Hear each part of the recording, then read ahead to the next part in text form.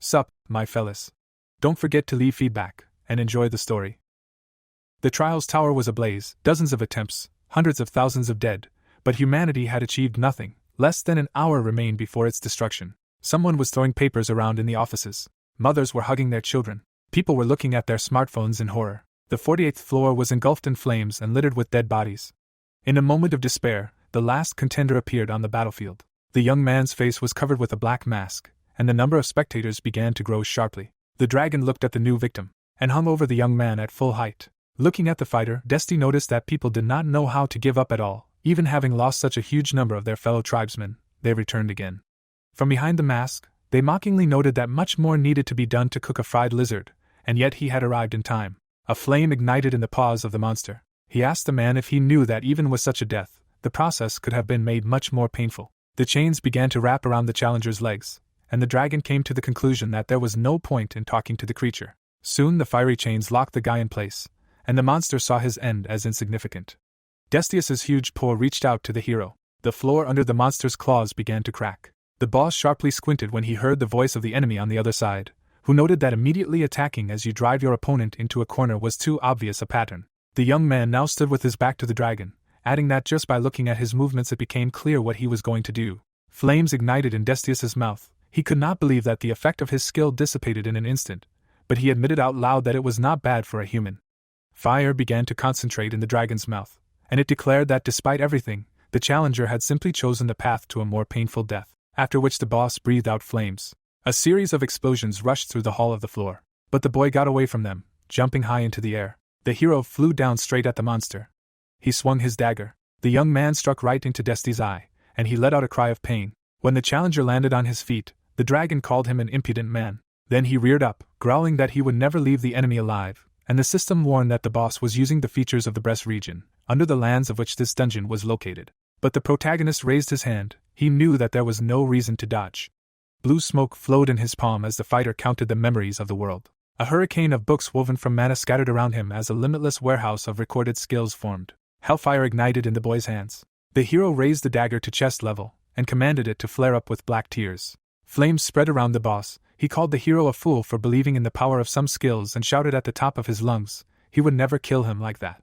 The man raised his dagger to eye level and said that at this level, something like that was impossible, so he would create it himself. The young man swung the dagger and shouted the names of the skills again.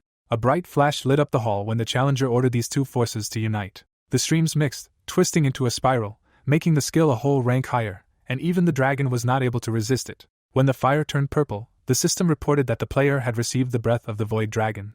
Destia's eyes widened. He recognized the strongest breath used by Aetherion himself, one of the ancients, and now he could not understand whether the man in front of him was really just a man. The mask disappeared from the young man's face when he said his name. Through trial and error, he eventually became smarter. And with a smirk, Jin-hyuk added that this was not the first time he killed this old man. The term flop was often used to describe an uninteresting or unbalanced game with terrible controls. The protagonist put his hands on the keyboard and called the game disgusting, recalling that this word was also used to describe games with an absurd level of difficulty. The virtual reality game Trial Tower exactly matched this description. After the game was launched, Korean old men, each of whom considered it their hobby to beat its creators, rushed to conquer this game, refusing to eat and sleep for 365 days a year. However, after 3 years, people realized that the Trial Tower was a game that was impossible to beat. The Gate Guardian was worthy of being called invincible. A polar region with a temperature of -60 degrees, where it was possible to freeze to death in just an hour. A long labyrinth of more than 1,000 kilometers, this was not entertainment, but real torture. The headphones fell to the floor as their owner cursed. After that, the game went bankrupt. Or rather, almost bankrupt. There were still a small number of old men who dared to challenge this damned difficulty.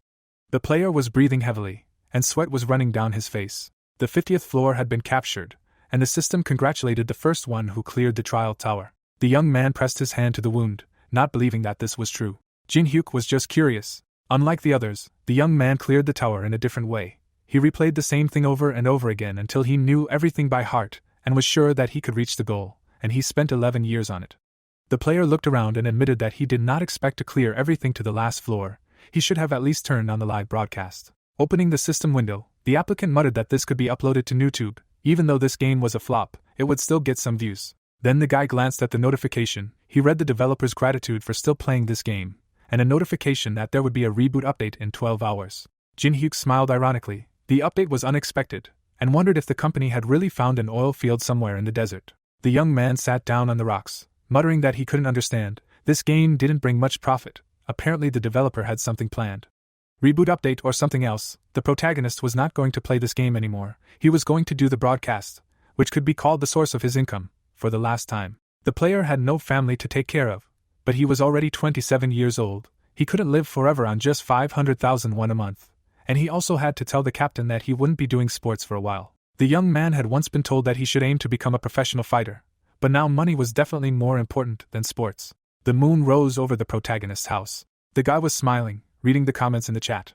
But suddenly his face darkened. Then he announced to his subscribers that he wanted to tell them something. Jin Hyuk had already opened his mouth to start talking, but panic began in the chat. So the young man lied with a smile, saying that he was just creating an atmosphere. The protagonist took a sip from the can, deciding that tomorrow he should officially announce that he was winding up this business. Meanwhile, the room was getting dark. Empty soju bottles remained on the table. The player was lying in bed. He grabbed his head, reminding himself that he needed to quickly upload a video of the completion of the Tower of Trials. The guy turned on the computer. The next moment, his eyes widened in horror. He saw the breaking news that the Tower of Trials appeared in real life. Jin Hyuk's face expressed incomprehension. He logged in. Immediately, he came across a live broadcast of a random user, where the tower really stood in the middle of Seoul. Some guy said that he found out about it because his friend told him. It was from the Tower of Trials game launched 11 years ago. The guy showed the red sky to the camera, and asked if the viewers could believe it. The protagonist looked at the screen in shock, and could not believe it, because this happened when you first start the Tower of Trials. Suddenly, a notification window appeared right in front of the player's face, just like in the game, which informed that the first stage of the update of the new version of the Tower of Trials was completed. All players must move to the next floor of the tower in 90 days. Many in the city also looked at such notifications in shock. The failure was fatal. The boy's computer chair fell to the floor. He jumped up abruptly when he saw the last notification. His face was filled with panic, because the system was threatening to destroy humanity. The chair was still lying under the table, and the level of adaptability and acceptance of reality of people was increasing amazingly. Jin Hyuk stared ahead tensely, deciding that he needed to remain calm. He pulled on his jacket, thinking that if the Tower of Trials really became reality, then now was not the time to hesitate. The young man ran out of the house, thinking that he should hurry to the place where he could get this item. His fingers clutched the railing as he thought that the world might be destroyed, but there was nothing he could do. The hero jumped over the steps, feeling like his heart was about to jump out of his chest. There was a real crowd in the city center. Some man was loudly asking his phone what time and how he could get to Busan faster. Young people claimed that it was impossible to stay in Korea, and the only way to survive was to go abroad. More knowledgeable people showed news from other countries, because the tower had appeared there too, and everyone was wondering where to go. The awakened ran past the crowd, while people continued to argue whether they should leave the capital right now. Soon the player ran to the subway. He stopped in front of the escalator, and thought that now was not the time to run, he needed to go forward. The guy went down, and thought that on the Korean server, this place was chosen as one of the territories outside the tower. If you look around, there are only 40 of them, and this place was the closest of all. Soon Jin Hyuk went down to the central station. He stopped, seeing another 10 people, when the system reported that the young man had entered the event area. The protagonist thoughtfully looked at the strangers' faces. Everyone who was here were people who played the first part of the Tower of Trials. The awakened walked past the silent players, noticing that everyone was just watching each other, and there was nothing else to do. The number of items that would soon appear here was limited. With luck, there would be about 5. The player shuddered when he was addressed by name. Some guy recognized Jin Hyuk, surprised that someone who had done nothing but play games all day long, hiding in the corner of the room, had come here. In front of the protagonist stood Chansu, BJ partner of Paprika TV, the owner of 500,000 subscribers on YouTube, and the so-called successful celebrity. The young man looked at his interlocutor gloomily, remembered that he was a representative of the company he was a part of, and wondered out loud if now was the time for a live broadcast. Jansu pointed at the others and replied that there was no time for streams in such a situation. The guy nudged the awakened one with his elbow, asking what floor he had risen to, because he had played this game so diligently. Because it was unfair to hide such things from a colleague with whom he worked in the same company, he asked to share it so that he could enjoy it together. The protagonist did not answer, but he was outraged that this scoundrel called him a colleague. In the company he had created, many bloggers had been deceived due to an unfair contract. The more broadcasts they conducted, the deeper they sank into this quagmire, and the protesting voices were mercilessly drowned out by the power of enormous lawlessness. As a result, the colleagues with whom Jin Hyuk was close, all the friends with whom he had risen from the very bottom, gradually left the company. Chansu put his hand on the young man's shoulder, and reminded him that he played well and made delicious mukbangs. Smiling broadly, The guy added that he was ready to change the terms of the contract to more favorable ones, especially for him. The hero turned to the scoundrel, reminding himself that the world had changed. After which he hit the upstart right in the nose with his head, barking that he shouldn't throw empty words. Teeth flew to the floor. Chansu pressed his palm to his bleeding nose. The player clenched his fists, feeling how his soul became lighter. The awakened one looked towards the center of the station, expecting the necessary object to gradually begin to appear. For a few more moments, there was silence at the station, and then the water in the fountain began to bubble, louder and louder, until a stream of water gushed straight up from the bowl. A huge mangrove tree grew in the middle of the marble and concrete. Everyone present immediately recognized it. The guy grinned darkly, and while everyone else began to accept that this was not a dream, he was glad that his memory was in perfect order. Soon, the tree began to grow the fruits that everyone was waiting for. These deliciously ripening fruits had an effect that raised the stats of agility, strength, and mana. But Jin-hyuk immediately narrowed his eyes, because despite the fact that this was undoubtedly a good item, there were only 4 fruits. The players looked at each other tensely. This condition seemed cruel. The next moment, everyone rushed straight to the tree, trying to be the first to pick the fruit. They pushed, pinched, and almost fought for them. A bloody handkerchief fell to the floor. Jansu pressed his palm to his chest, offering the protagonist to team up and divide the fruit in half, to make a win-win for both of them. The young man looked back at the scoundrel, while he was shouting that if he missed the fruit, he could be late. But the player just turned away and asked to sit quietly if he didn't know anything. And with a grin, he said that it was not time yet. People climbed the roots of the tree, pushing each other. Finally, someone was able to pick a fruit, and immediately greedily bit into it. The man showed everyone the coveted fruit, which brought him 3 units of agility. Ordinary people did not even know about the existence of a tree with fruits. People who had played only a few times fully concentrated their attention on eating the fruits. At this time, the tree shook, and everyone who was hanging on it flew down. Jin-hyuk watched this calmly. He smirked when he remembered that only veterans of the game enjoyed a more perverted and cruel spectacle. The roots of the tree seemed to come alive. The force of their blows crumbled the concrete floor. One of the players who flew away exclaimed that if you eat all the fruits, the tree becomes incredibly dangerous. But he completely forgot about it. The people immediately rushed away, while the protagonist, on the contrary, went straight to the tree, while panic grew around him, because some people died dozens of times in this place. But the young man did not care about this panic. At this time, Chansa managed to get to his feet. He was about to leave, when he heard a question from behind him. Was he really going to give up? The scoundrel turned around abruptly and barked that in this place you can only die a dog's death. The player lowered his eyebrows and expressed regret, because the real reward of the event could only be received when all the fruits were eaten. The blogger frowned and clarified whether the protagonist was lying. He looked at him in response and asked why he would stay here in that case. Chansa looked at the player incredulously. Now he realized the reason why he showed no interest in the fruits.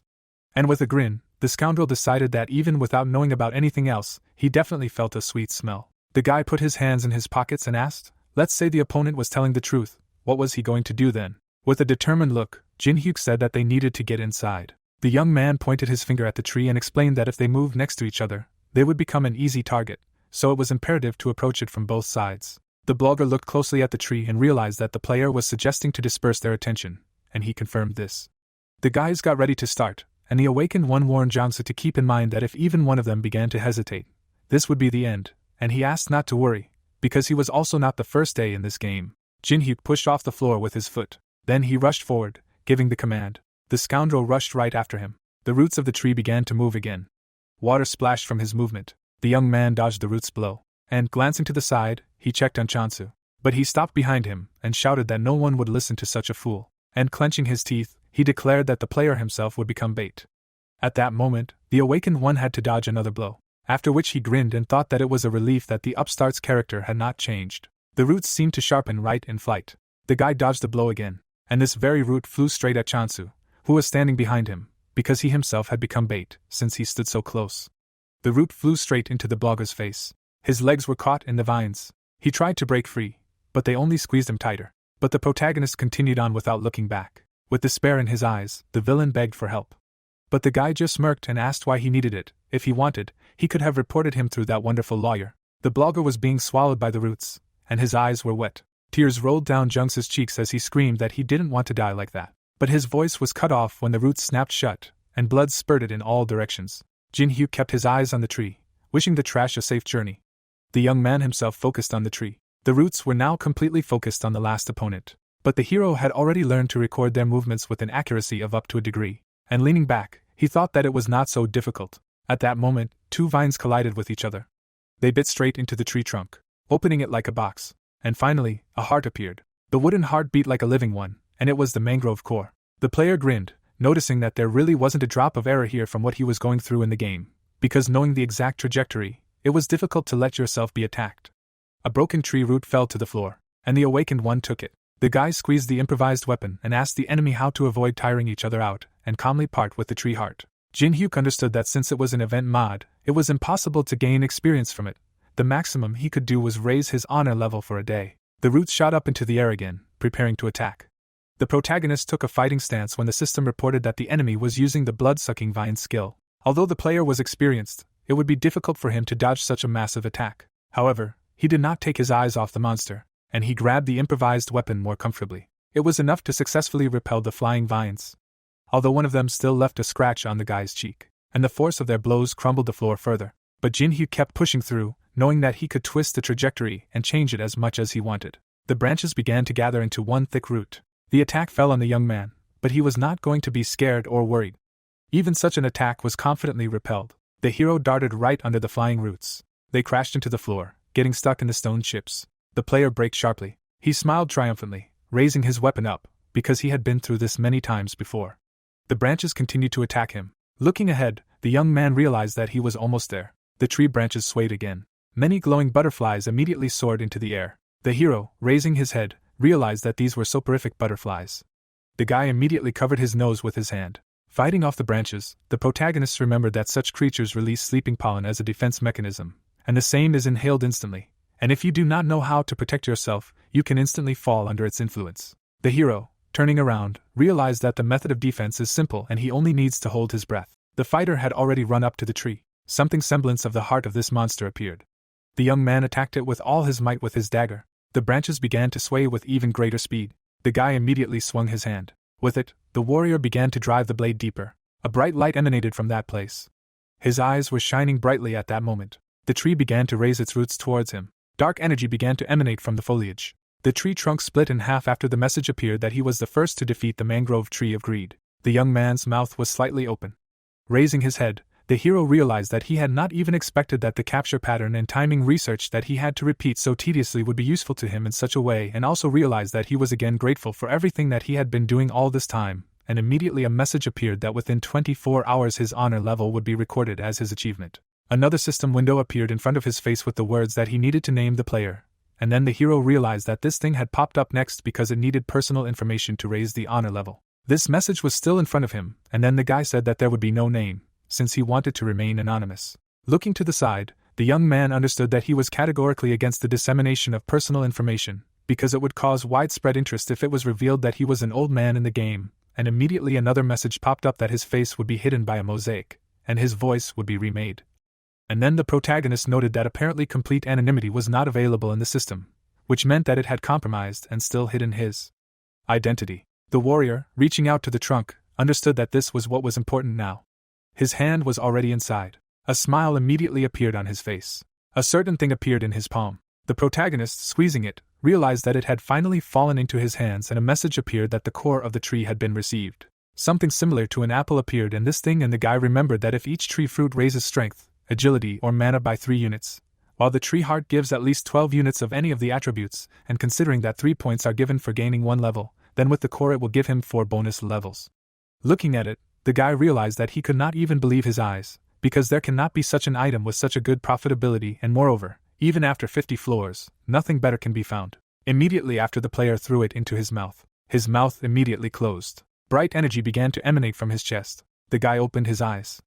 Opening the status window, the hero decided to see if this thing was successfully absorbed. The protagonist, looking forward, studied his characteristic window and realized that he was at level 1 and had 12 undistributed points available, making him the strongest first level. A tab with a video appeared, the title of which was about the first victory over the mangrove tree of greed, and it was said that a video related to this event was posted 10 minutes later. Also, many comments appeared in which people wrote that this event was truly incredible. People appeared who wrote something on the phone and keyboard, and the hero realized that if you exclude a couple of comments at the beginning, everyone was sure that this news was absurd. Everyone thought that it was all about luck or that a simple method was used in the murder.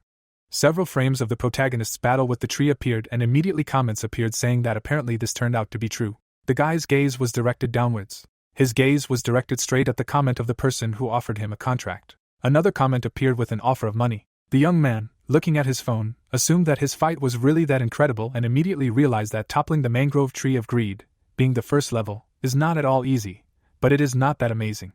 The hero, throwing his head back, realized that all because other people never reached the second part of the tower, and perhaps this is the whole reason, and also thought about how he constantly forgets that he cannot judge the abilities of other people. His gaze was directed to the monitor with the commentary. Looking at the camera, the player remembered that he lived a hard life, during which he could hardly earn even for his own living, because he often even delayed the rent. Remembering the food on the table, the guy also realized that there were times when, saving money for food for mukbang, he had to sit hungry for several days. He also remembered how he ate this food and realized that if he had been offered this money a day ago, they would have immediately received consent from him.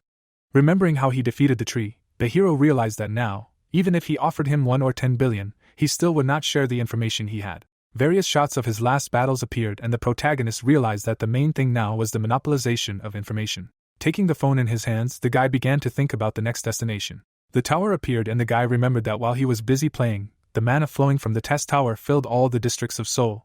But although this did not affect anything much, something could definitely change. Imagining a certain weapon, the protagonist knew that the relics that were outside the tower, which later became sacred, could change.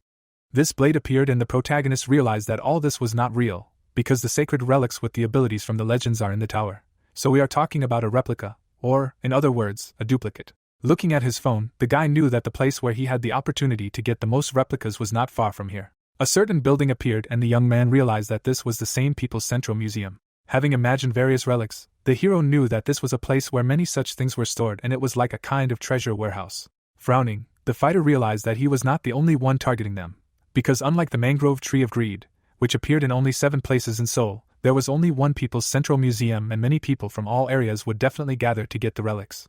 Some people appeared, and the hero thought that there must definitely be old people among them. His hand was already on the door handle. Opening it, the guy realized that this place was much quieter than expected and assumed that no one had come yet, and then a notification appeared that the event area had been entered. His eyes suddenly opened in surprise. Someone's head appeared in front of him. Looking at the corpse, the young man realized that someone had managed to arrive first. The fighter, putting his hands in his pockets, understood that he assumed that people would change following the changing world, but the difference between expectation and reality was even greater than expected, because in a day everyone became too fearless. The hero, looking at the stairs, realized that they were aiming at the sacred relics stored in the halls of the Middle and New Era, because all the people who invaded here want to get these sacred objects. A map of Taedoyeonjido appeared, and the guy realized that they did not want to look at the 8 provinces of the Republic of Korea, because the ancient map, soaked in mana, stores information about the Tower of Trials, and therefore everyone wants to possess it. There were various marks on the map, and the protagonist remembered that it described in detail where to find the labyrinth with ruins and what objects and monsters are there, and everyone would like to possess something like that. Outstretched hands appeared when the protagonist thought that there was no information above the 10th floor, but it was enough to light a fire in people's eyes, and therefore everyone wanted only it, but they did not know that the truly valuable sacred treasures were hidden in the clay. There were shards of strange vases on the floor, and various screams were heard from the side. People were fighting with each other. Someone suddenly opened his mouth wide, screaming for them to freeze. All the people turned their gaze to this person.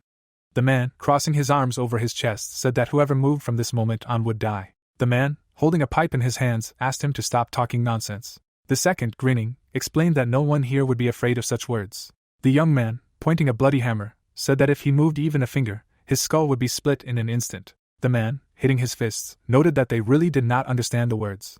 His hands immediately turned to stone. People, looking in his direction, assumed that this man already had a personal ability. The man, gritting his teeth, said that the card would belong to him and ordered everyone to step aside. Steam came out of his mouth, when suddenly someone asked again. The old man, walking towards him, explained that he had no way to agree with his words. The fighter, looking away, asked if he had gone crazy. John, standing next to him, introduced himself and explained the meaning of his name, which meant a life of love and friendship. The man, turning his head, shouted a question about who he needed to introduce himself to, because it was time for him to understand the situation and leave, because his withered neck could be twisted, like a shaking chicken head. The interlocutor, without opening his eyes, noted that the young man was so rude in words that his tongue was like a blade. Suddenly the man began to twist his finger. Frowning, the old man asked what would be faster, a broken neck or the burning of the interlocutor. A flame appeared above his finger. The man, opening his eyes wider, shouted a question about whether it was magic. The flame suddenly flew out of his finger. It was already right in front of the guy's eye. His body was immediately covered in flames. His entire body turned into coal. Thick smoke came out of the corpse's mouth. The old man, leaving, explained that this was a catastrophe brought on by himself, and also a fire brought on by his tongue. Someone standing behind him noted that fire magic was really hot and added that he was glad that they were working together, and the fighter asked if she had received the items and also asked her to take care of the rest. Yuri, smiling, said that he could rely on her. Putting the figurine on the floor, she said that he would be enough. The warrior, looking down, said that her henchmen would deal with everyone who dared to interfere with them. A huge head of some creature began to burst out of the figurine. Some sparkling parts of its body appeared. A dark aura was also visible emanating from its back. The girl, standing next to it, explained that the person who moved from the spot would be considered its enemy, and then it would devour them, starting from the head. Yuri, bowing her head, offered them to cooperate. The man immediately lowered the blade, and the second asked why there were suddenly so many old people, and awakened ones at that. The weapon flew to the ground when someone said that they all refused the map, and they could calmly take it. Yuri, folding her hands, thanked them. Suddenly her eyes opened. Someone stepped on the broken glass. The man was walking across the entire hall. The guy, bowing his head, noted that they had made a real mess here. There was a piece of paper lying in front of his foot when the warrior asked if all these people didn't even have the basic etiquette for handling antiques. The hero picked up the relic and added that he was relieved that nothing had been damaged. His gaze was directed somewhere behind him when someone addressed him. The girl, frowning, asked if her words sounded like a joke. The creature suddenly stamped its foot. Grinning, she gave the order to destroy this intruder. The monster immediately rushed to attack. The weapon was aimed straight at the man. It was already right in front of his face. The young man suddenly changed its direction with one wave of his hand. The spear immediately flew to the side. The girl's eyes widened in surprise. A ditch appeared in the concrete behind him, and the people exclaimed that he had managed to make a throw. One of them, standing behind, asked if all this made sense, since he didn't even dodge, while the other said that even the man's hands were fine. The hero, grinning, understood that they didn't know his stats yet, and that was why they were reacting like that. The protagonist, looking at Yuri, asked what she would do, since her henchman's weapon had disappeared. She put her hand in her backpack, asking who said that she only had one statuette. More figures appeared in her hand. They immediately soared into the air in front of her, and a notification appeared that the sacred relic of Anubis's incarnation was awakening. The guy's mouth dropped open in surprise. The girl, frowning, asked his opinion on the matter. Several of the same warriors stood around her, as she asked if he still wanted to laugh. The protagonist smirked and replied that it wasn't bad and thought that since she could maintain 5 of those things at once even with such a small amount of mana, it meant that she had quite a level. The image of that old man also appeared in his head. Immediately after, he managed to remember that burned man when the young man thought that there were somehow many old men here who had gotten out of the images of noobs. Yuri asked again, frowning. The guy raised his hand and explained that her level was slightly below average. She turned around and said that he was just bluffing. The young man, lowering his hand, replied that in that case he would show her visually. Taking that paper, the hero knew that it was impossible to feel if the difference in skills was too great. Throwing it away, the fighter understood that it was enough to simply show her so that she could see with her own eyes the overwhelming difference. The relic suddenly began to glow brightly and a message appeared immediately stating that mana was being input into this item. Something began to appear near the warrior. It was a huge tiger. The girl's eyes opened wider due to the absurdity of what was happening. The beast hit the ground with its paw with force. Its size was gigantic. Steam was still coming out of the mouth of one of the Anubises. The guy, stroking the beast, asked how some desert jackal dared to show its teeth to the ruler of the mountain. His hand rose into the air. The hero, pointing his finger, said that food was served. The tiger immediately rushed forward. Anubis, opening his mouth wide, also rushed to attack. The beast's paw rose into the air. The assistant cut off the enemy's head with one swing. The others also began to attack. The tiger's mouth was wide open. Its teeth sank into the neck of one of the opponents. The beast tore each of them to pieces. His eyes were shining brightly. The girl, wide-eyed, could not believe what she saw. The tiger was already in front of her, when she thought about how she had heard about different ways to use sacred relics, but she had never heard of something like this. Looking up, Yuri realized that this mana gave the feeling of being skinned. The beast loomed over her, when she realized that she could not win. The girl immediately fell to her knees. Tears appeared in her eyes, when she thought about how she had previously been firmly convinced that she had the strongest card. There was a smile on the protagonist's face. The young man was already standing in front of her. The guy, looking down, told her to give her something. The girl, holding onto his jacket, asked what he was carrying. The fighter, approaching, explained that he needed Tutankhamun's mask. She, gritting her teeth, said that it was useless in Korea and asked where he was going to use it. The young man's gaze was still directed at her. The fighter immediately waved his finger. Tiger immediately approached her, and she screamed that she would give this thing. Her backpack was lying on the floor. This sacred relic appeared. The guy, holding it in his hand, realized that everything was great, because he managed to get the second sacred object. Yuri, looking ahead, asked if he was aiming for that very map. The warrior bowed his head and replied that it was none of her business. The hero placed his hand on the beast and asked it to supervise everything in this place. Stroking its head, the protagonist explained that he should never follow it. The beast's paw struck the ground again. His entire body was covered in blood. The boy looked back and realized that all the preparations were finally complete. Looking at the stairs, the warrior knew that it was time. Raising his hand, the young man thought that he already needed to obtain the strongest skill of the test tower. The floor designation was visible on the wall. Ahead, a room that was still intact appeared. The old man, frowning, could not understand how this happened. The young man stood next to him. The man, sweating, thought about who this person could be, if he managed to get here, because did he really manage to defeat Yuri? In front of them was a certain blue wall. The guy, raising his hand to his face, explained that this was a first-level barrier, and the interlocutor was surprised that this person knew this. John, touching it, said that he saw such a thing for the first time. The fighter, shaking his hand, said that whether it was a physical attack or a magical one, it would still be useless. The protagonist also extended his hand to this wall. Closing his eyes, the guy understood that this was the place where the flow of magic diverged. Suddenly, a certain word appeared against the background of a bright glow. The young man, opening his eyes, mentally pronounced it.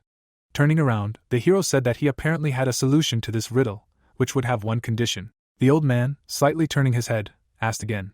The fighter, looking to the side, explained that if he were to continuously affect the barrier with his flame magic, then in this way they would have the opportunity to weaken this shield. Jinu, looking at him, asked how long he would have to do this. The hero, pointing at himself, replied that this had to be done until he returned with the necessary relics. The man, raising his hand to his face, asked if this meant that while he was inside, he would have to stand outside the barrier and interact with it with magic. The young man, turning his head, said that he himself did not have the ability to continuously use powerful attack magic that could damage the barrier, and added that he understood that the interlocutor might not believe him, but there was only one way, and also asked if they should really leave empty-handed, since dawn was coming soon, and immediately said that he would give him the map. The old man, frowning, thought about how his comrade was going to put in so much effort, but not get any benefit. Closing his eyes, Jinu asked if he would definitely give him the map. The fighter, smiling, answered affirmatively and explained that he also did not want to become an enemy of a high-level magic user. The man, exhaling, realized that no matter how much he thought, the outcome would be the same and he had no choice but to trust. The interlocutor, holding his hands behind his back, said that he believed him. The guy, approaching the barrier, asked him to take care of this shield. His comrade's hand caught fire when he answered that he would put all his strength into it. His hand immediately began to blaze even more intensely. The flames headed straight towards the barrier. A small crack appeared on it. The young man, frowning, mentally called that word. Immediately after, the guy slipped inside. Small tongues of flame remained on his clothes. The man, sweating, shouted for him to hurry. The hero, waving his hand, agreed. Grinning, the protagonist knew that he would do as he wished. A certain relic appeared behind the glass. There were also some clothes. There was also a box. The guy, walking forward, realized that unlike the lower floor, there was nothing here that would indicate that someone had been here. His gaze was drawn to the broken display case when a message appeared that an iron sword was stored there, on which Qianlong was engraved. The fighter, imagining a certain person with a blade, understood that he had already done everything he wanted and left, and also realized that it was he who had put a barrier here. The young man, looking to the side, thought that he had left immediately after getting what he wanted and apparently still could not bear the slightest burden of danger. The protagonist, bowing his head, did something, and realized that even someone like that person still did not know something. The guy, smiling, said that he had found it and realized that this was precisely the fact that the item he had received was only a second-class relic. In front of him was a display case with some item, and a notification appeared with information that these were coins of the Li dynasty, and the warrior realized that this was a personal ability only for him. Taking this item in his hand, the young man knew that this was the last piece of the mosaic for creating the strongest skill. His gaze was directed somewhere down. Taking one of the items in his hand, the hero remembered that the ingredients were a ceremonial Persian mold for pouring and the right eye of Tutankhamun's mask. Something began to glow in front of him. Immediately, something began to appear in the mold and a notification also appeared that two relics were reacting, and the protagonist remembered that such a message appears when two suitable items meet. The guy took hold of some thread. The bundle of coins was torn when the guy realized that if he wanted to move forward, he would only need to pay the appropriate price.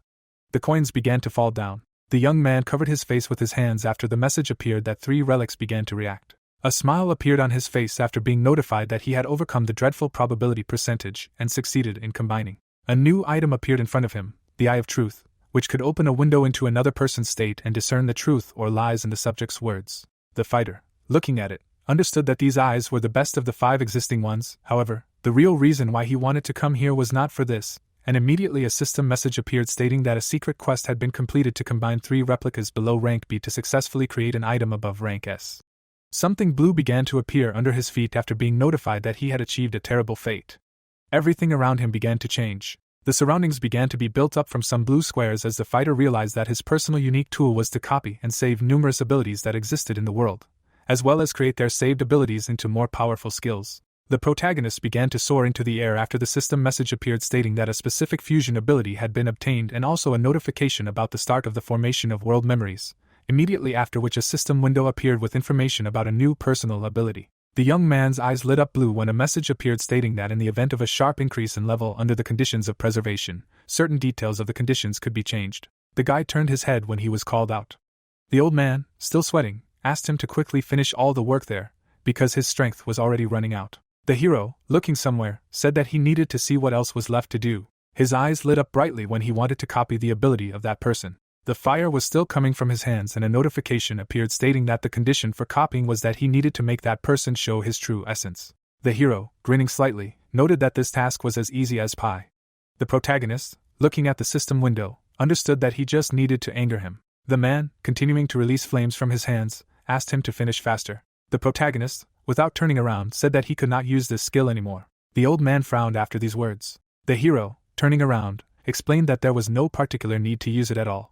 The comrade, raising his hands, asked what it meant and why he made him do it. The guy, leaving, said that word again and thought that in Latin it was a spell of destruction, with the help of which the barrier was broken through easily. Memories appeared in his head of how he had to mentally call this word and run through the shield and realized that in fact, this man did not contribute to the destruction of the barrier in any way. The young man, without turning around, thought that he apparently believed that his endless attack on the barrier would be useful, which was impossible to break through and it was just a waste of mana, and because of this, the old man's mana was completely depleted. The hero, looking at the map, understood that it was just a way to ensure himself in order to get him mad later. Standing in front of this map, the fighter realized that he already knew the tower down to the smallest detail, and if so, then the map with information up to the 10th floor was absolutely useless to him. The guy, taking the lighter in his hand, decided not to give it to anyone. The old man, opening his mouth in surprise, shouted a question about what he was doing. The protagonist, smirking, reminded that he had talked about this recently. The hero, bringing a lighter to the card, explained that he did not need it. The flame spread across the canvas, as the user realized that with this card anyone can find out all the information up to the 10th floor, and therefore there is a fear that his advantage may disappear. The old man, opening his eyes wider, screamed. Almost the entire card was covered in bright fire when the guy thought that this was the surest way to get rid of such a possibility. The man, blushing with anger, shouted a question about why he was burning it, and also threatened to kill him and grind him into dust. The guy's eyes glowed red when a message appeared stating that the condition was met. A bright blue card began to appear above him, and a notification that the user had succeeded in copying the fire element skill. A system window appeared before the young man's eyes with information that the copied skill would be saved in the world's memories and also a message with the characteristics of this B-level ability. The old man with a flame on his hand shouted that he would regret it and pay for his actions. The young man, grinning slightly, noted that he apparently did not understand and apparently did not know why the card was burned. Flames also appeared in the hero's hands after the message that the first level fire element was activated. The men's eyes immediately opened wider. The fighter, looking at the protagonist, realized that this was his skill, but their power was completely different. The old man, looking forward, realized that this man was far from a mere mortal, since he had such a level, and so difficult that he really did not need that card. Sweat continued to flow down his face. The guy, grinning, explained that if he was going to continue to calmly climb the tower, then he should listen to him well. The hero had already left the building. Having imagined the people he had met, the protagonist understood that, counting him, there were only 4 old men in the National Central Museum, and now that the testing tower had become a reality, he knew of the general desire to reduce risks. The young man stretched out his arms. The fighter, crossing his arms over his chest, knew that no matter what, as many personal abilities and skills as possible should fall into his hands. The guy, standing over the old man, said that he would contact him later. The warrior, looking down, told him to level up with that girl on the lower floor. Having imagined both of them, the hero realized that he had thus received a horse with which he would be able to do whatever he wanted for a long time. Having imagined the skill card, the young man understood that his road was still long, and therefore the first thing he needed to do was to collect the abilities he needed most. The guy, walking down the street, knew that he only had one body, so he had no way to monopolize absolutely all ironic destinies. Smiling, the hero thought that he would be able to get everything. The protagonist, putting his hands in his pocket, decided to get all the coolest and most important abilities. Putting his hand on his stomach, the user said that this was his limit. The entrance to the cafe appeared when the player said that it was high time for rice soup. People were looking somewhere, trying to understand what was happening. The hero, standing behind them, heard the host's words that an incident occurred in the National Central Museum in which at least 23 people died and more than 50 were found injured.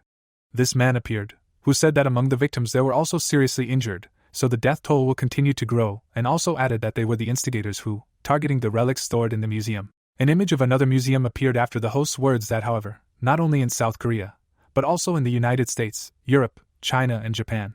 An image of another building appeared after his words that similar incidents happen all over the world. The guy turned his head and realized that everything happened as expected and that players in other countries were not sitting idle either, preparing to conquer the tower. The man also turned his head and said that now they would watch the video from the cameras filmed inside.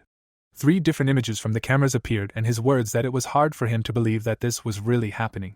The man looked up and asked if it was an ordinary person who did this and also asked if this person was the same one who had recently appeared in the test tower. Someone answered that they had seen exactly the same movements in the video with the destruction of the mangrove tree and his actions were similar. The hero scratched his forehead and realized that there were already too many who had begun to recognize him, and he should think about how he could hide his identity. The TV came on, and the host's words could be heard saying that the government was investigating the reasons for the appearance of a building of unknown origin, called the Test Tower, and also saying that a special department of the Awakened Association had been founded for employees who could now use special abilities. The protagonist, folding his hands in front of him, thought that the government had reacted much faster than expected.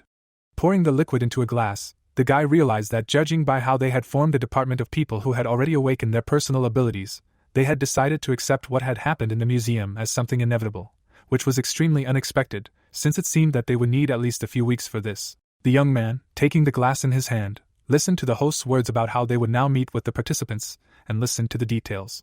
A certain person appeared on the screen, introducing himself as the head of the new Awakened Association. The fighter immediately looked up. The man, looking ahead, said that the reason he had to come here was to recruit the Awakened and also added that it would depend on their level. But they promised that the pay would be equivalent to a 7th-grade civil servant, and the minimum annual salary would be 60 million won. The hero bowed his head and also heard him say that the people who appeared on the broadcast were an exception to this. Looking ahead, the leader also said that even so, he was willing to put the name of the association leader on the line and promise something. Sang-jin, with his mouth open, explained that if they joined them, everything they wanted would be funded by the government. The player stood behind the crowd, who were saying that they didn't even know who all those people would be, and the girl replied that it seemed like a sharp turn in their lives. The protagonist, smiling, remembered the man's words about the people who appeared on the broadcast being an exception and that his identity was probably their target. Raising his hand, the hero realized that they considered him a threat, but no matter what price they offered, he did not even have the thought of belonging to anyone. Imagining this person, the boy understood that one experienced person has much more value than 100 such players, and since Sang-jin also understood this, he tried to lure such a person to his side by tempting him with a bank check. The young man, looking at the screen, thought that since this person was entrusted with the position of the head of the association, it must mean that he has a pretty good ability, but he also assumed that this could be due to the fact that he had been playing the trial tower for a long time. Grinning, the user said that since it turned out like this, it would be nice if it was a really good ability. Removing his hand, the player also explained that then he would definitely be able to feel the taste of copying.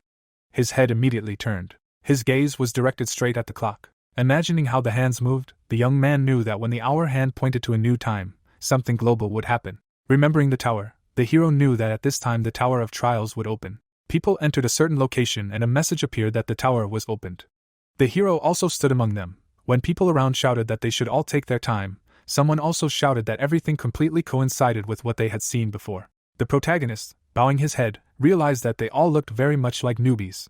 A bag appeared and messages popped up that in honor of the entrance, 100 coins were given out that could be used in the tower. Falling coins and an eye icon appeared after system messages that players, saving their achievements on video and uploading them, can receive 100 coins for every 10,000 views, and the commission will vary depending on the level, and also information that watching a video by those who live outside the tower is counted only when they watch it for the first time, and therefore they should be careful when choosing a video to watch. There were also a lot of monsters and a notification that the live broadcast function can only be used while clearing boss monsters to get to the next floor.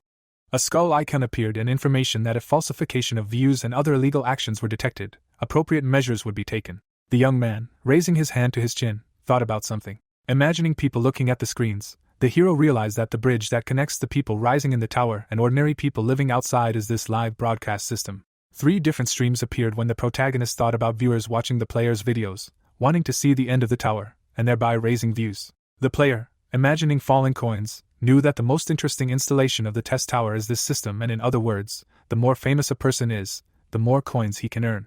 People rushed to run, shouting that first they need to go to the goblin cave and take a place there to hunt. Someone pushed the guy. Turning to another player, the guy thought that they were all in too much of a hurry. Standing in the middle of the running crowd, the protagonist knew that they most likely wanted to quickly clear this place and be ahead of everyone else, and also realized that it would not be difficult for him to get coins, because he knew everything, but he did not want to record a video first, because even if he managed to get some coins for watching, but at the same time he would also have to share the information that he knew. Raising his head, the hero realized that this way he could cause great harm to himself. The player, putting his hand in his pocket, thought that he had already made a decision about what he would need to do first. His gaze was directed to the side. With his hands, the guy moved a certain lid and realized that at the time when the clearing of the beginning of the 30th floor, there was a period when it was impossible to move further. The man checked various boxes and then realized that he was collecting hidden parts, searching the lower floors to go up to the next ones, and he had to constantly analyze every step of the way. The player walked forward with a torch. The light from it illuminated a certain wall, and realized that he was finally able to find a solution in some ruins. His eyes suddenly opened wider. The player's hand was on his face, as the realization came that his character was worthless from the very beginning. The young man, trembling, could not believe that this was the result of having to search all the lower floors, because his character, which he had to pump up, spending several years in suffering, turned out to be the worst. The hero, gritting his teeth, said that he dedicated himself to all this, and now even the time spent on doubts is an unaffordable luxury for him. A system window also appeared with an offer to delete the character. The protagonist, having pressed the agree button, decided to repeat the entire path from the very beginning. His character began to glow purple. Frowning, the user knew that next time he would definitely be able to reach the end. The guy, slightly raising his head, understood that it was 6 years ago. In front of him was some giant door, and also messages appeared that this was a labyrinth of difficulty B, which was designed by Daedalus, and its peculiarity lies in incredibly intricate paths and the presence of various types of traps. The young man, crossing his arms on his chest, understood that the foundation for breaking through above the 30th floor would be the accumulation of the base, and the key to this cleansing court was in this place. Gritting his teeth, the hero said that he did not even expect that he would have to do this again. His hand was already on the seal. The hero, opening the gate, decided to go forward. Inside was a large room. His gaze first rushed to the wall. Immediately after, the young man noticed some statue. The player, turning his head, realized that all the sensations exactly matched those that were before. Some butterflies were flying in the air. They were completely white. She sat on the man's hand when he said that he would be happy to meet her again. His gaze turned to the side. The hero, looking at some people, asked who they were. The girl, smiling, greeted him and explained that they were looking for a place to hunt and saw an open labyrinth, so they decided to go in before it closed.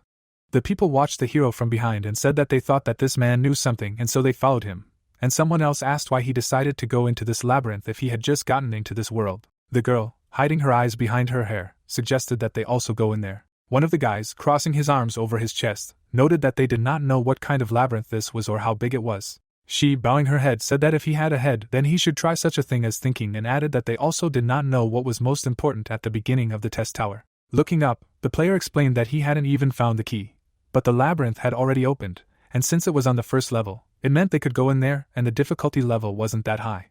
The hero was going inside when someone said that it was because the labyrinth was on the first floor. The second girl, blowing a bubble gum into a ball, asked if he would share items with them. The first one, smirking, replied that it wasn't so. Her eyes were shining brightly after he said that they would make him stay in this labyrinth forever. Smiling, Hannah suggested that they go on together, since their paths would cross anyway. Looking away, Jin-hyuk thought that the leader of the strangers was convinced of her numerical advantage and was now trying to outtweet him, after which the skill called the Eye of Truth began to activate. Putting her hand to her chest, the girl said that she was 22 years old and had reached the second floor of the test tower. Looking at the screen, the protagonist noticed that this lady had a rather interesting ability called Contact, which allowed him to get closer to an object he had met for the first time in a natural way. Putting his hand to his mouth, the protagonist understood that such a skill could even help control a person, but the condition for activating the ability was that they needed to spend 240 hours together. Shifting his gaze, Kyosik introduced himself as a traveler who was in the process of passing the first floor. Looking ahead, Hyaman said that she had only reached the first floor, and Mina added that she had reached the third. Scratching his head, Kwanwoo said that he and his friend Minguk had never played the test tower before. Beaming with joy, Jin-hyuk introduced himself to his new acquaintance by name. Turning his head, the protagonist understood that these guys could hit him on the back of the head at any moment, so there was no need to mention their names. Taking the protagonist's hand, Hannah addressed him. Looking up, the girl asked what level of the testing tower the boy had reached. Squeezing the boy's hand, the lady used a skill called First Level Contact. The boys looked at each other. Taking the young lady's hand, he understood how this ability worked, so he replied that he had risen as far as he could. Sweating, the adventurer was surprised that her skill had no effect. Smiling, the traveler asked him to tell her what kinds of monsters lived in this place. Looking down, Jinhyu told him that this labyrinth changed every time at a certain hour. The protagonist turned to his companions. The boys looked at their guide in surprise. The ground under the young people's feet began to shake. With their mouths open, the newcomers could not understand what was happening. Raising her eyebrows, the girl shouted that this was only a first-level labyrinth, so this should not happen. Stones began to move out of the walls. Standing on wobbly legs, Hana heard someone shout at her to be careful. The girl jumped away from the huge boulder. Raising his hand, Kyolsik explained that if they stood still, they would be crushed. The giant stone fell to the floor. Crouching down, the guys were glad that the earthquake had stopped. The travelers were covered in sweat. Holding her knees, Heeman noticed that Mina was not visible, and the guy was surprised that such a labyrinth should not be so difficult on the first floor. Shaking dust off his clothes, he asked if his new companions had been in the changing labyrinth, to which they replied that they had not seen anything like this before. Looking up, Hana suggested that they get out of here immediately, because this place is too dangerous for the first level. Opening her mouth, the girl asked Heeman to find a way out with her abilities. Turning pale, the lady explained that her skill was deactivated during the change of the labyrinth. The lady opened her mouth and realized that they were now trapped here, as they would not be able to find a way out. Jinhyuk put his hands in his pockets and thought that the reason why the travelers entered the labyrinth with such confidence was because they had a carrier of the navigation skill. Looking askance, the protagonist decided to stop at the fact that these newcomers were idiots. Hana bared her teeth. Clenching her fists, the adventurer called out to her new acquaintance. Walking forward, the girl shouted that it was necessary to warn them that the labyrinth had the ability to change. Pointing her finger, the lady said that because of the protagonist, their entire group almost died. Looking at the guy, the team members began to accuse him of knowing everything, and now their friend was missing. The young man exhaled air from his lungs. Bowing his head, the young man replied that he did not tell anyone to follow him. Making a frightened expression, the traveler could not believe her ears. Looking down on her, the boy added that he did not drag anyone along by force. Cowering over his weapon, Minguk shouted that not only were they locked in this place, but the mood was completely ruined. The swordsman frowned and said that he had not liked their guide since the first time he saw him. The newcomer's mouth fell open, expressing his regret at what had happened. The tip of the axe crashed into the wall. A dead body fell to the floor. Hyman was terrified that her friend was dead, beginning to cry. The blow of a hoof shook the ground. The huge monster roared. Looking at the monster, the boys realized that it was a minotaur. The axe remained stuck in the wall. A moment later, the weapon disappeared. The creature opened its mouth wide. Looking up, Hana was sure that they were now dead. Jinhyuk rushed forward, shouting for his companions to step aside. The protagonist rushed forward. Looking ahead, the girl could not understand what their ally was doing. The monster swung its weapon. The blow of the axe shook the ground around. The protagonist jumped high above the enemy. Smiling, the guy was pleased that he had successfully dodged. A wound appeared in the young man's shoulder, after which the system showed a message that a hidden status called a breach had been received. The guy's hand touched the enemy's horn. He understood that the breach allowed him to reduce the difference in strength between opponents. But this status worked in both directions, so in the case of a fight with a stronger opponent, his level difference decreased for every 3 points.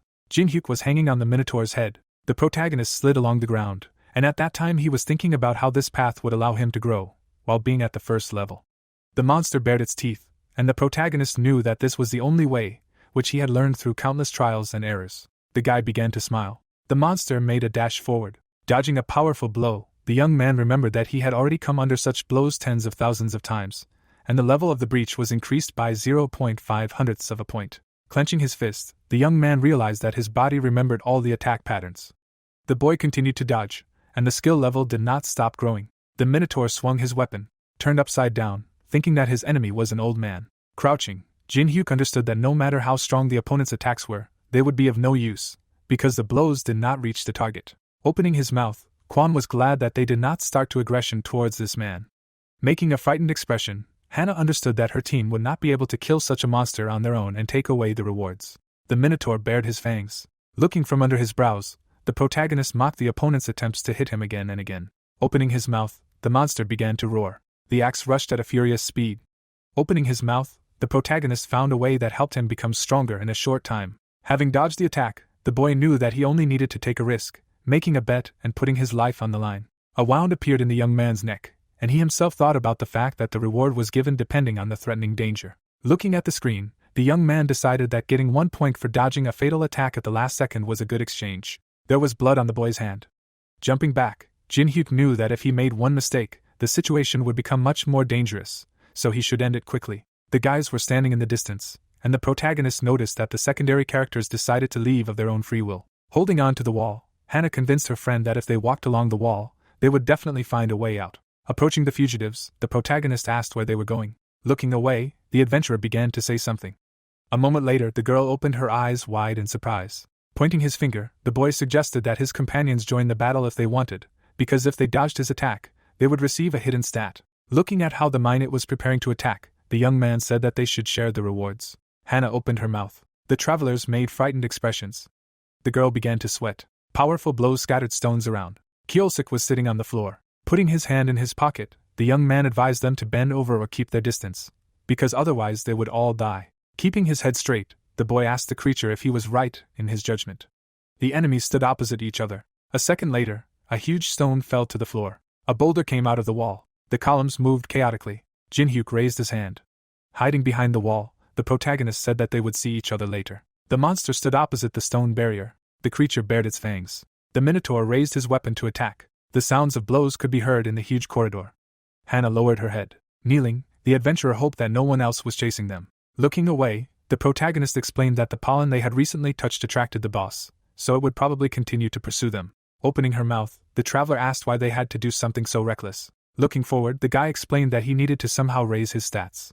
Reaching out for the sword, the young man explained that every time the labyrinth changed, he regained his stamina. Holding out the blade, the young man added that after the cat found it again, they continued to have fun. Sweating, the girl asked how long their guide would do this. Raising his index finger, the boy said that this would continue for exactly a month until he got out of the labyrinth. Lowering their heads, the boys said that they would go separately.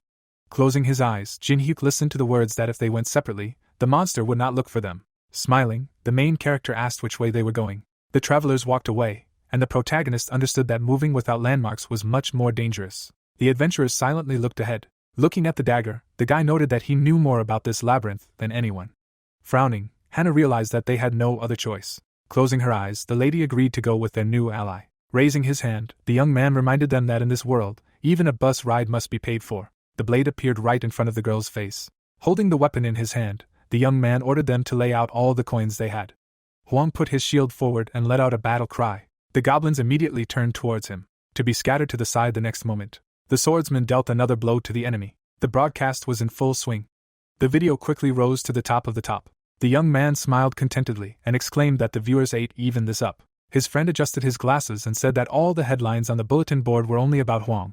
At least there was some sense in the fact that he fought goblins until he lost his pulse. They would get 1,000 coins from views alone. The swordsman rubbed his nose and thanked the guys for their coordinated work. Another guy raised his hand and expressed confidence that everyone thought his friend did it solo, and they edited it well too, so that he could do it without them, to which the bespectacled guy added that no one even noticed that he was buffed. But then Huang froze, looking at the monitor. Some user with the nickname Bald Guy was spoiling all the fun in the comments. But then the guy at the laptop stared at the screen in surprise. While the swordsman was saying that there was no need to be too upset, life in this world was originally supposed to be monopolized by outstanding pioneers. And at that very moment, some videos soared in the rating higher than theirs. The young man rushed to the laptop, as if demanding an explanation from the machine. For the first time in the world, someone succeeded in strengthening an object tenfold, and this was crazy. Huang opened his mouth in surprise. He called it absurd, and did not believe that this was normal at all, while the number of views exceeded 1 million. 10 minutes before this, Jin-hyuk folded his arms on his chest and ordered to establish silence, not to stand like a pillar, and generally mind your own business. Chulsik and Hannah headed away while the main character told them to pick moss and prepare sleeping places. They also needed to find logs to light a fire. There was simply a lot of work, which the guys did not particularly like. The newbie even looked angrily at the satisfied face of the young man. The player glanced at the system window, deciding that it was time for him to start too, and called the exchange. The store window opened right in front of the awakened one, and he was glad that he finally got coins. With a thoughtful look, the guy flipped through the pages, choosing goods. Thus, he acquired enchanted tarot cards, a fragment of an old worn bronze key and a piece of a wooden cartwheel. The last lot was a scroll of enhancement. Jin-hyuk grinned. He understood that these items were no different from trash that no one would buy. But he himself confirmed the purchase, because the most important thing was how to use them. The young man extended his hand forward and ordered the 3 items to be combined. A bright flash of light stirred his jacket. As a result of the combination, he received the Wheel of Fortune, which allowed him to raise his luck to the maximum once. The player looked at the artifact with a smile, rejoicing in his victory. The protagonist took out his dagger. He knew that if you do not know the limit of using luck with a limited area, then to the best of its ability it could become something that would knock you down to earth. However, the guy knew its limit, because his life remembered everything. Junhyuk activated the artifact and received his luck. After that, he took out the scroll of improvements. The success rate of enhancement was 0.010%, and this artifact was famous for being the worst, but now his luck was at its maximum level. The young man raised the knife up to the glowing disc, and using all the luck on the dagger, he succeeded in enhancing. Lightning ran along the blade.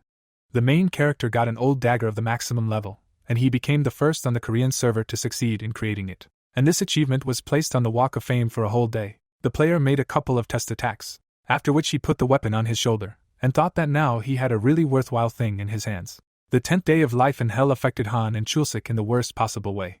They made a fire from the branches they had collected. They made moss beds, and the lack of any food except mushrooms was no less depressing. Han glanced sideways at Junhyuk. He was sleeping peacefully on the bed. The girl remembered the Minotaur who regularly came at a certain time, about the change in the labyrinth, the constant struggle on the brink of life and death, and the main character casually accepting all this. Hannah grimly admitted that if this continued, they would die, and her friend agreed with her. This demon would use them enough and then abandon them. Then the girl's attention was drawn to the flying chat. She whispered to them if they had found any information about this person. The awakened covered her head with her hands when, after the messages that there was no information left, a quarrel began among the commentators, thinking that they were too stupid to be a support group outside the tower. Hannah gloomily glanced at the chat, accused them of making noise, and asked if they had passed the information to her brother, and what the guild had said. The girl's face reflected horror when she learned that she would have to wait another 3 weeks. Chulsik threw a piece of mushroom into his mouth, and clarified what the guild had said, and in response he heard that there was no information. The awakened looked down, and admitted to her friend that she had thought about it carefully. She looked at Jinhyuk and continued that if they killed this freak and held out a little longer until the elder arrived in the cave that they had discovered, they could survive in this hell and get out of it. Hannah frowned and added that the only question was how to get rid of the tormentor. The guy picked up a stone from the floor and asked if it was the best chance to do so while he was sleeping. The awakened one swung the stone and said that they could get rid of the villain right away. In any case, few people could live with a broken skull.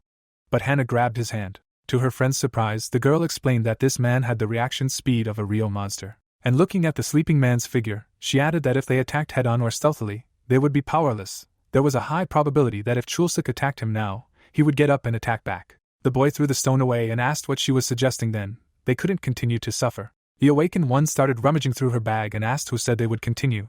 Her friend knew that her older brother was in the Black Crow Guild. He gave her something in case she was in danger.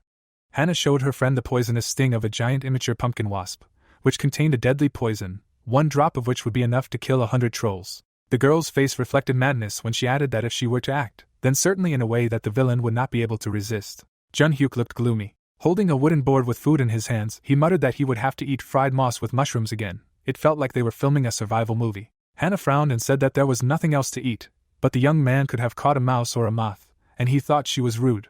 While they were having breakfast, the couple spoke to each other with exaggerated politeness, passing food and water to each other.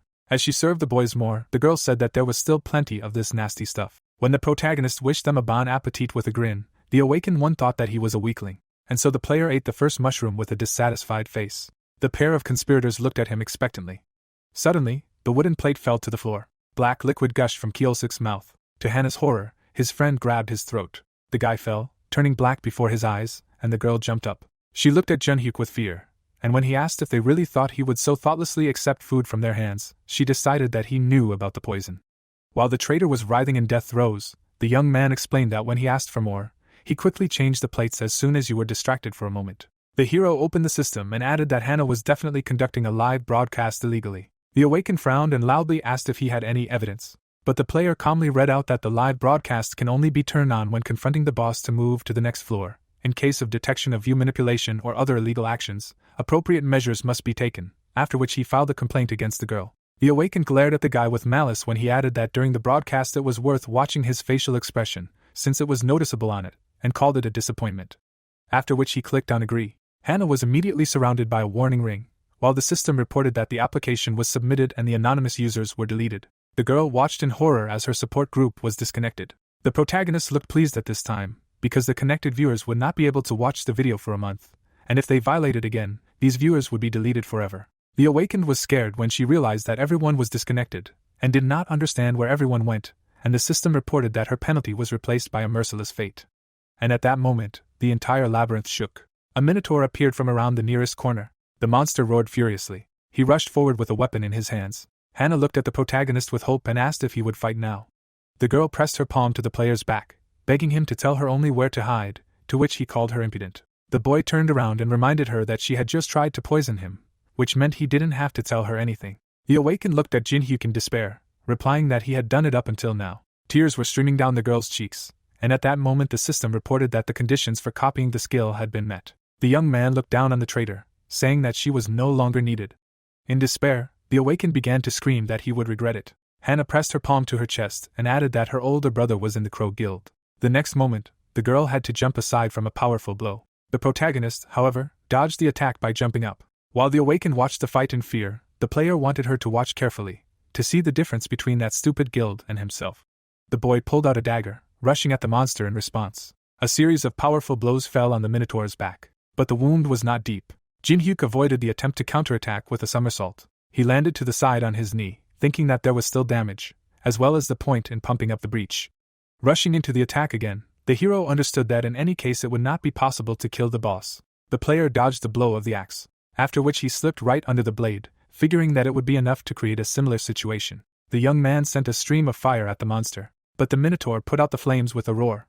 At the same time, the player struck the opponent's legs. He was unable to stand on them. When the bull sank to the floor, the awakened one advised him not to get too rowdy, and with a smirk, he added that as the muscles grew, the meat became tougher. The guy narrowed his eyes when he realized that the moment had almost come. The monster clenched his teeth, and steam poured out of his mouth, because he was preparing to use his last card. The boss's eyes lit up when he activated his frenzy. The Minotaur roared, lifting rubble into the air. Jin-hyuk covered himself with his weapon from them. Tears rolled down Han's cheeks. She did not understand how it was possible to win at all. The bull released steam from his nostrils, the 5-minute countdown began, and on top of everything else, he was given the opportunity to speak. But looking at the man with fury, the boss began to threaten that he would tear him into small pieces, trample him into dust and scatter him in the labyrinth. The Minotaur pointed his axe at the enemy, and added that then he would definitely not be able to encroach on this place anymore. The young man squeezed his dagger, and noticed that the efficiency of mana had improved significantly compared to what it was before, and called it good. And with an impudent smile, he got into a fighting stance, inviting the enemy to attack. The monster rushed at the hero, growling that he would trample him. The player met the blow of his axe with his knife. With a confident look, the awakened one parried one blow after another. Although the boss tried very hard to bring down all his power on the man, Hannah watched the fight from behind cover and could not believe her eyes. The girl's face expressed panic. She muttered that now the guy does not dodge, but takes the full force of the blows. A boss-level monster activated a level 10 skill. Even if all the Black Crow Guild members were here, they still wouldn't be able to win. The awakened one's gaze was frightened. She thought this guy was crazy. Sparks flew again as steel collided with steel. Jin-hyuk's face expressed fighting spirit, and Hannah didn't understand how he could smile in such a situation. But the young man himself was thinking, remembering how he was stuck on this level. He hated with every fiber of his soul the reality in which everything looked like no matter how hard he ran forward, he still marked time. In this unchanging reality, the hero felt helpless. In reality, as in the game, the difficulty was like hell. However, this world responded to him. The player took another blow on his knife, continuing to smile, while the gap stat continued to increase. No matter how much the Minotaur hit, he always hit the stones. Even he himself no longer understood what was happening. A glowing stripe crossed the stone in front of his face. The challenger had cut it in half. Then he unleashed a series of blows on the bull again. Then he immediately stepped aside, keeping a close eye on his opponent. The Minotaur swung his fist, growling that a human was only capable of tricks. The monster pursued the guy, adding that in the end he couldn't even leave a scratch on him. But suddenly the boss froze. Jin-hyuk's feet touched the floor. He looked with disdain at the Minotaur's fist, which froze in front of his face. The monster froze, and the protagonist reminded him that 5 minutes of his rage had passed. The boss was even outraged by such impudence. Fury was capable of showing the limit of strength in 5 minutes, but after that there would be a penalty, in which the user would fall into a state of suspended animation for a day. The boy opened the stats window, muttering about 57 breach stat points, and that if you look at it that way, the 19-level difference could easily be closed, while the enemy behind him was indignant. The player looked at the window with excitement, thinking that he had 20 days left, and the goal was to reach 100 points at the same pace. Hannah appeared from hiding, and asked the boy if he was done, and he answered that the frenzy was over, but he got rid of the boss only for a while. While the girl looked at Jin-hyuk in horror, he calmly added that if the labyrinth changed again, they would wait about a day for it to appear again. The protagonist showed the girl 2 fingers, saying that there were still 20 days left, and he was not joking that he would be here for a month. 20 days later, during another battle, the enraged Minotaur attacked the boy again, but he only fixed the trajectory of the blow and dodged, again increasing the breach stat. The player bounced back from the next blow and finally collected the 100 points he wanted. The monster rushed to attack with a roar, but he got hit right in the jaw, and the guy added that the further he went, the weaker the enemy became. The huge boss flew back from the challenger's fist, who added that it was all because of his mood. Jin Hyuk's foot stepped on the Minotaur's horn.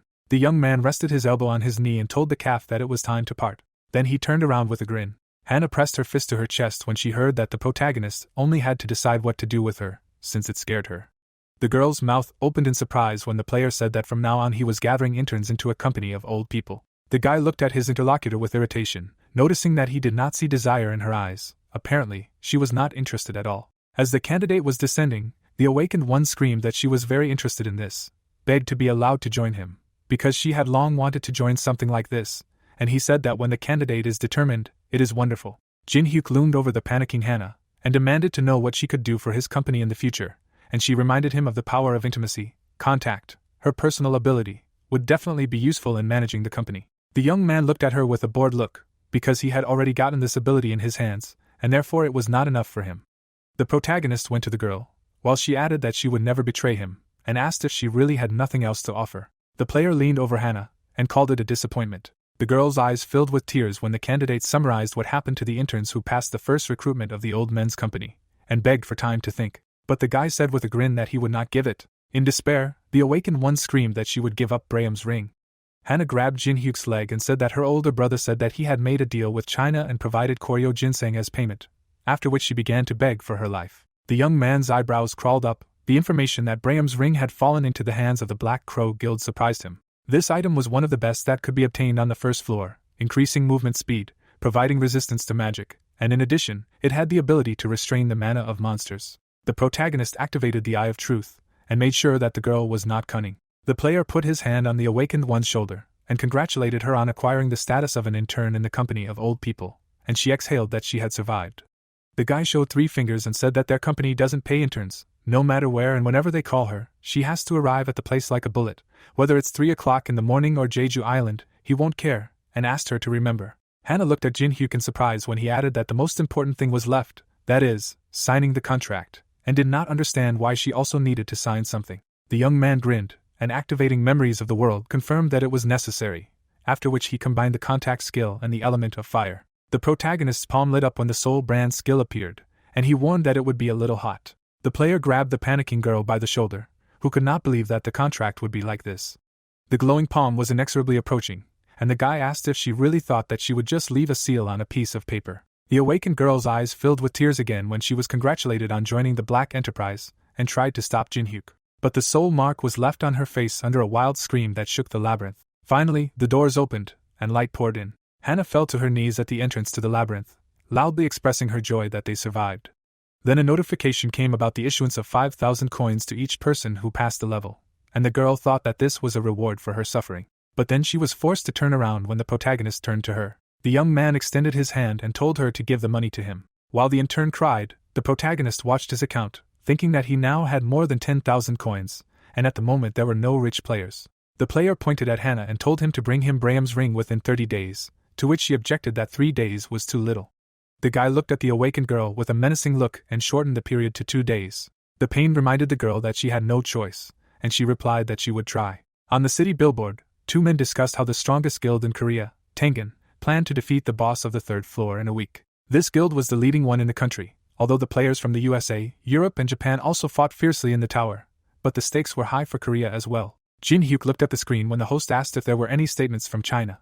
But what his interlocutor objected to, that it was better to try to capture it on their own than to wait for help from another country. He believed that the Dangun Guild would cope without outside support. The protagonist frowned. The plans to go to the boss of the 3rd floor seemed too hasty a decision to him, and he was not sure that they would not regret it. The young man understood why they were in a hurry. They wanted to get as many resources as possible. But there were 90 days for each floor. In other words, there was no need to go to the 3rd floor, even the 2nd. If they did not strengthen the rear with the constantly increasing difficulty, they could simply die, and humanity would not have a second chance. The player decided to first collect information about the events of the last month, to find reliable information among gossip and lies. So the boy decided to turn to people he could trust, informants whose information he completely trusted. The awakened opened a user search on the Trial Tower forum on his phone. After some time, he was sitting in a cafe. The first to appear was Taemin, whom Jin Hyuk knew under the nickname Bald Head, and then Yonghwa, known as the Fire Fist. The young man looked in surprise at his old friends with whom he played 2 years ago, and they did not look like their characters at all. He did not think that the first group would be created in this way. With the help of the Eye of Truth, the player checked his old comrades and found that, like in the game, he had received the ability of the King of Machines, no serious drawbacks and powerful magic, something that was useful in large-scale battles.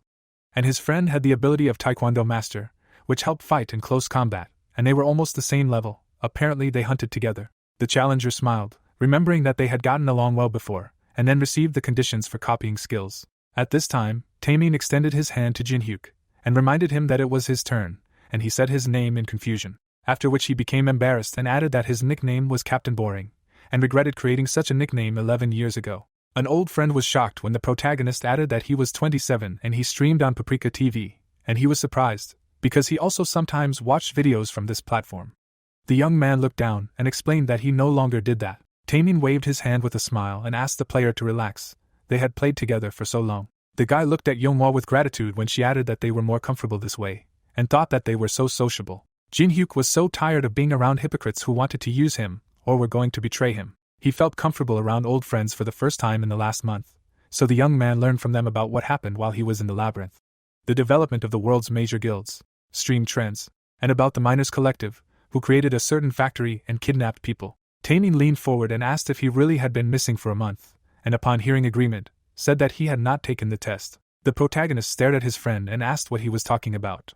Soon they were riding in a taxi. The friend explained to the player that when the tower first appeared, a stream of players rushed inside, but from the second floor, the number of deaths increased. Therefore, the association set a limitation that only those who passed the test could go up to the second floor. Yeonghwa pointed to her wrist and added that a confirmation code was given for passing. The guy frowned. He concluded that the head of the Awakened Association, Sanjin, under the guise of reducing the number of victims, was collecting people with powerful abilities.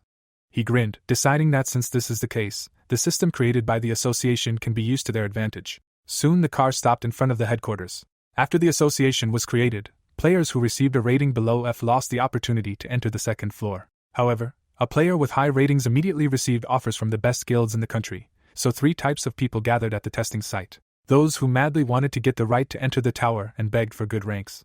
Those who met those who received high ratings for the tower in pursuit of a sensation. The journalists suddenly came to life. After all, those who wanted to show off their right to enter around the world were just leaving the building, and the members of the Black Crow Guild were immediately recognized. But when they noticed the guy behind the stars, cameras immediately began to flash. Jeet from the Father of Fighting Guild looked at the crowd of reporters with an irritated look. He took off his glasses and asked what kind of crowd this was, and why anyone could come now. Had-jin looked skeptically at his companion and explained that many just wanted to quickly get rich or gain fame, but he demanded that the way be cleared. Reporters were waiting for them, which meant they could not waste so much time here. Jeet glared menacingly at the boy, reminding him that he had only come here because of them, so they should try to cope. The frightened siblings promised to do everything in the best possible way. The security immediately began pushing the crowd, demanding that people disperse and let the stars through. At some point, they reached the main character's company. The guard pointed his finger at Jin-hyun, and decided that he did not hear him. The boy turned around, pointing his finger at himself when he realized that they were talking to him, and said that he had received a number and was waiting in line. Why should he move? Ha-jin pushed the bodyguard aside, indignant that he could not get rid of some idiot. The guy poked his finger at the awakened man's shoulder, and said that he did not know who was in front of him, but he was definitely making a mistake, demanded that he give in before it was too late. While the rising star looked at the protagonist with displeasure, he heard whispers that opposing this guy was like death, and realized that in front of him was Han's older brother. He immediately activated the Eye of Truth to find out about his ability, and it turned out to be Deadly Attack. Ha-jin put his hand in his pocket and asked what the opponent was staring at, and he only read the copying conditions. Jin-hyuk's eyes widened, because he learned that you can copy skills at maximum hostility, while the villain poked the protagonist in the shoulder, demanding that he stop ignoring him, because even a crowd of people could not save him from anger. His sister finally came closer. The girl's face turned pale when she recognized her boss, and he sent the intern a sinister grin, while Ha-jin was indignant that one guy here lost his bearings. The young man grabbed the impudent guy by the finger, and in one movement he broke it. Ha-jin grabbed the bruised finger. He pushed it back in one motion while the main character was drinking water. Suddenly, the guy grabbed the weapon and screamed in rage, asking how dare he. The people who were around, seeing this, shouted loudly for everyone to come here. Jin-hyuk immediately saw something was wrong. He tightly clutched the bottle of water in his hand. At the same second, water splashed into the attacker's eyes. Ha-jin made a quick slashing blow to the air, but unexpectedly for him, he missed a strong blow to the knee. The guy fell to the floor with a loud scream, and the audience began to ask each other what just happened. Did he really just fall? Among the crowd was Hannah, shaking with fear, who with horror in her eyes asked herself why he was here. Suddenly, a disgruntled man came out of the crowd and ordered everyone to stop. Looking at him, the protagonist immediately realized that it was Jeet, nicknamed the Father of Fighting, after which he used the Eye of Truth level 1 on him. But a notification immediately appeared in front of him, which said that there was a failure, because the use of the skill is impossible due to the difference in levels. Jeet's eyes were burning with excess rage, while Jinhyuk said to himself that he heard that he was higher than level 20, after which he said that he did not know that he even had a nanny. Hearing this, Jeet loomed over the guy and said that he needed to be watched like a hawk, but it was okay, he was quite a useful guy. Then the protagonist knitted his eyebrows and asked if the thing he was supplying to China was ginseng from the Goryeo dynasty. Hearing this, his interlocutor tensely clenched his teeth and hissed, asking how he was. Hannah continued to watch them from the crowd.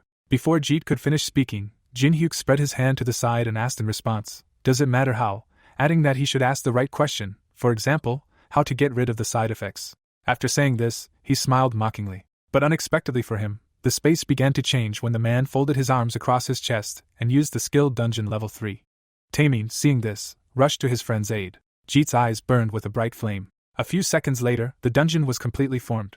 Inside, the protagonist touched the wall and asked if this was really a protective wall, and Jeet asked if he really asked for 10 dungeons. But could he prove that he was not lying? Jinhyuk then pictured the Goryeo dynasty ginseng in his head and said that it was necessary to restore stamina and mana, but if you just eat it, it will cause a side effect, magic poisoning.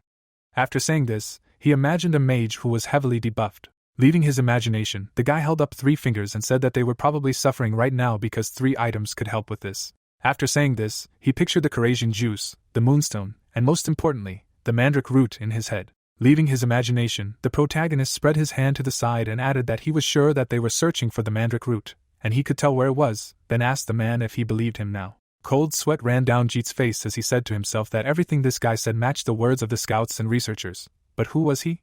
While he was asking himself this, Jinhyuk smiled maliciously, asking if he agreed.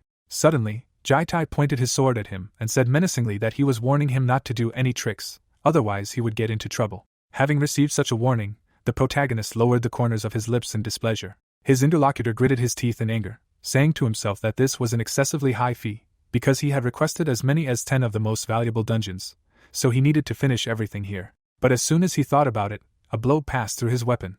From what he saw, shock appeared in his eyes. The protagonist showed his powerful aura and said that he did not seem to understand yet. Throwing the blade over his shoulder, he added that their deal and his life were in his hands. At this time, a man in a business suit flew into the wall outside. His colleagues surrounded Yonghwa and Taemin, who fought them off. Having shown her aura, the girl raised her fists and ordered them to move away from her if they did not want to die. But as soon as she said this, the 3rd level dungeon was cancelled, and the protagonist, coming out to his comrades, asked her to calm down. The guys immediately rushed to their friend, shouting in displeasure that he was kidnapped, so they can kill everyone here, to which he, raising his hands, said that everything is fine, adding that there is no need to worry, because they found a common language. Jeet silently walked in the opposite direction from him, when suddenly Hajin ran up to him from behind and shouted loudly, asking if he was really going to let him go so easily. Hitting his fist into his palm, he added that if he gives him one last chance, he will develop a good plan. But before he could finish, Jeet hit him in the throat. He lifted him up with one hand and said that he was no match for him, adding that if he did something like that again, he would regret it. Hajin, who was drooling, said with all his might that he understood everything. After that, Jeet let him go, and the boy, unable to get up, asked himself what happened in that dungeon. He gritted his teeth in rage, adding that the protagonist dared to humiliate him, and for that, he would kill him. Jinhyuk looked at the furious Hajin out of the corner of his eye, and in front of him, notifications appeared stating that the copying conditions had been met, and now he could copy one of the skills, after which it was reported that he copied the stealth skill, which allowed him to control his breathing and heart rate. After that, the protagonist calmly left, asking himself if it was time to take the test. The results table showed that Hannah was in first place by a large margin. Seeing this, the guy folded his arms and wondered if she had drunk mountain ginseng. When it was his turn, he entered the room, and the guy standing there explained that the test was very simple. You need to hit the magic stone. You can use both items and skills, because the hidden power of the stone is revealed during the attack, and then asked if he would really only use this item. The protagonist stretched out his hand with a dagger, and said that this would be enough. Having said this, he passed by the lab assistant, who was looking at the tablet, and asked to tell him when he was ready. The guy suddenly saw that the test subject had approached the largest stone. Then he pointed to the smallest stone and said that he had approached the middle-level stone, but should have approached the initial level stone, adding that ordinary players cannot even activate the middle level stone. But before he could finish speaking, the air was filled with terrifying magical energy. The protagonist prepared to attack using a power surge. His eyes were shining brightly as he asked himself what all his suffering in the labyrinth was worth. After asking that question, he cut the stone into 2 pieces. The lab assistant gaped in shock at what he saw and said to himself that it was impossible, because most players do not pass the selection because they do not have enough magical power to attack a small stone, and he did not even know that it was possible to break a medium stone in half. The cut stone lay on the floor. The guy's tablet immediately showed rank S, and he loudly shouted that he congratulated the test subject. Cold sweat poured down his face, and he reached out to the tablet, saying that he had to report this to his superiors. But before he could do so, Jin-hyuk put his hand on the device and asked him to report in a week, to which he asked in surprise if he was really asking for a postponement. But before he could finish speaking, the protagonist opened his eyes wide and said that it was for personal reasons, but in a week he could report to anyone he wanted. The lab assistant wanted to object, but he raised his blade and added that he knew several wisdoms of life. One of them was that the law was far away and the fist was nearby. A few minutes later, the doors of the testing room opened. The protagonist, with his arms folded across his chest, met Hannah and asked if she had been overtaken quickly. Suddenly, the girl handed him Braham's ring, which could suppress the monster's magical abilities. Taking it, the guy smiled broadly and said that it had been even faster, to which Hannah pointed to the mark on her face and shouted loudly that she had kept her promise, so now he had to remove this mark. But the protagonist waved his hand and carefully said that he would look at her behavior in the future. A few minutes later, his friends looked at him with surprise and confusion in their eyes and asked if he really had an F rank, adding that they thought he would have a higher one than them, to which he replied that it was just a temporary result, and in a week he would have to take the test again. Clouds were floating in the blue sky above the building. The girl put her hands in her pockets and asked how he would pass the second test, which would take place in the dungeon, to which Jin-hyuk, opening the taxi door, replied that they needed information, but there was no need to worry about him, because he would definitely write, and they had to go to the tower. After these words, he got into the taxi and said to himself that the first test determines the rank based on magical power, and whoever passed this test moves on to the second. He drew images of monsters in his head and added that the task was simple: you need to go through one of the tower's dungeons, adding that there were no restrictions on difficulty. You can choose any opponents, even goblins or orcs. When suddenly the main character imagined a throne on which a demon girl was sitting, and said that the place where he would go was the ancient ruins on the first floor, but neither in the 11 years that they had played the tower, nor now that it had appeared in reality, had anyone been able to go through this forbidden zone, after which he asked himself when he had been here last, in the abode of the fallen. After some time, he put a huge suitcase on his shoulders, when suddenly a can flew into it, after which a loud cry was heard, ordering him to follow everyone. Mountain ruins. This is the first floor of the test tower, which had beautiful views. The main character, having rank F, could not get there alone, because the guild guarding these ruins would not let him through, so the best option was to go as a porter. A man suddenly turned to him and asked how he got here. Then Jin-hyuk smiled and replied that he needed a lot of money to survive, to which he said that everyone needed money. He suddenly showed a photo of his family on his phone and added that he was here to feed his wife and children. After seeing this, the smile on the protagonist's face disappeared, because he realized that he was one of those suicide players. They continued to move forward, and the man said that with their F rank, they should be extremely careful and go wherever they were told, because the equipment inside did not work, and the ambulance would not come. Then Jin-hyuk smiled and firmly said that there was no need to worry, because those who were here would at least return home unharmed. Hearing this, the porter turned around with a wide smile on his face and asked if that was really true, after which he laughed and thanked him for these words, adding that he was braver than the others. Fluffy clouds floated across the blue sky, and after some time, the quest for the raid group called Capture the Ruins of S difficulty began, and its conditions were to kill the location boss and free the prince, who was deep in the ruins, and as a reward you could get a relic of your choice. After saying that they were there, the main character dropped the suitcase on the ground. All the porters began to take off their load, because they were allowed to rest while they were waiting for the raid group. Suddenly, an image of a chest appeared on the system screen. Below it was written that this was a special reward for the first conqueror of the tower. Seeing this, the guy tensely brought his eyebrows together, and asked himself if this special reward was really visible only to him. Without thinking twice, he received the reward, after which his luck and adaptability characteristics increased by 10 units. Then an image of a blue heart appeared, and it was reported that the cold heart ability was received, which allowed you to remain calm even in a critical situation, but because of this, problems with the manifestation of emotions may arise. But after that, an image of a new ability appeared, and the system screen said that it was a passive skill called monopolization, which allowed the highest possible reward to be obtained only if the owner of the ability completed the quest alone. Seeing this, the protagonist smiled madly and asked himself how cool this was. Putting his hand to his face, he imagined 5 chests and thought that although there were an incredible number of rewards in the tower, but getting even one was a lot of luck. But with such a passive skill, he did not need luck. Suddenly, while he was thinking about this, a bright magical seal appeared. Black silhouettes appeared in the blinding light. A few seconds later, the guy in armor, gritting his teeth, said discontentedly that he could not get used to this, and then asked what they had there. The guy behind him closed his eyes and replied that all 50 people were alive. The protagonist and the porters looked at the arriving raid group of the Parhi Guild, and then used the first level Eye of Truth. The guy named Youngwon folded his arms and ordered everyone to move forward, adding that they would form a line as they went. Jin-hyuk's eyes lit up when he was told that in order to copy the raid leader's ability, he would need to earn their trust during the raid. Without taking his eyes off him, the guy said to himself that it would be difficult. Suddenly, the tension disappeared from his eyes, and he wondered if the leader of a top 10 guild was really only this level. Youngwon was talking to his comrades at this time. A few seconds later, the protagonist imagined a mustache on his face and said to himself that the most important thing was not to be exposed. Massive rocks were flying in the air above the ruins. Apart from that, everything was destroyed. Inside, the female mage stopped and said that it was getting dark further, so everyone should follow her, and if someone got lost, no one would look for them. After saying this, she used a level 1 lamp. Less than a second later, a light source appeared under the ceiling. The porters looked around in surprise.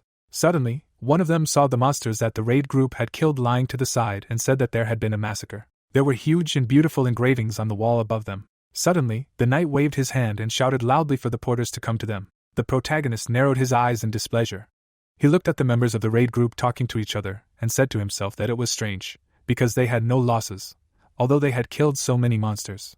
Remembering Younghwan when he had just come to them, Jin-hyuk added that his strategy seemed rather strange. Suddenly, the man hit him on the shoulder and asked why he was standing there, adding that he should go and distribute water and such. Then he pointed behind him, saying that they could handle this themselves, and that he should help the foreigners he was allergic to which the protagonist, gritting his teeth, said to himself that he had completely forgotten that he was a porter. Suddenly seeing knights in unfamiliar armor, he wondered if they were foreigners.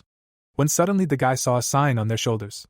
After a short pause, he drew a similar symbol in his head and said that he remembered that they were warriors of the Shaun Guild. But suddenly the protagonist saw a small knight in white robes. Smiling in surprise, he wondered who this fragile creature was, and then wondered if he should make friends with anyone here. A few minutes later, the guy held out a mug.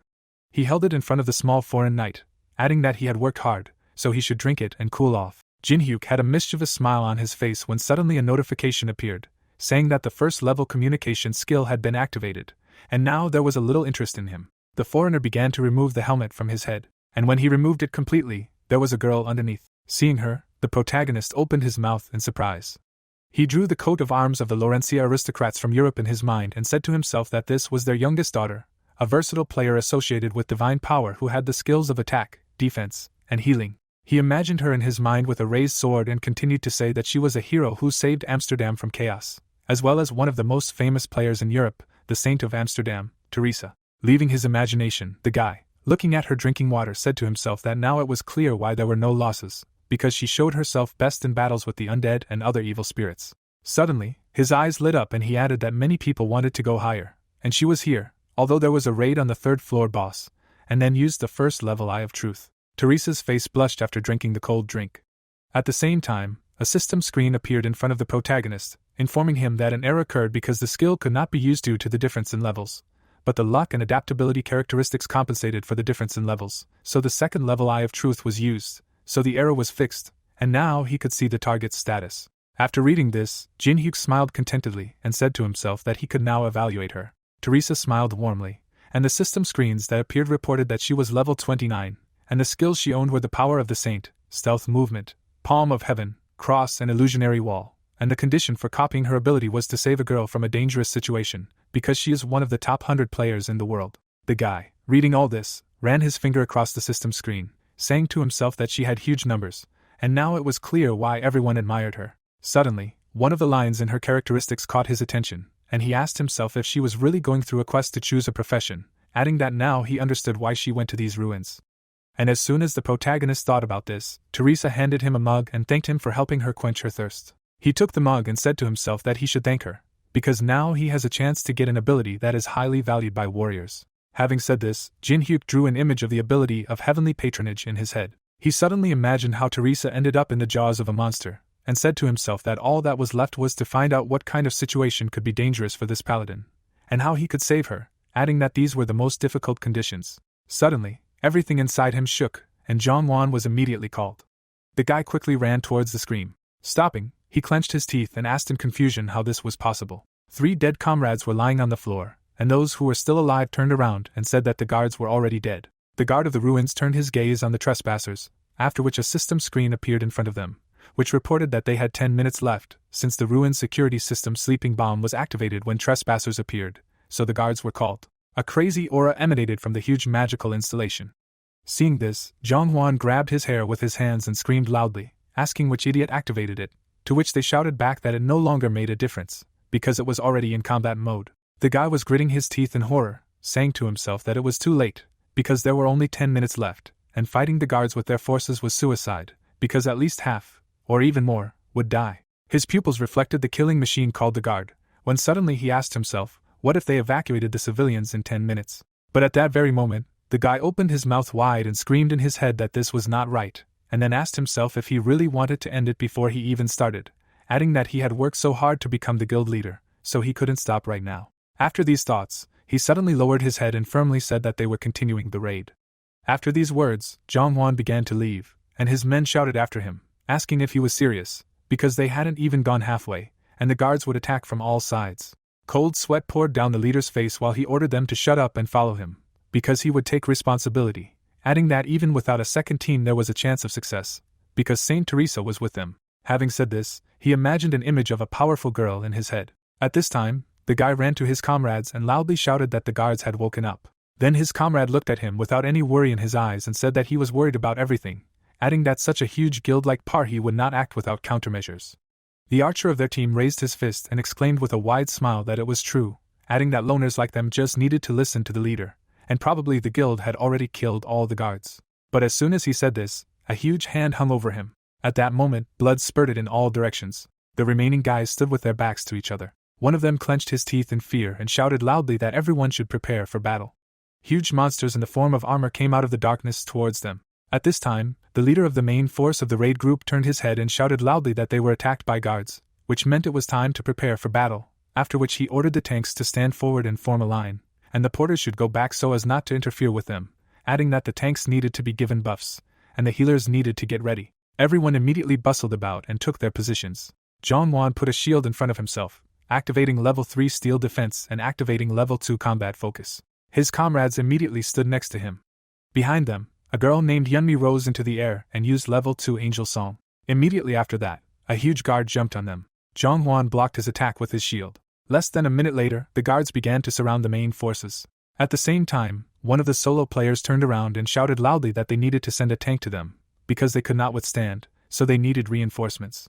Then one of the guys turned to the leader and shouted loudly that they needed to help the solo players, to which the leader frowned and ordered him to be quiet and focus on the battle, while saying to himself that there would be casualties anyway and it was inevitable, so they didn't have time to think about the loners. Thinking about this, he clenched his teeth. Unlike the guild players who acted in a coordinated manner, solo players immediately got lost in such battles. A huge shadow hung over the guy. He looked at the guards in front of him and said in confusion that they heard their call for help, but it seemed they abandoned them. Tears appeared in his eyes from the realization of this, after which he screamed with all his might begging for help.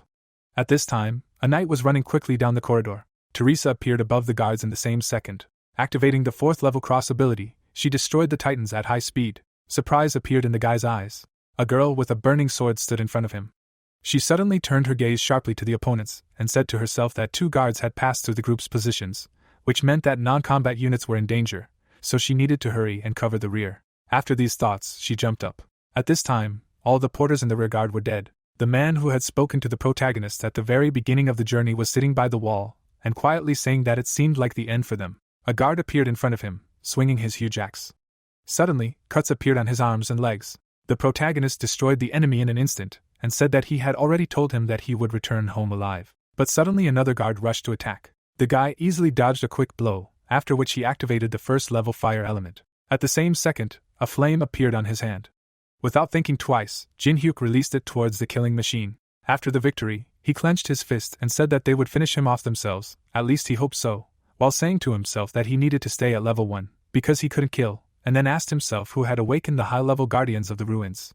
After talking a little with his wounded comrade, he smiled and answered his own question that there was no point in it, who did it, and why. And while they were looking at each other, loud footsteps were heard from the side. Suddenly, a girl appeared out of nowhere and grabbed the man. She dragged him a few meters away. A shield appeared in Teresa's hand, and she said that she thought he was a good man, but he threatened the porter with a knife, and perhaps it was he who had awakened the guards. Sharply turning around, she said with burning eyes that he was now under arrest. Hearing this, the protagonist pointed his finger at himself and asked if she was talking about him. At that very second, he managed to dodge the girl's quick blow at the very last moment. Teresa looked at him and screamed loudly, ordering him not to resist, because she did not want to hurt him, to which he replied that there was a misunderstanding, simultaneously saying to himself that she herself did not believe in what she was saying, but she was angry and did not want to listen to him at all. As soon as he thought about it, Teresa carried out a strong blow to the floor. The protagonist looked at her burning eyes, realizing that there was nothing else left. Realizing this, he pushed the girl in the back after another attack. Teresa flew into the wall. After such a collision, she lay with her eyes closed, when suddenly a blade leaned against her face. Jin-hyuk looked at her with burning eyes and firmly said that he did not wake the guards, adding that if he needed to, he would have killed them all with his own hands. When suddenly the porter spread his hands to the side and screamed loudly, asking why the girl was doing this, because he saved him. Hearing this, Teresa raised her eyebrows in shock. After a while, the man left. At this time, the girl bowed before the protagonist and begged him to forgive her, to which he calmly replied that everything was fine, because his actions really looked suspicious. As he began to leave, Teresa ran up to him and asked why he was hiding his identity, to which he replied that it was for the same reason as her. Imagining a scroll in his head, he added that she invited the Shaun Guild as a cover, which meant that she wanted to secretly obtain St. Peter's contract for the quest to choose a profession. These words made the girl's eyes look surprised, and she asked herself in confusion how he knew this. Then Jin-hyuk looked at her with a smile on his face and said that he knew all the strategies for passing these ruins, and she could help him with her skills, and the items they needed were in one place. Turning to her, he asked if she wanted to join forces. Teresa looked at the guy with raised eyebrows.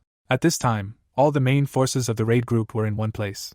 Their leader raised his hand and shouted at the top of his lungs, asking if she was in her right mind, adding that they should move forward in coordination, but she wanted to go alone. Then Teresa raised her hand in response and said that according to their map, there were only 20 kilometers left. The strategy was known to everyone, and if she wasn't there, nothing would change. And besides, according to the agreement before the boss battle, all squad leaders had the same rights. These words brought beads of cold sweat to the guy's face. The girl, her brows tensely drawn together, did not take her eyes off him. After a short pause, Jong-won turned away and allowed her to separate from the group, after which he said that she should return before they reached the boss's room, to which she, folding her arms, replied that she would join them before the battle began. Then she pointed behind her and asked if she could take one of the porters with her, to which the leader of the group waved his hand and told her to do whatever she wanted, as long as she was back on time. Having received permission, Teresa turned around with her eyes shining with joy. The frightened porters stood to the side and said to themselves that this was a one-way ticket, so there was no need to look at her, because if she met her gaze, she would definitely choose this person. When suddenly one of them raised his hand and said that he wanted to go. Hearing this, each of the porters turned to look at the protagonist. They immediately rushed to him, saying that there was nothing more important than life, and no matter how beautiful the saint was, there was no point in following the lead of youth, to which he said to himself that no matter what he said, they still would not understand, and if so, it was better to say. With these thoughts, Jin-hyuk lowered his head and asked the men if they had ever had an idea when they were young. Suddenly, he turned around sharply, grabbed his heart and shouted loudly that right now his love was burning inside him, and even if he lost his life because of his weakness, he would not regret anything. These words brought shock and horror to the bearer's eyes. They watched Teresa and the protagonist disappear into the darkness, saying among themselves that he was the last romantic of their generation. The guy exhaled heavily and said to himself that he was already tired of this, and the girl looked at him with a blush on her cheeks. After some time, they entered a room that was full of monsters. Teresa silently glanced around the room. Suddenly, she pointed to the sarcophagus below and said that the Treaty of St. Peter was there. Then the protagonist looked at her and asked if she understood that she needed to remove the protection, to which she firmly answered, of course. Suddenly, a red system screen appeared in front of them, informing them of a warning. What they saw made the boys' eyes look surprised, and they read that the owner of the abode of the fallen was watching them. Jin-hyuk put his hand to his chin and said to himself that he was sure that it was about the boss, but he had never been interested in players, and now he decided to show himself. As soon as he thought about it, Teresa pointed her finger at the notification and asked in a trembling voice if he could see what was written, but what did these words mean, adding that she understood that it was about the boss. Frowning in fear, she suddenly asked if he really saw them as enemies, to which her partner firmly answered, no. The protagonist pointed his finger at himself and explained that he recognized him. Teresa continued to look at the guy, asking him if it was true that he said he knew the way to pass, to which he replied that he had known it for a long time. Jin Hyuk looked at his partner with some displeasure in his eyes. But unexpectedly for him, the girl put her hand to her chest and asked what she should do. After some time, the monsters filling the room stood mindlessly below, when suddenly Teresa jumped from the balcony. She landed right in the center of the hall. All the evil spirits suddenly turned to look at her. Without thinking twice, the girl showed her powerful aura and activated the skill Song of Battle of the 5th level, due to which all her characteristics increased threefold for 10 minutes.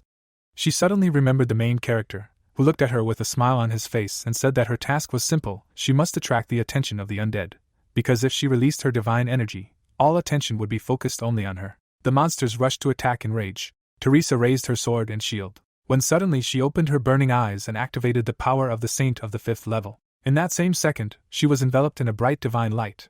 The undead, seeing this, abruptly stopped. From the divine light, their flesh began to burn.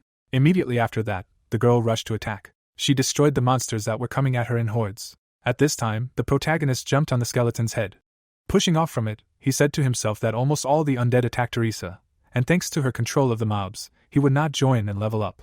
Thinking about this, Jin Hyuk pushed off the heads of the monsters. Suddenly, shock appeared in his eyes when he felt a powerful dark energy. A powerful magical explosion was heard not far from him. A few seconds later, elite undead appeared and special dead people rose.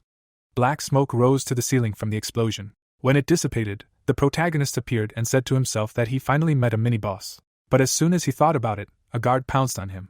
The guy dodged the slashing blow at the very last moment. The protagonist frowned in displeasure and said to himself that this mini-boss shouldn't be here. But the conditions must have changed because of Teresa, so he should take that into account next time. After thinking these thoughts, he dodged the guard's attacks again. While he was fighting, the Lich attacked him with black lightning, but it was easy to deal with. But he needed to be careful with the flying monsters. And while Jin Hyuk was thinking about this, Durahan raised his staff above his head. The monster released lightning towards his opponent. They quickly reached the protagonist. But at the very last moment he dodged. Black lightning struck the protective barrier of the sarcophagus. It immediately shattered into pieces, and Jin Hyuk said to himself that such protection was not difficult to deal with. The Lich, seeing that the 5th level magical protection was destroyed, involuntarily opened his mouth. At this time, the protagonist ran among the guards. A blade appeared in his hand. At that very moment, he got rid of his opponents with quick blows. Stopping, the guy looked to the side and said that Teresa should finish soon. At this time, his partner was fighting the undead non-stop. The Lich looked tensely at Jin Hyuk, who said that he was the only one left. Immediately after these words, one quick blow split his skull. Surprise appeared in the protagonist's eyes from what he saw. The guy's foot stepped on half of the skull. Having crushed it, the stranger said that he finally found him, the one who reads all the movements of monsters like an open book. A man in a business suit appeared from the darkness, adding that he was sure that he would come. Pointing his sword towards Jin Hyuk, the guy said that they had not seen each other for a long time. Seeing him, the protagonist's eyes lit up. Without taking his eyes off him, when the stranger said that he should remember him, he asked who he was. From these words, the guy shook with anger and asked in response, did he really not recognize him? The heroes stood opposite each other in the center of the hall. The protagonist's eyes lit up when the Eye of Truth was activated. The system prompted that the stat effects would compensate for the difference in levels. Yu Sung frowned menacingly. His status window opened. A notification prompted the user to defeat him in a sword fight and break his self-confidence. The Qianlong Dynasty iron sword was shrouded in smoke. Jin Hyuk remembered that this was the item that disappeared from the museum. The display case was broken. The man stroked the blade of the sword.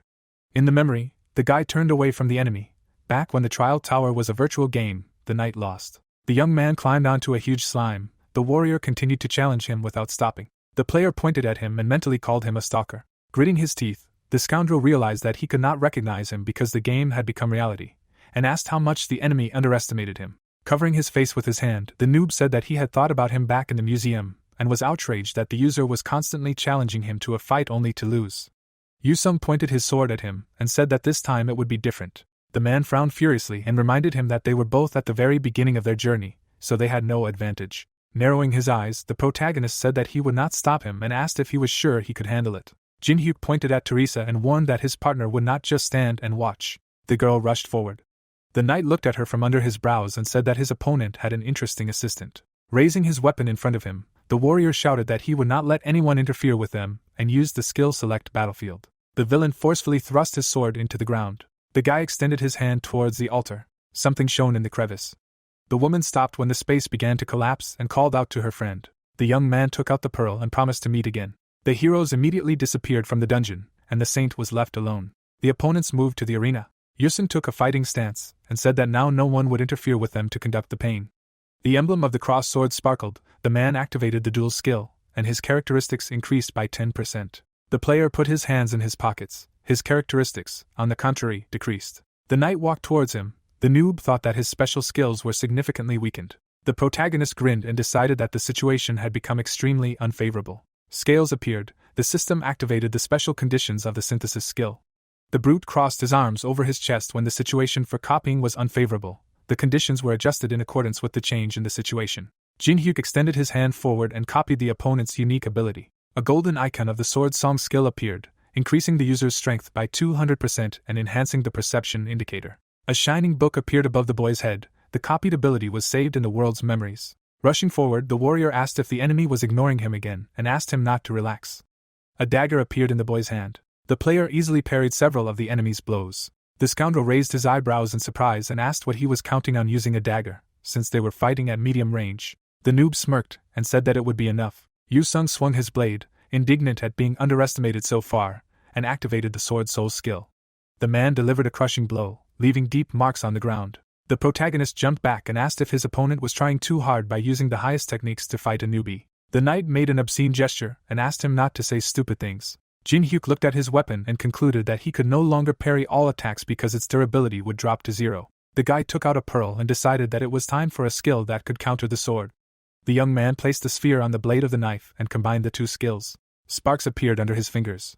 An icon in the form of 2 dragons appeared. The system performed synthesis. The warrior covered his face with his hands and closed his eyes. A bright flash illuminated the player. The system awarded him with the unique ability Sword Graveyard SS level. On the emblem, blades were sticking out of the ground. This skill increased the owner's strength by 500% and raised perception to the maximum. The noob held the dagger to the side. The unique ability was activated. The veins on the protagonist's hand glowed. So far the skill gave out barely a tenth of its full power, but he still did not have enough mana to control this power. A gust of wind hit the villain. Frowning tensely, Yusun wondered what kind of power this was, and thought that this was the most convenient battlefield for him. The man angrily clenched his teeth and mentally asked why he could not win, even using the enemy's weaknesses. In the memory, his character died when many swords pierced his back. The knight took off his virtual reality glasses and realized that he did everything in order to at least win the game. The warrior broke the equipment in half. The villain opened his mouth in rage and asked why he couldn't surpass the enemy. Yu-sung cut the air with his sword and shouted that he would never accept this. The shockwave reached Jinhyuk. His eyes lit up. The boy parried the attack and rushed forward. The man frowned menacingly and asked how he did it. The youth appeared behind him and said that he had already fought someone who was much stronger and faster than him. The player swung his dagger. The knight extended his sword in front of him and blocked his attack. Due to the intense pressure, the warrior fell to one knee. The knife approached the base of the sword.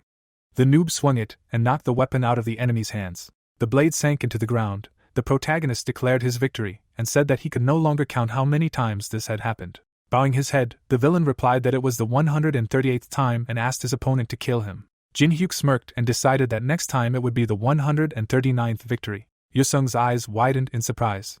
Waving his hand, the guy said that the test tower was no joke and explained that even the strongest people could die due to carelessness. The young man extended his hand to the enemy and concluded that they needed such stubborn people. The man looked at him puzzled. The player thought about the fact that he needed to wait 60 days to copy the ability again. The noob raised his eyebrows and wondered why he should waste his energy searching if a great target for copying was nearby. The knight grabbed his hand. The system activated the communication ability. Turning away, the warrior admitted defeat this time and promised that the next duel would end differently. The protagonist said that he would look forward to it with impatience. The space behind them collapsed after the skill effect was cancelled. The scoundrel realized that he still did not know the name of his enemy. Jinhyuk asked why he needed this. Yu-sung pulled the weapon out of the ground and said that he would call it the same as before. The boy frowned in displeasure and mentally asked him not to do this. The man put the sword on his shoulder and called it poopy fart. The boy angrily clenched his teeth. The dim light illuminated the dungeon. The sorcerer turned to Wahyeon and asked if they hadn't killed all the monsters, but he didn't understand what he was talking about. The man looked at the map and said that the scanning artifact had detected something, but there shouldn't have been anything left. A large mark was moving towards the squad. A huge shadow covered the rankers. Everything around trembled. A giant iron golem was advancing on the players, sowing panic around it. A tall, pale-skinned man stood on its shoulder. Wahyeon looked at him and thought. As he immediately guessed, the higher vampire had already descended to the floor. He bowed politely and greeted his dear guests, and introduced himself as Belus. An evil smile appeared on his face. He said that he was accompanying the owner of these ruins, the Lord, who was one of his blood relatives. They immediately pointed a bunch of swords at him and began to ask why he came here. He didn't just come out to meet them for no reason. Belus arrogantly stretched out and said that he came here with an offer. He tapped his black nail on the tip of the sword. He was going to give a choice, either people follow him without arguing. He pressed the pad of his finger on the very tip and let blood. A drop of mind on the floor. The system reported the activation of a blood plague of an unknown level. Red clots appeared between the warrior's legs. Hwa-hyun began to watch the bloody dance around him in fear. People screamed and did not know what was happening. Blood enveloped their bodies.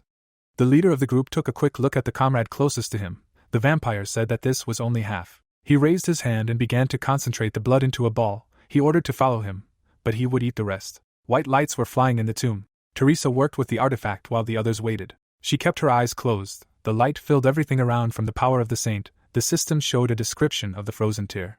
Jin-hyuk looked at the mana around his hands and noted that the frozen tear received along with the demon's soul, which cannot be used immediately after receiving, and now thanks to the holy power he has already received 12 stats. The girl looked at her comrade.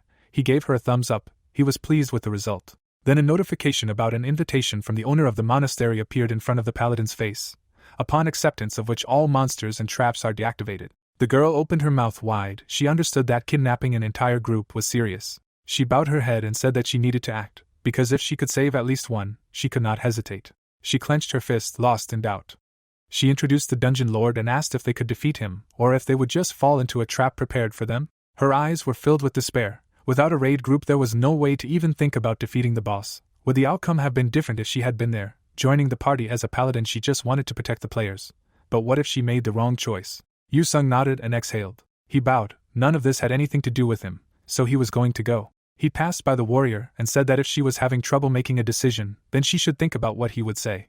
He glanced at the hero and said that this man had no honor at all. He was just an egoist, and for this, frankly, he hated him. Teresa looked ahead. The swordsman said that he could guarantee it. Jin-hyuk smiled, and the man behind him cut off that if anyone could defeat the lord, it was him. With these words, Yu-sung walked away. The paladin lowered her gaze again. But now she smiled, briefly thanked him for the advice. She came up and put her hand on the guy, saying that she would accept the invitation. The player calmly looked at her and explained that his services were quite expensive. Did he really want to go broke? The healer clenched her fist and replied that she would pay as much as needed, just let him help. Jin-hyuk smiled contentedly. He knew that this girl would do anything. They bumped fists, thus securing the deal. The quest was accepted and all the monsters around fell into hibernation. After a while, they found themselves in front of a huge gate. Terrible amounts of mana hit the two players. The guy examined the door and asked not to be afraid, because this way they have an idea of the enemy's strength. He walked up the steps with his hands in his pockets and reminded that the strongest does not always win in battle. The girl asked if he had a plan. The hero turned away and briefly answered that he did. The gate began to open. A strip of light fell on the warrior's face. No matter what happened there, she must believe in the hero. The couple entered the gloomy throne room. Dark observers gathered along its edges. Belus and his disciples stood aside contentedly. The players slowly walked along the red carpet to the steps. Finally they arrived. Vampire Lord Alice was lying on the throne boredly. She arrogantly propped up her face and said that she was tired of waiting. Jin-hyuk looked at her from under her brows and asked if the people were okay. The vampire snapped her fingers and asked to see for herself. From the void, tied people appeared. Teresa shuddered, but at that time the player released yellow mana into his eyes. Among the captives was Hajin. The hero looked angrily. Was it really him who awakened the guards? Alice looked at the guests and said that she invited him here because of the smell that emanated from him. The lady turned to face him, crossing her legs, the sweetness that she felt for the first time. She poked her plump lips and explained that she was talking about the smell of his blood. Now she licked her lips and said that his smell could not be compared with the smell of other people. His aroma was sweet and excited her. Jin-hyuk shuddered. He did not understand why she was talking about the sweet smell of blood, because there was nothing like this before. He looked down. The Lord quite noticed that he was very worried. But how can a person be calm in such a situation? Alice grinned and asked him not to worry, because she eats tasty things very slowly, and he will live for another 60 years, so let him not worry. The guy looked at her nervously, thanked her for her concern, but he did not want to live as an expensive dinner. At that moment, a thin red thread flashed near his head. She left a smoking hole in the floor. The Lord explained that his opinion did not matter. Her eyes glowed red. She pointed her finger and said that the hero had no choice. The hole continued to smoke. Jin-hyuk bowed. The partner was embarrassed and asked if he was okay. The man smiled. Hiding his face in the shadows, he was scared, but he also did not say his words for nothing. Now he knelt down and promised to give the vampire something sweeter than blood. The partner did not understand what he was doing. The vampire looked at him coldly and grinned. She leaned forward and coquettishly said that the guy did not need to suck up, because for them there is nothing more important than blood, and no matter what he offered, her opinion would not change. Jin-hyuk smiled slyly and asked if she was sure. Alice froze, because the man offered her freedom. All the vampires glared at the impudent man and screamed, "How dare he!" But the leader tamed everyone with just a raised hand. She stood up from the throne and in a menacing tone said that he had better back up his words with action. The player lowered his head. If he were not responsible for his words, he simply would not have come here. Alice frowned and ordered him to speak. The rancor's mask began to appear in the guest's hand. He introduced himself.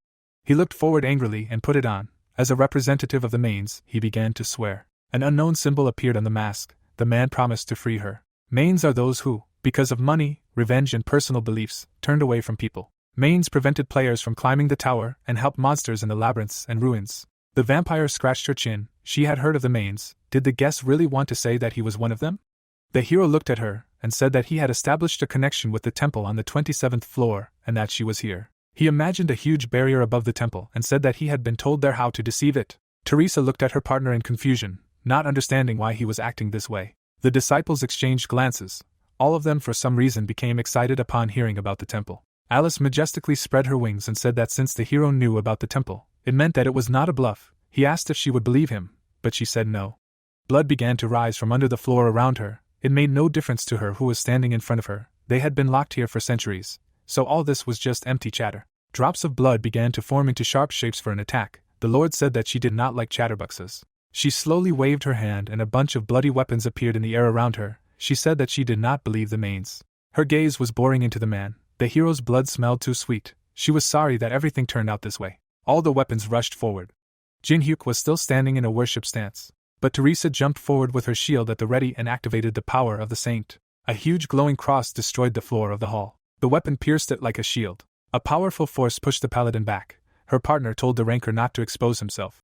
She clenched her teeth and screamed that she hoped that the divine power would cope with this attack. At that moment, the weapons pressed through the holy cross and the shock wave knocked the paladin's shield off. Alice laughed childishly and noted that she had to put in a lot of effort for a normal attack. She slowly moved her hand away from her face. Her face twisted. The vampire hated everything holy, so she activated a blood explosion.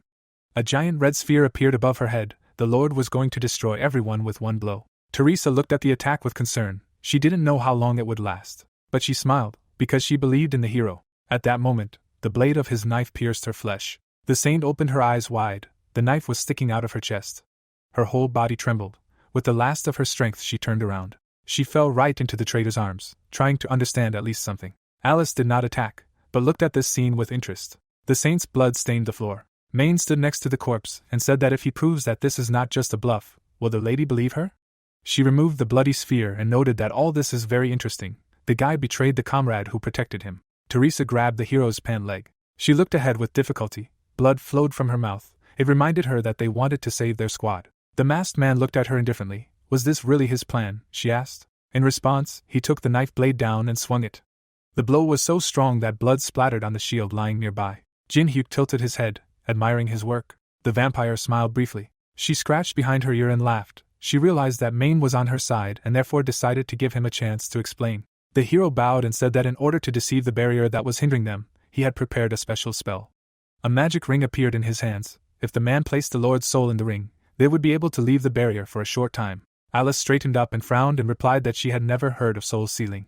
The hero bowed again. The reason he gave up all experience points and remained at level 1 was the soul transfer skill. He pointed his hand to the floor and created a magic sign.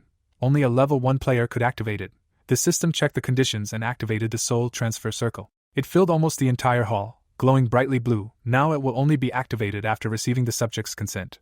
The rancor spread his hands and explained that in a minute this circle will disappear forever, and if the lady gives her consent, the spell will work. Now the decision is only hers. Alice looked ahead in confusion and thought. The vampires and acolytes watched tensely. Belis frowned. The Lord mentally said that it was difficult for her to completely trust a stranger, so if he did something suspicious, he would need to kill the man and destroy the magic circle. Alice spread her wings and began to descend. She had one last step left, because she didn't really want to give her life into someone else's hands. But she had lived in captivity for too long. More than 1,000 years had passed, and if not now. Her foot entered the circle. Perhaps she would never be able to get out of this dungeon. Alice imperiously pointed her hand at her guest and asked if she could trust him. He extended his open palm to her nail and promised that if she trusted him, she would not regret it. Their fingers touched each other. The system activated the communication skill. The target showed interest. She closed her eyes and said that she allowed the movement of her soul. The ring began to shine at that moment. Blue energy appeared around the girl. It all dissolved and fit into the ring. From where her voice came, she thought that it would be uncomfortable, but she found it cozy there. The hero picked up the artifact and said that he was glad. He threaded the chain and called the ring her new home now. The paladin's fingers trembled. His ability to patronize the heavens was activated. Teresa leaned on her hands with difficulty. Jin-hyuk turned around with a smile, removing his mask and said welcome back. The system showed the description of the patronage of the heavens. The girl froze gloomily, covered in blood. But she found the strength to smile. The player put on his usual mask. The Lord of the Ring screamed and asked how he dared to treat her. He put the ring in his pocket, and finally the Lord shouted for Belis to kill the vile deceiver. The hero took out a knife. Teresa had many questions, but she decided to ask them later. All the acolytes around prepared for battle, and it was not the right time for talking. Belis clenched his teeth and cursed. He waved his hands. Everything flared red. He asked, do people really think that they will remain alive after betraying his master? A wave of blood hit the floor and surrounded the couple. Jin-hyuk set his fist on fire and swung. A wave of fire hit the blood. Everything around began to smoke and boil. The vampire's attack was destroyed. The guy turned to his partner and reminded her about the team members. The girl ran up to the prisoners, used the cross skill and cut Wahian's bonds. He stretched his arms and asked what happened to the other vampires. The hero was facing them alone. Belis summoned a sword and asked how a human could reflect his magic. The traitor took a new fighting stance and explained that his magic and his fire had extinguished each other, and he didn't seem to understand that at that moment their mistress was imprisoned. Purple smoke flared up near the hero. He declared that the vampires had already lost. He activated the ability of the sword graveyard. Belis angrily pointed his sword at him and activated a dark martial art. All the vampires rushed to attack. Wahyun looked forward in surprise. His eyes were shaking, sweat was pouring down his face. Jin-hyuk stood surrounded by a pile of corpses. Teresa smiled. She understood that since he was still wearing a mask, it meant that she shouldn't reveal his identity. She said that they met him completely by chance, and she doesn't know much about him. The player calmly walked between the bodies. He approached the saint. She said that it was painful for her. She died for the first time, and at the hands of an ally, but they managed. The girl nodded briefly. They managed. A tear rolled down her face. Jin-hyuk opened his eyes wide under the mask. The warrior smiled in tears and thanked him. Because thanks to him they stayed alive. The system reported that the hero saved the owner of the unique ability Patronage of Heaven. The conditions are met, and the player copies this skill and shows the description of the skill. The girl pokes the guy in the chest with her fist. He asks why she is crying, but she did not know. Then the paladin asks if his partner knew that she would be resurrected, but he turned away. He looked at the Gothic hall and said that he was glad that she survived. The hero pointed to the artifacts, suggested dismantling them and dumping them. Zhonghua intervened and introduced himself as the leader of the group. He explained that the rights to the relics obtained during this raid belonged to the guild. The hero looked at him menacingly and reminded him that he had saved their lives, and they still wanted the relics? The guy smiled nervously. He said that he didn't mean that. They were going to pay for them, with money or something else, and the master wouldn't be shortchanged. The player frowned. After the defeat, this leader still behaved self-confidently. He pointed to the artifacts and if so, they could take them too. Jin-hyuk passed by him and asked him not to complain if the result did not satisfy them. Zhonghua looked at him in confusion. A fragment of Merlin's staff remained lying on the ground. The player eagerly reached for it. Even though most of the raid group was held hostage, they would be able to restore their authority and bring good loot. His fingers almost touched the object. But the protective magic suddenly hit hard. The guy looked at the mark that appeared on his palm. He did not understand what it was. The hero stood nearby. He knew that it was a curse. Even though Merlin's staff was a precious relic, it had a curse on it. He thought about the ring in his pocket. If Alice was dead, the curse would lift, but she was in the ring now. The guy walked away, while the group leader began to complain about feeling unwell. Teresa covered her mouth in horror. Jin-hyuk hugged her and led her further, while Younghwa screamed and asked what was happening to him. Some time later in Seoul, the entrance to the tower. Manager Jaehyun looked tiredly ahead with coffee in her hands. The man reached for a cigarette and asked everyone to wait a bit. Taechun, the head of the department, lit a cigarette and said that they received a message and were obliged to get at least something.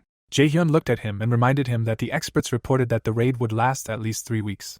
The chief frowned, remembering Yusung who had come out and told him that the capture of the ruins would soon be over. He was a little worried that he was not a member of the guild, but his instincts worked. The lighter struck. The man looked in shock at the notification that the abode of the fallen had been cleared. Rankers began to emerge from the portal. Injured, tired, they looked at the cameras. Everyone was holding out microphones to them, congratulating them and asking if they could learn about their strategy. The raid leader appeared, his bald head shining. All exhausted, he slowly walked through the crowd. People noted that all his hair had fallen out. The bald host began to cry from the feeling of unity that had arisen.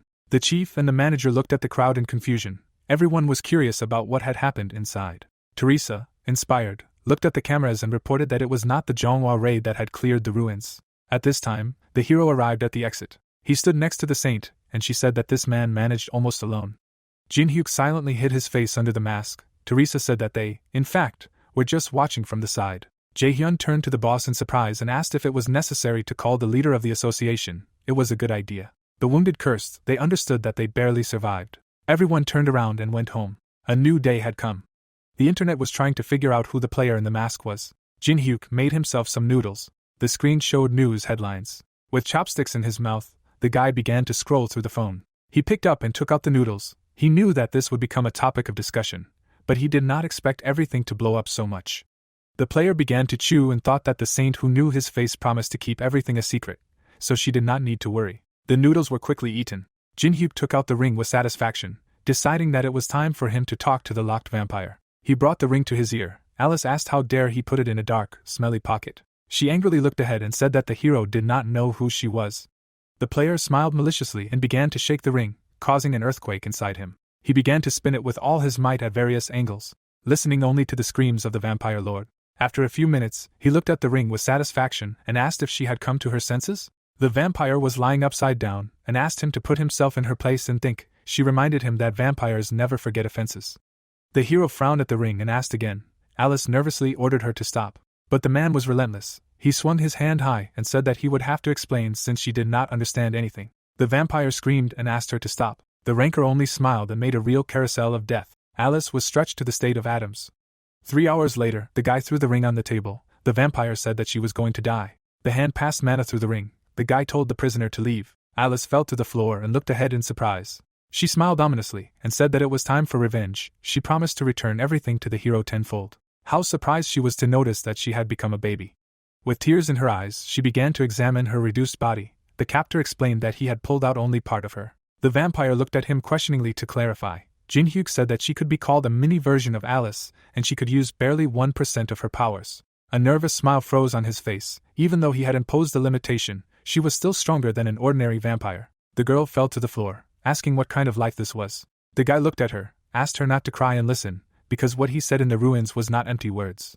The vampire continued to burst into tears and say that this was not the kind of freedom she wanted. Jin-hyuk smiled contentedly. He knew that this could not be called freedom. He promised to give her the real freedom she was striving for. The girl's eyes trembled. She looked up and asked what it meant. The guy folded his arms across his chest and said that if she helped him, he would destroy those who betrayed her and return her place as the head of the family.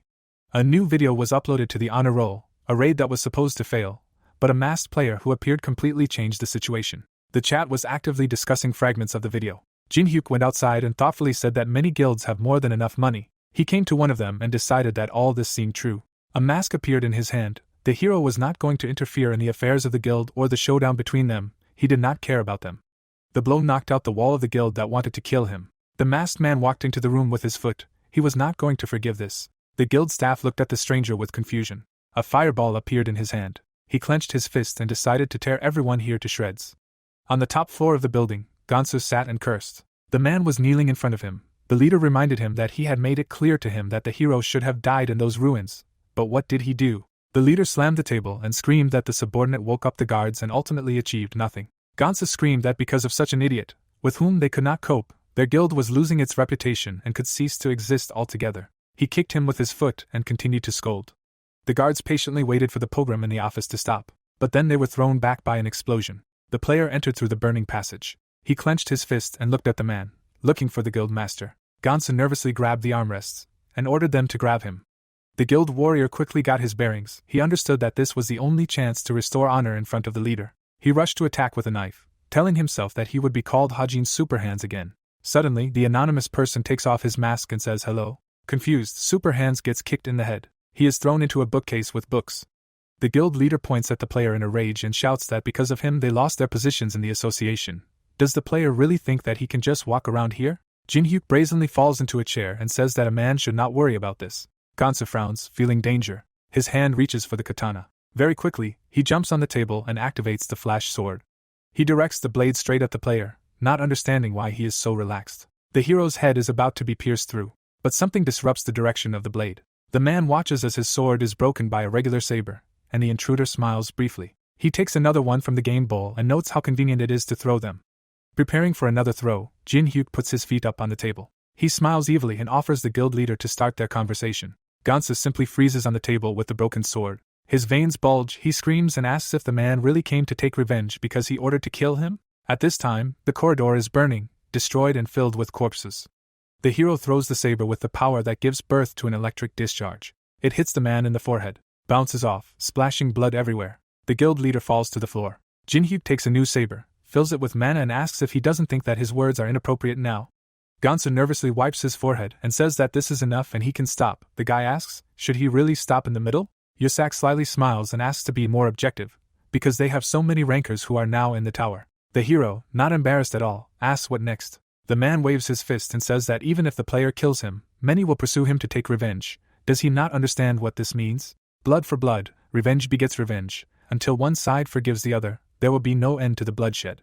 The guy's hand goes down to the bowl with checkers, although he sees meaning in the guildmaster's words, and blood and revenge will interfere with his peaceful sleep. He scooped up a handful of stones and offered to finish. His hand caught fire. Jin-hyuk looked menacingly and offered that he would take revenge, and his side would forgive and end the war. More and more lights began to fly around the player's hand. The gentleman crawled back and asked what the point was. Gansa fearfully covered himself with his hands when the Avenger said that this was his logic. He asked to wait. The player was already attacking. A bunch of shots of loaded checkers knocked the guild leader out of the window. Jin-hyuk went to the edge to see the result of his labors. Then he turned around and walked away. He approached Hajin, who was trembling on the floor. The hero looked at him menacingly and said that he spared his life because of his little sister. He put his hands in his pockets and told him not to be seen for the rest of his life. The ranker only nodded, frantically looking into the void. One of the guards also jumped up under the order not to pretend to be dead. The hero looked at him and said that if he proved his usefulness, he would spare his life. Then he ordered him to tell about himself. Hyan stood up straight and reported that he was doing the general work of the guild, gave his name, age, he studied IT and accounting at Stanford. He could be entrusted with anything. Jin-hyuk looked at him contentedly and noted that the guy was quite diligent. The intruder leaned back on the back of the chair and explained that destroying such a guild was not particularly profitable, so he wanted to give it to him. Hyan shuddered in fear. The player assured that there was no need to worry too much, he would just be the official representative. The guy pointed to himself and said that even if he became the guild master, no one would follow him, and this was true. If an ordinary member of the organization suddenly received a high position, everyone would be against it. Jin-hyuk turned and asked not to worry about those who did not agree. Hyun asked if the master could really handle them himself. The hero pulled out a ring from under his t-shirt and asked why he needed extra trouble. He would just lend him something. A few minutes later, the rankers received a message to gather on the top floor, everyone with a rank higher than A. The man gritted his teeth and said that everyone knew they were busy. Why all of a sudden? The crowd slowly walked forward. One ranker said that they were enslaved people, but this was too much.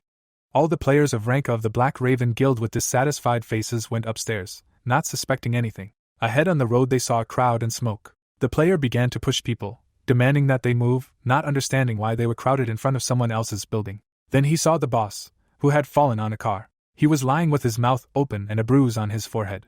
Many offices were destroyed. The leader was dead. The player ran upstairs, not understanding who could have given them an order. Seeing the new leader, he shuddered. Simpleton Hyan was sitting in the place of the guild leader. The player summoned ice, intending to throw it at an old acquaintance. The former guard jumped back in fear and screamed. The ranker pulled him towards him by the tie and ordered him to tell everything, without leaving out the details. At this time, a gray-haired girl was standing by the window. Hyan said that they had a new owner. Everyone looked at the shorty near the window in confusion. She said that everything was annoying her. Alice turned around. She was wearing a business dress and she said that she shouldn't start first. The man looked angrily at the guard and asked if this girl really had smashed everything here. This was crazy. Alice froze from what she heard. Her face became frighteningly angry. Her eyes flashed red. She asked if the player really called her petty. The man looked at her in confusion. One of the windows in the building flashed with a bright light. Then there was an explosion. Jin-hyuk was already standing on the street. The crowd began to run to see the explosion. He turned away and covered his face in annoyance, thinking about Alice, until a message came to his phone. The message asked him to come for a secondary test. About 2 months had passed since the tower appeared. The world was changing rapidly, and people quickly adapted to the changes. The news showed a man in a mask. He attracted interest by single-handedly clearing the ruins that large groups could not cope with. Only 2 people knew that the masked man, who was actually a porter, was Jin-hyuk. This was the leader of the porters, Uncle Kim. The hero asked him to keep this a secret. Teresa also promised to keep his secret. There is Jin-hyuk with and without a mask. This way it will be easier for him to act. After some time in the Association of Awakened, the hero slowly walked there. All the preparations were completed. The elevator doors opened. Inspired, Jin-hyuk entered there, thinking that the time had come for his power.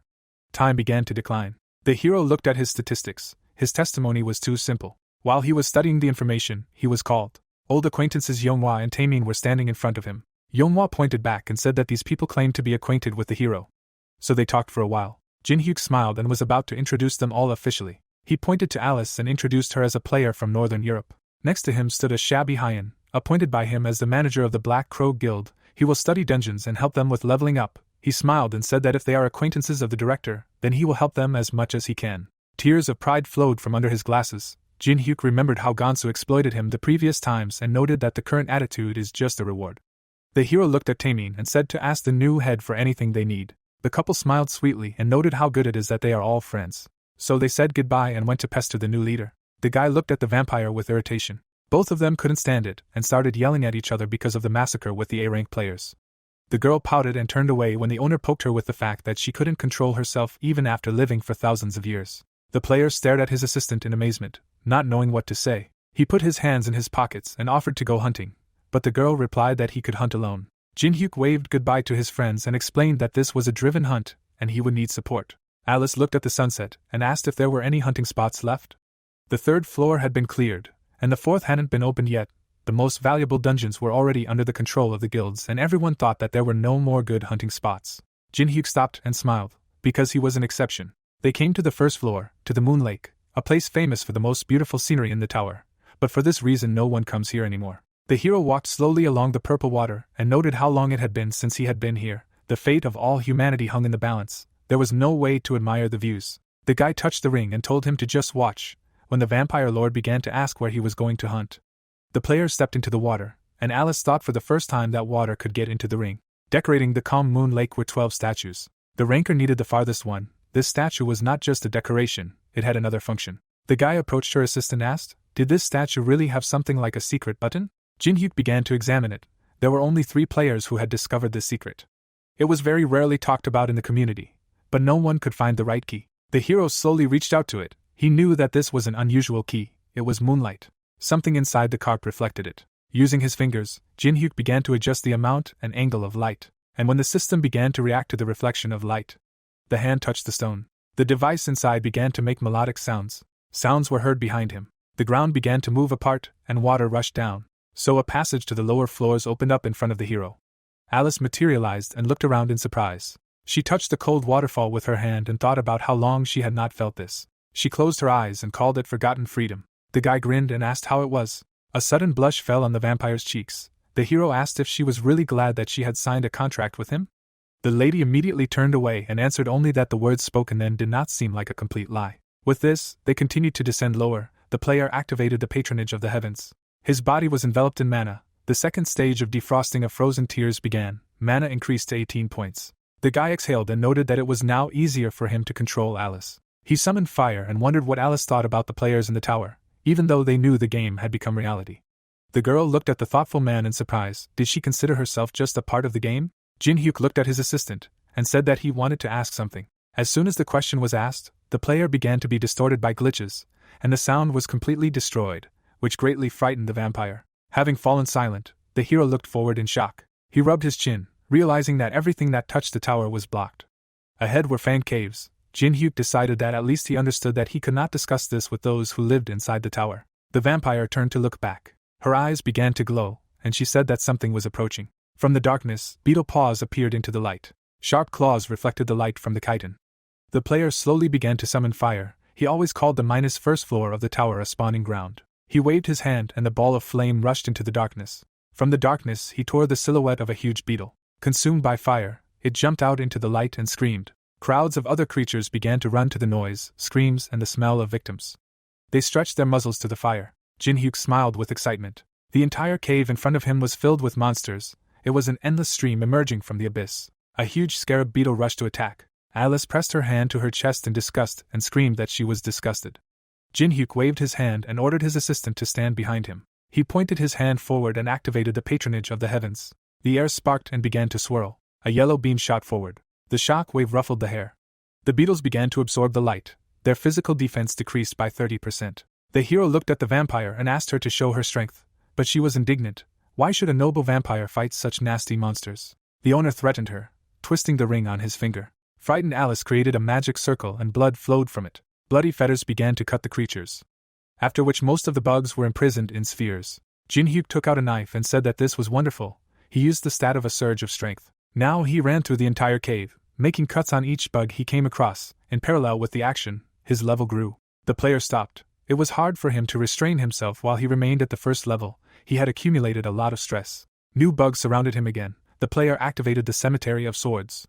He stood in a fighting stance. Dark purple smoke appeared around him. Smiling furiously, the man shouted that he was very glad of their appearance. Meanwhile, in the Palace of Olympus, the guild leaders gathered in the meeting room. The man thought, put his fingers together, and suggested that they begin. Frederick raised his head and said that everyone already knew that the 8th raid on the 4th floor had ended in failure. He began to warm up his fingers. Out of 100 people divided into 15 squads, only 9 had returned alive. The boss of the 4th floor was quite ordinary, but he summoned thousands of statues and a way was needed to defeat them. One of the assembled people slammed his fist on the table. Tenwei, the head of the China Guild, said that they had failed, even using a divine artifact. How would they order the statues to be disposed of? Maria, accompanied by Teresa, reported that the 2nd and 3rd floors had been completed too quickly and good players had too little time to level up. Beck put his hands under his armpits and agreed. He frowned and looked ahead and said that wasn't that why they had problems like China, because they monopolized dungeons for the sake of control over magic crystals. Tenwei glared at him and said that this was a serious statement. Both leaders began to quarrel with each other. The Chinese shouted that they were going through the tower for the sake of humanity, and he would not tolerate insults. Frederick frowned at them and ordered them to stop. The last thing they needed was infighting. Everyone froze and looked at the leader, who reminded them that they had gathered to solve another problem. Maria looked at him and asked if he had any thoughts. The man tiredly grabbed his head and said that a message had arrived from Maine yesterday, and that if they fulfilled one condition, they would help them. All the council members looked at each other in surprise. The cries of indignation made the chandelier sway. Teresa watched what was happening with embarrassment. She noted that everyone here was afraid to interact with Maine.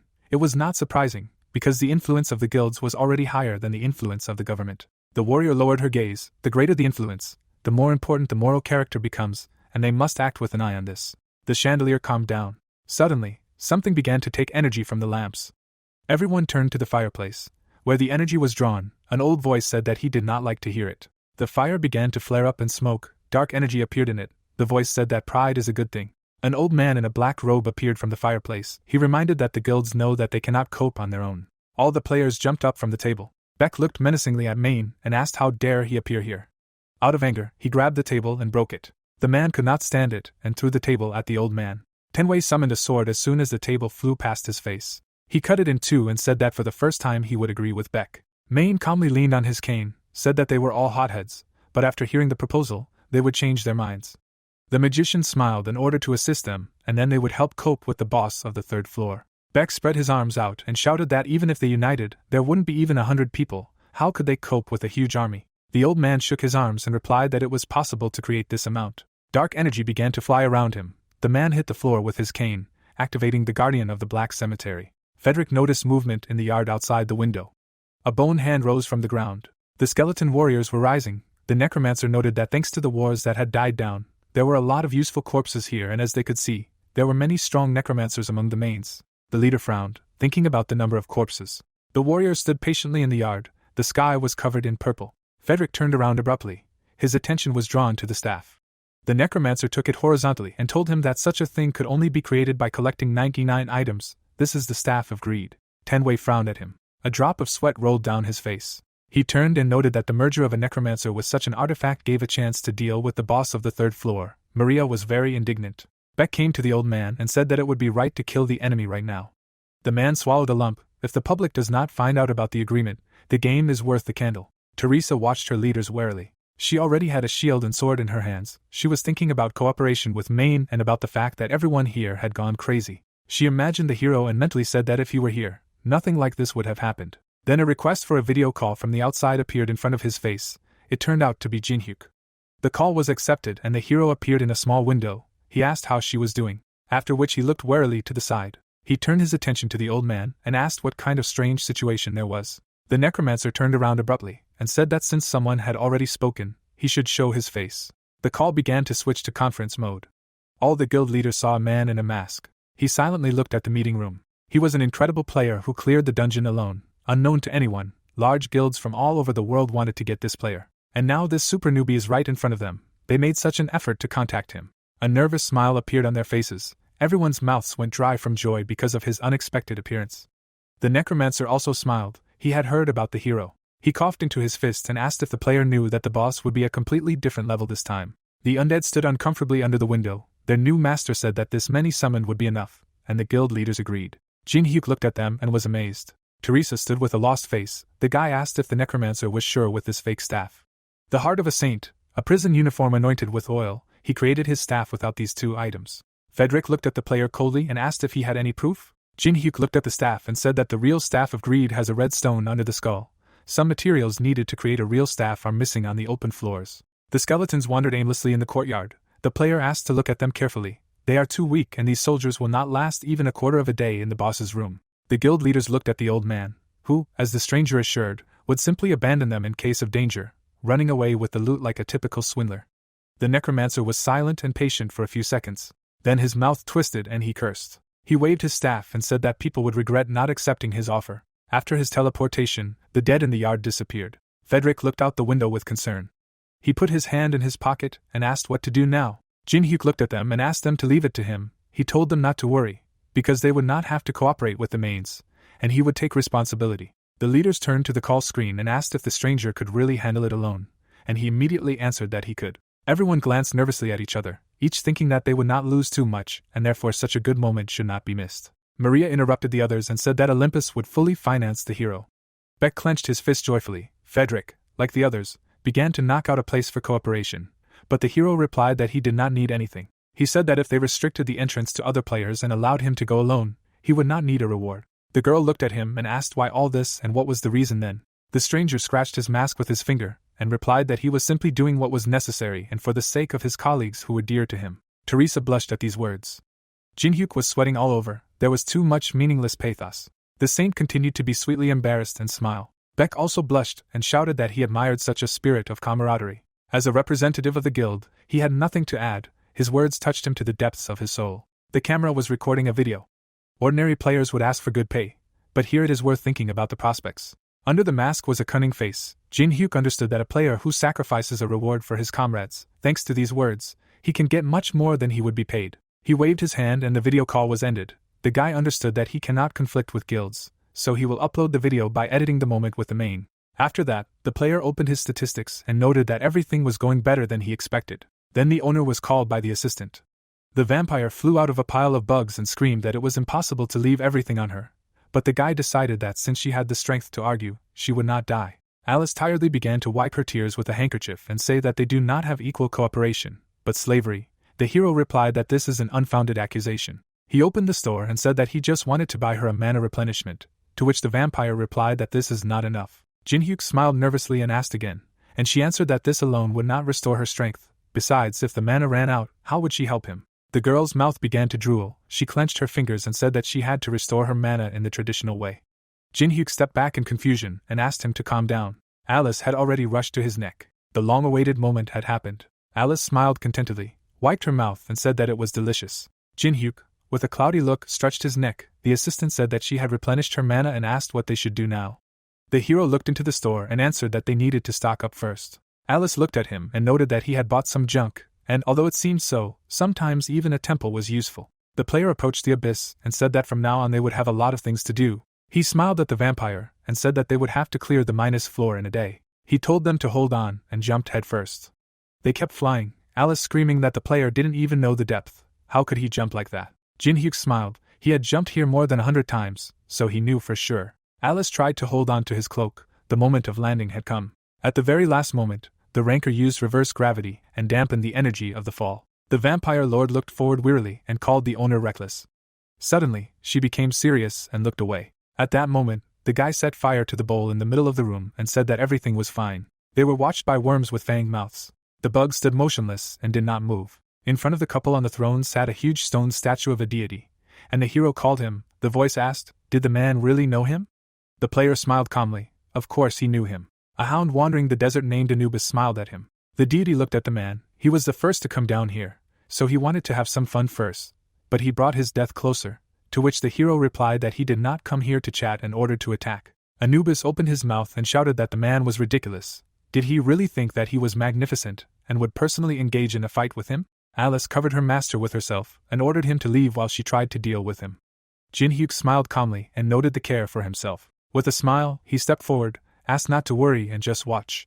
Anubis looked at him angrily. The hero said that he would show what kind of man she made a contract with. The deity took out a sickle and noted that it was very interesting. It pointed the weapon at the man and activated the ability of Anubis's judgment, and asked if the hero learned about him from the vampire.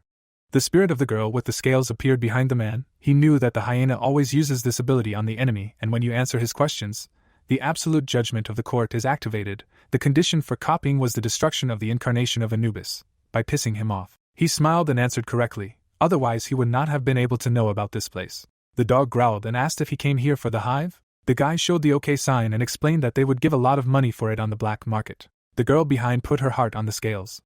Anubis leaned closer to the player, and said that he would ask the last question. Did he come to his territory and think he can stay alive? Jin-hyuk showed a thumbs down, and replied that if he could not defeat him, then all that remained was to throw away all his things and die. The earth trembled, stakes began to rise from it. The court of Anubis was activated. The player found himself in a cocoon with the dog's head, and all his stats decreased by 50%. The sickle was aimed at the giant praying mantis. Now the representative would be needed to pass judgment. The insect began to change shape. The couple began to patiently and disgustedly watch the transformation of the beetle. A huge black giant mantis appeared before the man, about to pass judgment. The creature leaned closer, and the hyena asked how the hero liked his representative. Jin-hyuk began to summon the object, and said that it impressed him. He put the gramophone on the ground and replied that it would be enough for him anyway. The deity looked at the player in confusion and asked if the fighter was really going to overshadow the representative's mind. The guy closed his eyes, waved his hand and clarified. The praying mantis rushed to attack. Jin-hyuk stood in a sensual dance pose and said that one must give oneself completely to the music. The perfect music that he found by trial and error. The guy started dancing, dodging all the blows, the rhythm that perfectly suits the attack patterns of Zeon Mentis. The trumpeters played, as always, following the rhythm. Jin-hyuk dodged everything and easily parried all the attacks. He completely controlled this battle. Anubis made an amazed face. He realized that the man was dodging attacks, using music, and this was not luck, this was an accurate calculation. The guy was already covered in sweat. 1 minute passed, and he could already use skills again. Now he became serious and began to chop at the limbs of the monster. Green blood spurted from his wounds. One of the claws flew off to the side. Anubis clenched his fangs and growled that his representative was recovering in seconds, and if he spent all his strength, he was finished. The player answered him discontentedly that right now he could not kill this praying mantis. He turned, grabbed the knife and said that he could make the representative lose his desire to live. The fight continued, limbs flew in all directions. Zeon screamed in pain, coughed up blood and was already crying. Alice watched the battle in surprise, not understanding why her partner was playing with him. She knew that he was strong, but not that strong. Suddenly, she smiled slyly from realization. A blush appeared on her cheeks, a glimmer of hope that he would help her take revenge. Zeon fell to the ground and cried. Anubis looked at him angrily and told him to fight and not to dare run away. The mantis trembled, a proud warrior chosen by God. The man slowly approached him. The last stage had come. The hero slowly destroyed him and his faith in his own invincibility. Jin-hyuk suddenly sat right on the head of the crying monster. Zeon straightened up sharply and threw the guy into the air. Then he put the blade to his head and killed himself. Anubis was completely stunned. His representative had committed suicide. The guy wiped the sweat from his face. His level had increased. He took the skill book that can only be seen on the middle floors of the tower. Jin-hyuk smiled contentedly and received the skill of creating ice. Pieces of ice began to appear around. The guy squeezed the book in his hands and noted that this was a good purchase. The deity narrowed his eyes and admitted that the hero was not an ordinary person, but did he really think he could win by betting on this ice? The hero clenched his fist and reminded him that the hound could not even attack directly. Did he not? He himself was sitting on the 42nd floor. Anubis frowned and asked, why then did the man challenge him? Jin-hyuk smiled and answered that the reason was because he was having fun. The statue filled with energy and asked, was she really nothing more than entertainment for him? The insects began to crawl out of their holes. While the deity screamed that he was not respected, Anubis released the hive. The boss of the 0th floor screamed and ordered to kill this impudent man. Small pieces of ice began to smash the bees into pieces. Jin-hyuk smiled and noted their incredible number, after which his hand was covered in fire. The guy crouched. The creatures began to surround him. He moved his hands and began to combine the skills of the elements of fire and ice. A white sphere flashed in the man's hands. Insects mindlessly flew into one pile, attacking from all sides and not thinking about defense. Alice no longer saw the owner under a pile of swarming creatures. The system reported that the hero received the skill of daylight. Beams struck in different directions from a pile of insects. The energy began to be drawn into one point, marking an explosion. It happened, and with it a powerful beam was released. The insects watched the events without a heart. The system showed the description of the skill. The guy held his hand and wielded the beam. Anubis covered himself from the bright light. He realized that he needed to change his battle tactics. The activation of the chosen creature began in his hand. A strong individual began to emerge in the hive. Red, newborn eyes noticed the target. At great speed and at sharp angles, a huge hornet flew into battle. Jinhyuk pointed his hand at it, and used the ice creation skill. Ice bullets tore the creature apart. It was too easy. The chosen creatures did not just die, they multiplied. Now many hornets flew to attack. The man watched them from the ground. No matter what skill he used, it did not matter. The hero happily took out a reinforcement pill that enlarged the object tenfold. He threw it forward, contrary to expectations. The pill fell into the mouth of one of the hornets. He fell to the ground. The effect of the pill will appear in 1 minute. The bees began to crash into each other. The hero jumped on one of the hornets. He grabbed the antennae and squeezed tightly. After that, he began to control his new pet.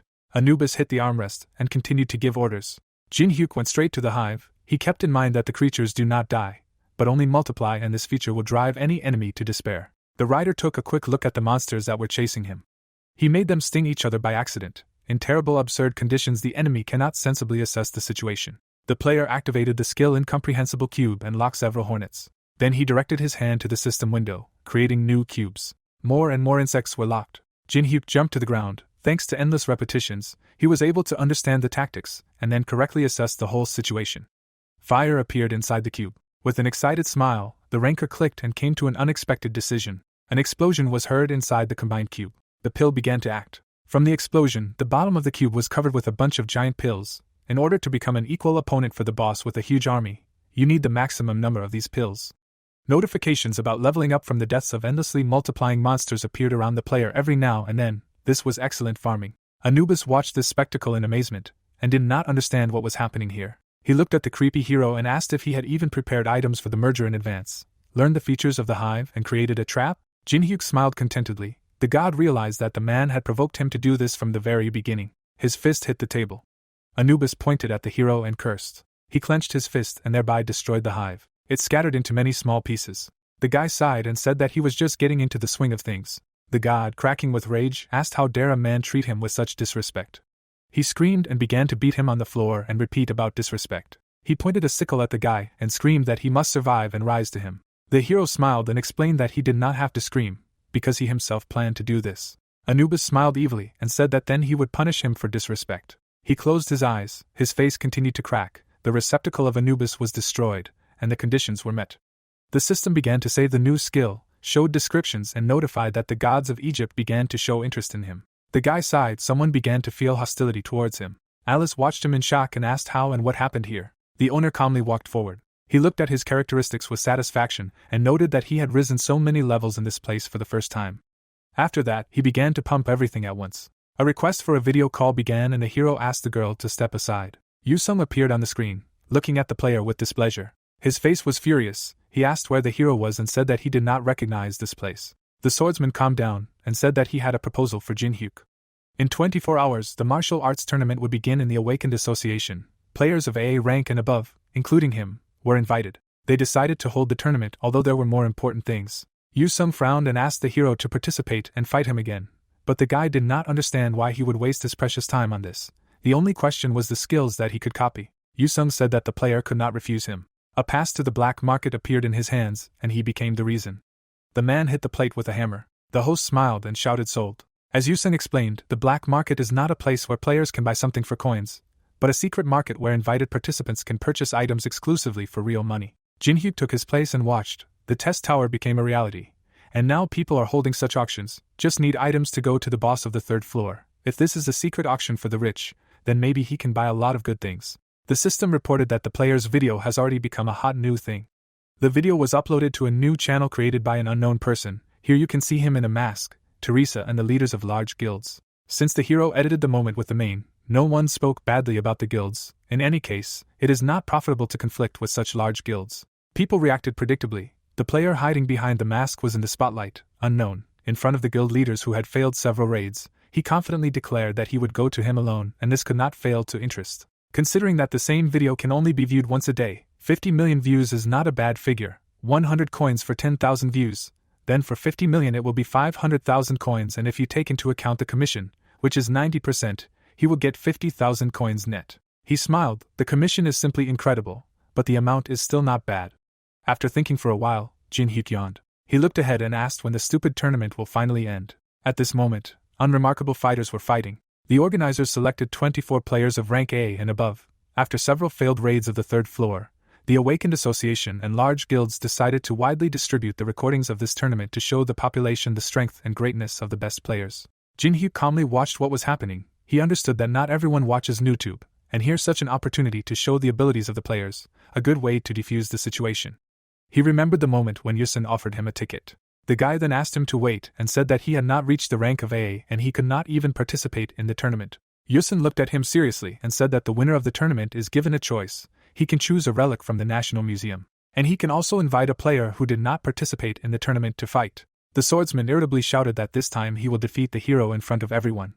The new players began their fight. They argued, but froze. The knight noticed a tall creature behind his opponent. The monster swung to strike. It was a summoning. The creature hit the ground and scattered the players. There was an explosion, the wave of which threw the fighters to the edge of the arena. Yongwoo and his assistant finished their fight. The managers sat in their places and kept updated statistics of the players. They decided that they could sleep peacefully. Knowing that there were players like them, many participants wanted to recruit. The head of the guild Black Luck Dokbyo smiled and said that he liked only one. He looked at Yusun and noted that he was magnificent. The swordsman finished off his enemy. He had control of the battle, a wide view and many types of attacks. He irritably remembered that he was the first one who refused to join his guild. Behind him, a subordinate noted that he was uneasy and he could no longer watch. He adjusted his glasses and said that if he participated, he would deal with everyone and make the one who refused to join the guild kneel. John took off his glasses with a smile and turned to his young. He looked at him sternly and told him not to think about the battles of this tournament, but about the upcoming interview. He invested in all this for a reason. John yawned boredly. The leader thought that the guy had every opportunity to rise to rank S in 3 years, and if everyone found out that he had raised a rising star, the prestige of the guild would greatly increase. Of course, it would be nice if he did not show himself too much. Meanwhile, the battles continued. One of the players wore blades on his forearm. Suddenly, he and his partner were pierced by an attack. The rest were thrown back. Yusung completed a powerful attack and exhaled a particle of mana. People were watching the broadcast, were about to announce the winner. The swordsman gave a commentary and was about to call out an opponent. Yusung pointed his sword at the crowd. Everyone was wondering who he would choose as an opponent. The crowd stared in amazement at the winner, and he ordered one of them to come out. John jumped up and shouted that he approved of his choice. The boss's hand fell on his shoulder. He sat him down and explained that he had not been chosen. He pointed to the winner's face and told him to look at the tip of the sword and the direction of his gaze. He was looking a little higher. John was embarrassed while Yusung shouted for him to stop pretending and get out. He was sure that no one else could compare to him except him and Dokbyo. The hero reluctantly stood up behind him. He put his hand in his pocket and said that the swordsman knows how to annoy people. Yusung suddenly lowered the sword. It seems he really chose him. The managers began to look for the one who would be his opponent with great curiosity. The agents were told to check him in the databases. The hero's statistics appeared on the screen, and everyone was horrified to learn that he was an F rank. Jin-hyuk had already jumped into the arena. If Yusung had challenged an A rank player, the duel would have been quite spectacular, but he chose a low-ranked player. Dokbyo watched with caution, not understanding what the winner wanted to do. Was he really going to show off in front of the weak? The guy put his hands on his hips and asked him if he lost this time too, to just give up, because it was time for him to learn to admit defeat. Yusung looked at him seriously, and said that he was talking as if he was going to lose 100%, and was he really talking like that when he saw his victory? Jin-hyuk smiled sarcastically and praised his opponent. He had clearly become stronger. Yusung could not hold back his emotions and gritted his teeth. He did not stop for a second, doing everything to catch up with him. A powerful aura appeared around him. He stood in a fighting stance, and told the enemy to fight with all his might if he wanted to fight with all his might. He used the sword soul stance, and the blade of the weapon flared up. Jin-hyuk tiredly rubbed the bridge of his nose, having encountered this technique once again. He pressed his lips together, lit a kula, and agreed to fight. Fire against blue flame, both opponents took fighting stances. It was a beautiful day outside. Suddenly, an explosion broke the calm. A huge hole appeared in the roof. The floor was destroyed and covered with debris. The brunette gritted his teeth. He could barely stand and asked how many skills he had. Then he collapsed from fatigue. The hero reached into his pocket. He smirked and thanked him for inviting him to the black market. Everyone got excited and shouted if they had seen how huge the ice projectile was. It blew apart the ceiling with some kind of beam. Jin-hyuk knelt down and said that they hadn't seen each other for a long time. Grandpa raised his eyebrows and said that this was their first meeting since the day at the museum. The player laughed and remembered that their first meeting was a bit rough. He hoped that it was all in the past. The guy sat down and turned to Yuri. Since they decided to live peacefully, let them listen to his request and give him his number. The girl coughed into her fist, embarrassed. Jin-hyuk looked forward. He turned the screen to the girl and said that she could not give the number if she could cope with the consequences. Yuri floated. She understood that in fact this was blackmail, not a request. Someone jumped from the seat. He landed on the arena and shouted that it was amazing. Jin-hyuk used the eye of truth and looked coldly at the arrogant player. The system showed a description of John's characteristics. He laughed and did not think that he would see such a show. The hero frowned. To copy it was necessary to understand the hidden intention of the warrior. John waved and asked not to look at him like that, because he did not come to fight. He smiled and said that everything was simple. They had the same field of activity. He thought that they would often have to face his colleague, with whom they would stand shoulder to shoulder. He extended his hand to shake and explained that he was showing common courtesy. The hero smiled slyly. Behind such a calm face, there are dark feelings, anger, fury and hatred. The reporters who were just waiting for this, the hand reaching out to shake his, and the ability of John, the strength of a giant, the leader of the Dark Fortune Guild who is waiting for something, having surpassed the newbie who defeated the winner, wants to defeat him in front of the reporters. He wants to draw all the attention to himself. The hero smiled. He was reading the player like an open book. The system reported that he had identified John's hidden intention. The copying conditions were met. When the trial tower was a game, there was no way to copy this skill because there were few users who had this skill. But now that the game has become a reality, the skills that others have difficulty obtaining are just waiting for him to collect them.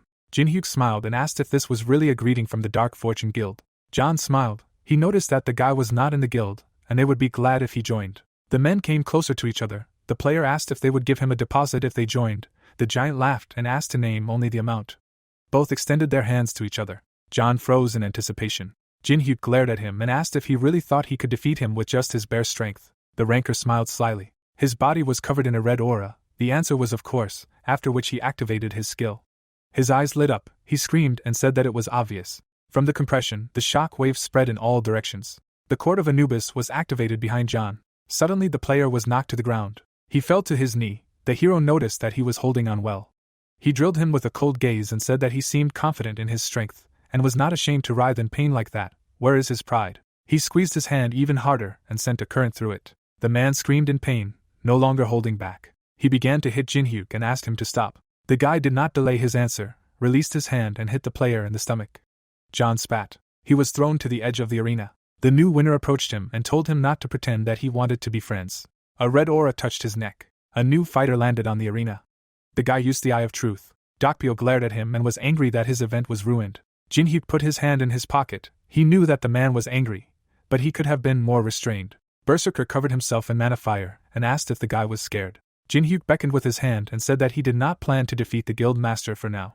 The leader's eyes turned black. He cursed and jumped high, using the energy of blood rage. His hand reached out to the player. He asked if he really thought this was possible. The hero calmly extended his hand forward and used daylight. The entire room was flooded with bright light. A knife appeared in his free hand, and at the last moment, the player managed to block the blow using the skills of reflection. The master looked at him angrily and noted that the youth even reflected his energy, which he considered impossible. In the raid on the boss of the second floor of the Divine Warrior, Dokpyo was the leader of the vanguard, and the hero considers him his opponent. He shouted and told him not to make fun of him. Jin-hyuk glanced to the side. Someone said to stop. The berserker was covered in green magic. Both opponents looked at the speaker, who explained that in the tournament, which the entire population was watching, they must prove themselves worthy of trust. The staff descended onto the battlefield. Sanjin walked at their head.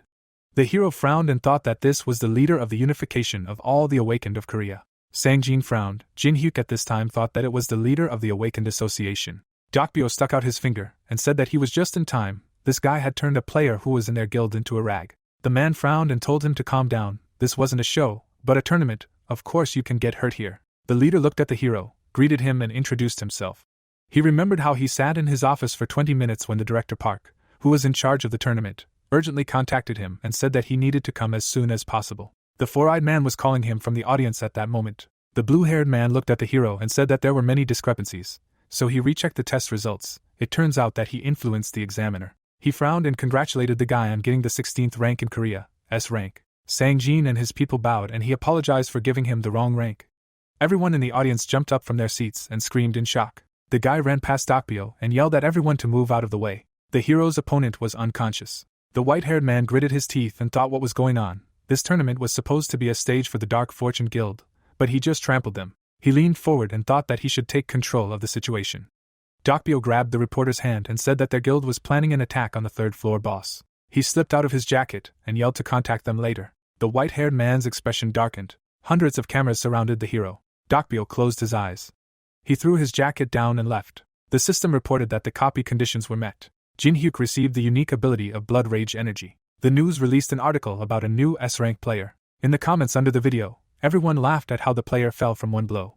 Jin-hyuk smirked and thought it was a good reaction. Sang-jin looked at his man and said that as an apology they would give him a plane. The hero relaxed in his seat and said that now he understood why everyone wanted a high rank. The attitude changed dramatically. The plane flew over the ground. The stewardess approached the hero. She put food and a drink in front of him. The guy thought, is this really first class? Jin-hyuk happily began to eat. Alice called him. The guy asked what she wanted. He looked at the blonde when the girl said to pay attention to him. A strange aura emanated from the green-eyed man. The vampire said that his blood had a nasty smell.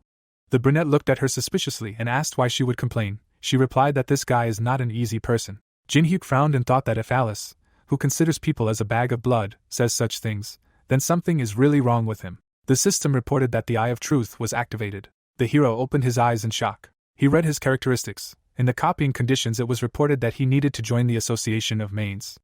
The blonde smiled, and the hero was shocked that he was a main. The brunette looked at him excitedly and thought that it was hard to believe that he was one of them. He communicated so calmly. The guy noticed him and asked if he was Jin-hyuk by chance. He pointed at the hero and clarified that he received rank S in Korea, right? The guy frowned and thought that this was not a simple coincidence. He specially got on this plane. It turns out that after the news of receiving S rank, not only large guilds are interested in him.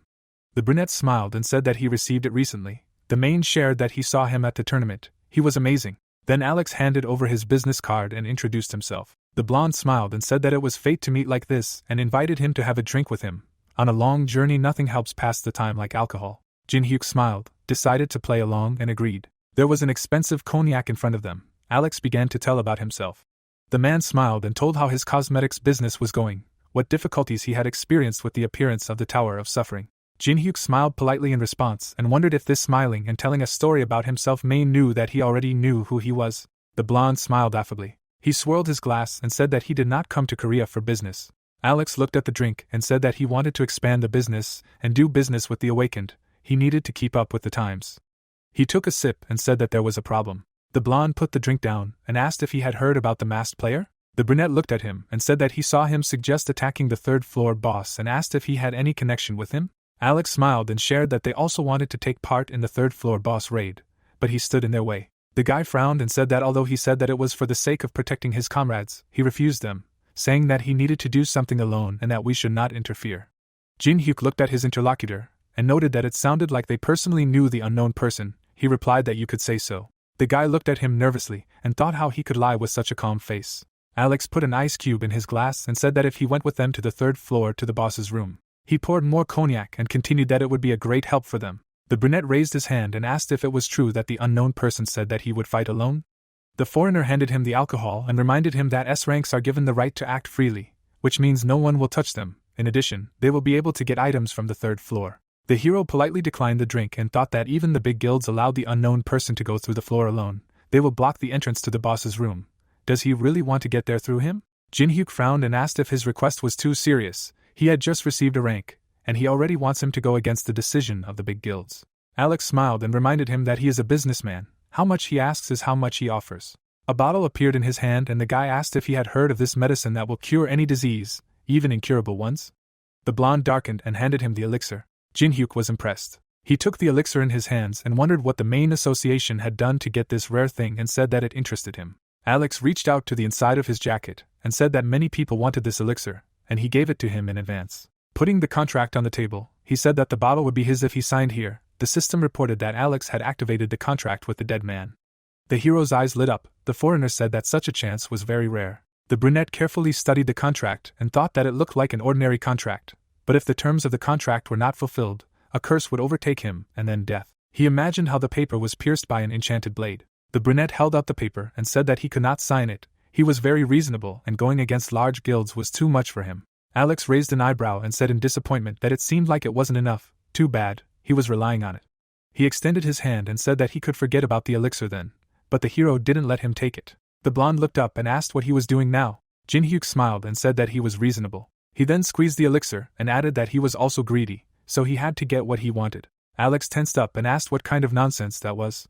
Suddenly, the plane shook. The blonde stood up and wondered what he was going to do with so much mana. Did this sick person really want to cause the plane to crash? The information panel lit up. A voice announced that the plane had encountered sudden turbulence. All passengers were to take their seats and fasten their seat belts. Jin-hyuk smirked and asked if he heard the announcement. He should return to his seat. Alex clenched his fist and asked if he knew from the beginning what he belonged to. The hero replied that he guessed since he was good at playing. The veins on the blonde's face bulged. He threatened that he should not irritate them. The unknown person would make him pay a corresponding price for this situation. Jin-hyuk smiled and said that it was a lie. Since he was kicked out of the Olympus meeting, he cannot be on the same side with the unknown. Alex frowned and thought who he was and how he knew about it. Was he familiar with the unknown? He squeezed his chair and decided that it could just be a bluff. Large guilds could share information with him after he was given S rank. The brunette walked away and said that if he behaved well, maybe he would share information about him. The plane began to descend when the hero promised to meet later. After a while, it was already landing. A neon sign welcomed visitors to Las Vegas. The whole city was shining and sparkling. Fountains were rising everywhere. Billboards advertised new fragrances.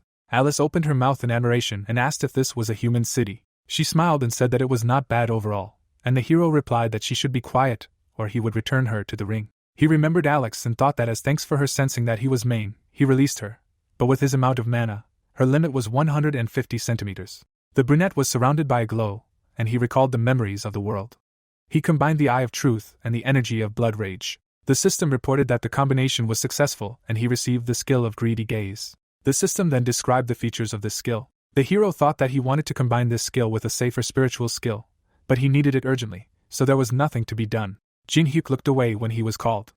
Alice pointed to the casino building and asked if they were going there. The guy replied that they didn't come to have fun. They moved on and the hero replied that it was forbidden to use skills and magic in regular casinos. The butler headed to the car. Jin-hyuk thought that it was possible to take the money by force, just to spend it at the auction, but it was impossible to take away the earnings of ordinary people. The girl looked at the hero and asked where they were going then. The guy grinned and said that this place was not comparable to a regular casino.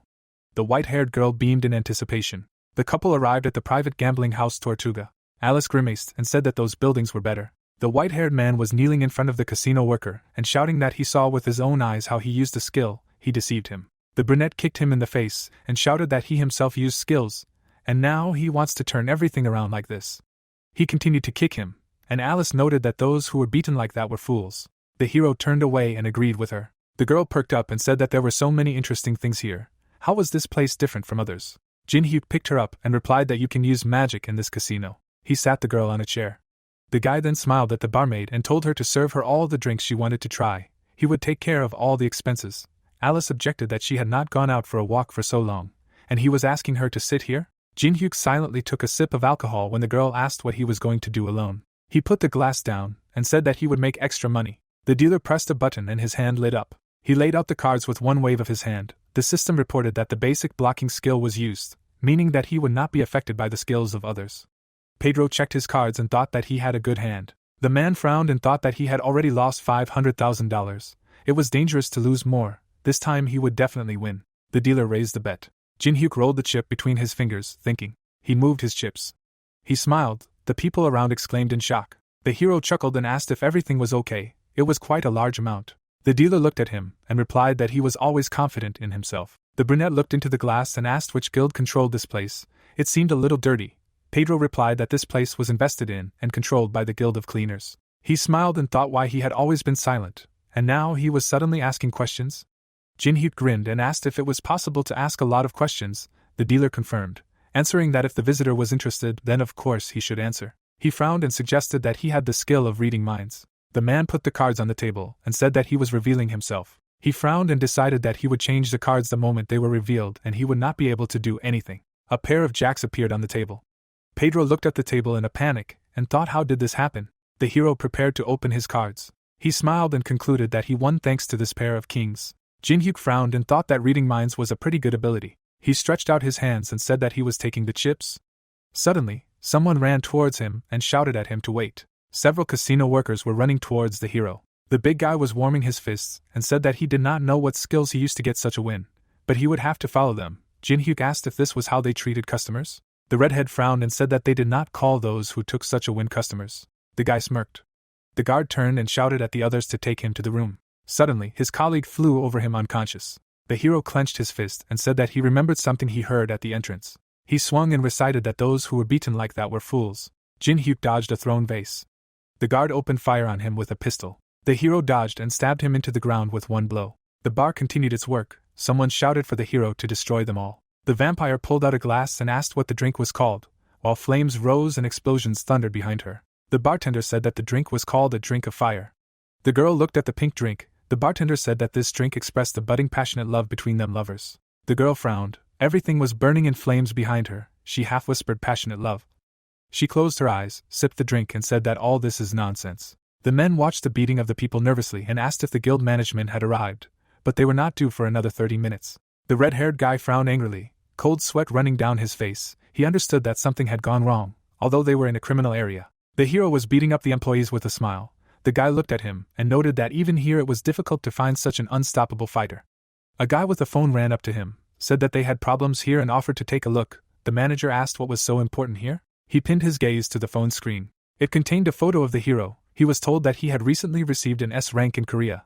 It was player Jin-hyuk. The manager looked ahead anxiously, thinking that even in America there were about 20 representatives of this rank, and now one of them was right in front of him. He imagined a city on fire and a crazy hero above it, and thought that if the hero continued to rage, he would simply destroy the casino. All the men froze. Someone asked everyone to stop. The manager unbuttoned his jacket. He sat on his knees, wearing only a shirt, and apologized for not recognizing the hero and behaving tactlessly. He apologized again this time. Jin-hyuk nervously bit his lip and asked why the manager was suddenly apologizing. He asked if the guy really thought that it was in vain to mess with him after learning his rank. The guy crawled closer to the hero and said in a trembling voice that he meant. The hero interrupted and said that this was all absurd. He leaned towards the guy with a sly smile and asked if this place was originally like this. He clarified that the one who gets beaten is a fool. The hero started counting on his fingers. He said that he made a bet, won an average amount, but they interfered, and then also caused moral damage, so if you add it all up. The guy looked in horror at the hero, who said that $10 million would be enough for him. Jin-hyuk grabbed the manager by the collar and ordered to close the establishment otherwise. After a while, the hero looked at his bank account with 10 million on the balance. He thought that this amount would be enough to get the desired item at the auction. He leaned against the wall. Cars were driving along the road behind him. He reminded himself that their turn should come soon. The car stopped next to the hero. The window rolled down. A man in a jacket was driving. He clarified which hero the guest was and said that they would take him to the auction room. The car rushed forward at high speed. The hero sat in the back seat and looked out the window. He could not see what was outside, which meant that the auction location was being hidden. The car was approaching the mansion. The hero was all in anticipation. The hero stood in front of the open gates of an expensive mansion. They wished him a good time. The hero's pendant began to smoke red. He asked if the hero had forgotten his promise. The guy asked to wait, because he was going to an inconspicuous place on purpose. The demon began to hurry the hero, but he nervously asked not to be capricious. Alice incarnated into a human body. She was in a white shirt, smiling and said that she liked being outside. The hero smiled and asked if she really liked it that much. The girl said yes, and this place is suitable for such a noble woman as she. The heroes began to rise. Alice asked if they were going to the auction now. The hero asked not to attract too much attention to themselves, and the girl asked why. There were a lot of people inside the mansion. The hero noted that there were too many eyes here. The hero walked and looked around. He had already participated 175 times. He participates every year. But now he was more excited than usual. He was interested in the items associated with the tower. People were drinking wine and smiling at each other in anticipation of the start, and according to rumors, this time the heart of an ichthyosaur would be presented at the auction, which became possible thanks to the appearance of the tower. Thanks to magical energy, many lost ancient treasures are revived again. People were all waiting and wanted to at least look. Alice felt a foul smell. She grabbed her nose, which surprised the hero. An unknown man with a cane decorated with a skull approached the hero. An ominous smell emanated from him. An old man in black clothes appeared in front of them. He called himself Julius Cedric, and said that he was the teacher of the worthless fool behind him. The hero looked at the gloomy blonde, seeing that he was well beaten, because he returned without results and elixir. The hero used a greedy look. He looked at the smiling old man covered in a purple aura. The man's stats window appeared.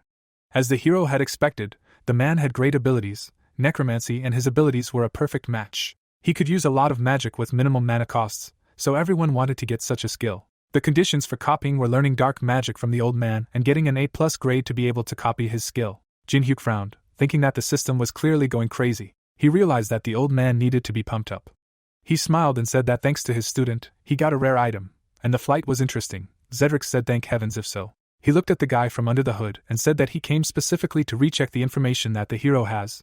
The hero asked if it was really about the unknown and Cedric agreed, saying that he was a big problem for them. The hero smiled and walked forward, noting how straightforward the old man was. He said that they were in such a beautiful place now, so he suggested they discuss it another time. Cedric blocked the hero's path with his cane. His eyes glowed purple. He expressed regret that there would be no next time and he needed to deal with him as soon as possible. Jinhyuk waved the cane away. His eyes glowed yellow. He pointed at himself and said that he missed the moment when it became his concern. He and Alice walked forward. She stuck her tongue out. The blonde was terribly angry, calling him a scumbag. Cedric smiled and put his hand on his shoulder and asked him to leave him, saying that there were still ways. Jinhyuk was annoyed, but Alice was amused and said that smelly people irritated her. She offered to get rid of them. Jinhyuk asked her to leave them, since there was no need to make a fuss here. They went out into the big hall where people were already sitting in their seats. The guy said that he would just buy the necessary item and that's it. The host on the stage drew the attention of the ladies and gentlemen to himself. He said that everyone had been waiting for this for a long time. The hero decided to hurry. The host raised his hammer and said that they were starting the 175th black market auction. The screen showed a smoking meteorite that fell in Arizona, USA. The hero kept his hands in his pocket, thinking that this stone was now emitting strong magic after the tower appeared. The man pointed to the crowd and said that they were starting with a price of $100,000. The heroes sat down in their seats. People began to inflate the price. They were outbid by other, higher prices. Jinhyuk smiled. At the moment there was no craftsman who could process the meteorite, so this item could not be used in any way. Now there was an opportunity to buy it cheap.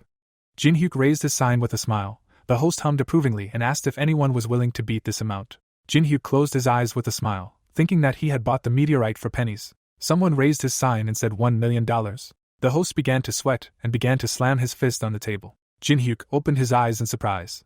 He looked down and saw that Cedric had entered the bidding. The host raised his hand and said that they were starting the bidding and the new slot was a sealed catalog of mental hospitals with a price of $100,000. People began to raise their prices. The hero raised his sign and said $300,000. Cedric raised his sign with a sly smile and said $1 million. People looked at the old man in horror, afraid of such pressure. The host asked if there were any more bids and slammed the gavel on the stand, saying sold. Jinhyuk nervously bit his lip. Looking at the old man, realizing that he had decided to buy everything he had set his eyes on, he gritted his teeth. Alice looked at the hero with slight curiosity. The hero raised the sign. The host offered the next lot, a Mayan relic found in South America. The hero immediately offered $500,000. Alice looked at the hero in confusion and said that this was unreasonable, because he had not even heard the end, but the hero said that they had a plan. Cedric raised the sign and named a price of $1 million. The host was again amazed. He asked if there were any more bids. Jinhyuk angrily shouted $1.5. Cedric immediately raised his hand and named a price of $3 million. The host was pleased. He asked if there were any more bids. Jinhyuk calmly lowered his hand. The host asked again. Cedric smiled. He was sold the item for $3 million. He looked into the hero's eyes. The host began to name the next lot. The guy and the old man immediately raised their numbers. The presenter announced that the item had sold to an old gentleman for $2 million. The signs waved and the entire room was silent. The next item sold for $3 million. The presenter loudly banged the gavel on the table. Sold for $5 million. The presenter pointed to the old man and said sold again. The next lot was also magnificent, when Columbus discovered the New World. The student looked at the teacher and asked how about giving in? Cedric hit the student and asked what would happen if the guy got what he wanted. Cedric gritted his teeth and thought that they had a big loss, but they would have enough funds. He decided that they would get everything he aimed at. They would definitely exchange it for information about the unknown, and would definitely exchange it for information about the unknown. A chessboard appeared on the screen. The presenter said that the next lot was for true connoisseurs. He showed the first chessboard. The hero was silent, dissatisfied. The people around did not appreciate the trinket. They were indignant that it did not even come with figures. Some people wanted to bury the money on the heart of an ichthyosaur. Alice looked at the hero. He raised the board and named the price of $50,000. The host accepted the information and announced a new price. Cedric doubled the bet. Arguments echoed throughout the hall. The bets inexorably increased. The hero, all in a sweat, named the price of $1 million. Cedric was drooling and named the price of $8 million. The hero sat down. People in shock discussed the sick man who took some board for $8 million. The hero, all embarrassed, raised the board and named the price of $10 million. The old man smiled. He could not contain the gushing energy, and like a madman, he named the price of $30 million. He looked at the hero with a smile, saying that $10 million was his limit, and he had found what he really wanted. He shook his fist and shouted that if he wanted this thing, he would have to agree to his terms. The stunned host asked who wanted to offer even more. The hero hid his displeased face behind his hand. He realized how much Cedric had spent and was surprised that he still had something left. It exceeded his expectations. He leaned forward, thinking that he needed a new plan. The host said that lot number 56, the very first chessboard, was being purchased by an elderly gentleman for $30 million. Alice stood up, folded her arms across her chest, and named the price of $100 million. The old man, unexpectedly, opened his mouth in surprise. He did not understand why the hero needed some board for $100 million. He looked at Alice and the hero, not understanding who this little girl was. Cold sweat was running down his face. He had spent over $70 million on all sorts of trash, and if he stopped now, it would be a complete failure. He shook his head and named a price of $110 million. But Alice immediately named a new price of $200 million. Cedric pointed his finger at her. She was covered in red energy. He told her not to cross the line and asked if she really had $200 million. The host excitedly raised his hand and asked the girl to show a certificate of the balance on her account. Alice began to conjure a magic ball. A huge pile of gold appeared under her. The girl asked if this was enough. One man ran up with a special device and checked the gold crown for authenticity. He said that the crown alone was worth more than $500 million. The old man looked at the girl in surprise. She slyly winked at him, while the old man assumed that she was not an ordinary person. In this couple, he became even more confused by Jin-hyuk, who kept such a mysterious girl near him. The old man frowned. Perhaps he had an opponent who would be more problematic than the unknown one. He stood up and said that the situation had changed. He said that they were moving to Plan B. The student smiled slyly. His eyes lit up green. He said that he had been waiting for this. The host smiled. The girl in the mask was carrying a chessboard in a glass box. Alice asked without interest to pass the board to the hero. She calmly looked at the mountain of gold and said that she was going to sort out all this junk anyway, and more importantly, she couldn't watch these fools looking up at her contractor. The hero exhaled, looked at the girl, and thought that she knew how to speak words worthy of praise. There was an explosion behind the hero. Everyone began to cover themselves from the flying debris. The roof above people's heads began to collapse and fall. The auction employees began to escort people to the exit. People ran in panic and pushed each other. The blade of the sword swung. Someone asked where the people were rushing to. The student killed one person after another, enjoying himself. He called the people victims that he needed as raw materials. Alex used magic melting. A magic rune appeared above his hand. The floor under the people's feet began to crack and emit light. The skin of the people turned gray. One man grabbed his head and said that it was bursting. People fell to the ground. A small boy cried and called for help. The hero was covered in energy. He looked at Alex and said that he was going beyond all limits. He called him a psychopath. The souls of the people left their bodies, flying out of their withered bodies as green smoke. A bloodthirsty monster appeared. The hero prepared for battle, calling his opponent an abomination. Two more monsters appeared in front of Alex. Alex said that they were beautiful. The hero gritted his teeth and stood in a fighting stance. Alex said that this was expected from an S rank. He smiled and said that he remembered very well how the hero insulted him on the plane. After the order to eliminate, the monsters ran to attack. The guy said that he no longer needed to hold back. Jin-hyuk calmly looked at the approaching monster. A bloodthirsty hand was approaching his face. A flash and stones flew in different directions. The hero jumped to the side. Two monsters stood in front of him. Alex called the hero Agile. The monsters were slowly approaching. Alex asked where that little rich girl ran off to. A sword began to appear in the hero's hand. He said that she did not like those nasty guys, so she ran away a long time ago. He noted to himself that her body had disembodied, since he would need all the magical energy. The damage would gradually stack. Jin-hyuk frowned. The monsters, covered in flames, ran to attack the hero. He understood that he should not waste time and decided to end the fight as soon as possible. He jumped up. The sword cemetery was activated. The hero appeared behind the monsters, inflicting a lot of cuts on them. The monsters evaporated in two black flashes. Alex looked at the hero with admiration and said how amazing. He couldn't even keep track of the hero, but another soul moved from the corpse to Alex's rune. He said that it was nice when the amount of resources exceeded expectations. He waved his hands. New monsters appeared. He said that everything was becoming nice and easy. The hero turned around. Two killed monsters regenerated. He thought that Alex wanted to exhaust him and drag out the battle. The monsters surrounded the hero. They fed on the strength of people and therefore remained in the ranks, and the enemy was running out of mana. This is their standard tactic. Alex smiled madly. This is how necromancers fight. Jin-hyuk dodged the blow, grabbed the dagger. He swung to attack. A blow and he slid back, asking if this is really all Alex's trump cards? He pointed a glowing blade at Alex, and said that he would burn them before they could recover. He used daylight. The flash engulfed the monsters. Alex covered himself, noting with annoyance that he was using this skill again. But he had already analyzed his technique by watching the video from the tournament. A wall of darkness and huge bloodthirsty eyes appeared behind Alex. He realized that he needed to attack before the beams of light combined. Alex watched as the beams of light incinerated the monsters, asking why they were not moving. The monsters' legs were covered in ice. Steam came out of the hero's mouth. His fingertips were covered in ice. Alex opened his mouth in surprise, realizing that the hero had hidden the ice skill with a flash so that he could not see anything. Leave him alone. A cold flash appeared. A deadly beam struck Alex from it. A powerful light struck from the mansion. It became as bright as day. Alex was lying on the floor. He looked at the hero, saying that this was impossible. He looked at the bloody scraps that were left of his cuties. The hero came up from behind and said that the cuties were a little bit blown apart. Alex waved his hand, but a beam of ice hit him. The hero waved his dagger. A light flashed in front of his face. Alex jumped out of a cloud of smoke. He was sweating all over. He understood that he had lost, but he had a huge advantage. He decided to run quickly and find a teacher. An invisible blade pierced his body. A knife blade stuck out of his stomach. Alex began to fall to the ground. The hero disappeared into the smoke. He stood in a throwing stance and smiled. He approached the wounded Alex and said that he had created chaos and asked if he was really going to run. Blood was flowing from the guy's mouth. The hero grabbed the handle of the knife. He said that he would tell Alex how he would die. Blood spurted out of the guy's mouth. Jin-hyuk said that for the next half hour his lungs would accumulate blood, and when they filled with blood, the guy would start to suffocate. The hero's eyes were burning. He said that in first place, perhaps, death by fire, but suffocation is no less painful. He said that he thought what he could do so that the guy would not suffer for too long.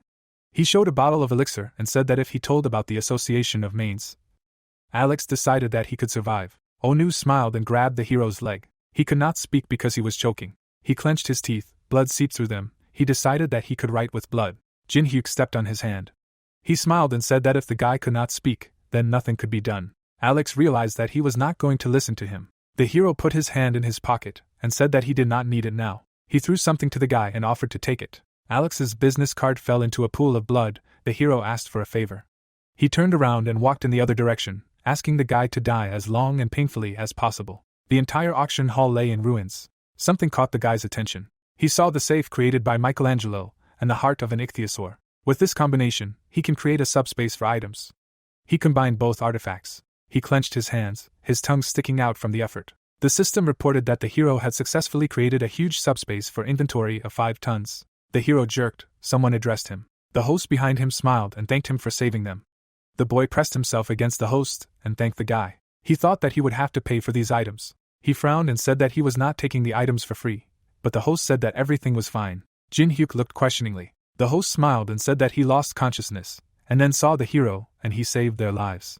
He hugged his son, his only one. He said that he never thought of informing on the hero. Jin-hyuk was surprised and silent. This was the first time for him. He closed his eyes, smiled and walked away, noting that this was a good feeling. The 3rd floor of the test tower, the Cathedral of Hatred. The door leading to the corridor opened. The girl covered herself from the arrows with the tabletop. She threw it aside. She asked why they put up so much protection. She slouched, said that you have to go through this every time. A man with glasses stood behind her and asked her to stop complaining, since he was in a bad mood because of Alex. Melina turned around with displeasure. She put a snake dagger to his neck and asked if she should really worry about his bad mood. He replied that if she did not want to die, she would have to. Someone appeared in front of the couple and asked them to stop. There was an inverted cross on his robe. The man in the plague doctor mask said that he couldn't even believe that they had survived together for more than 10 years. The couple turned away from the stranger. He asked why they were always like cat and dog. They sat on different benches. The stranger said that the reason he called them was the appearance of a new character who required special attention. He was talking about the hero. Melina waved her hand and said that he probably played before, but that did not mean that he was stronger than other rankers. The stranger turned around and asked the girl to be vigilant. Perhaps he had already risen higher than them. Melina said that those who rose to 20 are considered covered. She did not think that he could. The man said that he also thought that they were wrong. He looked at the stranger and said that they had chosen an unpopular virtual reality, the trial tower, to hide from the surveillance of the international police, and therefore they knew the tower well. Melina said that others simply did not need to bother so much. She leaned back and said that perhaps the hero played this heartless game out of boredom. She looked at the chandelier and said that only a sick person could try to pass this game. The stranger was silent. The couple did not take his words seriously, but at least they understood each other. He understood that the hero should not be underestimated. His eyes flashed red. He understood that the threat had to be eliminated. He ordered to watch Kedrick. He evaporated and asked to tell him so that this would not be a fiasco. Melina smiled and called the stranger a problematic old man. It was a sunny day. Yonghwa swung her leg. Taemin was on defense. He managed to block, but the blow was too strong. The guy's defense flew off. He fell to the ground. Yonghwa asked if he was okay. He raised a shaking thumb. They washed up after training. Taemin called Nina to him. He pointed to the screen. There was an unknown person. He said that he was not that simple. Yonghwa sat next to him on the couch and said that he might be bluffing like the others. Taemin said that there was something special about him. They looked at the stream. Yonghwa asked if the unknown person was really standing in the Tree Man Temple in the boss room of the 3rd floor. Taemin said that this place was very popular, and if you answer 3 questions of the Tree Man, he will give you a skill item as a reward. Taemin tensed up. He said that the problem is the difficulty of the questions that the tree asks. The unknown person stood in front of the tree with a human face. The chat was commenting on the unknown person. The tree smiled and said that it had not had visitors for a long time. It asked if he came to guess its riddles. The stranger put his hands in his pocket and asked to ask the most interesting ones. The tree frowned and said that if the man guessed 3 riddles, it would give him a piece of paper that he would choose. Wooden legs appeared. It said that if the man made even one mistake, the stranger was surrounded by several wooden giants. The tree said that otherwise it would punish the hero. It announced the first question. It introduced the sea dragon and asked what is the optimal depth and temperature for the life of kelgoins in sea water. Taemin and Yewa looked at the screen in confusion, asking who could know the answer to such difficult questions. The stranger raised his hand and said that the depth was 175 meters, and the temperature was 1.5 degrees Celsius. Yewa and Taemin froze. The tree opened its mouth wide in surprise. The stranger suggested asking the next question. The tree said that it had not yet answered whether the answer was correct or not, but the man said that he knew that the answer was correct and therefore suggested asking the next question. The tree frowned and said that the next question was not an easy one. The boy and the girl watched the stream in confusion. The tree asked how to use the spongy body of Filiani. The stranger said that it was necessary to boil the salt of the solar desert and the holy water of the priest who changed his profession for 5 hours on low heat. The tree said that this answer was correct. The stranger remained calm. The tree named the last question. Giant eagles from the celestial plateau mate only once a year. When? The stranger pressed the button. He pointed his finger at the tree and said that when the first snow falls in the tower. The tree smiled. It laughed and said that the answer was correct. The stranger rubbed his nose through his mask and said that he was interested in talking about the tower. The hour was going crazy. The tree calmed down and said that it would give the man a leaf that he would choose. It offered to choose red, yellow, or green. Red is a fire modifier, yellow is a defense enhancement. Taemin smiled and said that he knew that green increases movement speed. Yewa proudly pointed to herself and said that there was a long fight with the boss ahead. She was interested in what the unknown man would choose. She said that she would choose speed. The unknown man said that he did not need these leaves. He said that he wanted to get another one. He touched the tree and asked to give the black leaf that it was hiding. The tree looked at the man with fear and asked how he knew about the black leaf. The guy and the girl looked at each other, not understanding what they were talking about. The tree smiled and said that it could not give it to the hero, but agreed to give the hero an additional green leaf if he chose red. Isn't that beneficial? The unknown man turned around and deliberately said that the great and venerable tree man said that for the correct answers it would give the leaf he wanted. He said that it was talking to him. He extended his hand and asked to give the black leaf under the threat of calling the tree a dishonest liar. The tree oozed tree sap from excitement. The stranger asked what the managers would think about this. All the leaves fell from the tree. The system reported that the spirit kept its word and the hero received a well-deserved reward. The hero received 1,280 black leaves.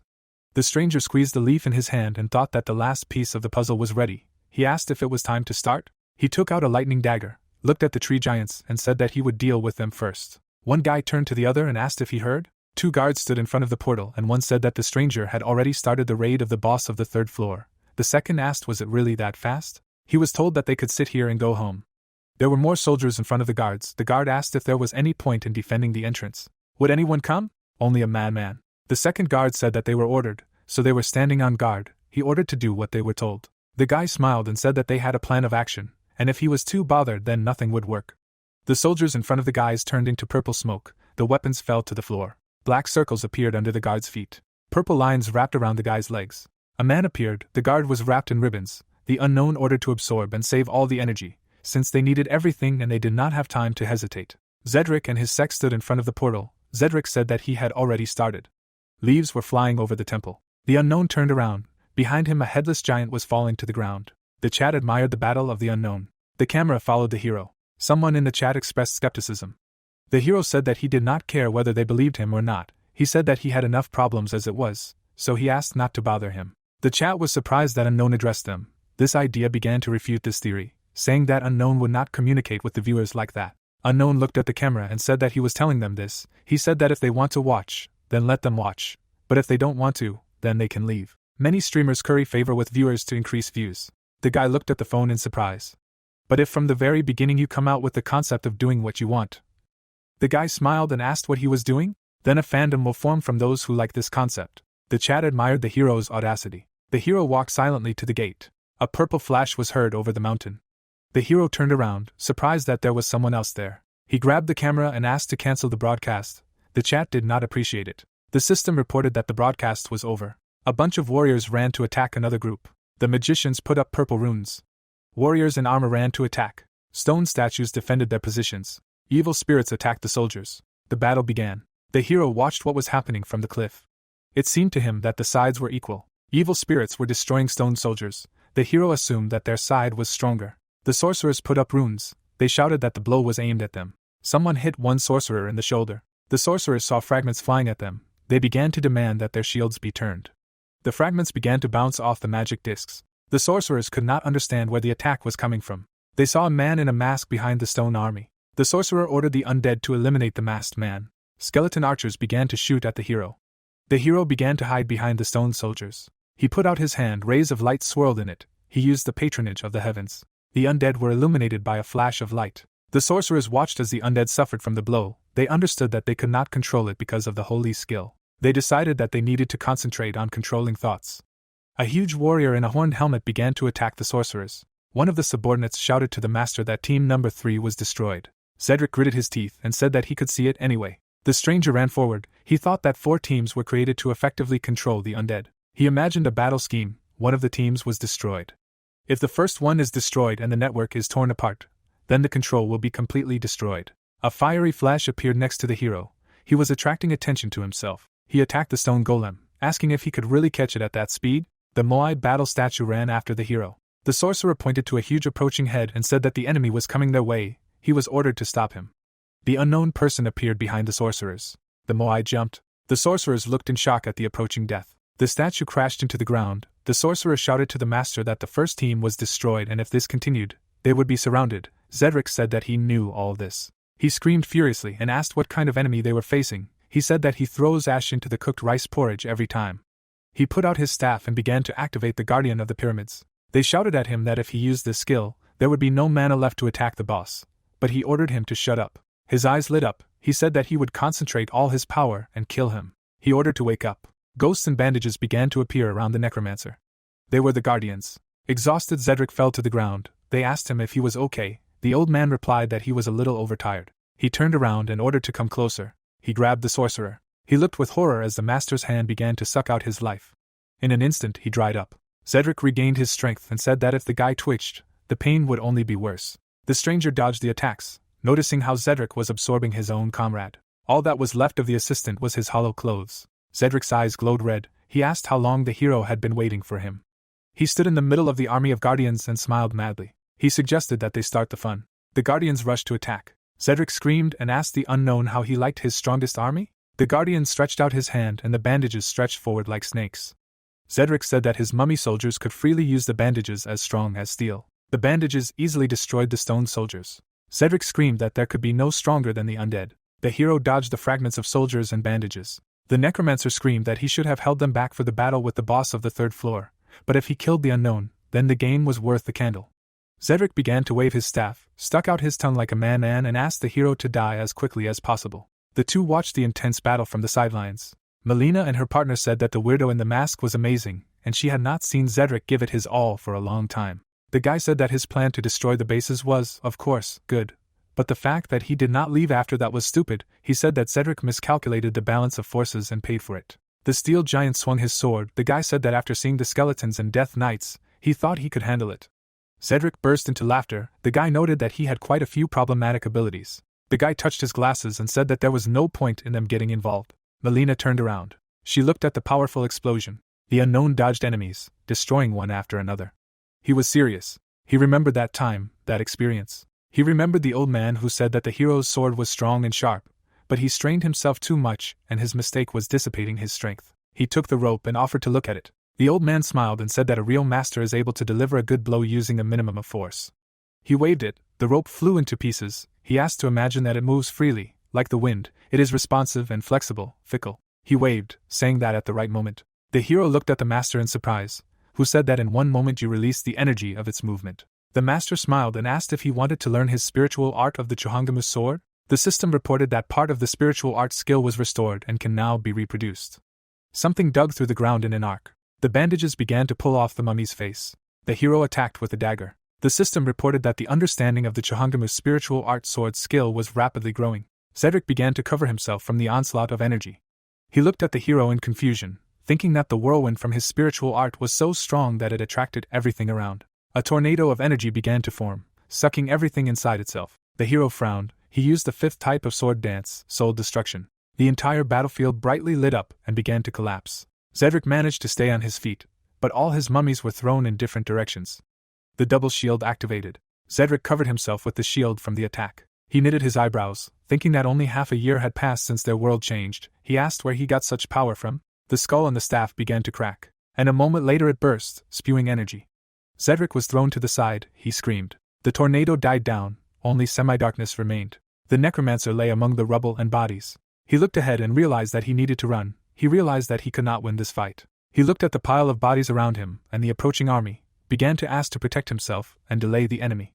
He shouted that this was an order. The hero came up to him from behind and said that the apple doesn't fall far from the tree. He compared him to his student. Cedric turned around in horror. The hero said that he first brags about his advantage, and when he realizes that he needs to run, he immediately runs. Cedric called the hero a scoundrel. He realized that the unknown was Jinhyuk. The hero asked to convey his greetings to his student. The necromancer's pupils narrowed in fear. He screamed, covered in fire. The old man was completely covered in flames. The hero asked to convey that he was worried that he would be bored alone, and that's why he sent him. Jinhyuk silently looked at the burning body. Energy began to flow out of the undead. The sorcerers began to look at the crumbling summon. They were surrounded by stone soldiers. While the crowd was being beaten, Cedric's charred skeleton was already lying behind them. It was not easy to use soul destruction at this level. The hero walked down the temple stairs, assuming that he was even overtired. The system reported that the hero had purchased a solution to restore mid-level mana, 4 pieces. He held 4 flasks in his hands. He understood that if he did not go here now, everything would be to his detriment. He used all 4 vials and told himself that he needed to endure a little longer. He approached the shield, surprised that it had flown all the way here. He remembered that he used to love shields. He threw it on his back, starting to feel nostalgic. He took the shield in his hand. He got into a fighting stance. He looked at the stone soldiers. The giants began to advance. The temple guard, the Lord of the Four, began. The hero stood in front of the 4 giants. The giants attacked the hero. He began to repel the attacks with his shield, saying that he liked their silence. He began to accelerate, dodging blows. He began to make cuts at the giants. He asked them to spit out the key already, since he was tired. The giants with evil faces continued to attack. One of them had already fallen to the ground. Jinhyuk grabbed the shield with both hands and asked if they had such a pattern.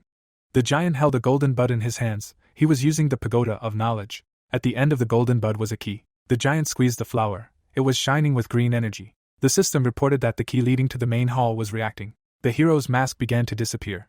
The entity behind the gate responded to the call. A huge orange flower appeared above the giant. The hero frowned, realizing that the enemy had decided to play it safe. The flower was shining. Golden hands appeared.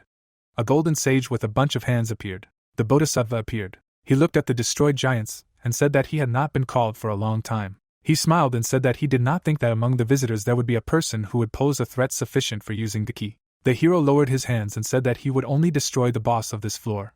The deity smiled and called the man interesting. He said that he was not sure about the rest, but acknowledged the man's bravery. The hero jumped back and said that he wanted to finish everything quickly, since he was terribly tired. The deity said that he would like to continue the conversation.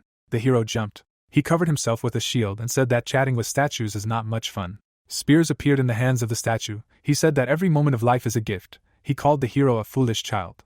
He swung a bunch of hands and ordered the hero to enjoy while he can. He said that when death comes, he will miss this moment. The hero frowned. The statue smiled. A green flash flared. The hero blocked a powerful green beam with his shield, which began to crumble the ground. The shield began to crack. He bent down, thinking that the attack was so powerful that when he simply blocked the blows, it seemed to him that his body was crumbling. He ordered himself to endure. He would only have one chance. The statue smiled and said that the hero was able to withstand the sonic attacks. A bunch of hands attacked the hero. The hero took a stance, began to cover himself in cold steam, using ice creations. Huge ice growths appeared in front of him. In a moment, they collapsed. The spears of the statue easily destroyed the hero's defense. The statue frowned and called the hero a boy. He frowned, saying that he was using Western magic. He swung with both hands, and caught the shield with one hand. He smiled, saying what pathetic tricks he was using. Suddenly, a black flash appeared in front of him. The hero remained in a throwing stance, looking at the statue's displeasure. The statue's hand was pierced by the hero's dagger. He said that poison did not work on him. The hero clenched his red fist and said that this was called blood energy, and said that if you wound it once, you can inflict damage continuously. The statue tore off its own hand and said that it did not matter, and such a trick would not work twice. The hand fell to the ground with a crash. The statue asked what the hero would do, because he only took off one hand. The hero leaned on his hand and said that he was right and one would not be enough, and he said that he knew that he did not use the same method twice. He pulled the pearl out of the statue's hand and said that he got exactly what he wanted. The statue frowned, realizing that the hero had been aiming for the hand with the gem from the start. The hero began to combine the artifacts and told the deity to blame itself for giving up one of its hands so easily. The grimoire and the pearl began to combine. The golden dawn of the S-rank Lemegeton appeared, allowing one to study magical abilities. The hero used the greedy gaze. He began to study the statue's characteristics, but could not see anything except the name. The deity bowed its head in disappointment. The conditions for copying were as follows. It was necessary to irritate the opponent in 5 minutes using ice magic, and to fulfill the conditions, suitable music and attire were necessary. The hero froze in confusion in front of the system window. He did not want to believe what he saw in front of him. He thought that the system was going crazy more and more. He pressed something and was glad that he could do it. The statue asked what he was doing. The hero ordered the gramophone to appear and said that the conditions were strange, but he could not give up. He said that if he took the lower 25 floors, then he could get the mandala only here. The deity got angry and asked what the boy was doing. Music began to play. The hero rubbed his head and asked not to ask anything else from now on. He created a woman's wig for himself. He said that he was not happy with what was happening either. The veins on the statue's face bulged. He asked what in the name of the saint the hero was doing. The music picked up speed. The statue frowned. He screamed and swung his arm to attack, asking if he was really going to joke in front of him. Avalokiteshvara activated the mandala skill. Weapons began to appear in his hands. He began to attack and said to feel the pain that follows a million samsara. The hero swung the book. A huge wall of ice appeared. The statue began to attack the hero's defense. The hero stood calmly. Ice shards flew past him. He said that he was getting an excellent result. The deity looked at the hero angrily. 1,000 attacks hit the ice blocks. Melina and her partner watched from the side. Melina said that she did not believe that the hero's ice magic had reached such a level. They were lying on the slope of a cliff. Melina asked what kind of wig the hero had. The guy stood up, noting that his actions were impossible to predict. The unknown defeated Zedric and was now fighting the 1,000-armed statue.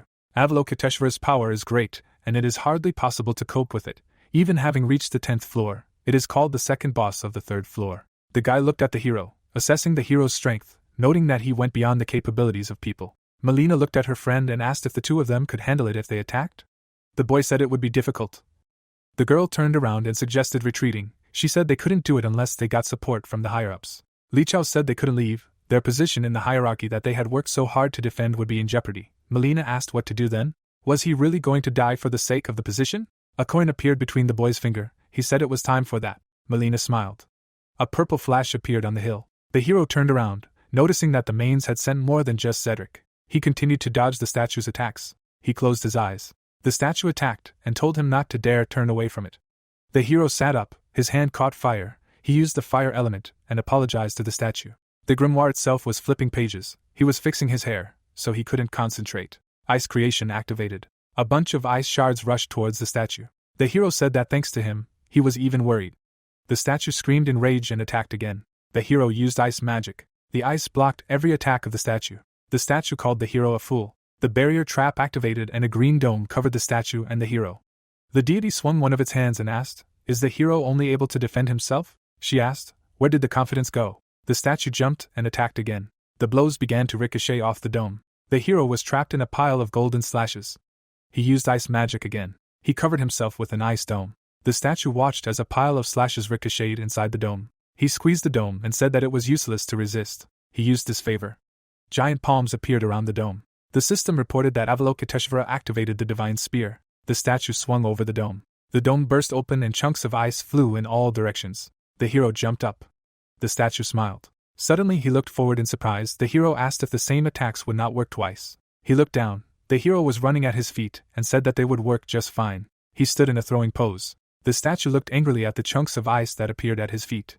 He was covered in ice and screamed. The hero slid back and asked if he knew how offended he was. The statue writhed in rage, locked in an ice prison. The hero asked why someone who had achieved nirvana through self-improvement was so biased. The hero reached for the wall of ice. An installation of the middle finger appeared next to him. Jinhyuk said that for compulsive disorders, there is nothing better than shock therapy. The statue's face expressed fury. He screamed that he would send the man to endless suffering in Avicii. He said that he would make the hero reincarnate into an insect thousands and millions of times. The system reported that the copying conditions were met. The hero successfully copied the mandala ability, which could grant weapons special powers. The hero took off his wig. Magic symbols like a statue appeared behind the hero's head. The deity gritted its teeth in fear.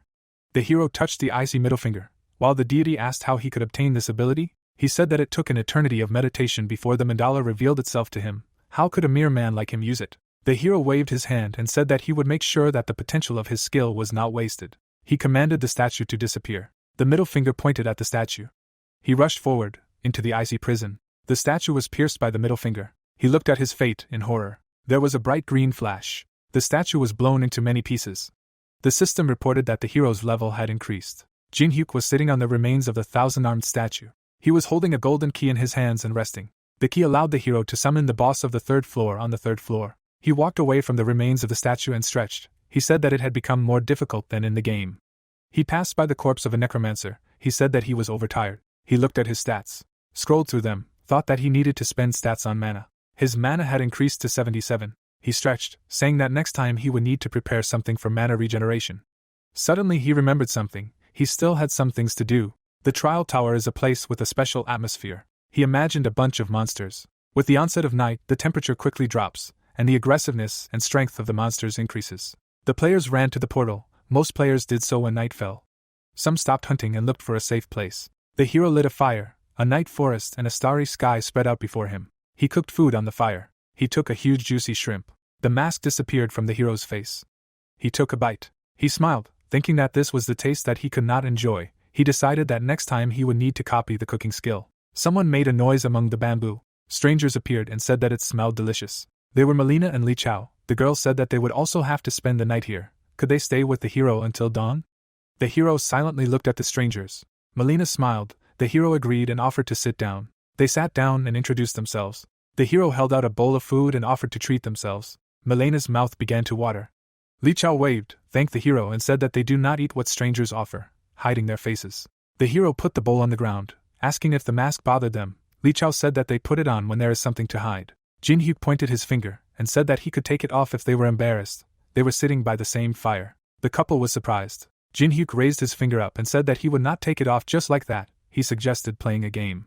He showed 3 fingers and said that it would be interesting for them to learn about each other. He suggested asking 3 questions, and if they answered his questions, he would take off the mask. Li Chao looked at the hero, thinking that the answer to the question did not necessarily mean the truth, because it was impossible to know the truth of words. He did not know what the hero was planning, but it was definitely not a minus for them. He nodded to the girl. Jin-hyuk raised his thumb. Melina tossed coins and began to catch them. She smiled and suggested to decide with a coin who to start with. She chose obverse. With the help of magic, obverse appeared. She grabbed the coin and said that they were first. The hero thought of barely noticeable magic. Caligula's coin. Choose a target and pour magic into the coin for 5 minutes, and you can influence the mind of your opponent. Melina thought about it. She decided that if she asked the name or guild, it was unlikely that the hero would answer. She smiled and asked if any of his comrades were here. The hero noted that this was a practical question. He looked at the couple and said that he came here alone. He said that now it was his turn to ask questions. He said that they were hunting the boss and asked why they were only watching. After all, it was clear that he was fighting. Melina smiled and said that they were waiting for the right moment to enter the temple. After all, this place has a bad reputation and they had to be careful. He took the coin in his fingers again and asked why the masked man came to the tower. The hero adjusted the coals in the fire and thought, even if their interests coincide, she wants to lure him to her side. He said that he does not know what he wants. He asked if he says what he needs, will they be able to fulfill his conditions? Melina played with the coin and agreed on the condition that their interests coincide, because they are capable of many things. Li Chao smiled. Jin-hyuk leaned over and said that now there will be the last question. He asked if they answer now, then he will take off the mask. The girl asked what the hero wants for the last time. Jin-hyuk looked at the fire and said the last thing that interests him. He pointed a stick at the couple and asked if the main association really thinks that the 2 of them are enough to oppose him. Melina smiled, said that everything is as she thought. They stood up. She said that he knew their true face, and they saw with their own eyes how strong he was, because he alone dealt with Avalokiteshvara. The hero continued to sit. They asked him if he was still overtired. They realized that he was very weak. She swung and said that the 2 of them would be enough. She pointed a coin filled with magic at the hero. They silently looked at each other. Melina looked at the coin in surprise and asked why it did not work. Li Chao asked what the girl was doing. The hero took a bowl of shrimp and said that the Caligula coin was fine. A purple scale appeared behind the couple. The hero said that she could not use it now. The judgment of Anubis was used, which reduced stats by 50% and blocked abilities for a minute. Li Chao shouted that they were exposed. He demanded that the girl use a skill. Melina said that not a single skill worked. Jin-hyuk placed the bowl on the altar, saying that the couple was in such a turmoil. The system reported that the gods of the temple were pleased with the offering. The system proposed choosing a subject for the Anubis trial.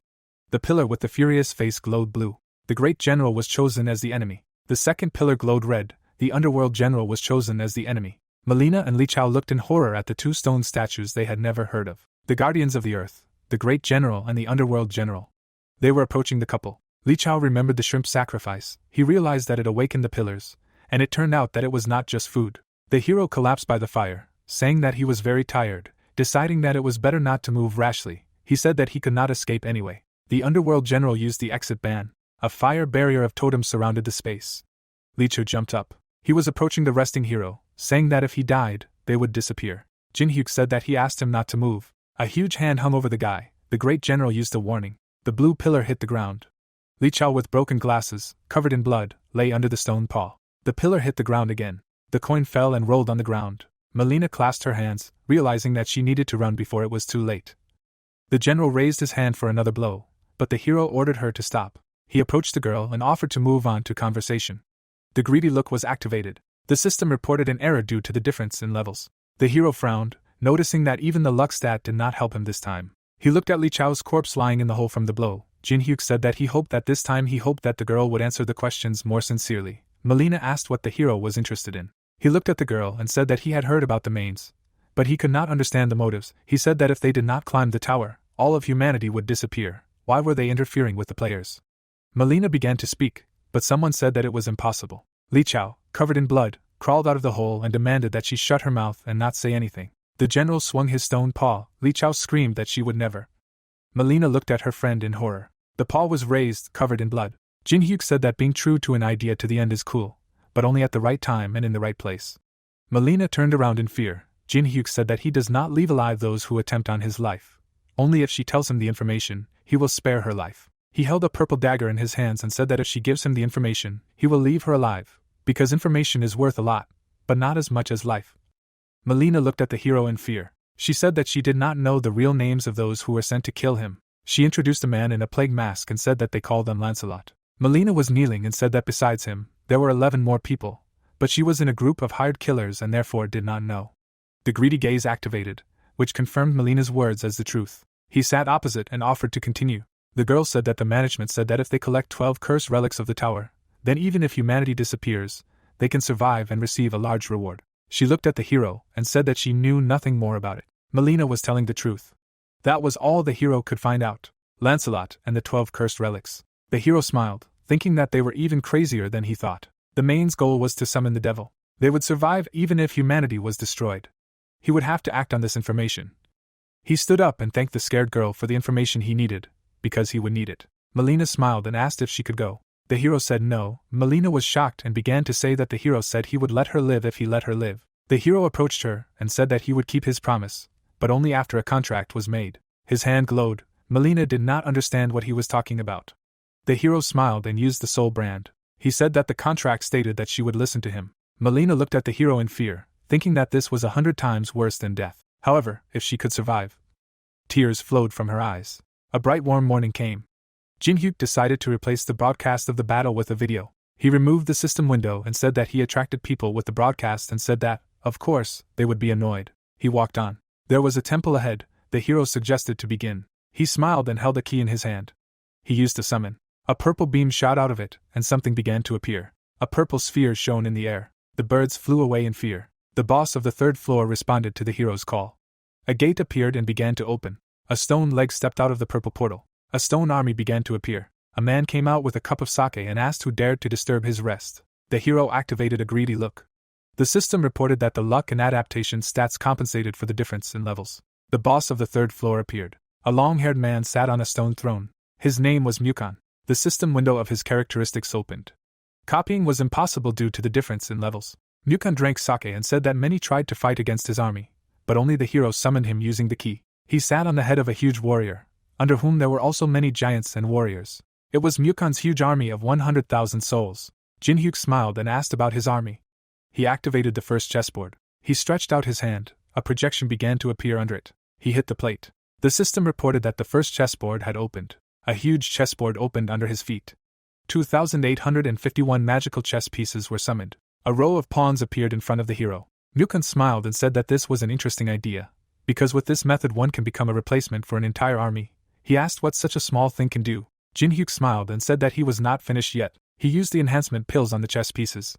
The pawns turned into knights due to the enhancement. The knight's eyes were smoking blue. Mukon chuckled with interest. He hit the ground and admitted that the hero was different from those who came before. A huge chess army stood around the hero. Jinhyuk smiled. The man was carving a chess piece out of stone. The old man turned around and asked Yuri to make a few more. Pak Hana was nervously carving the piece and said that since the goal was set, they would know how many were left, and the task of simply making sculptures was incomprehensible to her. The girl was imbuing the pieces with magic, saying that there was no time to think. She tiredly turned around and said that they had already made more than 2,000. If Jinhyuk didn't like it, it would be the end. She picked up the elephant piece, saying that since it came down to it. She looked at the box of chess pieces and said that it was a plus for them to be on his side. Jinhyuk smiled and said that since he was being recognized. He touched the piece and said that hearing a confession from someone who was just sitting on his third floor and hiding behind servants was bluffing. He mounted his horse, taking the spear. He said that he was not at all pleased. Mukon frowned and asked again. Jinhyuk said that Mukon defeated a couple of weak players and was now showing off. That's why he was stuck on the third floor, because he didn't have the ability to go higher. Mukon was covered in energy. The monsters of the trial tower guard each of their floors and use the energy of that floor. In addition, not only players, but they can also climb the tower and increase their strength. The boss laughed, calling the hero a nice guy. He asked if he really thinks that he can't go higher than the fourth floor because he doesn't have enough strength. The hero calmly said that it is, because he is tied to the third floor. Mukon stood up, smiled and said that the hero can think as he wants. He said that it seems like the hero's plan is to irritate the enemy. His face suddenly became angry. He said that the difference in the number of troops and the level of tactics is obvious. He said that it is simply impossible to win with the hero's forces. First Battalion. The stone warriors put up their shields. They put up their spears and went forward. The hero looked at the approaching enemies, calculated that there were 1,000 statues in the first vanguard. He realized that the enemy wanted to see how he would react. He raised his spear up. The skill of the first chessboard was activated. The attack and defense of the chess pieces on the field increased by 30%. The chess warriors were shining with energy. The hero imagined the scheme of the upcoming battle. He ordered the outer pawns to take 3 steps forward. He ordered the first squad to prepare for defense. The warriors moved forward. The pawns activated the shield wall. They put their weapons forward. The enemies were approaching. The hero ordered to maintain battle formation. The shieldmen collided with each other. The warriors angrily held the line. The pawns were pushed back. The hero ordered everyone to fight to the death. The shieldmen were pushed back. The hero ordered to shoot. The rooks began to shoot from crossbows. Arrows flew at the shieldmen. They began to pierce the enemies. The warriors raised their shields. The elephant figures activated a wave of fire. They raised their staffs and fiery flames poured out onto the enemy. The warriors held their shields and the fire seeped through the cracks. The burnt bodies fell to the ground. The eastern warrior smiled. A purple mark appeared on his forehead. He said that the hero dealt with the vanguard in seconds, which was honorable. He ordered the 2nd and 3rd battalions to move forward. He pointed with his hand. The warriors ran to the attack. The horses attacked the enemy's flank. The hero presented a battle plan.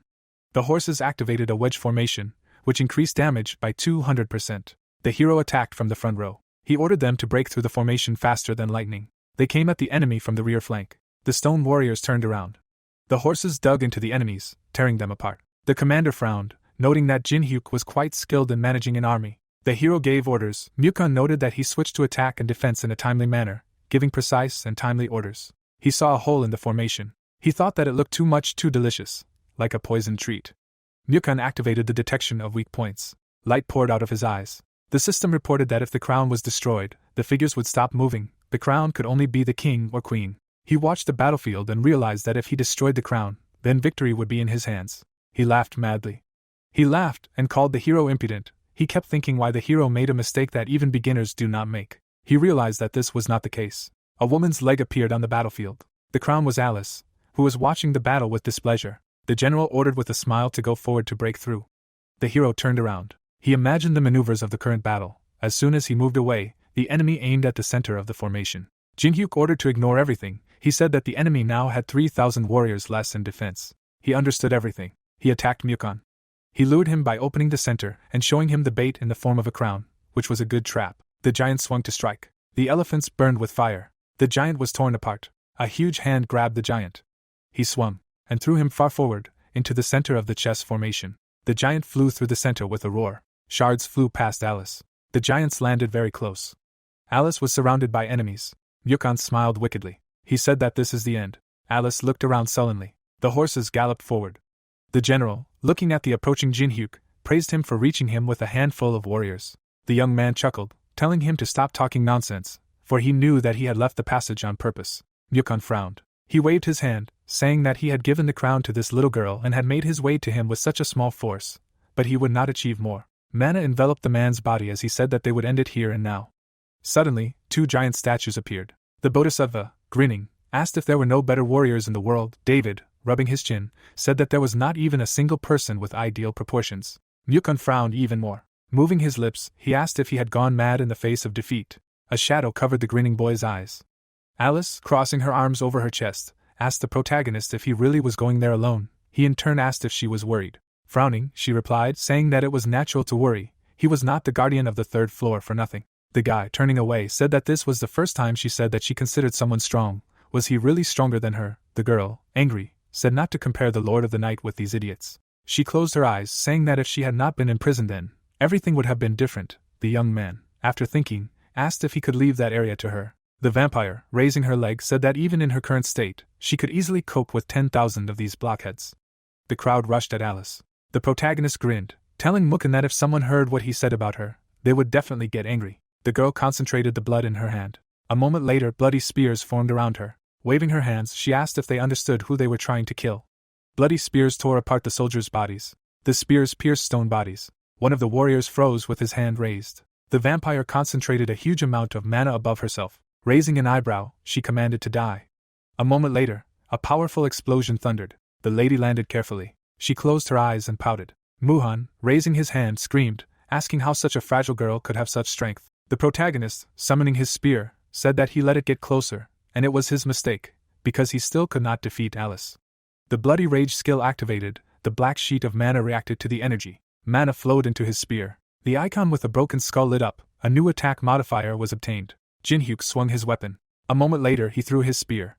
The spear left a trail of mana behind it. The eyes of the soldiers lit up. The Bodhisattva's eyes also shone. Trembling all over, he told David that he didn't like him from the start. He raised his hand to strike and shouted, saying that his pretty face and abs were too disgusting. A moment later he struck his opponent. The soldiers and some generals began to fight each other. A couple of soldiers knocked down the giant. The Bodhisattva did not stop hitting David. Mukun grabbed his head, mentally saying that everything was destroyed. He was sweating profusely. Jinhyuk, standing on his horse, told him not to be nervous, otherwise he looked pathetic. A huge amount of ice formed behind the titan's back. Mukun gritted his teeth. The youth formed a bow in his hand, asking if he was really going to run away from imminent defeat. Mukun waved his hand and ordered him to stop. A huge fist rushed towards Jinhyuk. The soldiers' bodies were scattered due to the blow. The horse and the warriors were thrown into the air. The protagonist summoned a spear, telling the floor guard that as soon as he became afraid, he left everything in his meadow and tried to escape. The guy pulled the spear like an arrow. A moment later, he released the arrow. The spear, rushing forward, pierced the giant's hand. After the pierced hand, it pierced the eye. Soon the arrow was behind Muhan's back. The arrow pierced the opponent's chest. The man froze and glowed, being defeated. Light burst out of his eyes and mouth. A moment later, an explosion of energy thundered. Alice smiled, realizing that the guardian of the 3rd floor was defeated. The system notified about the opening of the 4th floor of the test tower. The girl waved her hand and rejoiced along with the others. The time to conquer the next floor was now 90 days. Maria smiled. Teresa also smiled. The huge titan began to glow. The protagonist straightened up when the titan exploded. The floor was successfully passed. The boy stepped forward, receiving notifications about leveling up. The boy, looking at the system windows, said that all stats can be invested in mana. Now it's worth looking at the drop. The boy frowned. The treasures that can be obtained after eliminating a monster are divided into ranks by color. From the first 10 floors only red ones drop. The lowest rank, the highest, was purple. Now there was an orange chest in front of Jinhyuk. The boy rubbed his palms, saying that perhaps this was all due to the effect of the skill monopolization, which was triggered when she received the reward alone. Various skills and items burst out of the chest. The boy grinned. He frowned sharply. The boy froze, looking at the sun figurine. Jinhyuk grinned, saying that thanks to this it would be quite easy to pass the 4th floor. Alice, raising an eyebrow, mentally said that she still can't get used to this expression. The girl grinned. She smiled and said that this guy was incorrigible. The adventurers sitting at the table were dejected. Frederick smiled nervously, saying that he really did it. Beck, raising his head, laughed, saying that this was the birth of a new hero. Maria, closing her eyes, said that they were given another 90 days to prepare for the next floor. They would need to level up even harder. Tenwei frowned deeply, asking how this could be glorious. He suddenly jumped up, asking if they thought that the success of this kind of raid was good for them. After all, they got everything: loot, views, everything. The guy closed his eyes when Teresa asked him what he was even talking about now. She waved her hand and said that the guy had been cleaning up after them. They hadn't been able to handle the boss and had almost teamed up with the mains. Thanks to him, humanity had gotten the 90 days they needed without the mains getting involved. The girl parted her lips and said that he was saying all that after he had helped them deal with such a crisis. Beck and Maria frowned. Teresa turned her head to them and asked if they were serious, if they really thought the same as Tenwei. The guy himself sat back down in his chair. The girl froze with her mouth open in shock. She put her hands behind her back and said that she was declaring her immediate resignation from their association. Maria raised her head and told them to think again. After all, she had done so much for her to be able to join here. Frederick raised his hand and said that their association is not a walk-in. You can't just join and leave.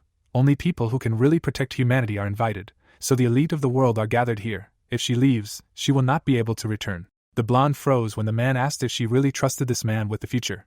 Teresa grabbed the door handles. Leaving the office, the girl said that she had already trusted him with her life once. The guy, walking along the beach, said that he had enough money to shovel. Now he can go to a good hotel. He took out his phone when Yeonhwa called him. Putting the phone to his ear, he said that he was in the tower and could not answer earlier. The girl, bowing her head, said that her grandfather did not take his eyes off her. Jin-hyuk, frowning, asked where she was now. Yeonhwa was the granddaughter of the legendary martial artist Chen Young, a great master in the field of Korean martial arts. His broad back added determination to the girl. She was always stoic and active. The protagonist's mouth was open in shock. Now Yeonhwa was crying, looking at him. The young man, putting his hand on her shoulder, asked if she could tell him what happened here. Looking at the hospital building, the girl said that it began around the time the trial tower appeared, when the Incheon incident occurred. The protagonist, squinting, realized that the incident was when he was in the labyrinth in Hanoi. Yeonhwa, holding on to the handrail, said that grandfather was there then. He defeated the monsters that awakened after the outbreak, but he was badly injured and did not recover. Entering the ward, she said that the old man has become even worse now.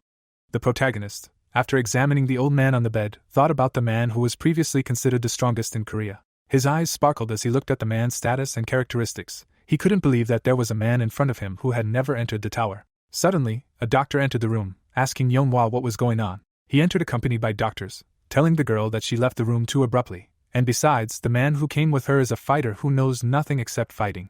Jinsu, approaching Jin-hyuk, said that even a person of rank S would not be of any help here.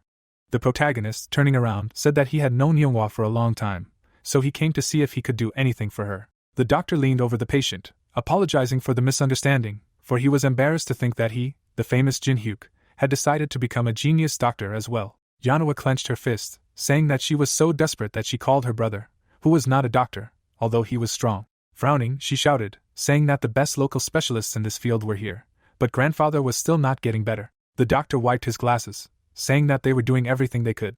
Putting on his glasses, Jinsu said that even with the help of modern equipment, they were still unable to study the diseases that appeared due to the influence of the tower. Everyone in the room froze. Yeonhwa, hugging herself, apologized for giving in to her emotions. At that moment the protagonist activated his greedy gaze. When he passed her, Yeonhwa suggested that he leave so as not to disturb the doctors. Jin-hyuk gritted his teeth, furious.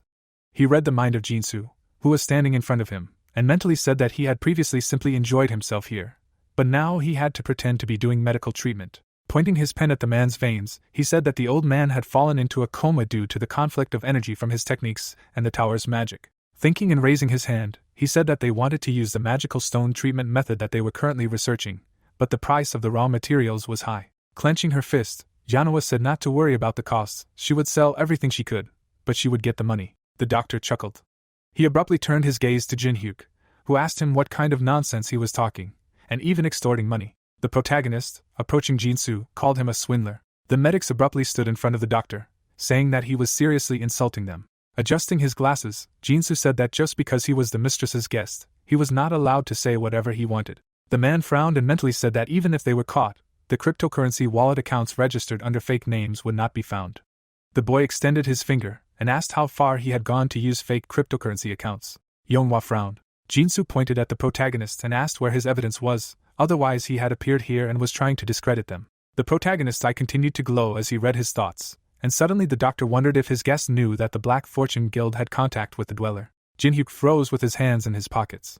His eyes widened in shock when he realized that the tower dweller had contacted humans. The group of medics froze in front of the couple. The protagonist imagined Dakpa and mentally said that humans were a serious external threat to the tower dwellers. But what were they up to?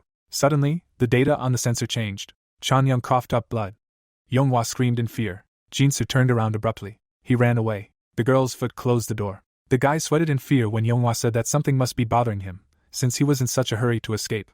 Shedding tears, the girl said that if the grandfather dies, he should not even think about the possibility of leaving here alive. The protagonist, approaching the old man, told the girl to calm down, because the most important thing now is treatment. Chunyoung's body convulsed. Jinsu, grabbing his tie, said that he was going to go get the necessary medicine, but they were not letting him go, and besides, it was only thanks to them that Chunyoung was somehow holding on. The protagonist, closing his eyes, asked Yonghwa to hit the doctor once. The girl jumped. She turned around abruptly, delivering a blow. Her foot hit Jinsu right in the face. Jin Hyuk approached the old man and realized that he had a serious case. An ordinary person would have long since passed away. The young man raised his hand and mentally said that he could not leave him to die. The doctor frowned when he saw the object that appeared in the young man's hand. Jin Hyuk chuckled and said that he must really know something since he understood what it was. Uncorking the lid, the guy mentally said that he only wanted to use it as a last resort, but he and Yonghwa had known each other for a long time.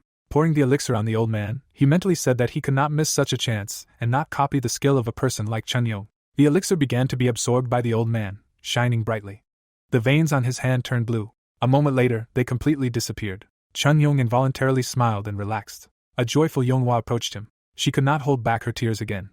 At that moment, the boy's mind began to buzz with system notifications. He had managed to copy the heavenly flower cultivation technique. Jinsu, who was standing behind the pair, was amazed that the boy had managed to cure the old man. Shaking all over, he said that they needed to leave quickly. Jin Hyuk kicked him. After knocking the assistant to the floor, he told the others to leave. Squinting, the boy told the doctor that they would talk to him separately. Jinsu's body crashed into the wall of the storage room. He gritted his teeth, asking what they were going to do with him, kill him or something. The boy, standing in the doorway, said that he was not killing him just for taking money. He would let him go if he returned the money he had stolen during this time. The boy sitting on the floor asked if he would really let him go.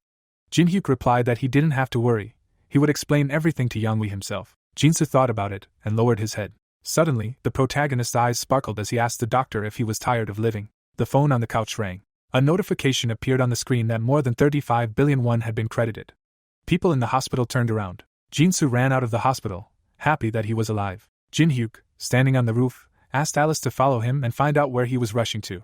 The vampire, sitting on his shoulder, asked if he had let him go on purpose. The young man frowned and said that even if he put pressure on these flunkies, he would not get much information. He needed to find out where their base and leaders were. If she understood, then she should not be seen. Alice flew after Jinsu and laughed. The young man turned around and grinned. Approaching the office, he asked Yonghwa to go out to check how the elixir had been absorbed. The girl happily left, telling him to call when he was done. The protagonist glanced at the old man and said that everyone had left now. The man lay motionless on the bed. Opening one eye, he said that he thought he had pretended perfectly. Standing up, he asked if his breathing had given him away. The guy, closing his eyes, said that he had done everything perfectly. Jun Young, frowning, said that he had not wanted to deceive him. Jin Hyuk, sitting next to him, said that he had appeared so suddenly and cured him.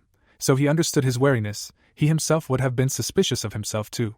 The old man narrowed his eyes. He suddenly raised his head and, laughing, said that he understood people very well, because the young man had guessed his thoughts so well that he had nothing to add. Opening his eyes, the guy said that Yonghwa was worried about him. She usually did not ask for help, but this time she even wrote to him. Chunin clenched his fist when the boy said he wanted to ask him something. After thinking about it, the old man said that he had saved his life, so he would answer any question if he could. Looking at the wound on the old man's chest, the boy asked what happened during the breakthrough. Chunin touched the scar. Bowing his head, he said that he was on his way to a conference when it started. The old man gritted his teeth while sitting in the car. A gate appeared right above them. Spiders came out of the small gate. The policeman, frightened, reached for his gun. The spider, opening its mandibles, appeared in front of him. Chunin kicked the monster away. The ground gave way under his feet. Taking a stance, the old man told the policeman to evacuate the people, and he would deal with the monsters himself. Stepping onto the cobblestone, someone said that even among the people of this world, there are good guys. Standing above Chunin, the unknown person said that he would play with him. His lips stretched into a wide grin. The warrior was holding the monster's body in his hand. He threw it aside. Frowning, the old man mentally said that he could somehow deal with these huge guys. The swordsman, drawing his sword, walked towards Chunin. He suddenly disappeared from his place. Chunin's mouth opened in shock. His opponent was above him. The blade struck the old man's chest. The swordsman landed neatly. He was behind his enemy in an instant. The cultivator turned around when Chunin cursed.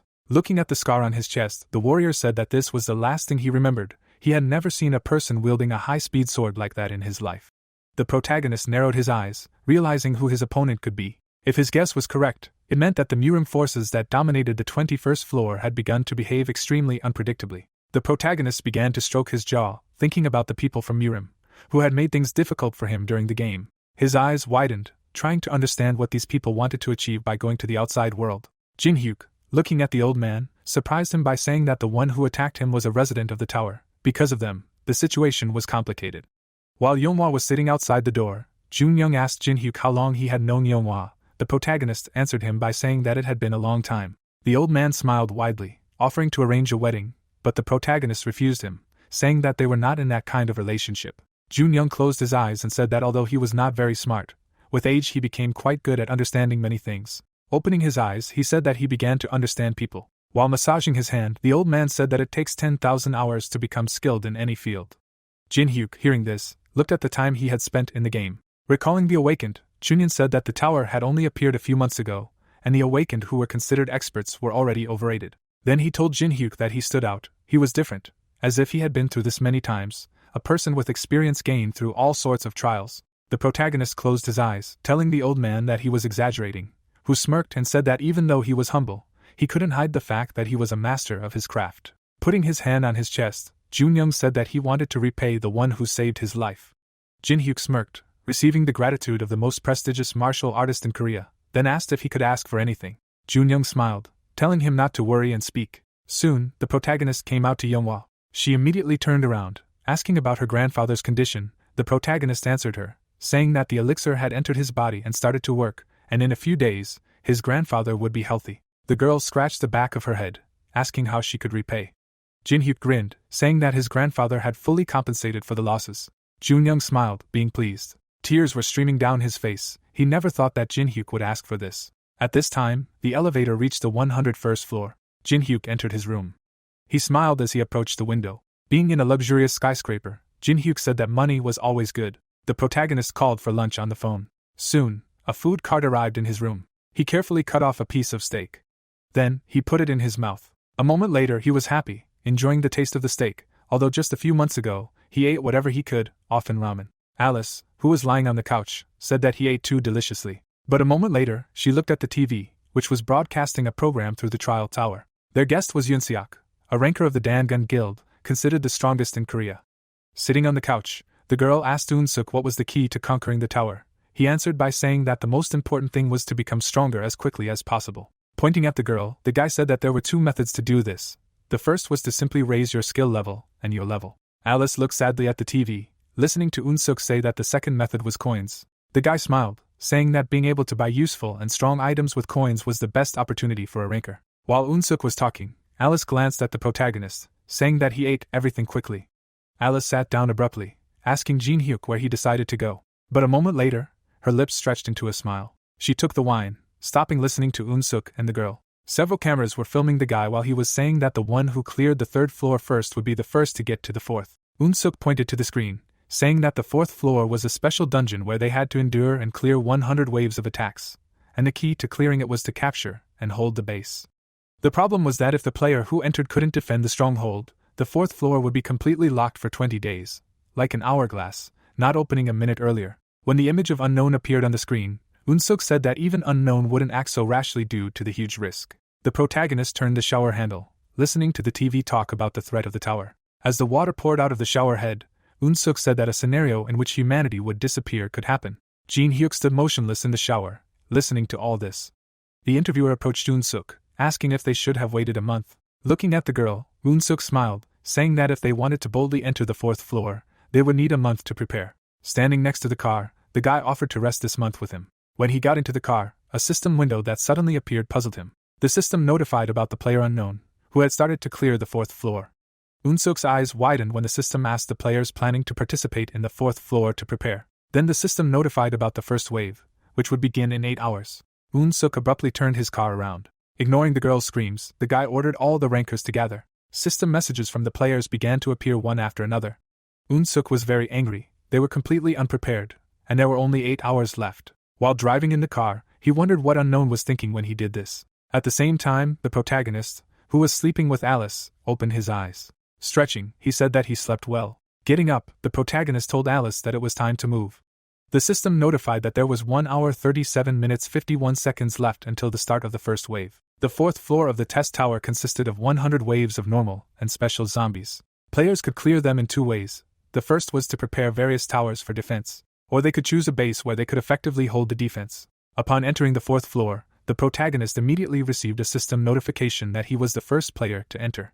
Walking through the city, the protagonist said that it was creepy here. The system notified him of 20 minutes after which players would be able to get here. Looking at the destroyed city, the protagonist decided to hurry, because he only had 20 minutes. First, he arrived at the World Cup Stadium. When the protagonist touched the pole, the system notified him of the use of the right to install a base. Soon, a flag appeared above the stadium and the system announced that the stadium had been selected as his base. As the protagonist began to plant and apply various seeds and living water, the system announced each of them. The system announced that the growth of plants had been accelerated by 20%. At this time, players had already gathered in the starting area. Looking at them, Jin-hyuk realized that all the famous guilds had sent their players. He flinched when he was called out. Taemin and Younghwa were calling him. Teresa also greeted the protagonist. Suddenly, Taemin and Younghwa were shocked by Teresa's treatment. Jin-hyuk came down to them, apologizing for the rush. Taemin and Teresa immediately said that there was no need to apologize. Teresa turned away and embarrassedly said that it was better to be with Jin-hyuk. Some people began to discuss the protagonist's party. Jin-hyuk smiled, asking if everyone was well prepared. Younghwa and Taemin expressed their doubts due to the opponent's strength. The protagonist smirked, saying that if it was easy, it wouldn't be fun, so he specifically chose the stadium as a base. Younghwa and Taemin were horrified by his words, realizing that 100 people were needed to hold such a territory. Teresa looked at the angry couple and the protagonist with confusion. Hearing Younghwa call the protagonist a masochist, the modest Teresa asked if Jin-hyuk was a pervert. But she didn't get an answer.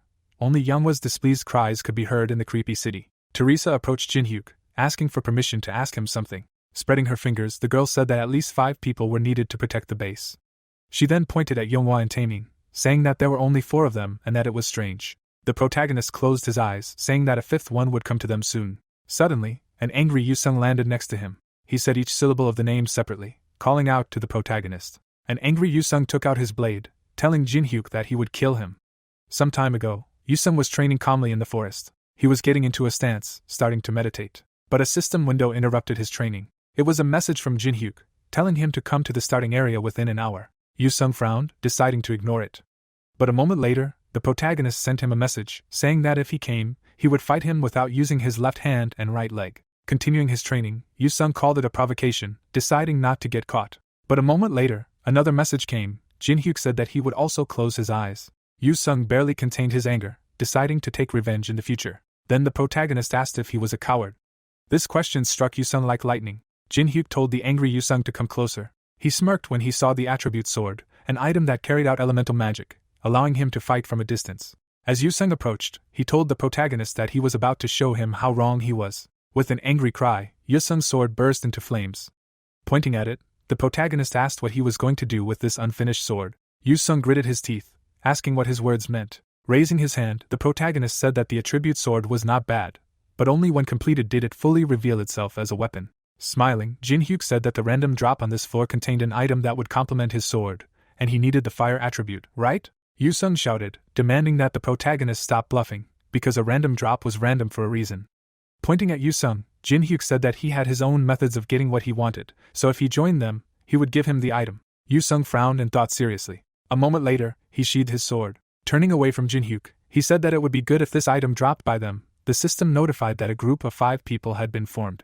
Then the system notified that the minimum number of players had been gathered to protect the base. Yusung watched the group leave. Teresa asked Jin-hyuk if everything was okay since Yusung was not himself. Jin-hyuk answered her by saying that as long as the agreement was in effect, Yusung would not betray. Although Yusung gave a creepy impression, he was a man of honor. Younghwa abruptly called out to Jin-hyuk, remembering something. She handed him the swords. Jin-hyuk, smiling, took the twin swords. The system immediately notified that they were the twin dragon swords, and because of the tower, the ancient relics received magical power comparable to the power of artifacts. Younghwa curiously asked how he was able to obtain the swords that his grandfather treasured.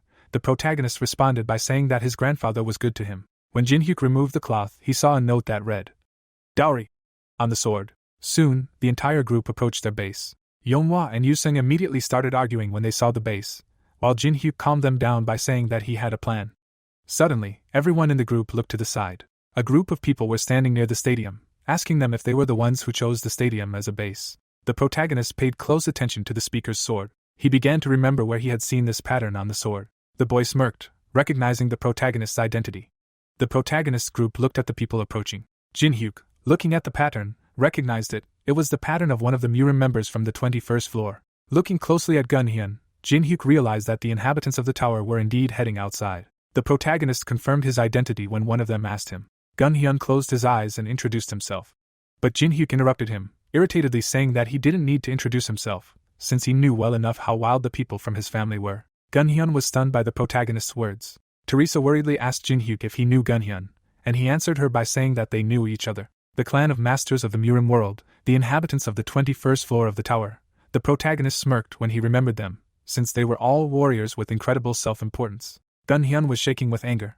Suddenly, the protagonist made a face, parodying Gun-hyun's future reaction. Then he waved his hand, asking to skip this part. Gun-hyun gritted his teeth when the protagonist said that his clan had no pride left to protect. Unable to contain himself, Gun-hyun suddenly shouted, asking the protagonist how dare he insult his clan. He unsheathed his sword, preparing for battle.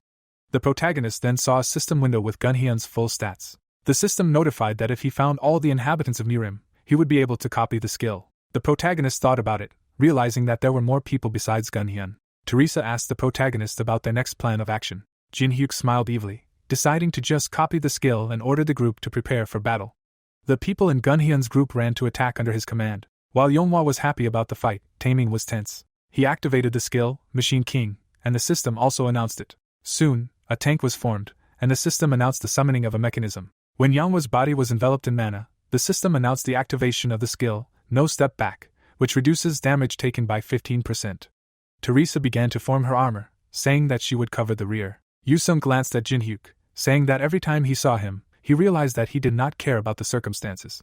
The protagonist looked at his comrade, asking him to hold out for 3 minutes. Looking at the enemies, Yoo-sung said that even 3 minutes would be too much for him. In an instant, he swung his sword dozens of times, eliminating a dozen enemies.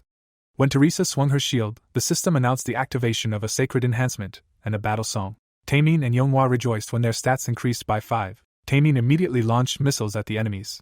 Powerful explosions began to erupt across the battlefield. Yeonhwa dealt with her opponents by kicking them. Teresa used her shield to push her opponents back. Gun-hyun silently watched his frightened subordinates. Yoo-sung instantly took out 3 opponents, rushing to his next target. He stopped after taking out the last 2 opponents. Yoo-sung looked away when Gun-hyun said that there were more than just weaklings here. Yoo-sung barely managed to block Gun-hyun's attack. The next attack hit Yoo-sung's shoulder. He became very angry after being injured. Standing in front of him, Gun-hyun praised Yoo-sung for his quick reaction. Raising his sword, Yoo-sung said that without the basics, he would not become a swordsman, so he would personally show him what sword art is. Gun-hyun took a stance, preparing to attack. He made a sharp lunge. Yoo-sung tensed up, looking at the mana flows and the enemy. He was having a hard time blocking the enemy's heavy blows, which were many times stronger than the triad. Gun-hyun's sudden strike made Yoo-sung raise his sword. Gun-hyun raised his blade, preparing to attack. Yoo-sung tensed up, seeing the blade approaching. But Teresa made it in time and deflected the blow with her shield. Jin-hyuk appeared after Teresa, praising her. The protagonist smiled and said that it was his turn now. The system announced the activation of the fire element. The protagonist sent a cloud of fire at the enemy. The fire instantly spread, covering a large area. Gun-hyun tensed up slightly as the fire surrounded him. He was very annoyed, saying that he couldn't do anything with such weak magic. Suddenly, the protagonist jumped into the air. Gun-hyun smirked, telling Jin-hyuk that he couldn't dodge his attack in this position. But he was suddenly interrupted. Ice wrapped around his leg, startling him. Jin-hyuk concentrated mana in his hand, saying that people do not check what has already been checked. Then the system notified the activation of the skill, Daylight. A powerful stream of mana rushed straight at the enemy. Gun-hyun gritted his teeth in fear. But suddenly his brother's figure appeared in the air. He struck across, deflecting the attack. A moment later, he landed behind the frightened Gun-hyun. The protagonist stopped smiling when he saw the arrivals. Striking the ground with his staff, the newcomer said that this exceeded all his expectations. Gun-hyun's clansmen stood in front of him, coming to his aid. The two groups stared at each other. Wangbo, lost in thought, said that he did not think that there was someone outside the tower with so much internal energy. His sister agreed with him. The protagonist grinned, happy that everyone had finally shown up. The system notified that he had found all the residents within the triad. Then the system notified that the copying conditions had been met. After that, the system notified that the skill, Endless Step, had been successfully copied. Then it notified that the skills, Endless Step, and Sword Cemetery had been combined. Then a system window appeared with a description of the skill that increased movement speed by 70%. Jin-hyuk smiled, satisfied with the result. Wanbo glanced at his brother, asking if he was okay. The siblings began to anger Gunhyun, making fun of his failure. Gunhyun suddenly shouted, saying that he could have handled it alone, and no one asked them to interfere. Wanbo calmed his brother down, saying that they did not doubt his abilities, but the leader ordered them to reach an agreement, not kill him. The sister glanced at Gunhyun, telling him that he shouldn't fight too much. Gunhyun glared at his sister, telling him that he already knew everything. He then pointed at the serene protagonist, telling him that he already knew that they came from the tower. The three who had arrived were shocked to hear this. Jin-hyuk watched Gunhyun's questioning with a smile. Gunhyun abruptly stood up, telling him that no matter what they planned, he needed to be killed. But Wanbo brought his brother's sword down with his bisento. Raising his hand, Wanbo said that they needed to go. Gunhyun got angry, hearing one of the boys say that they had 3 minutes before the zombies arrived. The protagonist waved his hand, sending his enemies away. Wanbo told him that they wouldn't have chosen this horrible place anyway, since they already had a base. Putting the bisento on his shoulder, Wanbo said that this was a place that was much better than a huge stadium. Standing on a hill, Wanbo began to give orders. Gunhyun glanced at the protagonist one last time, saying that next time he will fight with all his strength. Yanhwa complained about the fight before the battle itself, and Taemin spoke to the protagonist, reminding him to prepare. The protagonist did not listen to them, looking at the supermarket, a place with strong walls, full of products. Jin-hyuk smiled. He knew about the danger of the supermarket. The drone flew in the sky. It was approaching a crowd of zombies. The zombies screamed and ran. Nervously, Taemin, looking at the screen, asked if they could handle such a crowd of monsters. Yanhwa irritably asked the protagonist if he chose this strange place specifically for the stream. He answered her, telling her not to worry.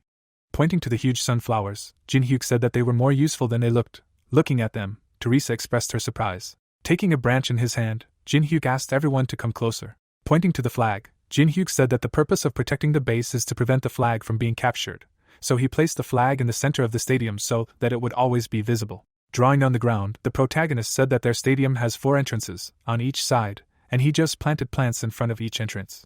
Everyone looked at the plants in amazement, while the protagonist said that if they save them, they will be able to protect their base, and at the same time, due to its size, they will be able to count on a reward for the maximum number of kills. Jin-hyuk and Yusung took turns saying that the plants will kill most of the zombies, but during their recharge, they will have to hold back the hordes of zombies. Yusung turned around, taking the west gate. Jin-hyuk told him to be careful. Yusung got angry and asked Jin-hyuk if he thought that some pieces of rotten flesh could defeat him. Jin-hyuk sighed and, angering Yusung, said that whoever just said something like that was beaten. Taemin agreed with the protagonist's plan, saying that he would rely on him. He was to cover his comrades, staying in the center and not forgetting to use drones, watching all directions. Flexing their fists, Yanhwa took the north gate, and Teresa took the south. Heading east, the protagonist ordered everyone to take their positions. Summoning swords, Jin-hyuk was glad that he could finally use them. Taemin knelt down, forming a cannon. Jin-hyuk looked at the system announcement, notifying them of the beginning of the first wave. Taemin shouted, warning everyone about the zombies. Teresa put up a shield, preparing to fight. Yonghwa took a stance. The zombies were rapidly approaching the west gate. Taemin carefully observed his surroundings. Yusung frowned, preparing to fight. Finally, the zombies came out of the gate. A huge crowd of zombies screamed as they entered through the west gate. They ran forward like savages. The system announced the flowers of the sun, which used sunlight.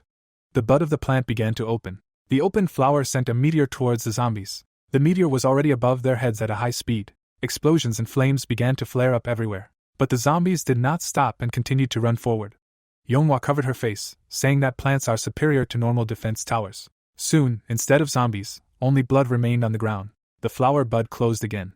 Yonghwa exclaimed, looking at the entrance. The zombies stepped over the corpses and rushed towards them. The protagonist took out his twin blades. Jin-hyuk shouted, telling his comrades that they needed to hold out for a minute. Teresa looked at the protagonist. He looked back at her and smiled. Teresa felt a little embarrassed after that. She remembered how Jin-hyuk was always by her side in times of danger. She stood next to him, and they overcame difficulties by trusting and covering each other. The girl smiled embarrassedly. She closed her eyes, starting to concentrate. A moment later, an aura enveloped her body, and she became determined. She completely trusted Jin-hyuk. Another zombie fell to the floor. The system then reported the end of the first wave. Wiping away his sweat, one of the adventurers said that the first wave had already been so hard. Yonghwan smiled and said that they should think about items and experience, and if anything, they can just run away. At that moment the system announced that the highlights of the battle from each base would be broadcast for popularity voting. The youth called the system panel and said that the supermarket was the base of the Triad Guild. They said that they were using a new type of tower to protect the narrow passage. Pointing at the screen, his comrade said that it turned out that there was a team that took Sanam Stadium. It only had 5 members. Jungwon's eyes widened in shock, asking to let him take a look. His bald head flashed when he recognized the members. Looking at the flower spitting fire, he asked what should be done to the plants to make them so strong. Looking at the protagonist group fighting, he said that these guys were very strong. The zombies were nowhere near being able to suppress them with numbers. The protagonist swung his dual blades.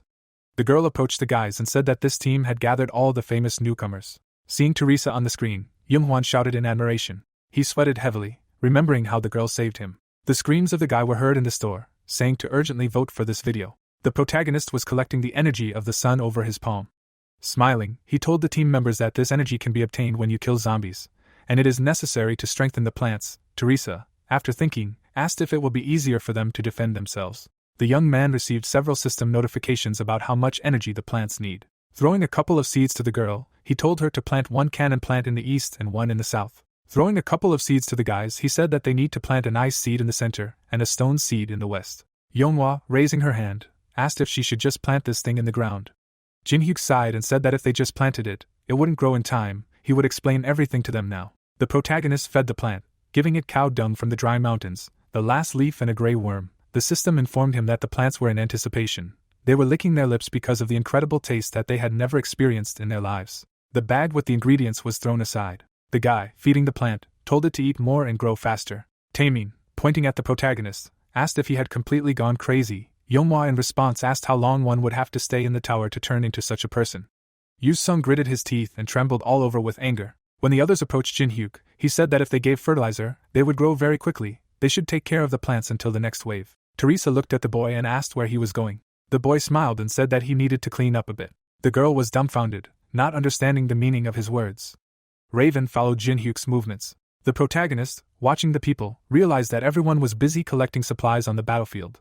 They were preparing for a long battle. Jumping off the bus, he said that it was all in vain. Looking at the high-rise building, he said that only simpletons were preparing for a long battle. Entering the room, Jinhyuk said that he had not been here for a long time. There were still a lot of cobwebs in the corners, just like before. Looking out the window, he said that even the view was the same. The guy pulled the canvas. Looking at the mirror in front of him, he said that this thing had not gone anywhere either. The protagonist extended his finger, saying that it was time for him to get started. His finger touched the mirror. The events take us to the cultivators. They had a mirror exactly like this in their warehouse. Jinhyuk's hand passed through the mirror. Soon, half of his body came out of the mirror, the wall dented from the impact. Gunhyun, who had hit the wall, said that he wanted to finish off Jinhyuk. The girl sitting on the cabinet said that she usually disagreed with him, but this time, his words made sense. Opening her eyes, she said that although it was necessary to increase influence, it was not necessary to ally with someone who could not be controlled. Gunhyun looked at Wangbo with disbelief, saying that he did not believe that Soha took his side. The man frowned, mentally saying that they had secretly met with people from the outside many times, only, unlike him, no one could expose them. Narrowing his eyes, Wangbo mentally said that perhaps if he was removed, there would be no more cause for concern. Suddenly, the entire building shook. One of the subordinates ran up to them. A huge red flower was raging in the middle of the warehouse. The protagonist, standing in the smoke, said that he took a housewarming gift, and this red flower is a real gourmet. Holding on to a vine, the young man said that he was sorry, but he ate all the food that was in the warehouse. Wangbo, throwing up his hand, shouted, saying that he did not know what he was planning, but first he should stop. Frowning deeply, he asked if he even understood what he was doing. The young man picked his ear, asking if he was talking about the queen. The triad members gaped in shock. People began to look at each other, not understanding which queen the guy was talking about. The protagonist, standing on his flower, said that if the base, which is defended by more than 200 people, falls before the third wave, the mistress of the fourth floor, the womb of the dead, nicknamed the queen, appears. The queen's claws lengthened. Closing his eyes, the boy said that he had been thinking about how to fulfill this condition the whole time. Jinhyuk chuckled and said that they had chosen this place as a base. Soha Arm said that the queen could not be defeated even by uniting, so why would someone who knew about it want to summon her? The protagonist, reaching out to her, said that he was just too lazy to clear out the damn zombies 100 times. The boy touched his flower. It threw it out of the crack in the ceiling. Gunhyun ran after the guy, furious.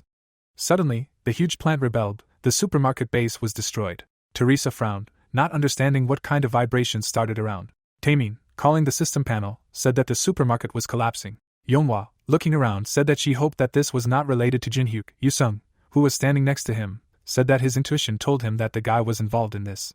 A weak aura enveloped the zombies near Pendareal. The Queen of the Dead raised her head. She narrowed her eyes, saying that she would punish all humans.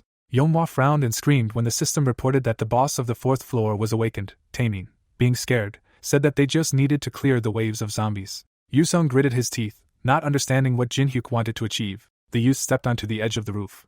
Looking at the stadium ahead, he said that this was a wonderful place. Raising his hand, he said that the item he received after killing the boss of the 3rd floor would help him a lot, and his hand was a solar eclipse stone. Jinhyuk broke it, saying that it was time to use it. The moon slowly began to cover the sun. The zombies' eyes lit up, their skills were amplified by 100%. The monsters felt an enormous power throughout their entire bodies.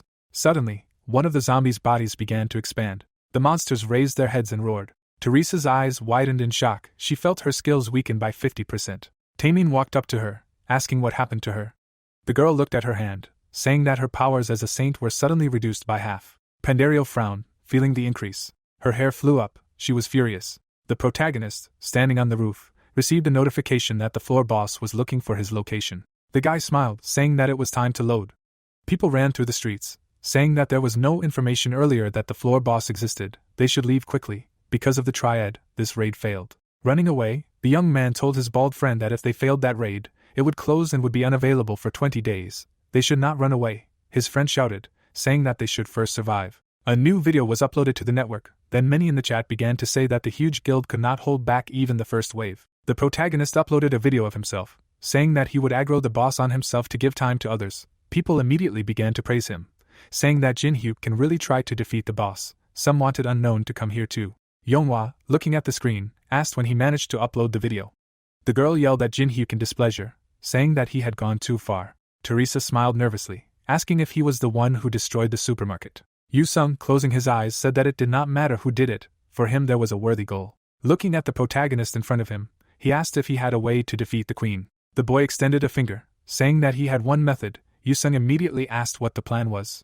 The boy pointed his finger at him. Pointing at the swordsman, Jinhyuk said that his role was very important this time. The swordsman was surprised and frowned at the same time. A huge crowd of zombies ran through the streets. The queen walked slowly behind them. She walked between her subordinates, saying that humans are too weak. Pandario stopped in front of the stadium. Reaching out her hand towards the stadium, she ordered everyone to be killed except Jinhyuk. Her eye widened sharply. A huge number of zombies rushed to attack. The zombies began to climb the walls of the stadium. Teresa, worried, shouted, ordering them to retreat. The firing launchers opened fire. Taemin shouted, saying that there were some special zombies here. A huge fireball flew out from the flower. Explosions began to thunder throughout the wall. Pandario stepped into the stadium. A bright light illuminated the zombies. The queen bent over, saying that this person was too stupid and weak. A huge fist struck the flower. The queen of the dead, stepping forward, said that this was her home. Suddenly, her eyes widened in surprise. Right in front of her was a huge block of ice. Taemin and Yonghwa were trapped in the ice. Teresa and Yusung were also trapped in the ice. A small piece of ice broke off from the block. The crystal fell near Pandario. The queen picked up the crystal. She began to examine the unusual object in her hand. Yusung gritted his teeth in anger, telling Jinhyuk that he would definitely not die a natural death. The young man, receiving the swordsman's money, said that no one else simply had that much money, and mentally he said that he felt sorry for wasting his coins. The guy pressed the damage button and said that from now on, they would all become bait. The swordsman, grinning, asked the guy if he had decided to mock him again. The young man, turning around and holding the crystal in his hand, said that he had prepared a mini trap. The crystal in Pandario's hand began to glow. The queen of the dead was puzzled, looking at the object in her hand. Her pupils narrowed from the realization of what was happening. Ice creation was activated, and a huge layer of ice immediately appeared. All the seats in the stands were covered in ice. The zombies in the stadium were frozen in ice. The queen of the dead, being frozen in ice, said that it was cold here. Activating the plague, she broke free from the ice. She looked at Teresa's face. Approaching her sharply, she told her to leave her house. Pandario's blow fell on the block. The queen froze, looking at Teresa. She turned around abruptly. The protagonist disappeared from his place. He began to run away, activating the steps of the demonic Sword King. The guy grinned. Looking at the back of the running Jinhyuk, Pandario realized that he was running to her fortress. She ran after him, understanding that he should not go there. Pandario, the queen of the dead, was very strong. Especially dangerous was her poison on her long claws. She is strong in everything except intelligence. The essence of passing the fourth floor is to protect the base. This rule applies not only to the players who are now bound in ice, but this rule also applies to the zombies who are now defending their flag. The protagonist ran through the air. Now that the queen was in the stadium, her base's defense was weakened. The boy looked behind him. The furious queen was running after him. Her face was twisted in anger. The boy smirked, saying that it was too late, for he had gotten a good lead, there should be enough time for everything he had planned. The protagonist looked at the group of zombies ahead. Various zombies turned to him, and raged. The boy turned into a flash due to the speed. Holding swords in his hands, he activated the sword graveyard. The boy swung his sword. He spun among the zombies, killing them all. Wincing at the smell, the boy said that it was terribly disgusting here. His pupil dilated. Right in front of him was a flag. Jin-hyuk frowned as a huge cleaver rushed towards him. The boy closed his eyes. He ducked, dodging the attack. The boy thrust his sword into the ground to stop. The monster crossed two huge blades. The butcher, a zombie with two heads, was angry. He was a guard protecting the queen's flag. Jin-hyuk ran to him and asked how he should deal with him this time. One of the butcher's heads bared its teeth. Opening its scissors, the zombie was going to chop the boy. He blocked his scissors with his sword. Two swords blocked the scissors. The young man jumped up, saying that this is not just a piece of metal.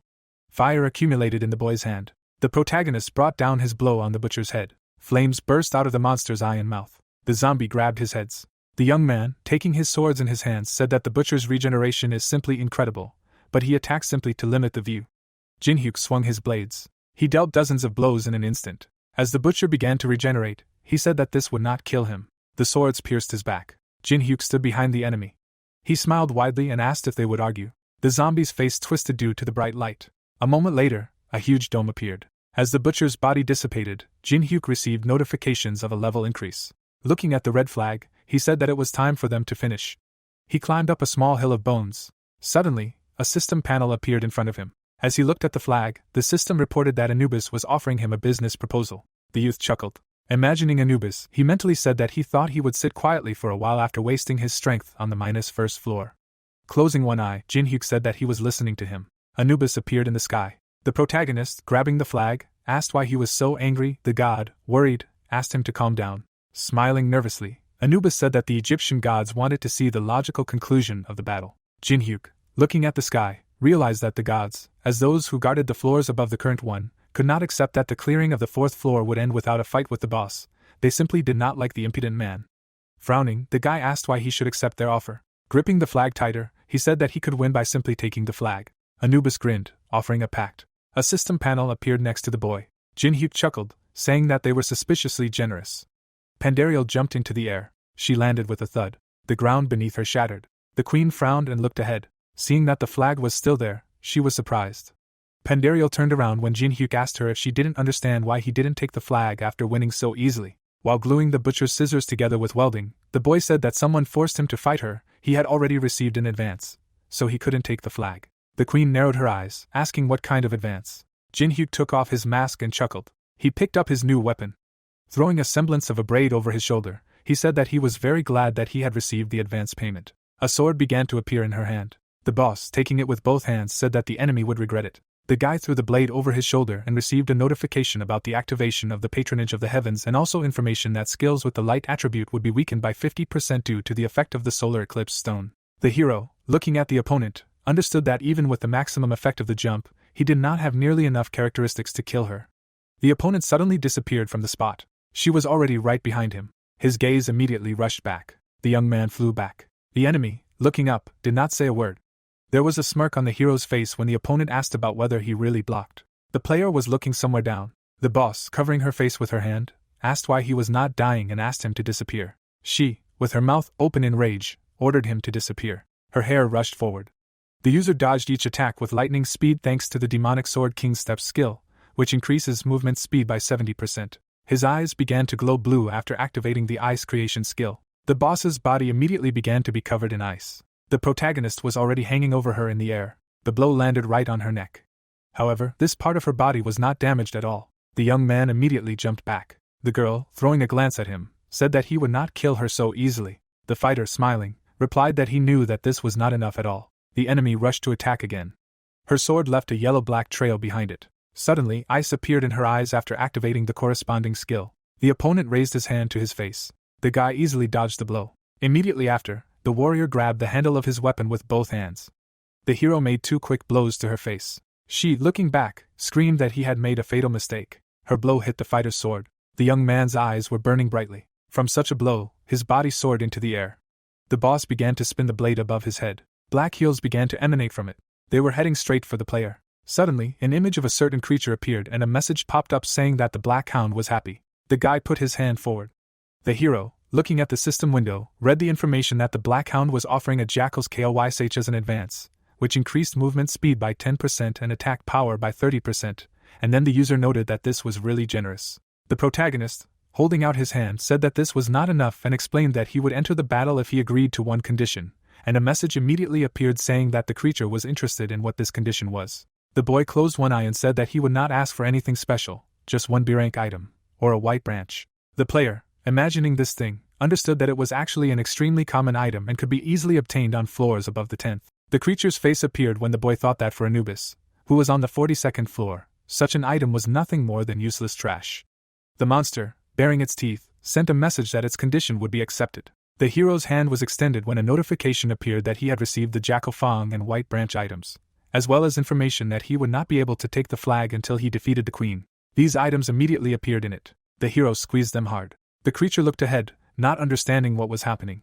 The user released these things from his hand and a message appeared that the White Branch, the Jackal's Fang and the scissors with the soul thirsty for revenge began to unite. A certain pink glow appeared in front of him. The enemy's attack was already approaching him. The player immediately cut these projectiles after the notification appeared that the unification was successful and he managed to get a scythe of cutting causal links, which can kill what cannot be killed and cut what cannot be cut. The enemy opened his mouth wide in surprise and immediately messages appeared that the appearance of a divine artifact that does not correspond to the 4th floor led to system intervention, and due to the recalculation of effects, only one item can be used. The young man, grinning, thought about this limitation. Swinging, the hero realized that even one chance would be enough for him. The girl, raising her head, did not move from her place. Her eyes opened wider due to the impending danger. As she pulled the blade out of the ground, she realized that she couldn't dodge it. Suddenly, the enemy raised the blade in front of him. Her teeth were clenched tightly. The attack was aimed straight at the boy. The young man swung his new scythe. The weapons were about to collide. The boss's blade shattered into pieces in a second. The blow landed on her shoulder again. There was a smile on the hero's face.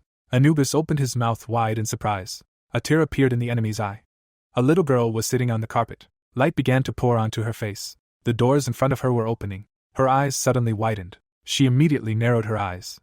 The boy, looking back, said that bastard Mirkan could only hide behind the backs of his servants, but she was much stronger. Leaving, the protagonist said goodbye to the boss and a message appeared stating that Pandariel had been defeated. The young man smiled while receiving numerous level-up messages. His base appeared and a notification appeared that he had successfully defended it. They all bowed to the ground as a message appeared that each team member had been given 5 random A-rank boxes.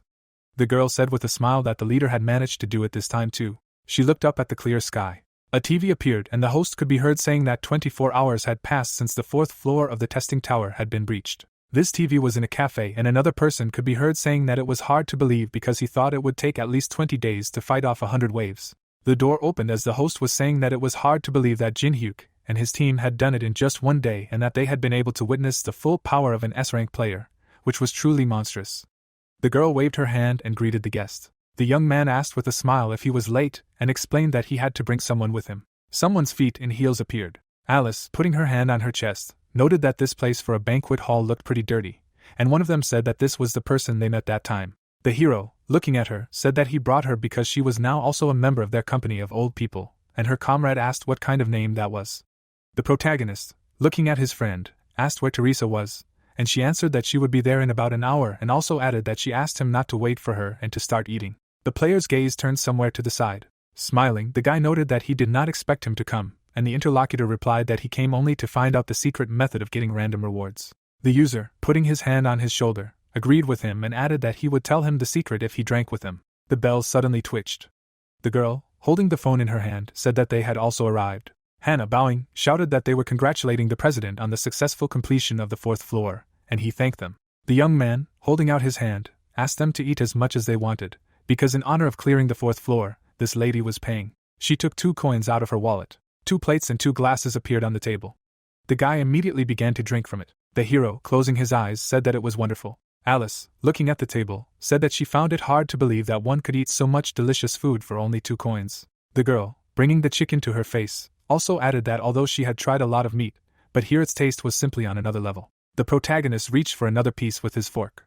Alice suddenly bared her teeth and the player said that she could eat it herself. Bringing the food to her mouth, the ward thanked him and added that she would never forget him, while the user did not understand who would even think that this person was one of the strongest inhabitants of the tower. A comrade, also sitting at the table, asked what their guest did before. Yusin, bringing a mug to his mouth, answered that he was a student at a medical school. The door began to open.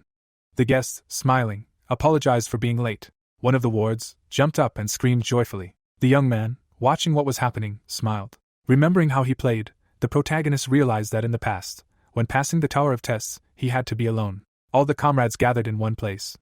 Alice, looking at the captain, asked why he suddenly started smiling. The sign of this cafe appeared when the hero was talking about how it just became noisy here. A system window with characteristics appeared in front of his face. Smiling, the player realized that he previously thought that he was advancing in the most ideal way.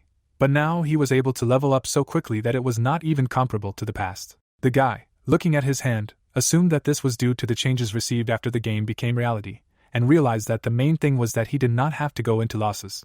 A certain scroll appeared in front of him when the user decided to look at the reward of the 4th floor. This item began to disappear from his hand when the hero thought that he should use it to create ice, because this is his most frequently used skill, and a message appeared that the ability level was increased to the 8th. Ventilation appeared. The worker, rubbing his hand, asked if it seemed to him that it suddenly became cold. The manager, his mouth open in rage, shouted at him to get dressed if he was cold, and also told him not to even dare to shirk work. The guy stuck his finger in his ear. The hero pressed his finger on the notification window. Looking at the item appearing in front of him, the young man remembered that this was a thing with which he could get a random item. His hand dropped to the handle. The wheel began to spin and a message appeared saying that he needed to press the red button, which was in the middle. The player crossed his arms over his chest and immediately a notification came that he had little time left. Looking at the countdown near the wheel, the young man remembered that if he left the wheel spinning like this, the sound and visual effects would alarm the player, as if something terrible was about to happen. It stopped and messages appeared saying that his time was up and he needed to spin it again, and then the guy realized that everyone in his place would have pressed that button. Pulling the handle again, the hero knew that anyone would do it except him, who was searching far and wide for errors in the game, deliberately left by someone in the system. It was spinning again. The player again put his hand on the handle. The protagonist was still sitting in front of him. The player, raising his hand to the button, understood that if he continued to spin the wheel, then on the 37th time, its speed of rotation would decrease by 99%. Yusin, looking ahead, asked if it was really possible to knock out the desired item in this way. The comrade, putting his hand on his side, asked how far he had gone, and the user realized that he had also allowed him to choose the desired item in the same way. The comrade, holding the blade in his hands, said that he would finally be able to win. The young man, imagining him with the blade, remembered that this method had consequences and the received item would disappear in a week. Smiling, the protagonist said that he was so happy that he had collected all the attributes, and now it would be hard for him to wait to see his face in a week. The wheel stopped on a certain item and a notification appeared that he had managed to obtain the A-rank tricolor pills. The hero, smiling, understood that given that he only had the opportunity to use it for a week, this was the best option for passing the next floor, and also remembered that now it was the turn of the most important item for passing. A certain item began to disappear from his hand and a message appeared that he had used the entrance ticket for the Great Magic Library. Everything around changed and a notification popped up that they had opened the Great Magic Library, and then the guy noted that he had not been here for a long time. Huge shelves with books appeared. A man was sitting at a table. The old man, without turning around, said something. Someone stepped into the light. The young man walked forward as he said that he had heard that the 4th floor had already been dealt with, but he had not expected to see guests here right away. The old man put down his pen in the ink. The manager stood up and introduced himself. The player, looking at this man, knew that he was an influential person of the middle level, who was responsible for the Great Magic Library in the Tower of Trials. The guy, smiling, introduced himself and realized that this was the first meeting with one of the managers. The old man, going down the stairs, replied that for the first time in his long life he saw a person come here so quickly. The head, holding his hands behind his back, noted that not only was he able to come here, but he also immediately found him in the huge labyrinth of the library, and this was an extremely interesting case. The protagonist, continuing to smile, explained that luck was on his side. His hand was already on one of the books. The worker, standing nearby, explained that he had the opportunity to take any books, but there were no books of such a level that he could read. The old man, looking ahead, explained that he needed to at least understand the runic language. The guest, holding a book, asked if this book was the teachings on ascending to the 6th circle, written by the magician of the Imperial Palace, Telemos. The man, looking ahead, asked if he knew the language of runes. The guy, turning away, answered that by nature he loved to learn something new and therefore he knew everything and a little. The manager, frowning, realized that this was a player who was just about to go up to the 5th floor, but he already knew the language of runes. One of the bookshelves appeared when the manager asked if he could ask him one question. Rick, closing his eyes, explained that he understood perfectly well that the guest was different from other players, at least in that he managed to get to this place, and added that he thought that there was some special support behind him. The player, smiling, said something about support. A girl appeared behind him after the activation of Anubis's court, and then the protagonist replied that it was true, because the Egyptian gods were behind him, thanks to whom he managed to get here and get information about the tower. The manager, looking up, could not understand how this was possible, because he really managed to feel the energy of the god Anubis, and apparently he had already begun to show interest in the players. The user, rubbing his neck, explained that he was a valuable player for them, since they blessed him with such power, and a message also appeared that Anubis's court would be deactivated due to the lack of a goal. The old man, adjusting his jacket, noted that a worthy person requires an appropriate attitude. Bowing, the interlocutor said that he apparently underestimated his dear guest, and immediately apologized. The protagonist, imagining the god, understood that if Anubis saw this, his neck would seize with laughter. The leader, raising his hand, added that as proof of his apology he would give him one of these books as a gift. The young man, looking at him, asked if he could really take any of them, and he answered affirmatively. The interlocutor, closing his eyes, explained that he wanted to give his precious guest an equally precious gift. One of the shelves appeared. The guy, picking up the book, replied that he would like to take it. The manager, standing behind, asked if he was sure, because although it was a good grimoire, it was written in the ancient runic language and therefore only those who lived in that era could understand it, while the player read a line from the book. The hero, putting his hand on one of the pages, also read that the narrator had been researching methods of destroying the rules of the world for 1,000 years and explained that this book was written by some lizard with a disease. A smile appeared on the man's face.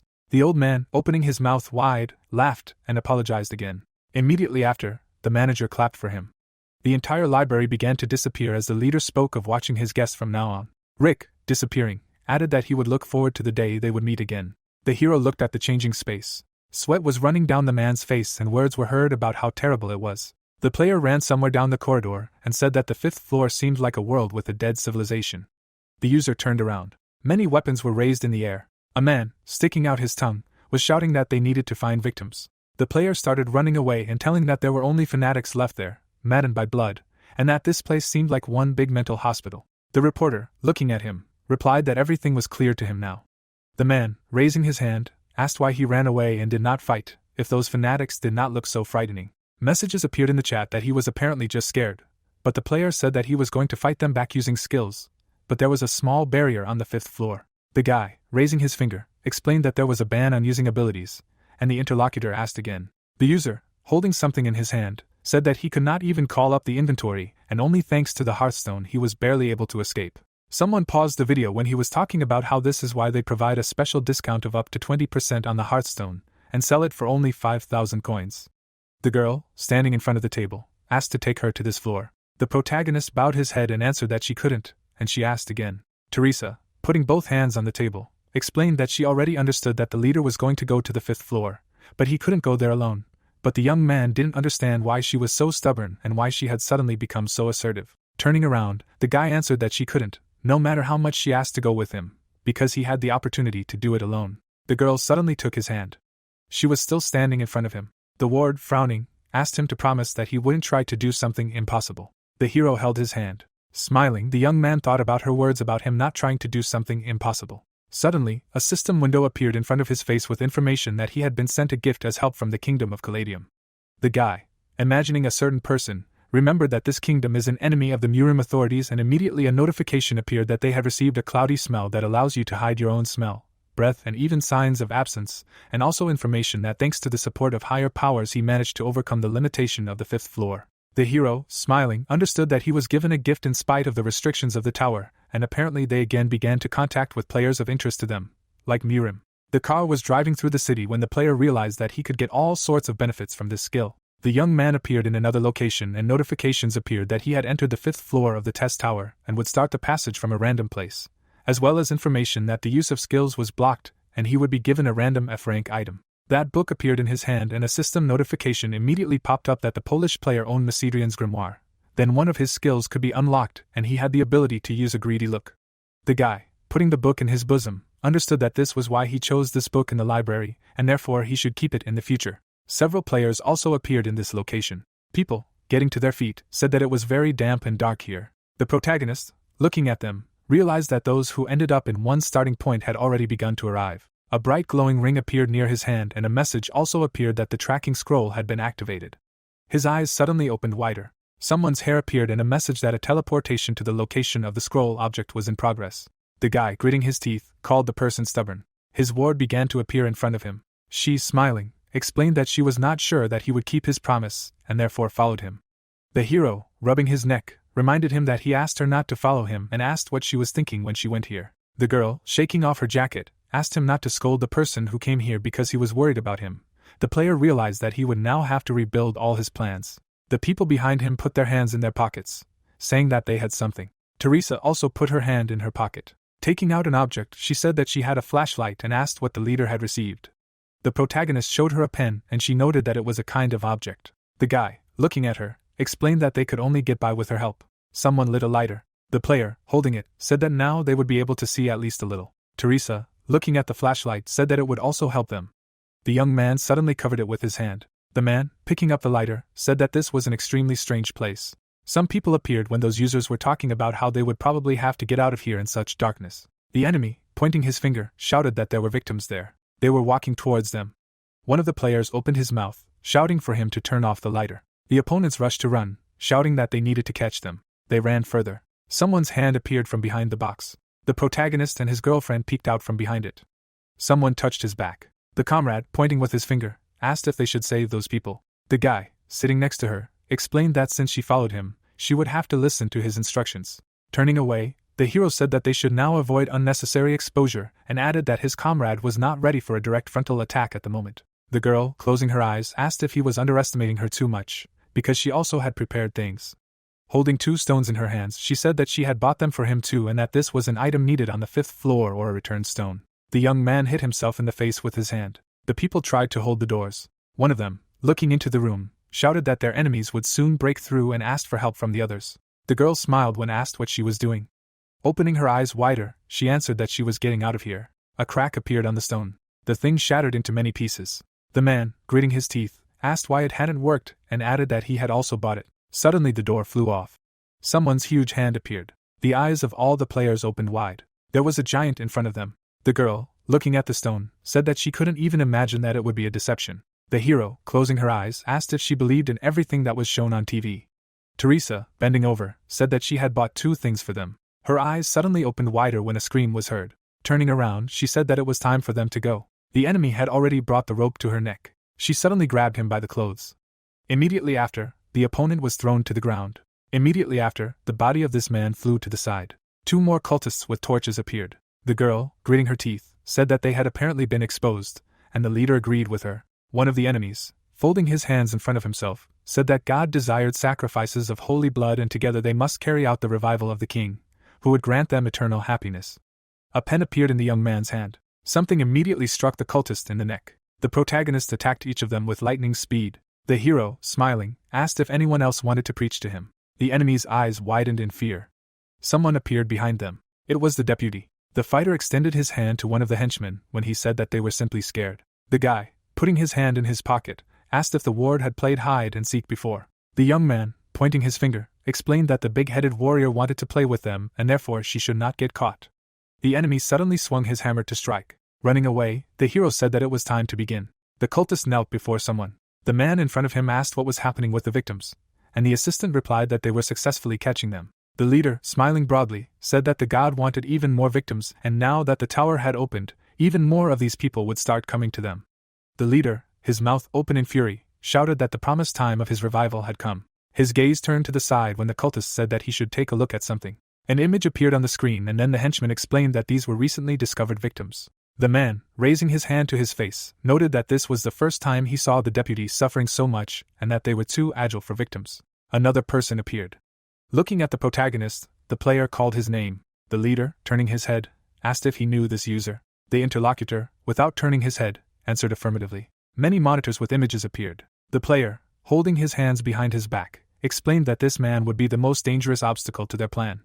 In his hand was a mask of some kind. The enemy's hammer was raised into the air again. It hit the ground behind the girl. She looked around and said that such speed with such a thing was extremely surprising and that he did not look like those ordinary believers. The enemy swung his hammer again when the hero said that at the moment a fight with this giant was simply impossible. The guy, turning his head, explained that first they needed to keep their distance and asked to borrow something for a while. They ran around the corner. The enemy looked out from around the corner. Suddenly a bright flash blinded him. The monster began to cover his face with his hand. Immediately after, the hammer hit the ground. His attack hit an empty spot. The remains of a lantern lay there. Someone was looking at this enemy from above, and words were heard that this way they could buy some time to develop a plan. The protagonist, sitting next to her, asked her to listen to something. The player, pointing his finger at himself, explained that he would attract the attention of this big-headed one to himself. The enemy was looking behind a wall when the girl asked him what he meant, since they had just broken away, and would they really have to run away again? And the leader replied that everything would be fine, since they would have to face him anyway to get past this floor. The girl looked at him when he said that she needed to find other people and evacuate while this monster was distracted, and explained that all those people came here, trusting in the stone of return, but now they can't leave. The young man, looking away, said that he would try to clear the 5th floor as quickly as possible, although it had become a little more problematic. She, bowing her head, realized that all this was because she wanted to come here. The guy turned his gaze in her direction. An escalator appeared, and words were heard about how she would need to remember one more thing. The enemy, taking a step, asked where his victims were. The stone flew into his head and someone called out to him. The player asked him if he was too bad at hide and seek, smiling. The guy immediately started running away from him. The girl was standing behind him. Her eyes were wide open. The boy, standing in front of her, asked her to use this thing at the right time, and Teresa asked when that time would come. The user, smiling, answered that she needed to do it when that time came and she would understand. She immediately climbed into a certain box. The fighter, holding a stick, realized that she would be able to understand when that time came. She ran along the corridor, thinking that she first needed to save those people. The boy, looking back at the enemy, assumed that his girlfriend had already run far away. His eyes immediately lit up after activating the greedy look. A characteristic window appeared in front of this monster, and suddenly a red notification appeared with information that an action was detected that violated the causality of the 5th floor. Another system window appeared in front of the player with information that the rotting heart was showing interest in him, and a secondary condition for changing the type of activity was created. The protagonist ran further, and a message also appeared that this heart offered him to become a sword. Having imagined a certain monster, the guy understood that the rotting heart was one of the absolute creatures living on the upper floors and was better known here as the Demon King. A certain all in the ice appeared, and the young man realized that if he tried to overcome the restriction in any way, then in places like this floor, where the use of skills was sealed by the Demon King, it would attract attention. A system window with the title of Black Apostle also appeared, and then the hero realized that having become one, he would be able to boast of new abilities, but he would have to pay for it by becoming a servant of the Demon King for the rest of his life. An image of a certain girl appeared in his head. The hero, smiling, asked how a tiger could fall before some mongrel. The guy, waving his hand, refused this offer. The demon frowned, and a notification appeared that he was furious. A deputy appeared. The creature suddenly grabbed its head. Some black energy began to emanate from the player's chest after a notification that he had received the curse of the Demon King for the sinful act of refusing his offer. The protagonist clenched his teeth hard, and another message also appeared that he had become a target for all demons, and such a curse would last until death. The guy grabbed his chest with his hand. Blood spurted from his mouth. It smeared on the floor. The young man spat and said that it was painful. The guy began to wipe the blood from his mouth. The player, without getting up, asked if they would just watch. Calling them with his finger, the user asked them to come closer. They then began to run towards him. The man, kneeling, said that they had made a mistake, and the girl asked for their lives. Someone was also being dragged along the floor. The cultist grabbed the man by the hair and spoke of a sacrifice to the god. Someone was running towards them. Teresa suddenly flew into the air. The first blow landed on the opponent's face. She, standing surrounded, asked the survivors to take care of the rest. The player, trembling with fear, screamed that there was no point in this, because they would all die here and would not be able to get out of here. The enemy had already raised his weapon above her. The girl blocked his attack. Her weapon began to break. Immediately after, she attacked him on the chin. The opponent's body flew back. The player raised his hands, listening to Teresa's words about not giving up, because they all had a chance to get out safely. Smiling, the girl asked her to pick up the weapon and go up, because her comrade was already clearing the 5th floor. The hero's eyes were closed. The deputy carried him on his shoulder. Prison cells appeared, and words were heard that they would all die. The guy, sobbing, said that they shouldn't have come to this damn place, and added that he was going to get out of here, just collecting a few items. The cultist, hitting the cage with a sickle, ordered them to remain silent. The enemy, standing next to the cage, shouted that if they made noise, they would be immediately sent to torture. The believer, bowing, said that he had shut them up and therefore they could continue their conversation. The leader, squinting, asked if this was the right person. The priest, frowning, answered affirmatively and explained that it was the first time he had encountered him in person. The hero was also sitting in this cage. The guy rubbed his shoulder with his hand. The young man squinted. Looking at the man, the protagonist realized that his mana was definitely human, and since he was in league with the boss of the 5th floor, it meant that the man was one of the mains. His eye lit up red after activating the greedy gaze. The entire image of the man was dark, and a notification appeared that he could not open the status window, since the object was using a high-level mental barrier. The player, taking out a pen, realized that he was going to use this in the fight against the leader, but now he simply had no choice. The guy broke the tablet with his fingers and a message appeared that he had used a white pill, thanks to which one of the characteristics is improved by 2 times for 10 minutes, and a notification also popped up that the adaptation characteristic was improved from 10 to 20. The guy looked at this man again and a system message appeared with information that a greedy look began to break through the object's defense and a window with characteristics immediately appeared. The young man, looking at the system window, realized that since that night of the round table, then this person must be the same influential person of the main association that Melina spoke of and apparently much more influential than expected. His gaze was fixed on the ability of the mental barrier, and then the hero realized that this ability was tempting him, because later it would become the main one in defeating the deities. The protagonist frowned when a message from the system with the copying conditions appeared, according to which he needed to make the object say his knightly name and behave like a schoolboy with the 8th grader syndrome until he said it, and also information that he would be able to copy one of the skills upon fulfilling both conditions. The young man, rubbing his nose, could not understand what kind of person controls the tower system, because he would be able to fulfill such a condition only by drinking 6 bottles of soju. The player, bowing his head, asked why the prisoner was silent. The hero, hiding his eyes under his hair, apologized. The protagonist, showing one eye, explained that he was busy suppressing his powerful force of darkness inside. The 2 cultists silently looked at him. The leader, looking away, asked if this was really the person they were talking about, because he looked like he was not quite right in the head. The guy covered his face with his hand when the leader said that even he himself was not that crazy and added that he would leave from here. The user, imagining Alice laughing, realized that he was also dying of shame. The knight, looking ahead, noted that he apparently did not fully understand the seriousness of the situation and asked if he knew that he was caught for sacrifice. The young man, throwing his head back, asked if they really thought that they could keep his destructive madness locked up. The priest still stood silently in front of him. The man, frowning, tried to understand what was going on with this man, because was he hiding some kind of trump card and thought that, given the abilities that he showed, this was quite possible. The priest's eyes turned white when he said that they were already aware of the prisoner's powers and that he would not be able to survive here with sealed skills. The man, opening his mouth in pain, screamed loudly. The man, frowning, asked if he heard it. The other 2 raised their heads, listening to him say that this was the sound of a sacrificial ritual that they would all be participating in as well, and that they would suffer a slow and painful death that was impossible to endure in a sober state. A key appeared in his hand. The priest, holding it in front of him, explained that he could give him these keys if he told him everything about the unknown person. A smile appeared on the boy's face. The hero, covering his face with his hand, asked if he wanted to know the true name of that being, and explained that he would answer him if the overseer first revealed his own. The man, holding the mask in his hand, thought that this player would die anyway. Picking it up, the man introduced himself, and immediately a notification appeared stating that the conditions had been met, and the S-rank mental barrier skill had been successfully copied. Hosenbelt, looking down, said that now it was his turn to tell about the true face of the unknown person. The young man, raising his finger, said that he would only answer once, and that he should listen more carefully. The man frowned, listening to some words of the prisoner. The knight kept his hands behind his back. The key fell inside the cell after his words that the promise would be fulfilled.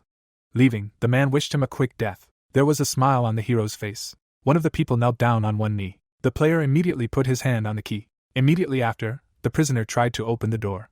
Standing in front of the bars, the man exclaimed that there was no hole for the key. The protagonist realized that this was expected from them. His eyes closed. The cultist pulled the lever. The door to the cell opened. The enemy, turning away, noted that it was the first time he saw a victim who resisted so much, and the second said that she defeated about 20 people. Teresa wiped her face with her hand when one of them said that God would definitely be happy with a victim with such vitality. Looking at the other prisoners, she asked where the rest were.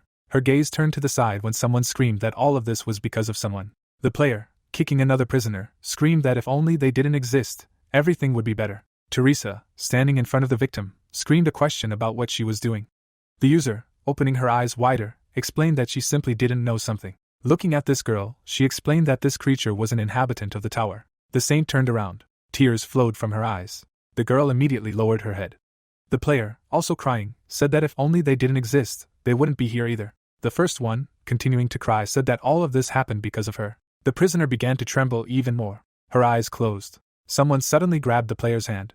Teresa, holding her, explained that it made no difference whether she was a resident or someone else, because surely the fanatics hadn't seized her like the others. The girl looked up. The fighter's hand was shaking. The saint suddenly frowned. The ward, looking ahead, asked the name of the prisoner. The saint, looking at her, said that there was nothing to worry about. Andrea, without looking up, introduced herself. Teresa, closing her eyes, noted that her name was indeed beautiful. The girl showed up. The cultist also appeared and she told them that one day these believers came to their village. There were many people in front of them and the prisoner explained that they were talking about sparing the lives of all the villagers if they sacrificed one. All the people crowded around her, and she told them that after that all the villagers began to tell her that she needed to go there for the sake of the village, since she had no family. Her eyes were wide with fear and Andrea explained that they had told her that it was a great honor and that they could do nothing about it. Teresa, hugging her, noted that she must have been very lonely. Her gaze was directed forward. Looking at the girl, she realized that although she was a resident of the tower, in fact, she was no different from an ordinary person. The cultists standing at the bars said that they already needed to prepare the next victims, one from each cell. The fanatic, coming closer, explained that if no one was chosen, then everyone would participate in the ritual at once, and they should try if they wanted to live a little longer. The player, trembling with fear, screamed in fear. The second screamed that she did not want to go there. Her gaze was directed to the side. The eyes of the saint opened wide when the user screamed that they needed to give up that child, who was not human anyway. Teresa stood up and asked them to stop, as they should not hurry. They all frowned and asked her to come to her senses. The cultist raised his fists and asked them to fight, as then God would be even happier. The second one narrowed his eyes. Someone raised their hand. The hero closed his eyes and said that he would go there himself and asked if there was anyone who was against it. They all, squinting, answered that he could go. His hands were already tied. A long column was walking along the corridor. A pill appeared in the protagonist's mouth. It immediately flew to the side. The pill was heading straight for the water. The cultist suddenly turned around. Smiling, the young man knew that now all the necessary preparations were complete. The player, walking forward, thought that now the friends should have been caught and put in a cage, and judging by her character, she would definitely be the first to volunteer as a victim. A system window appeared near him with information about a secret quest in which for each enemy killed 1/10 would be added to the adaptation characteristic, and for eliminating the head of the cult 30 units would be added to this characteristic. And then the guy realized that he was going through this part this way for the first time. Licking his lips, the young man realized that he did not expect that this characteristic would be adaptation. His gaze was directed forward when suddenly someone's scream was heard. The cultists, their eyes wide open, praised their god. A certain man was standing in the middle of the arena. The player, raising his head, thought that there were quite a lot of them here. Gastric juice poured out of the mouth of one of the users and the guy realized that everything here was not as bad as this man reacted. The chains began to rise when someone shouted that it was time for the next victims. The gates began to open. They fell into the arena. 2 fighters looked in that direction. People began to be pushed with sharp weapons. The guy rubbed his freed hand. Turning his head, the hero heard someone screaming about God. The chains were wrapped around the column when this man screamed that God wanted victims filled with horror. His eyes immediately opened wider. The cultist, raising the microphone to his mouth, asked about what kind of victims bring God the most joy. The others, raising their hands, answered that these are majestic victims worthy of God. The fanatic, raising the microphone to his mouth again, screamed that they then need to witness this event. Pointing his hand at Teresa, the host screamed that she sacrificed herself for a child she did not even know and her act is truly worthy of God. The cultist, throwing his head back, also said that the blood of this majestic man will decorate the end of their sacrificial rite. The hero, putting his hand in his bosom, understood that he was going to finish this floor, having received all available attribute points. The book began to disappear from his hand and a notification about using the ancient grimoire of SPEEDRUNS appeared. Frowning, the protagonist said that he was tired of all this and immediately messages appeared that he was released from the restrictions of the 5th floor and everything that was sealed with restrictions was released and he had 10 minutes left. Flame burst out of his hand after using the element of fire. It was directed into the drain hole. The fire hit that pill and a message appeared that the red fire pill was activated. Suddenly, the floor under the enemies began to crack. Jets of flame immediately rose into the air. The cultist, holding the microphone, shouted a question about whether this was really a skill and also shouted that this simply could not be, because according to the commandment of God, the use of abilities should be impossible. A weapon began to appear in the young man's hand. Immediately after, the fighter threw it. It broke the chains around the girl's hands. Blood ran down her face. The player caught her. The girl's eyes were still closed. The guy put 2 fingers on her neck. His eyes were hidden under his hair. Dust rose from his next step. The warrior, taking the pill in his hand, said that he no longer cared about all these characteristics, since they would all be killed. The pill ended up in his teeth. The guy immediately bit it, and a message about using the black pill of darkness appeared. Black energy began to emanate from him after the notification that a black barrier had begun to be erected. The cultists covered themselves with their hands. Steam came out of the young man's mouth. A blade immediately appeared in his hand. The protagonist held it out in front of himself. Everything around the fanatics was in black smoke. The weapon of one of them fell to the floor. The enemy, falling to his knees, asked the great god of darkness to answer their call. They all knelt and began to pray to the god for help. They suddenly looked in one direction. Looking at the silhouette, they shouted that this energy belonged to the demon king. They, opening their eyes wide, said that he had finally answered their call. The hero quickly cut them. A cut appeared on the face of one of them and a notification appeared about increasing the adaptation characteristic by 1/10. A certain sign appeared and another similar message appeared. The player's eyes glowed purple. The girl was lying in the middle of this black smoke.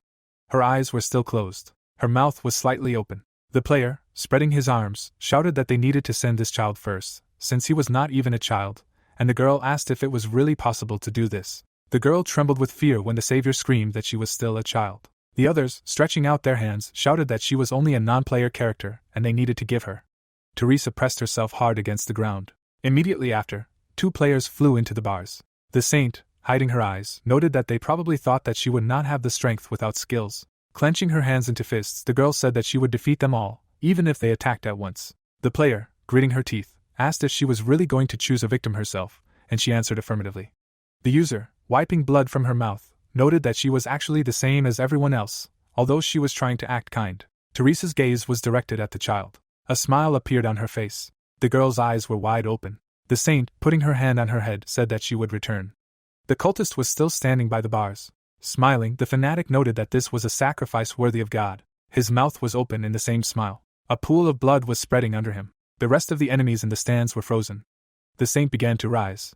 With her eyes wide open, she listened to someone's words about how, in the end, it was she who tried to do the impossible. The hero was sitting in front of her. Smiling, her friend replied that she knew he would come. There was also a smile on the young man's face. The chains on her hands were cut in an instant. A system window appeared in front of the protagonist with information that he had received 23 adaptation points, and then the player realized that all he had to do now was deal with the head of the cult and get out. The girl, standing behind, said that she needed to go somewhere else. The door to the cage opened. All the people began to come out of them. The saint, running up to another grate, called out to the child. Tears appeared in the girl's eyes. The ward, hugging the prisoner, said that she was glad that she was alive. The protagonist, standing nearby, asked what was going on, and his comrade replied that the child was a resident of the tower, and that these believers had captured her and wanted to make her their next victim, or one of them. The guy, frowning, could not believe that he was wasting his precious 10 minutes on this, and then a message appeared stating that the remaining time of the effect of the ancient grimoire of Decedrian was 2.5 minutes. His eyes suddenly opened wider. Looking at the girl, the young man remembered that she was a resident of the tower. A wide smile appeared on his face. Coming closer, the hero asked her name again. The player, looking down, asked why she did not become a believer when all the locals fanatically believed in God. The child hid her eyes under her hair. Without turning around, she replied that she did not want to believe that God existed. Crying, Andrea explained that the inhabitants of her village sold her because she had no parents. Clenching her hand into a fist, she also added that if God really exists, then it is the deity who is the creator of this hell, full of despair. Crying, the girl called God a bastard. She wiped her eyes with her hands. Her gaze turned to the side when the hero said that they were similar to her, because immediately after birth he was thrown into an orphanage and had to grow up alone. The hero, leaning against the wall, noted that life without parents is really hard. Teresa, looking away, could not believe that the leader was talking about himself. The player, imagining himself in the past, said that he had to live on and explained that no matter how much she blamed someone and no matter how offended she was, it would not change anything. She, folding her hands in front of herself, began to say something about the head of the cult. The young man, standing in front of her, said that he had already managed to forget about him. The guy turned his head to her. Her eyes widened when the protagonist offered her to live in a world freed from the bastard's power after successfully killing him. Smiling, the player explained that in exchange, she would have to become a partner and asked her about her opinion on this matter. The child, looking up, nodded affirmatively. The user extended a finger towards her. A small sign of blue flame appeared on her chest. The fighter, placing his hand on her head, asked her to take good care of him. Teresa, placing her hand on her chest, could not understand if she had ever done something like this. As he left, the young man said that it was time for them to get rid of the head of the cult, and immediately a notification appeared stating that the effect of the ancient grimoire of Decedrian was over and all his skills were blocked again. The head, standing in a room with vases, said something about happiness. Smiling, the boss asked the god to praise them. Jinhyuk put his hands in his pockets and explained that the cult leader was different from the other fanatics. Even though he, like them, could not use skills, he was still a strong breaker. Opening her mouth, Teresa asked if her companion could defeat the enemy using skills like last time, to which she received the answer that skills were currently unavailable. The girls looked at each other. Looking away, the protagonist said that hand-to-hand combat could be dangerous, because their opponent had one of the most dangerous artifacts. Introducing a vessel with skulls, the protagonist explained that this object was a vase that ate evil spirits, which killed the enemy with a spell with absolute precision. Moving forward, the saint suggested that they would not be able to defeat the cultist. to which the guy replied that he would take the first blow. Turning his head, the young man explained that there was a cooldown between spells, so the girls would play the main role in this battle. Sweating, Teresa received instructions that it was necessary to defeat the leader before he used the artifact again. Grabbing the door-opening mechanism, the young man asked his friends if they were ready for the upcoming fight. The ladies nodded in agreement. Holding the handle, Jin-hyuk reminded his companions that if they remembered everything he said, they would definitely get out of here. The lock began to spin. The door opened a little. The guys entered the room. The leader looked back. Looking at the intruders, the cultist remembered that those who ruined the ceremony came to him personally. Looking forward, the protagonist asked where his enemy's partner had gone, to which he replied that he had just left, because he had gotten what he wanted. The protagonist bared his teeth and was dissatisfied with the fact that the fanatic was so smart, because he would have died right here. The leader, holding onto the hood, could not understand how the guy managed to use the skills, ignoring the restrictions of the god. Tearing off his robe, the madman shouted that he would sacrifice his opponent and make him repent for all his evil deeds. Frowning, Teresa noticed the artifact that his ally had spoken of. The young man pushed off with his foot. Running along the wall, the young man ordered his friend to go forward. The girl dashed forward. The cultist blocked the opponent's blow. The warrior jumped up after the kick. A moment later, the lady stepped on the madman's head. The man sank to his knees. Opening his mouth, Jin-hyuk shouted that it was time to close it. Teresa grabbed a piece of cloth. The girl covered the opponent's mouth with a rag. The protagonist rushed forward. Andrea made a frightened expression. The villain clenched his gag in his teeth. A moment later, the warrior flew to the side. The lady hit the wall. The fist flew at great speed. The enemy's blows flew towards each other. The protagonist shifted his gaze. The guy hit the fanatic on the chin. The young man slid across the floor. Looking askance, the young man said that he had killed monsters with his bare hands that were tens of times larger than his opponent, so he had no chance in hand-to-hand combat. Sitting on the floor, Teresa praised her comrade. Raising his head, the madman shouted that this would be his best victim. Taking a vase in his hands, the leader shouted that he would first deal with the boy. Raising the vessel to head level, the man began to chant a spell. The skull began to glow, and the fanatic shouted praises to his master. Some projectiles burst out of the artifact. Looking forward, the girl remembered that this was the spell her ally had spoken of. Frowning, Jin-hyuk reminded him that this spell had a long cooldown. Looking at the object, the protagonist advised to look closely at the eyes of the skull, because they can determine the moment when the spell rolls back its recharge. Turning his head, the protagonist asked his friend to take care of everything else. The lady made a surprised expression. Dark tendrils pierced the guy's body. The girl opened her mouth in surprise. The lady looked forward. Falling to her knees, Teresa called out to her friend. The young man's body was covered in blood, and the system showed a message that the Demon King's curse disappears due to death. Smiling broadly, the villain was sure that God would be pleased with such a sacrifice. Putting her hand on her ally's body, Teresa asked him to open his eyes. Opening his mouth, the head noticed that the death of a comrade was an extremely painful event. The girl looked from under her brows. Kicking him, the head said that if this was not so, then this was the wrong sacrifice. The girl, sliding on the floor, heard the little girl call out to her. The cultist turned his gaze to the side. Grabbing the cabinet, Andrea heard the fanatic call out to her. The villain extended his hand and ordered the girl to come here. The warrior ran forward. A moment later, the lady sat on the enemy's neck. The lady squeezed her opponent's neck. A powerful blow was heard. Opening her mouth, the saint declared that she would not allow anyone to take Andrea away from her. Jin-hyuk lay on the floor. Teresa bared her teeth. The cultist clenched his fist. Looking from under her brows, the girl understood that it was impossible to resist without skills. The man, with his mouth open, shouted praises to his god. The lady dodged the blow. A moment later, the lady picked up the stones from the floor. The saint raised her hand to her face. The warrior threw something forward. The shells smashed the lamps on the ceiling. Turning his head, the fanatic declared that the darkness would not save her. The fragments flew down. Sitting on the ground, Teresa understood that the enemy's horizons should decrease. Sweating, the girl thought about taking the vase away from him. The man shook the ground with his stomping feet. The lady shifted her gaze. The head almost hit the enemy. Opening her mouth, the lady did not understand how the opponent found her so quickly. Holding the vase in his hands, the madman said that the next blow would kill her. Looking at her hair, the warrior listened to the words about it shining in the dark. The fanatic smiled widely. Showing the artifact, the villain promised that he would make the little girl watch her friend die. Sticking out his tongue, the villain said that the girl would see everything with her own eyes. A powerful blow threw the lady back. Teresa began to run. Raising his hand, the villain was surprised at how strong it was. Holding her shoulder, the warrior listened to the words about how she would not be able to hide anywhere. Lowering her head, the saint understood that they could not waste the time that Jin-hyuk had bought for them. The girl saw a shard on the floor. The lady looked at the object. Moving forward, the cultist praised his master. The fanatic saw the hair. Smiling broadly, the man said that he would spare the enemy if she swears to become a believer. Trembling with fear, the little girl listened to the words that she would become a saint of the god of the Demon King. Extending his hand, the villain said that otherwise he would do everything himself. A strand of hair hung on a rope. The man looked at the curls. The girl ran up from behind. Cutting her hair, the warrior realized that compared to the main character's sacrifice, her hair was nothing. The lady frowned. The man looked forward. A second later, he looked back. The saint extended her hand. The leader raised his fist to strike. A vase flew at the villain's head.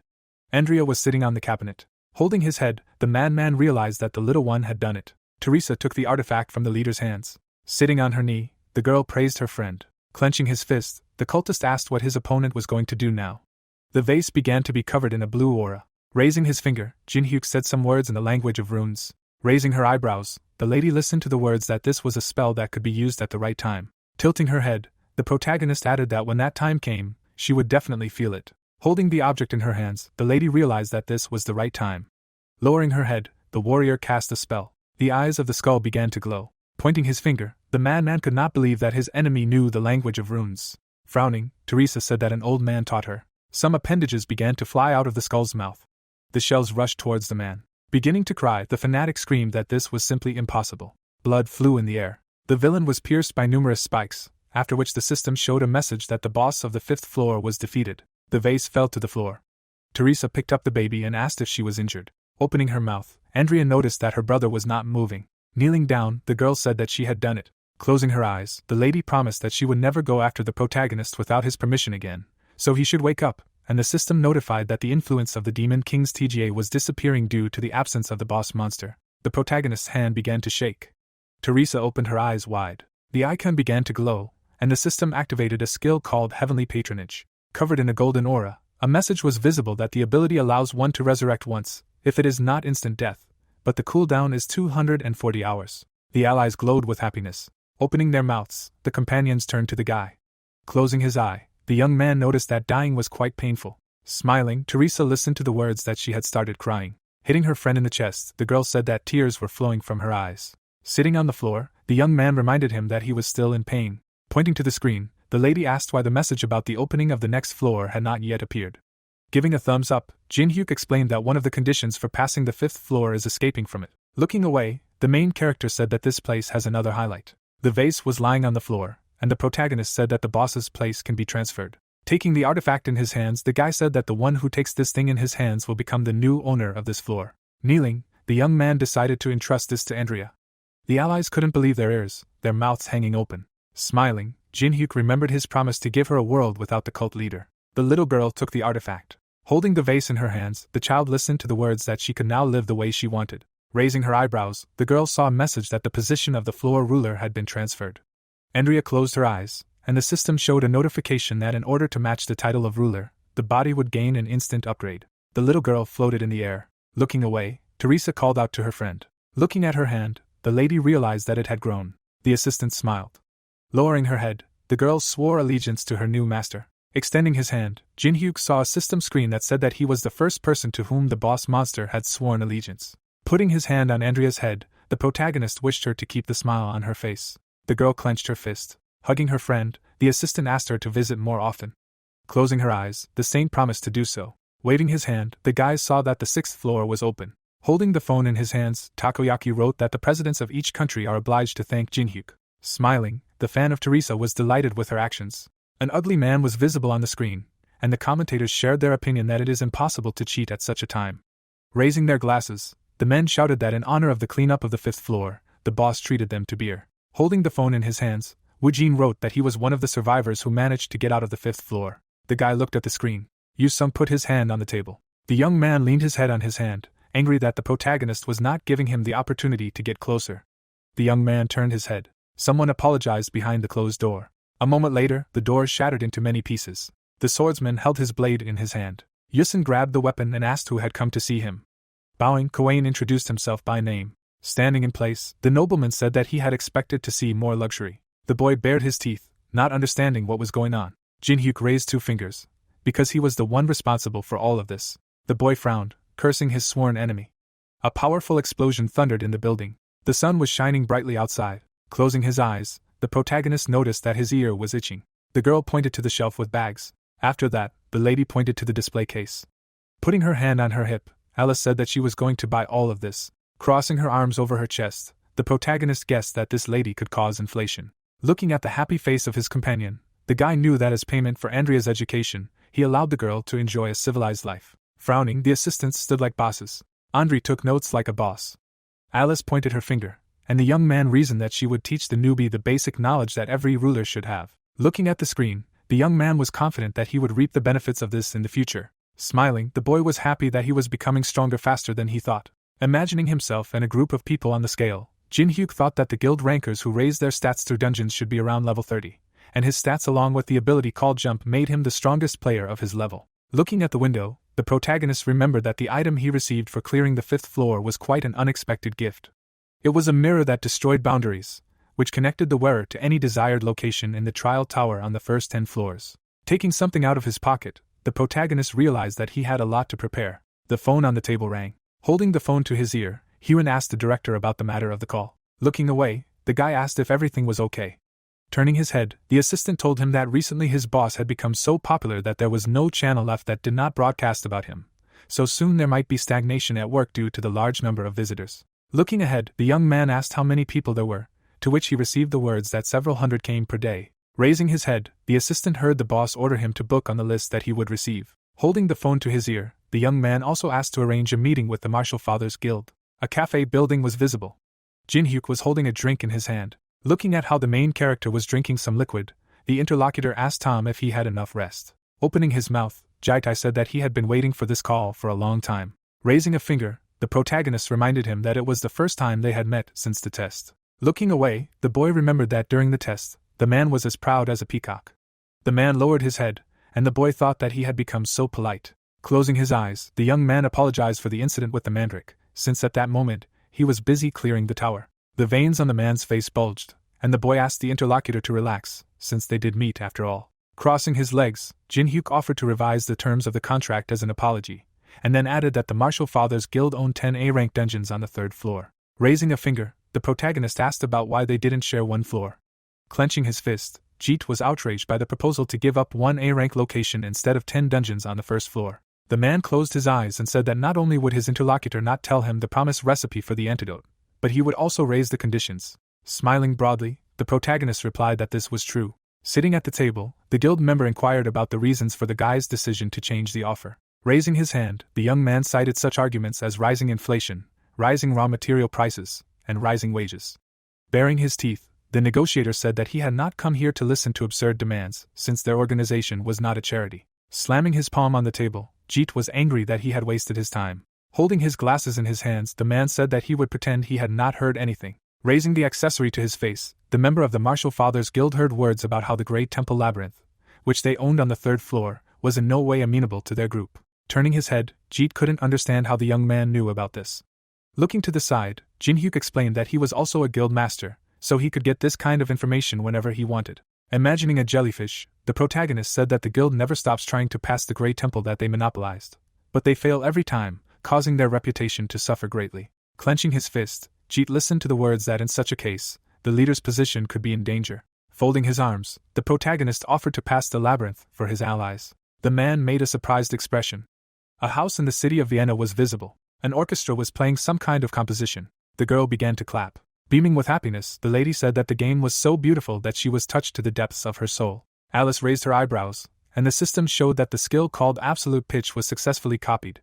There were various foods on the table. Opening her mouth, the lady asked to bring the most expensive things that were here. Holding the cutlery in his hands, Jin-hyuk hoped to finish it all quickly and return to Korea, and on the screen were written tasks according to which he had to eat at a 3-star Michelin restaurant, watch the chef cook and prepare dishes of various cuisines. Looking away, the vampire lord asked why they were sitting here so calmly and having fun. Closing his eyes, the protagonist explained that in the future it would be good for them, but now they just needed to enjoy it while they could. Sticking a fork into the salad, the protagonist knew that the 6th floor of the test tower was called the Elf Forest. Imagining the deer and its owner, the guy thought that this location was guarded by chauvinist elves. The next floor would only open if they spent 90 days there. The players walked one after another, and the young man understood that most of those who pass this level simply celebrate their stay there and go on to other locations to level up. Looking from under his brows, the young man thought that everyone on this floor has their own goal and cultivator bonuses that can be obtained there, so this time they need to prepare well. Frowning, Jeet reported that everything was ready. A bright beam of light appeared in the ruins. Keeping his hands in his pockets, Jin-hyuk noticed that teleportation magic was quite a convenient thing. People were walking around the shrine on the third floor, which was the most popular and lively center for changing professions in the tower. The traveler stood in front of the priestess, to whom he came to instruct him on a new profession. Looking back, the protagonist heard someone rejoicing at his arrival.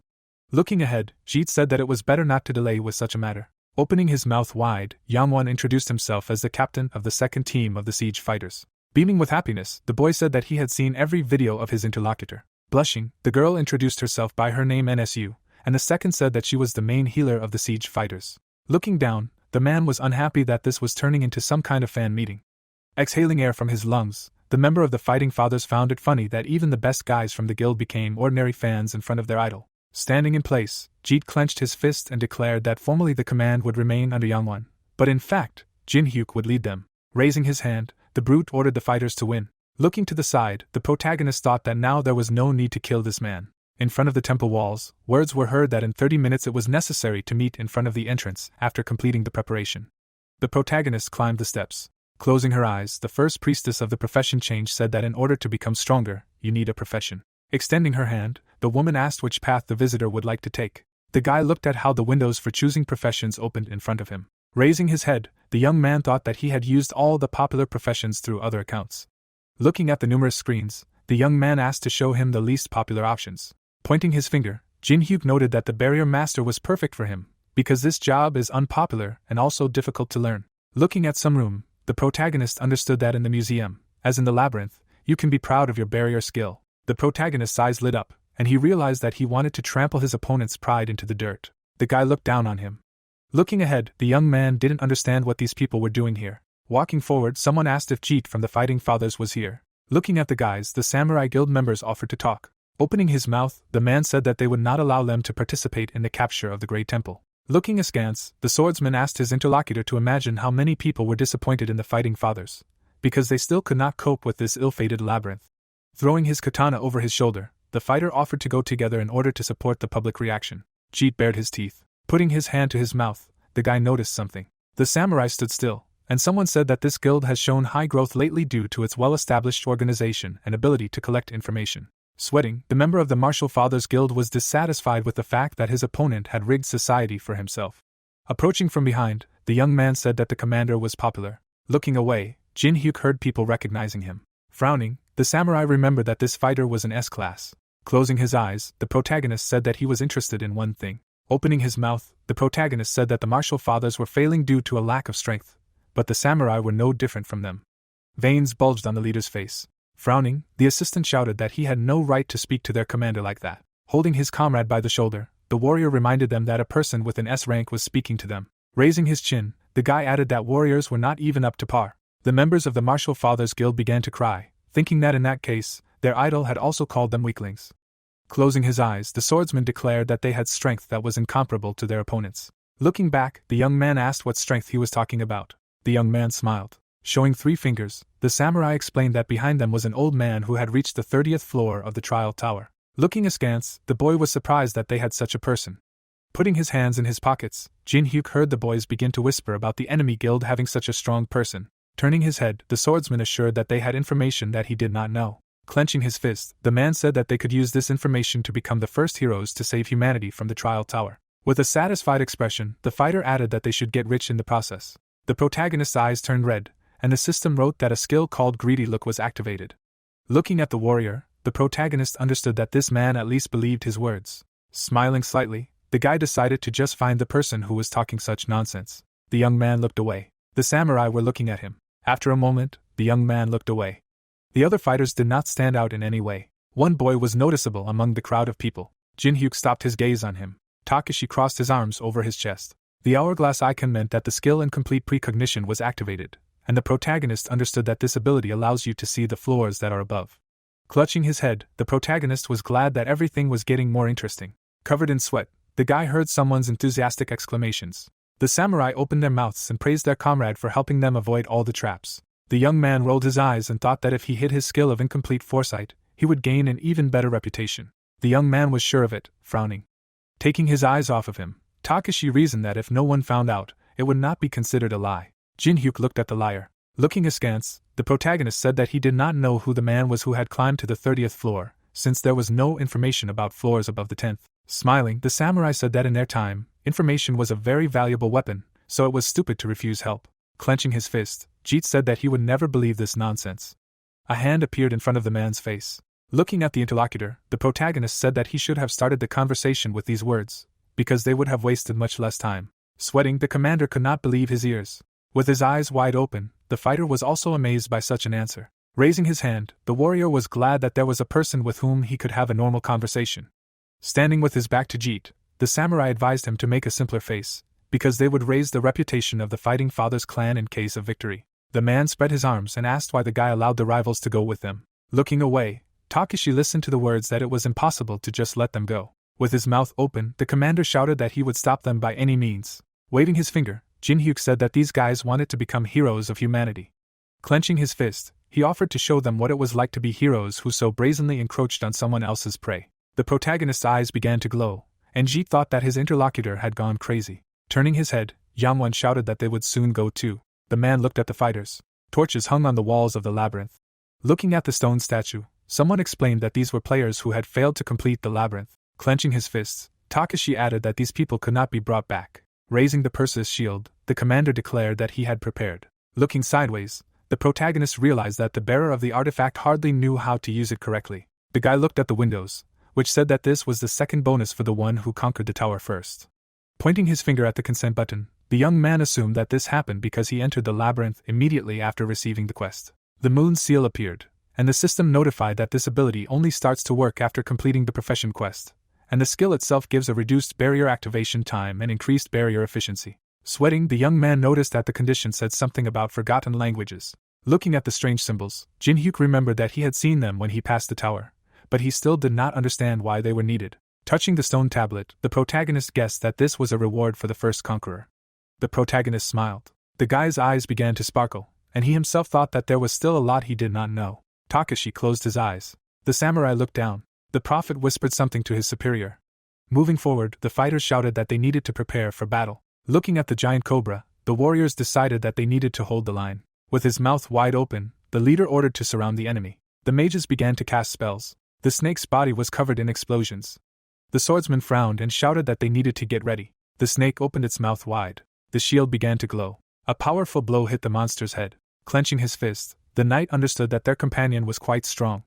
Opening his mouth, Yamwon began to doubt that their team would be able to do anything. Lowering his head, the warrior decided that he was pathetic. Exhaling air from his lungs, Jin-hyuk thought that these guys had a long way to go, because they were already depressed just because someone was stronger than them. Putting his hand to his chin, the protagonist was sure that Alice would have done it in a second. The door to the 5th floor trial tower was closed, and someone was saying that this was not how it was done. Holding onto her staff, Andrea listened to how it should be done. Raising her hand, Alice ordered to obey. Opening her mouth, the girl noticed that her teacher's words gave her a completely different feeling. Frowning, the commander heard the question of where they should go now. The fighters were standing in a huge corridor. The samurai turned his head. Looking at the left side of the labyrinth, Takeshi understood that it was light and safe in appearance. Looking at the right wall, the prophet understood that this path could hide dangers at every step. Covered in sweat, the clairvoyant could not understand what to do, because this was not in his vision. Wide-eyed, the fortune-teller heard the words about going left. Raising his thumbs, Jin-hyuk said that any newbie would go right, because he would think that this was some kind of catch. Beaming with happiness, the main character added that their guide was aware that this labyrinth sends people with such thinking to hell. The samurai exchanged glances. The left corridor was visible, in which words were heard about going here. The guys went forward. Looking at Takeshi's back, the protagonist was surprised that his foresight skills were so weak. Looking from under his brows, the guy remembered that his companion had chosen the left side. Fire burned in the young man's eyes, and he himself understood that either of the two paths would lead them to hell. Lasers were visible ahead, and the fighter asked what they were. The device began to approach the travelers. Taking a moment to close his eyes, Takeshi convinced his comrades that it was a simple trap, so there was no need to worry. The trap emitted a beam of light. A moment later, many lasers appeared in the room. The fighters looked up. The defenders created a force barrier.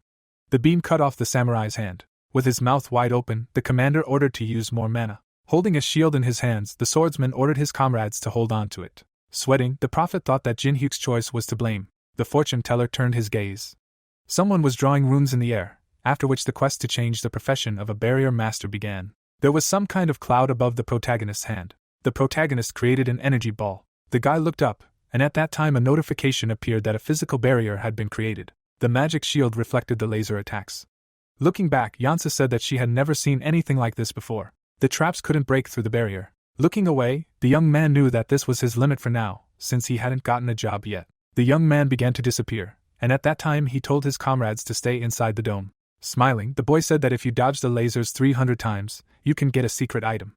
The soldiers couldn't believe their ears with their mouths wide open. Walking forward, Jin-hyuk suggested that someone join in getting the item, since it wasn't as difficult as it seemed. Closing his eyes, the protagonist shared information that all you need to do is set the right beat. The protagonist snapped his fingers.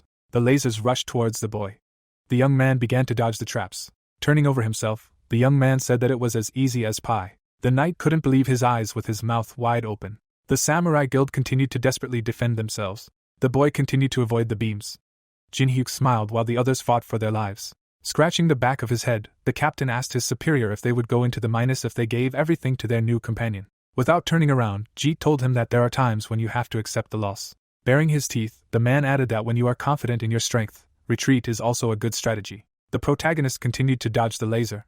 Opening his mouth, Yansu understood why his boss said that. The protagonist put his hands in his pockets, and the system sent a notification that he had successfully completed the hidden mission. Holding the item called the Blazing Flame, the boy was happy with the reward he received for the sweat he had shed. The young man turned around. Holding the stump of his arm, the fighter screamed that he had lost his limb.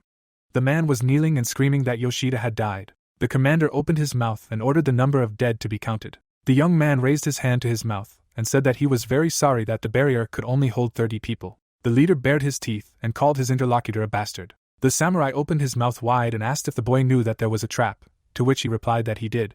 The warrior frowned and reminded him that his men had died. Jin-hyuk looked ahead and realized that he had only agreed to go along because they had talked about the man who had reached the 30th floor showing them the way. Takashi lowered his gaze. Looking down on him, the protagonist asked why they had to follow them. The swordsman spread his arms and promised that the samurai guild would not let this go unpunished. Pointing his finger, the protagonist suggested that now was not the time for such words, after which the system showed a message that the condition that 50% of the raid should be killed by traps had been met. The snake opened its mouth wide, after which a notification appeared that the guardian of the northern temple had awakened. Baring his teeth, the commander could not understand what it was. Smiling widely, the guy advised his allies not to relax, because everything was just beginning. Raising his hand, he said that if a samurai wanted to say something, then first he needed to try to survive. The snake stuck out its tongue. A moment later, the cobra bared its fangs, and the system wrote that it was the jellyfish's favorite pet. Holding his hand, the commander said that they had not yet formed up. Looking to the side, the young man said that now that everyone understood the situation, it was time to give him something. Pointing to the shield, the young man asked to give it to him. The samurai frowned and shouted that no one in their right mind would give up an artifact of such power. The snake raised its head. Jin-hyuk raised his hand, accepting the fact that there was nothing he could do now, and then began activating a skill called Glacier Creation. Raising his finger, the protagonist declared that he would have to take the shield from the owner's corpse. Opening his mouth wide, the commander asked his interlocutor to wait.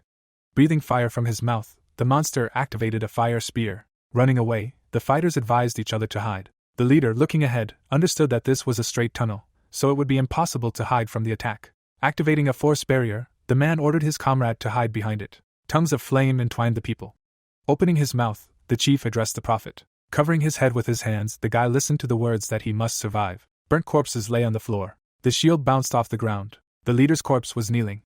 Holding out his hand, someone gloated over the fact that the previous owner did not know how to use this thing. Smiling, Jin-hyuk said that the artifact is useless if its owner is brainless, while the system showed the characteristics of the Perseus shield, which increases its power as the wearer's level increases.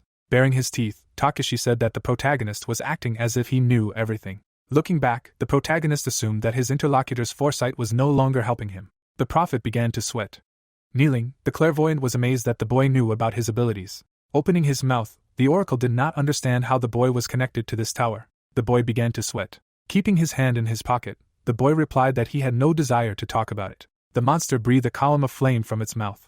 Covering his face with his hand, the boy began to use a skill called Glacier Creation. The ice block stopped the stream of fire. Looking from under his brows, the young man said that when two people are talking, who should not make noise? Jin-hyuk waved his hand. The monster was imprisoned in an ice prison. Takashi made a surprised expression. Looking at the huge piece of ice, the protagonist remembered the words about how he is connected to this tower. Looking to the side, the protagonist explained that he is the exiled god of the tower. Raising his hands, the prophet could not believe that his interlocutor was an absolute being from the top floor of the tower. With his eyes wide open, the oracle understood why his abilities exceeded human ones. Putting his head to the floor, the clairvoyant shouted that he had committed a mortal sin, because he could not foresee this. Smiling, the guy thought that if he were a god, then instead of going through all the floors on foot, he would build an elevator. With his head down, the young man explained that after his exile, he had acquired a human body, and then added that his new servant's skills could be useful when going through more difficult locations. Pointing his finger at himself, Takeshi thanked his master for thinking so highly of him. Squatting, the young man asked the prophet if he would agree to conquer the tower with him. With his eyes wide open, the oracle understood that the opportunity to be chosen by a god comes once in a lifetime. With his head down, the clairvoyant shouted that he would try his best. Jin-hyuk's eyes began to glow, and he himself said that he would leave a mark on his assistant that would burn him to ashes if he decided to betray. Looking ahead, Takeshi promised to keep everything a secret. Looking around, the soldiers noticed that the imperfect physical barrier was deactivating. Looking at the ice shards, someone realized that the protagonist had single-handedly destroyed the monster that had destroyed the entire samurai guild. Looking at the floor, Yansa thanked their savior. Making a sad expression, the warrior expressed his regret that his team was of no use. Turning away, the protagonist said that this was not the end, because she was not one to easily accept the death of a pet. A strong wind blew on the fire. The snake's tail crawled along the floor. Frowning, the commander ordered not to look at their enemy. Turning his head, the fighter asked what they should not look at. The creature grabbed the warrior by the head. The monster approached the victim's face. The monster's eyes reflected the frightened expression of the guy. Covering himself with a stone shell, the victim said that it was a jellyfish. A moment later, the stone statue shattered into small pieces. Looking down on her, the boss was furious that the travelers had invaded her temple and then dared to touch her baby. The soldiers closed their eyes and noticed that there was a lot of mana here. The commander opened his mouth wide and reminded them that this was what they had come for. The knight raised his sword and ordered his subordinates to attack. Lightning bolts flew from the mage's hand. The monster frowned and advised them to watch where their enemies were aiming. The Medusa bared her fangs. With a blow of her tail, the creature screamed that she was capable of more than just petrification. Blood began to flow from Yangwon's mouth. Clenching her fists, the girl asked if there were any wounded. The boss braced himself for the blow, and the lady could not understand anything because her eyes were closed. The monster's claws rushed towards the victim. A moment later, a shield flew into the monster's face. Jin-hyuk hit his opponent in the face. Dust rose where the creature had fallen. Looking askance, the young man declared that from now on he would fight alone. A gorgon was visible in the distance. Medusa bared her teeth and asked why he was looking into her eyes but not turning into stone. An unusual symbol appeared, and the system reported that the greedy gaze was activated, and he had become immune to petrification. Jin-hyuk, grinning, asked a counter-question that it could be because she was weak. The boss of the Great Temple, clenching her jaw, called him an impudent person.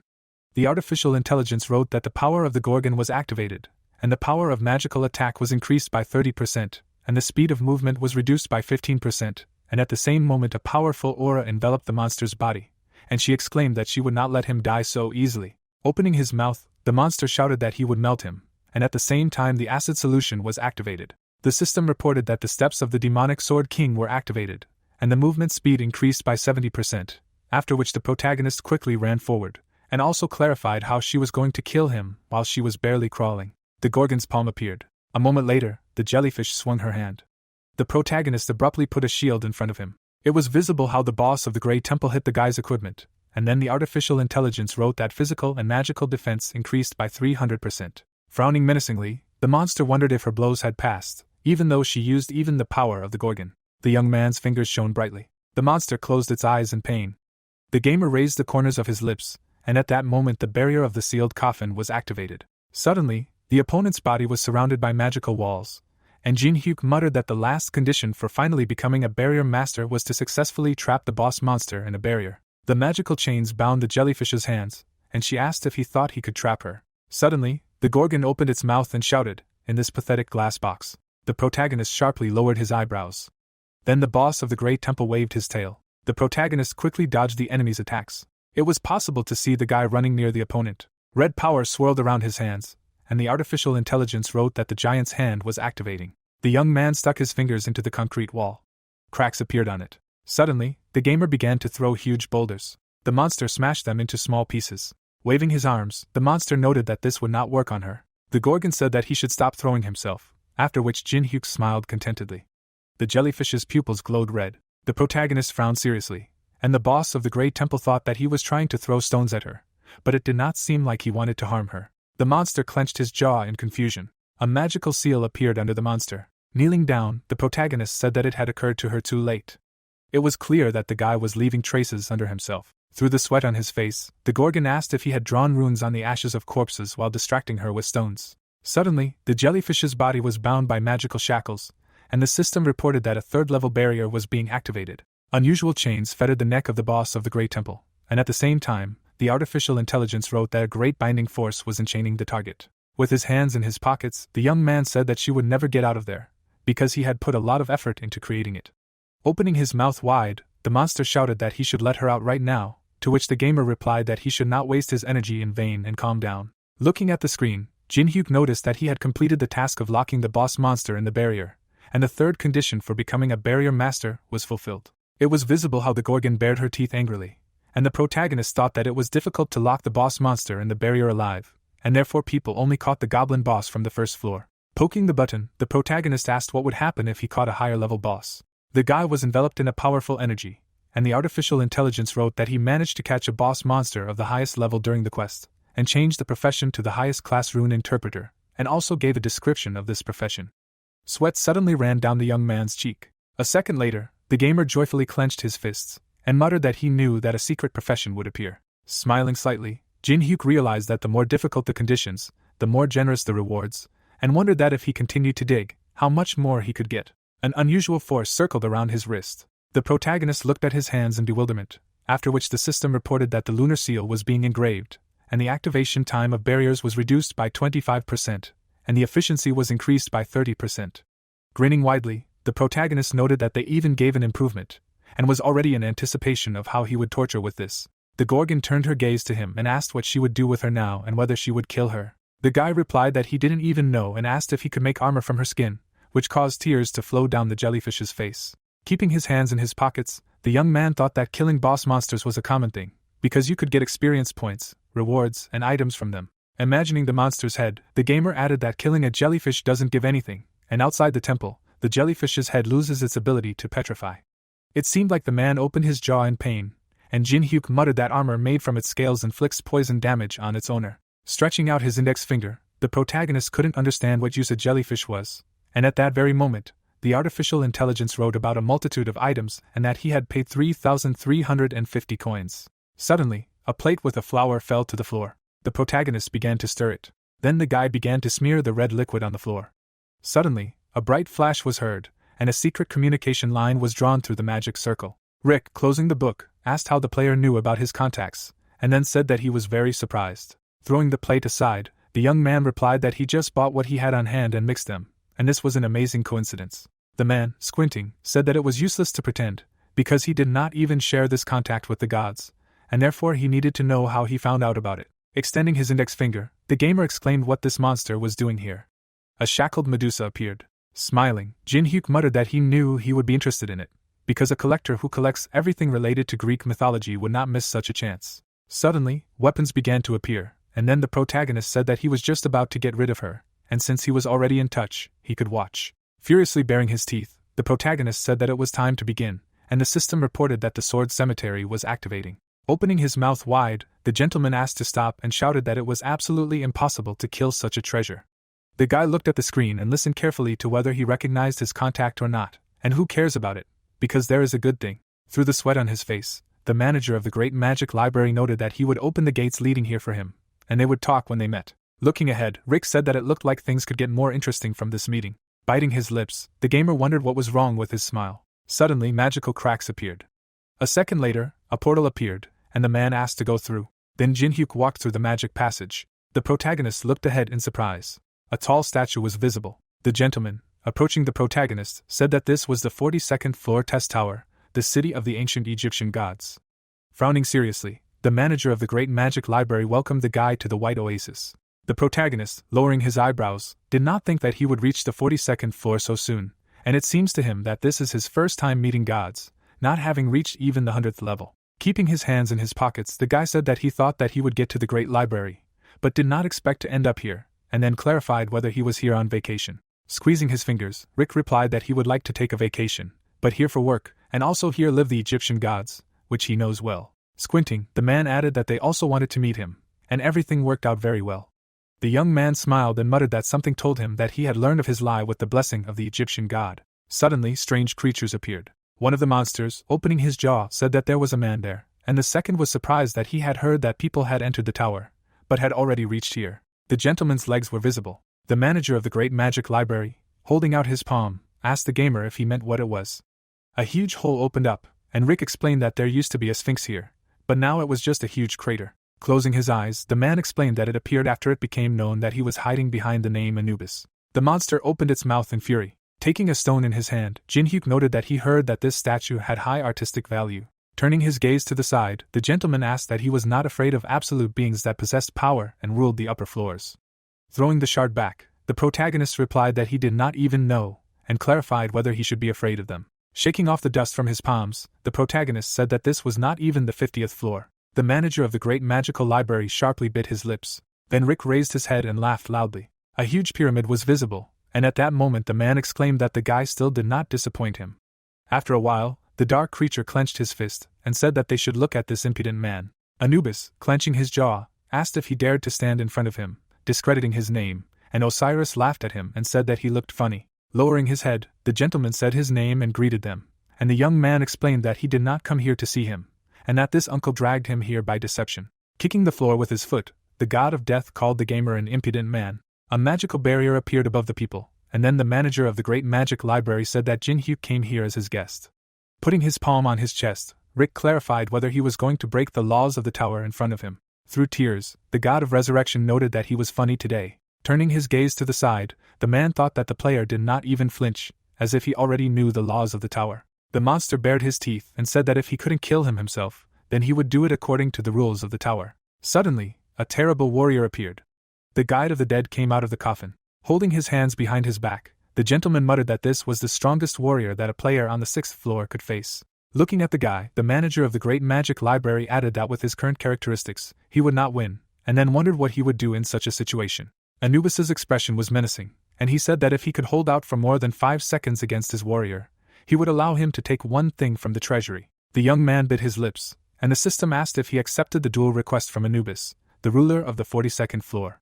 Grinning, the gamer asked if he only needed to hold out for 5 seconds, and nothing more. The light from the screen fell on Jin-hyuk's body. A valuable artifact appeared, and at that very moment the artificial intelligence wrote that he had bought royal blood, and 2 million coins had been spent, and 1,200 remained. An unusual object was flying on the palm of the protagonist, and at that moment the skill of heavenly patronage was activated, and sacred royal blood was created. By poking the key, the protagonist accepted the challenge to a duel.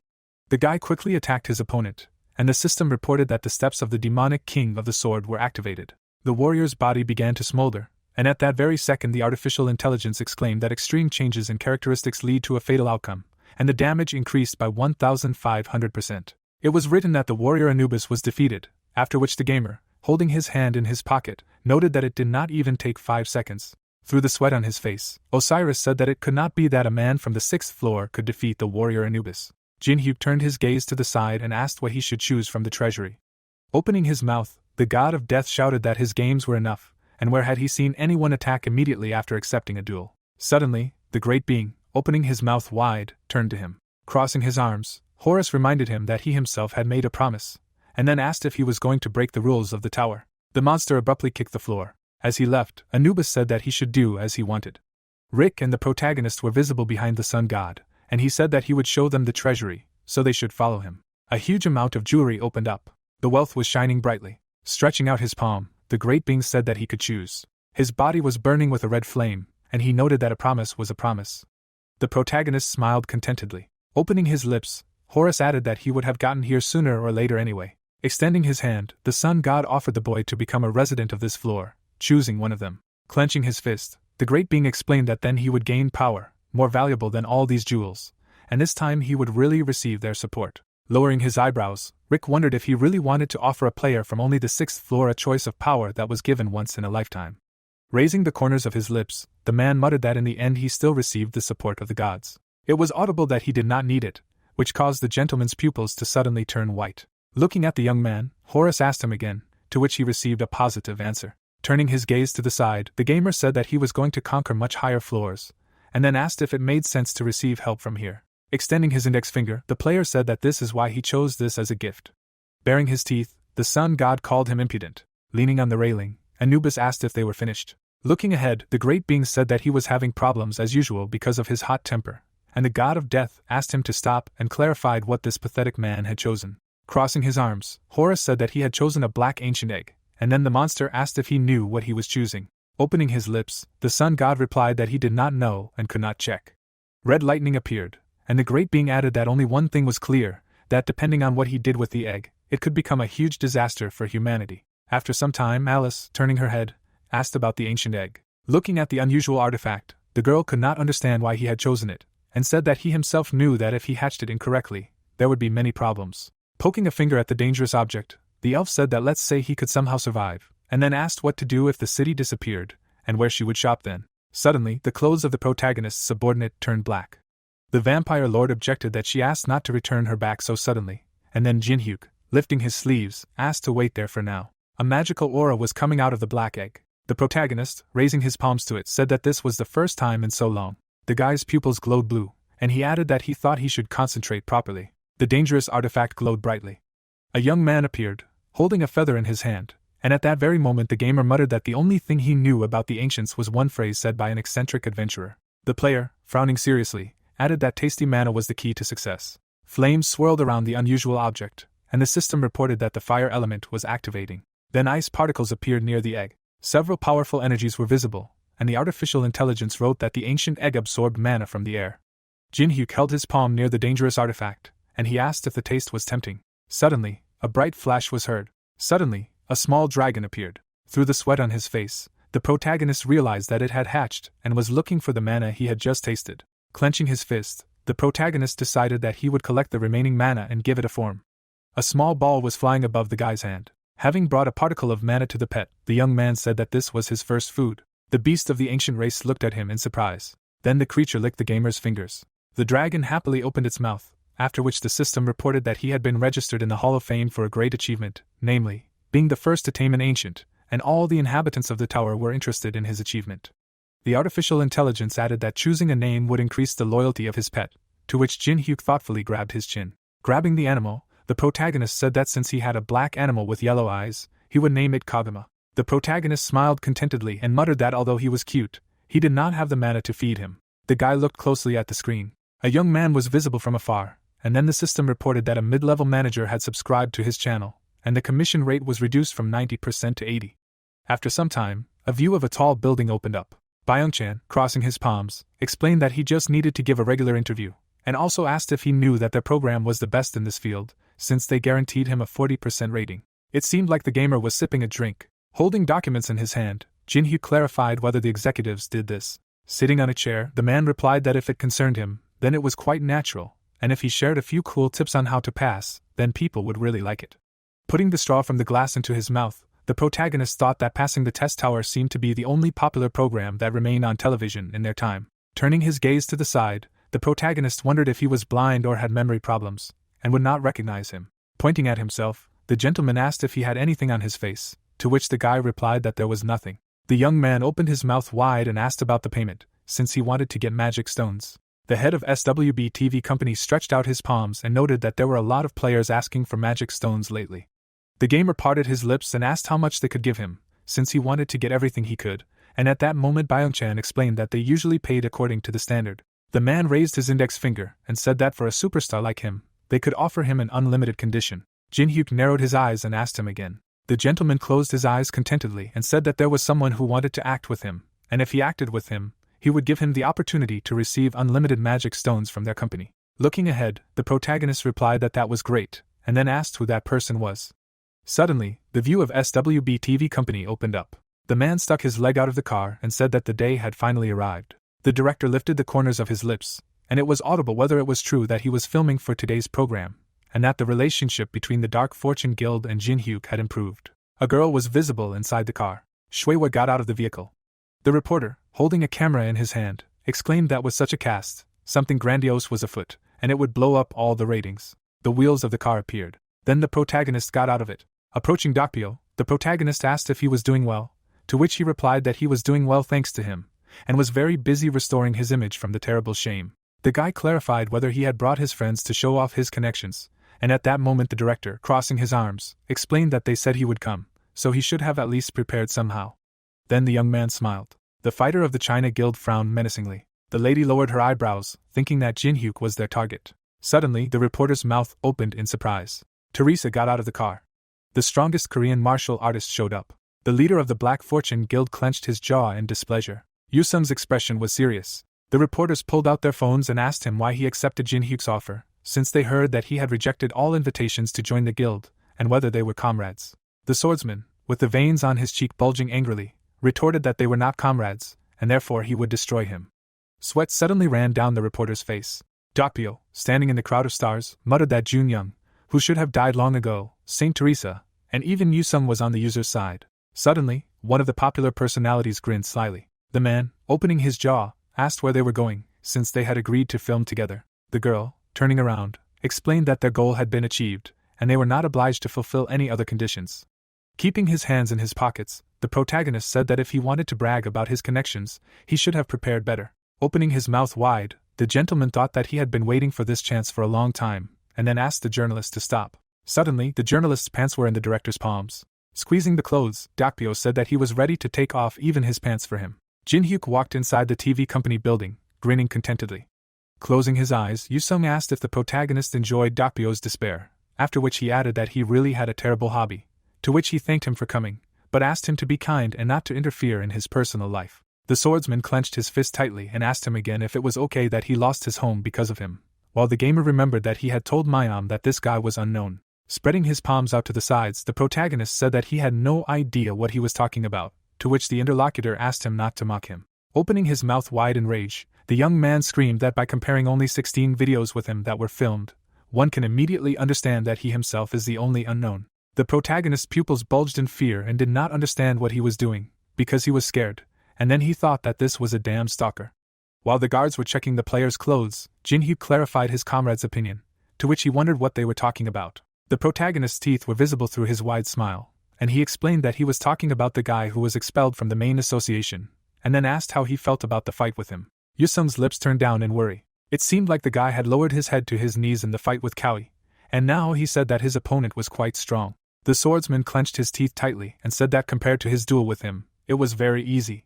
The youth stated that that was all, when suddenly the protagonist looked at him with a smirk. Looking to the side, Jun Young asked about Teresa's relationship with Jin Hyuk. The girl narrowed her eyes in embarrassment, and said that he was her comrade who she trusted the most, or even more. Folding his hands, the old man thoughtfully asked her again, and then remarked that it would not be easy for her. The heroes were sitting at the table, and someone was heard saying that the recording was starting, and then exclaimed that they had special guests on the program outside the trial tower today. The host happily closed her eyes and first said that a popular player was gaining popularity due to his incredible speed of completion, and then asked if he had any advice for the others. Byung-chan happily looked at the screen, and the protagonist was heard thinking about special advice and said that he had one. Smiling widely, the guy said that the player should not stop trying until he succeeded. Raising his finger up, the gamer noted that he only needed to dodge, and the interviewer exclaimed that this was very inspiring, and then decided to talk about the third floor. The heroes looked to the sides while the girl talked to the protagonist about the fourth floor, and he answered that you need to dodge there too. Holding the remote control in his hand, the man did not understand how such a thing could be shown on television. The man adjusted his glasses with his fingers and asked if the interlocutor understood the scale of the damage if at least one episode was not released, and then added that he completely ruined the recording, not to mention their reputation. Jin Hyuk drank the drink through a straw, and Byung-chan was indignant that he came to receive payment without shame and conscience. Holding the chair with both hands, the protagonist muttered that he answered the questions asked, which means he did everything required of him by the contract, to which the head of the television company clarified whether he thought such nonsense would work. Suddenly, the gamer narrowed his eyes and asked him again. At the same second, the guy grabbed the man's clothes, causing him to scream loudly. Approaching the frightened face of the interlocutor, the protagonist asked if he knew who Jones was. A framed photo appeared behind the man, and the player noticed that it was the same person he was thinking of. Holding tightly to the company director's shirt, the young man said that it was his brother, who was the director of the streamers, and then added that they kept the streamers like cattle together, using slave contracts. Jin Hyuk appeared to be standing behind a crowd of disgruntled people, and he currently noticed that one day, all the streamers united and came to the office to protest, and asked if he remembered being there too.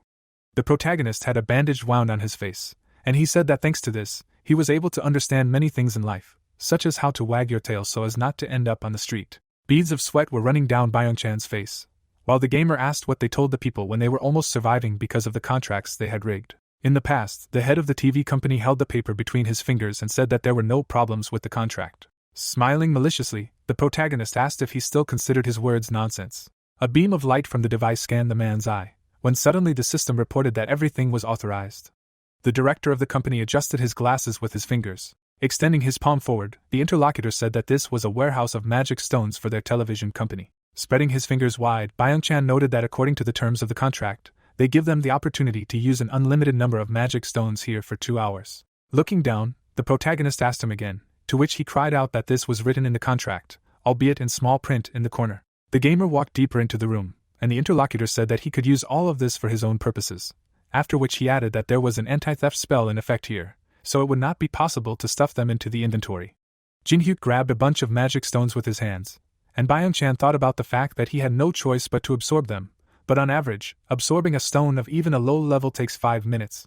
Adjusting his glasses with his finger, the head of the TV company mentally said that it did not matter, because no matter how many stones the user absorbed, the amount that he would be able to absorb in 2 hours would be negligible. Squinting, the man noted that if he needed anything, he could contact his assistants, because the entrance here was strictly controlled. Holding the phone in her hand, the girl was happy with the protagonist. Grinning, the gamer realized that he intended to ruin his reputation in case he took these stones by force. Closing his eyes, the guy agreed and said that even though it was for 2 hours, he would use this time, to which he was told that this was a good decision. Peeking out from behind the door, Byung-chan said that in this case they would see each other in 2 hours, after which he asked the guys to take care of the gentleman. The protagonist and the TV company employees stood in the middle of the safe with magic stones. The young man greeted them with narrowed eyes, and then asked if he wanted to show them something amazing. The girls looked ahead in confusion. There was a signboard with information near the entrance to the room. Holding a framed photo in his hands, the man said that he was very sorry that Jeon-soo died in an accident. He suddenly threw the photo into the trash. Gritting his teeth in anger, the head of the TV company said that the living should live on, but he did not understand why he was haunted by him even after death. The employees of the organization bowed at the sight of the director, and the director thought that he had somehow managed to minimize the expenditure of magic stones, but he could not get rid of him, and then suggested whether he should set the journalists on him to make a fuss. While the device scanned Byung-chan's retina with a beam of light, he decided that he would do it as soon as he got out of this horror. The man pressed his palms together and wanted to ask Jin-hyuk if he had used the magic crystals. He had a wide smile on his face and suddenly fell silent. There were empty boxes on the floor. The shelves of the closet were also empty. The employees were touching something soft, their eyes wide with delight. Pointing his finger towards his pet, the protagonist noticed that the manager had already arrived and then asked if he had any more stones.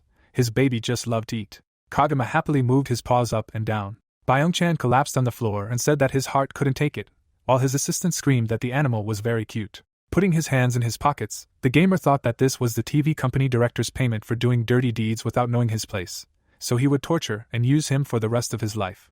The beast of the ancient race lay on the floor, its belly tightly stuffed, and the system showed its characteristics and reported that during the battle, the owner's mana is spent, and the experience points that were received in the battle, the pet and the owner received separately. Looking at the animal, the protagonist thought that he was strong, but he did not have enough mana for the battle, because he had all 80. Staring at the hologram, the user thought that if he called it into battle, he would only be able to hold out for 5 minutes, if not less, so all that remained was to level up faster than he planned. The silhouette of a man was visible on the system screen, and Jin-hyuk asked what he was doing. A view of a tall hotel building opened up. Tenchyo was training, and beads of sweat were running down his body. Lowering her chin, Shuewa reported that the target was set, after which she added that he had already created an alliance with important people. The call icon appeared, and the interlocutor noted that he acted faster than it seemed, and then added that he thought that Yu-sung was feuding with Jin-hyuk, because he reacted aggressively, but still obediently carried out his requests. Gritting his teeth angrily, the girl noted that this was enough to consider him a supporter of the main character. Pressing his finger on the photo of the swordsman, the man said that nothing could be done about it, so everyone should be added to the red list, because if they are not with them, then they are enemies of the China Guild. The screen showed images of people who are on the forbidden list. Yu-sung angrily frowned, when suddenly someone asked about his opinion. The gamer was holding a mirror in his hands, and the system reported that it destroys boundaries and can connect to any desired place in the test tower on the first 10 floors. Standing in a clearing in the middle of the elven forest on the 6th floor, the swordsman asked if this was the way to become stronger that he was promised to be told about, then added that he managed to master a truly monstrous thing. Lowering his chin, the guy asked why the protagonist called him if he was going to conquer the higher floors, because he could have done it on his own. Closing his eyes, Jin-hyuk explained that it was all because he cared and thought about him, then asked if it was true that he needed to become stronger to challenge him again. The magic mirror lit up brightly, and Yusung clarified what floor they were going to, when suddenly the system reported that the mirror was activating, which destroys boundaries. A magic portal opened, and the protagonist asked his companion again. The guys stood with their lips pressed together, and a notification appeared stating that the remaining time of using the item was 4 hours and 30 minutes. Suddenly, the players found themselves on the 10th floor, where the warrior's haven was located. The stone statues were leaning their hands on their swords, and the protagonist noticed that there were about 21 guards protecting the boss. Putting his hands in his pockets, the user asked if the swordsman could handle it.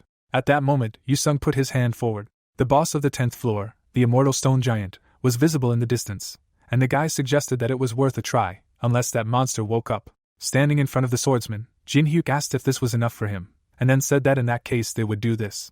Raising his finger, the protagonist said that if he could get rid of all those warriors and hold out against the boss for 1 minute, he would accept his challenge to a duel. Looking to the side, the young man shouted that they had agreed. A moment later, he tightly grasped the magic weapon with his fingers. Yusun suddenly ran forward and shouted that he wanted the protagonist to keep his promise. The swordsman jumped high above the cobblestone knights, when suddenly one of them said that this was a warrior's haven. The Viking clenched his fist tightly and noted that only those with the right could come here, when suddenly he was interrupted. The young man swung his weapon and shouted that his enemy should get out of the way. A view of a hair supply store opened up. The boy opened his mouth in bewilderment, greatly surprised. Teresa turned her head to the side when the admirer called her. Lifting her cap, the girl exclaimed that he was the commander of the raid on those ruins. A small picture of a hair comb appeared, and the system reported that hair return was being used. The heroine happily felt her hair with her fingers. The young man smiled widely in tears and cried out that he really missed his hair, while the lady noted that although it was expensive, his hair was now like before. The last hairs were falling off the man's head, which he was outraged by, and it turned out that the curse was still in effect, and the hair all over his body was falling out. Teresa stroked his back and said that there was nothing terrible about it, because life does not end with hair. Squinting his eyes sadly, the fan said that sometimes he thinks that this curse can be a punishment for his sins, to which he was asked again. Yunghwa grinned and said that he was the commander of the raid on the first floor, and then it seemed like a great success when he acted only out of greed and avarice, because of which many people suffered, after which he admitted that he even thinks that hair loss can be too light a punishment. Raising her eyebrows, the girl remained silent. Lowering her chin, the heroine declared that since people suffered because of his greed, it was not good. The lady closed her eyes and said that she found it wonderful that he risked his life to get what he wanted. The boy opened his mouth wide in embarrassment, and it turned out that he was the leader of the St. Teresa fan club. Yusung swung his weapon and shouted loudly, when suddenly the system reported that the sword song was activating. Suddenly, the fighter dealt a crushing blow to the enemy. At that moment, stone fragments fell to the ground around the boy. Frowning menacingly, the swordsman thought about who was left. In front of him on the floor sat a big guy, and he realized that it was this monster. Behind him, Jin Hyuk's silhouette was visible, and at the same time, Yusung thought that if he could hold out for just a minute, he would be able to fight him seriously. A moment later, the boy tightly grasped the handle of the weapon with his fingers. The swordsman suddenly jumped up and thought that defeating the main character was something he would be willing to risk his life for. The young man began to approach the stone warrior's face. Suddenly, his eyes began to emit a bright glow. Beads of sweat were running down the fighter's face. Suddenly, he found himself in a hospital bed, but he did not understand where he was. A view of a tall hospital building opened up.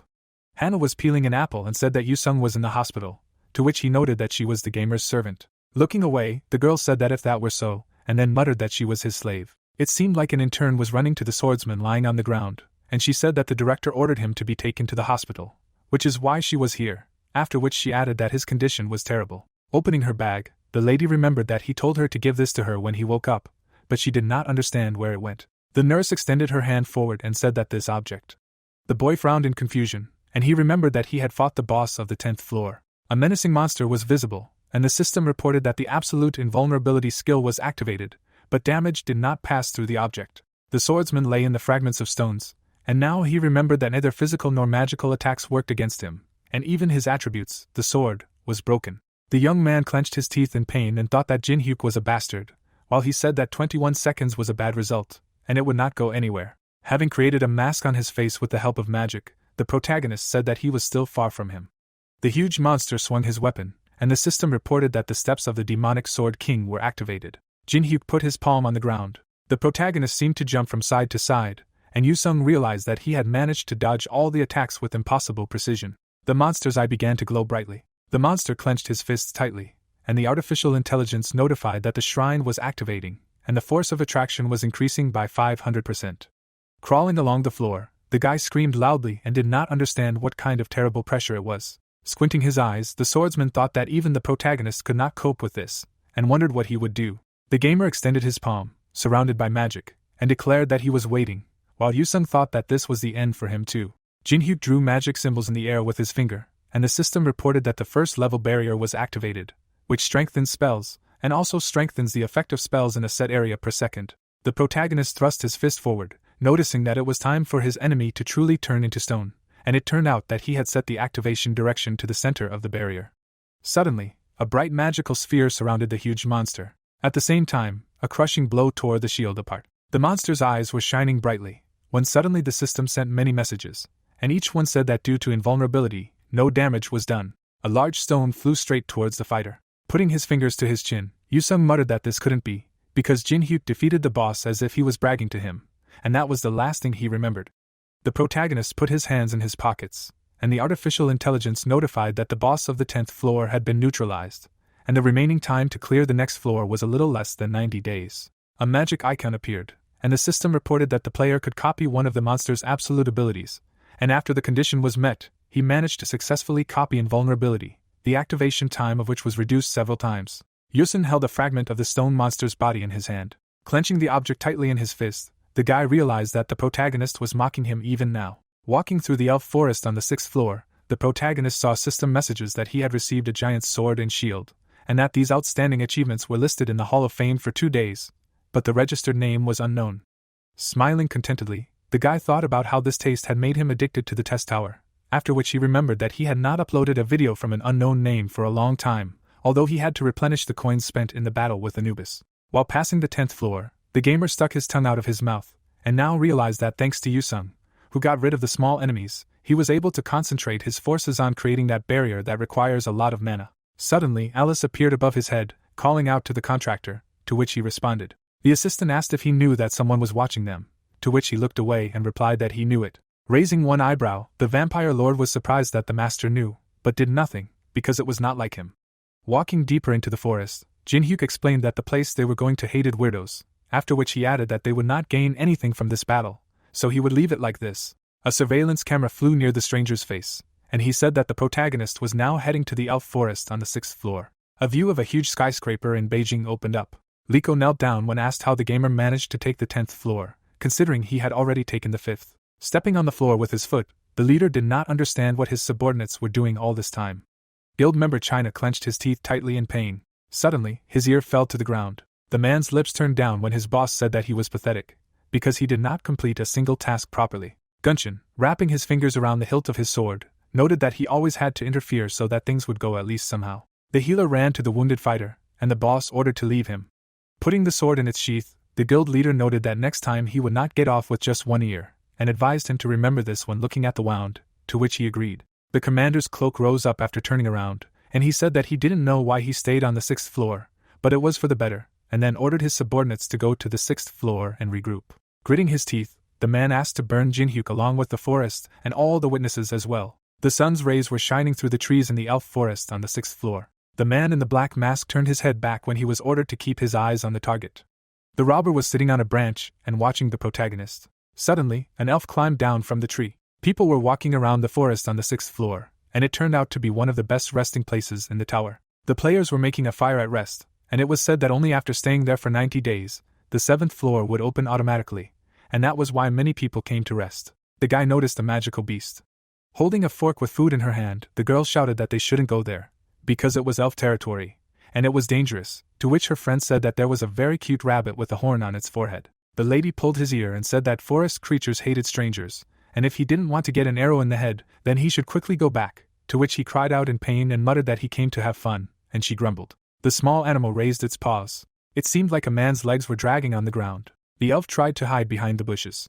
Suddenly, her eyes widened greatly in fear. The girl noticed Jinhyuk and did not understand who he was, since he was being followed. Lowering her chin, the guardian of the forest thought about the fact that it did not seem like he was planning anything, and assumed that he could have just gotten lost. The protagonist waved his palms to smell the air, and the lady said in her mind that only experienced people could get out of this forest, so he would never be able to find the way out. Raising his finger up, the gamer said that he needed to go left.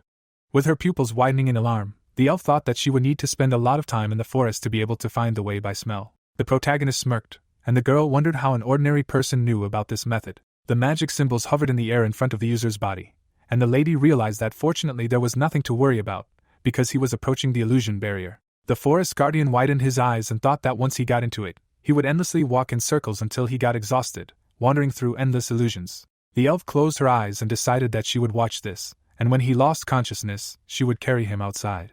Jin-hyuk put 2 fingers on the magic letter and noted that there should be a passive voice, not an active voice, because the active voice reduces the effectiveness by half. Dropping his jaw, the protagonist said that such children came in their time, and then admitted that he did not know who created this, but it seemed that he skipped all grammar lessons. It turned out that the girl who was furiously clenching her teeth was the creator, and the protagonist did not understand who she was. Grinning, the gamer thought about the fact that now an elf who looked like a newbie had attached himself to him. Kitchen utensils began to appear in the beams of teleportation, and Jin-hyuk loudly said that he was very hungry and decided to eat.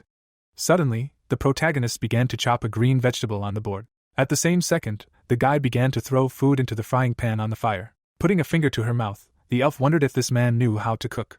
The girl's pupils noticeably dilated. The guardian of the forest began to pull the bowstring. With her mouth wide open in rage, the lady was outraged at how an outsider dared to cook animal meat in the sacred forest of the elves, and whether she wanted to insult him. There were fried cutlets on the gamer's frying pan. The archer aimed at the protagonist, who was indignant that it was not meat, but only beans. Holding the plate in his palm, the young man said that if she did not believe him, she could try it herself. Dropping her jaw, the elf exclaimed that he was not lying, because it did not even look like that. Suddenly, the smell of the dish rushed into her nostrils. Tilting her head down, the girl muttered that this could not be, after which she added that it really smelled like beans. The guardian of the forest brought her large eyes closer to the plate, and it turned out that their race in the test tower loved cooking and music. A sinewy steak appeared, and it was said that among them, animal meat is strictly forbidden. The young man smirked and thought about what would happen if he gave the elf a chance to try a dish that looked like meat, and then said that this was one of his best works. The lady's mouth was drooling, and it was clear that she would not be able to contain her curiosity. At that very moment, the guardian of the forest brought the fork with the cutlet to her mouth. Frowning, the elf asked if it was really meat. Clenching his hand tightly into a fist, Jin-hyuk stated that she should not insult his dedication to cooking, and then added that he would not allow himself to lie or pull dirty tricks with food, so he was warning her. Shifting his gaze to the side, the girl began to eat the dish. A moment later, the guardian of the forest took a small bite. With her eyes wide in delight, the lady did not understand how something could be so delicious. Suddenly, she began to eat the rest of the food.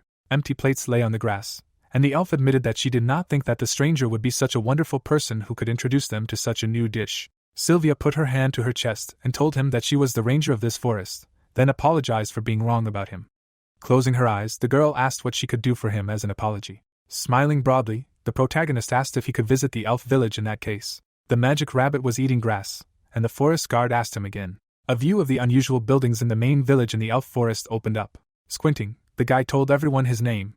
Pen-I-am closed his eyes and greeted the guest and said that he was the head of the elf forest. Looking at how the guards' weapons were shining brightly, the protagonist clarified whether they were really glad to see him here. Pulling the bowstring, the elf was indignant at how a stranger who came from nowhere could expect a warm welcome. Gritting his teeth in anger, the forest guard declared that humans had no right to be in the sacred forest, when suddenly the system reported his characteristics and copying conditions. The young man's eyes lit up brightly, and he realized that Teslan was still the same, because even in the game he hated humans fiercely, but he assumed that it was because of the mess he made back then. Putting his fingers to his mouth, Jin-hyuk said that Sylvia invited him here. Suddenly, metal spears began to spin in the air. Throwing the blade behind his head, the protagonist noted that the ranger was too rude to the guests. The guy's silhouette was enveloped in streams of magic, and he asked if he should have brought a gift with him. Teslan's eyes emitted a red glow, and he noted that for a human, he had good reactions, after which he declared that he would shoot the next arrow straight at his head. Sylvia spread her legs wide and shouted loudly that she brought the protagonist to the village as an apology for the attack. The elf pulled back his bowstring and shouted for the girl to shut up, and outsiders are not welcome here, they will sort things out after his death. The ranger, behind whom Jin-hyuk stood, said that she invited him for a reason, and he is a talented cook. She smiled slyly and added that he is also capable of cooking real delicacies. The elder frowned upon hearing these words.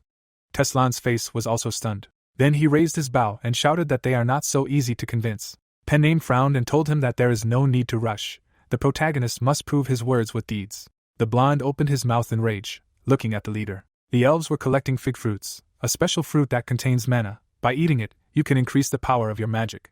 They were walking around the fire, The day when they harvest and thank the forest is called the Moonlight Festival. The gamer was cooking with a grin using the Otherworld kitchen skill. The villagers were watching him in admiration. The guy laid a tablecloth on the table. Then he put the food on the plates. He pointed to the long table and invited everyone to eat the soy meat. The elves began to try the dish. The girl's eyes were wide with admiration. Teslan turned around and sneaked a look at the food. Suddenly, someone took the plate next to him.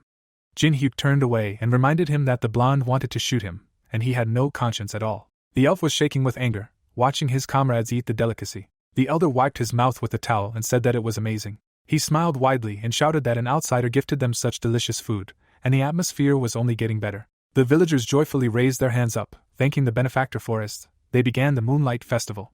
They began to play a melody on musical instruments. They sat on their knees, while they were given a piece of fig in their hands as a wish for strength. The sky darkened. There were players around the fire, who heard the noise from afar. They wanted to see the festival. The blonde closed his eyes and said that these creatures had a very bad character, and they would want to kill them if they caught their eye. He turned around and added that it was quite safe near them. A huge crowd of people in black approached the players. One of them put a knife to the throat of a young man, who was covered in sweat from fear. Then drops of blood splashed onto the ground. The scoundrel frowned and ordered the squad not to leave witnesses. The arrow hit the target. The young elf smiled happily. Newtuber sat next to the elder, saying that they had aim in their blood, to which the old man replied that it was common for them. Pename asked with a smile if the guests liked their festival. While the girl was carrying figs, the chief said that they rarely invited strangers to this celebration, because they were forced to hide in the forest. They sang and danced, and the elder said that the elves loved entertainment and food no less. Then he smiled and added that above all, they valued peace. The protagonist looked away and said that this was very wise. Suddenly, he turned around when someone angrily asked how an outsider dared to judge them. Teslan crossed his arms, and Jinhyuk asked if he was offended that he did not get food. The guy furrowed his brows and said that the ability to cook did not change his race, and his presence here defamed the holy elven forest. The boys butted heads and the gamer said that his Mina was doing better. The main character took an arrow and suggested that they have an archery competition. He smiled madly and added that the loser would leave the forest forever. The blonde covered his face with his hand and asked if the newtuber was sure that he could win. Then he stretched his hand forward and shouted for the targets to be prepared. The other elves opened their mouths in shock. Then they ran forward, wanting to watch the archery competition. Jinhyuk and his rival were holding weapons in their hands. The protagonist said with a grin that it was a pity that he did not have a support group, and the blonde replied with a mockery that there would be none here. The guy opened the inventory of the subspace and decided that in this case, he would do it himself. Suddenly, Kagama appeared, who shouted with a smile that he wanted to eat. While the pet and the owner were hugging, the elf thought that this was an interesting animal. Then he raised his hand and told the gamer to shoot first at that target. The young man frowned and released an arrow. The tip stuck into the edge of the target. Tezon grinned and said that this was very good for a human. Then he pulled the bowstring and added that the guest was still far from his skills. Suddenly, the dragon rushed forward. The blonde opened his mouth in surprise, seeing Kagama approaching him. The beast opened its mouth wide. The system reported the activation of fear. The young man clenched his teeth tightly and released the arrow. A loud sound knocked the other villagers off their feet. Jinhyuk smiled slyly. All the elves fell to the ground. Teslan raised his head, asking what was that. His arrow stuck in the ground before it even reached its target. Newtuber pulled out his earplugs and pointed out their naivety with a smirk. The dragon sat on his shoulder, and he said that victory is victory. The blonde frowned indignantly and insulted his opponent. The black dragon stuck out its tongue and said that it wanted to eat. The protagonist knelt down in front of it and advised him to be careful. He closed his eyes and ordered the pet not to do stupid things again. He turned around when the elf shouted that Jinhyuk summoned the beast to cheat, and he had no conscience at all. The blonde furrowed his brows in shock when the newtuber didn't deny it. The boy smiled widely, and the system notified him of a direct hit, which increased his bow skill by 90%. Teslan clenched his fist and said angrily that he didn't care because he would never admit such a victory, to which the protagonist replied that it was just a warm-up, and now they could start over. They stood next to each other, and the elf threatened to execute the enemy on the spot if he cheated again. Then he closed his eyes and said that they had lost a lot of time. After that, the young man pulled the arrow. The arrows hit the target. He smirked, but deep down he was immensely happy that he hit the target. Sylvia looked at Jinhyuk and said that it was not too late to apologize to Teslan. She sweated and added that he was the best ranger, and no human could beat him in archery. Newtuber raised his hand and smiled, doubting these words. Suddenly, a huge block of ice rushed towards the target. The ice pierced it, and then it flew up into the sky. The elf opened his mouth wide in anger and asked what his opponent was doing. The protagonist grabbed the bow and said that he was increasing the difficulty to match his level. Teslan sweated and thought that something had changed in such a short time. The young man released the arrow. It pierced the target, causing it to spin in the air. The sharp tip went through the wood. Then the wooden circle broke into two pieces. The blonde opened his mouth wide in horror. The other elves were also surprised. While the target made of strong fig wood hovered in the air, the spectators screamed loudly. Jin-hyuk smirked and said that the opponent lost to the vile human. The weapon fell to the ground and the guy said that he could not lose the rest of his honor. He then walked away and added that for this reason he would leave the village and never return there again, and a ranger of the sacred forest always keeps his promises. The elves hung their heads when the blonde added that from now on he was no longer a ranger. Suddenly, the newtuber raised his hand and asked him to stop. Tezlon turned around and asked if he wanted to humiliate him even more, since he was already fulfilling his part of the deal. The gamer scratched the back of his head and replied that he believed that his opponent would keep his word, but the festival was in full swing, and if he left now, the atmosphere would be spoiled. He offered to change the terms of the contract with a wide smile. The elf looked at him with disdain. He clenched his teeth in mad rage, saying that he almost managed to leave. His comrades shook, trying to hold back their laughter. Jin-hyuk crossed his arms and said that in his homeland, only the brave wear such clothes. The blonde blushed in shame, dressed in a fairy costume, and the protagonist called it a veteran's outfit.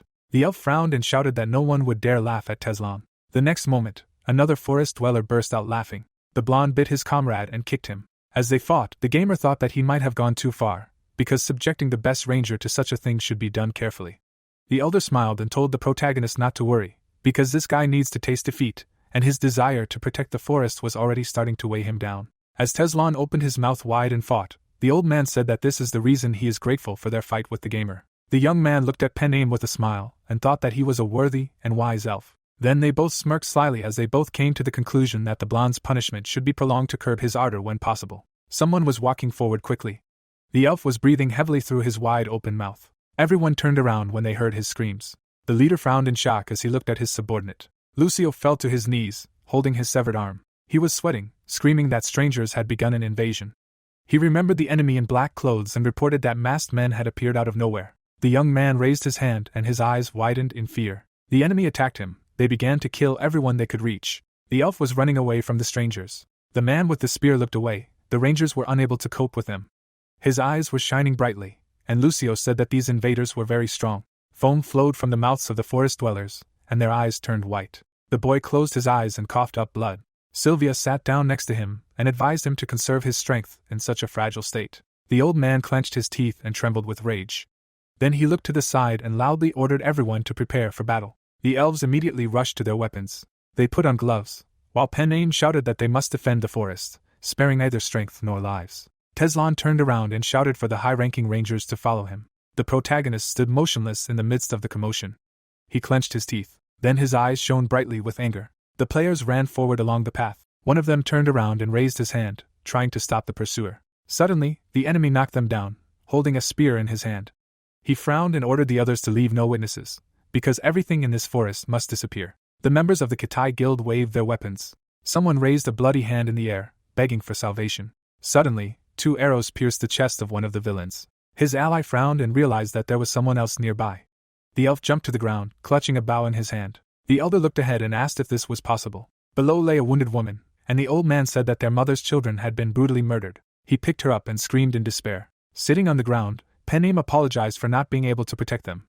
Tezlon stood behind him, gritting his teeth in anger. A squad of rangers stood behind him, and he ordered them to evacuate the survivors to the center of the village, where they would be protected. Tears were streaming down Sylvia's face, and the boy added that the enemies that were spotted must be mercilessly destroyed. He opened his mouth wide and screamed shrilly that they must avenge their brothers and sisters. Suddenly, someone approached him and said that revenge was good, but there was another plan.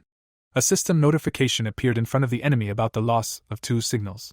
The members of the China Guild ran forward, discussing the fact that the elves were thirsty for revenge. The girl frowned and ordered the entire squad to make Jin-hyuk their main target. A golden barrier was visible in the sky, and Shueihua added that the protagonist would not be able to call for reinforcements from outside. She flew up and ordered the others to send more scouts to the village to find the target. The man looked at the screen and replied that he accepted the order. The enemy from Squad A ran forward, intending to carry it out. The girl imagined the gamer being surrounded and thought that they had 150 people, 3 S ranks, and were starting to advance deeper. The dinosaurs were growling loudly, and she decided that once they got the coordinates, they would gather all their forces and attack the newtuber. She imagined the small animals gnawing on the big one and thought that no matter how strong the guy was, no one would be able to resist 3 S-rank players at once. Shueihua ran through the forest, thinking that soon they would not leave a speck of dust on the player. Suddenly, someone's hand was right in front of her eye. She was knocked down by a powerful blow. Then the girl fell to the ground and rolled. She quickly sat up on her knee and saw a young man in the distance saying that he was curious about who these villains were. Shuiwa covered her face with her hand and clenched her teeth in anger when he said that they were the China Guild, who were prowling around the TV studio building. The protagonist threw aside his opponent's mask and said that he hoped that they would pay him for interfering. The girl smiled and thought that she did not expect their target to come to them. The man with the huge sword was followed by many warriors. A screen appeared in front of him, from which a voice announced the discovery of Jin Hyuk. The man frowned and said that they were moving towards Squad B. He frowned and looked away. With a deft movement of his hand, he cut several arrows at once. Teslan, whose eyes were shining brightly with anger, asked where they were going, since they were their targets today. The enemy wrinkled his nose and called the elves aborigines. Suddenly, blood gushed from the chest of one of the Kitai Guild members. Newtuber moved quickly through the forest, destroying the opponents one by one. The girl looked to the side and shouted loudly for her comrades to keep their distance and run away. The warriors immediately obeyed her order and began to climb the trees. However, the ice blocks were faster than them and sank into their backs. Shveva gritted her teeth and realized that the protagonist was much stronger than in the video, and they could be killed before help arrived. Beads of sweat appeared on her cheek, and she thought that they needed to somehow stall for time. The protagonist turned around when he was called loudly. Ice shards were floating around him, and the enemy said that she did not know what he forgot here, but it seemed to have something valuable to him. The guy frowned and told her not to waste time and attack. While the squad ran to help, the girl said that they were destroying everything and narrowing the encirclement, and while the gamer was here, the rest were already slaughtering the village. She smiled and added that when the village was destroyed, the thing desired by the Newtuber would disappear from this world. Jin Hyuk held a sword in his hand, listening to the enemy. Shuiwa was hiding behind a tree and thinking that if what he needed was in the village, then he would return to protect this item. She grinned slyly and realized that in this case they would have a chance to regroup. The young man brought his hand to his face. The girl looked at him in bewilderment. The protagonist was surrounded by trees, and she asked if he cared what would happen to the village. He smiled and replied that he did not want it to be exterminated, but he understood what kind of plan these villains had in mind, and this was just a regular circus. There was a small army in the elf village. Liko frowned, not understanding how this was possible. The girl descended to the ground, saying that she did not care about the elves. Alice frowned angrily and added that the enemies interfered with her partner's plans. Then she raised her hand up, using the blood spear skill, and said that this was enough to kill them all. The villain trembled in fear and called her a monster. The vampire with a stern look ordered them to disappear. The next moment, red spears pierced the man's body. A bright flash of light was visible in the middle of the forest. Shuiwa opened her mouth in horror, seeing that the name of the addressee was missing. Weapons were stuck in the ground. The enemy was lying on the ground, asking for help from the village. Then he fell down, and dark blood spread under him. Alice floated in the sky, saying that this was very boring, and could not even be called a warm-up. Then she landed on the ground. The vampire looked at the elves who were hiding behind a tree. She crossed her arms in displeasure. The villagers looked at each other in surprise when she asked if they made alcohol. Shuiwa looked in shock at the system notification that the name of the recipient player was missing. She hid behind the protagonist on the tree, not understanding how her ally could die. Then she stretched out her hand forward and shouted, which created a circle of blood demon. Jin Hyuk looked at her skeptically. He was then surrounded by enemies. The girl gritted her teeth and activated the psychotropic poison injection skill, thanks to which her troops gained resistance to fear. Green fog appeared around her subjects. Their eyes turned red, and veins appeared on their skin. Then the enemies jumped into the air and screamed loudly. The gamer turned around and frowned. He attacked them with a kick. Suddenly, another villain appeared behind him, swinging his weapon. The young man managed to jump aside and asked if they had completely lost their minds. Then he created an ice block. The warriors rushed towards him. Shuiwa gritted her teeth, watching the fight. She frowned, not understanding where Ten Xiao was, because they really needed his help. The elves were fighting with strangers. The guy stretched out his hand forward and activated the archer skill. The enemy covered himself with a wide sword blade. Sylvia put her hands on the ground and activated the captivating roots. It tied Ten Xiao and immobilized him. The elf pulled the bowstring and shouted that the opponents would not be able to escape. Then he fired 3 arrows at once and added that they would pay for everything. Suddenly, Ten Xiao's body was covered in an aura that protected him from the arrows. He looked to the side and saw many messages from Shuiwa, begging him to come to his aid. The roots completely surrounded him, and he came to the conclusion that they wanted to buy time. Then the man frowned and shouted loudly that they would not succeed. He tore the roots apart with his power. Sylvia turned away and gritted her teeth as the wind blew. The enemy swung his weapon. His defense was increased by 50%. The girl's mouth opened in fear. A large explosion was visible from afar. Deep cracks covered the ground. Teslan hugged his ally, and she thanked him. In front of them stood an enemy whose body emitted dark energy. His eyes shone frighteningly, and the elf came to the conclusion that he was strong. A ray of light flashed in front of the silhouette. The protagonist looked down and reported that the enemy squad was defeated. He asked if the girl was going to show herself. She closed her eyes and thought that they could not hold out until the others arrived. She then came out from behind the tree and said that there was no point in hiding anymore, and the system reported her information. The boy gritted his teeth, seeing that he could copy her skill if he defeated her while being poisoned by her poison. Shuewa extended her hand to the side and admitted that the protagonist was pretty good. She then rushed forward using the spiritual poison technique and screamed that even he would hardly survive after this. The gamer jumped to the side, and the blow landed on the tree. The trunk was immediately melted and split into two halves. The player frowned and thought that it would hurt, but he needed at least one skill like this. The girl looked away as the boy placed his hand on her shoulder. He frowned and said that he was trying to make an important decision. The opponent pursed her lips, activating a protective barrier. She thought that she could now ignore most physical damage. Suddenly, Jin-hyuk kneed her in the stomach. She coughed loudly, terrified of such a powerful skill. Then the girl fell to the ground, and the protagonist advised her not to disturb people's thoughts. She furrowed her brows and thought that she needed to hold out until Ten Chao arrived. Then, she furiously rushed into the battle to deal damage. Suddenly, her eyes widened in surprise. The gamer punched her and concluded that she did not want to listen to him. Then, he looked down in confusion. A needle soaked in poison was sticking out of his finger.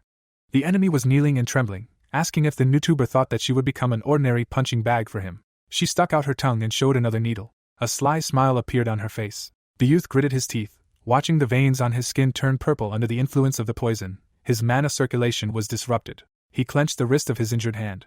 Shuewa sat on the ground, saying that the poison would spread throughout his body, destroying his mana channels and internal organs, and then enter his body with the mana, so there was no antidote for it. She smiled madly and screamed that now Jin-hyuk's life would slowly and painfully fade away. He tightly squeezed his hand, which turned purple. The protagonist frowned and activated the cultivation of the heavenly flower, due to which the speed of mana recovery was increased by 30%. His hand was covered in red flames. The girl stood up, and the gamer threw the needle down. He smiled slyly and said that he was not such a weakling that he needed an antidote. The opponent grabbed the blade and cursed, coming to the conclusion that she would not get out of here alive. The man quickly ran forward. Splashes of blood flew out of the girl's mouth.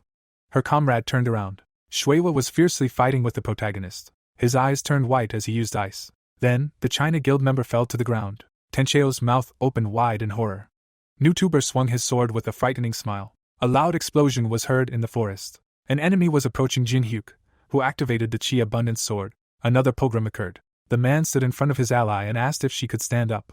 The boy jumped back and assumed that since Tenchao was there, Teslan had lost. While the man was holding the weapon in his hand, the system provided information about him. The protagonist looked at him closely and thought that the Abundance sword was useless against the Soul sword. He didn't know if eradication would be useful. He then touched his chin, not understanding what had happened to the system. Suddenly, his eyes widened. His image began to disintegrate into pixels. Tenchao placed his hand on his ally's back and said that Jin-hyuk had started acting strange, so it was time to get up while there was still time. The girl looked at him and asked where the others were, to which he replied that there were only the two of them left. Shuewa smiled and said that she realized something after the battle with the gamer. She stood up and added that they wouldn't be able to defeat this guy even if Kachang was with them. She closed her eyes and said that she didn't think they could return to the triad. Tenchao furrowed his brows in confusion as the girl removed the mask from his face. She then kissed him, saying that they only had to complete the task. The player shook his head from side to side. He grimaced and asked what they were doing here. Green smoke was coming out of Shuewa's mouth. Her companion smiled widely. The psychotropic poison injection skill was activated. Then the warrior with a crazy look rushed forward, shouting that he did not regret anything. Jin-hyuk smiled and said that they seemed to have decided to finish this until the end, and then he would become serious. Both opponents ran towards him. Tenchao grabbed his sword using the colossal split technique. His friend created a snake in the air, shouting that they had to end this. The protagonist held two swords in his hand, which emitted dark energy. The communication disruption barrier was destroyed. There was a broken sword on the ground, and its injured owner was next to it. He stretched out his hand. Then the man fell face down, and the system reported that the YouTuber had copied the skills of 1,000 poisons and eradication of evil. He smiled as the copied abilities were saved in the memory of the world. He walked away and said that the 8th technique was still difficult for him, and tomorrow, it seemed like his whole body would hurt. Tenchao and Shuewa were lying on the ground, and the player didn't know what to do with the China Guild now. The opponents held hands, and that was how the group's attack on him ended. The felled trees were smoking, a quarter of the elven forest was burned, and many residents lost their lives. Teslan was lying on a stretcher. He lost to Tenchao and was seriously injured, but thanks to Sylvia, who was nearby, his life is now out of danger. The guy's eyes were covered with a cloth. He thanked Jin-hyuk for stopping the attack of the strangers. The player smiled and told the blonde to stop acting tough and focus on his recovery. Elven houses were visible. The elder was in great shock. because he only gave orders without leaving the shelter. Alice drank wine, while the forest dwellers watched her, for whom she had become an idol, and also an avid lover of alcohol. Newtuber raised 2 fingers. Meanwhile, he activated the 8-star barrier of the great fortress. A translucent dome covered the forest. The protagonist looked away and said that it was hard enough, but now China will think 100 times before deciding to attack him. Then the young man walked away and concluded that he hated such people. The headquarters of the China Guild was visible. Liaowei, the deputy leader, gritted his teeth and asked where all the warriors were lost. He was sitting at the table with his colleagues, asking if the protagonist was really that strong since Ten Xiao, Kachang, and Shui's combined mana exceeded 10,000. The employee raised her hand and said that since the ranking system had not yet been finalized, anyone whose mana exceeded 10,000 would become an S rank. She then pointed her hand at Jinhyuk and added that he was special and they should not compare him to other S rank warriors. The guy furrowed his brows and suggested sending assassins with mana over 20,000 to the Newtuber's house, to which his colleague said that this could start a war. The deputy head gritted his teeth and thought that Gunhyun would definitely not allow this. Mayonsa glared at them and said that they did not understand all the problems. Everyone bowed to the old man, who said that the basis of a battle is to assess the enemy's strength, and since they did not even know that, they would lose again. The worker bowed and apologized to the patriarch, who said that from now on, the responsibility for the gamer lies with them. He himself volunteered to talk to Gunhyun. Liaowei frowned and wanted to say something, but Moyamsa ordered him to remain silent. He glared at the man and said that the protagonist was on a completely different level. He imagined the image of the guy and thought that the last scene that was captured on video contained the 8th technique of the sword dance that pursues the soul. He tapped his finger on the table and thought that this skill was rare even in Nirim, and an outsider had learned it up to the 8th level. Moyamsa's eyes shone with anger, and he decided that they had another chance. The elves opened their mouths in shock while they were busy with construction. Others covered their mouths with their hands or smiled happily. The elder looked at them with a warm smile. He climbed the stairs. Standing on the stage, Penname said that they had suffered many losses, and despite the bravery of the rangers, many elves had died. The crowd cried as the old man said that they must move on, to restore their forest, and for life to flourish here. He then raised his hand and shouted that they must continue the Moonlight Festival. They would celebrate for those who had passed away, to overcome their sadness. Glasses slammed against each other. The elves stood around a huge bonfire, drinking to their friends who had returned to Mother Nature. Someone was roasting mushrooms using the otherworld kitchen skill. It was Jinhyuk, who was smiling contentedly. Off to the side sat the leader, who said that he did not expect that a traveler they had met by chance in the forest would end up helping them so much. Children were standing in line to receive food. The boy noticed a boy off to the side who had no appetite, although elves were usually known for their gluttony. He furrowed his brows and assumed that the child was in severe shock. The player then turned around as someone stamped their foot. The elves gaped in surprise. It was Teslan in a fairy costume. Newtuber smiled and said that the blonde obviously liked the outfit since he was wearing it again, and the boy yelled that he didn't.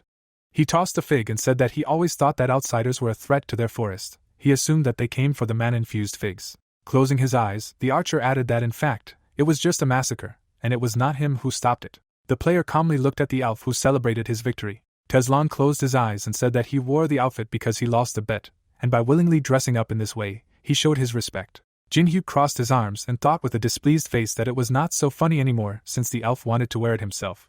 The blonde turned around and gritted his teeth in rage, hearing a loud laugh. Alice was crying with laughter, asking what he was wearing.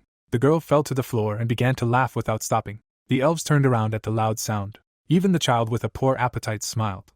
The adults did not stand aside either. The girl wiped away her tears, while a joyful smile shone on her face. Teslan covered his barely noticeable smile with his hand. The protagonist grinned. He looked at the elder, who asked if they could talk. They approached a building with a giant tree growing on it. The old man put his hand on the door and unlocked the barrier. They went inside, and Penname explained that this was an old warehouse where the village treasures were stored, and no one could enter here without his knowledge. The young man smiled and thought that he did not expect this at all. He was glad that he could get into such a place. Suddenly, the elf picked up a harp. He said with a friendly smile that this instrument in their area is called Descartes, and playing it can enhance the effects. He bowed and added that this is his gratitude for saving him. He promised that he will always remember Jinhyuk. The player smiled awkwardly and said that he did not really need a harp, and then pointed his finger to the side. There was a weapon in the glass, and Penakim said that it was a molar and a fawn of pentaglyph. He introduced a huge lion and said that it was passed down from the time of their ancestors, and the elves received it in gratitude for healing the god. The old man thrust a musical instrument into the hands of the Newtuber and told him to take it, because he had no right to dispose of this weapon. Then the leader bowed and said that, according to the prophecy, these items will one day find their owner. The guy frowned and thought that he did not expect to see something like this here. The elf's eyes were closed. Alice, whose cheeks were already red, shouted for everyone to quickly raise their glasses.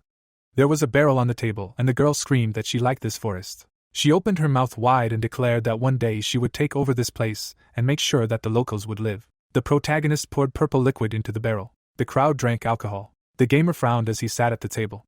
He looked at the celebrating elves. Their elder raised his glass with a smile. He then drank it all. Jin-hyuk sweated, not understanding what it was. He kept his hand on the glass he hadn't drunk from and thought that he should take those items and leave. Newtuber walked up to the warehouse. He placed his hand on the wooden door. Suddenly, he narrowed his eyes in surprise when he realized that the barrier had disappeared. The drunk elves were lying on the floor. Alice also fell asleep. The system reported that Braham's ring had absorbed the subordinate's soul. The accessory began to shine. The protagonist smiled happily. Holding the desired weapon in his hand, he thanked the old man for the gift. Pennaim had already passed out, but there was still a smile on his lips. The trial tower, the third floor, the Church of Hatred was visible. The masked man looked at the people who were shouting that they could not go up to the 10th floor without the permission of this unknown person, and because of this, they were missing out on all the artifacts that were only available for 10 days from the opening of the floor. The man gritted his teeth and said that at first there were problems with the protagonist, and now there were problems with this stranger. Suddenly, the girl got up from the bench. Melina turned away and said that she was going to rest. She walked out the door and thought that these idiots did not know that Jin-hyuk was the unknown person. She hit her face hard and thought that just thinking about it made her burn with shame, and she would die if she revealed it. Suddenly, Melina looked away. 2 people in black robes approached her. The girl grabbed the dagger and asked who they were and what they were doing there. The vampires just smiled slyly. Blood splashed right onto the door. Melina saw one of the guards fall to the floor. The vampire licked the blood off his blade, and with a displeased look, he said that their blood tasted as disgusting as they did. While the girl was trying to get to her feet, the vampire's companion grumbled that he needed to stop putting everything he saw in his mouth. It was hard to find a person with good blood. The awakened pressed her palm to the wound, mentally noting that these scoundrels were so fast, she didn't even notice their attacks. At this time, the vampire pointed his rapier at her and asked if they should taste her blood too. But then the black smoke attracted the monster's attention. A figure appeared right in front of Melina, in which she recognized Lancelot. The man bowed and apologized to the nobles born from the noble knight for appearing before them in such a form and asked how he could help them. The vampire took off her hood. With a smirk, she expressed her joy that at least someone understanding had appeared. 90 days after the incident in the Elven Forest, the 6th floor was opened, the 7th was also unlocked. At the same time, it was time to prepare for the next stage. Yansu watched the students chatting. The girl looked at the clouds and thought that at least one more year and she should graduate. But by then the world might disappear. Then a notification from the system appeared in front of her face. The candy fell out of her mouth when the awakened one read about an urgent meeting of the shareholders of the veteran company on the 1st floor of the tower near the Moon Lake, and those who did not show up would definitely be found. Yansu grabbed her head and screamed for that damn Jin-hyuk to stop ordering her around. At the appointed time near the Moon Lake, the protagonist greeted his subordinates with a smile, because they all came on time. Yansu folded her arms across her chest, reminding them that they worked all night making these horses, and asked them to just let them go, and Yomu agreed with her. The young man raised his finger and suggested that they just leave, and they immediately agreed to this. But then the player took out a dagger and thought out loud that in the event of death, he would have to pay them compensation, and asked them to tell him the addresses of their bank accounts. All the protesters immediately began to thank the boss for the chance. The guy turned to the lake and announced that since no one else wanted to leave, it was time to move on to the topic of the meeting. Jin-hyuk returned to the stone, and suggested holding some kind of introductory round, and asked each of them to tell the latest news. And clapping his hands, he announced the beginning. The first to come out was Hyun, the representative of the master of the Black Crow Guild, and after him, Hannah gave her name. The man said that he learned about Yunseok's transition to the 7th floor. According to the informant, he was trying to find a certain feather. The 7th floor of the trial tower was a tundra. If you go from the starting point to the end, the next floor will open. But the 7th floor was notorious for requiring a long time to prepare for a raid due to the weather conditions. The protagonist smiled. He realized that they were talking about the phoenix feather.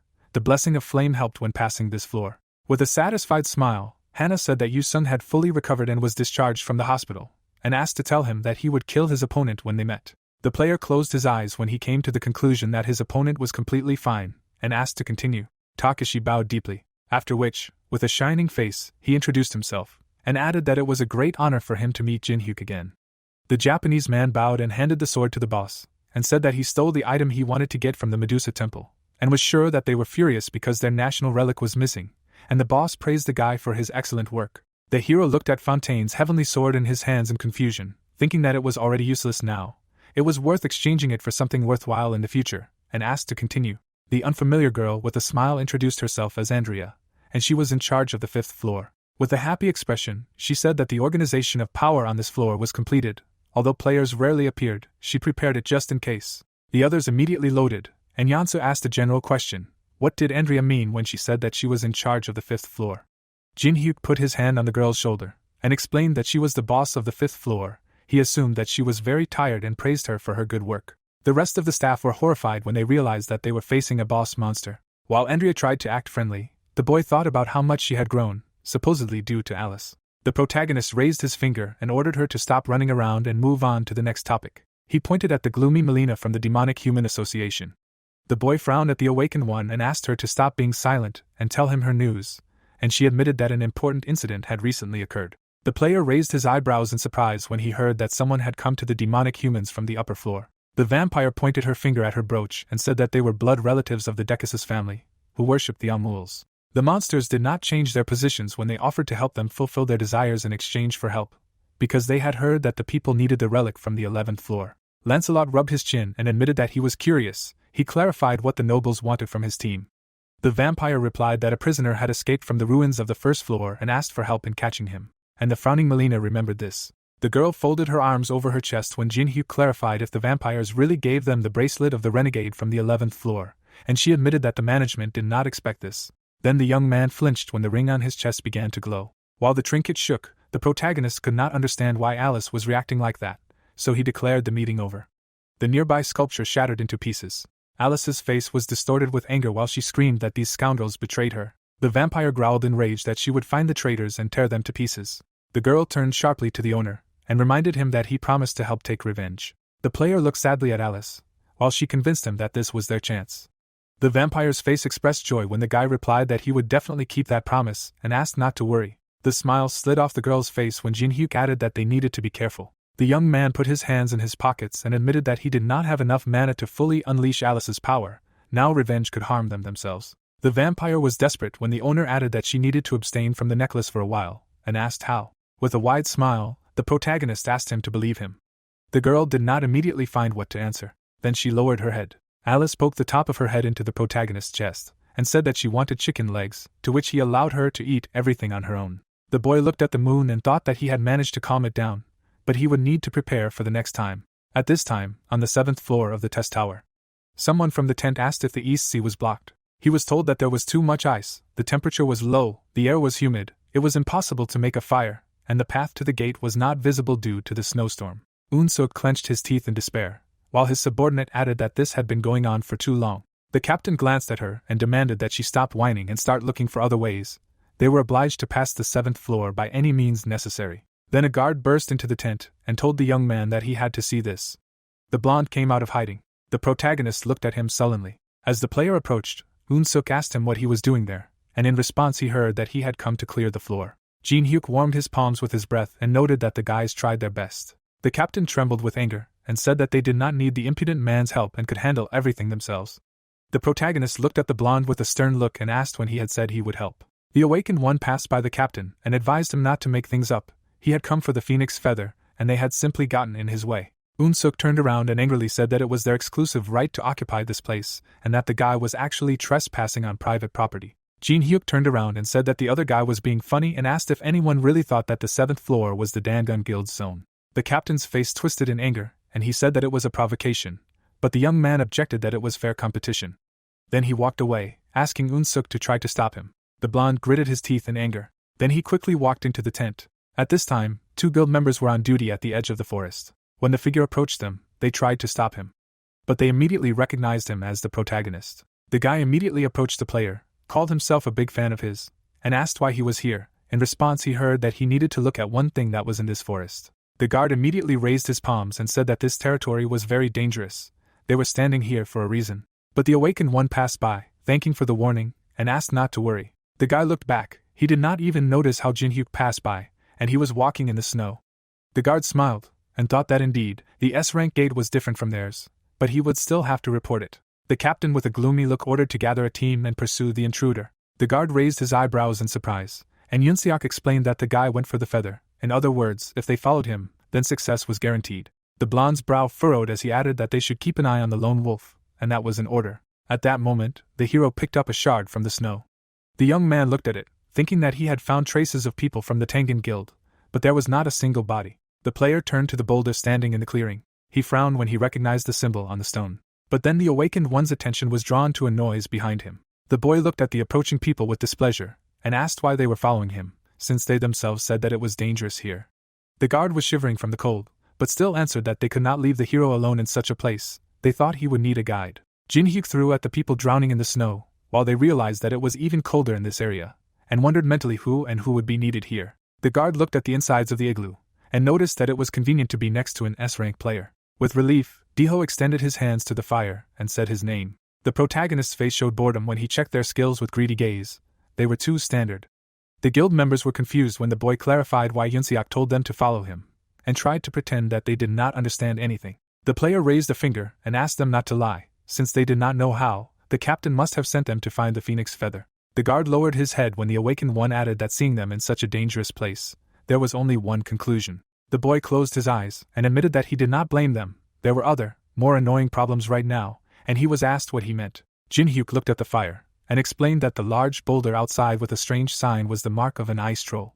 The girl from the team frowned and said that she had heard of them. They were the strongest mid-rank monsters on the 7th floor. The protagonist frowned at the fire. He knew that this sign belonged to the Ice Blades, the strongest clan of the ice trolls. The young man folded his arms over his chest, and when asked if this was their territory, he objected that their territory was in the west. The entire team tensed when the player added that this was exactly what confused him. Their presence in this area was unnatural. And he thought to himself that this was also the only route to the island with the phoenix feather, and came to the conclusion that they were trying to get the feather, ignoring its resistance to ice. The awakened narrowed his eyes, and thought that something did not add up here. The boy squinted at the strange sound from outside. Something was rapidly approaching their shelter. Spears were flying straight towards the entrance, but the weapon bounced off the ice wall that had grown right in front of him. The guild members started to run, and Diho ordered them to find cover. The guy pressed his back against a tree, trying to determine where the enemy was attacking from, but no one saw anything. Then the sentry's face reflected surprise. Jinhyuk calmly walked straight to the source of the attack, and the guard shouted that he needed to hide. But the protagonist calmly looked at the spear flying at him. The young man dodged the projectile without even taking his hands out of his pockets. He looked gloomily in the direction from which the spear had come, and said that the enemy should have realized by now that hiding would not help, and demanded to come out. On the cliff, he saw a couple of strangers and a group of trolls behind them. The vampire grinned and asked if it was really that same Jinhyuk in front of him, and his companion called the man a cutie. The ring under the player's jacket trembled. The awakened frowned, activating greedy look, mentally trying to calm Alice. The vampire who calmly looked at the guy below was called Leorda, and the protagonist saw all of his stats. The young man's face tensed. Just looking at his stats, he understood perfectly well the difference in levels, which meant that a lot of mana would be required. The player looked intently at the enemy, noticing how difficult the copying requirements were. There were so many penalties for each. Diho ran up to the awakened, and asked if he was okay. He smirked, and called the name of the guard. The guy did not move from the spot. He ordered to gather all the guild members and leave here, run from the forest and call for help. With a panicked face, the man asked what about him. Was he really going to fight vampires alone? A dagger appeared in Jinhyuk's hands, and he noticed that he was not a weakling. And with a smile, he asked the fan to simply promise to buy him a drink after they got out of here. Daiko even blushed with happiness. The guard was grabbed by the hand and asked to hurry, but he did not want to leave. The guy extended his hand to the protagonist, asking him to take care of himself while he was heading straight for the monsters, and the condition for copying was to survive after 4 dying words, which had already blocked his 1000 poison skill. The young man dodged the blow of the monster's fist. He knocked the troll down with one blow. The vampires watched the fight with curiosity. While the man was fighting, Ophelia tried to understand how someone's blood could smell so delicious. The vampire looked dreamily at the player, and admitted that they were becoming more and more interested in him. Leorda went down and ordered the trolls to retreat. The awakened looked back when he heard his name.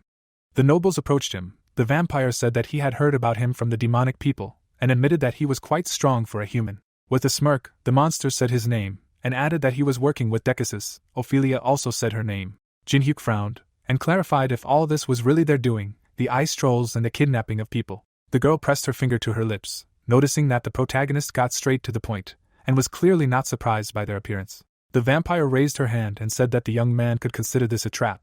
Ophelia raised her eyebrows, and added that they wanted to catch someone who could notice the anomalies in the tundra. The player looked at the enemies, while the monster continued that the demonic people told her the names of the survivors on the 1st floor in the Hall of the Depraved. Teresa de Laurentia, the invincible unknown, Yusin, and a certain strong man posing as a porter. The awakened narrowed his eyes when the girl said it was him. Ophelia's gaze turned cold when she expressed her certainty that one of them had helped Alice von Ataraxia escape. The boy's eyebrows lowered even more when the vampire added that he was the first to come here. With a sly look, the monster clarified the reason. Leorda looked at Jinhyuk with disdain, and warned him not to expect help from the blockheads beyond the forest. At this time, a wolf approached the camp. The demonic people were going to get rid of the guild.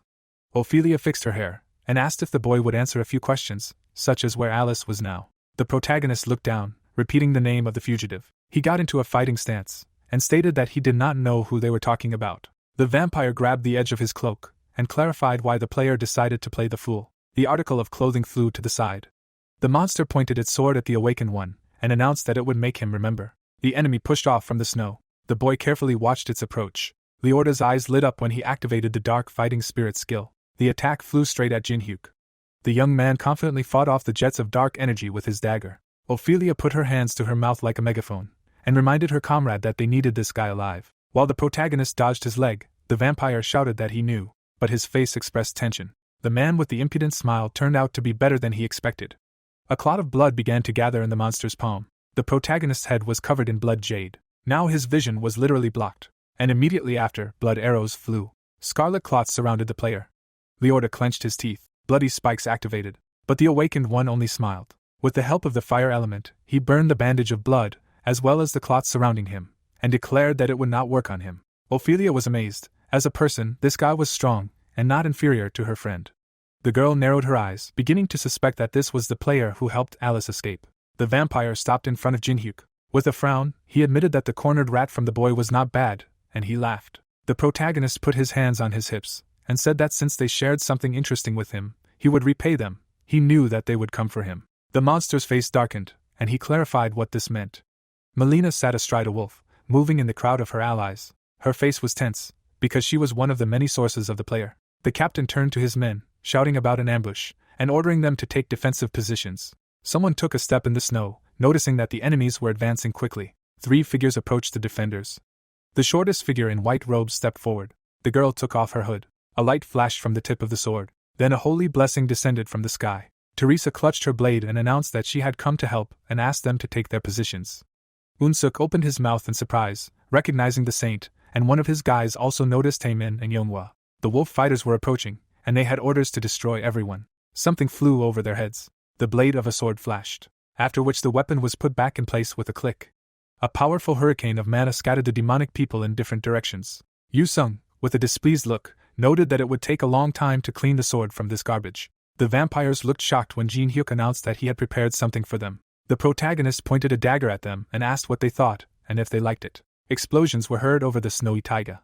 Taemin stood on the weapon he had summoned with his machine monarch skill. The projectiles were successfully scattering the enemies to the sides. Yeonghwa kicked off the flying drone with her foot, and flying high into the air, the girl used mana replenishment, after which she made a wide swing with her foot in the air. A powerful wave of mana scattered another enemy squad.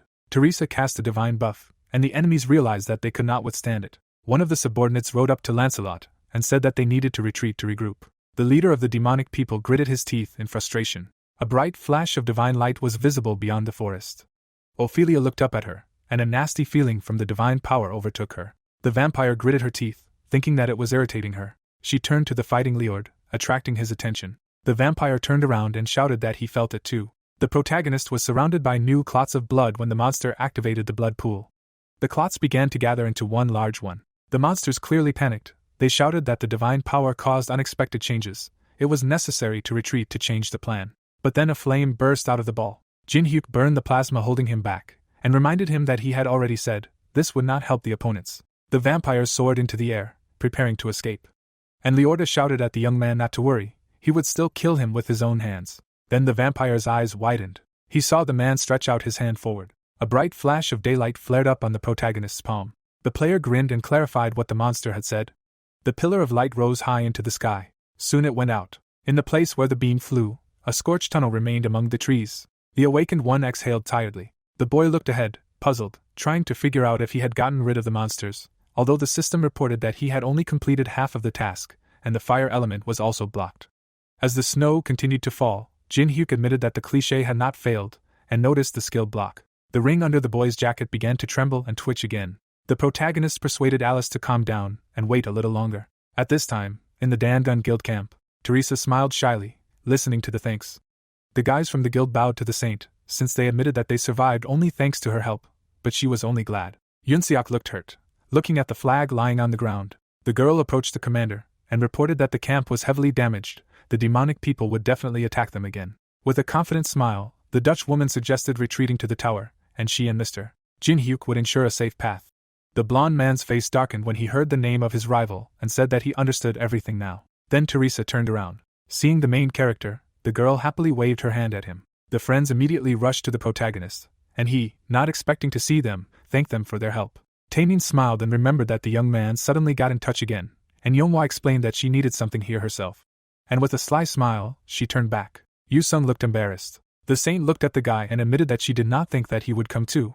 But the main thing is that they repelled the attack of the demonic people. Taemin folded his arms on his chest and reminded that they could not relax. They did not yet know who was behind them. The demonic people organized such a large guild. Jin-hyuk closed his eyes and said that the attackers were cooperating with the high vampires on the upper floors of the testing tower, and expressed confidence that they were up to something in this tundra. At the same time, the young man thought about it. Everyone's eyes widened in surprise when the protagonist announced that, judging by what he learned, their enemies wanted to get out. The player explained that the ice trolls were protecting the location with the phoenix feather despite their main attribute. This is possible due to the feather's resistance to cold, but in general, with symbiosis of the feather with the right item, a portal can be opened. Yu-sung frowned and clarified how this was related to their escape, and found it absurd. The awakened one lowered his head and explained that the members of the Tangan Guild were kidnapped. Many of them had already died, and it seemed to him that they wanted to unite the people with the phoenix feather in order to escape the tower. Teresa's hands trembled, and she muttered something. The saint's face filled with horror, as she realized out loud that then there would be an escape like the one in Amsterdam. A hand fell on the girl's shoulder. The swordsman told her not to worry, that would not happen, as he was sure that Jin-hyuk already had a plan. The Dutchwoman looked at the man when he asked the protagonist to share it with them. The young man grinned and wondered if the rival had figured this out thanks to his stalking. At this time, the wind howled in the mountains. The vampires knelt before the one who called their names. Blood dripped into the goblet, and the one holding it asked how strong the man named Jin-hyuk was. Crossing his legs, the vampire from the shadows noticed that his subordinates were unable to bring the prey that was trapped. He was very disappointed, and doubted that they would be able to catch the fugitive. Leorda clenched his teeth, asked the gentleman for forgiveness, and added that something unexpected had happened. Ophelia added with sadness on her face that the man had already been waiting for them, and that he had easily fought off her friend. The vampire was surprised that the impudent fellow had managed to withstand their attack. Meanwhile, the girl lowered her gaze and said that, in addition to this, during their fight with Leorda, she had felt the energy of Alice von Araxia.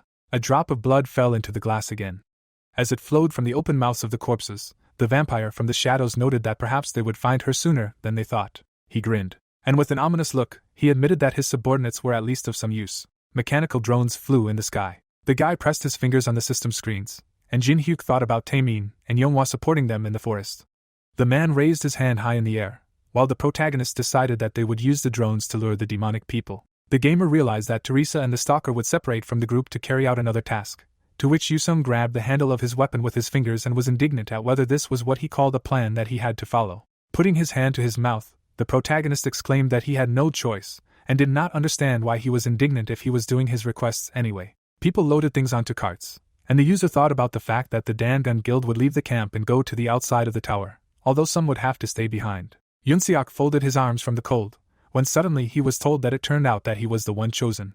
Turning his head back, the protagonist asked why he followed him, to which he clarified whether he really did not know. Slowly making his way through a high layer of snow, the guy said that this was the property of the Dangun Guild, so he was responsible for it, and then asked where they were heading. Lowering his chin, the gamer asked him again and answered that he was going to a freshwater lake. A magical pond appeared, and it turned out that the freshwater lake was the place with the highest concentration of mana on the 7th floor. In the gorge, a camp of the tribe was visible, and it was said that when the tribe has problems, the leader of the Ice Blade comes here to soak in mana.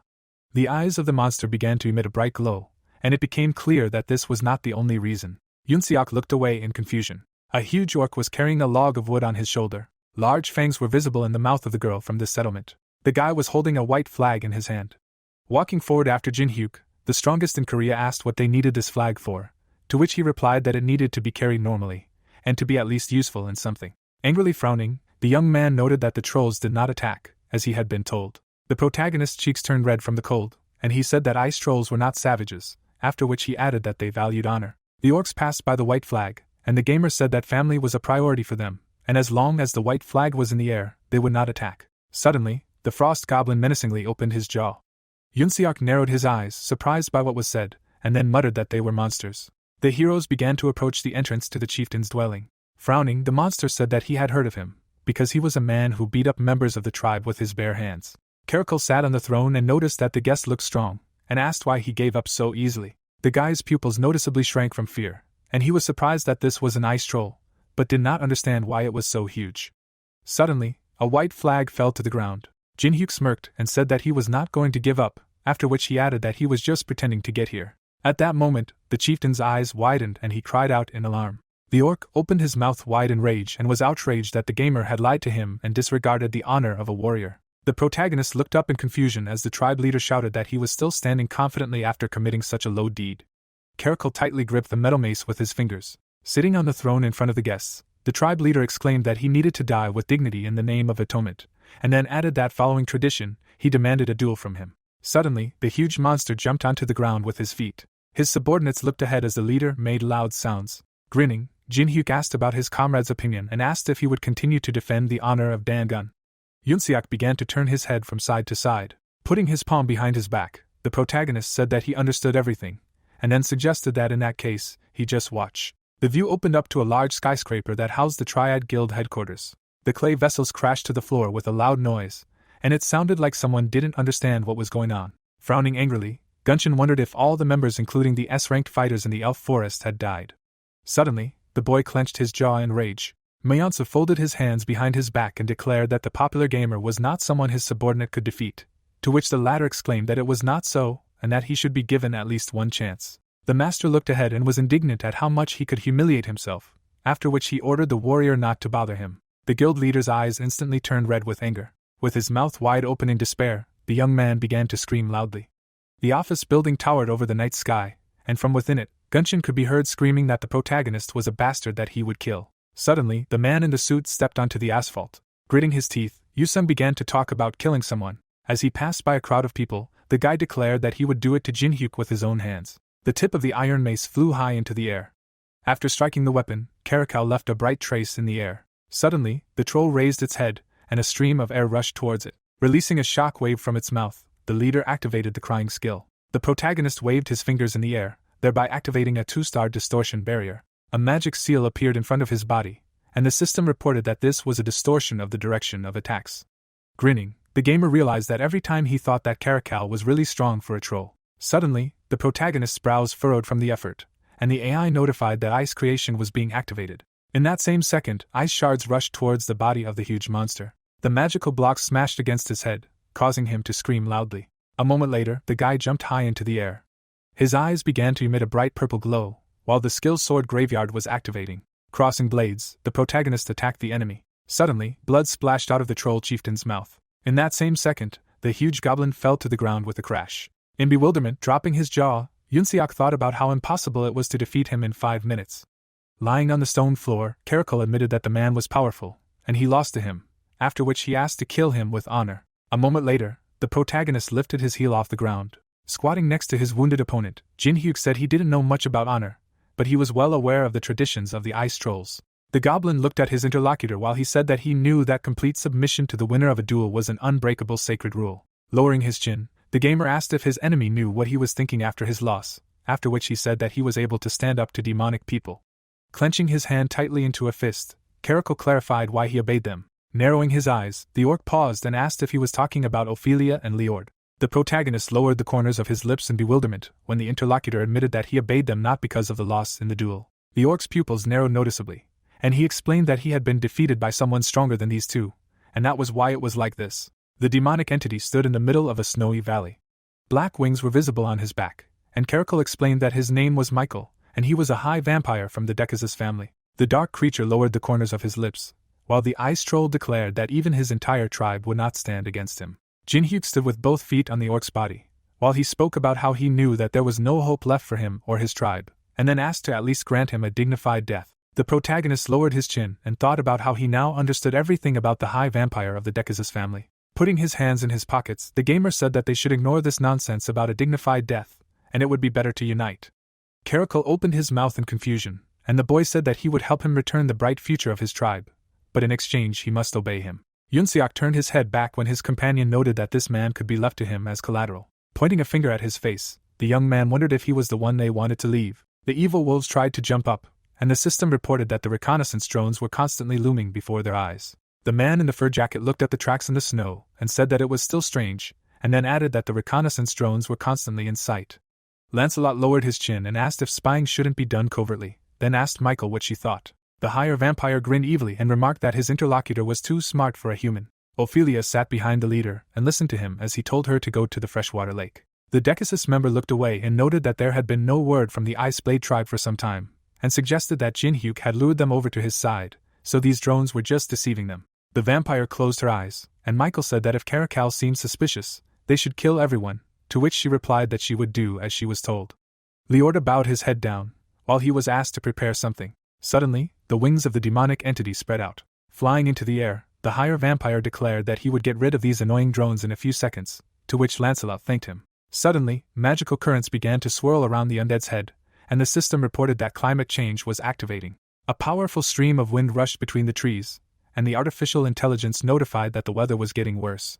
The mechanical drones swirled into an air tornado. Taemin turned his head back and reported that all the machines were out of order, after which he suggested that he thought he noticed. Putting her hands in front of her, Yanua noted that this was very timely, and then added that they would be here soon, so they needed to get ready, and it turned out that the cultivation of the heavenly flower was activating. The guy agreed and began to type something on the keyboard. Suddenly, large green holograms appeared in front of him. An unusual object appeared in the beams of teleportation, and the system reported that the great fortress was activating. The informant looked back, and it turned out that the mechanical platoon was beginning its attack. The black wolf raised its head to the sky and began to howl loudly. Lancelot galloped across the snow on top of a white beast. The leader of the demonic people waved his hand in the sky, ordering everyone to prepare for the attack.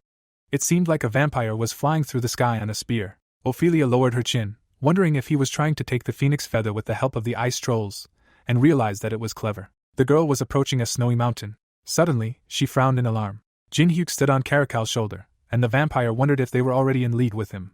Creating streams of magic between her palms, the lady said that they were fools, and then added that she had a reason for setting up a military headquarters in the canyon of a freshwater lake. The demonic entity smiled widely and exclaimed that if anything happened, she would be able to bury everyone in one fell swoop, when suddenly the system reported that a mana storm was activating. Black energy beams rose high into the sky. The shockwave crushed everything in its path. Stone fragments began to fall down. Ophelia landed on a snowy clearing. Grinning, the girl muttered that it was a great pity, after which she added that his blood smelled very delicious. The trees were leaning in different directions from the strong wind. Yanua looked ahead and said that this loud sound was coming from the direction where Jinhyuk was, to which Taemin asked if he was okay. The protagonist answered with an evil smile that he was fine here. The girl, spreading her legs in the snow, did not understand what was happening and how he managed to do it in time, and the guy screamed that he should at least make sounds when he walks, because he was scaring. A small pile of snow was visible on the informant's hair, and she asked a question about who was at the lake then, since he was here. Suddenly, the gamer looked away. The vampire dropped her jaw in bewilderment, and did not understand what was happening. Instead of the silhouette of Caracal, red and blue particles were visible in the air. The demonic entity put its elbow in front of itself to protect itself, and the system reported that the 2-star illusion barrier was cancelled. Frowning, Ophelia wondered if this was an illusion, and why it was done. At the same second, the vampire looked back. Teresa's hair was fluttering in the wind, and it turned out that the blessing of the star was activated. Holding the shield in front of her, the heroine declared that as Jinhyuk had asked, she would not kill her if she surrendered now, and then cried out that she had to surrender. Sharp fangs were visible through the undead's smile, and she noticed that her opponent had fallen right into his trap. Gritting her teeth tightly, Ophelia admitted that she had used holy power. Yanua placed her palms on the snow, and someone could be heard saying that it was time for them to begin. At that moment, the girl jumped up. Looking at the snow explosions, the man cried out that it was the enemy, and he was approaching alone. Lancelot opened his mouth wide in rage and ordered everyone not to let their guard down, then ordered them to shoot. Black streams enveloped the wolf's body, and it turned out that the projection of the dark wolf was activating. The lady moved forward, avoiding the enemy's attacks. Suddenly, she clenched her teeth tightly. Taemin pointed his finger to the side and shouted for his partner to move forward. Powerful explosions appeared, and the AI notified that the mana shield was activating. Lancelot raised his head and thought that it was very brave, because they attacked first, even though they were outnumbered. Clouds of white smoke thickened above the warriors. At the same time, Yonghwa jumped high into the air. Clenching her hand into a fist, the lady began to scream loudly. Teresa pointed the tip of her sword straight at the enemy. A moment later, the image of a holy cross appeared in space. The heroine's eyes began to emit a bright glow. Putting her hand to her head, Ophelia exclaimed that the holy power was very annoying. A flash of light was visible behind the sinister orc. Lowering his chin, Caracal declared that there was no time to stare, so they needed to hurry, because they had a long way to go. The troll chieftain held Yunseok in his palm and said that the battle that they could not avoid had already begun. Teresa clenched her teeth in anger. At the same moment, she directed the magic shield at her opponent's body. A powerful explosion occurred in the distance. Ophelia was covered with stones. Climbing out from under the rubble, the vampire muttered that she was very annoyed by the paladins. The heroine's silhouette was enveloped in sacred energy, and her enemy noted that he was the most disgusting of them all. Putting her fingers to her chin, the undead said that while she was here, the mains would attack her friends. The lady slightly lowered her head down, while the interlocutor said that her friends hoped that she would come to their aid. Grinning, Teresa said that she doubted it. Putting a sharp sword forward, the girl said that her comrades were not weaklings. Sticking his tongue out of his mouth, the guy screamed loudly and asked for help. Yonghua hit him in the side with her knee. Behind them, people in black clothes were falling from their mounts onto the snow. Lancelot's eyes were shining brightly, and he thought about this lady. The informant clenched her fist tightly, and the leader of the demonic creatures realized that she was a monster, because she was fighting so many opponents and did not even think about giving in. Under the man's mask, an evil smile was visible, and he decided that only this time, when the saint was not here, they would be able to defeat them. Approaching the girl in a circle, people shouted that they were surrounding her. Yonghua turned sideways when they tried to attack her. Gritting her teeth tightly, the lady thought about admitting that it would be easier with Teresa and the enhancements, because now she was at her limit. Lowering her jaw, the informant called out to her comrade. Automatic drones were flying high in the sky. Lancelot looked up, not understanding what they were. Behind Tamine, huge robots were visible, and the system reported that a magical anti-tank mine was being activated. Suddenly, powerful green streams appeared in space. The girl began to quickly move her legs forward. With her fingers spread wide, the leader of the demonic people shouted that Yonghua was escaping and that they could not let her go. The subordinates ran after her and screamed that she herself had attacked, and now she was escaping, and wanted to grab her. A grin appeared on Ophelia's face, and she declared that Lancelot was a fool, because this was a trap.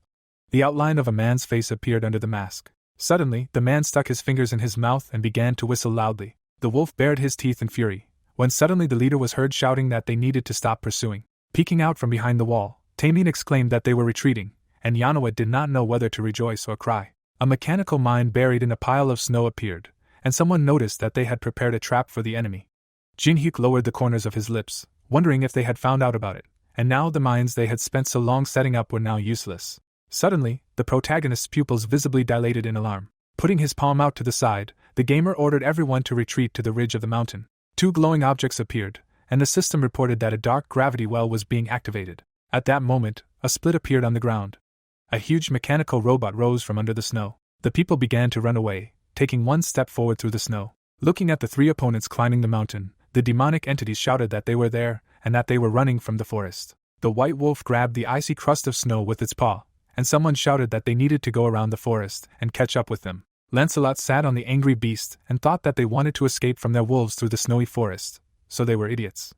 The protagonist and his partners almost climbed to the very top of the cliff. Leaning his knee on the ground, Tamine cried out that it was hard to run through the snow, when suddenly Yonghua asked him to leave quickly. The man in the fur jacket approached the heroes' backs and noticed that they had almost caught up. The eyes of the furious forest animals began to glow brightly. Under Lancelot's mask, a puzzled face was visible. In the distance, a dark silhouette of a man was visible. Looking into his bright eyes, the man was surprised that it was an unknown person. Light was shining in the windows of the Tengen Guild building. The guard clenched his hand into a fist and cried out in alarm. The metal frame of the object began to shine. Putting his finger to his ear, the bodyguard said something unintelligible. Dropping his jaw, the man exclaimed that something had happened. Suddenly, a powerful explosion was heard and a loud scream was heard. Gunshin waved his hand in alarm. An unknown person appeared in the middle of the destroyed wall, which surprised everyone.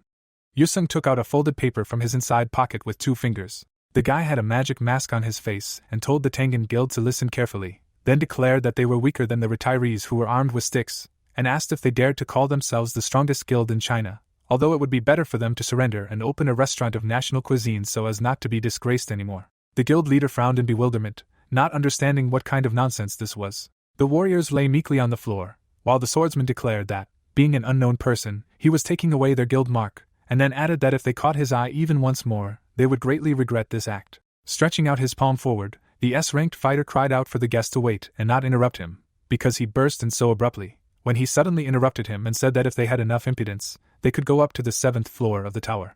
Holding the blade in front of him, Yusung said that the majestic and unique Jinhyuk would be waiting for them there, after which he added that this was the only way they could resolve all their differences. Gritting his teeth in anger, Gunshin began to loudly call his interlocutor names. Throwing the note from his fingers, the guy noted that that was all. At the same second, a powerful explosion occurred in the office building. Due to rage, the guild leader's eyes began to glow brightly. The protagonist turned his head back to hide his grin. Clenching his jaw, Lancelot did not understand where such a huge army came from, because they did not know that the unknown person had united with someone. The gamer put his hands in his pockets, and someone was heard saying that this was the protagonist's army, and asked whether the enemy understood what situation he was in. Lowering his chin, the warrior noted that Jinhyuk said that he would be alone, but in the end he brought a lot of people. Footprints of the heroes were visible in the snow. Yusung said that he would remind the protagonist that he made him say that stupid speech, to which he closed his eyes and agreed with his words. Smiling widely, the gamer suggested that they finish the job first. The swordsman suddenly jumped up and screamed loudly. Powerful splashes of snow were visible in the middle of the clearing. Opening his mouth wide with rage, Gunshin shouted that they were being attacked, so they needed to destroy everyone.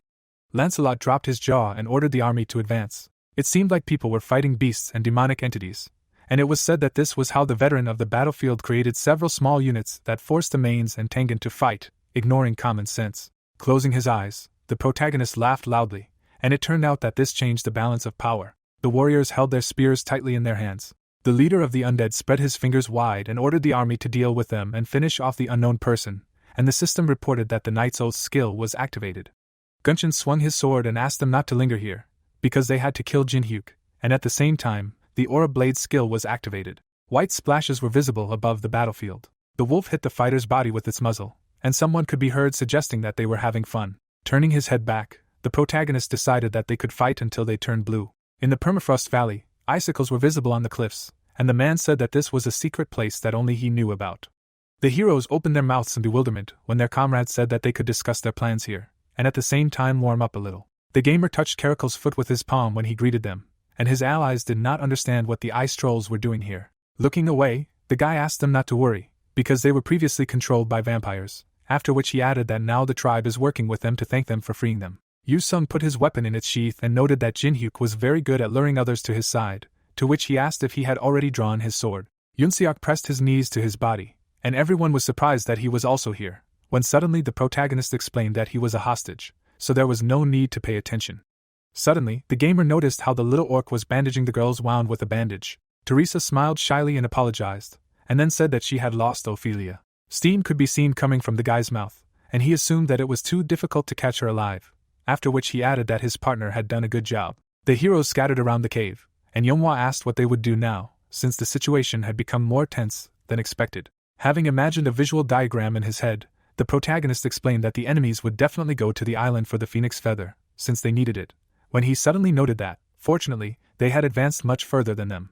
Putting his hands in his pockets, the user said that they needed to properly prepare for the meeting of the guests when they caught up with them, to which he was asked again. At the same second, the young man closed his lips. The man's legs appeared in the snow, and he said that this was exactly so, and that they would organize a really hot reception. Standing in front of the magic portal, the girl noted that it was very cold here. The huge monster held a soul essence between his fingers, which allows the mana accumulated inside to be used for 2 hours, and said that he had been collecting it to raise a rebellion against Michael.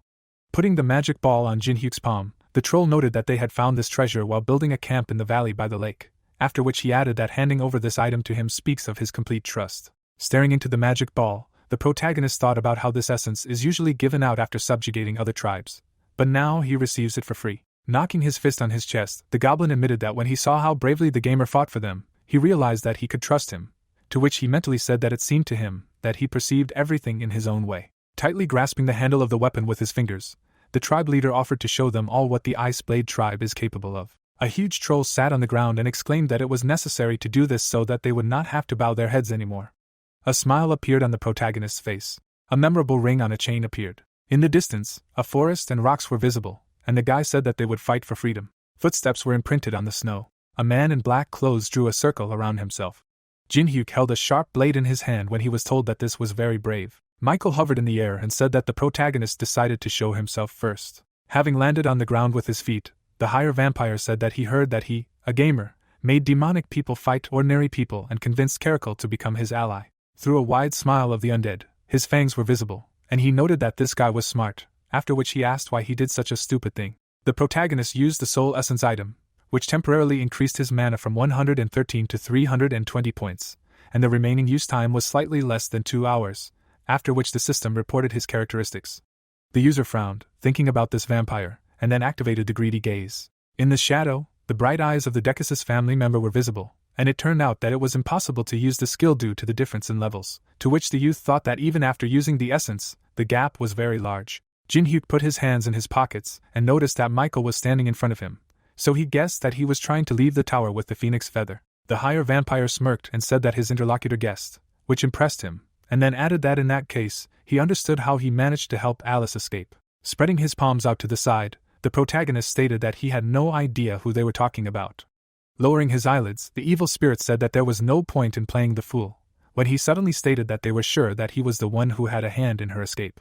Angrily frowning, the Decuss's family member asked where she was, and then said that he needed to answer in order to stay alive. The gamer lowered the corners of his lips and wondered why they all wanted to make dinner out of him, when the interlocutor said that Ophelia was very interested in his blood. Raising his hand, the protagonist declined the offer and asked him to tell them why they wanted to escape the tower so much. Michael grinned and asked why.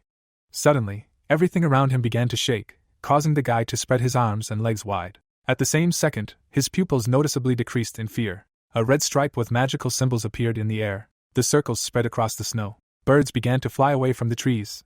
A bright light was visible inside the stone crevice, and it turned out to be a bloody port. Putting his foot between the drops of an unknown liquid, the higher vampire explained that this technique uses blood as a material for creating new creatures, and before it was easy to find victims, because they themselves came to him. Vile monsters appeared, and the undead noted that they called them blood golems, after which he clarified whether they were cute. Jin-hyuk's lips tightened in alarm as his companion stated that they needed a phoenix feather to send them outside the tower to get more human blood. The Decuss's family member smiled widely, and exclaimed that they would continue to create golems using blood until they created an army that could conquer the tower. The protagonist frowned angrily as he thought about how he had never seen anything like this before and wondered if the existence of humans had made any adjustments to their behavior. Michael lowered his eyelids and ordered the phoenix feather to be brought to him. Suddenly, a bunch of monsters rushed to attack. The gamer, clutching a sharp blade in his hand, noted that they were quite vile. The monster opened its mouth wide in rage, and the guy stated that they would not cause any problems. At that very second, drops of red liquid began to fly off the bodies of the undead. The protagonist's team members were facing mechanical robots, and he was saying that he was not going to give the feather to the higher vampire. Looking away, the evil spirit asked what the young man had hidden in that forest. A moment later, the silhouette of the Decuss's family member was enveloped in a blue glow. A powerful shock wave rushed forward, and the system reported that daylight was activating. Jin-hyuk held the magic blade out in front of him, asking Michael to look at it. A deep mark from the blow was visible in the snow. The blood golem extended its hand from a cloud of white smoke. Suddenly, the monster's limb noticeably increased behind its owner's back. Grinning viciously, the higher vampire said that very soon his enemy would beg for death. It was visible how the man sighed heavily. Manhwa was sitting on his back, and the system reported that the unshakable spirit was activating, and he would not get tired for 20 minutes. Suddenly, a huge monster appeared above the guys. Anubis attacked him sharply. The girl, with her mouth wide open, asked why there were so many of them, adding that there was no mention of this at the meeting. The informant, looking at the screen, asked the gentleman how things were there. A particle of fire appeared between the magician's palms. Frowning seriously, the man noted that he had not fought like this for a long time. Suddenly, the wizard fired several projectiles at his opponents, and shouted that he seemed to have grown younger. The lady, turning her gaze to the side, said that the old man was doing well with the monsters, and would say that he was having fun, but they would still need some time. Manhwa, lowering her eyebrows, asked if he could run faster, because she did not think he could hold out for long, to which she received the answer that it was dangerous. The boy quickly moved his legs and said that he couldn't draw something like that so quickly with just his legs and that he should hold out a little longer. The young man clenched his fists and asked why the hard work was always dumped on him. Suddenly, the monster's mouth appeared. Then someone attacked him in the head. The blonde was holding a sword in her hand. Many monsters were running towards her. Suddenly, the evil spirits attacked her. The girl bared her teeth furiously. A moment later, there was a bright flash. The remains of the monsters fell to the ground. The warrior knelt down. Sighing heavily, the lady thought that everyone was giving it their all and the monsters would definitely break through if they gave in. The sharp end of the blade appeared. A huge number of undead were visible above the girl, and she realized that she could not allow this. Suddenly, Jin-hyuk rushed from his place. Red liquid swirled around the vampire's hand. The elf sharply clenched his fist. At the same time, the protagonist quickly dodged the enemy's attacks. Suddenly, a monster's paw emerged from the ground.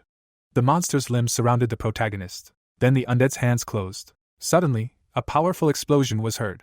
The guy was in a bright aura, and the system reported that the star's blessing was being activated. Michael, smiling, was surprised that there were even divine skills.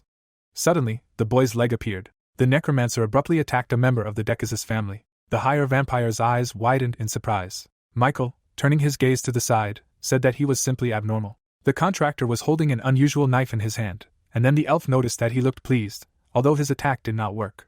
It was visible how the guys were moving their legs. Ophelia, putting her palm on her chest, said that they were finished, and the gentleman asked to bare their blades and added that they would attack together. The girl lowered her eyebrows in bewilderment. Taking out their weapons, the lady and her partner answered positively. Jinhyuk, lifting the corners of his lips, said that 3 against 1 is vile. Grinning, the vampire said that he says so, and he himself smiled from ear to ear. Michael said that he was giving him one last chance to tell where Alice is now and would spare his life, after which the protagonist, stretching out his palm, said that he had already said that he had no idea. Suddenly, a monster's hand appeared behind the protagonist, and it was heard that he was a liar. The guy sharply cut it. The young man's gaze was serious. The necromancer quickly dodged the enemy's attacks. Opening his jaw, a member of the Decasus family clarified where Alice was. Looking to the side, the contractor replied that he had nothing to do with it. Leaning forward, Jinhyuk asked how many times he had to repeat that he didn't know. Then the protagonist clenched his jaw in surprise. A second later, a magic fist knocked him off his feet. The protagonist landed on the ground. Opposite him stood the higher vampire. Michael, baring his teeth, said that he would simply make a cutlet out of him, and suddenly help him remember. It was visible how the guy fought off the enemy's attacks. The young man swung his blade. It seemed like the girl clenched her jaw. Youngwon narrowed her eyes sharply. Opening his mouth wide, the informant exclaimed that everything was ready. A purple trace appeared on the snow. The vampires, standing near the magic line, were puzzled. A blue seal was visible, and at the same moment the artificial intelligence wrote that the 4-star barrier of the shackles of reality was activated, and a question was heard about when it managed to create such a large barrier. The elves quickly looked to the side. The necromancer, holding the chain in his hand, noticed that they were still talking about Alice, after which he asked how much they missed her, and the system reported the transfer of mana to Braham's ring. Suddenly a dark silhouette appeared, and then the contractor added that she was really furious. The girl's shoes were visible. The vampires lowered their eyebrows in bewilderment, and it was heard that he hoped that they would settle everything. Michael parted his lips in satisfaction. Dark power circled around the lady. Alice stretched out her palms, and at the same time the artificial intelligence wrote that the restrictions of the tower were weakened, and the limit of capabilities was increased by 20%. Then the subordinate of the main character clenched her fists. Suddenly the elf furiously opened his jaw. A second later, a powerful explosion was heard. Ophelia, through the sweat on her face, clarified why she still had so much strength, and this after so many years of imprisonment in the ruins. Opening her mouth, the girl said that she had lost too much during her exile into the endless darkness. Alice scowled menacingly and shouted that they would make it up to her, and called them dirty traitors. Suddenly, a huge monster appeared. Jinhyuk told Yoonseok that it was his time to be useful, to which he bared his teeth in displeasure, and then the protagonist asked him to calm down, and explained that he really needed his help. The camp captain listened attentively, his brows lowered, saying that he needed to hurry, because he didn't know how long their people would hold out, and asked to find the magic crystals, because they were the basis for the magic procedure with Caracal. The ice troll looked ahead. Suddenly, the monster rushed forward and said that they should attack. The monster held a hammer in its hand, and then the system reported that transparency had been cast on the equipped weapon, and the attack power and speed had been increased by 15%. The big guy had knocked his enemies off course. The undead began to crumble, and at the same time, the ice troll explained that such monsters would not guard a magic crystal. Looking ahead, the orc added that he had a couple of guesses and offered to check them. Clenching his jaw, the guy wondered why he had to work as some kind of assistant, because he was the second captain of the Tengen Guild. The goblin frowned seriously and said that he shouldn't worry, because he would protect him. A young man was sitting in his palm. Yoonseok bit his lips thoughtfully. The big guy moved his legs and muttered that he couldn't lose the only one who could contact Jinhyuk. Suddenly, a huge number of monsters appeared. Alice flew up sharply. The girl hung in the air. The main character's subordinate, looking down, activated the bloody sphere. Then the lady extended her palm. Suddenly, a huge blade appeared. The monsters opened their mouths in bewilderment. A second later, a powerful explosion was heard. Thick smoke was visible. The guy, opening his mouth wide, asked what was happening, and the girl exclaimed that she would be carried away now. Sweat was running down the swordsman's face. The guys were holding on to the tree trunk. The knight, closing his eyes, realized that this explosion came from the protagonist's side. Turning her gaze to the side, the blonde wondered how big their battle was. A view of huge boulders opened up. A huge hole was visible from afar, and it was heard that she got rid of most of the ghostlers with just one blow. Michael, raising his palm, said that it was impressive. Extending 2 fingers, the necromancer turned to Alice and said that he felt that they had a lot to discuss, and let Michael take charge, and he would deal with the rest and join in. His subordinate, landing on the ground, asked if he was saying that he couldn't defeat them alone. Closing his eyes, the contractor replied that he just wanted to share her burden. After all, they were a team. The elf parted his lips in surprise. Jinhyu kept his hands in his pockets. Then the protagonist opened his mouth slightly. The protagonist smiled sharply. The guy's expression was satisfied, and he said that he would tell her when they were done. The lady sighed heavily and remarked that it was very mean. Suddenly, a crossed-out yellow symbol appeared, and the system reported that he had reached a new phase of the technique. Extending his index finger, the young man said that he would deal with them. It was clear that the higher vampire was smirking. Raising his hand, Michael said that they had not seen the former ruler of Ataraxia for a long time, and asked how Alice was doing. The protagonist's subordinate bared her teeth angrily. Suddenly, the lady rushed forward and shouted that he should not dare to pronounce her name with his mouth. Magic lines appeared. A powerful explosion was heard in the distance. Suddenly, the monster's hands appeared, and it was heard that she should not have left the tower. The elf frowned menacingly, and the Decus' family member explained that due to her limitations, she was very weak, and she was once the strongest in the world. Michael added through tears that it upset him to see her so worthless now. Alice clenched her jaw in anger. Opening her mouth wide, the girl retorted that he should stop talking nonsense, and added that she would destroy him. A moment later, the lady released a powerful stream of energy, activating the blood explosion skill. In a thick haze, the higher vampire said that in order to protect the balance in the tower, and because of the desire for such a stupid goal, Michael's eyes glowed red, and he noted that she had the strength to achieve much more, then asked why she was risking everything to preserve a meaningless world. Suddenly, terrifying limbs emerged from the guy's back, and he said that now it was his turn, and let him see how much he had grown. Baring her teeth, Alice exclaimed that how dare he. At the same time, Jinhyuk stood in front of Michael's subordinates. The vampires, taking out their weapons, said that this time everything would be different. The protagonist closed his eyes and said that it sounded like they had given in the past. Leorda, looking forward, replied that he had kept him alive for the sake of information, and his ally added that since Alice was here, there was no point in keeping him alive. With his hands in his pockets, the protagonist asked if they were sure, and then said that he would show them his true power then too. The necromancer raised the corners of his lips. Smiling widely, the contractor exclaimed that they had only seen 20% of his true skills before. The elves lowered their eyebrows in confusion. Jinhyuk bared his teeth menacingly, and then the system wrote that the final phase of the epic phrases before death technique had been reached, and also gave a description of the mana absorption skill. Running a knife across his palm, the protagonist thought that he had kept them alive and endured everything they said in order to obtain this skill, and when fighting vampires, the mana absorption skill was vital. A bright aura swirled around the protagonist, and he muttered that he would connect with the divine skill. The ability emblem appeared, and at the same time, the AI reported its characteristics. Opening her jaw, Ophelia shouted that it was mana absorption, but only vampires could use it, and Leorda said that he combined it with divine power. In the distance, a splash of snow was visible, and it was heard that they should stop looking. Rushed from the spot, the necromancer said that they should try this instead. The elf clenched his jaw in pain, after which the AI wrote that due to the soul absorption effect, 0.3 of the mana point was stolen. The contractor licked his lips contentedly and explained that the spirit harmonized with all the existing characteristics, and filled him with life force. Sweat was running down Ophelia's cheek, and Jinhyuk added that it was a secret indicator that he had discovered after trying 62,000 different combinations. The protagonist was surrounded by a dark aura, and he was pondering his development. It was visible how the protagonist was fighting the enemy, and the system reported that the steps of the demonic sword king were being activated. The necromancer bared his teeth furiously, and at the same time sucked in mana points. The girl clenched her jaw in bewilderment. Turning his gaze to the side, Leorda exclaimed to his partner that it was time to act now. The lady's pupils suddenly turned white, and she activated the bloody lunge skill. Jinhyuk, having dodged the magic beam, noted that this was already not bad. The protagonist thoughtfully turned his gaze to the side.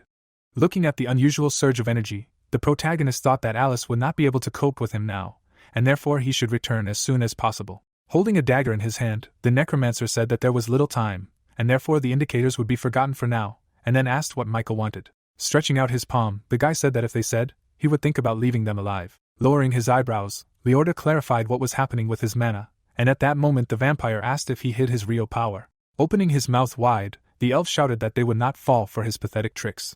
Suddenly, the girl's eyes widened in surprise. The contractor cut off the young man's head and explained that he only needed one. Grinning menacingly, Jinhyuk asked if Ophelia was ready to talk. Sweat was pouring down the lady's face. At the same time, Michael swung his demonic hand. The higher vampire grabbed Alice. Then the monster's limb hit the main character's subordinate hard on the ground. The girl's body suddenly hung in the air. The lady clenched her jaw, realizing that her mana was running low. Suddenly, a member of the Decasus family appeared above her. The boy opened his mouth wide and screamed loudly. A second later, a powerful explosion was heard. Many monsters were running quickly across the snow. The orc was destroying enemies in his path. An unusual crystal was visible. The big man, moving his legs, said that in order to win this war, it was necessary to destroy the crystal. Winking at the boy, the goblin explained that he would clear the way for him and asked if he could reach him. Sweat was running down Yunseok's cheek. The magic stone was glowing brightly, and the boy asked if he meant to say that he had to get through all these monsters and destroy that huge magic crystal. Steam was coming out of the mouth of the camp captain, and he noted that he had a family to protect, but he just wanted to be popular with women. With his jaw hanging open, the second guild leader, Tengen, shouted that he just wanted to become more successful and asked what kind of nonsense he was talking about. Suddenly, one of the monsters grabbed the giant's leg. A huge number of undead jumped on the orc, and he replied that he shouldn't be dramatic, because life is much simpler than he thinks. Swinging his leg, the big guy added that he should just do what he can at the moment. Closing his eyes, Yunseok screamed loudly. The goblin clenched his fist and exclaimed that this was the credo of a true man. The giant could be seen smashing monsters in his path. Then the troll raised his hand. There was a boy on the orc's palm and he said let him go. Suddenly, the boy rushed forward.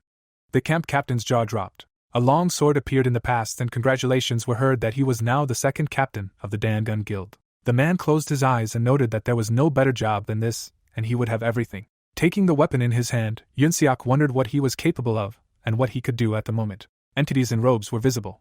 Suddenly, the boy struck the ice with his sword and wondered if that was something right in front of him. The boy swung the blade furiously and the system reported that the source of the Bloody Port's mana had been destroyed. From afar, it seemed as if the camp captain had cut the crystal into two. The magic seal began to disappear. Michael narrowed his eyes in confusion.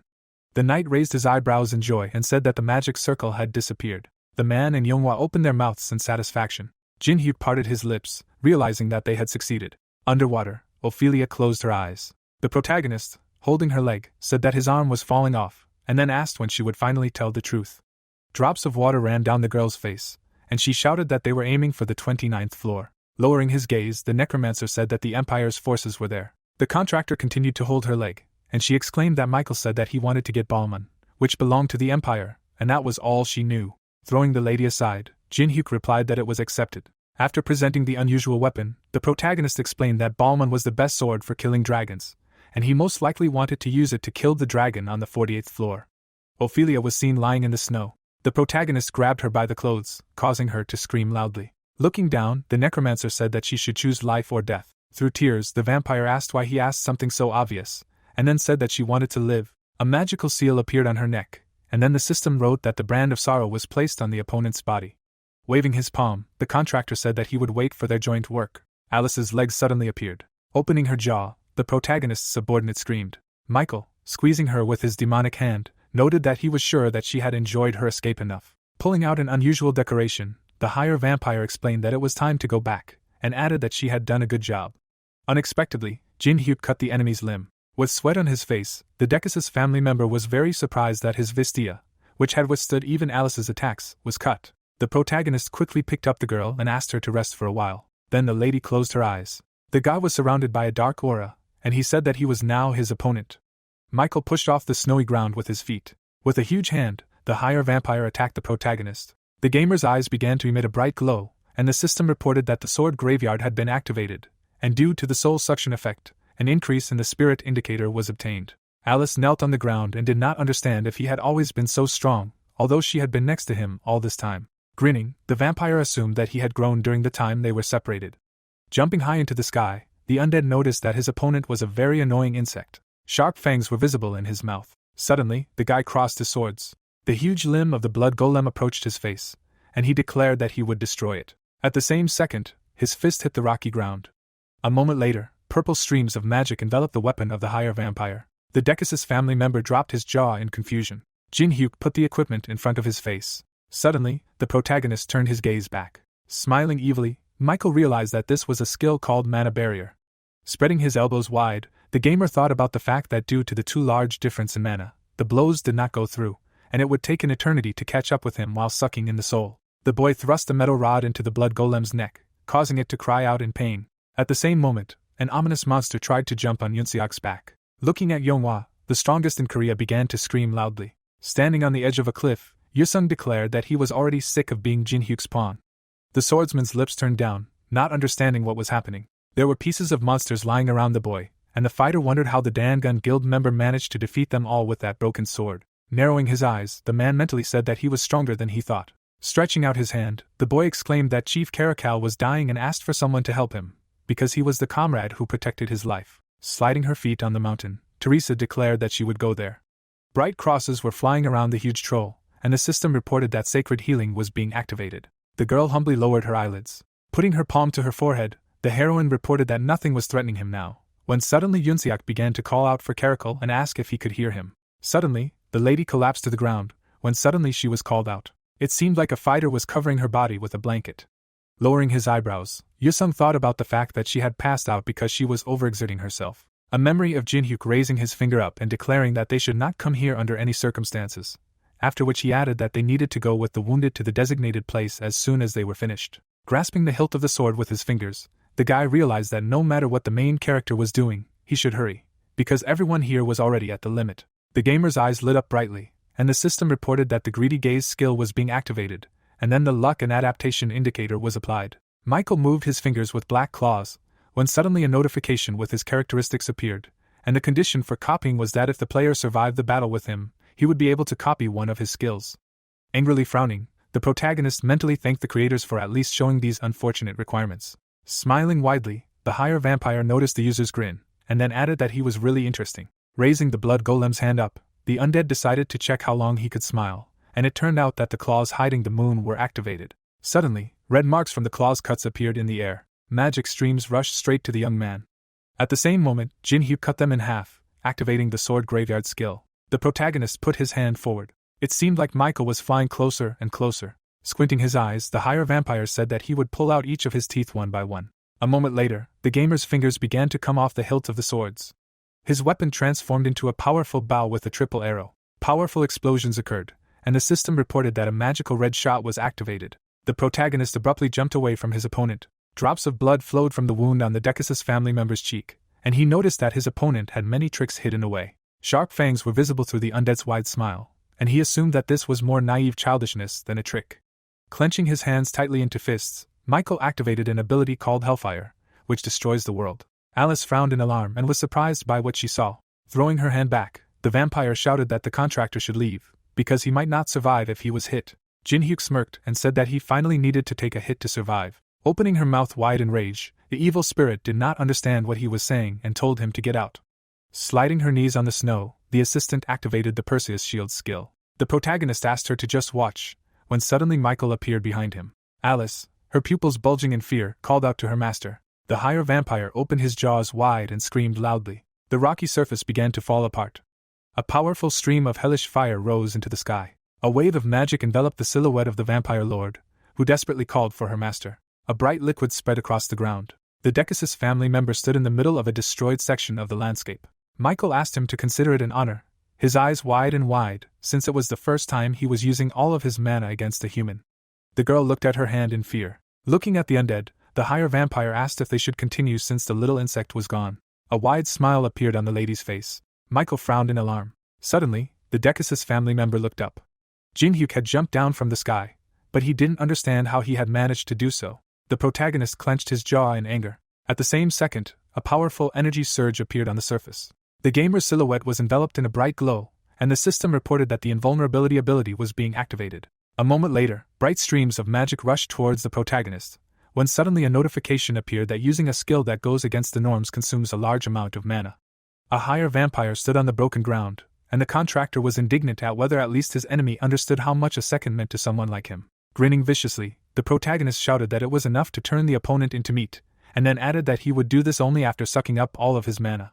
Michael turned a frightened look to the magic tool, and the system informed him that his mana was insufficient. A magical beam soared high into the sky, and it turned out that the mana barrier had been cancelled. The protagonist furiously beat his opponent. Michael gritted his teeth in pain and said to himself that it was impossible. How could he survive his hellfire and remain unharmed? Jin Hyuk swung his weapon with burning eyes. Suddenly, the vampire grabbed his weapon. He held it tightly in his hands, saying that he admitted that he caught him by surprise, because he did not expect to use up all his mana. Immediately after these words, he changed his grip.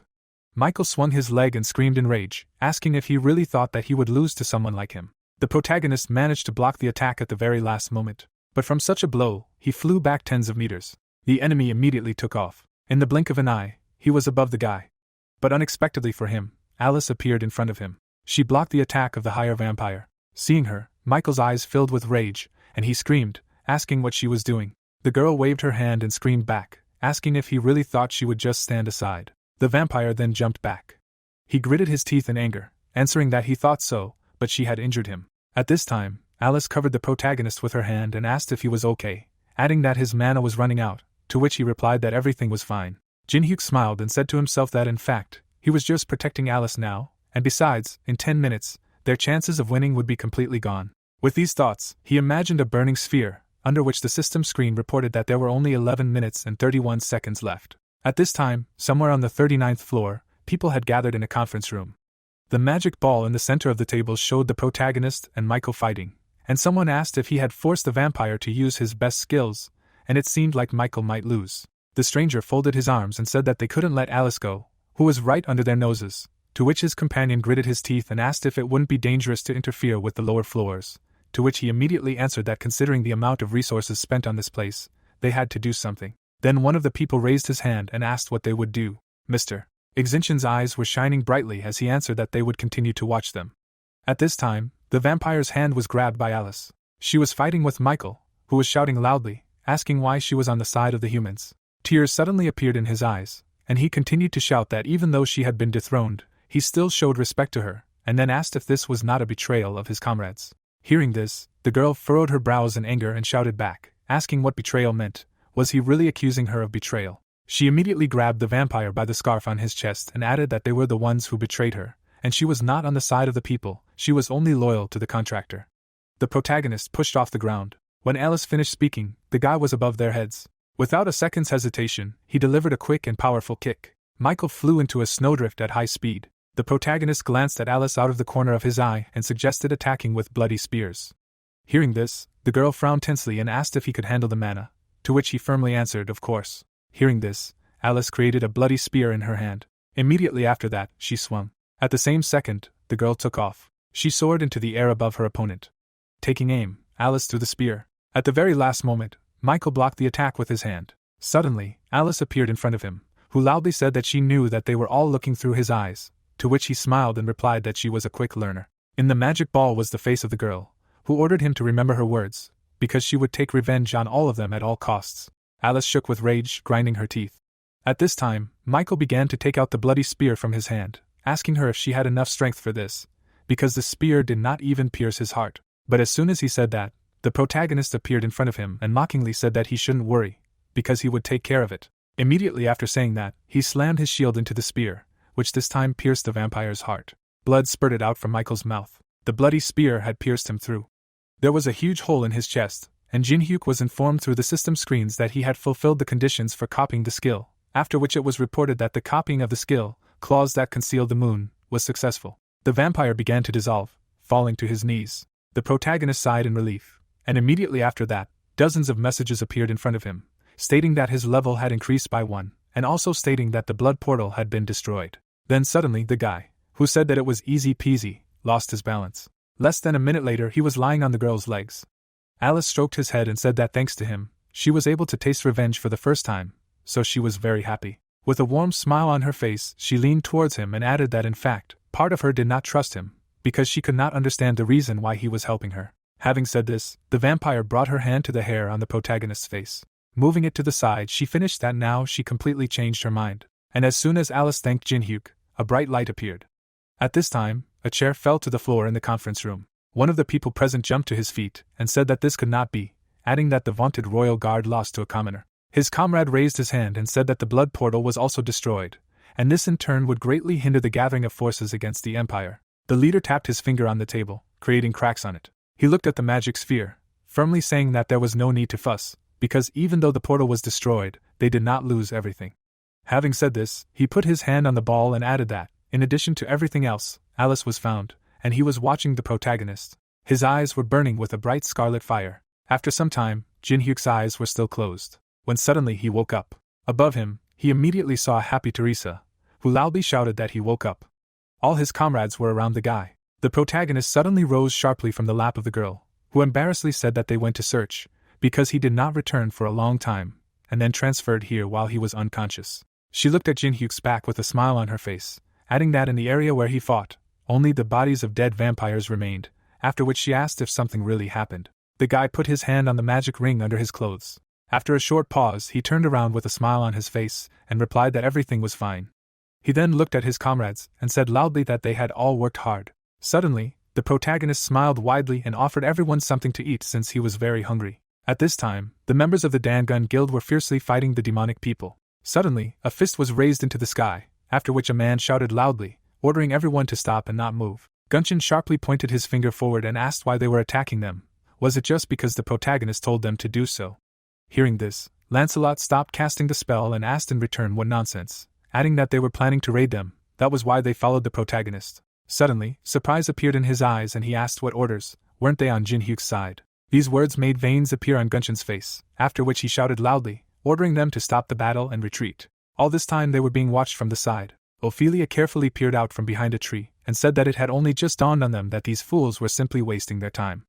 Having said this, she put her hand on her neck and added that she had survived after all, but she still didn't know what to do with this damn brand, because every time she thought about it, it started to burn. Suddenly, surprise appeared in her eyes when she heard a familiar voice asking if it was true that it was hard to accept. Melina slowly came out from behind the bushes. Seeing her, the vampire pointed her finger at her and screamed loudly, asking why she was here. The girl pointed her finger back at her and, laughing, replied that she was so arrogant, but it seemed she got it from him too. Hearing this, Ophelia created a sword in her hand and asked displeasedly if she was mocking her, adding that she was just a pathetic person. But before she could do anything, a triangle with an exclamation mark inside appeared in front of her, and then a system screen appeared, stating that battles between slaves were prohibited, so the brand of suffering was activated. At the same second, the mark on the vampire's neck and the mark on Melina's face lit up. Their loud, painful screams shook the air in the forest. At this time, a phoenix feather appeared in the protagonist's hands, which increased cold resistance by 500%, and when combined with suitable ingredients, an item with a special ability could be created. Putting it in his inventory, Jin-hyuk said contentedly that with it, clearing the 7th floor would be easier than taking candy from a child. But first he needed to eat. In front of him was a huge table full of food, and his comrades said that they had never tried anything like this. Suddenly, a huge monster approached the guy and thanked him. Caracal raised his fist and said that his people were alive thanks to him, and he had no idea how to repay him, after which a notification appeared in front of the protagonist, saying that he had received the recognition of Caracal, the chieftain of the Ice Blade tribe, and now the copying conditions had been met. The guy presented an image of the white beast skill that he copied, after which he read in the system screen that this skill increases attack speed by 15% for 5 minutes, and transparency will be applied to equipment and weapons, and depending on the skill level, transparency can change. After that, Jin-hyuk closed his eyes and said that there was no need for thanks, because he did not do this for free. Raising his hand, he stated that they must pay him 500 magic crystals every month, and it would be good if they left them at the entrance to the floor. Upon receiving such a request, Caracal's mouth dropped open in shock. Yu Sung, overhearing their conversation, closed his eyes and said that the guy was just a devilish bastard and he was disappointed that he chose him as an opponent. Hearing this, the protagonist looked away and mockingly said that he was saying this while eating his food, to which he bared his teeth and shouted loudly in response that he was eating because he was angry because his blood pressure rose when he thought about what he made him do. Jin-hyuk then stuck out his finger and said that they could easily fix this, then asked if he wanted to make a bet, adding that there was not much food left, to which he frowned and asked what kind of bet. The protagonist then smiled widely and explained that whoever caught the biggest fish wins, and the loser takes a video of himself calling the winner Lord and posts it. Hearing this, Yu-sung quickly destroyed the ice with punches. He then tore his clothes. Without a second's hesitation, the guy with the blade in his teeth dove into the water. His eyes were full of determination, and in his head he screamed that victory would be his, because he would never back down and win. But there were no fish swimming in the water, but terrifyingly gigantic monsters. The water was seething and swaying, and the guys were saying that Yu-sung was a simpleton, because he fell for it again. They kept their eyes on the ice hole, and Jin-hyuk was saying that the guy was very annoying, but it was his own fault for being so stupid. When suddenly he abruptly caught the thing that Yanawa threw to him, saying that she found it when he was unconscious. The protagonist looked tensely at the amulet, and said to himself that Michael wanted to use it on Alice, so he should study it. After these thoughts, he put the artifact in his pocket and thanked the girl, after which he asked where Yunseok went, whether he really returned back with his group. The guy's empty plates were on the floor. When asked this question, Yonghwa spread her hand to the side and replied that she didn't know, since she hadn't seen him for a long time. At this time, Beck was shaking with anger, reading the notification, which said that the 7th floor of the test tower was passed, and the veteran company was received as an achievement. When suddenly he demolished everything that was on the table, and in rage shouted that the guy was an idiot. The man pointed his finger at Eun-suk, adding that they sent him so much support, and he gave it all to the protagonist and returned empty-handed. Throwing pieces of paper at the guy, he continued to shout that he should have cleared the 7th floor himself, and this report was simply useless, after which he asked what he was doing there at all, and how he broke his sword, and whether he even knew how much it was worth. But there was a warm smile on Eun-suk's face. Clouds were floating across the blue sky, and a male voice reported that the 7th floor had been cleared. Taechun, the head of the Awakened Association Department, closed his eyes and added that it was player Jin-hyuk again. After saying this, he opened his eyes and reported that according to the report from the Dangun Guild, there was a conflict with the demonic people on the 7th floor on the top floor, and the protagonist and his squad fought back, and then asked if they needed to contact Jin-hyuk. The president stood by the panoramic window and replied that for now they should just observe, since it was too stupid to reveal their intentions so quickly. The man with the scar on his face looked into the distance, and said that it was hard to say whether the protagonist would side with humanity or be their enemy, so for now they would just let them celebrate since the situation in the world was stable. There were many people outside. At this time, a blush appeared on the man's face, and he raised his hands, shouting loudly that they had an emergency, VVVIP protocol. He ran from country to country, still shouting that this information should be conveyed to everyone and that they should act as if they were in rehearsal. 2 men ran out of nowhere with a carpet in their hands. In one movement, they spread it all the way to the entrance. The other guys scattered rose petals. And a few seconds later, a woman's shoe stepped on them. Everyone present bowed their heads and shouted loudly that it was an honor for them, after which they wished them a good day, adding that they would make sure that her shopping was successful. Alice walked inside in a bright light. She pointed to the treasure and said that their greeting warmed her soul, and this was their payment, and everything she laid eyes on from now on would be hers, no questions asked. Shock and glint appeared in the eyes of the workers. The vampire sat on the throne and said that it was time to begin. Suddenly, the man picked up the general manager and shouted that he had passed out, to which the girl in front of him replied that he was just happy, because he had a strange way of expressing his emotions. Happy Alice turned around. The protagonist, closing his eyes, smiled back at her. He looked at her, saying to himself that she looked pleased. In his hand lay the poor-weight necklace, made by the high priest with the help of a god specifically for sealing, and it is also effective against those who have dark-type skills. Jin-hyuk drew an image of Michael in his head and said to himself that with this artifact he tried to seal Alice again, after which he asked himself why seal and not kill. Is there something he does not know, adding that he must definitely figure it out. After these thoughts, the guy put the necklace in the inside pocket of his jacket. Suddenly, a system screen appeared in front of him, telling him that the user Rick had sent him an invitation, and if he accepted it, he would be able to attend the masquerade ball held on the 1st floor of the challenge tower. After reading this, the protagonist looked at the mask and wondered if it was a masquerade ball. The masquerade ball is one of the events that takes place on the 25th floor. When the challenge tower was a game, the protagonist attended it as a guest, but in the end, everything was consumed by flames. He took off the mask from his face, and this was because he was the first and only one to come, so he just danced and set everything on fire. But this time, things were different. Players from all over the world were supposed to attend the ball. Jin-hyuk glanced behind him out of the corner of his eye and told Alice that they needed to go somewhere. The girl looked back at him with surprise in her eyes. There were many people walking along the street. The guys came to the 1st floor of the testing tower in the neutral zone of the nameless city, and the vampire, walking ahead, said discontentedly that he promised to buy everything she wanted, to which the main character replied that she should not be angry, because they were here to visit one store. Approaching the destination, the girl asked with displeasure if this was the place they needed, to which the guy turned to her and replied that he had to prepare for the masquerade ball. The door inside rang open. Suddenly, surprise appeared in Jin-hyuk's eyes, and he asked if he was here too. At that time, the goblins were measuring Yu-sung. Seeing his rival, the veins on the guy's face appeared in anger. He rushed to the main character, shouting in rage that he had thrown down a ridiculous challenge and made a laughing stock of him. Then the guy glanced to the side out of the corner of his eye and ordered his interlocutor to calm his mana, because the goblins would soon die. 2 goblins lay foaming at the mouth on the floor. Jin-hyuk did not move his gaze, when he suddenly said besides. He sharply stuck out his finger and finished saying that immersion in cold water was good for the muscles, to which Yu-sung, raising his fist, shouted in rage at him not to try to change the subject, since he was always talking nonsense. Then the protagonist waved his hand and asked him not to be angry, since he had a sword for him, since he knew how much he valued it, to which his interlocutor, baring his teeth, shouted, asking how many times he thought he had fallen for his sweet talk. His interlocutor extended his hand and asked him not to exaggerate, since he had told him how to move that sword. The rage immediately disappeared from Yu-sung's face, and he replied in confusion that it was true. He suddenly turned away and, putting his hand to his chin, added that if it hadn't broken in the fight with the stone giant, he would have used it for a long time, to which the protagonist, pointing his finger at himself, said that since he was looking for a new sword, it would help him, so he should stop being angry, adding that they would see each other at the ball. Hearing this, Yu-sung frowned in displeasure. Before leaving the store, he warned the guy that he would trust him for the last time. Suddenly, his gaze was caught by something to the side.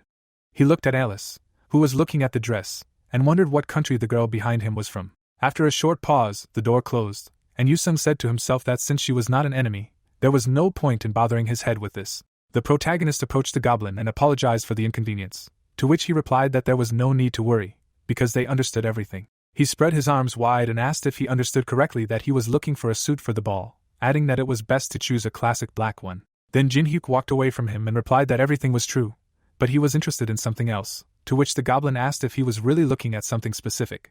The guy leaned over to the incense, and said that he smelled the scent of the snow flower canola back when he first entered the store. Immediately after these words, he looked at the goblin with a sly smile on his face, and asked if it was strange that the goblin from the first floor had incense from a flower that grows on the snowy mountains of the 17th. Receiving such a question, the store owner folded his arms and confusedly asked what he was getting at. Then the protagonist remembered the two goblins lying on the floor foaming at the mouth and said that he had also noticed something interesting earlier, adding that when his friend used mana, all the goblins fell unconscious, but he was fine. He also remembered the goblin's gaze that changed dramatically after they arrived.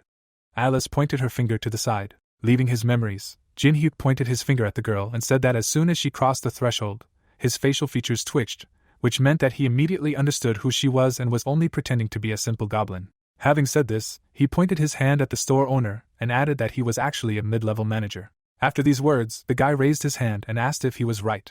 Receiving such a question, the goblin smiled madly. Suddenly, he laughed loudly and said that everything was as Rick had conveyed. He was a very interesting person. Turning away, he said that the guy was still wrong about something. The shop owner glanced at the guest out of the corner of his eye and explained that he was not a mid-level manager, adding that Rick worked for him. The protagonist's expression changed dramatically at these words. A second later, his eyes lit up as he used the greedy gaze, but immediately after that, red system screens appeared, informing him that his level was not enough, so the attempt was failed. Hastings, the top-level manager of the test tower, bowed slightly in front of Jin-hyuk and said his name. The guy imagined the test tower that was built by goblins, and wondered if this goblin was one of the 7 creators of the tower's rules, adding that he had never met any of them before. Looking at Hastings, he smiled in confusion. The goblin, closing his eyes, smiled contentedly and said that Rick told him that there was someone who knew about the existence of managers, but he was much more interesting than he imagined. He suddenly pointed his finger and added that he would reward him, since he had found the hidden manager, so he would take on the tailoring of the suit. Hearing this, Jin-hyuk closed his eyes and sighed in relief, saying that he did not think he would meet the top manager in such a place, adding that it was a bit disappointing. After these words, he pointed his finger at Alice, who looked at him with displeasure and asked why he was pointing his finger at her, adding that it was disrespectful. After a while, she was holding an invitation in her hands. Looking up at her comrade, the girl asked if he had provoked him to get an invitation for her as well, to which he replied that he knew he would agree. He threw a treat to Kagama and added that she liked balls, to which Alice closed her eyes and replied that it was true, after which she asked how he knew that. Looking at the main character, she asked him if he understood how dangerous it was, because these guys were no pushovers, they created the rules of the tower and in her entire life she had only met a top-level manager once. The guy stroked his happy pet and replied that there was no need to worry, because he would be careful. Suddenly, he smiled with glowing eyes and said to himself that as dangerous as they were also useful, because he would be able to get many buffs. Immediately after these thoughts, a system screen appeared in front of his face, informing him that his suit and dress were ready, and below was a message from Hosting, who wished them a good time. When the evening came, a huge number of people were going to the ball, and the people who were standing at the gate were surprised to ask themselves if this was really the place for the chosen players, and they also wondered if Maria or Teresa or the unknown person would come. The man in shoes walked forward firmly. 2 guys from the Samurai Guild were going to the ball. Yoshio, the Samurai Guild master, adjusted his tie, and the spectators asked each other if they were the same heroes fighting at the front. Hearing this, the guy looked to the side out of the corner of his eye and asked if they weren't like parasites that lived off the deaths of strong players, adding that it was disgusting to see all this bio-garbage. The guys looked at those who could get into the ball with their eyes shining with admiration. Then Tsutomu looked at the boss and asked if he was angry because the guild's treasures were stolen, adding that they wouldn't return even if he killed all these gnats, to which the boss, closing his eyes, explained that he should have just agreed. Then Tsutomu leaned over to the guy and said that he forgot to tell him that the Triad Guild also received an invitation, so he thought they should stick with them. Immediately after these words, he pushed the girl with his massive body. He immediately became furious and, baring his teeth, asked what kind of ass was in his way. But before he could finish speaking, he took off. He was slammed into the ground with great force. What he saw shocked Yoshio's eyes. His white hair was fluttering in the wind, and the girl asked with displeasure, "What kind of ass?" Alice put her hand on her hip and asked, "What will he say now?" Her eyes suddenly lit up, and she angrily asked if she was still in his way. Tsumoto felt an insanely powerful magical aura, and the girl asked him if he was not going to answer her. Alice looked at him with burning eyes, having previously activated the power suppression skill, thanks to which her mana suppressed the enemy's power. Yoshio couldn't keep his mouth shut from shock as he said to himself that his comrade was a top ranker from the Samurai Guild, and then wondered if he had been defeated by this brat. He looked at the girl who had the protagonist behind him, and wondered who they were, when suddenly the boy put his hand on his partner's shoulder and asked her to stop, as they would get into trouble if her identity was revealed. Hearing this, Alice folded her arms and deactivated her power suppression, saying that it was annoying her. Yoshio then took a step towards them and thanked the protagonist for stopping her. He put his hands on his hips and asked if such cruelty was really necessary, and then apologized for his comrade's behavior, adding that he didn't think it would hurt them so much. Jinhyuk, without taking his eyes off his interlocutor, asked what he meant by stopping her. Immediately after this question, an ice hammer appeared in his hand after activating the ice creation skill. At the same second, the guy hit the lying enemy with all his might. Tsumoto's mask broke into pieces. This picture brought shock and horror to his comrade's eyes.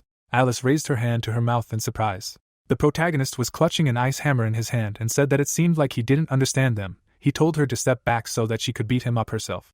Having said this, he threw away the weapon and asked if the Samurai Guild Master Yoshio understood him now. Smiling madly, Jinhyuk activated the greedy gaze skill. Yoshio couldn't close his mouth from the shock he experienced, and the system screen reported that he was level 52, and he also owned 2 skills, martial arts and a strong swing of the 9th level. After reading it all the way to the end, the guy frowned in displeasure and asked himself if this was really the head of one of the top guilds, and why the conditions for receiving it were again crap. What was he guilty of? While he was asking himself about this, the Samurai Guild Master waved his hand and asked if he really knew who he was. Cold sweat was pouring down his face while he shouted in rage that he should also be aware that they were in alliance with the China Guild, after which he asked if he really thought he would be able to get away with it, adding that he should not even dream of it. Then the protagonist put his hand on his mask. What Yoshio saw a few seconds later made his eyes fill with confusion. He took off his mask, and his interlocutor immediately recognized him. The people present began to point at him and ask each other if this was the same Jinhyuk. But who was that next to him? Who was the girl he was accompanying, if this was his partner? Hearing these conversations, the protagonist pointed his finger and said that they were too noisy, after which he activated the ability to create ice. At that very moment, ice walls rose into the sky from all sides, and their owner said that there was no need to be afraid, because he had built them to protect them from the crowd. Creating ice under himself, the guy walked forward, saying that he was sure that he had heard about him and understood that such threats did not work on him, and in truth, he did not care what they were doing there. His last step created ice that began to grow upward. An icicle touched the mask of the Samurai Guild Master.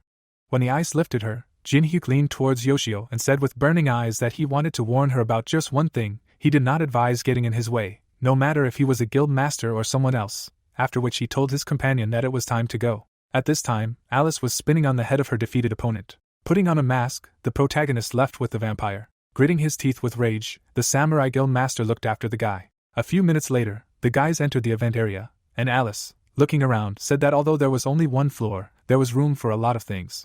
Jinhyuk looked at those present, saying to himself that he had never been to a ball with so many people before, so he had some strange feelings.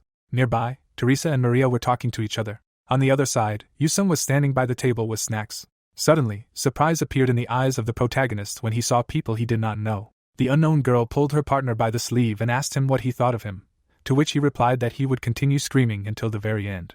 She then pointed at the girl in front of her and asked what about her, to which the guy next to her raised his hand to his face and replied that she would beg him to let her go. After saying this, Gidello, an independent S-class player, stuck out his tongue and said that everyone looked very funny, and Casey, an independent S-class player next to him, smiled madly and exclaimed that he had noticed it correctly. Jinhyuk looked at them with shining eyes and said to himself that they were at the top of the European players, the twins of Casey and Gidello. He suddenly imagined them killing people, and added that they intentionally provoked battles and tortured people for fun. Suddenly, a mad smile appeared on the guy's face and he declared that to him, they were walking bags of skills.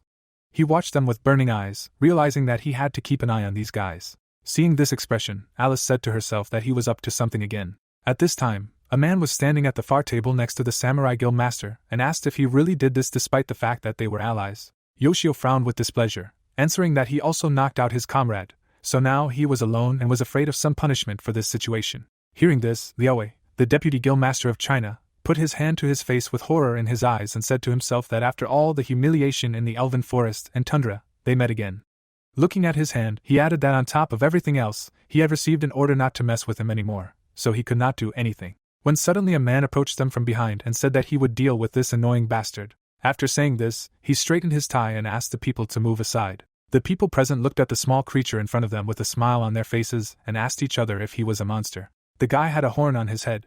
Less than a minute later, he approached the protagonist and his companion and asked if they were enjoying the ball. Carmen, the lowest-ranking manager of the test tower, waved his hand and introduced himself. Ignoring him, Jinhyuk searched for something in the system and asked if he really wanted something from him. Closing his eyes, the monster replied that he heard that he had dealt with one of their guests, and then asked if it was true. Hearing this, the protagonist closed the system screen and asked in return if he was talking about the body that had gotten in his girlfriend's way. If he had hit himself hard when he fell, did that mean he should send flowers to the grave or what?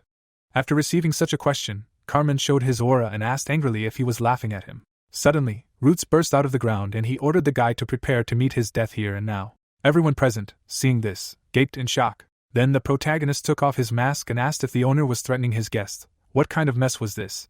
Adding that he would get into trouble if he tried to kill him. Carmen bared his teeth and asked if he thought it was so difficult to get rid of him.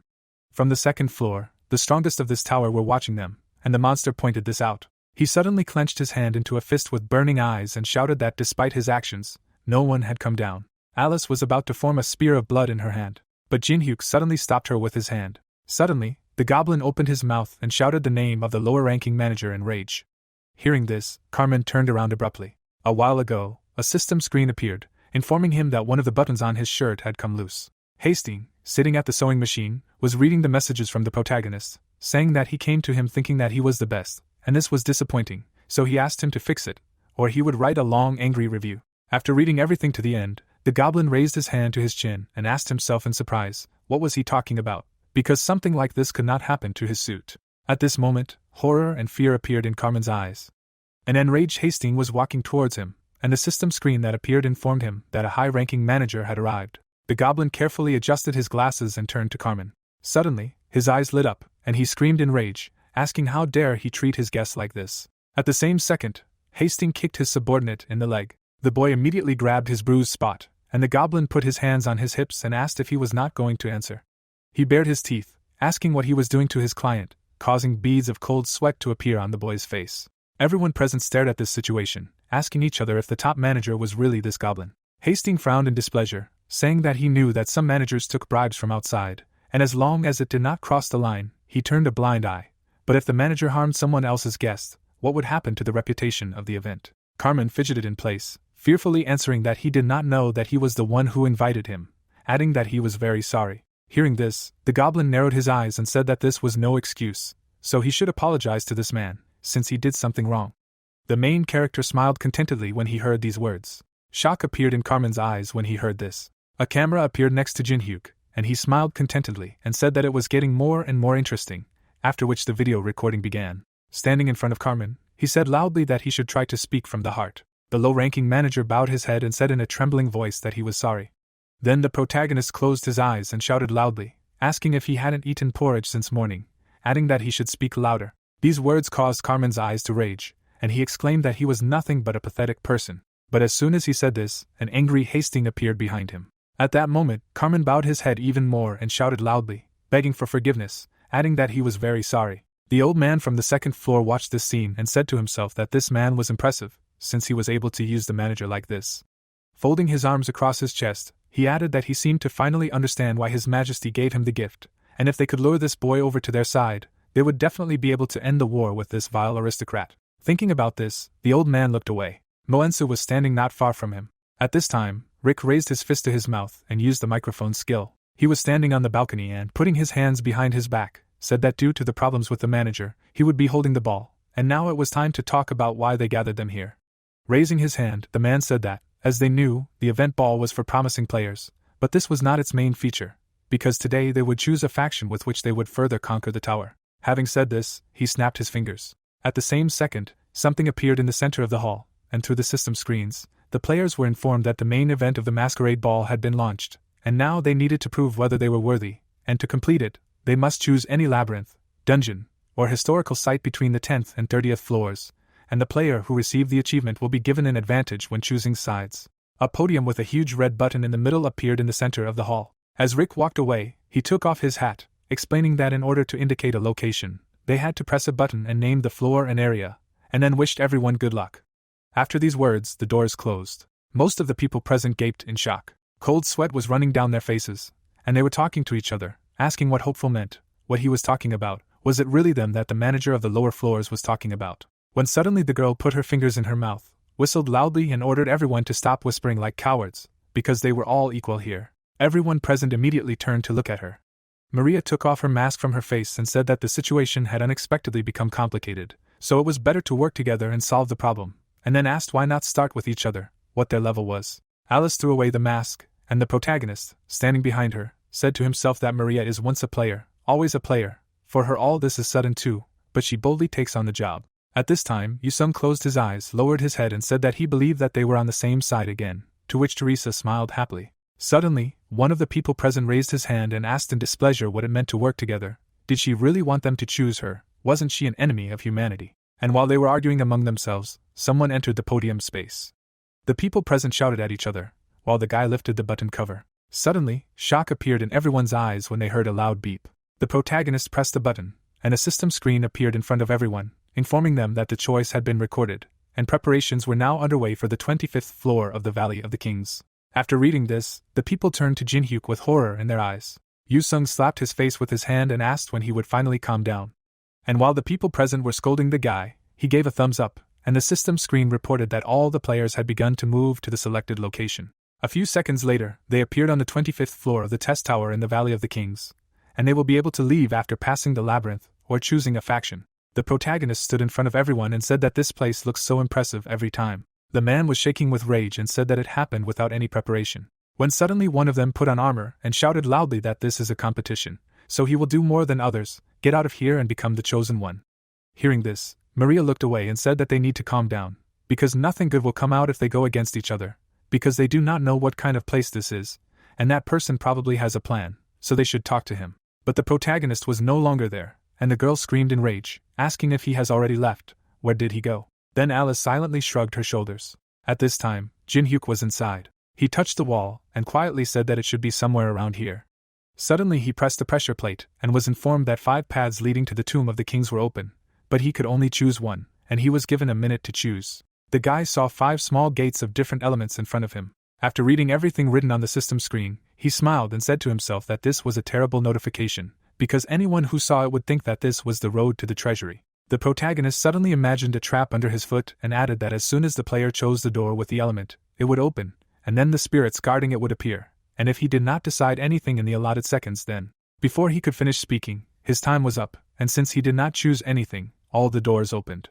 The beast's paw stepped on the floor, and he asked discontentedly why he was always the first. The first spirit of the salamander scratched his head and asked if there was really a human in front of him. He suddenly changed his appearance, and asked not to hate him too much. The huge fire monster leaned over Jin-hyuk and said menacingly that he was the salamander, guarding the Tomb of the Kings, and now he would pay for disturbing the general peace. Hearing this, the guy looked behind himself and asked if he heard this, adding that this monster was going to kill him. A dragon's paw appeared from the darkness. Kagama looked at the salamander with hatred in his eyes, exhaling steam. The monster looked back at the dragon in surprise. Suddenly, the protagonist's pet took a deep breath. His owner covered his ears with a smile on his face. A few seconds later, Kagama activated the flame skill and immediately released it towards the salamander. The terrifying form of the monster immediately evaporated. The spirit's eyes were filled with horror from such a magical attack. The shock wave of the protagonist's dragon reached the very exit. The players could hardly stand on their feet, shouting loudly that incredible energy was coming from there. At this time, Teresa leaned towards Alice and asked if she could find out something, then asked if Jin-hyuk had said where he was going. The vampire kept her arms folded across her chest and did not answer. A few seconds later, Yusung glanced at them out of the corner of his eye and said that he was probably where the energy was coming from, because doing crazy things was his hobby. But before he could leave, Alice pulled him by the cloak. Then she picked up the stone. A second later, she demonstratively threw it on the floor. At the same second, all the traps that could be activated were activated. Teresa, seeing this, leaned towards the vampire and asked if she really knew about the trap, to which she nodded. Teresa, closing her eyes, smiled warmly, thinking that this was exactly what she expected from the protagonist's partner. She suddenly raised her hand to her face and asked herself what this feeling was, as if she had encountered this terrifying aura before. At that moment, a stone hand grabbed a ledge, and the spirit asked what it was. From their gates came the wind spirit Sylph and the earth spirit Gnome, who asked Salamander what he was doing. Then the light spirit Wisp and the water spirit Undine came out of their gates, who immediately asked if he hadn't said that their combined power would not be needed. Suddenly, surprise appeared in her eyes. Salamander was lying on the ground, and the water spirit screamed in shock, asking what was happening. Why was he lying on the ground? Without raising his head, the fire spirit ordered them to be silent and repeat after him, because the devil had appeared here. The devil? The spirits asked in surprise, looking forward. At the opposite wall, they saw a dragon whose aura was terrifying. Kagama, seeing them, smiled madly. At that time, Moensu suddenly jumped forward. He looked at the spirits of different elements bowing their heads to the main character, and his dragon with astonishment in his eyes, and wondered if this was a real dragon. But how did he get it? In less than a minute, Jinhyuk put a brand of sorrow on the water spirit, and when all 5 spirits were subdued by him, a system screen appeared, informing him that an incredible achievement had been unlocked, so 5,000 points were added to his account, and he was in first place in the current participant rankings. Seeing this, the old man frowned tensely. The people who were next to him immediately requested a video call with the main character. At the same second, dozens of system screens appeared in front of the guy, which reported that all 13 factions wanted to work with him. Seeing that the third faction was interested in him, he smiled and wondered if this would complicate the situation more than he expected. Stroking the dragon, the main character said that thanks to him, he was popular. After a short pause, he answered Mirim's call. A video image of the old man immediately appeared in front of him, who introduced himself.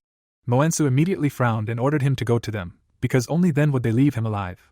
Because for their commander it was easy as pie. But before he could finish speaking, the guy ended the call with one movement of his hand. Then he turned to the subordinate spirits and ordered them to rise, because soon they would move on, so they must follow his orders, and if they refused, they would become a snack for his dragon. The spirits rose in unison, and drool poured out of Kagama's mouth. But before leaving, Jinhyuk agreed to talk to the Empire. A video image of Penheimer from the Caladium Kingdom, which was part of the Empire, immediately appeared in front of him. The guy smiled and said his name, saying that he knew the Empire was interested in him. Hearing this, the old man closed his eyes and said that this meant that the conversation would not drag on. After a short pause, he opened his eyes and asked if he would work for them, adding that they would help him conquer the tower. Having received such an offer, the protagonist folded his arms across his chest and said that he would consider his offer. Suddenly, he stuck out his finger and said that he would do so only on one condition. Penheimer's eyes were surprised by these words, and he asked what the other condition was. At this time, streams of flame burst out from the floor and walls. Maria approached the guys and asked how the situation was, to which the girl, turning to her, replied that, apparently, it would take more than 1 hour. Hearing this, Maria lowered her head and, drawing an image of Alice in her head, thought that at this rate, no one except the group that followed her would pass this test, and it seemed like everything would again focus on the main character. Suddenly, surprise appeared in her eyes from the system screen in front of her, which reported that the conditions for returning had been changed, and now if the player meets death from a trap or a monster inside the labyrinth, they will be taken back to the ballroom. However, if they are even slightly injured, all accumulated points will be lost. This condition was changed at the request of Jinhyuk. The players immediately began to exchange glances with each other, saying that they can get out if they die, but it is unknown whether this can be trusted. But as soon as they asked themselves this question, one of their comrades was cut in half and disappeared. Maria stared at this with her mouth wide open in shock as the people around her said that he had actually returned back, but it was still unknown if it hurt. Maria then put her hand to her chin and said to herself that the protagonist chose this level because he knew about this condition, and then asked herself if she should ask Teresa to introduce her to him.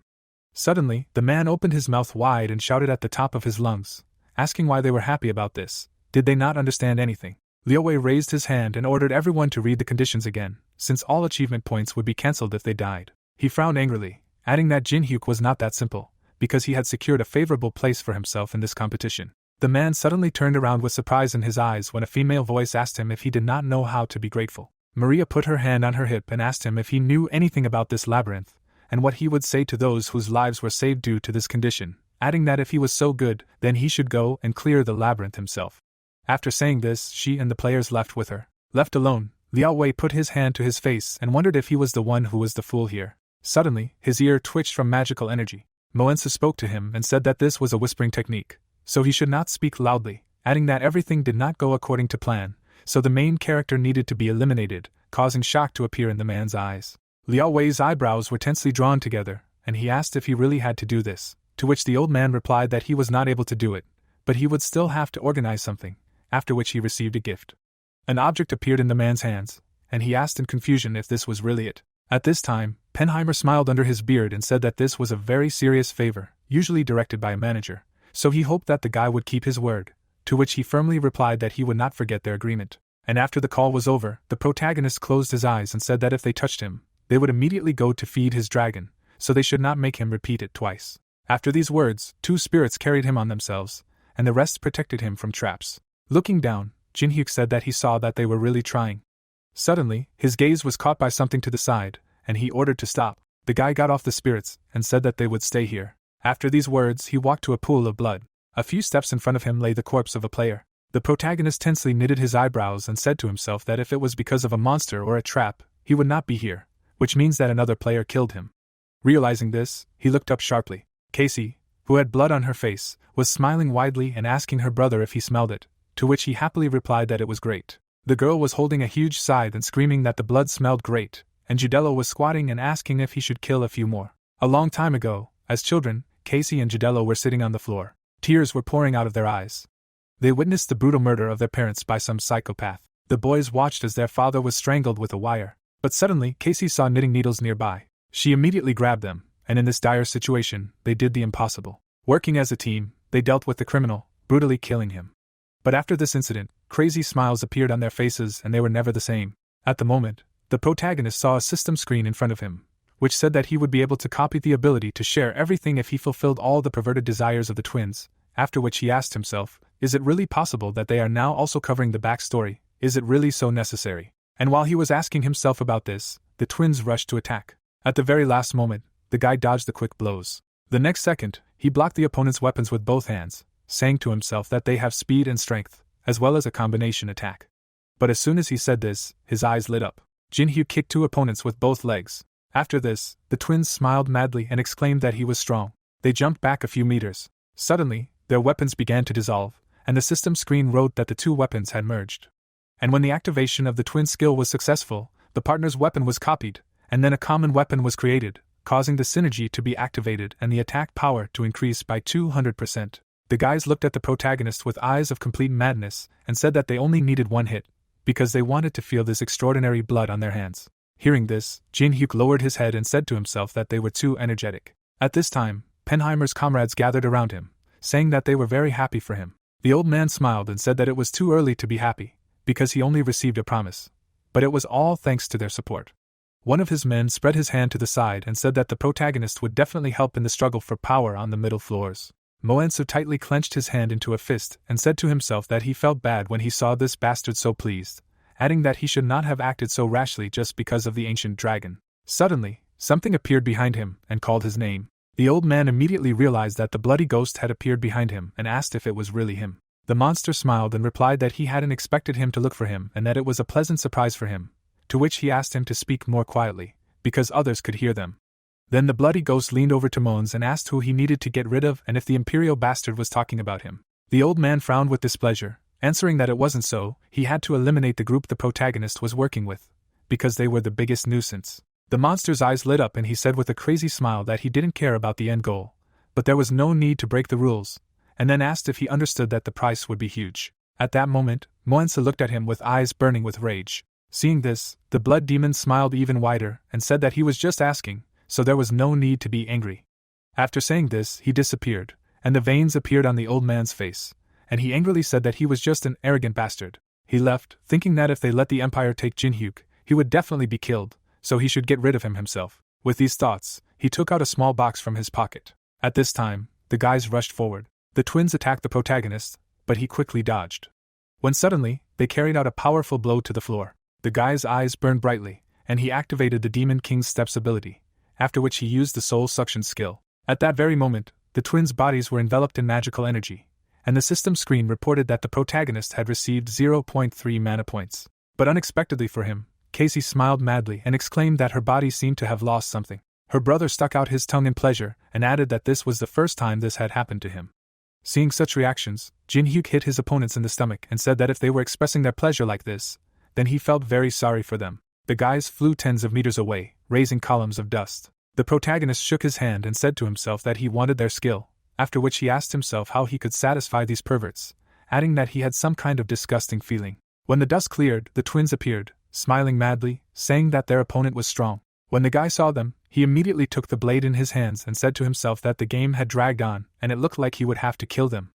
But suddenly, surprise appeared in his eyes. The twins knelt down in front of him. They kept their hands on the floor and said that they realized that they couldn't defeat him with their strength. Then suddenly they raised their heads sharply and added that if they couldn't kill someone with such delicious blood, then they would rather become one family with him. After these words, shock appeared in the protagonist's eyes.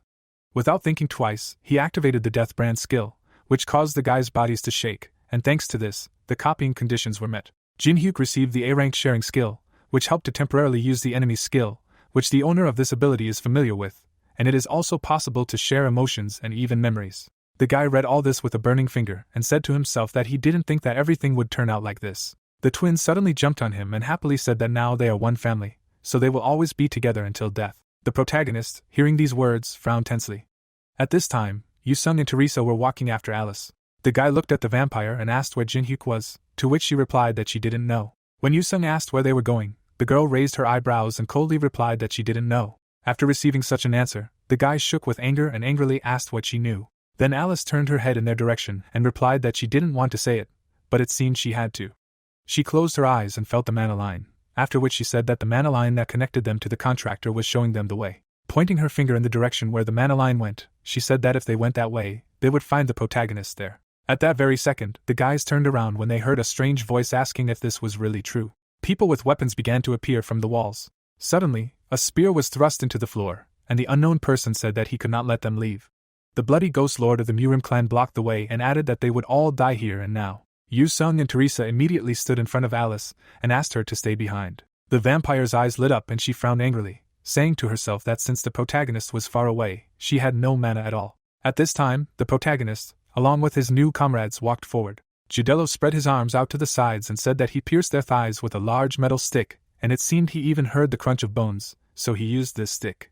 Jin-hyuk had black bags under his eyes while he said to himself that his social battery was running low. He suddenly stepped forward and asked the guys to listen to him since they were now a family. Turning around abruptly, the protagonist with a wide smile on his face ordered from now on not to kill everyone in a row, after which system screens appeared, which reported that the Brand of Grief skill was activated, and a new rule was also added. Hearing this, Casey put her hands on her hips and asked why. They were awakened, and her brother added that the law enforcement officers would not be able to arrest them, to which Jin-hyuk replied in his head that it was because he would get into trouble if he did. Seeing the boy's reaction, he put his hand to his face and said that they needed to do something different.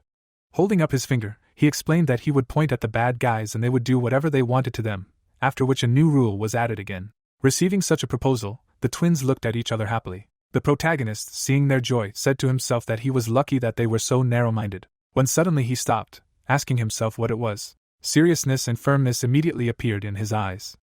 At the same second, the guy jumped up, activating the steps of the Demon King, and the twins asked him to wait for them. At this time, the soldiers of the Bloody Ghost rushed to attack. They were getting closer and closer to Alice. Suddenly, Teresa appeared in front of the girl, using the Sacred Enhancement skill, which increased her physical capabilities. Then she activated the Sacred Shield, and a huge cross hit the ground in front of her.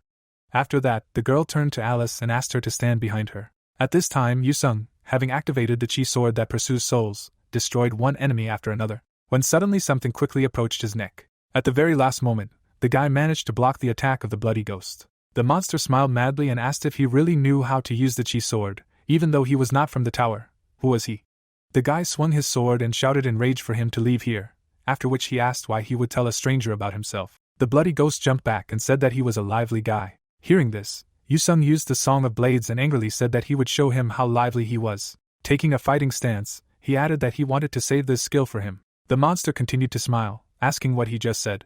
Yu-sung's hands and weapons were covered in a terrifyingly powerful magical energy. Suddenly, he used the skill's Soul Pursuit Sword Art, oneness with the blade, and then shouted in rage that he was going to use this skill on another person.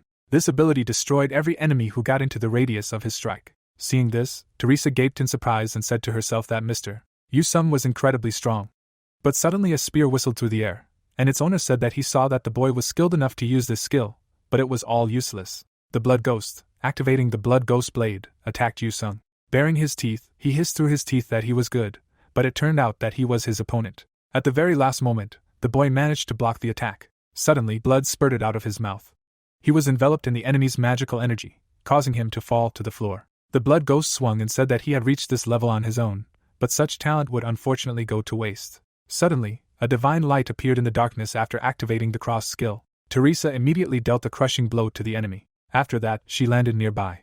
The blood ghost was still standing and said that she had an annoying skill, adding that it was a big mistake for a person with holy power to come here. The girl looked at the enemy out of the corner of her eye. Yu Sung gritted his teeth in pain and anger. At this time, Alice was surrounded by the blood ghost warriors, who was saying that she should have protected this girl. Smiling madly, he assumed that since she was always behind, it meant she was not so good at fighting. The vampire looked at the blades around her. After a short pause, she closed her eyes. Suddenly, the main character appeared, activating the sword cemetery. His glowing eyes were filled with anger and hatred. In less than a second, all the opponents were brutally killed. This picture brought horror to the eyes of the bloody ghost. He looked at Jin Hyuk's back and said to himself that he could not follow his movements. Teresa turned to the guy with a smile on her face and said that he finally came. Then the protagonist approached the wounded Yusun and asked him discontentedly why he kept losing. Teresa healed her comrade and answered that he was not weak, it was just that the opponents were too strong. Hearing this, the guy swung his hand above his head. Suddenly, he pointed his finger at the blood ghost and said that everyone around them was definitely bad guys. At that very second, someone jumped up. The twins appeared above the head of their family member, loudly shouting that they were very lucky. They killed the blood ghost soldiers with quick blows. The monster, seeing this, gritted his teeth in anger and asked himself if these were reinforcements, adding that in that case, he would have to retreat and regroup. But as soon as he thought about it, blood spurted out of his mouth. His eyes were full of shock and horror, while he wondered what just happened. Then suddenly he saw that his chest had been pierced through by his own spear. The protagonist raised his hand and said that there was no point in pretending, since he was only a middle link in the demon cult. With a wave of his hand, he finished off the enemy and finished off the battle with him, saying that fighting him was a waste of time. The soldiers immediately saw the death of their leader. The twins immediately rushed towards them. At this time, Yusung looked at the dead bloody ghost. He still could not get up, saying to himself that Jin Hyuk killed the enemy, that he easily interrupted his strongest ability with just one attack. Realizing this, he lowered his head. His hands were shaking while he asked himself how much more he needed to grow to reach his level. The protagonist watched the twins with a smile on his face. The mercenaries were lying on the floor. The protagonist praised the satisfied twins, and added that he still had things to do, so he sent them first. Teresa looked at the boy in surprise, remembering that these guys were the ruthless ones, but he interrupted her, saying that from today on they were working for him. Yu-sung looked ahead gloomily. He stood next to the fallen enemy. The swordsman did not look at Jin Hyuk when he asked what he would do now, because as far as he remembered, it took about 20 days to complete the labyrinth. The player chuckled and said that noobs just have a lot of time to play, but the opponent did not answer. The awakened one leaned towards the saint and asked what was wrong with him, but she was not sure, but thought that Yu-sung would recover soon. The guy showed the pets and said that these guys would open the way to the king's tomb, and if they found the right items there, they would clear the labyrinth in an hour. Alice looked at the animals with displeasure, not understanding where there were so many of them, while the Dutch girl found them cute. Jin Hyuk put his hands in his pockets and told them to stop messing around and show them the way. At this time, one of the dead people moved and opened his eyes, because he was only pretending to be dead. At this time, in the China Guild, a stack of papers was placed on the table. Xiaoting looked at the documents gloomily, grumbling out loud that there were too many of them. The girl walked to the window, thinking that it had already been 24 hours since Liao Wei and Sir Gunchong entered the tower, and she wanted to know when they would return. The employee looked down. People were running around the streets as usual. They looked so calm. Xiaoting lowered her eyebrows, thinking that no one cared about reality. The thought came to her that it was pointless to worry about civilians when you can't contact the top ranks. The employee closed her eyes. She thought that this world was very vulnerable. At this time, the spirit guarding the graves strained to open the passage. The doors swung open and the path to the king's tomb was clear. Teresa's mouth dropped open in surprise. Yu-sung looked slightly tense, while Alice was displeased. As they entered, Jin Hyuk ordered everyone not to touch anything. The system reminded that those who entered could choose treasures, but those who were too greedy would suffer the king's curse. But the young man believed that they needed one thing here. The protagonist pointed to the bell and said that if you ring it, the exit from the labyrinth will open. The swordsman's mouth dropped open in surprise and decided that the opponent was joking. It couldn't be that simple, to which the player threatened that if he didn't like something, he would simply ring the bell and kick him out of here. While the awakened one was turning his head in search of the necessary thing, the door behind him opened. Liao Wei walked inside, holding his wound, and was noticed. Jin Hyuk pointed his sword at him and said that one was let through. But then the man took out a scroll from his bosom. When he opened it, it turned out to be an early spring scroll, and it caused a spatial shift. The protagonist frowned. A rift in space appeared right at the door, and Moyongsi came out of it, accompanied by several fighters. The deputy immediately fell to his knees in front of the leader, and reported that the Phantom Blood Group and its leader had lost, and he called them useless trash, adding that these heretics could not be trusted. The man's face was not pleased, despite the fact that his work was called good. The player rose higher, and clarified whether the Chinese really used a divine artifact just to find it, and warned that their managers would be angry if they found out about this. The old man opened a box with a potion, and called the words of the awakened nonsense. Moyangsu took out a pill, and added that the managers could not enter this labyrinth. The patriarch threw the ball into his mouth, and said that no one would know if he killed them all, so why should he worry? He bit into the potion, which turned out to be a recall pill, and his whole body trembled. The old man suddenly became bigger and stronger, causing his clothes to tear, and he himself demanded that the enemy prepare for battle. The guys were forced to cover their faces from the flow of wind, which was caused by the increase in mana. Alice grinned and began to say that such weak creatures dared to appear, but the next moment she failed. Jin-hyuk squeezed the ring, and while the vampire was cursing, mentally told her that her intervention was unnecessary for now, and it was better for her to rest for now. The fighters rushed into battle on the leader's order. The protagonist raised his hand to summon, and when Teresa shouted that there were too many enemies, he doubted it. The saint turned around sharply when the young man added that they would simply summon someone too. 5 spirits came to the player's call, immediately switching to battle mode, and with a wide smile, the awakened one ordered them to move forward. The spirits rushed into battle when they were ordered to show what they were capable of, and destroy the enemy. The Dutch woman watched this with concern, and asked the swordsman if they should have interfered. At the same time, Myansa punched the floor with his fist, and disappeared into the hole that appeared. The next moment, he was behind the boy. The patriarch directed all his power into a fist that destroyed walls to attack, but Jin-hyuk jumped to the side in time. The old man did not like that the young man dodged all his attacks, and demanded that this insolent man stop dodging and fight like a man. The leader's eyebrows went up when the protagonist said that he found what he was looking for. Myansa froze, looking at the player, and the latter asked why he was silent. The awakened one showed the artifact in his hand, and assumed that the old man knew what kind of object he was holding. The patriarch looked at the boy with anger, and said that it was a horn that brought despair, and the boy agreed. An artifact that caused a cataclysm every time it was blown. It was said that the one who used it for the 4th time would have great luck. The leader clenched his teeth, and wondered if the boy really thought he was an idiot. Clenching his fists, Myeongsu asked how Jin-hyuk expected to survive the 3 events in a closed space that lay ahead of him, and decided that they were just trying to scare him. But the boy only took a deep breath, and blew into the horn with all his might. The patriarch's face stretched in shock. He turned around when the system reported the first cataclysm. His eyes filled with horror when a huge shadow fell on him. A black scorpion, the first monster of the tomb, was approaching them. The sting immediately flew forward. The force of the blow scattered the opponents to the sides. The fighters flew into the Golden Mountains. At this time, Teresa turned around and screamed that she did not see Miss Alice. Yusung turned to the saint and demanded that she think about her own safety first, after which he simply activated the choice of the battlefield and took the girl with him into the rift. The panicking patriarch screamed that the protagonist had gone crazy. The old man turned to the player again and added that he wanted to finish everyone here. But the awakened one only grinned and said that he had just begun. The guy jumped away from the enemy. Myeongsu rushed after him, demanding that he stop. He jumped, pushing off the sting of the giant scorpion, and pulled out 2 blades. With a face full of panic, the patriarch screamed for the man to stop. But Jin-hyuk simply blew the horn again, calling for a second cataclysm. A magic seal appeared right under the old man's feet. The leader looked down. Below him, the mud predator, the second despair of the tomb, opened its huge mouth. The monster's limbs shot up. Myeongsu fought them off with sword strikes, but his terrified fighters were sucked into the mouth. Then the teeth closed, and blood spurted in all directions. Liu Wei also couldn't stand on his feet. The deputy winced when he heard his name. The patriarch cut off another tentacle and asked for support. They had to take the horn from Jin-hyuk. The man's face expressed fear. He did not understand what was being said, and the leader called him stupid. Liu Wei's eyes widened when he heard that the horn was in the hands of the enemy and was causing all the chaos. The old man threw one of his swords, and added that the thing was too good for the deputy, but he allowed him to take it. The blade pierced the floor in front of Liu Wei, and the leader demanded that the horn be brought, no matter what it took. The deputy pulled out the weapon. Then he raised it to face level, and said that he understood everything. But the summoned spirits were not asleep either. True, they preferred to deal with the disaster. At this time, Myeongsu tried to get the protagonist. He continued to dodge all the blows. The patriarch gritted his teeth, mentally reminding himself to be more patient.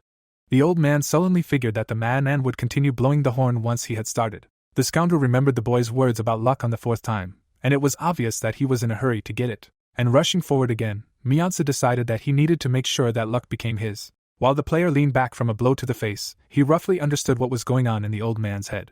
The awakened one dodged another series of attacks. He knew that this horn really did bring great luck, but everything depended on the person. And landing on the sarcophagus, the boy mentally added that one would really find luck, while the other risked despair. When Jinhyuk blew the horn for the third time, the final cataclysm arrived. A spatial rift opened in front of the tomb. The surviving fighters covered their faces with their hands from the bright light. A monster called the Thought Body, the third despair of the tomb, came out from inside. The monster swung its arm, and from it, ribbons of light flew in all directions, attacking the nearby enemies. Too late, they realized that the monster was splitting everything it touched. As one of the ribbons approached him, the protagonist raised his shield. The blow threw it aside, but did not harm him. The youth relaxed his fingers to pretend that he accidentally dropped the artifact, in order to complete the plan. At this moment, no one saw his grin. The player fell to the floor, raising a cloud of dust, and the horn rolled to the side, and fell into the wrong hands. Liu Wei stared at the artifact in awe. The patriarch extended his hand to the deputy, demanding that he quickly give it to him. When the man did not react, the leader did not understand what he was doing and ordered him to hurry. The old man's eyebrows rose when the subordinate asked why he wanted to use this terrible item.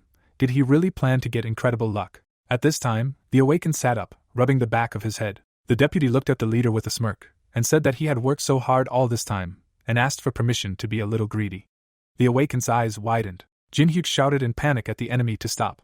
But the enemy had already blown the horn. With a face twisted with greed, Liu Wei shouted for luck to come to him, and the system reported that peace had returned to the king's tomb. Cups flew to the floor. Xiaoting's eyes widened. Outside the window, the world was painted in scarlet colors. Ashes fell on the street. People screamed in panic, someone dropped their phone. 3 despairs came out of the huge portal onto the city streets.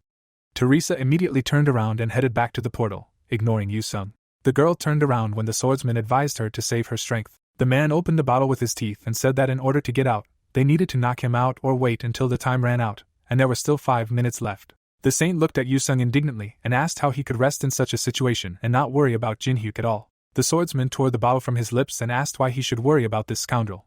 The Dutch girl looked in surprise at the man laughing. With a chuckle, the man was surprised that after so long she did not understand anything.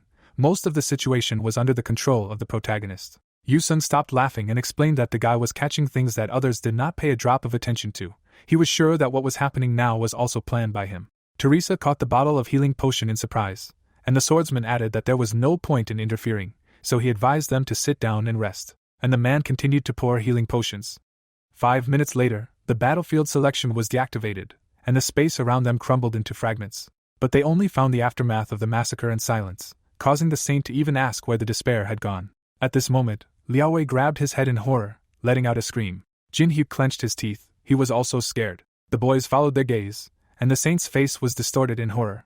On the screen, a black scorpion was destroying the city's houses. Huge screens hung in the air, and the system showed what the punishment was for disturbing the king's tomb. And then a rift appeared in space, and the system added that the master of the tomb was giving them a chance to atone for their sins by creating a portal to the place where the 3 cataclysms were. Liu Wei struggled in the patriarch's arms, screaming that he had to go there because his homeland was on fire, and the patriarch tried to calm him down. The old man held the deputy close, convincing him that even if he went, he would be useless, so he told him to hand over the horn to him. The leader pulled out the scroll of early spring, activating it again. While one of the surviving fighters carried away the sobbing man, Mayongsu ordered them to grab the wounded and return. The rest watched in horror on the screen. The patriarch gritted his teeth as he wondered, if he had blown the horn last, would those monsters have gone to Murim? The old man frowned. And as he walked out of the portal, he thought that although he could not get rid of Jinhyuk, perhaps he was quite lucky this time. The mud monster was destroying the car with its tentacles. People were running away from it in panic. The scorpion was destroying residential buildings. Smoke was rising everywhere. And the main character was watching all this. The young man clenched his fists. The spirits approached the owner, trying to understand if he was okay. To Teresa's surprise, the player entered the portal, and ignored her when she called his name. The office was in ruins. But the next moment everything was destroyed. The wounded Xiaoting was clutching her spear. The huge scorpion looked through the hole in the wall, right at the girl. The employee raised her weapon, and with rage on her face, activated the self-defense law. The scorpion's sting crashed into the building. The warrior was thrown back, and she rolled along the destroyed asphalt. After which, with a groan of pain, she collapsed not far from the fleeing townspeople. She looked at them angrily, and clarified what they were looking at. The awakened one struggled to her feet and barked at the onlookers to evacuate. Xiaoting raised her guandao, deciding that she needed to hold out until Mr. Gunchong returned and by time. The girl gripped the weapon tighter, and standing in front of an enemy tens of times larger, the warrior thought that she needed to win at least another second. Suddenly, 2 figures rushed past the awakened one. 2 swordsmen threw the monster back. Jinhyuk asked Yusung to delay the scorpion for 10 minutes. The man looked at his opponent in surprise. Then he smirked. Looking at the monster, he specified the specified period of time. The swordsman put his weapon forward, declaring that he would finish this guy off, and then endured the disaster with the help of a skill. The warrior and his opponent disappeared behind shards of glass. When the young man headed back, shouting recognized him and asked why he was here. The girl turned around, but the protagonist did not answer right away. The player turned around with a smile and said that it was a stupid question, he was here to gain experience points. At this time, the dark energy destroyed everyone who turned up on its way. Another ribbon was chasing one of the townspeople, but Teresa saved the young man, cutting the pursuer into pieces with the help of a sacred enhancement. The saint looked around, noticing that many simply did not have time to evacuate. The third disaster towered over her. The girl clenched her teeth and decided that she had to delay it in order to save as many people as possible. A crack appeared on the face of the thought body. It turned out to be a huge mouth full of sharp teeth. The monster raised its hand, and the dark ribbons began to intertwine with each other. The energy intertwined right in flight, heading forward, and their sharp ends flew straight at the Dutch woman. Teresa deflected them with a shield, but then looked over it in fear. The ribbons pierced the panicking people through and through, so that the next moment their faces would distort as the thought body infected their minds. The saint was horrified when she saw how people mutated. After the ribbons left the bodies of the unfortunate, they became like monsters. And now those whom the saint wanted to save rushed at her, but the divine energy on top of her armor destroyed their bodies soaked in filth. Some girl ran into the Dutchwoman right in the forehead, not paying attention to the wounds she was receiving from her sword. Teresa's eyes were filled with panic, and the monster smiled contentedly. It seemed as if the disaster was laughing at the frightened heroine. The black scorpion attacked again with its sting. Yu-sung jumped high, dodging the blow. The swordsman intercepted the weapon and prepared to attack himself, using the buff from his skill. He quickly rushed at the enemy. The face of the protagonist flashed in his mind, whom he had never seen like this. Yu-sung's face became focused, comforted by the thought that his opponent was not perfect either. The scorpion's sting flew away, and the swordsman landed on the floor. The song of the blades did its job. The monster screeched, spitting blood. A gloomy triumph appeared on the guy's face. At this time, the mud monster continued to rage in the streets of the city. Jin Hyuk, who had just received a hidden quest to destroy 3 despairs, was watching him from above. The contractor put his hands in his pockets, and when Alice asked if she needed help, since she was quite capable of dealing with all 3 on her own, he retorted that there were too many extra eyes here. The protagonist watched the catastrophe gloomily, thinking that he had originally planned to launch them into Murim, and take advantage of the chaos to steal the rebound pill and the martial arts texts. He did not think that Liu Wei's greed would ruin everything. Bodies of the townspeople lay under the rubble below. The youth clenched his teeth. He pulled out his bow, and declared that this all pissed him off. The player pulled back the bowstring. 3 arrows flew down. The projectiles gained strength, accelerating in flight. When all 3 arrows turned downwards, an angular barrier formed around the monster, and it was into this that the awakened one jumped. The awakened one crossed his blades and activated the mandala skill. Then he brought down its power on the monster. Attacking the enemy with fury, the boy decided to be more careful in his calculations from now on. Teresa extended her hand forward, using sacred healing. But she did not turn the monsters back into humans, and they continued to run at her. The saint frowned and thought that they should not touch her, otherwise they would be injured by her sacred power. The girl glanced at the grinning body of Thought, and realized that she absolutely had to get rid of him. The Dutchwoman abruptly dropped down, activating Sacred Fall. Divine energy burst out from under the ground around the monster. Then Teresa quickly flew through the crowd of the possessed. The saint swung to strike, activating Sacred Enhancement. The girl's blade struck Despair straight in the chest. The tip of the blade stuck into the viscous body. But the next moment, the Dutchwoman was thrown back. She managed to stay on her feet, regrouping in flight. A golden smoke rose from the wound on the monster's chest. Teresa narrowed her eyes. She realized that the sacred power was affecting it. She needed to get to the cataclysm, avoiding the people it controlled. The monster's face was covered with swollen veins. It spread its arms to the side, releasing a dozen ribbons again. They grabbed the possessed townspeople. The body of Thought pulled all the victims to itself. The saint's eyes widened. A memory from childhood flashed through her head, when her parents asked her to listen carefully about how they were obliged to protect people in danger, even if they had to risk their lives. Her parents always reminded her that this was the burden of the Laurentia family. Then she was delighted, and she remembered her parents' words forever. But now the saint's eyes were full of horror and confusion. Despair opened its mouth. The girl fell to her knees when the monster simply killed all these people, and it was as if a bloody rain passed over her. A shoe fell nearby, and the Dutch girl muttered that it was impossible. Teresa's gaze glazed over, and she muttered that it would be better if he killed her. Tears began to flow from her eyes, and she repeated the demand to kill her. The tears began to blacken, and the system noticed that the saint was showing signs of infection. The monster burst into laughter. But suddenly, Despair was covered by a shadow. Right above him, his colleague appeared, falling from above. The mouth of one cataclysm swallowed another. Jun Hyuk landed on the asphalt. He looked ahead with malice, and asked what she was doing there. The thought body was able to push the mud monster aside. The youth looked at Teresa sitting on her knees, and noticed that the thought body was indeed annoying, but this was too much. The protagonist raised his hand and added that he could not let her die like this. A rift opened in space. A bright light attracted the attention of the disasters. The head of the ancient dragon Kagama emerged from the rift, but it was subject to the restrictions of the trial tower. The player gritted his teeth, and when the system reported that the user's mana consumption had been increased by 50%, he growled that he didn't care about mana. The dragon's eyes flashed. Its overwhelming superiority fell upon the monsters. Mana twisted into a spiral. The dragon opened its mouth, concentrating its breath. The awakened one rushed towards the girl, covering them both with a protective barrier. Without looking at the enemies, the guy gave the order to destroy the monsters. The thought body was blinded by a bright light. The blade of punishment that burst from the ancient's mouth fell upon despair. A huge crater between residential buildings remained at the site of the disaster. Only a shadow remained of the thought body in the depths of the pit.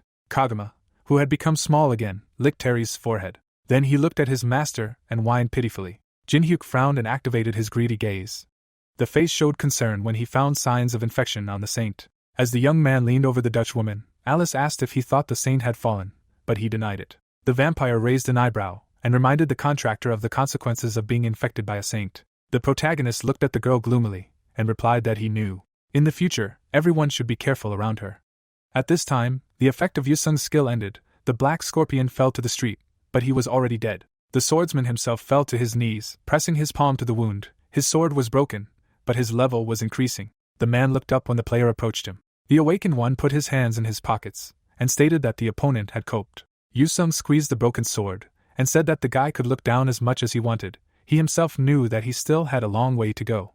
And with a grin, pointing the broken sword at Jinhyuk, the swordsman added that he now realized that he could reach him. The protagonist raised an eyebrow. Then he thrust Fontaine's sword into his hands and advised him to drop the broken things. The man looked at the Heavenly Source sword in admiration. Heading away, the youth told his opponent that he had done a good job, and then gave his consent for the system to return to the ballroom. Hastings put his hands behind his back and said that they had learned that, having escaped the supervision of the observers, the Murim forces interfered with the test. The goblin bowed, and as the manager of the upper floors of the tower, apologized. The manager snapped his fingers, adding that words alone would not fix this. A magic circle appeared above Hastings' finger. It quickly grew above his head, sending the manager's punishment through the system. The goblin frowned and said that Murim had committed an unacceptable crime, and he could not turn a blind eye to it. The faction members opened their mouths in indignation, because the manager announced that as a fine they would confiscate all the coins that Murim owned, and asked everyone who chose a side to take this into account. Yoshio clenched his teeth in anger. The guild master walked away, thinking about how he couldn't contact either Carmen or Mansu. He didn't imagine that Murim could go broke, and he wanted to know where this Liaowei was. At some point, the guide bumped into someone in the crowd with his shoulder, and wanted to apologize. But then he saw the heavenly spring sword in the stranger's hands, and was shocked. He grabbed the boy by the chest, accusing him of carrying stolen goods so brazenly in public. Yusun looked at the accused with fury. Yoshio's face became confused when he recognized the swordsman, but he had already grabbed the hilt of the sword. Turning away from the fallen man, the man advised him to watch his tongue in the future. While the guild master was trying to come to his senses, Yusung noted the quality of the new weapon. At this time, the protagonist was grinning contentedly to the side, because the condition for copying Yoshio's skill was to defeat him with someone else's hands, which was done. Then Hastings came to the balcony with a chair and noticed that everyone was so excited because of the sudden quest. While the other players were reading their notifications, the manager added that initially Jinhyuk should have chosen the same side as them. The goblin embarrassedly scratched his cheek, expressed regret that there was a breakthrough, and once again apologized for not preventing the tower forces from interfering. The young man put his hand in his pocket and said that anything can happen, and the manager agreed with him. Hastings smiled and reminded that the protagonist survived, or rather, defeated them. The goblin closed his eyes and asked what the player would do now and if he could help with anything. The guy showed 2 fingers and said that in 2 points. The doors swung open. The manager ran into the room, shouting that he had a big announcement. As soon as everyone turned around, the goblin thanked them for their attention. The manager was jumping up and down with anticipation when he announced that the player Jinhyuk said that he would not join the existing factions, and while some doubted that this was big news, others were curious. The young man smiled confidently when Hastings announced that he would create his own instead. Surprised whispers went through the crowd, because this had never happened before. The manager smiled widely, explaining that the number of points the main character had accumulated today was equal to 1.5 million, which fulfilled the hidden condition for the right to create his own faction. At this point, the goblin glanced sideways at the awakened one, because he did not know how he knew about this route. But then Penheimer pointed his finger at the boy, and expressed his protest as a representative of the Empire. He went straight to Jinhyuk. The goblin was delighted when one of the sides of the tower refused to accept the formation of a new force, and according to the rules of the tower, this refusal was valid for a year. The man clenched his fists and demanded that the protagonist explain himself, as he had promised to join their side, but the protagonist reminded him that he had promised to think about collaborating with them. Gritting his teeth, the warrior realized that the boy had no intention of agreeing, and they had spent so many resources to fulfill the condition he had set. Penheimer's mana went berserk when he demanded that the player keep his promise, and he was not going to repeat it twice. But the boy only smiled.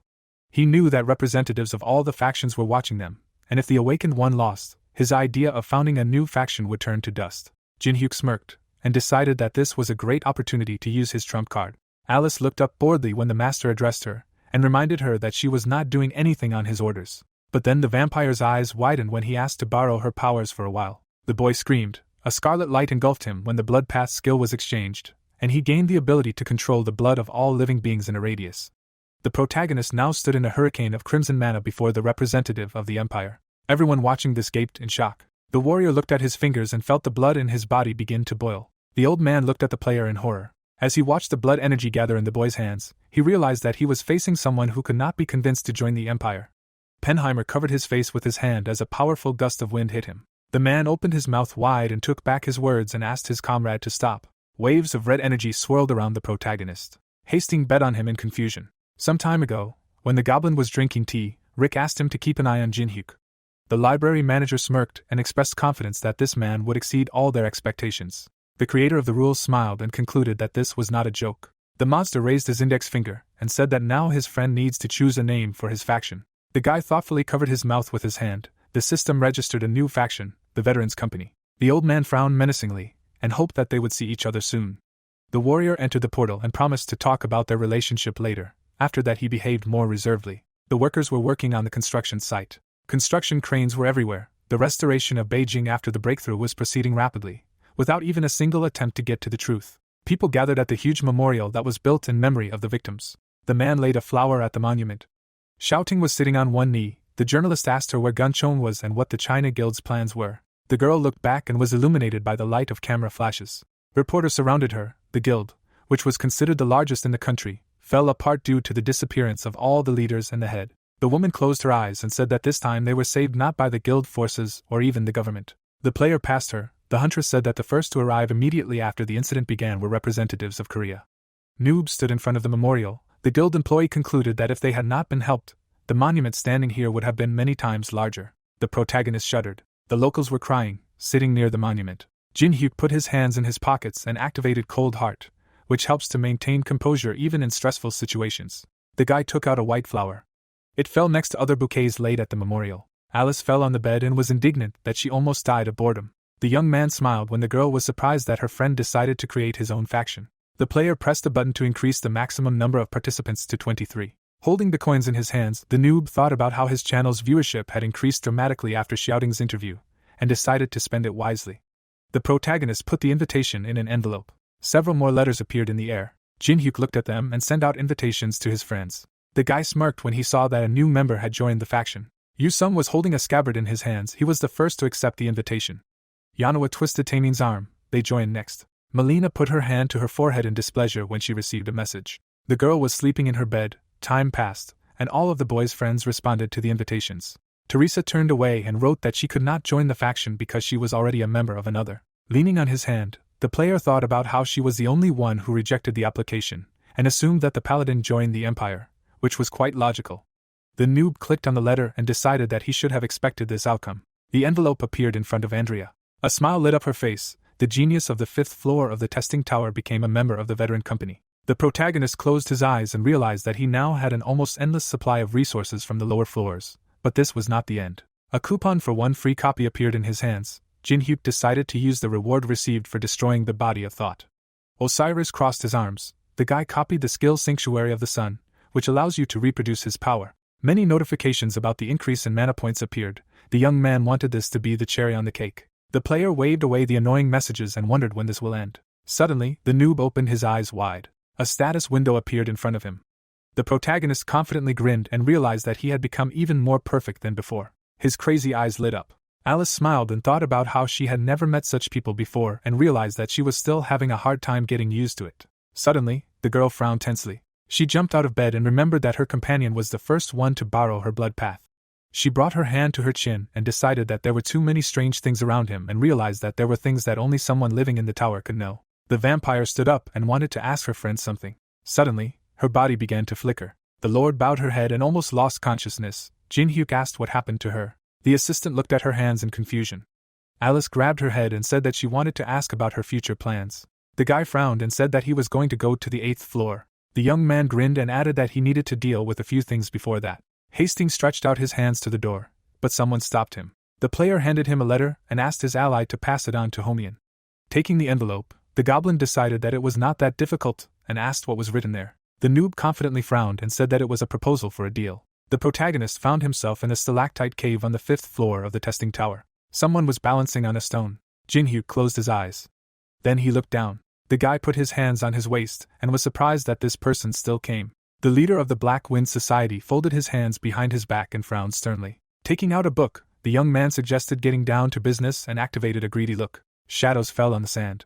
People gathered in front of the tower. Miram was one of the main forces of the middle floors of the testing tower and a world where superhumans who mastered martial arts lived. The eyes of the heavenly steed sparkled. He was the strongest warrior, worshipped by many. The man looked sternly forward. He was considered one of the worst among the cult because of his skills. The warrior narrowed his eyes in disdain. After Miram lost all the coins, his desire to succeed reached its peak. The master put his hands behind his back and asked what he needed. The system informed him that in order to copy his skill, the user must give him hope for success.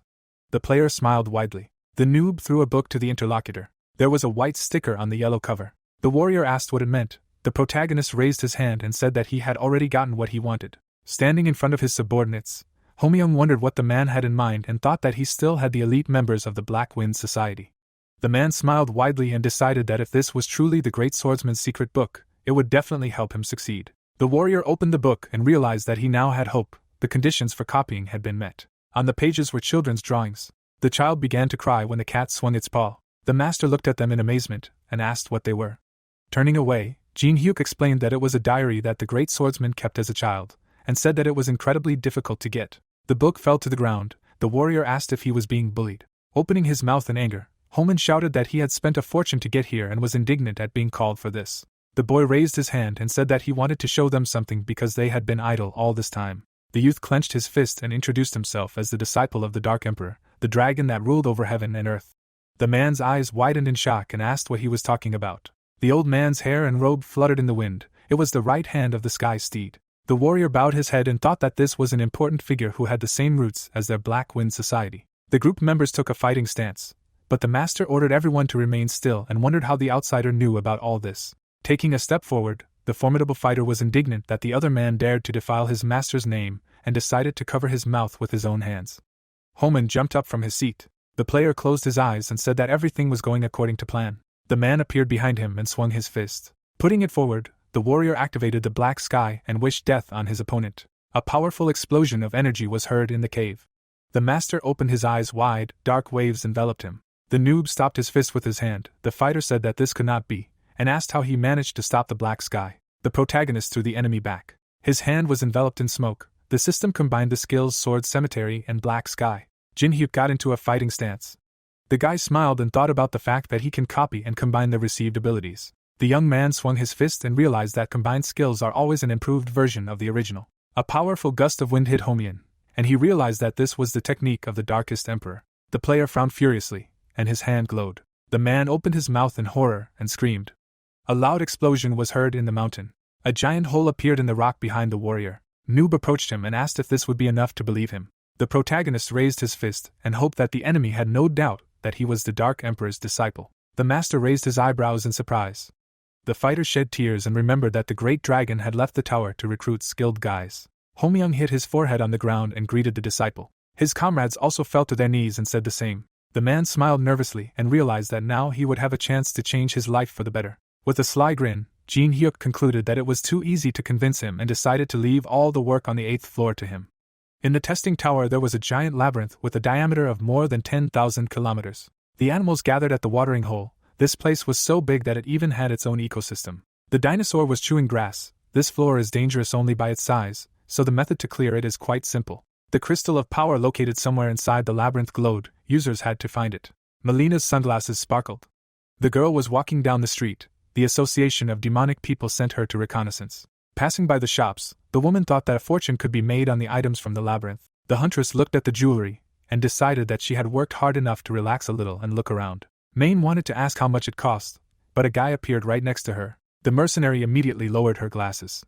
She tried to leave with a quick step. The young man with a crazy grin on his face asked where his friend was going. Melina applied ice to her face. The player learned that his ally came to the 8th floor to see the double effect. The noob was sitting on a box. The girl told him that, according to Lancelot, the 8th floor was getting cleaner. The protagonist raised his hand to his chin and remembered that double impact is a phenomenon of large-scale movement of several floors. The woman clenched her teeth and felt a strong burning sensation. The huntress frowned menacingly. Suddenly, she abruptly threw a dagger forward. The stranger easily threw it aside. Jin-hyuk raised his hand and asked him to stop, since they were allies. The guy approached the shadow and asked if it was okay to throw a knife at the first person he met. Maine asked why he was hiding from them. The dark energy around the man dissipated. Wolian grabbed the sheath. The young man introduced him as a member of the Black Wind Society. The boy looked down. The system reported that the user would be able to copy one of his skills if he earned his trust. The player looked back and wondered what he should do now. The mercenary pointed at the bodyguard and asked why he was wearing such clothes. Several swords appeared at her neck. The Black Wind members came out of the shadows and surrounded her. Several men were hiding on the roofs. The noob asked his friend to moderate her ardor and warned that at least 30 people had gathered here. Melina closed her eyes and concluded that this was enough to clear the 8th floor. Walking away, the girl said that she was glad to see him and wished her comrade good luck. The brand of sorrow on her face lit up again. The woman headed for the gate and asked her ally to follow her. At the 20-kilometer from the entrance there was a river. A timer appeared in the middle of the forest. The sorceress's eyes widened in surprise and reported that the reconnaissance squad had not returned yet. Jack frowned tensely. The man looked down and thought that something strange was happening, because there should be no threats on this floor. Cold sweat appeared on his cheeks. Standing in front of the ominous darkness, the Rockhead member wondered what was going on here. A huge foot crushed the branches. The warrior's eyes widened when he heard a tersk. The knight immediately took out his sword and activated the body enhancement skill. Dozens of spears flew out of the forest. The fighter threw them all away from himself. Gritting his teeth, Jack wondered what kind of power this was and realized that there should not be monsters that had such power here. The girl looked back and shouted that they were surrounded. The commander ordered everyone to get ready. A monster came out to meet them. A group of goblins grinned viciously. The man asked what all this meant. The woman raised her staff and declared that she would deal with them herself. A huge fireball burst forth. A powerful explosion was heard at the edge of the forest. The mage's eyes widened in fear. Her attack did not work, and the monsters rushed into battle. One of them lunged and wounded the sorceress. She raised her hand and frowned tensely. Suddenly, blood spurted from her mouth, and her eyes turned white. The girl fell right in the middle of the battlefield. Someone warned the others that the enemy was using poison. The warrior swung his sword. The soldier asked him what to do. The monsters brandished daggers. The knight realized that these were not ordinary goblins. The commander frowned sternly and decided that at this rate, his squad would soon be defeated. Suddenly, Valyan appeared in the center of the battle. The boy put his index finger to his lips. Immediately after that, he pointed forward. The squad of assassins drew their swords and entered the battle. Jack opened his mouth in shock. The dying monster lay in a pool of blood. Someone stepped on his head. The man raised his hand and asked if this was really the same person. The protagonist put his hand in his pocket. There was a mask on his face. There was a disdainful look underneath. There were strange burning patterns on the monster's head. Spears appeared in the air again. The demonic hand grabbed them and protected its owner. Jin-hyuk narrowed his eyes suspiciously. Orcs ran out of the forest. The guy looked back and activated the Demon King's steps. The monsters swung their spears. The young man ran past them without getting hit. The player got close to the enemy. The noob clenched his fist and used the Emperor's Arc of the Black Sky. The protagonist dealt several powerful blows to the enemies. The brute fell to the ground, and blood gushed from his mouth. The warrior opened his mouth in shock and realized that he had not even noticed his savior's movements. The bodyguard looked away. His respect increased by 5. Melina ran up to her comrade. Jin-hyuk was surprised that this was how to earn the master's favor. The guy sat down next to the corpse. The girl asked what kind of monsters they were, and said that they had never been on the 8th floor. Looking at the patterns on the monster's forehead, the young man remembered that they were given by the boss of the 9th floor, and concluded that they had descended to this floor. The player said that these were the consequences of double influence. The woman asked what this meant. The heroes looked at the sky. The reflection of the noob appeared in the crystal ball. The bosses gathered around him. This meant that the 8th and 9th floors had united. The beast extended a paw to the sphere and was indignant that the annoying intruder had arrived after all. The harpy raised her hand and shouted that she was doing everything for him. A rubber ducky was floating in the bath foam. Rick was sitting in the water and enjoying the peace. Suddenly, a call window appeared in front of him, and the man screamed. Throwing away his mask, the protagonist greeted him and offered to sign a contract. While bathing in a luxurious bathtub, the old man suggested that next time they agree on a meeting time in advance. A fighter chopped a log with a sword. Another soldier whittled a wheel. The enraged goblins rushed forward. Wolian easily dealt with them. The boy closed his eyes and sighed heavily. Jin-hyuk shook the flask with a red liquid. The guy uncorked it and sniffed the contents. Melina asked what it was. The guy handed the bottle to the monster and explained that it was a medicine that only works on animals with a red mark. Suddenly, the monster smiled widely. The young man said that this potion makes the target very obedient. The girl frowned and thought about the fact that such creatures are usually called slaves. The heroes looked around when someone reported that everything was ready and saw a carriage. The player pointed forward and said that it was time for them to move. Noob stood on a carriage pulled by goblins. The monsters ran with their tongues hanging out. The woman narrowed her eyes and asked if her friend had captured them to use as transportation. The protagonist turned to her and told her that the 8th floor was huge, so they needed to conserve their strength. But the real meaning was different. The huntress asked what he was talking about. Jin-hyuk smiled widely and said that he wanted to show the new owner of this place that such tricks would not work. The harpy gritted her teeth angrily. Someone poked Main in the shoulder. Crossing his arms, Wuliang remembered that he and the leader were good friends and asked if he had always been so cruel. The mercenary realized he was a newbie with a sly frown and explained that this man would stop at nothing until he was sure everything was going according to his plan. The boy raised his whip. Melina concluded that her friend was the closest thing she knew to a demon king. The boy narrowed his eyes and asked what they were talking about. Catherine was coughing up blood. Jack asked her to hold on a little longer. The man took her arm and said that they were almost to the exit. The commander's eyes widened in surprise when someone asked him to stop. Someone came out of the portal. The warrior warned that he would attack if the stranger did not reveal himself. Carmen pointed at himself and asked if they were talking about him. Waves of dark energy appeared around him. The manager smiled broadly and called himself a faithful servant. Suddenly, the wheels of the carriage stopped. The boy looked up at the sky and asked if they hadn't fallen for the bait yet. The pigs fell to the ground. The system activated a 3-star amplification barrier. The player summoned a cloud of fire and decided to see if they could ignore it. A pillar of bright light appeared in the middle of the forest. The cheap pickaxe item was forcibly enhanced. Melina's mouth opened in surprise and asked if it really worked. The temporary diamond pickaxe began to glow. Its status window appeared. The monsters took the tools and headed towards the wall at the command of the owner. The monsters began to dig with smiles on their faces. The girl grinned and mentally called what was happening madness. The goblins had already dug a giant passage. The woman thought that if things continued like this, it would not take them even a week to clear the 8th floor. Noob pointed forward and said that the slaves had missed a piece. The huntress wondered why his methods were so absurd and considered joining his side. Someone came up behind them and asked them to stop, because otherwise there would be nothing left of the 8th floor. Carmen folded his hands behind his back and said that he knew perfectly well what the stranger was trying to say. The heroes drew their weapons, but the boy asked them to take their time. The manager pointed to the portal and said that he had hostages. Lightning pierced Jake's body. The administrator explained that the people his enemy had saved were now resting in a beautiful place. The villain closed his eyes and promised to let them go if everyone followed him without further ado. The protagonist activated the giant's hand and grabbed him by the throat. The villain's eyes widened in shock, because he could not believe that he had not had time to react. Jin-hyuk clenched his fist and asked if he really cared about the hostages, and said it was a mistake to think that he could be taken by such methods. The boy narrowed his eyes and said that sending someone who could open portals to him was the stupidest thing. Carmen summoned many tentacles. Black waves of energy formed a cocoon around its owner. Frowning sternly, the boy concluded that he had underestimated his opponent, and realized that he needed to leave. The young man hit the cocoon and threw the enemy into the air. The player grabbed him by the collar and asked where he was going to run. The noob swung his fist and reminded him that he needed to be beaten up first. The tooth fell to the ground in front of the guys. The monsters gathered in a dark room. The harpy raised her hand to the orc. Suddenly, she looked back when she saw a bright light. The beaten manager fell out of the portal. The protagonist took a step forward and decided that the enemies were busy preparing. Jin-hyuk cracked his knuckles and explained that he had to come a little early and hoped that he hadn't disturbed anyone. Melina closed her eyes and asked if that wasn't too much.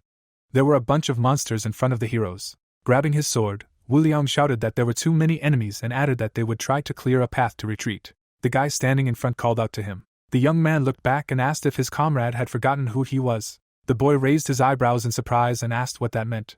The harpy spread its wings. The bodyguard called its leader a disciple of the Dark Emperor, a dragon that rules over heaven and earth. The player confirmed it. The monsters opened their mouths in fury. The noob asked his friend to just stand and watch and explained that such opponents would not be able to lay a finger on him. Narrowing his eyes, the protagonist urged his comrade to trust him and declared that he would never allow his people to die. The master stared at him in admiration. In the past, there was a deep wound on his shoulder. The warrior knelt before his elder. The fighter remembered bandaging his wounds and wondered when was the last time someone was concerned about his safety. Wolian closed his eyes and realized that he had already forgotten about it because it was so long ago. The boy smiled and agreed, his respect increased by 20 points. Raising her hand, the boss ordered her subordinates to deal with the intruders and promised to grant the territory of the 8th floor to those who succeeded. The beast kicked the ground with force. Kong Ora put his axe on his shoulder and promised to trample the intruder. The orc swung his weapon furiously. His blade slammed into the ground. At the same time, the headless monster fell to the ground. The monsters opened their mouths in amazement. Jinhyuk got into a fighting stance. No one could believe that he managed to win with just one blow. The boy narrowed his eyes and remembered that there were 3 bosses on the 9th floor. The harpy raised its wings. The boy noticed that there was no one else here, and concluded that they were up to something. The bird tensely clenched its teeth and realized that it had to buy some more time. The animals rushed to attack when the mistress ordered them to bring her the heads of these people. Jack and his squad were behind the barrier. The man frowned in displeasure when the system reported that the live broadcast was unavailable. The commander lowered his head and thought about how he needed to somehow contact his allies. A ring glowed on his finger. In the center of the city was the American Association of Awakened. Someone called what was happening a mockery. Ashley raised her hand and said that a member of their guild had disappeared on the 8th floor. The employee wrote down on paper and explained that players from India and Russia were currently causing a lot of international unrest, so sending the best players from America was currently impossible for reasons of national security. Hedges picked up his pen and decided that his colleague should understand that. The man leaned on his hand and said that the 8th floor was just a giant maze, so their ally would get out alive if he tried. The girl angrily clenched her teeth. The manager added that he understood that this was her lover, and asked her not to overdramatize. The woman slammed her hand on the wall. The employee, shrouded in an ominous aura, asked what kind of national security could they talk about if they couldn't even save one of their players. The head of the media department frowned and thought that Jack was in danger. She had the same ring on her hand. Suddenly, Ashley's eyes lit up. The system made a request to divide the gaze. The girl was surrounded by bright particles. The point of view of the Rockheed member became available to her. The main character was fighting monsters. The warrior asked if his beloved could see it. The harpy grinned angrily. The commander said that the boss from the 9th floor was here and led an entire army. The fighter frowned sternly and asked his friend to warn the others that the rules of the tower were no longer what they knew. The woman smiled widely when she found out that her lover was alive. A broadcast from the scene appeared on the site. Viewers immediately wondered where so many monsters were coming from. Jinhyuk dashed towards the enemy. The commentators realized that the association was using a bug and broadcasting through the division of the gaze. The chat began to glow with praise for the unknown. Clenching his fist, the guy offered the boss to join the fight and asked if she really decided to give him all the experience points for free. The harpy bared her teeth and called him annoying. The monster waved her hand and offered to put an end to these childish games. Clouds gathered under the ceiling, and lightning fell to the ground. Wolian frowned tensely and called out to his leader. A powerful explosion was heard in the center. The monster opened its mouth in amazement. The spirit emerged from the cloud of dust and said that they would protect the master. The elementals surrounded the owner. The boss gritted his teeth and asked why the creatures from the 25th floor were here and acting on the side of the man. The lizard shed tears and explained that they had been beaten very badly. The boy raised his hand and decided that it was his turn. The spirits acquired their true form and prepared for battle. The player raised his hand and ordered his friend to attack. The boy jumped up from his seat. The Black Wind Squad pounced on the enemies. The elementals also rushed into battle. Melina scratched her head and decided that it was great to have such helpers at hand. Noob looked back and frowned with displeasure. The girl looked at him in confusion. The system activated the brand of sorrow. The woman ran forward and wished to show the enemies the strength of a soldier from Vladivostok. Alice leaned on her hand and asked if her comrade needed help. The protagonist asked her to rest. The golem dealt a powerful blow. Jinhyuk concluded that the situation was under control. The guy cast a long shadow. At night, the lights were on in the windows of the house. Guests had arrived. Teresa opened her mouth in surprise and asked if this was her friend's house. Yonghwa replied that it was her grandfather's house. Taemin waved and said that they hadn't seen each other for a long time. The saint greeted him. Suddenly, the paladin looked around and saw something strange. The TV was showing a player. The girl explained that their friend appeared on the American broadcast that they were watching. The informant jumped onto the couch. The knight realized that they were already familiar with the identity of the unknown. The boy said that they had been friends since the second year of middle school. The player looked at the laptop and said that the 8th floor was a huge boring labyrinth. But something happened and the boss from the 9th floor came down there. The huntress asked if it was too early. The girl scratched her chin thoughtfully. The heroes fought shoulder to shoulder. The woman realized that she had never seen them before. Woliang swung his sword. He managed to cut off the orc's arm. The Black Wind members came out of the shadows. They cut the monster into pieces. Pointing at her comrade, the huntress called him very strong and decided that at this rate they would definitely win. The monsters rushed forward. Main's eyes widened in fear. The master looked around tensely. The other 2 bosses of the 9th floor entered the battlefield. The harpy smiled widely and was glad that they had finally arrived. The beasts clutched their weapons in their hands, which had unique characteristics and properties. Frowning, the protagonist concluded that they had prepared themselves, and assumed that was why they were not here in the first place. The bird opened its mouth furiously and asked where they had been for so long. The Lizard King asked her not to pretend to be in charge. Black Fang stated that it was very difficult to get these artifacts. The monster raised its hand and ordered them to deal with these people. Jin Hyuk looked up menacingly. The predator unsheathed its claws and was indignant that its ally was making a fuss over some pathetic bug. The hounds rushed forward, and their leader promised to destroy the intruder in an instant. A system window appeared in front of the boy. He called out to his comrade. The members of the Black Wind rushed into battle when Valian ordered them to protect the leader. The assassins attacked the huge wolves. The boss's eyes lit up. Black Fang pinned the man to the ground.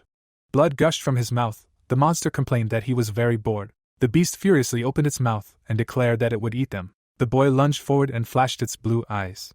The predator dodged his blow. The master swung his sword again. Moving lightning fast, the warrior left many cuts on the enemy's body. Blood dripped onto the ground. The enraged monster slowly turned around. The fighter brushed the blood off his sword. Melina kicked the goblin in the face. The girl dealt with the crowd of monsters. The boy raised his hand to his mouth and called out to her. The woman opened her mouth wide and shouted that she was very busy. The player pointed to the system window and warned that it was a countdown to her death. The noob grinned and asked his friend to protect the item until the time ran out if she wanted to get out of here alive. The huntress smiled nervously. Maine twirled her whip and said that she was ready to do anything for her own life. A giant cobra appeared above her head. The protagonist ran forward and used sonic mode. The spirit spread its wings. The elemental released a ball of light energy. Jin Hyuk knelt down on one knee. The system reported that with the help of the wind, the user would be able to move over long distances. The guy jumped up and flew from one end of the hall to the other. The king of the lizards opened his mouth and promised to kill him as soon as he landed. Kagama raised his wings. The young man mounted him and flew past the enemy. The monster looked after him and ordered the enemy to come down immediately. The player put his hand on the ground and paused the live broadcast. Yonghwa jumped up from the couch and asked if this was the end. The girl closed her eyes and shouted that the stream was interrupted at the most interesting moment. Rick picked up the system window and was indignant that his ally had added so much work to him. Throwing the file into the trash, the man remembered that his friend had asked him to cut out the moment of personality change, and called the conditions of this cooperation unbearable. Raising his index finger, the noob promised to give the scale of the ancient in exchange and reminded that no one except him could get it. The old man crossed his legs and realized that he could not miss such a chance. A message appeared under the ceiling stating that higher beings could not invade the 8th floor. The manager wondered why his comrade needed this barrier. The administrator raised his eyebrows in surprise. A huge number of red warnings appeared in front of him. Rick ran to the portal, holding his hat. Another notification appeared in front of his workstation. Someone took a step forward. The stranger extended his hand and was surprised that his enemy had thought this through so much. Red lightning surrounded the message. The villain destroyed the system window and declared that he was also well prepared. The barrier was deactivated. The pterosaurs, opening their beaks, rushed towards the prey. The protagonist, climbing on Kagama, told him to fly closer. The young man put his hands in front of his chest. A moment later, he rushed past the monsters, cutting them down. The guy recalled his sword. Looking at the army of monsters, Jin Hyuk told Atisha that she must have gathered all the monsters from the 9th floor here. The sphere lit up when the daylight skill was activated. Pulling the bowstring, the young man said that it was time for him to thin out their ranks. A magical red shot rushed down. Atisha raised her wing, activating lightning armor. She gritted her teeth. Clouds of explosions of different colors swallowed the crowd of monsters. The bow disappeared. The hero said that he finally did it. He frowned, and the dragon was indignant. He looked at Atisha and said that he was a little arrogant. Atisha swung her electric wing, using a lightning discharge. The dragon began to dodge the projectiles. Atisha screamed furiously and asked to get the hero already. Lizard and Fang fought. The monsters could not reach the unknown. They brought the military headquarters, but the enemy was not embarrassed in the least. Atisha broke out in a cold sweat. She decided to cast aside her doubts and take the heroes by numbers. Something surprised her. She watched as Melina protected the golden mirror. The system reported that the creation was complete. In front of the mirror lay a golden thread that connected with the mirror. Melina smiled, saying that she had managed to survive. The system reported that the call of those who answered the call of the thread user had begun. Large yellow portals opened. The lizard screamed, asking what was happening. He was surprised that the creatures from the tower answered the call of a man. A connection with the floor that answered the call was taking place. A huge leg appeared. Karako came out with the ice trolls. The stranger saluted and thanked him for coming. He promised the troll 3 months of pay. The chief smiled. He was pleased with the offer. The trolls blew their horns. They rushed to attack. The monsters screamed in fear. A massive battle began. The lizard asked why the ice trolls cooperated with people. Karako grabbed him by the throat. He slammed him to the ground. The lizard stuck out his tongue. Caracal swung his hammer and said that there was no warrior in the world who would not answer the call of his savior. Adisha saw Caracal kill the lizard king. The black wind ninjas chopped Fang into pieces. Adisha watched the fight in fear, not understanding why everything had suddenly changed.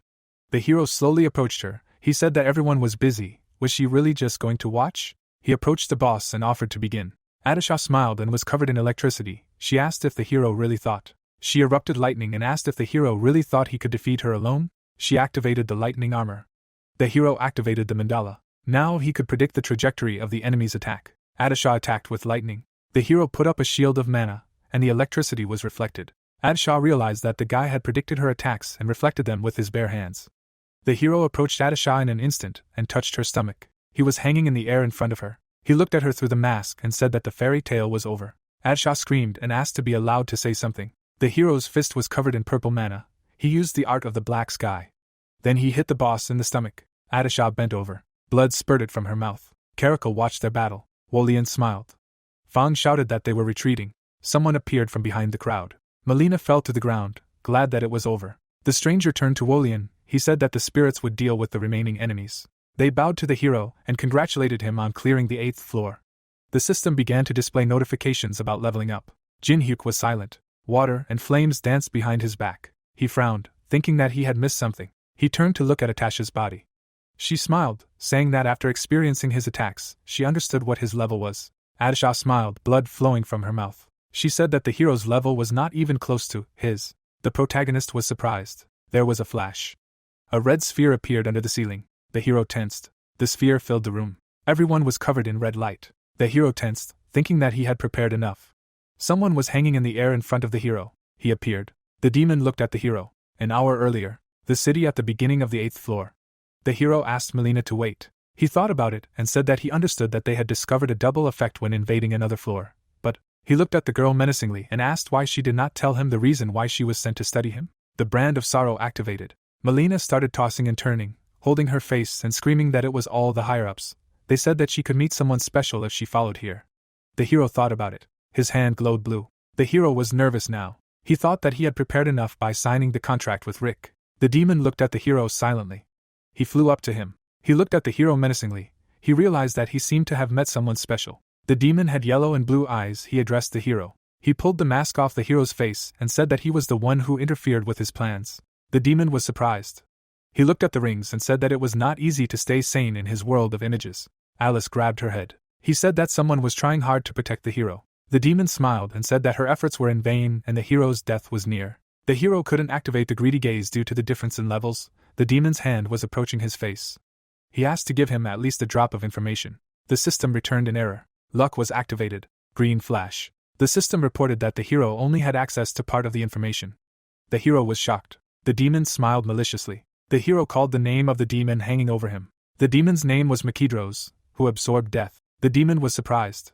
Jinhyuk smiled and said that he was waiting for him. He fell to the ground. The skill world of images was deactivated.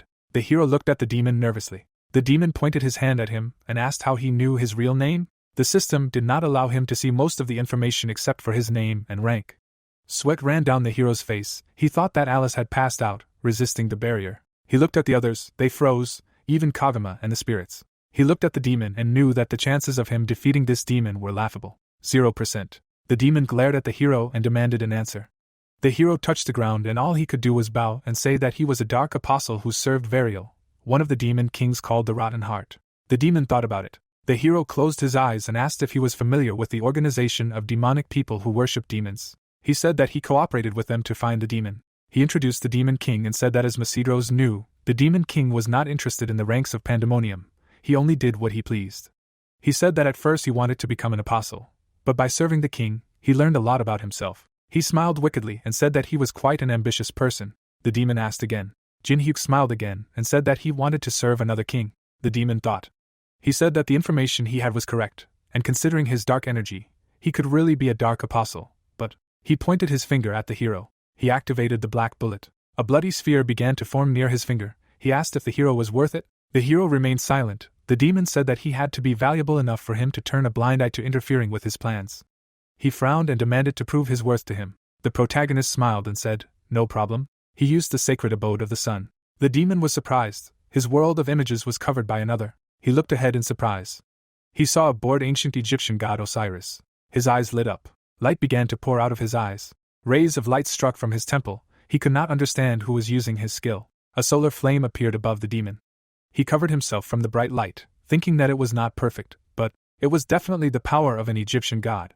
Jinhyuk bowed and asked how to the demon. He looked at the demon angrily and said that he could even touch the realm of the gods. The demon smiled.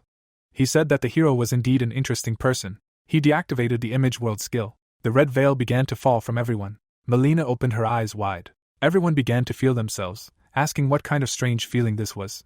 Catherine and Jack were lying unconscious, foaming at the mouth. Woleung closed his eyes, realizing that he was affected by strong dark energy. He looked at the leader and thought, since he is okay. Jinhyuk was holding a key in his hands. The demon offered him to take it. It was the key of divergence.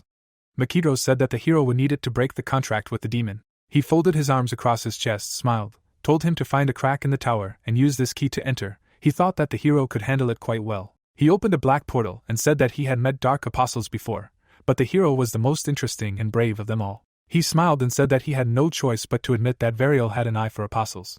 The hero squeezed the key, mentally surprised that the demon had met other apostles. He frowned, realizing that someone had managed to obtain this title. Alice asked if the contractor was okay. The hero mentally replied that he survived thanks to her. Alice held her forehead and said that it was a high-ranking demon, and those who could use time stop could be counted on one hand. The hero walked up to the power crystal. Alice asked if everything would be okay after lying to the demon. Jinhyuk said that he had a plan. The system reported that the 8th floor had been successfully cleared. The hero touched the crystal. Adisha from the 9th floor was defeated, which meant that the 9th floor had also been successfully cleared. Valon bowed and congratulated him on capturing another floor. He asked what the hero planned to do next. The system began to level up the hero. The protagonist turned around sullenly and said that he would complain. Meanwhile, in the Great Magic Library, Rick adjusted his hat. He chuckled. Jinhyuk loomed over him and asked if they had a moment to talk. Rick said that the barrier that prevented the higher beings from entering was created by his own hands. The men sat opposite each other. Rick said that while he was not here, a hole appeared in it. Jinhyuk said that the hole appeared in the barrier that a mid-level manager had put up. He folded his arms and asked how the old man would justify his absence. He remained silent. Then, recalling the invasion, he said that on that day, Murim suddenly invaded the empire, and as a manager, he needed to be there. Jinhyuk's eyes widened in shock. Rubbing his chin, he thought, he knew that they should have weakened after confiscating the coins. Rick stood up and said that this excuse would not help him break the contract with the hero. He adjusted his hat and said that he would give him something as an apology. The old man raised his hand, took off his hat and said that he would allow the hero to buy this, one of his items. They walked through the storage room. Rick said that the items here were very rare. The manager smiled and said that even the opportunity to buy them was already a very generous reward. The protagonist was confused. He thought that the old man was trying to sell him something. He pointed his hand to the side and asked what the currency for the purchase would be. He summoned a dragon and asked if its scales would do. He pointed to the shine of the scales. Steam came out of the old man's nostrils. Jinhyuk hugged the dragon and said that he wanted to exchange one scale for the compass of cracks. Rick sighed heavily, using the skill. He put his hand on his belt and said that the ancient one had not yet grown, so one scale would not be enough. The old man spread his hands and said that the compass of cracks was very unique. He asked how he would live if he sold it for such a low price. The manager leaned over to the hero after activating his bargaining skill and said he had an idea. For 10 scales the hero could get a compass and rent an ancient species for a week.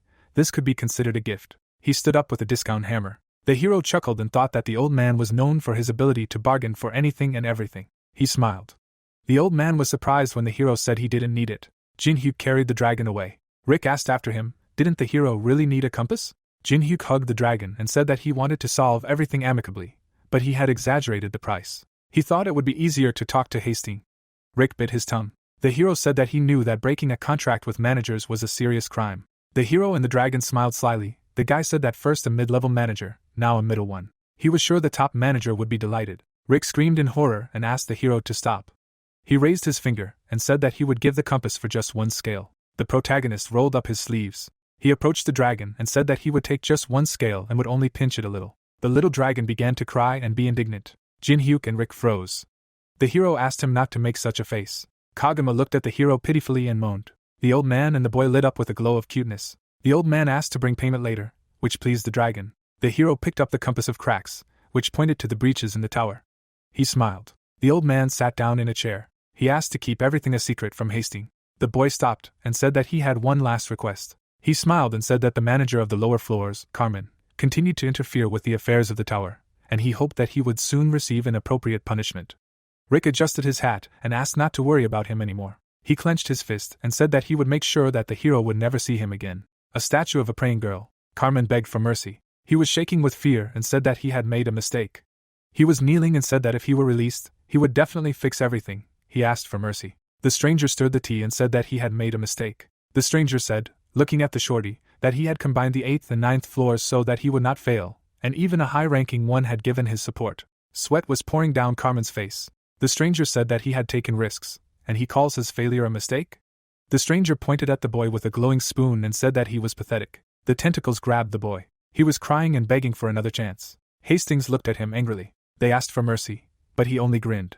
He stood up and asked why there were only idiots around him. He looked at the statue and asked the ancients not to worry too much. The statue smiled a faint smile. Hastings said that he would not let anyone reach the shrine. The next day, a video was posted in the Hall of Fame.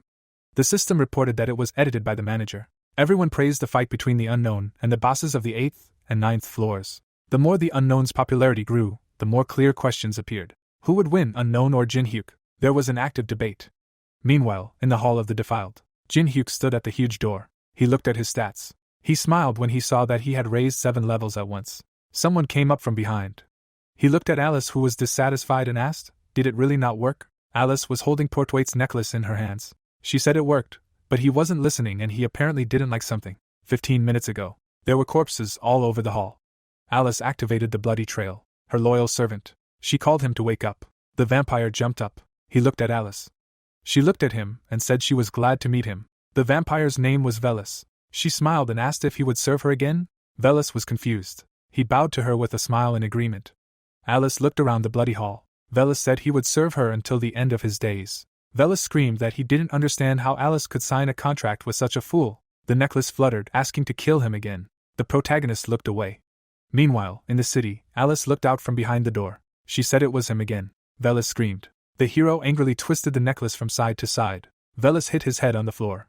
Alice went to the necklace and told him not to worry, because the hero is better than he thinks. Jin Hyuk looked at the message. He walked out the door and said he would be gone for a while. He asked to take on the training of a vampire. Life was in full swing. It was a sunny day. The hero was walking in a hoodie. He sat down on a bench next to Penheimer. He closed his eyes, saying that since he came here, the Empire has plenty of coins. Penheimer was sitting in a Hawaiian shirt and glasses. He said the world outside the tower was amazing. He asked if he fit in here. Jin Hyuk said he needed more practice. Otherwise he looked like a tourist. They went to a cafe. The hero ate ice cream and asked what the man just said. While Penheimer was enjoying his ice cream, the protagonist asked if the celestial steed had finished his training. The big guy replied by saying that he was seen during the invasion on the 24th floor.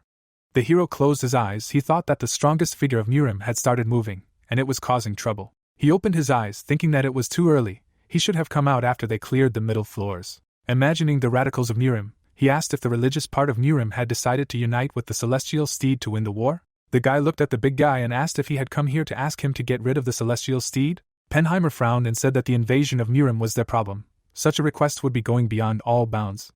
The hero frowned. Penheimer said that their defense system was completely destroyed during the last invasion. They investigated the matter and found that it was one of their people. The protagonist parted his lips and asked, "Was there really a spy in the Empire?" The old man took another portion of ice cream. The Emperor smiled and said that they asked the hero for only one thing, namely to find this spy. He finished his ice cream and said that if the hero found this spy, then the Empire would support the hero and provide the shortest routes to the upper floors. The Emperor turned around and said that he would contact the hero when they began hunting rats. The old man turned around and said that there was one more thing. The man turned halfway and said that, according to their scouts, Murim was planning something grand again, and he should prepare. The hero walked down the street, thinking about the invasion of the higher demon, the return of the heavenly steed, and the war on the middle floors. He looked at his reflection. He thought that the scenario of the tower that he knew was changing. Everything was happening much earlier. He looked ahead and asked himself, would he be able to cope with these events any longer? The glass cracked. It shattered in front of the hero. People got scared and started covering themselves. The hero walked towards the building, thinking that he needed to unwind. The system reported that the hero had entered the first floor of the Tower of Trials. The hero was standing in an amusement park. Alice looked back and asked if there was even something like that on the first floor. The hero said that not many people knew about this place. Velis blocked the girl's path and asked her to follow him so that he could cover her. He was serious, thinking that in this life he would definitely protect Alice. The hero looked at the unexpected guest. It was an embarrassed Teresa. She smiled and said that they hadn't seen each other for a long time. The hero didn't understand why the girl was embarrassed. Teresa's face sank. She knew that he would not be alone, although she was hoping for a date. Jin-hyuk hugged the girl and asked why she was embarrassed. Was she ashamed that she did not join his faction? He pointed his finger forward and offered to take a look. Yu-sung approached the heroes. Jin-hyuk said that even the stalker had come. Yu-sung frowned and asked if they were really going to train here. Jin-hyuk clapped and offered to begin. A system notification appeared. The Hardcore Amusement Park event has been activated.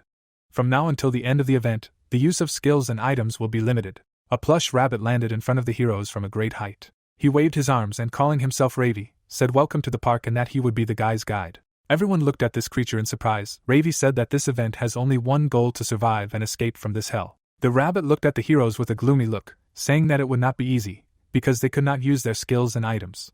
The rabbit's face became more and more terrible. He said that terribly strong monsters would chase the heroes. The system reported that a hellish amusement park was opening. Raccoon Man jumped out at the heroes. Alice cowered in fear and hit the raccoon, calling him disgusting. Ravi looked at the vampire in shock.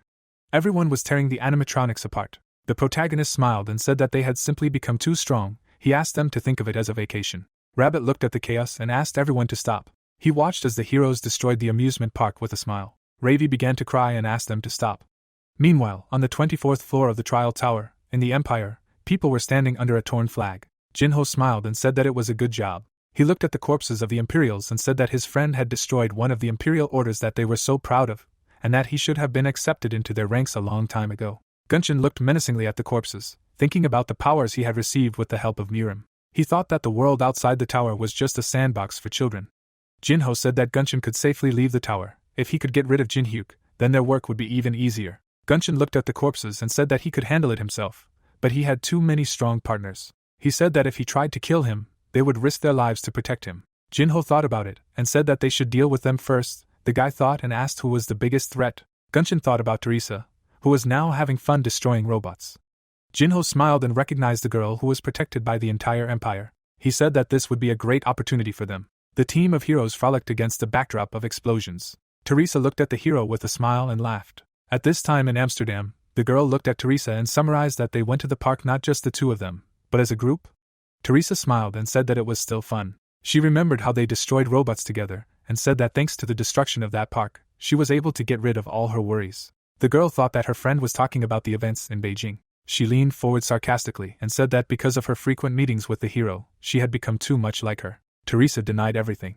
She smiled and said that after their last walk, she had realized something about the main character. She said that he seemed like a capricious and selfish person, but there were so many wonderful people around him. Teresa remembered the hero and said that she understood why. From the moment they first met, he had always been full of confidence. She remembered how they sat in ambush. She said that the hero always knew what to do and never hesitated. She remembered how he laughed, and how surprised she was. She said that the time spent with him was filled with joy. Teresa smiled. The girl looked away shyly and said that she finally understood that now he could not devote as much time to her as before. Maria looked at her friend with a smile and thought that anyone would be jealous, but she was just upset. She called the girl a sweet child.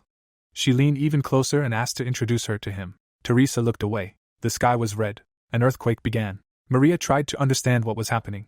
Teresa looked at the sky and realized that it was not an earthquake. Teresa found herself on the roof in a few jumps. She was floating in the air. What she saw horrified her. She could not believe it. At this time, construction was underway on the 5th testing floor. Andrea was training with the hero. He gave her advice and easily dodged her blows. The protagonist advised her to watch the enemy's legs and add false blows. He caught the blade with 2 fingers and said that the upper floors of the tower were now open, after which he asked if the annoying players had decreased. Andrea laughed, and said that sometimes strong rankers come, but it is not a problem. Her hands glowed with mana. She threw 2 waves at the hero, and said that she has also become stronger. She activated Punishment Strike. The hero easily dodged her attack. The girl drooped while the hero giggled. He looked at the sad girl and thought that she has grown a lot, and when they first met, she was just a small crying girl. He looked at the construction of the 5th floor, saying that it has transformed greatly, and soon the population here will become part of his army. Andrea looked at the hero with a sad face. He said that she has a long way to go and suggested that she get up, because nothing will change if she sits still. Alice and Valus looked at the girl with displeasure. The vampire said that she did not teach her such things. Alice began to scold Andrea. The hero smiled and noted that they get along well, and under Alice's supervision, Andrea will become much stronger. Alice was also telling something to Valus, who was slowly getting used to it. The hero saw an incoming video call request from Sanjin. He looked at the scarred man and said that they hadn't contacted for a long time and asked what happened. Sanjin shouted that it was urgent. He said that he needed to come to the association. Jinhyuk frowned and asked what was going on. Sanjin was nervous. He said that a massive breakthrough was happening in Europe right now. Skeletons and monsters were coming out of portals. A bunch of portals were opening in cities and monsters were causing mayhem. At least 60 gates were opened, and their number would only increase. The chairman said that this was the biggest breakthrough since the tower appeared, and he began to list the countries where this happened while imagining it. The monsters were running to attack. The army was shooting back. The bullets only ricocheted off the monsters. The man said that he was not sure that the defensive front would last long. Flame Strike was activated. The monsters were covered in flames. The soldiers looked at the flames in surprise. Maria used a magic circle, saying that there was no point in the soldiers attacking. She put on a suit and told the soldiers to help evacuate the villagers. Teresa also put on armor and fought the monsters. Teresa said it was time to begin. Maria cast a fireball. She put her hands out, and the entire area was covered in flames. The girls smiled.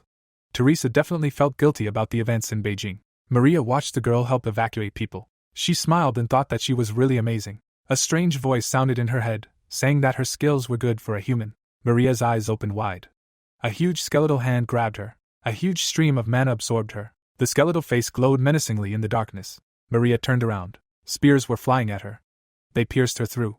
A powerful beam pierced the building through. Teresa turned around and began to call out to her friend. A huge monster in armor appeared behind her. He swung and hit. The entire square was covered in smoke and dust. Teresa threw off the debris. Someone noticed that, as they said, she was strong. The monster said that he was looking for her. A huge skeleton in armor called the girl's name. It was the Great Death Knight. Teresa nervously clenched her teeth. The events take us to Germany, where the undead were attacking everyone. Someone attacked all the monsters in an instant. The twins landed, saying they hated the feeling of killing the undead. Casey raised her spear and said she already missed the days when she and Jinhyuk were together. Gidello glanced at the monsters, saying that Europe was finished, but his sister, confused, didn't hear him. The twins answered the phone dejectedly. A moment later they smiled, recognizing the caller's identity. It was Jinhyuk, who was walking around the city. The protagonist, becoming serious, asked where they had been. The happy twins answered him, saying that they were in Germany and that there was a major monster breakthrough there. Entering the office, the protagonist asked them to listen to him carefully, because he had a favor to ask of them. Still struggling for the phone, Gidello asked what his favor was. Soon, the twins' voices agreed and were heard in the alley. The events take us to the headquarters of the Awakened Association. The leader of the association, looking at the map, said that 3 hours had passed since the breakthrough in Europe.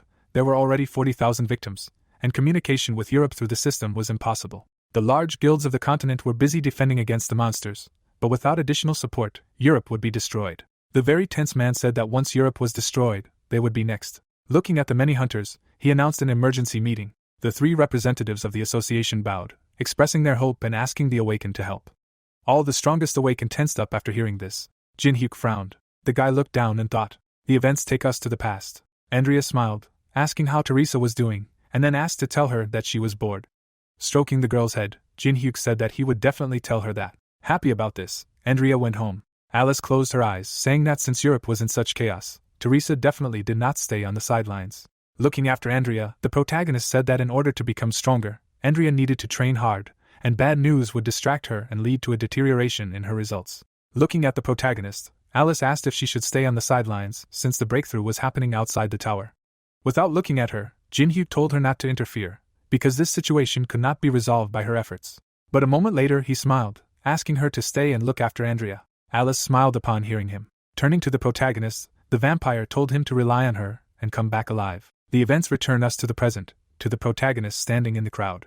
He was clutching his phone, very worried. At this time, in Amsterdam, most of the buildings were damaged. Having lost the fight, Maria lay on the ground. Teresa and the Death Knight did not stop clashing blades. The undead swung his sword to strike.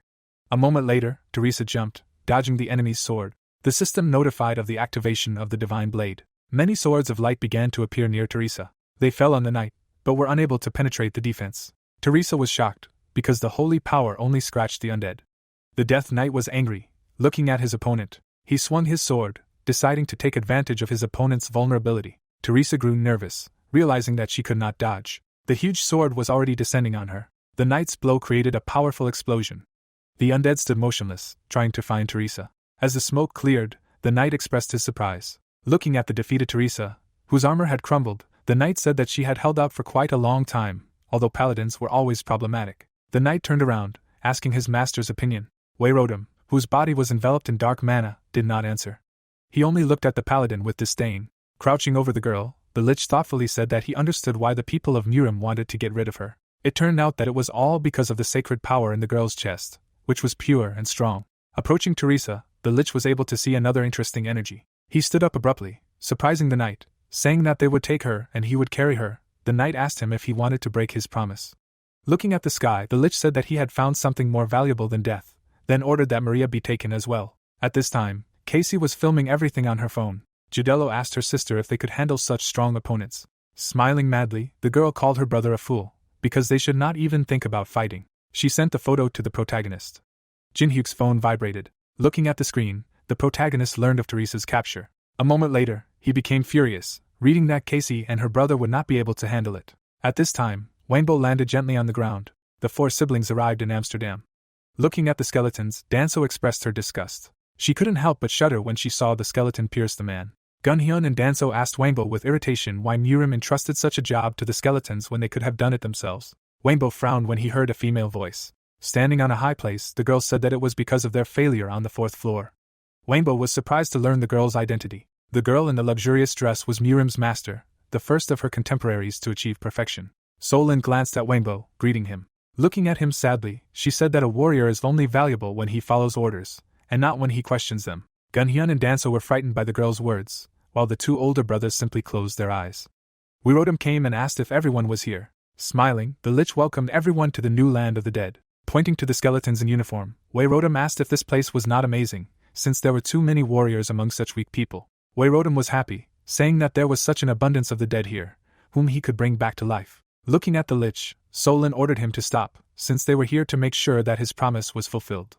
Falling into a stupor, the Lich told Solin that she did not like romance. Then he picked up Teresa's shield. Smiling creepily, Wirodam said that the pathetic paladin was no match for him. Gunshin and Danso were very happy. Taking the shield, they were glad that Teresa was dead. Gunshin, Danso and Wirodam began to rejoice at the girl's death.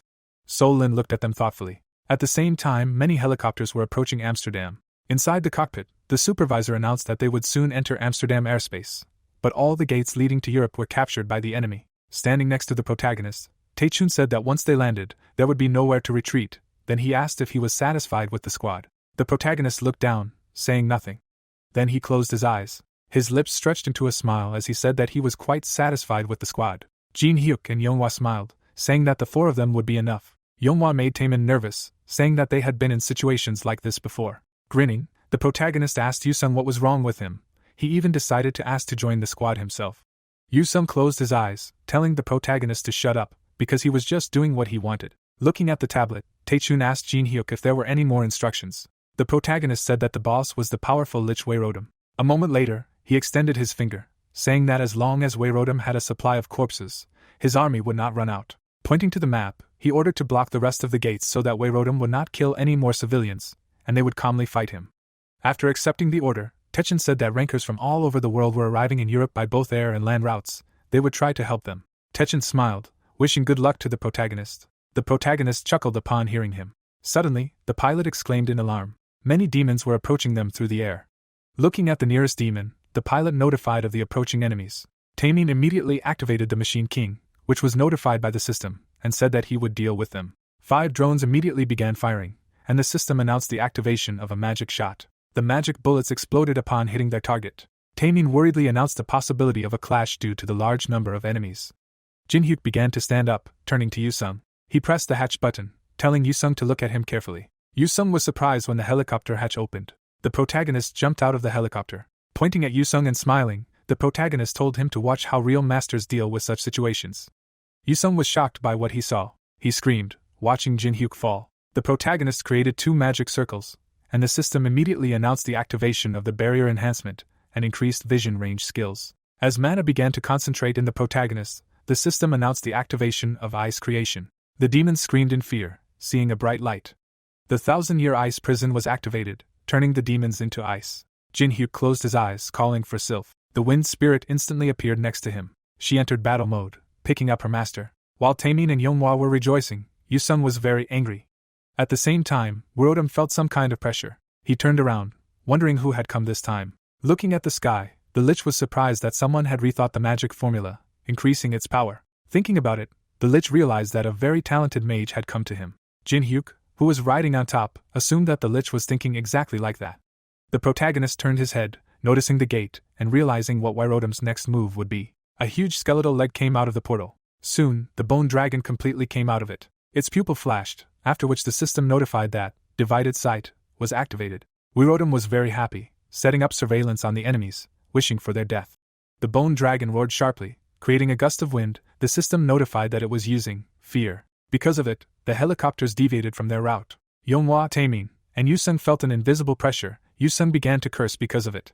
A moment later, he exclaimed, no longer angry. He saw Jin-hyuk grinning, pick up Kogam in his arms, telling him to show the power of the strongest.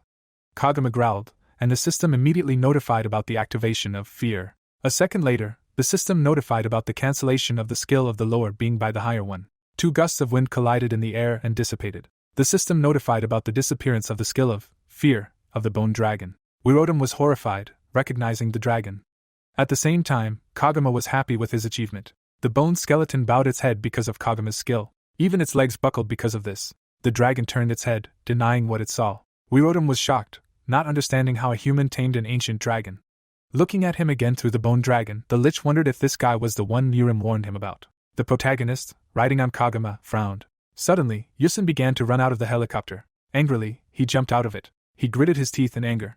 Yusung landed on Sylphid. Grinning, the protagonist told Yusung that it was like being on a ride. Yusung shouted, saying that if he could do it, then he could do it too. Yusung then looked at the enemies, realizing that even though he said that, fighting in the air was problematic for him. Jin-hyuk shouted for his remaining comrades to leave and leave the enemy to them. Yonghwa and Taemin accepted the order. The bone dragon began to form wings. A moment later, it flapped them and rose into the air. Roaring loudly, it rushed towards the enemies. As the dragon flew towards them, Yusung asked if the 2 of them would be enough to win. The protagonist answered him, saying that they could do it, but they should not waste much mana, since they still had to fight Wyrodam. Rushing towards the enemy, Jin-hyuk said that they would first capture the enemy's attention. Yusung and Jin-hyuk flew past the bone dragon, striking it. The bone dragon glanced at the helicopters in the sky, but then it looked angrily at those who injured it. Jin-hyuk smiled widely as the dragon followed them. The events take us to the Amsterdam Palace, near which many undead were gathered. The system announced the activation of sharing everything. Then it informed the twins that the better they understood each other, the more areas there were that they could share. Casey became dejected, asking her brother what he wanted from her. Jidelo was scared by the skeleton looking at him, asking why it was staring at him like that. His sister answered him, telling him to ignore it, since he was not thinking anyway. A moment later, the skeleton turned away, and Jidelo calmed down. At the same time, Teresa was unconscious. She was bound in magical chains in the square. Casey thought, looking at Teresa and the knight, although she and her brother found the paladin, she was tied up with some chains. There was also a death knight standing nearby, creating an obstacle. When the knight turned his head, Jidelo became alarmed. Casey tried to calm him down.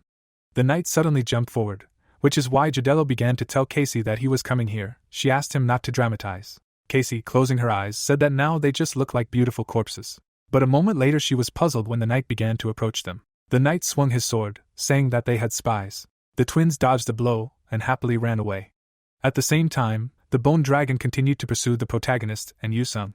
Yusung sent a wave of mana at the dragon with a swing of his sword. The system notified him of the activation of the aura blade. The dragon opened its mouth, destroying Yusung's attack. The protagonist looked at Yusung with disdain, reminding him of the mana economy, and Yusung became angry, asking how he was going to catch the dragon then. The protagonist closed his eyes, saying that it was because Yusung was only thinking about fighting that he was so weak. Yusung was confused when the protagonist said that they just needed to time it. Jin-hyuk suddenly began to fly upward, telling Yusung to follow him. The bone dragon followed the 2 boys. Jin-hyuk smirked, telling Yusung that they should enter the portal that the dragon came out of. He then pointed to the portal itself. Yusung and Jin-hyuk rushed towards the portal. Yusung frowned, assuming that the protagonist wanted to kill the dragon by slamming it into the ground. Soon they were at the portal. As they flew into it, the bone dragon roared. The dragon was stuck, unable to fit through. He growled angrily in displeasure. The system announced the activation of a 2-star spell acceleration barrier. The protagonist created a magic circle on his palm.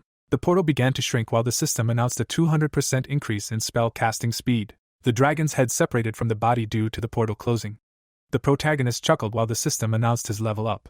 Kagama licked his lips as he looked at the corpse. Yusung watched in shock as Kagama began to devour the dragon's head, while Jin-hyuk applauded him for doing so.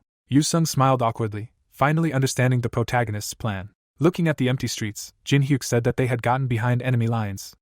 Looking at the streets, Jin Hyuk was a little disappointed that they still had to walk to the Amsterdam palace. Yu Sung and Jin Hyuk turned around abruptly. Behind them stood a surprised Lich, praising them for their ingenuity. Werodom smiled, saying that looking at them immediately reminded him of the days when he himself was a human. The system notified the activation of the Aura Blade. A moment later, Yu Sung struck the Lich's face. Standing in front of him, he told him to die and stop talking. But then he frowned. While healing, Werodom was angry, saying that modern humans really had lost their sense of romance. Werodom grabbed his crown in frustration, while the protagonist looked at the system window with a full list of his characteristics and description. Then a system window appeared with a detailed description of the life of the Lich, who was previously a great mage who conquered the tower. The system notified Jin Hyuk of the copying condition, which was to make Werodom experience the bitterness of life. While his pupils were glowing brightly, Jin Hyuk said that physical attacks did not work on him because his body was an illusion. Yu Sung pursed his lips, realizing that only magical attacks could cause damage. Werodom was wary, trying to understand how Jin Hyuk knew about his body. Suddenly, the Lich screeched in fear, calling itself weak and asking his friends to come out. Yu Sung and Jin Hyuk nervously looked into the distance. A moment later, they saw the 5 Mirim fighters. Solin landed gracefully. She looked at the enemies with disdain. Her pupils glowed as she looked at the boys. The events take us to France. Jinho pressed the hatch button. Smiling, he was a little surprised that Yunseok was going into battle, although he had only been with girls before. Yunseok smiled, looking at Jinho. Remembering Caracal, Yunseok said that he finally decided to calm down. Jinho smiled, happy about it. Soon, the two of them jumped out of the helicopter and landed in the middle of the street filled with skeletons. Jinho bared his teeth, starting to transform. He suddenly began to roar, and the system notified that the roar of a wild beast was activated. Then the system notified that all enemies within the radius of the skill would attack the user, and for 30 seconds, the defense would be increased by 30%. Jinho and Yunseok began to fight fiercely. At the same time, humanity began a counterattack. Players were urgently sent to different parts of Europe to protect places that were foreign to them, to defeat the invaders threatening all of humanity. Even Yunseok fought against them. But the skeletons did not decrease. Werodom began to get angry, starting the battle with full force. The events returned us to Amsterdam, to the protagonist, who was standing in front of his enemies. Werodom began to disperse his body, saying that he was leaving. Gunhyun chuckled as he glanced at his opponents. Pointing at Yusung, he gloated as he asked if he was the one he had defeated on the 4th floor. Yusung frowned, barely containing his anger. Suddenly, the protagonist intervened with a smirk, calling Gunhyun and his brothers cowards who he had defeated last time. Jin Hyuk then imitated an angry Gunhyun. Gunhyun and Dongseo became embarrassed, shouting that it was wrong and that Jin Hyuk was the coward for bringing a huge weed to help. Jin Hyuk smiled, calling the situation funny. Gunhyun and Dongseo felt awkward when the protagonist asked them what they had done wrong that even had guards assigned to them. At that time, the protagonist looked at the full description of Xiaolin's characteristics. The system notified about the skill copying condition, saying that Xiaolin's pride in her skills was excessive. Xiaolin was lost in thought while Jin Hyuk read the copying condition, which was to make Xiaolin use her skills and last for 5 minutes. Jin Hyuk remembered Penheimer telling him that their spy said that Mirim was planning something big again. Jin Hyuk stopped smiling, realizing that the enemies were serious, since even Xiaolin came. Suddenly, Yusung came out in front of him, saying that he would deal with them himself, and that he should go after Werodom. Yusung slightly bowed his head, telling the protagonist that he was better than him in magic. Jin Hyuk glanced at his comrade, asking if he was confident in his ability to handle so many enemies. Hearing him, Yusung bared his teeth. He rushed into battle, shouting for the protagonist to go. Jin Hyuk ran away, wishing him luck. Gunhyun, seeing this, sharply shouted, asking where Jin Hyuk dared to go. But a moment later, he exclaimed in shock. Yusung's sword was approaching at a high speed. He barely managed to deflect his blade with his own. Yusung sharply turned his leg. Turning around, he kicked Gunhyun, sending him flying back. Wanbo caught his brother who flew away. Standing in the way, Yusung told them not to even think about following Jin Hyuk, because only he is allowed to do so. He then pointed his blade in front of himself. Yusung sharply shouted, using various skills. The system announced the activation of Desperate Determination, after which, she notified the attack power, which increased by 20%, causing the defense to decrease by 10%. Gunhyun and Wanbo looked at Solin with displeasure, who ordered them to attack. Obeying her, the 4 of them jumped, deciding to attack Yusung. Furious, Yusung walked past the enemies, attacking each one. Solin watched the fight, thinking about Yusung. She smiled faintly, realizing that Yusung was determined. At this time, the undead were walking through the streets of Amsterdam. Jin Hyuk ran at high speed. He formed fire in his palm, deciding to destroy all the skeletons. The system announced the activation of the fire element. A moment later, flames and an explosion filled the street. The unharmed protagonist ran out of the smoke. He looked around, trying to find a direction. Jin Hyuk looked in the direction where the concentration of dark energy was growing. He pushed off the walls, rushing towards Teresa. He landed on the edge of the roof. Pushing off from her, he completely destroyed the concrete. He jumped from roof to roof, trying to arrive before the girl was infected. At this time, Teresa was in great agony, experiencing terrible pain. Her chest was glowing brightly, while the dark energy was trying to invade her soul. Weirodom, who had enveloped himself in dark energy, praised Teresa for her endurance. Touching the formed spell, the Lich asked Teresa if she could not keep him waiting. As he approached, the Lich began to get annoyed by the arriving people. Weirodom began to envelop himself in mana again, telling Teresa that it was high time for her to give up. Teresa clenched her teeth, enduring hellish pain. The Lich became angry and yelled at the Death Knight, distracting him. Leaning slightly, the knight said that they had lost 2 spies. Weirodom stopped being angry upon hearing this. He dispelled the spell, saying that they had been found. While forming the artifact, the Lich told the knight to take it and use it in the battle with the guests. The system announced that it was a magical relic, a black buffalo bone. The knight took the relic, listening to the master's order, telling him to gather soldiers and strengthen the barrier. While Teresa was trying to catch her breath, the Lich ordered Maria to be brought. She was abruptly shocked when she heard this. The girl raised her head, looking at the Lich. Weirodom looked back at her. His pupils flashed, after which he said that everyone has weaknesses. Teresa, hearing him, was horrified. At this time, Yusung was fighting off the attacks of 4 warriors. Irritated, Gunhyun and Wangbo swung their weapons. They struck at the same time, forcing Yusung to try to block. The tense Yusung's eye flashed, glowed from the mana. The system announced the activation of the Chi Sword, chasing the soul. Yusung used the Chi Sword art to push all of his enemies away from him. Gunhyun was surprised to see that Yusung had doubled in strength since their last encounter. Solin attacked, saying that it was amazing that an outsider knew this technique. She smiled when Yusung was able to parry her attack. They clashed blades a couple of times, and the girl grew more and more in awe of Yusung. Solin smiled wildly, asking Yusung if he wanted to perfect the technique. Yusung, tense, did not respond. He jumped back. Standing in front of the girl, Yusung asked what she was talking about. Placing her hand on her chest, the girl asked Yusung if he would go with her to Murim to feel an even greater connection with his sword. Looking at the boy haughtily, Solin asked if he wanted to become stronger or meet the creator of the Chi technique. Yusung tensed up at her words. Standing in front of his opponents, Yusung thought about becoming stronger. He smiled as he thought about it. Taking a stance, Yusung said that no matter how advantageous it was, he couldn't stop Jinhyuk from saving the saint. While Gunhyun was angry, Yusung began to like Solin more and more. At the same time, an explosion occurred in the square. Jinhyuk was very tense, fighting with enemies. He rushed straight at the Death Knight and the crowd of skeletons. The Death Knight held the artifact in front of him. The system announced the activation of the black buffalo bone. The symbol of the beast appeared in the air. The protagonist felt pressure. The ground beneath him completely caved in, creating a crater. He gritted his teeth, realizing that it was all because of the artifact. But a moment later, he looked up at the sky in surprise.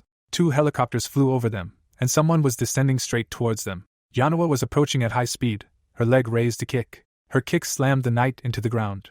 The knight stood up abruptly, looking at the artifact in his hand. Everything around the protagonist began to hum. The system notified about the cancellation of the gravity field. Jinhyuk smiled, praising the girl. The knight stood with his head bowed, angry at them. He turned sharply, swinging his blade. Yanawa was able to kick him and retreat. She jumped back as soon as he swung his sword. Suddenly, a symbol of a lion appeared on the artifact. The system notified about the activation of the black buffalo bone. A huge lion made of flames rushed straight at Yanawa. The girl was scared, saying that even for her this was too much. Suddenly, the tank fell right on the lion, and the system only notified about the activation of the King of Machines. Taemin glanced at the girl with a smirk, asking if this was her first fight. Yanawa smiled, not responding to his taunt. Jinhyuk ran away as soon as Yanawa told him to run and leave the knight to them. Jinhyuk cried out as he ran. It was as if all the dead were standing in his way on purpose. The Lich's eye socket lit up brightly. Jinhyuk gritted his teeth, understanding the Lich. The boy screamed, asking him to come out and help him, and in return, he would do what they wanted. The twins' masks fell to the ground. The joyful brother and sister asked Jinhyuk to swear that he would fulfill his promise. The twins grabbed each other's hands. They spun each other around in the crowd, killing many enemies with their spears. They only glanced after the protagonist, asking him to take care of himself. Weirodom looked at Teresa arrogantly, saying that he knew people like him well. Dragging Maria in front of Teresa, the Lich said that they could not bear the suffering of others. Maria was held in the Lich's hand, bound by mana. The system notified the activation of the lightning blade. Maria screamed sharply as the lightning began to torment her. Teresa also screamed, begging the Lich to stop. Weirodom looked at the paladin with disdain, saying that all of this was her fault, because if she had more power, this would not have happened. Maria continued to scream and thrash around. Teresa cried. Watching this, Jinhyuk rushed forward at all the speed he could. Standing in front of Teresa, the skeleton tormented both girls, telling the paladin that in reality, no one would help her. Tears in the form of darkness began to fall to the ground. Teresa cried black, terrifying tears. When she lowered her head, the system notified the appearance of signs of pollution. Maria then immediately fell to the ground. Pointing at the girl, the Lich was glad that she had given up. He began to bring his finger, shrouded in mana. Jinhyuk, seeing this, cursed, not having time to run. A moment later, the Lich touched her head, and Teresa screamed sharply. While she screamed, and her body was enveloped in dark mana, the system notified about the fall of the saint of the entire country. A dark pillar of mana hit the girl directly. Yeonhwa and Taemin looked in her direction with concern, not understanding what happened. Wirodam thoughtfully looked at Teresa. She came out of the cloud of dark energy, abruptly grabbed her head, fixed her hair, and sighed with relief. The demon who took over Teresa's body said that it was nice to get out. The Lich began to laugh, rejoicing at his success. Looking at the summoned one, the Lich said that he did even better than he expected. The Lich and the demon looked at the protagonist, and then Wirodam gave his first order. "Young man, I order you to kill him!" The girl extended her hand, starting to form a weapon out of darkness. Soon, a blade of darkness formed in her hand. Ignoring the joyful Lich, the girl rushed to attack. Jinhyuk summoned twin swords, preparing to defend. He blocked the girl's attack with difficulty. The ground beneath him began to crumble and grind. Jinhyuk gritted his teeth from the tension. With a swing of the sword, the demon threw the protagonist back. The protagonist stood up, leaning on the sword, and grinned, telling Teresa that he liked the old her much more. Smiling, Teresa asked if her weakness was convenient for him. Casey and Judella watched from the sidelines as Teresa and the protagonist exchanged blows. Teresa grinned, enjoying the battle. Casey and Judella admired Teresa's coolness. Jinhyuk barely blocked the attack, while Teresa said that she felt better now. In a few moments, Jinhyuk and Teresa had already clashed a couple of times, changing the location of the fight. Swinging to strike, Teresa said that no matter how much she tried to get closer to him, there was always a vampire next to him. She hit the protagonist with all her might, but he was able to dodge. Teresa screamed, asking if this was mockery, because she could not even hide her feelings. The girl's blade absorbed a huge amount of darkness. She smiled widely, saying that she would not be the only one to suffer. Jinhyuk barely managed to block the girl's attack. The swing of her blade made the protagonist slide along the ground for tens of meters. Jinhyuk crashed into a building due to the blow. He held the blade in front of himself, looking at Teresa. Looking at the girl shrouded in darkness, the protagonist realized that she was becoming stronger by absorbing the dark energy of Wirodam. The protagonist crossed blades, and the system immediately notified that the sword graveyard had been activated. He rushed forward abruptly, realizing that if he did not deal with this now, he would not see victory. Shrouded in darkness, he approached the girl. Using the dance of the dark blade, Jinhyuk dealt multiple blows from different directions. Teresa barely managed to parry each of his attacks. She chuckled, acknowledging Jinhyuk's speed. Teresa asked the protagonist, who had his sword at her throat, why he finished the blow, if he was afraid that after killing her, he would never see that naive Teresa again. Jinhyuk's face twisted in anger after hearing this. Teresa extended her finger, moving the blade away from her throat, and sharply struck the protagonist's chest. But a moment later she grabbed his clothes, saying that his weak appearance did not appeal to her at all. Taemin, seeing this, cried out in concern, but Casey covered his mouth, ordering him to be silent. Casey looked at Teresa, saying that something had awakened within her. Teresa grabbed Jinhyuk's face, not understanding why the old her loved him so much. Letting go of him, Teresa grinned, touched the protagonist's dark energy, and squeezed it into her fist sharply. She then immediately began to absorb it. She opened her eyes wide, saying that the protagonist's dark energy was not bad at all. Jinhyuk grinned upon hearing this. The Lich, who was standing to the side, shouted, ordering him to kill Jinhyuk quickly. The protagonist smiled when Teresa turned around and disobeyed the order. Wirodam was greatly shocked by this. The girl stood in front of the protagonist, telling the Lich that his magic was pretty good, but Jinhyuk's energy was much better, so she was leaving him. Jinhyuk closed his eyes when Teresa added that she liked him before. Wirodam grabbed his jaw, not believing what was happening, because he had put so much effort into resurrecting him. He even deceived the people of Murim and tortured people for this. The Lich was very angry because the girl only had enough dark energy to betray him. Suddenly, the artifact in the knight's hand rushed away. A moment later, it neatly appeared in Wirodam's palm. Picking up the artifact, the Lich told Jinhyuk that he would pay for everything he took from him. The system notified about the activation of the awakening of the Black Buffalo Bone. A huge shadow loomed over the protagonist and Teresa. Smiling, she said that she would fight the Death Knight. Suddenly, the undead began to turn around all over the world. Jinho and Yunseok were confused, not understanding where the undead were heading. Taechun was also confused, his head turning around. He suddenly remembered the protagonist telling him to block the passage to the other areas. Taechun turned around, shouting that they should stop them and hold them off for as long as possible. At the same time, Jinhyuk smirked at the start of the true battle. The Lich began to envelop himself in dark energy. Wirodam suddenly crossed his arms, using magic. In that same second, the huge pile of corpses began to glow brightly. A moment later, a bone giant was formed from it. The normal skeletons flew into the air, being absorbed by the giant. The giant had already begun to form armor thanks to the skeletons. Yonghwa and Taemin were very scared when they saw the leader of the undead. The youth stepped forward, ordering the skeletons heading towards Wurodam to stop. And although the players from the association fought the skeletons, they cannot cope with all the undead. Looking at the boss, Jin-hyuk said that by merging with the rest, Wurodam will continue to grow, and the damage done to the city will increase many times over. Even now, the transformed Wurodam was a huge titan. Yonghwa and Taemin ran away, fulfilling the order. Wurodam began to bow. Seeing this, Jin-hyuk decided to do everything beautifully. Smiling, Jin-hyuk told Wurodam that he would not be able to take his eyes off him. At this time, Kagama sniffed the stone. He pointed out the direction, and the dwarf began to dig.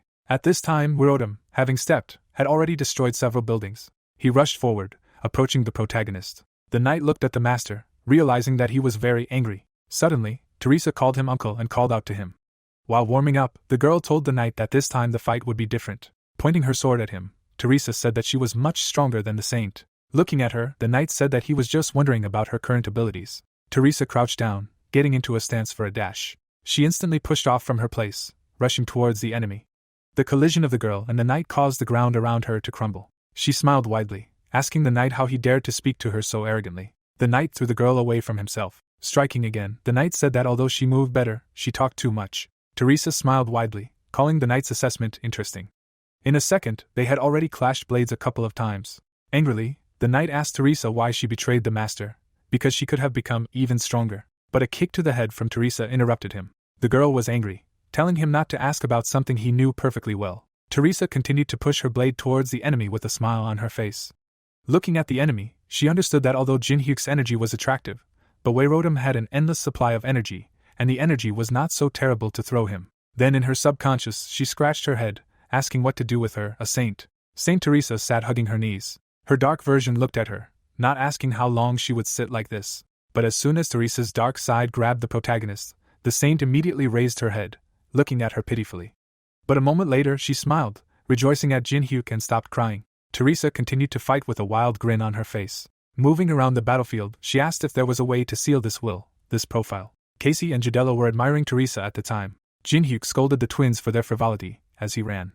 He frowned, realizing that the situation was unpleasant. A few minutes ago, Teresa pointed at him and ordered him not to let anyone surpass him in magic. Looking at him sadly, Teresa said that if she did not lose interest in her, the saint would have one less reason to be sad. Jin-hyuk smiled, remembering this. There was a reason for him to develop dark magic. Wurodam screamed and abruptly struck. Its giant version struck Jin-hyuk. One of its four arms hit the ground, creating an explosion. Skeletons flew into the air while the protagonist concentrated mana. He pointed his palm at the enemy, and the system notified him of the activation of daylight. A beam of energy struck the giant's body, and a moment later, it completely pierced his head. But the dark energy immediately began to heal the wound, and the giant was not killed. Looking at the protagonist through the crack, Wurodam said that he would not be able to get rid of all the skeletons anyway. While the skeletons were healing the wound, the lich said that he knew he was talented from the start. Looking at the protagonist arrogantly, he told him that this was not enough to consider him an opponent.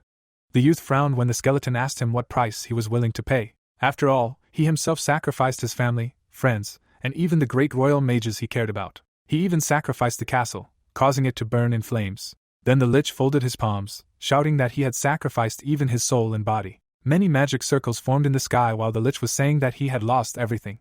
Casey and Jadello, who were saving Maria, were very surprised by this. The protagonist raised his head, looking at the circles in the sky. A smile spread across his face. Huge bookcases with books formed behind the protagonist. The system announced the activation of fusion. Then the system announced the beginning of the fusion of skills, fire element, and ice creation. But a moment later, the system announced the impossibility of combining these skills. Jin-hyuk simultaneously cast 3 spells, and the system notified him of the activation of the 1-star barrier of multi-layered perception and the addition of daylight to the fusion. The youth shouted, telling the lich to see his abilities. A moment later, the system announced the successful fusion. Wurodam was shocked by what he saw. Teresa and the knight stopped their fight, looking into the distance. Teresa was delighted and surprised by what she saw. A huge number of magic circles of different colors formed in the sky. Jin-hyuk flew slightly in the air, using infinity magic. The system notified him that he could use any magic spell without using up his mana. The protagonist grinned while the system notified that the use time was limited due to the instability of the skill. A moment later, it reported that the use time of the skill was 1 minute. Casey and Jadello were very surprised by what they saw. Yonghwa and Taemin were also not indifferent, and even screamed. The protagonist swung his hand, forming a mixture of different magic. The system notified the activation of daylight and magic red shot. Many beams flew out from the circles in the sky. A moment later, all the attacks hit the giant's body. Having formed the ice witch, the protagonist began to attack. The system notified him of the activation of the breath of the Witch of Cold. The giant's leg was covered in a layer of ice, making it difficult to move. Werodom became nervous, unable to move a finger. Suddenly, flames began to appear under the ice. The flames began to rise into the air, and at the same time, the system reported the activation of Hellfire. Werodom frowned, realizing that the protagonist, using the instability of magic, caused an explosion. Looking at the boy who was forming magic circles, the Lich could not believe that his magic was stronger than his. The Lich became very angry, calling it unfair. The system notified the protagonist that the copying conditions were met. A moment later, the system reported that the skill of creating corpses was successfully copied. The boy grinned, asking the Lich what he said. Forming a row of magic circles, Jinhyuk asked the Lich if he did not understand anything, even after living for so many years. Werodom exclaimed when a row of magic circles formed above his head. Jinhyuk formed a holy cross and said that life had always been unfair. The system reported the activation of eternal redemption. A beam of energy struck the giant's body. Werodom screamed, feeling terrible pain. After the attack, a cross of holy energy formed on the ground, and the system notified the protagonist that his time was up. A moment later, the system reported the deactivation of infinity magic. The youth leaned against a hill of stones. He sighed, feeling very tired. Casey and Judello carefully peeked out from behind cover. Casey, as always, began to celebrate his victory prematurely. The protagonist glanced to the side when he heard Werodom's voice calling him amazing. Forming from the darkness, Werodom acknowledged that, even if only for a moment, Jinhyuk had used magic superior to him. Jinhyuk was wary when the Lich asked him what he would do now. Returning to his form, the Lich said that he could not be killed so easily. Casey looked at her brother strangely, who had previously assumed that the Lich was not dead. The protagonist closed his eyes, saying that his last attack did not deal critical damage, since he could not be killed without destroying his life force vessel. The protagonist chuckled and said that the Lich hit it well. Werodom, who was looking at him, remained silent. Throwing up his hands, the Lich asked why he had done such meaningless actions then, since he was left without mana. Jinhyuk pointed to the side and said that even he had failed to notice something. The Lich frowned, puzzled by his opponent's words. Werodom opened his jaw and exclaimed. The ground nearby began to rise. A joyful Kagama and a tired dwarf emerged from it. Seeing the sphere in the dragon's paws, the Lich screamed in fear. The dragon grinned, holding the Lich's life force vessel. Looking at the dragon that Jinhyuk picked up, Werodom realized that Jinhyuk did not cancel the dragon's summoning. The Lich was very scared, realizing that all the attacks so far were just a distraction. Taking the sphere in his hand, Jinhyuk said that Kagama has a very good nose for magic. The Lich became angry when the protagonist began to spin the sphere in his hand, shouting at him not to drop the sphere. The youth suddenly became serious after the Lich's words. When the dragon and Jinhyuk began to play with the sphere, the Lich began to beg him to stop, being ready to even become his slave. Taking the sphere in his hand, Jinhyuk said that he had no reason to listen to someone who caused so much trouble. Looking at the skeletons, Jinhyuk told the Lich that he had killed too many people. Then, looking at the grinning Teresa, he said that he had even tortured the girl dear to him. Jinhyuk put the sphere in the dragon's mouth and asked how the Lich treated those who begged for mercy. Werodom began to bite his fingers, realizing the horror that would happen to him. While the dragon held the sphere in its mouth, Jinhyuk told the Lich that Kagama would slowly absorb his vessel like candy. The protagonist became wary when he saw something. A wave of mana was approaching him. The protagonist asked for forgiveness, picking up Kagama in his arms. Jinhyuk held Kagama in front of him, protecting himself from the enemy's attack. The sphere in the dragon's mouth cracked, having been hit by the attack. A moment later, it shattered into pieces. Solin and Jinhyuk looked at each other in confusion. Solin did not understand what happened. The protagonist screamed in shock, and only the Lich cried and screamed in grief. With a scream, he began to dissipate, turning into dark mana. The system announced that the boss of the 14th floor had been defeated. Then it notified that a special item, the Great Mage's Robe, had been received. Then the system reported that the player who had dealt 90% of the damage was Jinhyuk, and the player who had dealt the final blow was Solin. The protagonist was angry when he learned this. The system notified that the rewards would be distributed according to the contribution made. The young man looked at the girl angrily, realizing that she had interfered with him. Solin closed her eyes, saying that she had not expected it to end like this, but that they could consider it a breach of contract. Jinhyuk was insanely angry, looking at Solin. The latter smiled, saying that Jinhyuk was not easy to defeat, and with his existing skills, he could easily reach the middle floors. Solin jumped into the air, saying that they would fight when they were both able to. The protagonist stared at the spot where the girl had been. A moment later, he began to tremble violently, and then fell to the ground due to fatigue. The protagonist looked to the side and asked the girl who approached him about the night, and she answered him by saying that he escaped thanks to the portal. When the girl stopped next to him, Jin-hyuk asked her name, and she answered by saying that her name was Nuna. Nuna closed her eyes, saying that there was no point in her staying and stealing his magical energy. She glanced at the protagonist one last time, telling him to take care of Teresa. In the inner world, Nuna grabbed Teresa's hand. She quickly lifted her up. After slapping Teresa, Nuna said that she had given Jin-hyuk a few words. Teresa became shy when Nuna told him to be brave. But then the saint looked at Nuna in shock, saying that if she didn't do it, she would take the protagonist for herself. Teresa smiled and nodded in response. Nuna was seeing her friend off with a smile. In reality, Teresa attacked the protagonist. She was crying and happy, being happy, hugging him. The twins, seeing this, immediately began to show their displeasure. The young man noticed Yu-sung coming. He turned away, trying not to show his wounds. The protagonist smiled, realizing that he was trying to pretend to be cool. Yu-sung smiled, mentally saying that it had been a long day.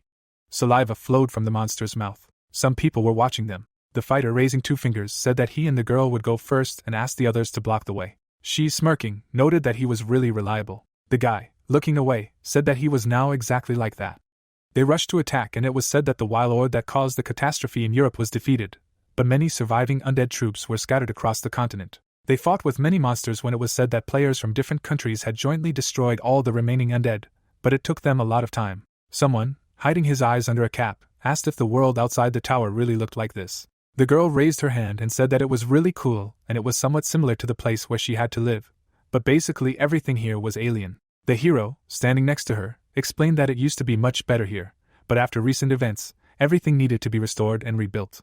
She bowed her head and asked if this was related to that tower boss. The young man, putting his hand on her head, asked why it was so depressing to her. Smiling, the guy noted that the disaster was not her fault, and added that she was on his side and she should not be sad. Her eyes immediately opened wider after such words. They suddenly looked in the same direction when someone said that the player was right. Alice, closing her eyes, said that the tower boss cannot give in to weakness, and therefore the mind must always be sober, and the ward agreed with her. The guy, looking at them, realized that with the appearance of Bellis, his comrade became much more sarcastic. Suddenly the player turned around. Looking at the tower, the protagonist remembered that immediately after its appearance, the first thing he decided was that he needed to treat everything simply, like a game. Memories of the recent tragic events appeared in his head. The young man, looking down, understood that even if he managed to clear the entire tower, something could happen that after that there would be nothing left, and would there really be any sense in it? Someone was approaching him from behind. His comrade was walking towards him. The hero, sitting next to him, noted that he was glad to see that he was in good health again and asked what had happened to him. The comrade, bowing his head, said that it was not difficult to fight off the 5 great clans, but during the battle someone appeared. Imagining himself lying on the ground, Yusun explained that someone had defeated him with just 1 attack, and that this enemy was on a completely different level and different from the people of Murim. His teeth were clenched tightly. Remembering the image of this opponent, his comrade explained that this person called himself the Dragon of Heavenly Power, the Dark Emperor. The protagonist's eyes widened in surprise. The hero, clenching his fist tightly, realized that all this time he could not understand why the connection with Valion was interrupted, but apparently his deception was revealed. Then his comrade asked why he suddenly became so disappointed. The swordsman, looking away, also asked how Teresa was doing. The user looked at his interlocutor. Introducing this girl, the guy said that she was recovering in the hospital and her condition would soon return to normal. The young man, remembering another friend of his, said that there was someone to take care of her. The companion, leaving the tract, noted that he still had things to do and did not have time to sit there.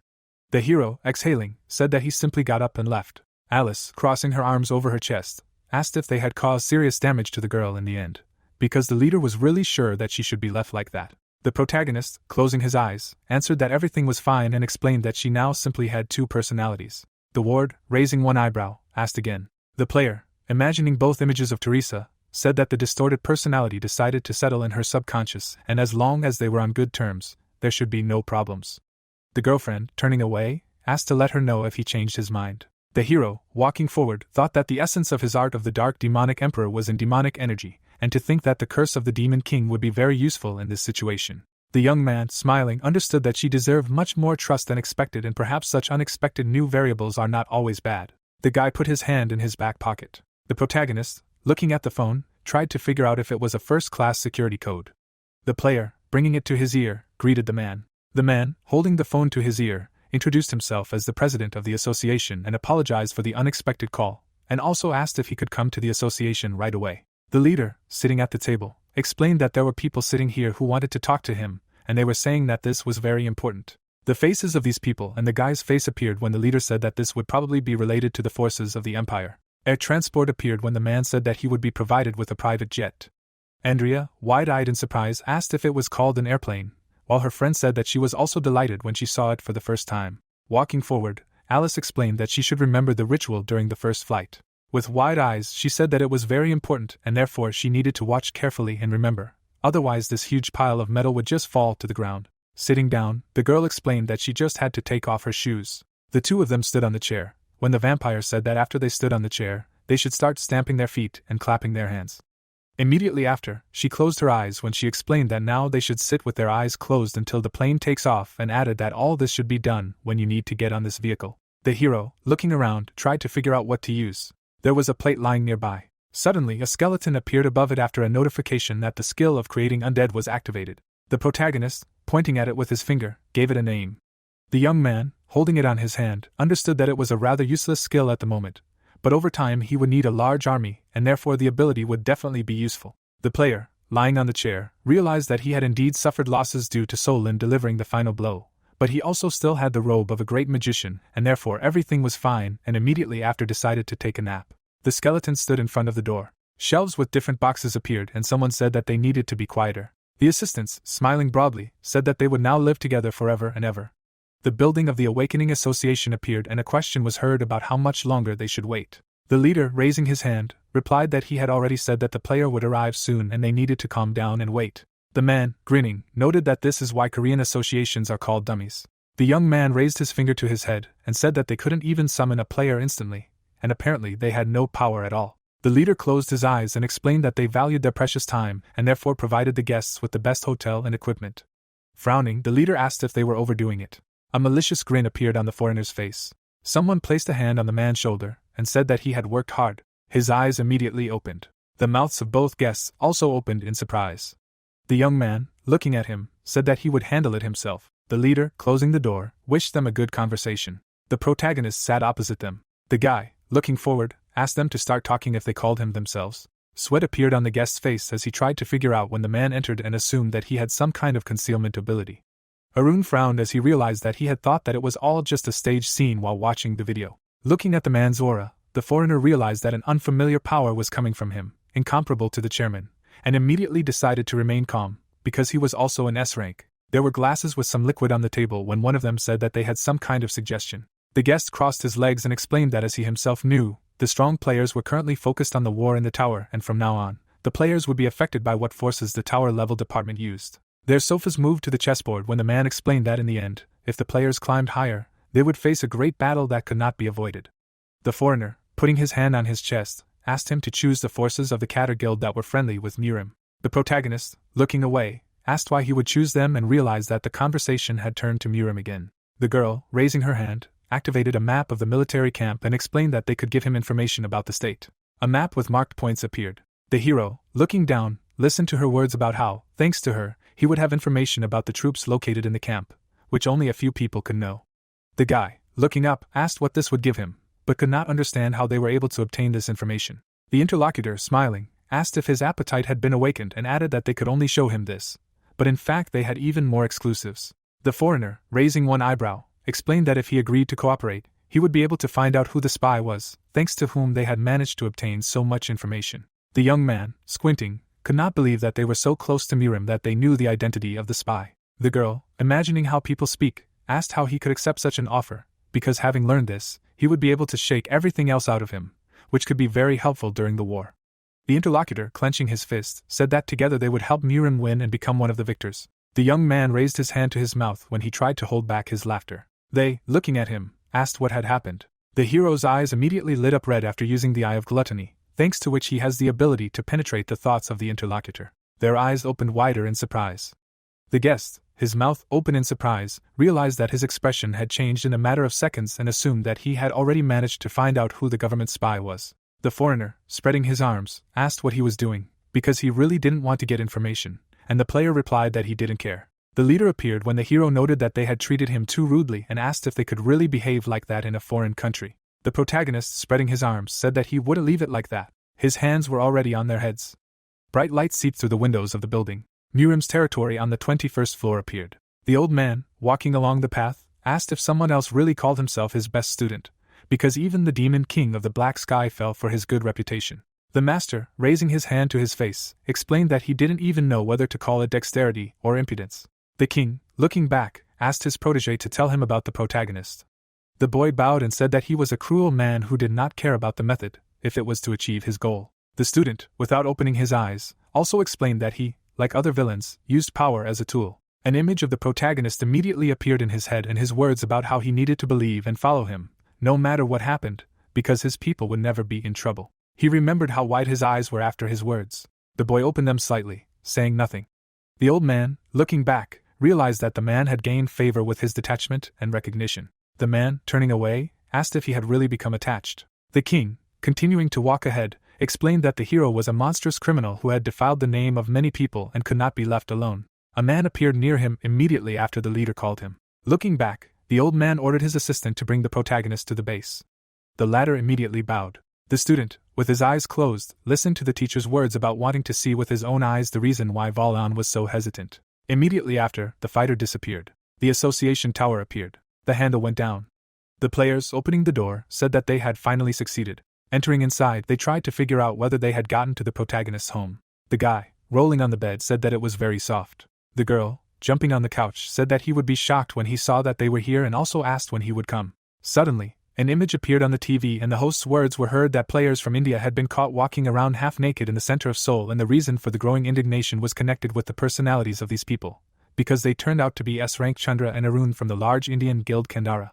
The young man opened the door. These two players were lying there. The hero immediately closed it. The user, putting his hand on his head, realized that the twins had already managed to get into their house. The hero, stroking one of the pets, asked him not to worry. A multitude of ants appeared. The animals, looking down, said that these monsters were too disgusting. They, standing in front of the owner, asked why he had summoned them, because wasn't this an anthill owned by the queen of ants? The guy, picking up the new pet, said that this was their newcomer. Holding it in his hands, the protagonist explained that it was still weak, since it had joined them recently, and asked to make it stronger, and they asked how they could do it. Immediately after, the young man kicked them down. The pet's eyes were wide open when the player said that he apparently failed. The beast exhaled when the owner explained that he should also go, as the oldest of them. The dragon immediately flew down to the others. Smiling, the guy thought that they were great. The skeleton fell to the ground when notifications about its level increase appeared. The user understood that T-Bone should become strong. The dragon hit one of the ants and the skeleton immediately gained a few more levels. The guy, looking down, realized that Kagama would take responsibility for raising the newcomer, and by their next meeting, he would have to change beyond recognition. The protagonist walked forward, when suddenly the ward asked about what they would do next. The same one answered that they now needed to go to the tower administration. The young man, imagining a chess piece, explained that the Murim began to attack the state earlier than expected, and if measures were not taken, the administration would completely submit to the Murim.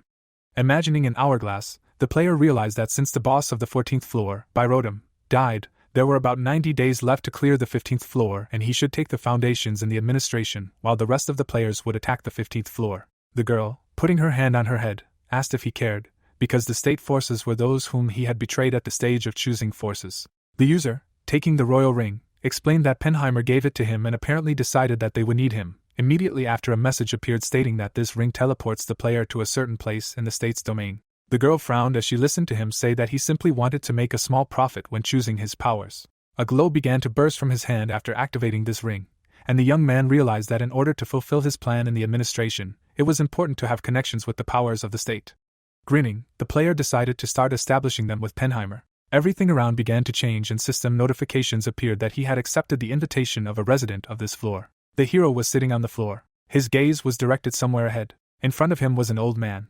The man looked up at the uninvited guest. The guards immediately began to run forward. They surrounded the guy, shouting that an invasion had occurred. The hero, smiling, noted that the first impression was really not bad. This emperor appeared in his youth, and it was said that Reinhardt III was a legendary ruler who brought the state to the very dawn of power.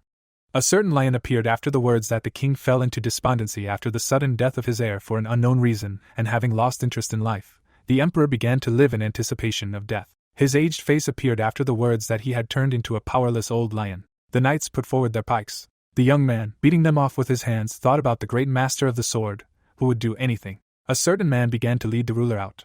It was Penheimer. One of the knights, falling on the table, shouted that this man could not be caught at all. The hero, frowning, asked that man to tell him the reason. The old man was no longer there. The protagonist, jumping to the floor, thought that he could be testing him on purpose. The player, running away from the guards, understood that if he made a mistake and killed at least one person, it would not be easy to establish contact with the state. Immediately after, the guy attacked his pursuers. Their bodies flew into the wall. The young man, standing in front of them, understood that he had no choice but to neutralize them. Someone suddenly opened his mouth wide, shouting for everyone to disperse. A soldier, walking forward, said that they themselves would oppose him, while someone else said that it was the great sword master Abraham and Mr. Mackenzie. The protagonist's eyes began to glow red after activating the Eye of Gluttony. The man took hold of the blade's handle and a window of characteristics with his skills immediately appeared in front of him. The guy turned his gaze to his partner and system messages appeared that in order to copy, he needed to know what place Mackenzie was hiding and in that case he would be able to copy one of the sword master's abilities. Smiling, the hero noted that this was an extremely insidious condition. Frowning, the player tried to understand why the great masters of the state, who could be counted on the fingers, were still in the palace, because shouldn't they have stood in the front line to fight Mirim? The man standing in front of him explained that this was the new grand meeting room of His Majesty. The fighter, holding the blade in front of him, ordered the intruder not to waste energy on defense and to surrender. The rest of the guards standing around shouted that the very same Aurora blade of the great sword master had appeared. The guy, calling the blade, said that he himself could use it. The warrior's eyes widened. Napranik also opened his mouth in surprise. A blade appeared in the boy's hand after activating the Song of the Sword. They stood opposite each other as people around talked about how this was a huge version of the Aurora sword. The protagonist, smirking, realized that the atmosphere had changed and now all he had to do was distract and calm his opponent. Someone suddenly extended a hand and said that they were all wrong, because this man was a barbarian. Someone standing behind explained that they only needed to look at the color of his blade, because it was not blue at all, but a muddy and dirty purple. The prince, pointing his finger, said that this was definitely the mark of immoral barbarians. There was a malicious grin on his face. The hero, looking back, thought about this man.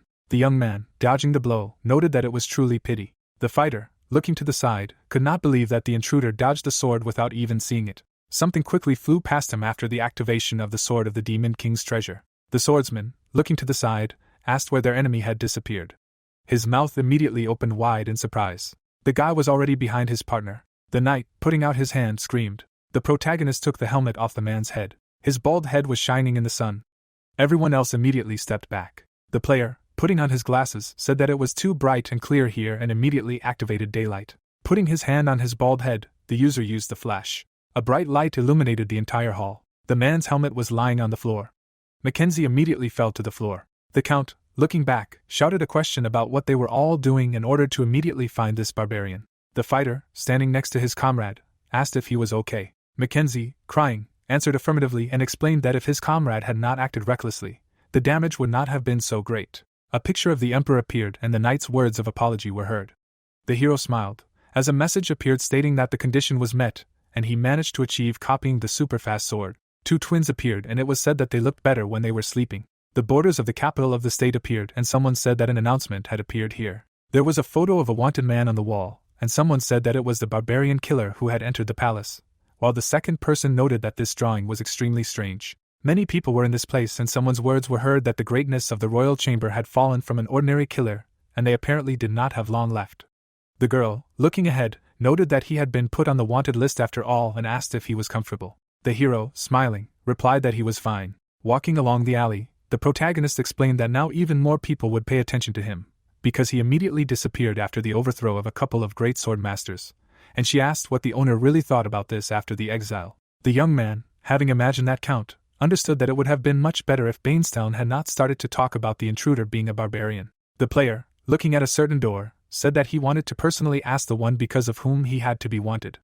The hero took hold of the door handle. The user, having opened it, said that they needed to find out directly from the initiator of the meeting. The old man turned his head to the guest. Having risen, the man noted that they were not even lost and added that a light snack had already been prepared for them, while Alice said that his house was too old to be called safe. The young man, sitting down at the table, asked whether he should thank the man for pretending not to know him and at the same time shouting so loudly about this barbarian invasion that they made a criminal out of him. The interlocutor explained that he thought that the guest would otherwise be confused. The old man, slightly bowing his head, also said that since it was very important, he wanted to check his skills again and how the intruder would react to an unforeseen situation. The guy, closing his eyes, asked if he was satisfied with the result. The man answered in the affirmative. Penheimer, sitting in front of him, noted that he was amazed that he managed to leave the castle so quickly and added that each time he manages to exceed all possible expectations. The player, raising his hand, suggested that he quickly start looking for the spy and finish this, and asked if he had prepared the fastest route to the tower administration. The man, smiling, answered in the affirmative. The old man, slightly bowing his head, said that the guest should already know that in order to get this, the administration must go over to the state. The hero, putting his hand on the table, realized that this man had finally shown his true intentions, and then asked what this changed in their plan. Penheimer, imagining a fortress, explained that there were currently fierce battles with the Murim for the administration base, a giant citadel. The interlocutor, looking down, also added that the emperor was not in the best condition at the moment. Imagining various aristocrats arguing, the man said that because of this, the nobility was fighting for power in order to get it after the death of the ruler. The old man, clenching his fist tightly, explained that they needed to unite in battle against external enemies, and they were all busy with strife, which looked too pitiful. The girl began to eat when the owner said that at this rate everything would go to the enemies, and it would be extremely difficult to provide a route. The guy, frowning, realized that everything was already much worse than expected and asked what they needed directly from him. The man raised his hand, saying that he would let him choose the royal jewel in advance. The old man, holding out his hand, explained that he wanted the guest to lead the capture so that the state could get the giant citadel. The protagonist, smiling, noted that the royal jewel for a person from outside could entail danger for the interlocutor. Penheimer, closing his eyes, said that he could even sacrifice his life if it would contribute to the protection of the emperor and the state. The player bowed his head when he began to receive notifications that a third special quest had appeared for the first to capture the tower, in which he needed to gain the king's trust by helping the interlocutor, and subsequently lead the state to complete prosperity, and in case of success, a third special equipment would be opened for him. A smirk immediately appeared on his face after learning about this special equipment. The guy, shaking his hand, agreed with him and said that they really should try to do this. The hero looked forward. The old man bowed his head when the guest said that this would be done for his benefit and for the benefit of the entire country. The girl was already wiping her mouth with a handkerchief when the young man began to say that he had learned something about the spy, and the interlocutor noted that he was astonished by him as always. Alice's gaze immediately turned to the side. Someone was walking toward this building. The man pulled a glove onto his hand. The ward, rising from his chair, said that someone was coming and that this uninvited guest smelled a very bad aroma of magical power. Penheimer, frowning, realized that someone was following him, having bypassed the magic plug, and assumed that it was some great master of the sword. The young man, standing next to him, asked if he was being followed, and he replied that he had apparently begun to lose his grip. The girl approached the door when the man said that he would try to return to his previous state. The door immediately broke. Some black creatures immediately rushed forward. Alice's eyes turned white with fear. She hit one of them and screamed that they were very nasty. The other two were already next to her. One of the fighters suddenly disappeared from the spot. The old man, having cut the opponents, asked them not to touch his guests. The remains of these monsters remained on the floor. The guy, looking down, assumed that it was necromancy, which the state has a very negative attitude towards. The young man, swinging his fist, realized that there would be only one answer, and immediately a notification about the activation of the Demon King of the Black Sky appeared. Purple energy immediately broke through the roof. The old man, looking up, screamed about his safe house. The protagonist was already in the air. There were 3 more such monsters on the ground. The hero immediately fired arrows from the bow after activating the red magic bullets. The shells hit 2 monsters. The player fell to the ground. Turning around, the guy asked if they should finish these games. The man, approaching him, said that he was sorry that the opponent did not have a chance to have fun, because he wanted to leave a good first impression. The fighter, raising his hand, introduced himself. Murim's territory on the 21st floor appeared. The girl was standing in the middle of the forest. A blue portal appeared near her. Someone's leg appeared from it. Smiling, she noted that he had come after all. Yusin stood in front of her. The territory of this floor appeared when she asked if he was surprised by the sight, because it was Murim, the administration of the test tower. The player, looking to the side, realized that he did not even imagine that he would be able to get here so quickly. The girl, turning her head, asked if he was not grateful. She, bowing her head, explained that she stopped the 4th king from killing a guest. Blood flowed down the user's face. Solon, kneeling, begged him to leave this man alive. The king, standing above her, asked how she dared to block his path, because why should he spare this fighter? She, folding her hands in front of her, asked him to accept his Hube Murim with generosity. Yusin looked away when he heard her words about him being a student of a temporary mortal soul and could understand a lot thanks to today's experience. The old man, looking down, asked again. The player, walking behind, noted that he would never have thought that she would be able to say such a thing and asked why she lied like that. The user, introducing a certain swordswoman, explained that the person was a legendary master of this place and had died a long time ago, but if she were alive, she would be an ordinary grandmother. The young man, frowning, said that if she wanted to bring him here, she should have been prepared. The girl, looking away, noted that he really knew this world well and thought that she liked his composure. Stopping, she asked about which grandmother they were talking about and added that this was already in Takla's statement. His eyes widened in surprise. The bird sat on the man's hand. The girl sat on a stone when the guy said that she was in the prime of life. The soul turned around and asked if the player was using her sword. The girl and the old man were going down to the cellar when the hero said that they needed to go together to the royal treasury. The protagonist, standing in front of that guest at that time, said that he needed to listen to the words of this man. The cellar slammed shut. Penheimer, looking at his companion, asked if she was really okay leaving her master alone. Alice, closing her eyes, asked him not to worry, because even young people do not worry so much. They were already sitting at the table when the vampire explained that if they were asked to leave, it meant that the leader had something in mind. The man, raising his finger, noted that following the old man was the right decision and added that he was glad to meet him. The young man, looking ahead, explained that the extra people had already left and asked what he wanted from him. The remains of monsters were still lying on the floor, when the protagonist said that it would be better for the interlocutor to fight on the same side with him if he was going to ask to join the main team again. The same one asked what the player was saying. Gawain, grinning, asked whether the user really didn't know their relationship and explained that they could shake hands, but then end up putting a knife to their throats. The young man narrowed his eyes. The warriors of the state appeared when the guest said that since there was such a fuss here, the guards would burst in here in 10 minutes. The man raised his hand and explained that they could exchange information safely and honestly during this time. The girl tilted her head and asked why he needed to know about Gawain. She raised her hand to her face and explained that she had been placed on Hosenwald's side and therefore she herself knew nothing. There was an imprint on her face after using the activation of the Arc brand. The ward, leaning against the ice, explained that this man was one of the main knights of the main team and was known for the fact that, unlike Hosenwald, he fought on his own and in the front ranks. The comrade, turning her head, also added that he was good with a sword and the work of a commander, and was also incredibly good at using the technique of sucking out information. The man smiled widely when a notification appeared about the activation of the Scales of Trust. His hand was chained to the table after the message that she was the designated place, and both sides should take turns asking questions and answering them honestly. A saw appeared after the system was notified that in case of silence or lies they would be condemned by the scales. The interlocutor, raising his other hand, explained that only the truth should be told here and this rule applied to both of them. Grinning, the guest asked about his opinion on having a little fun before the guards arrived, because they must have accumulated a lot of interesting questions. The hero, bowing his head, noted that the interlocutor was really brave. Shackles also appeared on his hand and a saw next to him after accepting the confirmation. The guards were already running towards the house. They stopped when the corresponding order was received. A broken table appeared and they said that the barbarian had already escaped. They began to run in different directions when the commander shouted that it could be the wanted man, and they needed to split up and look for him. Blood dripped onto the ground.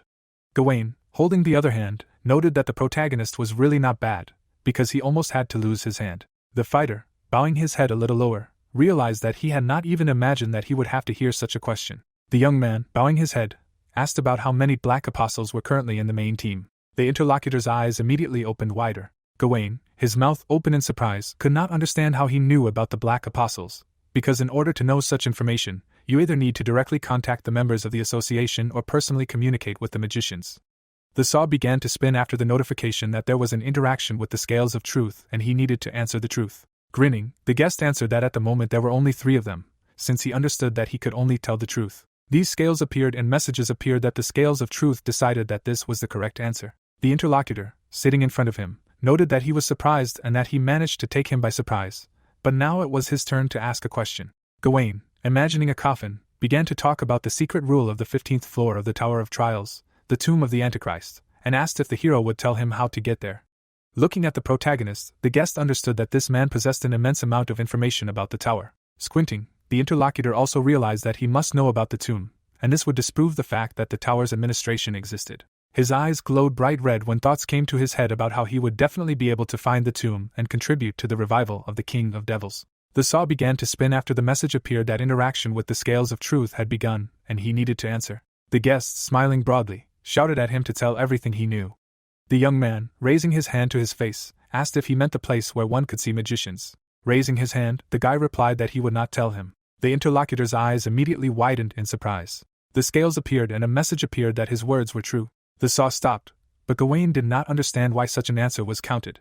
His mouth was wide open in surprise since he could not understand how this happened. The scales appeared when the hero thought that the way to separate the truth from the lie is very simple. Imagining the pulse next to the heart, the player knew that the scales of truth determine it with the help of a heartbeat. His eyes were hidden under his hair when shallow breathing was activated and a message immediately appeared that he had the ability to control his breathing and heartbeat. The guy, raising his fist, understood that if he managed to control the heart, then any phrase of his would be considered the truth. The interlocutor, with his mouth wide open in surprise, understood that it was difficult for him to believe that he had not received punishment for such an outright lie. Gawain, gritting his teeth, remembered that he said that he knew about the tomb of the Antichrist and assumed that he used some ability that bypassed the scales. Some symbols appeared above the hero's hand. The young man clenched his hand into a fist and a message appeared that the weakening of the third-level barrier spell was activated. Immediately after, the protagonist pulled his hand away. The interlocutor, sitting with his mouth still open, could not believe that he managed to break the handcuff. The hero, smiling, thanked the guest and explained that he managed to find out that there were as many as 3 black apostles, with whom he now had to deal. The young man, swinging, said that now he needed to find out what they were doing here, and immediately a message appeared about the activation of the soul seal. The guest clenched his teeth. The green glow immediately flew away after activating the emergency escape skill. The beam went somewhere to the wall, when a message appeared stating that if the user is not in a safe zone, then he can only receive minor damage. The player, sitting on the floor, noted that it was really dangerous to play with him, because he has an unknown barrier, and also this magic. The young man stood in front of him when Gawain said that in honor of the loss, he would tell him something interesting. The fighter, smiling, said that he examined the surroundings on the way here and asked if he knew that there were not only them, the administration players, here. The guy, slightly bowing his head, asked what this meant. The interlocutor, grinning, explained that the same person was here, the one who deceived them, saying that the protagonist was unknown.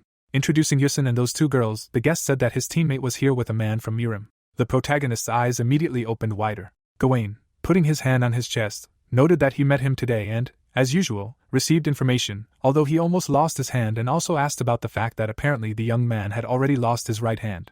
Smiling, the guest also added that he could calmly swear at them, but he should check if his allies had betrayed him. The man disappeared, saying that that was all. The guards were already running to the house. They stopped in front of the entrance. Inside there was only a broken table. They began to turn around, shouting that they needed to split up. The protagonist was sitting in the cellar. The young man frowned and said that this Yusin was simply impossible. The imperial palace was visible in the distance, and a shout was heard asking if they were unable to catch the criminal. The man, pointing to the photo, shouted for them to put the man in jail and added that they were apparently unable to do so because they could not draw him properly. Raising his hand, the count said that the status of the state was falling lower and lower, and that they needed to bring in that heretic immediately. Frowning, Bainstone did not understand what kind of idiots they were, because they could not do anything properly until he had to take charge. Walking forward, the nobleman said that not only did he have to deal with the Murim for that castle, but now he also had to deal with that one invader and asked the swordsman for his opinion on this matter. The warrior silently looked away. Remembering that situation, Abraham said that they were all sitting, that his sword Aurora was as huge as his and his partners, great sword masters. Bowing his head, the fighter explained that even without fighting him personally, one can easily understand that they are either on the same level, or the intruder is above them.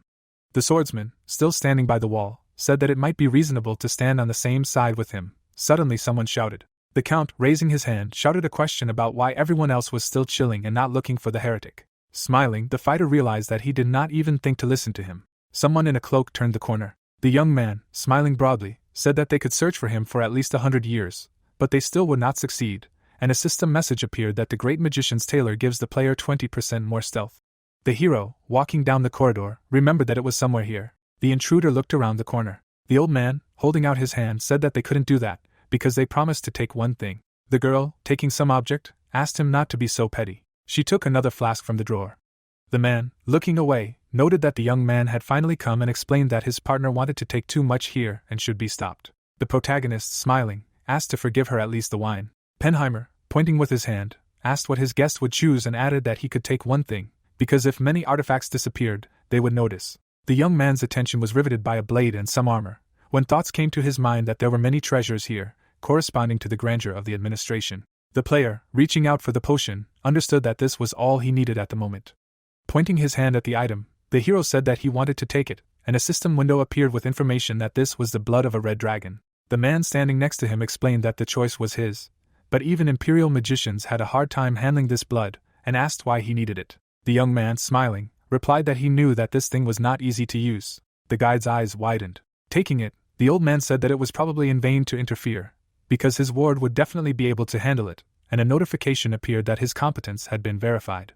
Having handed over the potion, Penheimer explained that the help he could provide ended there. A city appeared next to the castle, when the man said that he would now leave the entire attack to them. The Tower of the Awakened Association appeared. The twins stood up and looked at the system window when a notification about a video call request appeared. An image of the leader appeared in front of them. Their eyes widened after the question of whether they were at his house. They answered negatively, but the protagonist noticed that his sofa was behind them. The player, closing his eyes, said that he himself would offer them to live together, and therefore there was no difference, and added that he had one task for them. Their mouths spread into smiles after such words. Approaching the system window, they exclaimed that this was great. Immediately after, a notification appeared that the video call was over. The protagonist, remembering Gawain, realized that he definitely did not ask about the tomb of the Antichrist for no reason, because this is one of the few places in the tower where you can see mages, and to find the entrance there, you need to have a relic for summoning. Alice, walking next to him, asked if he would really have to live with these twins. He replied that he had promised them, and if something went wrong, they would simply be given the lower floor. They were walking down the street when the girl said that it was surprising that no one recognized him, even despite the search. The guy, raising his hand, explained that it was because his appearance was different in reality. His face changed when the player said that others saw him like that, and she screamed that he was too scary. The vampire, looking away, asked why they were even walking here, because they really didn't need to attack the castle. Her gaze rushed forward after he said that before that he definitely needed to go somewhere. The girl, putting her hand on her side, asked what kind of dilapidated forge it was. The young man, opening the door, explained that it looked old from the outside, but there was someone here who was simply impossible to pass by. A certain man was sitting in front, when the guy said that the best blacksmith in the state lived here. There were many empty mugs of alcohol next to the dwarf, when the player said his name. The sign of this forge appeared. On the wall nearby hung a wooden plaque with information that the customer satisfaction rate was less than 2%, and it consistently leads the rating of the most unfriendly places in the state. The girl, stepping back, asked what kind of forge this was, because it looked more like a garbage dump. She, squinting, asked if the leader called this dwarf the best blacksmith. The young man's eyes lit up red after activating the gluttonous eye. The man was still sleeping when a system window with characteristics appeared in front of him, as well as a message with information about the copying conditions, which said that he was one of the 5 hammers, as well as an indestructible anvil, of the dwarven state, but felt apathy towards already worn-out objects, and if he managed to warm Orin's soul again, he would be able to copy one of his skills. The hero, putting his hand to his mouth, greeted the master. The young man, bringing his hand to the girl, asked to give it to him. A bottle of 50-year-old alcohol appeared in her hands. The guy, picking it up, asked what he should do with this bottle of wine if the blacksmith had fallen asleep. His hand was already reaching for the bottle when the visitor said that they could not do anything, since the blacksmith, to whom they brought such good alcohol, had fallen asleep. The master, opening his eyes wide, ordered to give him this bottle immediately. A grin appeared on the protagonist's face. The dwarf, taking it in his hand, said that this is how alcohol should be and asked what they wanted. The hero, standing in front of him, answered that they came to strengthen the defense, but the master asked again. A certain information board appeared when the master asked if they hadn't seen that board from the outside and added that he was surprised that they decided to contact him even after that. The blacksmith, scratching himself, said that he was just a drunkard who had already lost all his skills and asked if they would regret entrusting him with this work. The player, closing his eyes, answered that there was nothing wrong with it, and explained that they would not offend him with payment, and that he just needed to try. Immediately after, a notification about the activation of telepathy appeared. The girl's eyes opened wider after the message appeared that she had been chosen as the target of this skill. The young man, holding Queen Pendragon's bracelet in his hand, asked him to start with this, and Alice asked how to get her thing from him. The dwarf, taking the item in his hand, noted that it was a rather rare thing and asked if everything was really okay. The guy, closing his eyes, nodded affirmatively. The blacksmith, putting the item on the anvil, said that the main thing for him was to get paid. His eyes lit up with a bright light after saying that they would not regret it later. Flames began to burst out of his mouth after activating metal breath. The ring began to heat up. Immediately after, the master began to hit it with a hammer, and a message appeared that the item had begun to strengthen. His hammer hit the item again, and suddenly a notification about a fatal error appeared. A system window appeared, which showed the transformation of the queen's bracelet and its destroyed version. The girl turned completely white after the message appeared that he had failed to strengthen the item. She, bulging her eyes, screamed. The master, closing one eye, explained that his hands simply slipped and it turned out extremely awkwardly. The hero, holding something in his hands, said that everything was fine. Smiling, the protagonist explained that he still had a lot of things left. The girl, crying, screamed a question about what he was going to do with her collection. The 3rd floor of the test tower, the Temple of Transition, appeared. The girl closed her eyes, listening to the people around her say that they were now her fans. She, bowing her head, realized that she came here because the leader sent someone here, but it was difficult for her to find this person, since there were too many people here. Someone stepped on the railing. The man, raising his hand, shouted for them to disperse. The people's mouths opened wide in surprise. The twins appeared above them, and someone shouted that they were crazy and needed to run if they did not want to die. Teresa, smiling, greeted them and added that it was probably them who were sent by the leader. The girl, pointing to the portal, invited them there and explained that she even requested invitations for them. Then the player asked them if they really should not follow her. They, turning away, answered negatively. Casey, approaching her, answered that they knew it, but they did not want to be an escort for such a weak person. The guy asked about where her dark version was, because they would definitely go after her. Teresa bowed her head. She took the boy's head. With wide eyes, the girl asked about whether they understood only in a bad way and added that they should listen to what they were told. The twin, smiling, agreed with her. The girl asked to do the same with her. Teresa, smirking, said that she would play with them first, and then they would go and ask their opinion on this matter. A portal appeared when they expressed their consent. On the anvil lay many remains of items after another message appeared that he failed to strengthen the item, and the necklace of rainbow stones was destroyed. Alice, holding the remains of this thing in her hands, said that she wore it only on days when she was in a good mood. The blacksmith, holding the hammer, realized that this was already the 10th thing and he had not yet managed to make a single successful enhancement. Looking at the enraged girl, the master tried to understand whether everything would be okay with him later. The hero, putting on an apron, asked him to stop and give him some space, while Oren asked what he was going to do. The protagonist, taking the hammer from the wall, said that having watched him work for so long, it seemed to him that he himself would be able to cope. The man, frowning, asked again. The young man, taking the blade in his hand, explained that given his intoxication, no matter how brilliant a blacksmith he was, even he would be able to repeat it easily. Putting Pantagruel's fang on the anvil, the player said that he would show him how it was done. The dwarf, squinting, could not understand that this man really thought that it would be so easy, even though his skill had fallen so much over all this time. His eyes widened as the notification appeared that the item enhancement had begun. The boy raised his hammer above his head. Oren, with his mouth open in surprise, realized that this visitor was surprisingly good, because he had a calm and precise technique, and he pierced the base of the metal at the right time. Immediately after, the user used the blood of the red dragon in the enhancement, and then the master realized that this was simply unthinkable. Sweat ran down his face as questions came to his mind about how he managed to get this valuable thing, which was now used to increase the effectiveness of the item to the maximum. The hero continued to hit the blade with the hammer when the master realized that he was unhappy that he insulted him. But looking at this fang, filling with red from the blood, you can understand why he said that. The blacksmith, with his eyes widened, realized that his heart began to tremble again. The protagonist's hammer hung in the air after the messages appeared that he managed to fulfill the copying conditions, and he managed to copy the metal-breathing skill. The dwarf looked at this with his mouth wide open. The master, raising his hands, asked why he stopped, because he was doing great. The guy, raising his hammer, explained that he only partially imitated him, but he could not reproduce the basics of blacksmithing. The young man, handing over the hammer, said that he wanted a real blacksmith to finish this job. Oren, raising his hand, asked again. The hero, smiling, understood that he knew this feeling better than anyone, the feeling of a player who had reached the maximum level. Imagining a blacksmith next to a large number of tools, the player knew that he must be feeling great despondency, since he managed to comprehend all the secrets of this art. The man held the hammer in his hands. The blade was still red-hot.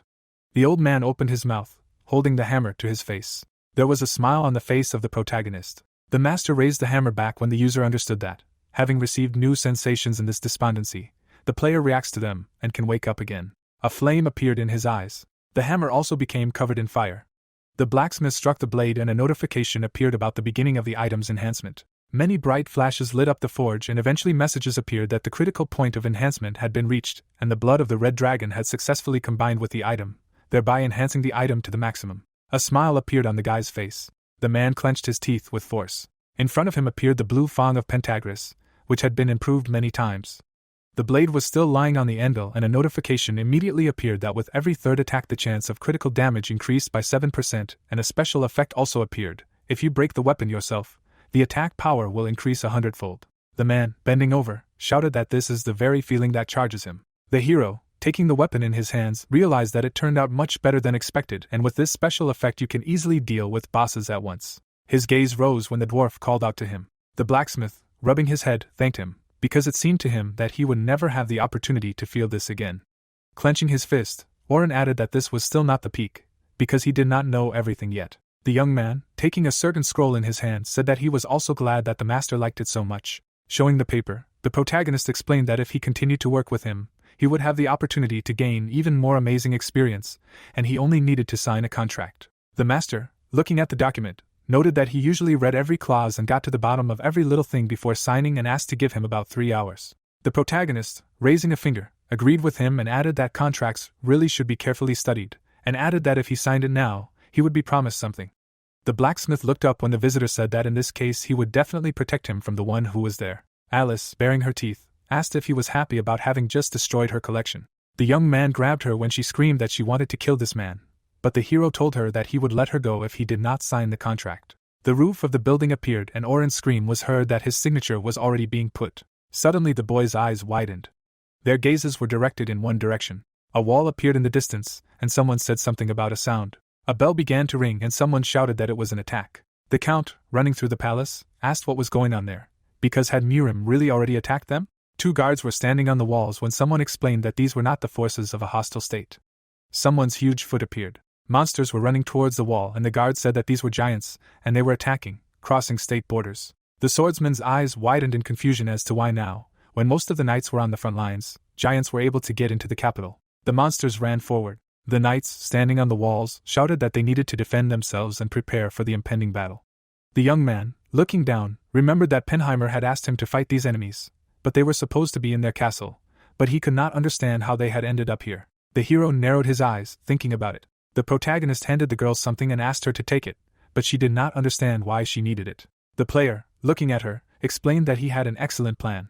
The guards loaded their crossbows with shouts. One of the enemies parried the projectiles with his hands. The knight, looking down, said that this was simply impossible, while the second asked him not to lose his vigilance, since they needed to wait for the sword masters to arrive. The monsters were already approaching the walls, when someone said that they could not cross it. 2 giants held out their hands. The third one stood on them with 1 foot. The opponent, soaring into the air, screamed. His eyes glowed red as he screamed that they needed to kill everyone because they were not worthy of pity. The giant hit the wall right away. The man, riding his horse, realized that the enemy had managed to cross the wall. The swordsman, looking up, realized that he had come to the point where they had already received a lot of damage. His eyes suddenly opened wider. The monster was looking somewhere up. There was some bright glow in front of him and messages about the activation of the deadly poison, and the giant's palm appeared. The protagonist's fist glowed brightly after the notification that he had managed to merge. The young man hung above him in the air, activating the giant's strike. The player, looking forward, ordered the monster to descend. The blow hit him right in the face. The opponent immediately flew off the wall. A camera began to appear near him and a message about the start of filming a video popped up. The man raised his hand. Putting it forward, the fighter said that he would remember how he showed his unsightly side and immediately activated the bloody path. The red substance grabbed the leader's back. They all flew up into the air. Immediately after, the player made several lightning strikes, as he activated the speed sword. His eyes took on a pink glow after activating the Demon Emperor's treasure sword. The protagonist landed on the ground. Smiling, the guy noted that it was a good boost, and a message about the end of the recording immediately appeared. The girl, looking to the side, asked if he did it just to check the power of the item. The protagonist, looking away, answered affirmatively. They looked at the knights when they shouted that they survived only thanks to them. They rose to their feet. Looking at the man's face, one of them said that it seemed to him that this face was on a wanted list. Someone walked through their ranks, shouting that they needed to gather. The prince and the swordsman were walking towards them. The count, frowning, explained that he had seen them deal with the giants and added that he was apparently a very powerful magician. The swordsman, grabbing the hilt, understood that another battle was inevitable and he needed to avenge his partner. The young man, raising both hands, asked if they had come to arrest him and asked them to do so. The count, smiling, asked what they were talking about. Raising his hands, the aristocrat shouted that the appearance of the heroes was a blessing from God, because they had managed to save the capital from monsters. Smiling broadly, the man asked them to go to the palace so that they could give them a warm welcome. The protagonist, smiling, looked at his partner. The kingdom appeared from afar when the guy asked her not to stand still and to follow them. They stood in the middle of the hall when someone said that these people protected the country. The count, standing in front of them, said that he was glad to welcome them again.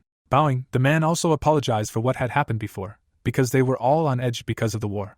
Throwing his head back, the prince noted that if they had known about their abilities from the start, they would have welcomed them with all the cordiality. The aristocrat, covering his mouth with his hand, noted that they must be tired because of all these misunderstandings and suggested that they rest in order to continue the conversation tomorrow. Looking to the side, the aristocrat ordered a room to be prepared for the 2 dear guests. The swordsman, standing behind, understood that this man had been considered an invader just a few hours ago, but had returned and received a hero's welcome. There was a smile on the young man's face. The knight, frowning, realized that the more he tried to recognize this man, the less he succeeded. Someone approached him from behind and asked about his condition. He asked his partner, holding onto his helmet, why this man was here again. Abraham, standing in front of him, reminded him that he had asked him not to go out, and immediately offered him a drink. A bottle appeared. Someone brought the glass to his mouth. The girl, smiling broadly, said that she finally felt alive. The protagonist, turning his head, asked if she really liked it that much, and she answered affirmatively and added that now revenge could be left for later. Alice, throwing her head back, explained that she was disgusted by the fact that she did not even have the opportunity to wash herself, But now she had a bath with wine and everything became great. The player bowed his head. Looking at the image from the video, the guy realized that the attitude towards them had completely changed after the viewers were shown the girl as a strong fellow mage. Imagining himself next to her, the hero understood that if he called her the second unknown, it would only stir up the interest of subscribers and for some time they would be able to earn more, and the unknown's radius of work would expand. Imagining that man, the protagonist remembered that he had recently called him a heretic and grinned maliciously. Also in his mind was the memory of that Indian player, and his thoughts that the boy must have found out that the government spy was Bainstone. The boy, putting away the video, understood that this man was a spy from Miram. Looking down, the hero realized that even if he told him about it, there would be no benefit for him at all. Imagining the chessboard, the user knew that he needed to monitor the atmosphere in the palace, and therefore it was better to assume that that count had already captured it, because it would be unclear what to do even if they found out the identity of the spy. His head was still lowered, when suddenly someone knocked on the door. The boy was already sitting at the table. The swordsman, entering, asked him what he thought about alcohol as a token of apology. His hand was on the table. The master, sitting in front of him, explained that his partner said that this was the first time he encountered such contempt after becoming a great master, and the boy asked to convey his regrets. The fighter, raising his glass to his mouth, added that he had heard that the other players still could not go above the 10th floor. The hero, closing his eyes, explained that he had come here at Penheimer's request, because he had asked him to help in the attack on the giant's dwelling. The interlocutor, looking down, said that this old man had been trying to change someone for a long time, and in the end he had arranged something like this. The young man, smiling, asked what was wrong with the warrior's face, because did he really not like the fact that a man had come who wanted to help the state? Abraham, still looking down, explained that Penheimer always acts selflessly for the sake of the country and his majesty, even if it threatened his life, and this deserved respect as a knight. Introducing the statue, the swordsman added that now the state was collapsing along with the ruler. The knight, raising his head, explained that even if they attacked them, it would be pointless without a proper leader. Frowning, the fighter also said that in this way the country would collapse under Miram. A smirk appeared on the hero's face. The young man, opening his eyes wide, asked if that was really the only reason he was taking the side of the count, betraying the emperor. The swordsman's eyes immediately opened wide. His chair flew back. The guy, waving his hand, asked him to calm down, because he simply wanted to improve their mutual understanding and he had no desire to fight. The protagonist, looking up, added that he understood everything, because for the sake of the country one could throw away one's knightly morals. The interlocutor, gritting his teeth, said that he knew it, but the guest turned out to be more intelligent than expected, and if so, then they should immediately move on to the topic of conversation. The knight, putting his hand on his chest, explained that he would receive much more than Penheimer had offered him and asked if he could destroy the giant's lair for the prince. The young man raised one eyebrow. The sun had already risen over the capital. The nobleman, stroking his horse, said that Abraham had conveyed everything to him and thanked the guest for accepting the state request. The man, standing nearby, explained that there was a fortress to the west of their lair and if he needed help, he could turn to them. Bowing, the count wished them luck. The hero looked at him silently. The horse was already heading for the gate. The knight, looking out from behind him, asked if he really thought these people would be on their side, and the leader replied that he did not care what happened there. Squinting, Bainstone asked to tell the commander that they should start using this man and destroy the lair as soon as they had a chance. The protégé's eyes widened. The protagonist, bowing his head, imagined the swordsman, trying to understand whether he could say such a thing, knowing that the count he followed was on the Miram side. The girl, taking off her mask, asked if the leader would really be on the side of that prince. The guy, closing his eyes, answered negatively and explained that even now, smiling, he was thinking to himself about using them and throwing them away. They were heading towards the fortress, when the player said that they first needed to get there and think about what to do, because in order to see the picture better, they needed to get more information. The sacred state of Seds appeared and someone's words about dying and being born stars were heard. The priestesses, raising their hands, blessed the goddess of light. The other two, wide-eyed, said that they were seeing something like this for the first time.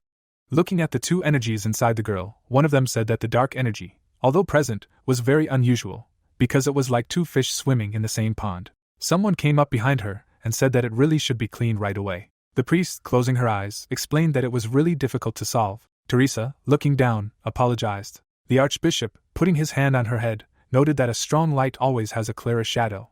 The woman, looking at it, explained that this meant that her sacred power was strong and pure, and she should not worry. The priest, walking next to the girl, asked if she wanted to study this place, and she answered affirmatively. The woman, pointing with her finger, asked if she wanted to meet those guys. The man, throwing something, said that it was a dish for worship, but the second answered that she was not taking it, but simply borrowing it.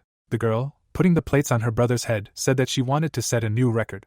Sabina, holding her hands behind her back, asked if everything would be okay with them, because they were desecrated. The archbishop, looking away, said that she could trust his ward and would always protect her, but they should still clarify her investigation to the other clergy, and asked why she needed it. The girl, raising her hand, explained that she needed a report from a trusted ally.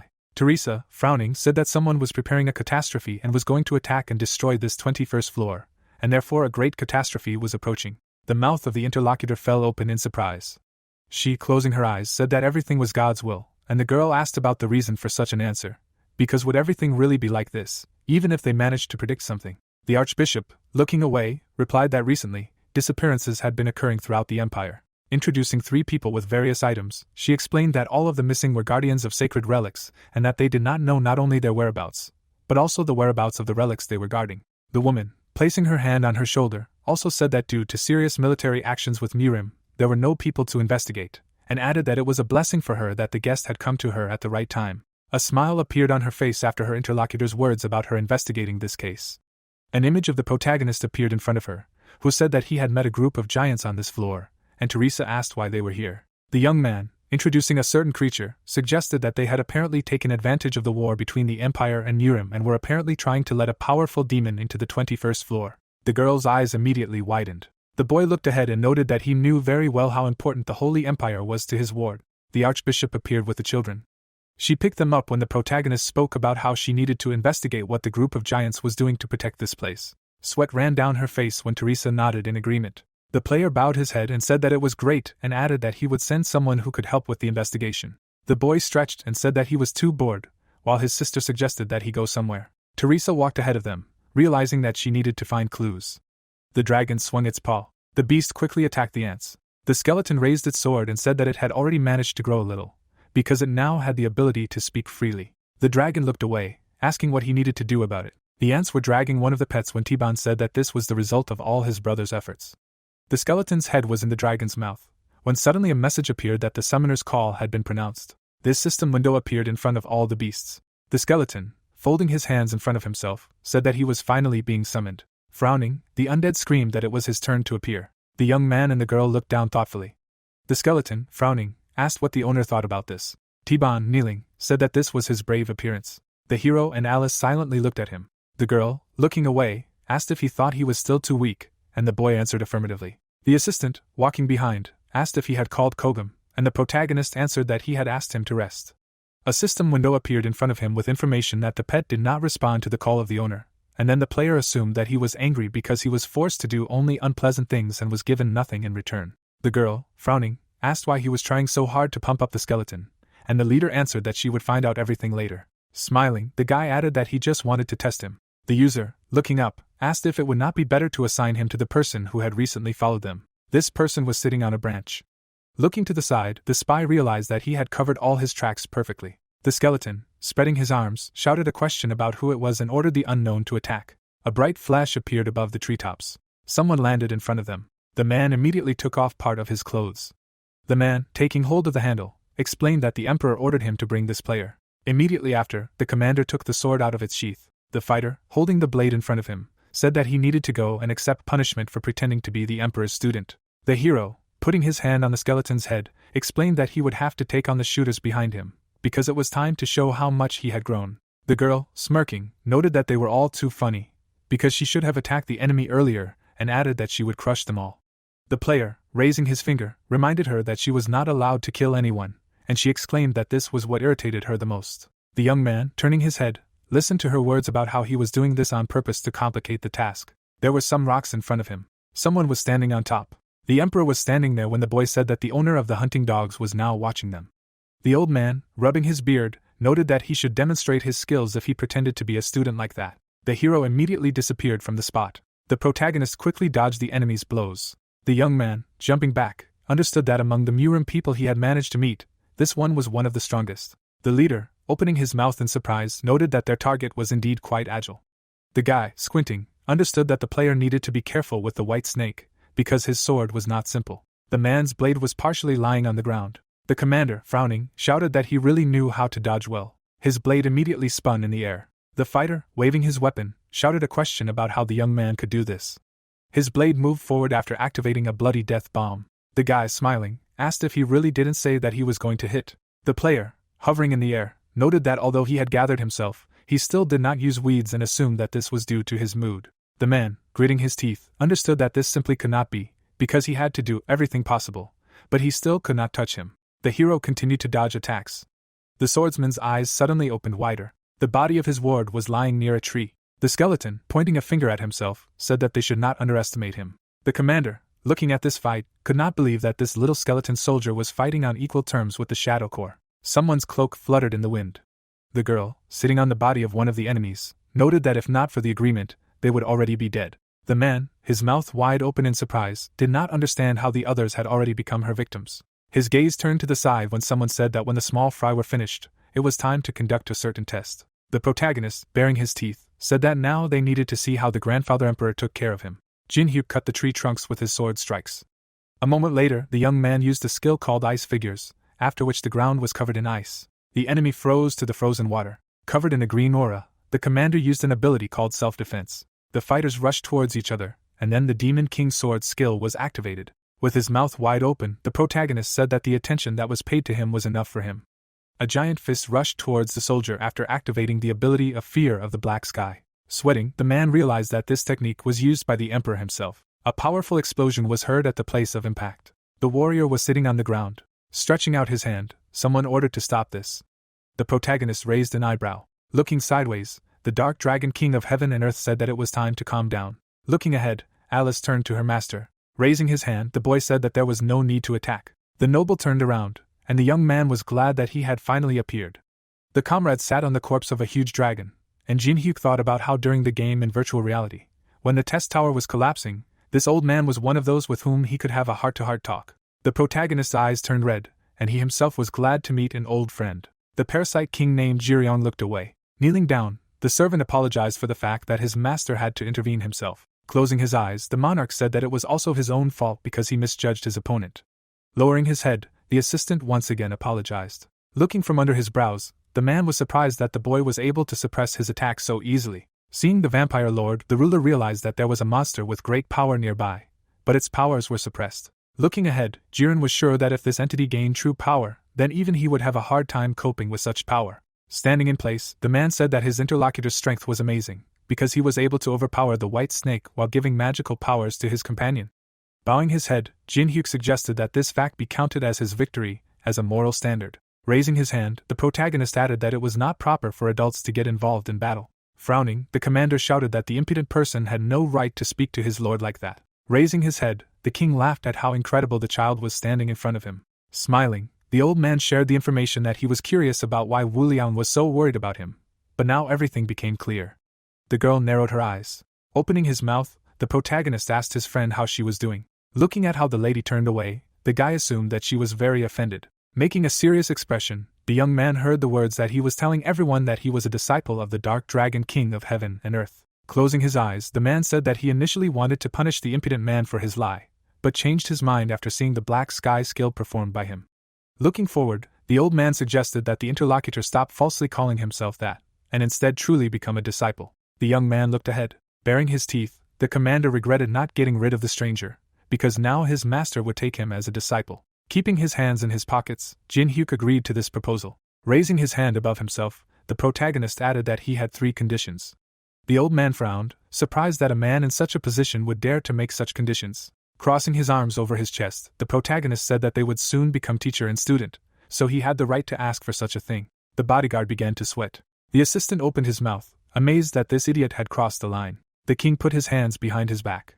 Smiling widely, Jiryong said that because of his good attitude towards him, the boy thought that the whole world was beneath his feet. Shaking the earth, the man said that the impudent man needed to be put in his place. Turning his head, the guy asked the vampire and Tybone to step aside. Closing his eyes, the young man said that the first condition was the conclusion of a temporary contract, which did not imply his entry into their faith. The warrior listened with a sidelong glance as the condition was that he could control the shadows and the white snake for 3 days. Raising his finger, the young man reminded him that there was a third condition. Looking at Wolian, Jinhyuk demanded that she give him the girl. Stones flew over the ground, and the king declared that this was impudence. Having approached his interlocutor, the old man asked if this was the end of the conditions. Jumping back, the lady shouted at everyone to move away. The monarch's eyes began to glow, and he himself invited the boy to say something last. Closing his eyes, the protagonist promised that if they agreed to the proposed conditions, he would become a disciple. Opening his eyes wide, the protagonist activated the Black Sky skill. Covering himself in purple flames, the guy said that he would make up for the missing 13th demon eclipse. The man bared his teeth. Standing there, the king knew that his deepest desire was to fill it. Looking into his rival's eyes, the monarch could not understand how he knew about it. The sun appeared from behind the mountain peak. Holding her pet in her arms, Alice heard a loud laugh. Taking Jin-hyuk under his shoulder, Jiryong was sure that he had a feeling that they had known each other for a long time, despite the fact that they were seeing each other for the first time. Pointing his finger, the king ordered his subordinates to consider this man their master and obey him for 3 days. Lowering his head, the old man asked his disciple to notify him when he finished all his business, after which they would officially confirm their relationship. With his mouth wide open, the man said that he doubted that he would be able to perform an eclipse, but now, it was becoming a possible thing. Holding the boy's cheek, the monarch asked him where he had been all this time. Looking ahead, Woliang thought of this boy. Watching the ruler and the young man interact, the girl realized that she had hated him before because he falsely pretended to be the emperor's disciple, but now it was true. Smiling widely, the young man demanded that the bodyguard be handed over to him. Smiling slightly, the lady decided that he was truly an absurd person. Raising her hand, Wolian was pleased that she could accompany her comrade again. Looking at the boys, the commander said that he was irritated by this. Frowning, the man said that not only had Jin-hyuk humiliated him in front of the king, he had also forced him to accept the upstart as his lord. Closing her eyes, the girl asked her ally not to be angry, because despite the appearance of the protagonist, he took very good care of his people. Looking away, Alice responded to the words of praise by saying that her master did not allow her to kill a single person. The protagonist lowered his head and said that they could use another fighter to attack the giant fortress, and the familiar asked about this place. Smiling widely, the guy explained that it was a huge and restless place. The guys looked at the giant fortress. Meteorites fell on the barrier near the western gate of the giant fortress. Sitting on his horse, the man was surprised that even the most powerful spells could not make the slightest breach. Looking to the side, Javier ordered a retreat. Covering themselves in a green aura, the soldiers used a skill called barrier resistance. Raising the flag, the warrior ordered the first squad to move forward. The men closed their eyes. Moving forward, the fighters praised His Majesty Reynard. The knight's foot stepped over the barrier. Having created magical symbols, the world tree activated an ability called Distortion of Feelings. The soldiers ran forward, and their captain shouted that they needed to run before the zit broke. Baring his teeth, the man noticed that the barrier resistance had been destroyed. Falling to the ground, the warrior realized that all his senses were beginning to distort. Shaking with fear, the count was frightened by what was happening. Frowning, the fat man was disappointed that even the best mages of the state could not hold out for even 3 seconds, even with a shield.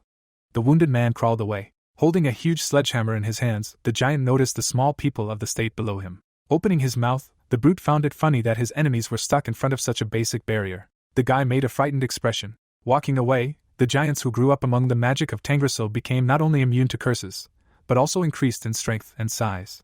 Raising his head, the humanoid thought that they were all special, because they were the people who were chosen by the world tree. The creatures looked at the huge tree and believed that only they were fit to rule this tower. Putting her hand on the back of his head, the woman suggested checking the results of the training, which was aimed at confronting giants. Clenching her fist, the lady introduced the successor of the sword Juhyun. Looking at the tree, Yu-sung did not expect that he would so quickly end up in a family where he had encountered his enemies several times already. Looking away, the guy heard a question about what he was doing here. Raising an eyebrow, Gunshin could not believe that his old acquaintance had joined the Murim. Opening his mouth, the young man remembered that this guy was once the leader of a neutral guild, and then disappeared. Keeping her hands behind her back, the lady suggested working together to destroy this fortress. Stroking the swordsman's hand, the noblewoman said that she expected good results from her favorite. The gang stood still. Sitting on the ledge, Jin-hyuk realized that Yu-sung had transferred to Murim. Covering her mouth with her hand, the vampire said that there was nothing surprising about the sword master transferring to this organization. Alice's eyes widened. Holding the ring on the chain in her hands, the protagonist listened to the pleas for him to let go of this item. Crossing his arms over his chest, the commander noted that the protagonist was not very kind to people. Opening her eyes, Wu Liang agreed with her interlocutor. Looking to the side, the guy said that he had one thing for them. The light was on in the tent. Yu-sung began to be covered in a blue aura. Closing his eyes, the guy thought that he would be able to reach the man with the Chukhun's sword. The girl swung her kink. The young man looked away. A moment later, a sweeping blow flashed through the air. The swordsman frowned and asked not to hide in the shadows and come out. Bringing the weapon to the dark spot, the young man said that he had warned about this once. Coming out from underground, Wolian said that there was no need to be on guard, because her master had sent her to convey something. Lowering his gaze, the fighter remembered that this was the girl who had helped his enemy. Closing her eyes, the lady understood that this person was already familiar with the identity of her master, who had called him a friend. Putting the sword back in its sheath, Yu-sung asked to hurry up and convey the message. the lady took out a piece of paper. Looking at the letter, the bodyguard read the words that Jinhyuk knew that his acquaintance had gone to Murim, and as the CEO expressed his regret regarding this fact. Bringing the paper to her face, Wolian continued her speech by saying that in this case the guy should get useful information from it, and then they could get by with a normal punishment. The protagonist smiled and wrote that if the burden really went over to the enemy, then Teresa would be informed about it. Closing his eyes, the swordsman asked if that was all. Sweating, the girl said that she did not want to read the last part. Baring his teeth, the protagonist conveyed the message that as a punishment, he would strip the scoundrel naked and hang him upside down in the very center of Seoul. Looking from under her brows, the girl finished reading the words that out of respect for an old friend, he would still be allowed to keep his underwear. Clutching his head, Yusung understood that this was another reason to finish off the bastard. Lowering her head, the bodyguard hoped that her master would no longer assign her such tasks. Jinhyuk put his finger in his ear and noticed an itch inside. Closing his eyes, the protagonist assumed that this was a sign that the message had been delivered. Standing in the middle of the magic rune, the protagonist suggested that his pet get down to business. Some kind of sign appeared on the guy's palm. Opening his mouth, the young man announced the beginning of the attack on the giant's fortress, after which many high-level barriers were activated. The guys, looking at the diagram, discussed the plan for the occupation of the giant's fortress, according to which there would be a state in the west, Murim in the east, and Jinhyuk in the south. Words were heard from the huge fortress that humans were stupid creatures. Raising his hand, the big guy did not understand how they dared to do something with the barrier that was erected by their mother. Smiling widely, the giant repeated that this was very stupid. Hitting his comrade on the neck, another giant ordered him not to fool around, but to patrol. Holding his head, the patrolman did not understand why he was even here. The man noticed something in front of him. Taiban raised his leg. The opponents looked at each other. Turning his head, the skeleton told the master that they had been discovered. Looking away, the protagonist was pleased with this, because he needed one inhabitant of the fortress. Opening his mouth, the giant could not understand what was happening now. Standing in place, the spirit felt how the enemies were knocking on her barrier. Opening her eyes, the incarnation of the holy tree told her that the enemies were still struggling to break through the outer barrier. Kneeling, the warrior asked his mistress not to worry about the intruders. Looking down, Obrekin promised that he would take care of the enemies. The king of giants raised his fist. Standing on the balcony, the ruler shouted that now pathetic humans were attacking Tangrisil. Closing his eyes, the leader said that this fact broke his heart. Looking up, the warriors listened as they heard the words that their future was now at stake. Clenching his fist, the leader assured the soldiers that together they would repel any attack. Opening his mouth, Obrekin asked his compatriots if they were ready for a war of defeat. Raising their hands, the warriors shouted that they would defeat the armies of their opponents. Sweating, the aide asked the king if he was sure they had a chance of victory, to which he replied that if the enemy decided to maintain the blockade, most of their warriors would die of starvation. Looking forward, the leader added that it did not matter as long as their mother lived. Tangrisil turned her head. The giant stared ahead silently. Opening her mouth, the spirit asked why his child was here. The enormous body fell to the ground. With her head down, the embodiment of the world tree listened as someone finally broke through the barrier. Smiling, Jinhyuk asked the woman if she expected that someone would enter here. Standing there, the woman realized that the protagonist had used her child to get here. Frowning, the lady couldn't believe that her opponent had gone this far. Raising her hand, the lady activated a skill called Convocation. Some waves emanated from the ceiling, and Tangrisil thought that this person dared to enter her abode without permission. Numerous insects were crawling somewhere. The protagonist dodged the monster's attack. Looking sideways, the boy thought about how the world tree had a strong connection between the outer and inner barriers, but it consumed so much energy that it was simply impossible to use them at the same time. Imagining the silhouette of his opponent, the young man understood that there was one reason why both barriers were strong. The woman created a magical shield inside another, and the young man knew that the reason was that when the outer barrier was destroyed, the second one would activate. Smiling widely, Jinhyuk thought about how there was a threat from both sides now. Using a fire spell, the protagonist was sure that his enemy would be forced to deactivate one of the layers of defense. A moment later, a powerful explosion thundered. Frowning, Tangrisil heard a scream that she would have to choose something.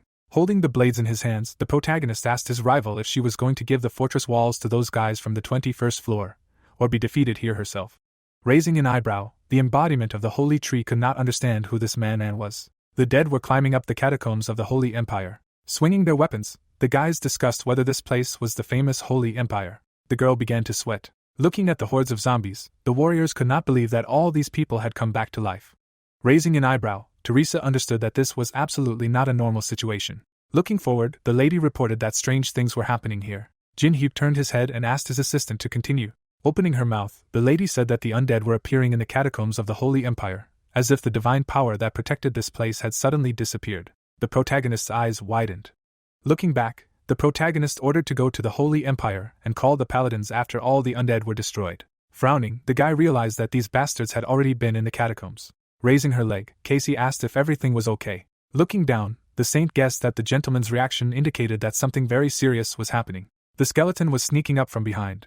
A moment later, the enemy's jaw was crushed. Beaming with happiness, the guys heard the words that they would have to change the plan. Smiling widely, the warrior ordered to get rid of all the evil spirits. The magical insect spat out blood from its mouth. Jinhyuk held his blade in his hands. Sweating, Tangrasil noticed that the intruder was very strong, because the beetle soldiers were no match for him. Abrakan looked ahead. Opening his mouth, the incarnation of the holy tree sent information to his child that an outsider had entered the lost paradise. Because if the inner barrier was not activated, the white jade would be in danger. The giant opened his eyes wide. Looking down, the king knew that this stone was an essence that contained the power of the mother.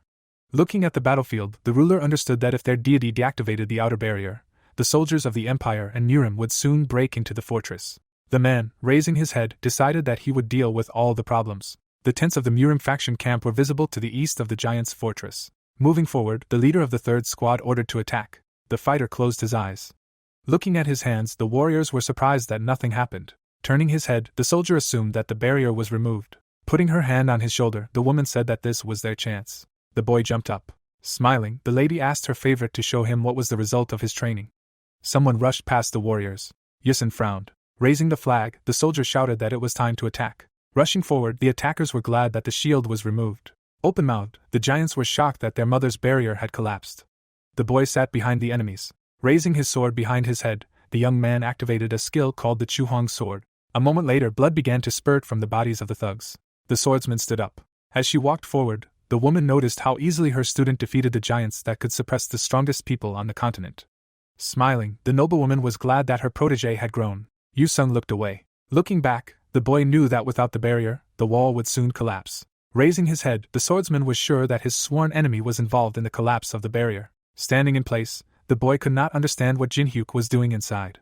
The magical monsters continued to attack. Standing in place, the incarnation of the world tree activated the internal barrier. The protagonist frowned. Breaking the ground with his knee, the protagonist saw a message stating that the gravity effect had been increased tenfold. Placing his hand on the ground, the boy noticed that various curses were being cast on him.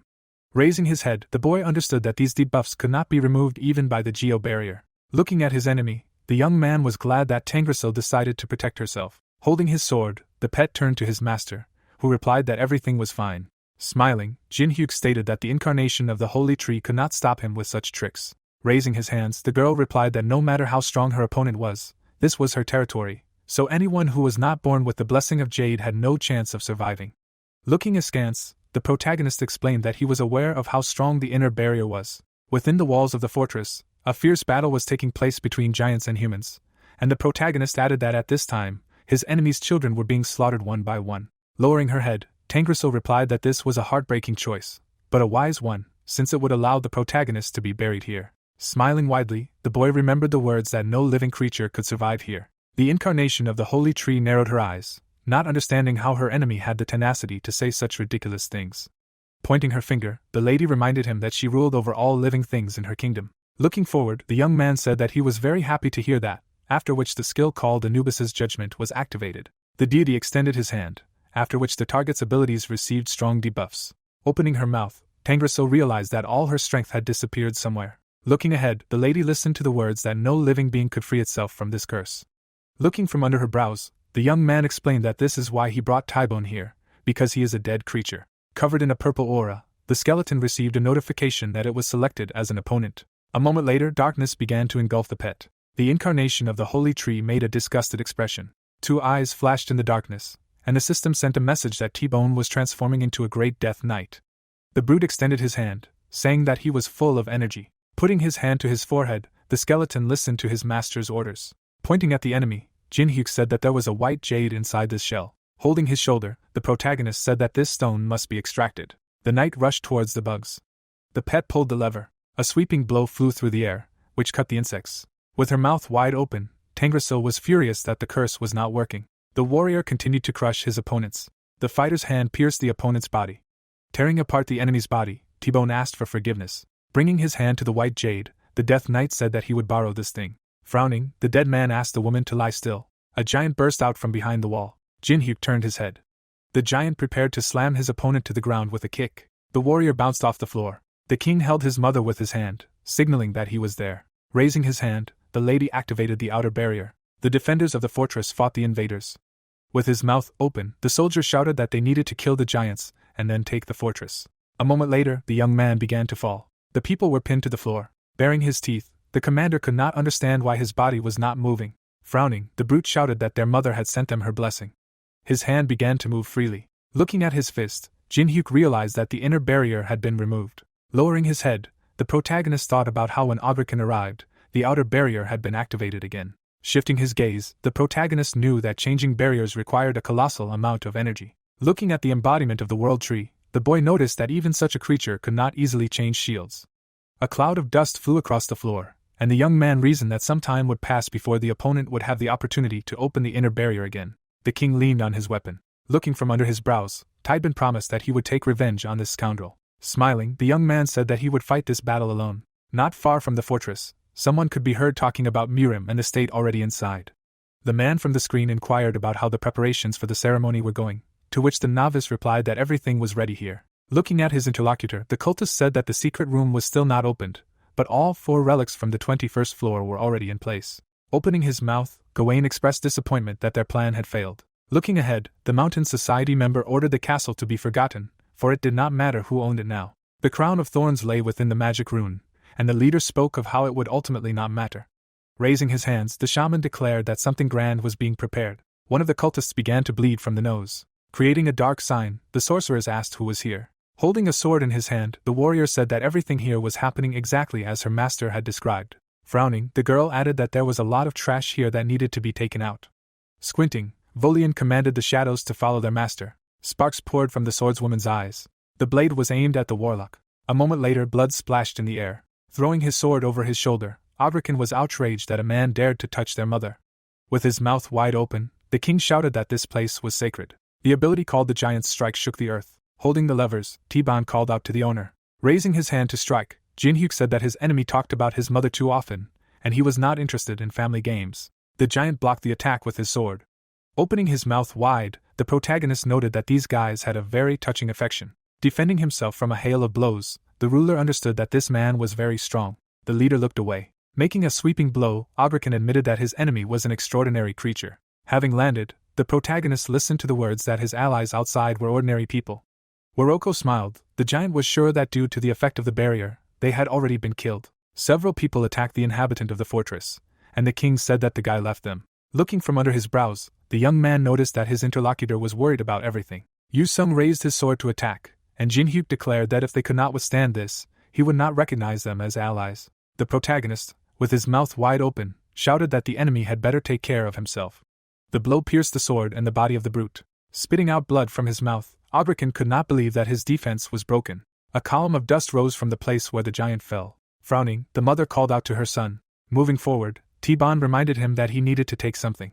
Clenching his fist, the protagonist understood that there were 2 ways to clear the 21st floor. The embodiment of the world tree extended her hand, and the boy thought about taking the white jade, or defeating the boss who was chosen by this stone. Looking ahead, the young man could not think of what to do. Looking at the magical creatures, the brute knew that soon the soldier beetles would run out, and at that moment the white jade would be dangerous. Lowering his head, Audrican warned that he would take advantage of this. The spirit made a worried expression. The huge sword sank into the ground. The young man looked up. Baring his teeth, the king reminded who he was. Shaking the ground with his stomps, the warrior promised to show why he was and will be the ruler of the giants. The giant began to cover himself in a green aura. Baring his teeth, the enemy activated an ability called Berserk, which for 60 minutes from the moment of activation increases the attack and movement speed of the owner. The sword was pulled out of the ground. Audrican swung his weapon. Crossing his arms, the lady ordered the soldiers to protect her. Pointing his finger, the skeleton noticed that something was wrong with the tree. The giant swung his blade. A moment later, the king used an attack called Furious Cyclone. Jin-hyuk crossed his arms and activated a skill called Moon Hiding Claw. Red liquid began to spill across the arena. A moment later, the giant's blows cut through the shield. Shaking with fear, T-Bone worried about his master. Lowering his head, the protagonist noticed that his opponent was strong. The brute opened his mouth wide. Raising his hand, the protagonist shouted that this was how it should be. Signs appeared that indicated the use of different abilities. Covered in a blue aura, the guy activated the 3rd star restriction. Baring his teeth, the young man noticed that his magical power was starting to go off the scale. Audrican rushed towards his opponent. A moment later, the monster's blow shook the ground. The giant looked ahead. Jin-hyuk held the enemy's weapon with one hand thanks to the ability of the moon seal. Raising his hand up, the protagonist saw that his strength had been increased by 500%. Looking at his opponent, Jin-hyuk was glad that everything he had received had come in handy. With his mouth wide open, the embodiment of the world tree understood that such energy was characteristic of higher class beings. Frowning, the spirit could not understand where the man had gotten such incredible strength from. The giant rolled over on his side. A moment later, the monster was already hanging in the air. The protagonist, raising his hand to strike, promised that he would work hard on the boss. The protagonist smiled widely. The guys ran forward. The partners raised their heads. Yu-sung opened his eyes wide. The giant opened his mouth wide. A huge fist struck the enemy. The giant rose high into the air. The swordsman made a surprised face at what he saw. The fighter jumped between the rubble. The guy struck his opponent in the body. Preparing for the blow, the young man used a skill called Colossal Weapon. A powerful attack flew into the giant's face. A moment later, multiple blows hit the monster's face. Continuing to beat the king, Jin-hyuk activated an ability called the Power of the Gravedigger. Blood flowed from the enemy's body. The protagonist looked at his opponent. The girl's eyes widened. The nobleman's mouth opened wide in surprise. Alice grabbed the glasses on her face. There was a smile on her face. Leaning over, she noted that he sometimes showed off too much. The fighter swung his fist again. The guy stretched his hand forward to attack. It immediately hit the enemy. Many fragments flew around. The swordsman covered his face with his hand. Yu-sung, with his eyes wide open, did not understand how this player managed to do such a thing. In the crater lay the body of a giant, and a message appeared stating that the berserk state had ended. Blood immediately spurted from his mouth. The monster, lying in the rubble, said that it was such an obvious defeat that he was no longer even fit to be a king. The hero stood over him when he said that the player had defeated him. His eyes began to close and a message appeared stating that he had successfully defeated the boss of the 21st floor. Someone was walking on the broken ground when notifications began to appear stating that the copying conditions had been met. An ability sign appeared above the protagonist, and a message stating that he had successfully copied the berserker. The spirit opened her eyes slightly. Remembering that child, she explained that she had created a paradise where no one could harm her family. But in the end, everything turned out like this. The giants looked up when the tree said that they would tire out her remaining people and set up an outpost here to capture the 21st floor. She bowed her head and explained that she would no longer resist. The young man stared down at something when the girl said that it would be over quickly. A destroyed wall appeared and a cry was heard that their warrior had managed to defeat the master of this citadel. The people raised their hands and shouted that they had won. An aristocrat. Smiling, he realized that the knights of that count were truly amazing, because they managed to attack this place, famous for its impregnability. The man, raising his hand, shouted that a warrior of the state had defeated him and now this citadel would belong to them. The people standing behind were talking about how they needed to attack right now. The fighter, hiding his eyes under his hair, asked why they were in a hurry. Someone approached the rest of the giants when this man was talking about how the player thinks that he is doing what is best. The hero, putting out his hand, told them all to leave here, because the citadel now belongs to him, and immediately a message appeared that the base of the giant citadel now belongs to the forces of the company of giants. The aristocrat's eyes widened in surprise. The guy, squinting, asked why they were staring like that and ordered them to leave if they wanted to live. The monster raised his hand and said that from now on he would correct his morale and ordered him to do 20 squats. Velika clenched his teeth. They were holding a huge log together. The coach was sitting on the stage in front of them when the protagonists remembered that in order to strengthen the alliance between the giants, he had to call this monster, who, being the leader of the trolls, knew perfectly well how to temper soldiers. They were building a structure when the player realized that they had been able to restore the base with their combined forces with the spirit, and they also promised that they would no longer attack or destroy Jade. The maiden was pointing her finger somewhere when the young man thought that all this was because she had gone to meet him. In front of the hero was a system window with information that his total coin amount was about 32.5 million. Grinning, the guy noted that the comments were really good, since the administration was shown for the first time. The man was looking at the system window with his teeth clenched tightly, and it was said that the video of the administration fighting had brought in huge profits, and had given many guilds a sense of impending crisis. The man's hand was shaking, and it was explained that it felt like they no longer had rights because of one person. The guy, having removed the system window, asked about what had fallen from that boss. A huge soldier's sword immediately appeared in his hand, and the protagonist noticed that this blade was too huge and could not believe that he would have to carry it around with him. Throwing the weapon back, the player asked the skeleton to take it for himself for training. The protagonist looked back when he heard someone say that he was so easy to use the giant's sword that it made him a true master. The girl greeted him with a smile and explained that she had come at the master's call. The young man, crossing his legs, understood that his ward had already prepared for her arrival. The hero, looking away, realized that only Teresa remained, because with her they would definitely be able to take control of the situation without interference. Someone approached him and called out, The fighter, bowing his head, said that he had conveyed his demands to the state and the Murim camp, and the leader asked what their reaction had been. The warrior, introducing the man, explained that if they wanted to compete for the citadel, they should give it up and send ambassadors tomorrow, adding that the state considered this a betrayal, and that was why the commander was furious. Wolian, imagining Yusin covering his face with his hand, said that the Murim had set conditions that this man would be required to be present at the negotiating table, which made him look displeased. The guy, grinning, noted that this stalker should have been punished a long time ago, because he betrayed him and joined the Murim. The partner, closing his eyes, said that there was something else. A certain object appeared when the comrade explained that it was a relic that they took from the mages. Valian, standing nearby, noted that, as the leader predicted, it was moved to the warehouse and added that he still could not understand why such an unpredictable thing was left in an obvious place. The young man, looking down, said that he did not need to try to understand this, because there are things that are better not to talk about so as not to complicate the world. The comrade narrowed his eyes, trying to object. The guy, putting his hand on his shoulder, asked him not to express any objections, because he should just believe. The hero, smiling, noted that he had worked hard enough. A smile also appeared on the face of his comrade. Yuli's, sitting on a lounge chair, asked if they could now rest, and her friend asked about their training, because surely she had been called for her. Someone approached them and said that this was not the end. The protagonist, crossing his arms over his chest, explained that their forces would now be sent from here, but to do so they would need to protect this place. The vampire, turning her head, asked if the state or Murim could attack, even knowing that he was acting alone. The player, closing his eyes, said that now it was not only about the residents of the 21st floor, because they had already managed to get close to much more dangerous creatures. Turning his leg, the user noted that they would need to hurry to protect the first point. Putting his hand to his side, the hero explained that first he needed to test the abilities of the others. Raising his hand, the guy said that it would be boring to do it just like that and suggested a gathering where the winner would get any wish, and that person could be the one who caught it in the first 5 minutes. Alice, smiling, asked again. The player, raising one finger, noted that the one who couldn't do it would wear the clothes he chose tomorrow. The girls looked at each other. The guy, standing in front of them, asked if they were ready. Immediately after, the young man disappeared and a message appeared with information about the timer. They immediately appeared above him. A grin appeared on his face after activating the Demon King's sword. The destroyed base appeared the next day. People gathered in the central hall, when someone asked what they should do, because there was no suitable furniture here. Representatives of the state forces were standing there, when someone suggested that they settle down on the floor. The Murim ambassadors were also here. One of the fighters, frowning, could not understand what was happening, because were these people really joking with them? Someone's ears appeared.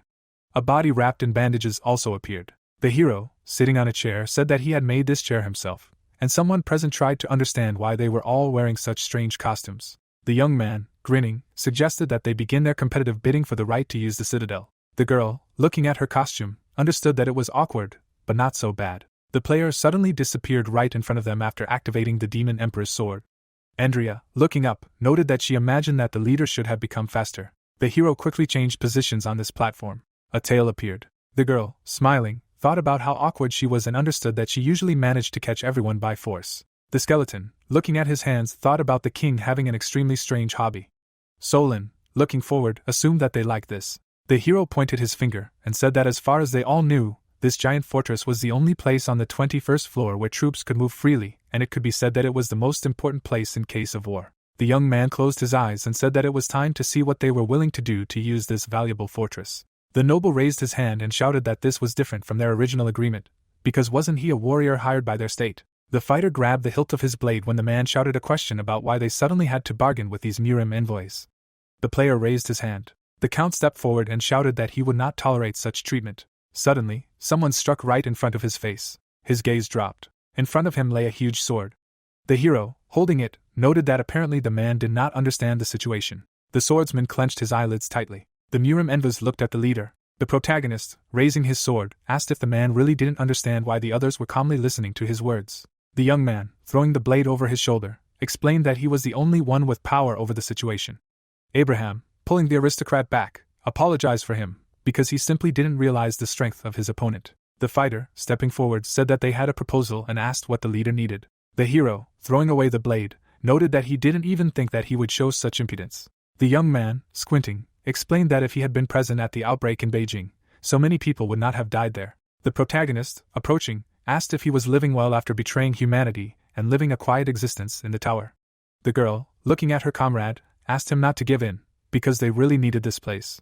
The player, adjusting the accessory on his head, asked about TMO, that they had never participated in transactions, and added that they all did not know the base at all. Throwing the thing off his head, the user explained that first there must be conditions, and ordered them to prepare them by tomorrow. The aristocrat, raising his fist, said that he could have simply set a high price himself. The swordsman, bowing his head, realized that all this happened too suddenly.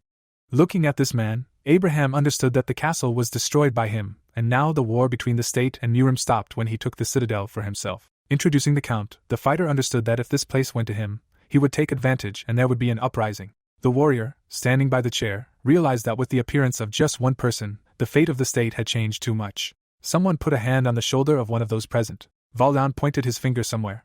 Yusin's eyes opened wider. The girl, walking ahead, asked how the negotiations had gone, and the leader replied that he had somehow managed to get a little more time. The young man, looking out from behind her, asked what she wanted to show him. There were children lying in the petals. Deb, putting her hand on her chest, replied that these were the children of the next generation, bred with white jade. Tangrasil, standing in front, noted that he himself knew that all the inhabitants of the tower had taken their jade and contacted her to use the castle as a fortification in the war. The girl, bowing her head, explained that she had understood them and therefore she knew that this was her fate. She remembered herself earlier, and the words that she no longer had the strength to resist. She remembered that face of the leader. Crying, the spirit said that he no longer destroyed her. The boy looked somewhere else when she said that the leader had given her a new chance. Taking the child, Tangrasil promised him to raise all these children for his protection. She closed her eyes and explained that this time it would be a different life. Holding the child in her arms, the girl called him by the name of the previous leader. The hero, wide-eyed, realized that this was all somehow too awkward. The guy, turning his head, realized that he did not know that White Jade had such an ability, and apparently this was a difficult condition for capture. The young man, grinning, thought that using such tactics paid off and he now had the opportunity to send these warriors to the army in the future. Someone suddenly called out to him. A comrade, standing next to him, said that he brought a swordsman here. The hero immediately frowned. The comrade, leaving, explained that no one would interfere with them here and wished them good negotiations. Yusin, looking away, asked what he wanted. The player, without turning around, replied that he needed to know why the traitor had joined the Murim, the people who had driven Teresa into mortal danger. The swordsman bowed his head and said that many people had died because of them and that the founder of his sword was there, and in order to prove it, he only had to go over to their side. Holding the blade, the fighter explained that he wanted to know if there was a way to defeat the interlocutor. The hero, turning around, realized that the man had met him after fulfilling a difficult condition. Yusin, smiling, noted that this was even better, since he had managed to arrange this in order to compete with the leader. The warrior, drawing his sword from its sheath, said that he would show him right now what he had managed to learn after joining the Murim. The hero, smiling, told him to show him the value of what he had managed to gain by going over to them. The enemy immediately raised his blade up, thereby activating the battlefield selection. The area began to change after the message appeared that his soul world began to open. The boy, smiling, realized that this person always chose this place for fights. The floor also changed. The young man, having blocked the attack, thought that he was too naive. The enemy's teeth were clenched with force. The opponent made many quick attacks after activating the Song of War. The ground under their feet immediately rose into the air. The hero immediately braced his feet for a jump. The player, smiling slightly, thought that the power of his technique had noticeably increased. Blue lightning began to engulf the blade when the fighter asked why the leader did not counterattack him. Raising the blade, Yusin asked if he was still ignoring his sword. The warrior, opening his mouth wide, shouted that he would not forgive this and immediately activated the 10th strategy of the Mesa Soul Pendulum. A bright blue trace remained behind his blade. The young man thought, smiling, that his enemy had really become good. The lightning was heading straight for him. He still had the same grin on his face. A bright blue flash lit up the arena. The swordsman's mouth was wide open. Frowning, the fighter heard his opponent's words that the natural rage he had used was indeed a good technique. The hero, raising a finger, explained that if you hone it to the 6th level, it becomes too unpredictable and it would be better for him to develop a simple ability. The warrior swung his blade again, shouting for him to shut up, while the protagonist noted that he was able to dodge the strong attack. The enemy, swinging his blade, shouted that he had fought with swords tens of thousands of times. Yu Sung, opening his mouth in a fit of anger, shouted that he had made every effort to surpass the leader. Saliva sprayed from his mouth after the question about why he couldn't win. The player silently looked ahead. The fighter, covering his eyes with his hand, asked why the result was still the same. Yusin, crying, explained that he now completely did not understand what to do. The guy stood up. The opponent's eyes opened wider after the leader's words that he was not weak at all. The young man, sitting down next to him, noted that Age did not think that he would be able to see this technique from him, and added that the man really had talent. The protagonist, turning around, explained that the reason why he continued to lose to him was his haste. The fighter, crying, raised his head, listening to the words of his comrade that if he ran after the feeling that everything would end, if he did not catch it right now, then he would not be able to catch anything. The young man's finger pointed at him. Smiling, the hero asked him to follow slowly but accurately. The opponent's eyes opened wider. Memories of the protagonist fighting a certain man appeared in his head. He also remembered their battles and realized that he only wanted to defeat him as quickly as possible. A memory of how he appeared in front of certain people appeared. Imagining himself with a blade, the fighter realized that he only became stronger at the moment, when he forgot that he wanted to win. Memories of the battle also appeared, and also memories of Teresa hugging the hero. Bowing his head, Yusin realized that in the end, his own desire was getting in his way. The guy, coming closer, asked if he had cried enough. His fist suddenly hit something. The fighter, hitting the floor, asked him to stop talking nonsense. The young man looked down, listening to his comrade's words about how he managed to calm down thanks to these words. Taking the blade, the warrior noted that he thought that it could only be a demon, but it turned out that this is not always the case. Smiling, his comrade thanked him. The guy closed his eyes and realized that everything had worked out pretty well. His eyes immediately started glowing red after activating the insatiable eye, and the hero assumed that the condition should have already been met. The swordsman put his sword in its sheath and a notification immediately appeared that the copying condition had been met. A system window began to appear near the protagonist. It was in front of his eyes and it contained information that he would be able to copy the skill if this person put on a special suit. The guy waved his hand and asked his comrade to come to him. His eyes suddenly widened. The young man, smiling, noted that if you look into it, he had betrayed him and asked if he should pay for it. Someone was standing on the territory of the Murim dormitory. The girl, smiling, noted that their comrade had returned. Their eyes suddenly widened. Yusin came to them in a repentant maid's suit, and someone asked what kind of look she was. The doors slammed shut with force. The fighter, gritting his teeth, said that they saw nothing and there was a reason for that. The girl, raising her finger, decided to close her eyes to his hobby. A cave appeared. People were standing in front of a statue of a monster. An unknown person in a mask, standing next to the player, explained that if they had obtained information about the 12th floor, the protagonist would have been able to summon a demon. The cultist, bowing his head, noted that this did not concern the player in any way, because he had the power to incinerate the 21st floor. The glow emanated from the base of this statue. An eye appeared in its head and a message appeared that a connection with the demon world was established, and someone screamed that they had finally managed to contact. A huge mouth opened in front of the statue after the words that it needed a victim, which would become a link with the dimension. The creature immediately grabbed one of the cultists. The player watched all this from the side. All that was left around were splashes of blood and screams that this man had simply sacrificed them. Gawain threw his head back and asked the great devil family to destroy this place. A bright pink glow immediately illuminated the entire cave. Lightning burst out and a message appeared that the road that opened the gate to the demon world had found the key and was beginning to leak. This lightning was heading for the citadel. It immediately struck a certain place. Its target was the pilgrimage crown of thorns, which had responded to the call. People covered their faces with their hands and shouted a question about whether this was an assault. Some opened their mouths in surprise. A certain rift began to appear in front of them, and a notification immediately popped up that a crack had begun to appear from the connecting pilgrimage crown of thorns. Someone from inside began to open this rift. The swordsman immediately looked to the side. The girl turned around, feeling a majestic magical power. A kind of loudspeaker appeared. All the guards raised their heads, hearing the words that this was an announcement to everyone in the citadel, because the devil family had appeared in the castle. People began to incinerate a bright light, when someone shouted that if they wanted to survive, they should run with all their might. The face of a monster had already appeared from the rift. The hero, holding a flower to his mouth, announced the end of the connection. The knights ran in one direction, shouting that they all needed to prepare for the battle in the west, because the citadel should become an estate of the state, and they cannot leave it without protection.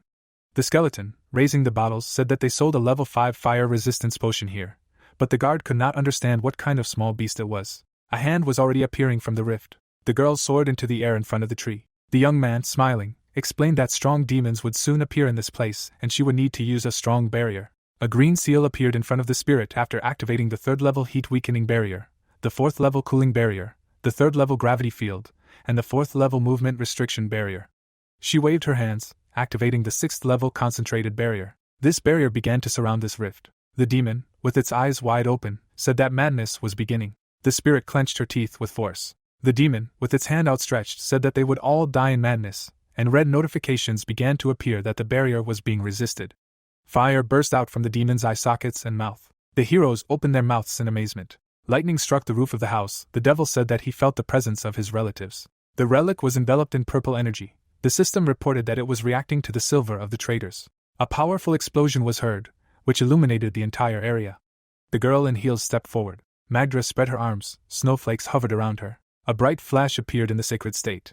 Lightning surrounded the wooden stake with holy blood. The shock wave threw up fragments of stones into the air. The warrior in armor kicked the ground. A red aura enveloped Shelkarim. The monster opened its mouth wide and let out a battle cry. From its cry, cracks appeared on the ground. Casey put her hand on her belt and decided that this looked dangerous. Gidello asked if they could not handle it, since there was only one enemy. Frowning, Teresa thought that at one glance it was clear that this enemy could tear them to pieces, and realized that this was not a level that a couple of S-rank people could withstand. Someone put a hand on her shoulder and said that they understood her fear and assured her that there was nothing to worry about. Sabina smiled and said that they were fully prepared. The girl nodded decisively. The woman frowned furiously and suggested that her comrades pray. The soldiers raised their swords and asked the goddess of light for protection. The girl raised her hand to her mouth and shouted the same. The heroes rushed to attack the demon. A fire raged in the city. The knight pulled the body of his fallen comrade from the fire. Abraham covered his face with his hand and wondered if this was the demon from the upper floors. Tangrasil summoned magic circles. The boy looked around and concluded that if it were not for these barriers, everything here would immediately turn to coals. Tybin picked up the flask and said that if he bought the best fire resistance potion now, it would only cost 4,000 coins. The fighter surrounded him, wanting to buy the elixir. The knight thought that the skeleton was just waiting to start selling them. The heroes looked around when someone approached them. The protagonist was walking down the street with Yusung, who was forced to wear a dress. The man lowered his head in embarrassment as he followed his leader. The swordsman, with his mouth open in shock, wondered what the hell that was and was outraged that his comrade was able to joke around in such a situation. Abraham, smirking, immediately decided that this was not the case and assumed that his friend was planning something great.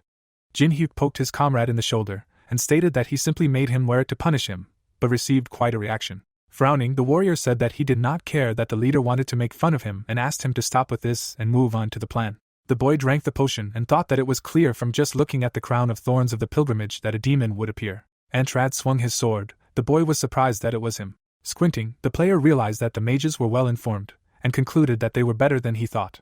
Noob pointed his finger forward and asked his comrade to look at it. A portal was opened behind the monster. The protagonist explained that it was connected to the magical world, because of which the enemies can endlessly draw mana from it, so their chances are almost zero as long as the gate is open. Tangrasil gritted her teeth. If not for her barriers, the world would already be blazing in a sea of fire. The monster opened its mouth. The spirit will not be able to hold the enemy forever. Many warnings appeared in front of the devil. Jinhyuk said that they will have to replace her and hold off the enemy. Kagama spread his wings. Andrea and Alice were flying on it. The guy added that they would have to hold out until the end, until the groups sent to destroy the portal's magic had completed their task. The vampire frowned and decided that the battle had begun. The boss said that magical creatures had broken into the world. Flying over the forest, the manager asked how they could find the source of magic in such a territory, because the 21st floor was not small at all. The dragon looked back. The ruler realized that they could only trust his sense of smell. The reptile rushed far ahead. A giant magic circle appeared in front of Antrad's hands. A zombie's hand appeared from under the ground. The living dead crawled out. The young man raised his hand and said that he had a new announcement. Grinning, the player said that from this moment on, the war of enslavement of killers begins, and promised to reward those who try the hardest with an additional point in the bidding. Abraham frowned sternly. The noob assumed that they were also interested in the citadel being destroyed. Solon looked away. The protagonist suggested that everyone unite at least this time. Narrowing his eyes in displeasure, Gunshin called his words stupid and asked why they should defend his castle. Clenching his fist, the boy ordered his subordinates to rush into the attack and shouted that he would reduce their vacation pay if they fell behind Mirim. The man's eyes widened in surprise. The girl furiously knitted her eyebrows and declared that they could not lose. Guildmaster Dangun angrily clenched his teeth and asked them to stop. The fighters did not listen to him and ran forward. The warriors entered the battle. Jinhyuk thought that at least now they would forget about their hostility and fight together. Blood spurted from the wound on the monster's chest. The boy realized that the familiars that the allies had caught drank his potion and received the Tangrasil buff. The young man raised his hand in victory and realized that all of this would turn into his experience. The soldier covered himself with a shield when the monster began to breathe fire. Yusung cast a stern look to the side. The man rushed forward. The player said that they could not rush into trouble for now. The noob opened his mouth wide and offered him to at least drink the potion before that. The protagonist took out a flask and explained that his friend would burn alive if he did not. The knight grabbed the flask and pounced on the monsters. The monsters opened their mouths and summoned flames. A powerful wave of fire fell on the warrior. Jinhyuk's eyes widened in amazement. A dark silhouette appeared in the center of the explosion. The demons looked at him in confusion. The swordsman cut them with his blade. He had a grin on his face. The system reported that the maid's remorse suit had been destroyed. Yusung pulled his shirt on. The man drank another potion. The boy called him cruel and asked if he really wanted to get rid of the dress that badly. Closing his eyes, the knight said that he had worn it enough and added that his defense had improved, The boy thought about the fact that he had managed to take a photo of it anyway. Antrad tried to break through the barrier. The player concluded that they would have to intervene soon anyway. Ice covered the Anhui province. Magdra spread her arms, freezing everything around. With her mouth wide open, the girl asked her leader to come back and reported that now the demons from the administration wanted to destroy everything. Gunshin looked back and said that he was in the wrong position. The girl asked if the enemies had appeared there too. Frowning, the man confirmed this and said that he should deal with them. Guildmaster Tengen looked at the noob. A while ago, the sword master looked back and asked who it was. The staff bowed to him. The chosen Murim was indignant at being advised to be wary of a man from the outskirts. Grinning, the warrior called it funny and asked what was so special about him. The protagonist opened his eyes wide and used the greedy gaze skill. Standing in front of Antrad, Jinhyuk learned that he could copy his ability if he met him face to face. Smiling, the guy thought about how in that case there would be no grain of sand left of him, and decided that he should try to do it after closing the portal and disarming him as much as possible. The demon fell to his knees and bowed his head. Tangrasil closed her eyes and shouted that she could no longer restrain him. The devil destroyed the barrier in front of him. The spirit opened her mouth wide, and the shockwave threw her back. Rushing forward, the young man praised his ally and called on his comrade to take action. The soldier looked back and said that they needed to group up because otherwise they would die if they were attacked. The player raised his hand in front of him and used the ice sculpture skill. A giant, strong chain appeared in the air. It wrapped around the monster's neck. Yusung jumped high into the air. The man cut the air with his blades and activated the soul pendulum sword dance. The monster's eyes lit up. Antrad swung his sword and declared that he would burn everything here. A wave of fire rushed forward. It approached the knight. He realized that he would not be able to dodge in the air. Suddenly, a white ribbon was tied around his waist. Someone pulled the warrior back and saved him. The fighter fell to the ground. The swordsman saw the corps commander in front of him. The old man took his weapon in his hands and said that they were temporarily escorting the noob. Some time ago, the protagonist turned around and asked him to evacuate everyone if the situation escalated. Looking at his sword, the white serpent decided that he had no reason to refuse, and realized that he did not want to run into Alice again. A wave of fire swept across the battlefield. Tangrasil raised her hand and screamed in fear. The baby was sleeping in the leaves. Jinhyuk swung the blade shrouded in a dark aura. The guy stopped the flames and used the sword graveyard skill. The young man clenched his teeth tensely. His eyes lit up. The player said that the maximum output of the sword is not enough. The lizard took a fighting stance. The spirit of fire took his true identity and raised his fist. A powerful explosion was heard on the battlefield. Tangrasil put her hand to her chest. The noob fell to the ground. The system reported that the user fulfilled the conditions and can copy one of the enemy's abilities. Yusung continued to fight. The protagonist decided to shift all responsibility to him. Jinhyuk got to his feet and wanted to restore the used mana. Suddenly, something made his eyes widen. Gunshin got close to him and swung his sword. The man frowned furiously. His blade was shrouded in a powerful aura. At the moment of impact, a bright flash appeared. The guy raised his shield in front of him. The shockwave spread around the heroes. With her mouth wide open, Solin asked what her comrade was doing and said that it would lead to trouble. Guildmaster Tengen turned around and asked if she didn't understand that it was a trap. The boy knelt down and the sword master explained that now was the best time since he was weakened from the blow. The warrior gritted his teeth and said that this man was responsible for what happened here, in the Elven Forest, and even in Beijing. The fighter jumped up. Gunshin swung his sword and called his opponent a real devil who deserved to die. Someone blocked his blow. Wolian appeared from the shadows and was indignant that someone was going to get rid of the leader in such a situation. The boy frowned menacingly and asked if he had really gone crazy. Looking at him, Guildmaster Tengen decided that they were both related to demons and asked if the player was really that good at brainwashing. Opening his mouth in rage, the sword master shouted that he must kill him now, and suggested that the monster invasion was his doing. The swordsman stood in front of his comrade. The scoundrel asked him to think about how suspicious his leader was. In the past, the heroes were walking in the forest. Then the warrior asked how his friend knew the special rules of the alliances, and what would happen next. The noob scratched his chin and replied that he could not say for his own reasons. The fighter silently closed his eyes. Smiling, the protagonist called him his close person and promised to tell him everything when the time came. Wolian smiled.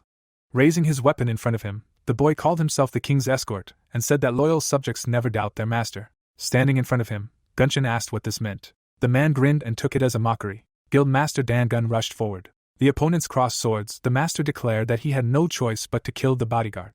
The girl watched them from the side. The woman gritted her teeth and was indignant that her colleague did not pay attention to time and place, and wanted to attack the person who was in control of the situation. She thought that she should have at least a little insight. Suddenly a dart pierced her. The warrior looked around in fear. Tybin approached her and asked if she had some time. In his hand was a needle with poison. Solin narrowed her eyes and began to lose consciousness. The skeleton caught her on a stretcher. The familiar carried her away through the crowd. The fighter fought with the villain. Frowning, the protagonist realized that they had a problem and decided that his friend could handle it. Jin-hyuk looked ahead and realized that the real problem was not solved yet, despite the fact that he managed to repel Entrad's attack. The demon was engulfed in flames. The guy concluded that he did not have enough magical power to constantly defend himself. Kagama was flying high above the ground. The young man decided that they had to hold on until the portal closed. There were monsters in the pit. The living dead opened their mouths. Alice stuck out her tongue and declared that she hated necromancy. Andrea jumped down when the vampire asked her to deal with it. The boss frowned and remembered that she almost became a victim of fanatics, but the leader gave her a new life. The manager approached the monsters and was glad that she finally had a chance to repay him in kind. The girl summoned a giant guillotine. The blade fell on the demons. The ruler landed on her feet and praised her friend for an excellent attack. The woman approached the magic circle and called the power of necromancers too picky. She raised her hand and concluded that for the level of people, this is quite normal. Bright particles swirled around the portal. The gate began to close. The connection with the demon world was broken. Shelkarim turned his head and felt it. The monster swung his spear and said that it didn't care because the human's defeat was obvious. Judello grabbed his shoulder and realized that he couldn't fight anymore. Casey asked if their leader would be angry if they died. The monster dealt a powerful blow. The knight ran forward. Sabina put her shield in front of her to protect her comrades. The woman gritted her teeth and said that she would not leave Teresa's colleagues to certain death. The archbishop opened her mouth wide and shouted that this was their chance. The girl jumped high into the air. Her eyes shone. The system activated the divine fall skill. A huge cross fell on the demon. The paladin bowed her head and began to breathe heavily. The warrior stood in front of her friends. The girl said that it was very cool.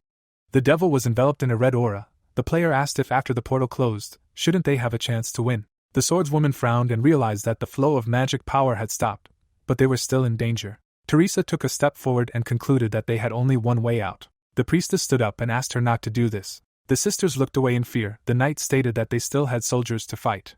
The girl's hair fluttered in the wind. Sabine explained that if she used these powers now, all her comrades would start to feel disgusted towards her. The woman frowned sadly. The paladin said that they would not be able to understand her, and explained that this place was like her homeland. The warrior smiled and stated that she would do her best to protect her.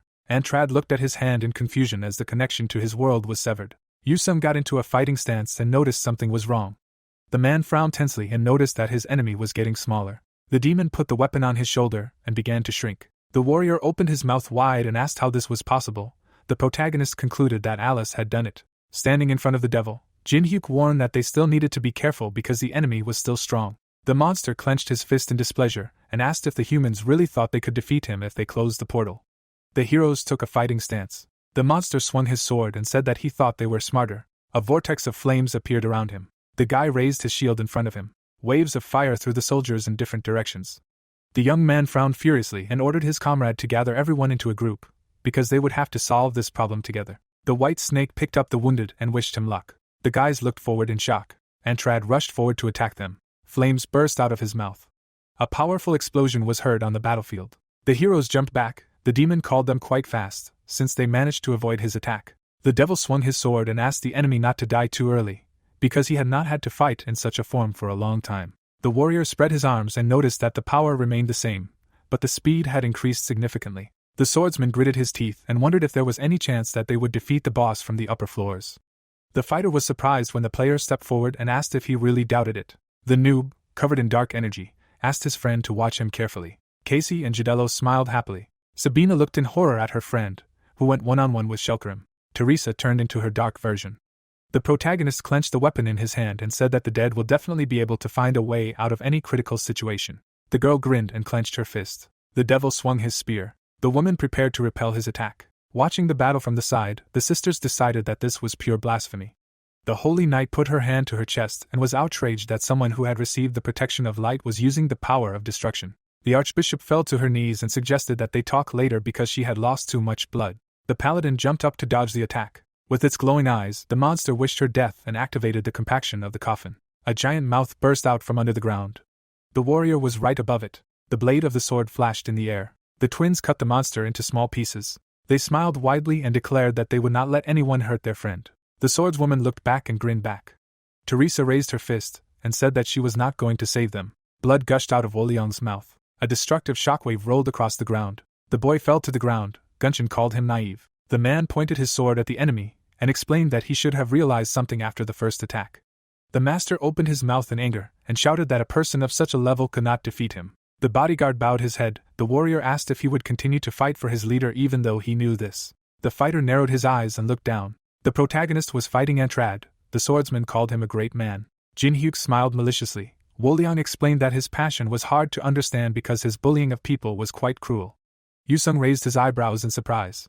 A smile appeared on his face. The man rushed to attack. The boy believed that fighting by this man's side would lead to victory. The bodyguard wiped his chin and asked the enemy not to try to make him surrender, despite the difference in their levels. The guys attacked the demon from both sides. The warrior frowned sternly. The devil narrowed his eyes suspiciously and decided that he did not pose a threat to him. The guy dodged the attack. The monster realized that this enemy was not exposing himself at all and was gradually wasting his magical power. The monster held the sword in front of itself and concluded that the enemy was counting on wearing him out and winning. Antrad swung the blade and activated a special battlefield.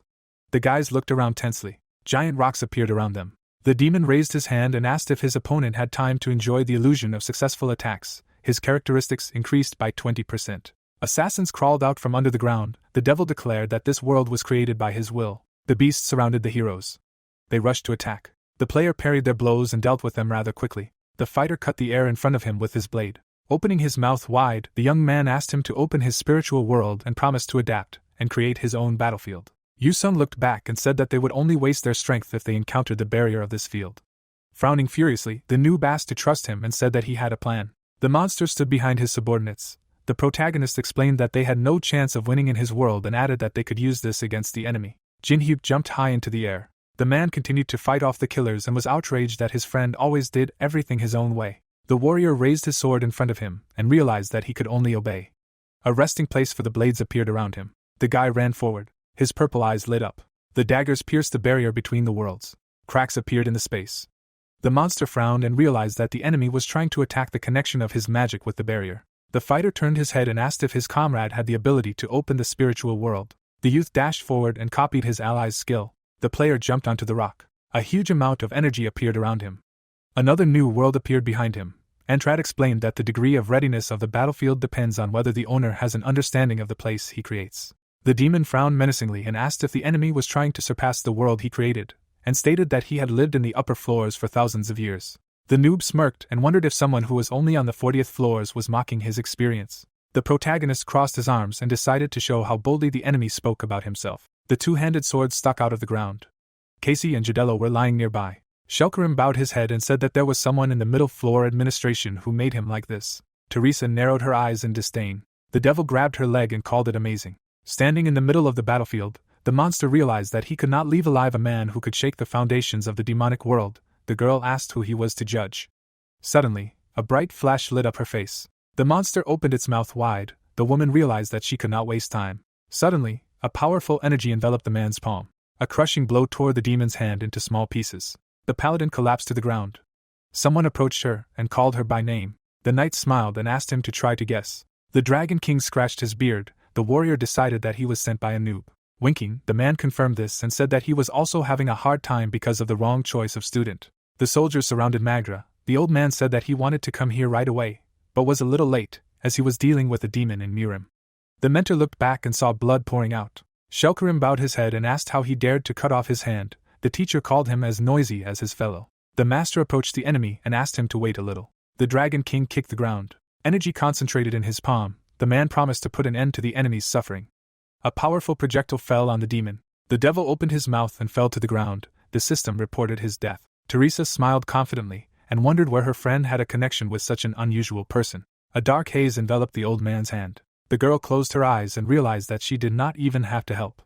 Antrad raised his head. The woman concluded that her comrade would still solve everything in a way that she could not even imagine. Yusung noticed the space begin to collapse. The third soul world opened. The two realities met at the border. The protagonist's eyes sparkled with fire. Standing on a cliff, Jin Hyuk created a lonely tower peak. Looking around, the demon wondered what kind of place this was, and realized that he had never seen it before. The devil frowned and decided that this was not enough to destroy his soul world. The monster opened his eyes wide. The sword pierced the world boundary. The system reported that the user had reached the hidden condition. A bright light illuminated the man. The blade stood straight at the tip. It was as if a piece had been bitten off the moon. Fragments of giant towers flew around the heroes. The warrior looked at his hand. His stats had increased by 30%. The monster gritted its teeth angrily. Its stats had dropped by 30%. Antrad opened his mouth indignantly and wondered how his soul world could succumb to the reality of some people. The guy summoned a weapon in his hands and asked his friend to get ready because now they would have to work together. The knight reminded him that they had never fought together before. Grinning, the young man denied this and asked his comrade to remember. The swordsman looked at his blade. The player reminded him of the moments when they fought against each other. The fighter's shining eyes widened. There were many scratches on his weapon. Yu-sung raised it in front of him and agreed. The heroes stood back to back. The man said that he understood what was being discussed. The noob said that he had no doubts about him. The guys frowned furiously and decided to start the fight. They pounced on the enemy at the same time. The demon cut the air with a fiery sword. The main character ended up behind him. The warrior looked to the side and realized that he could see the direction of his ally's sword. A satisfied smile shone on Jin-hyuk's face. The butterfly landed on the swordmaker's finger. The boy asked his friend to consider the fight as a dance, where you need to notice the rhythm, movements, and breathing of the opponent. The girl smiled. The boy explained that if you direct your soul along this flow, you can crush even a very strong enemy. The guys crossed swords. The synchronicity level reached 66%. The devil covered his head with his hands when a flurry of attacks fell on him. The heroes dealt the decisive blow. It was the 11th technique of the soul pendulum sword, and not the unification of two blades. The fighter frowned menacingly. The player looked back and looked at him confidently. A giant cut appeared on the monster's chest. A powerful explosion was heard in the arena. Someone noticed that the strong magical energy had disappeared. Gunshin opened his mouth in surprise and asked if his enemy had really dealt with that monster. Wolian smiled and thought that the king exceeded all expectations. Kneeling before his opponent, the boy realized that he was not worthy of his leader. The man swung his sword. The bodyguard doubted that he could stop him. The master's eyes widened.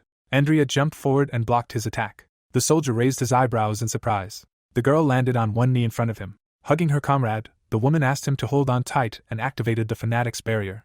The warrior angrily clenched his teeth and was indignant at being interrupted again. Floating in the air, Alice explained that the master did not like it when someone tried to break what belonged to him, and stated that this fighter was no exception. A powerful energy gathered above her head. The vampire suggested that there would be no problem if she used the master's magical power, and ordered the enemy to leave. Gunshin stared at her in shock and realized that this was some kind of really bad dream. A burning ball fell from the sky. The soul world shattered into pieces and disappeared. The guards helped the wounded up.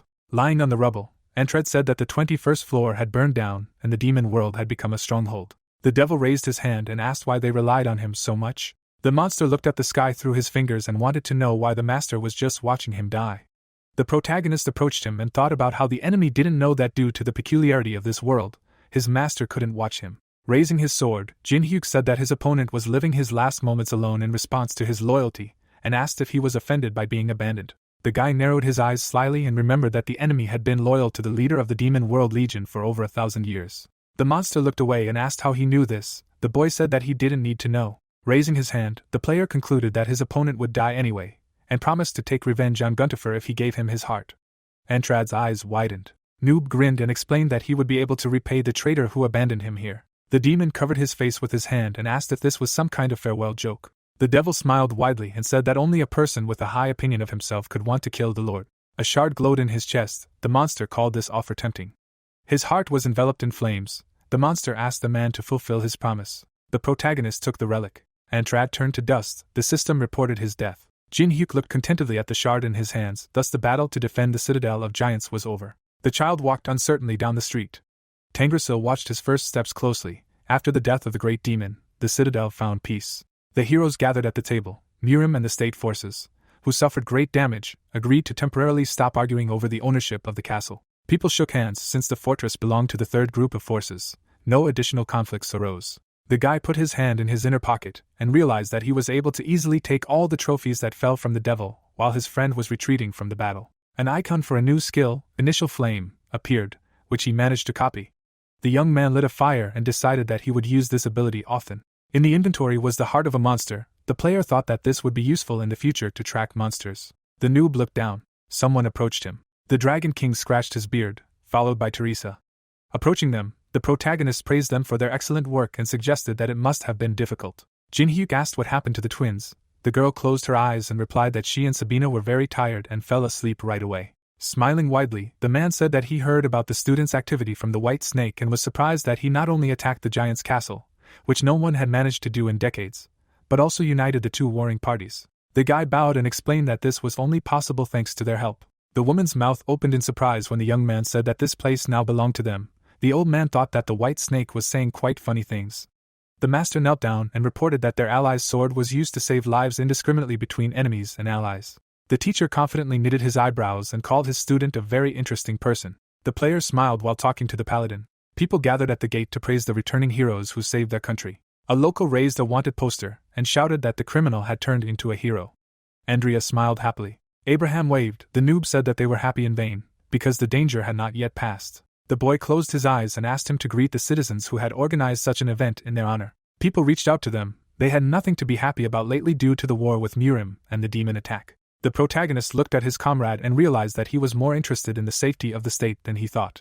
Jin-hyuk looked down and assumed that his ally asked him not to officially announce that there was one demon left on the 21st floor for this very reason. The giant cobra was enveloped in an ominous aura. The heroes managed to deal with the 3 devils that threatened the 21st floor, but during the investigation it was revealed that there were originally 4 of them.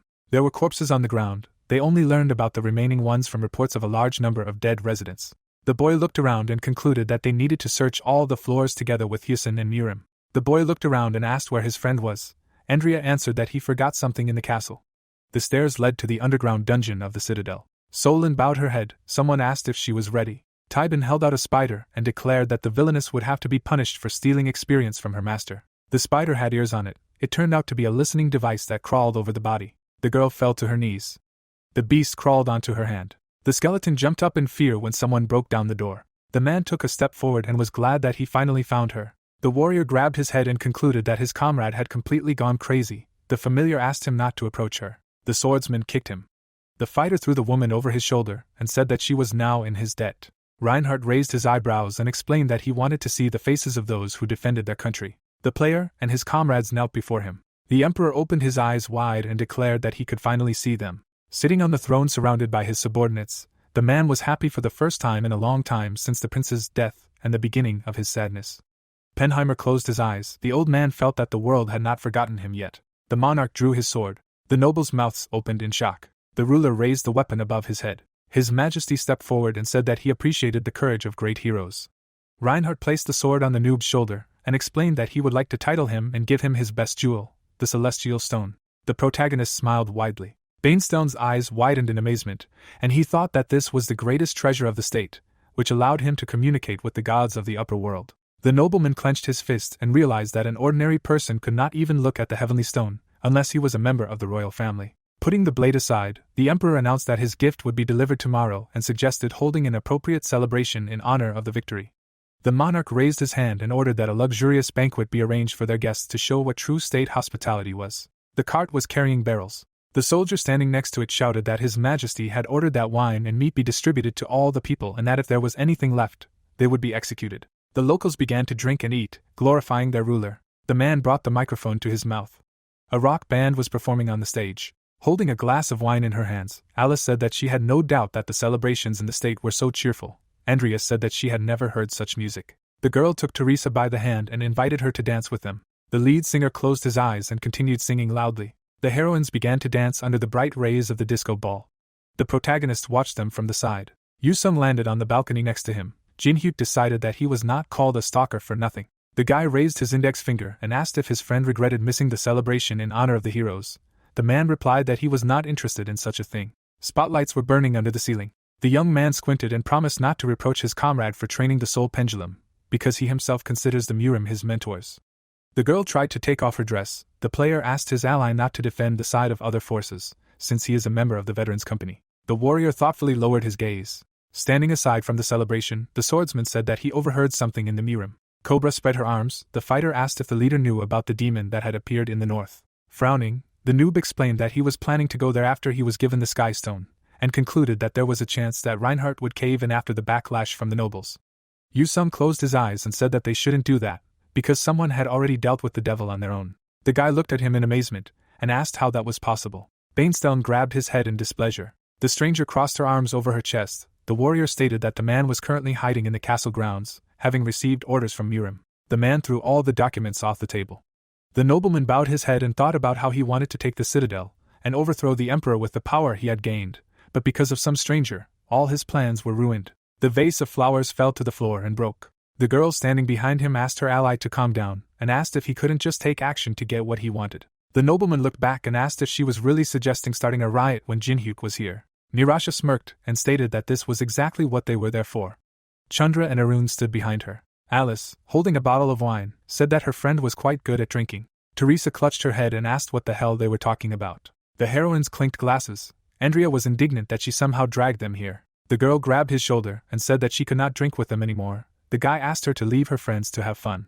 The young man smiled and explained that they should get closer, no matter what the method. The player put on his cloak and asked his ally to report on the situation. The girl raised her eyebrows and said that Gunshin met his deserved death, and the teacher made sure that there was no trace left of him. The noob closed his eyes and was glad that one headache was gone. The protagonist threw a bag to his friend. Jin-hyuk looked back and said that this was a gift for saving Wolian. Inside the package was a fox bead. The sphere lit up. The system reported that this artifact allows the owner to transform into a kumiho. The boss's eyes sparkled. The notification suggested that in the event of a transformation, she would have new abilities. At that moment, the manager turned into a fox with long white hair. Andrea smiled happily. The guy asked her to transform back and explained that she couldn't be gone for long. The girl touched her new ears. The boy thought that the fox bead suited her well. The player looked at the inventory and realized that all the items that dropped from Entrad were pretty clear. The noob squinted and decided that among them there was still one that raised questions. The flask contained the spring water of oblivion, which makes it possible to falsify large parts of memories. The protagonist took the bottle and realized that there was definitely nothing like that in the game. While Teresa and Alice continued to have fun, Jin-hyuk thought about how great the powers of the test tower were. The guards guarded the entrance to the dungeon. The girl's mouth opened in surprise. Passing by the treasury, the woman noticed that there were a lot of high-class items there, and decided not to let the shiny appearance deceive her. As they walked down the stairs, Penheimer explained that touching these artifacts would trigger a restriction spell, making it difficult for those who did not understand the jewels to survive in this place. Frowning, the man explained that they were now heading to the resting place of the direct royal ancestors, adding that it was such a holy place that people with impure intentions could not enter. The old man looked at his ally and asked if that was true. Abraham silently lowered his gaze. The heroes walked along the long bridge. The knight said that he had brought them here by order of His Majesty, who wanted to reward the saviors of the state. In the center of the hall stood a huge statue of an angel. The warrior declared that they were there. Reinhardt stood at the foot of the monument. There was a tomb here. The guy looked away and was surprised that this was the first time he had to enter here by invitation. The heroes knelt before His Highness. The emperor praised them for their excellent work. The stones separated from the nests on the angel's wings. The monarch thanked the guys for saving the country from 3 demons. The ruler handed the young man 3 heavenly stones. The player extended his hand to take them. The man explained that this thing allows you to contact the gods of the upper floors, but initially only those with royal blood could receive them. The old man looked down and warned that in order to contact the gods, you need to observe appropriate manners. Noob looked closely at the gems. Reinhardt added that the chosen one becomes the owner of the stone, and the one who was not chosen cannot use it twice. Teresa looked at the source of bright light. The girl noticed that another stone was missing from the wings of the statue. The protagonist put the gift in his pocket and told that it was used by a legendary king who had absolute power and was recognized by the gods. The huge picture depicted the very first Emperor Lionheart. The monarch bowed his head. Jin-hyuk concluded that after him, there was not a single descendant who could compare with him. The boy smiled and realized that this was why the king's authority was gradually declining.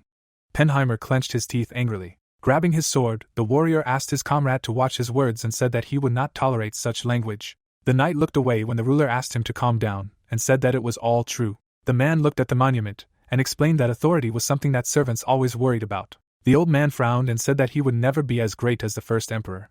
Behind the heroes was a stone coffin.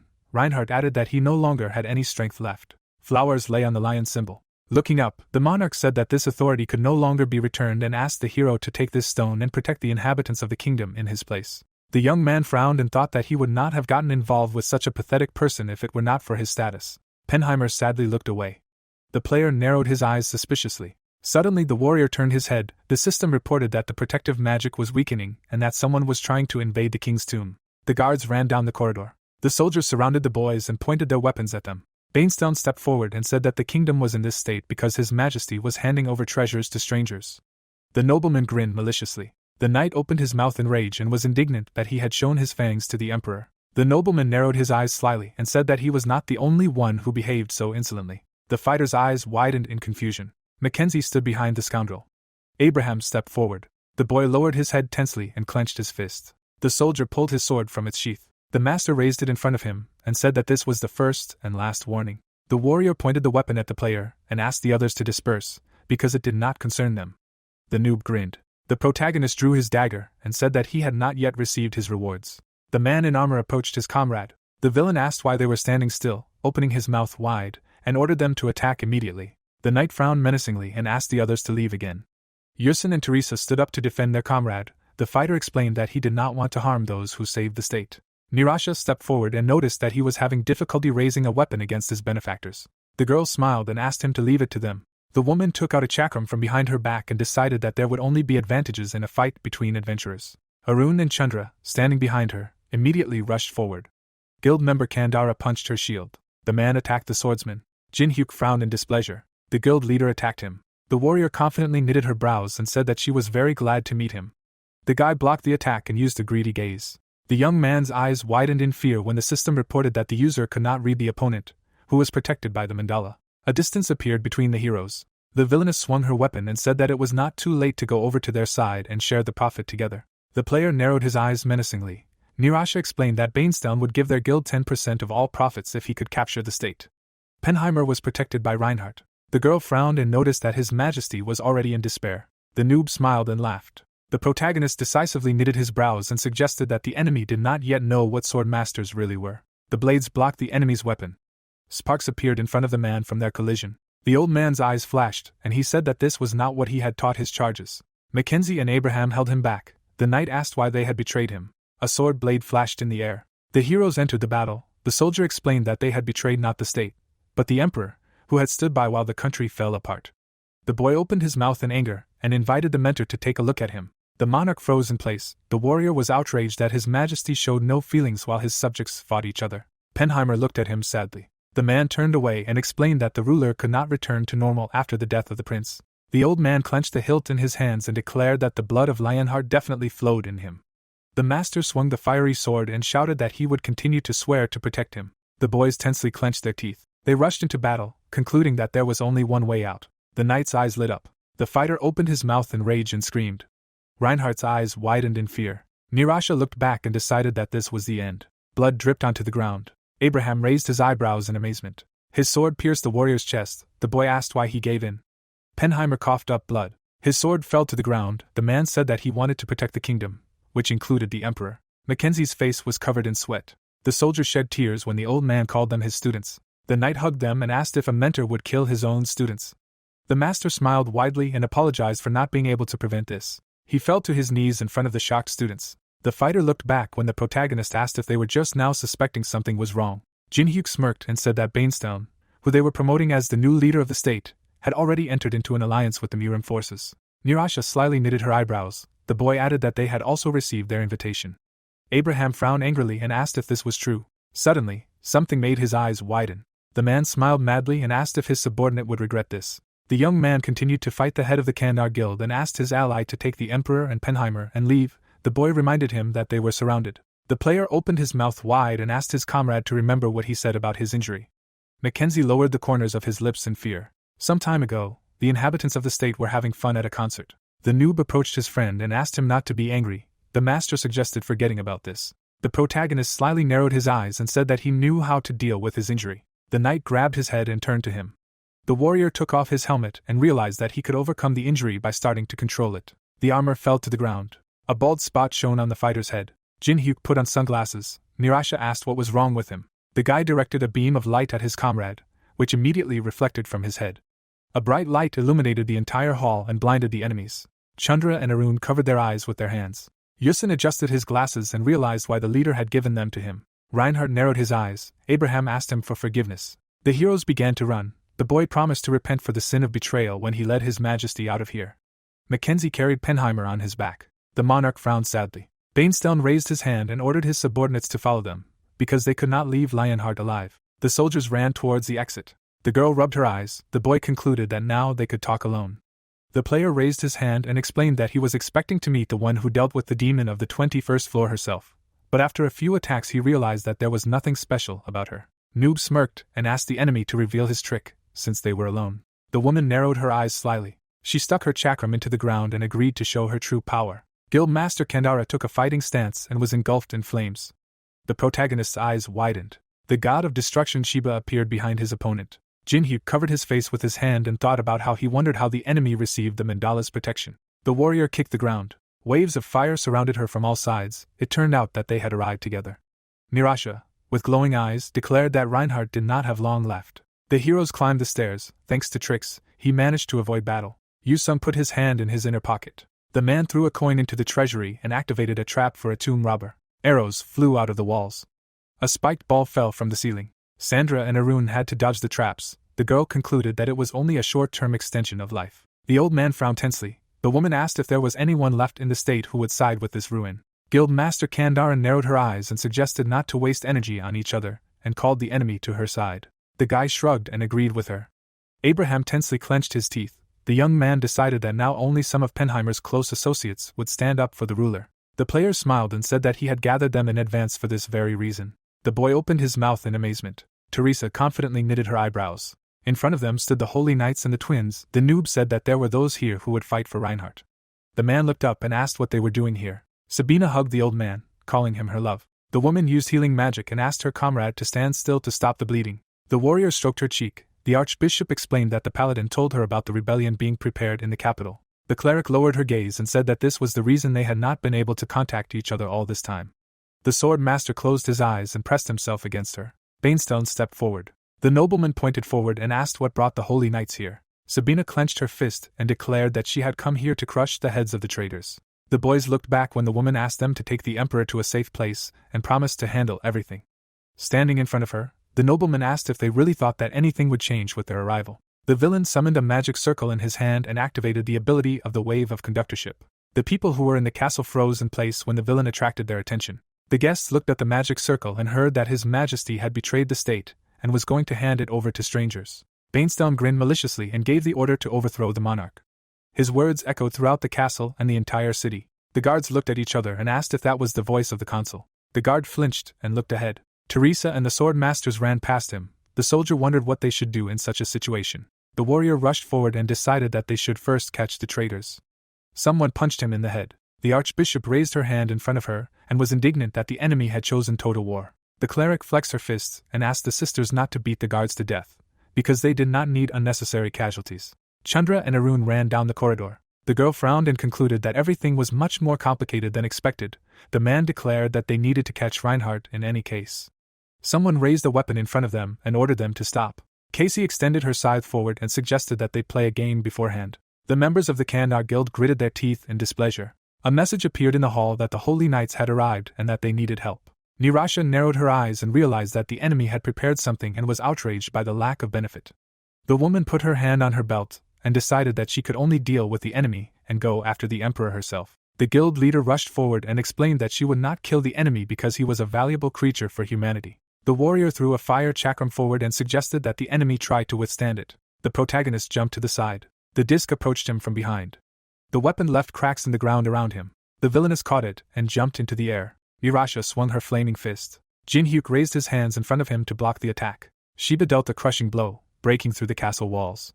A huge cloud of dust rose in the hall. The girl landed on her feet. A grin shone on her face. Sitting on the demonic hands, the guy asked if the enemy thought it was not very decent to destroy the imperial tomb. Winking at him, the woman said that she did not care about the NPC at all, and reminded him that it had nothing to do with conquering the Tower of Trials. Guildmaster Kandara asked the enemy to stop such empty talk. The young man took out the heavenly stone. The warrior asked if the enemy was really going to use it. The villainess frowned and explained that he would be hated if he tried to gain recognition from the gods. The player clenched his fist and said that he was already used to this. A blue haze enveloped the gem. The noob concluded that hatred is also a kind of sympathy. A bright light illuminated the spaces. The system reported that an attempt to dialogue with the gods of the upper floors had occurred. Nirasha closed her eyes and covered her face with her hands. The girl opened her mouth furiously and was outraged by the enemy's behavior. Suddenly, she was swallowed by dark energy. The woman froze in place. The system explained that the Supreme Being wanted to show himself, but the restrictions of the tower did not allow him to do so. The protagonist spread his arms. Because of the restrictions, the user can only communicate with him using the heavenly stone. The monster raised his hand to the sparkling notification. A malicious grin appeared in the darkness. The system window was destroyed. The monster landed in the hall in front of Jin-hyuk. The demon narrowed his eyes slyly and asked if the man had first refused to be a black apostle, and was now trying to contact him. His eyes lit up. The devil said that he would not tolerate this. The guy's eyes widened in amazement. A smile appeared on his face. Burial appeared in front of him and spread his wings. Then, on the 5th floor, the young man grinned and asked how a dog could stand higher than a tiger. The player waved his hand and refused the offer. The monster loomed over him and asked which of them was the tiger now. The noob confidently frowned and said that now was not the time for jokes and asked for his help. The monster bared its fangs and grinned. The demon raised its head and asked if the human really thought he had the ability to do something like that. Suddenly, the devil looked at the protagonist when he mentioned Yu-sung. Jin-hyuk smiled and reminded him of the additional condition about the maid costume. In the past, Burial watched the broadcast while chewing chips. The guy said that he watches his channel and constantly adds different conditions. The young man spread his arms and promised to make even cooler content in exchange for help. The monster narrowed his eyes slyly. The player said that he would relieve his boredom with something interesting. The noob confidently frowned and added that this exciting spectacle could be seen from anywhere in the test tower. The dark energy around Nirash evaporated. The girl opened her mouth in shock. The protagonist's eyes lit up. A ghost of a monster appeared above him. Shiba clenched his fist and asked how he ended up on this man's side. Jin-hyuk was enveloped in a powerful aura. The demon laughed and replied that it was very simple. The devil grinned maliciously and said that this man was very interesting. Several powerful blows threw the woman back. The guy swung his fist and used a special attack. A colossal blow fell on the enemy. Blood gushed out from the warrior's clenched teeth. The head of the Kandara guild knelt down on one knee and asked if it wasn't her opponent who was grumbling about how they should never destroy the imperial tomb. Clenching his fist, the young man replied that everything was fine and said that he would blame his enemy for everything. The villainess widened her eyes in amazement. Burial narrowed his eyes in satisfaction. At this time, the twins entered into battle with the members of the Kandara guild.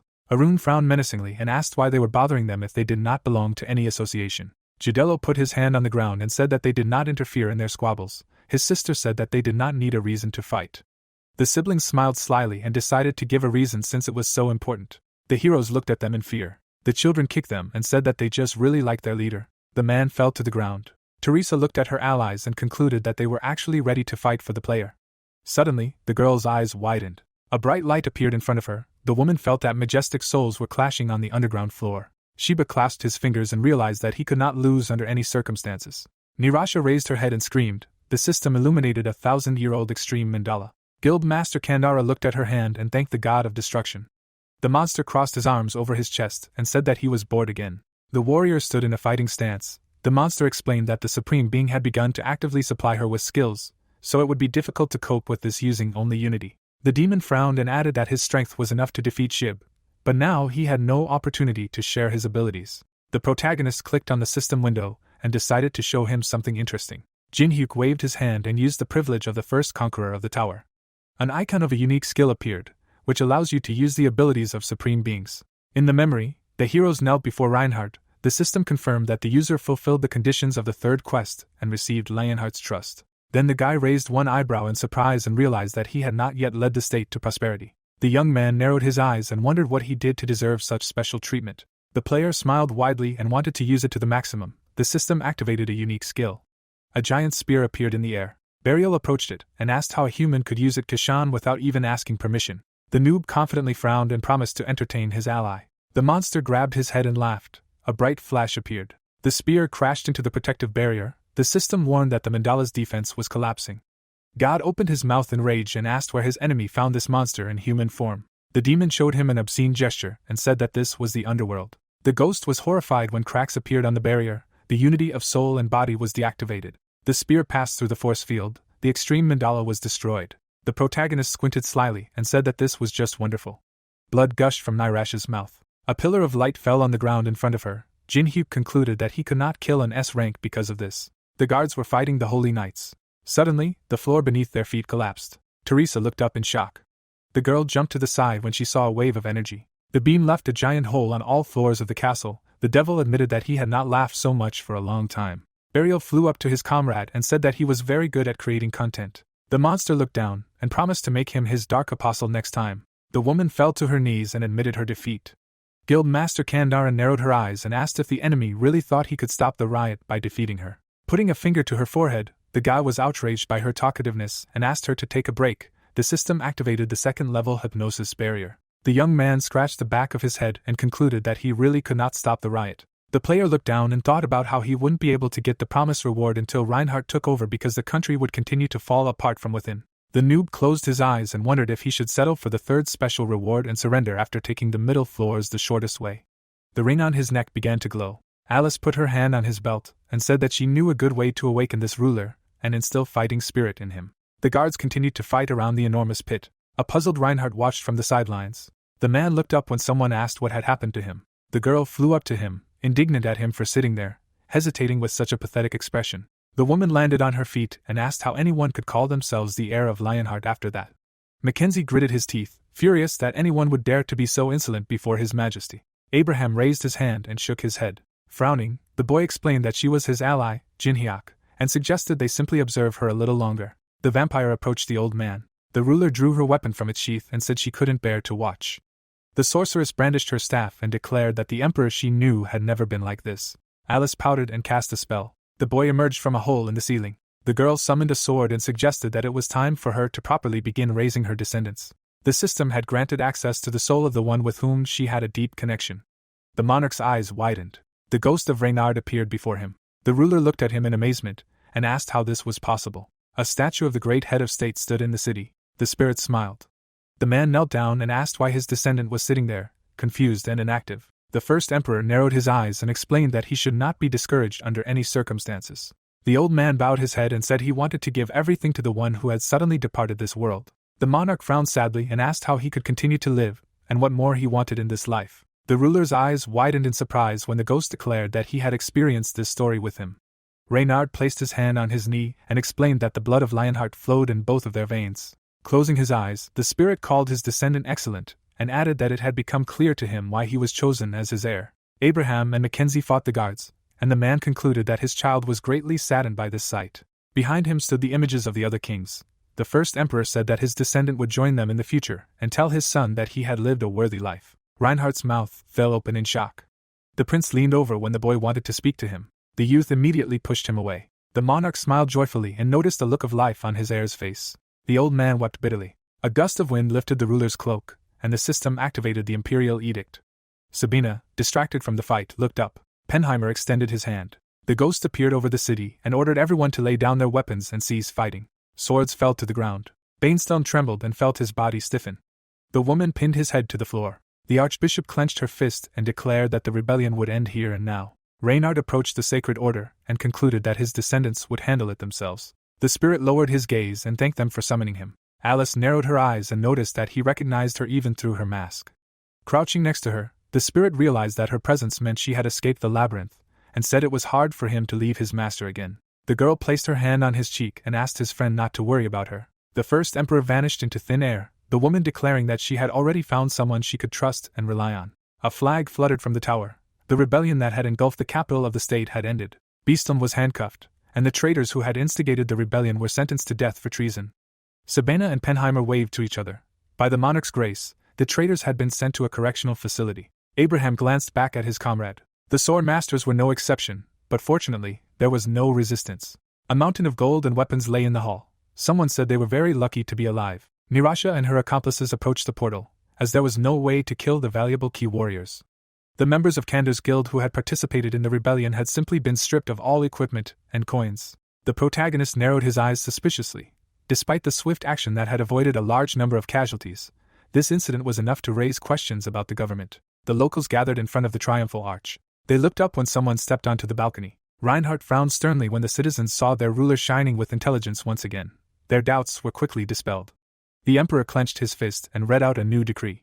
Penheimer raised his eyebrows in surprise when he learned His Highness had returned. The man looked at Jinhyuk and concluded it was thanks to him. The old man extended his hand and promised to provide the shortest route up.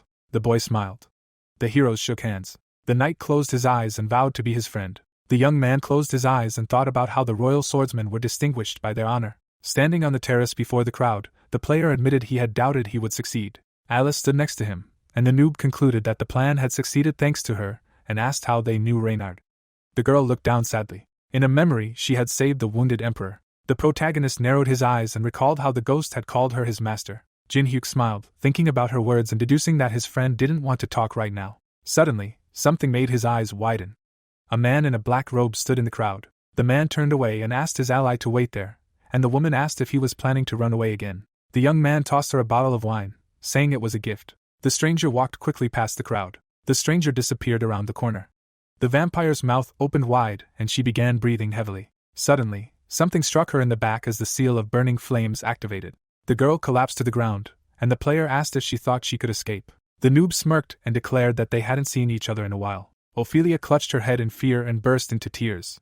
In the past, the robed men surrounded her. Someone slapped her. The woman fell to the floor, and the villain explained that their ally had lived his entire life for the honor and prosperity of the Decasus family, but loyalists Bert Ion and Mikhail had been killed. The villain looked down at his subordinate and asked why she alone had returned alive. The monster wondered if the man hadn't begged for his life. The vampire placed her hand on her cheek, and the clan leader ordered her to ascend to the 21st floor and discover Bomlung's location. The bloodsucker bared his fangs and promised to kill her if she failed. The girl pointed the sword at her throat. The seal on the back of her head ignited. Ophelia opened her mouth wide and screamed in pain, and the system reported that suicide was prohibited.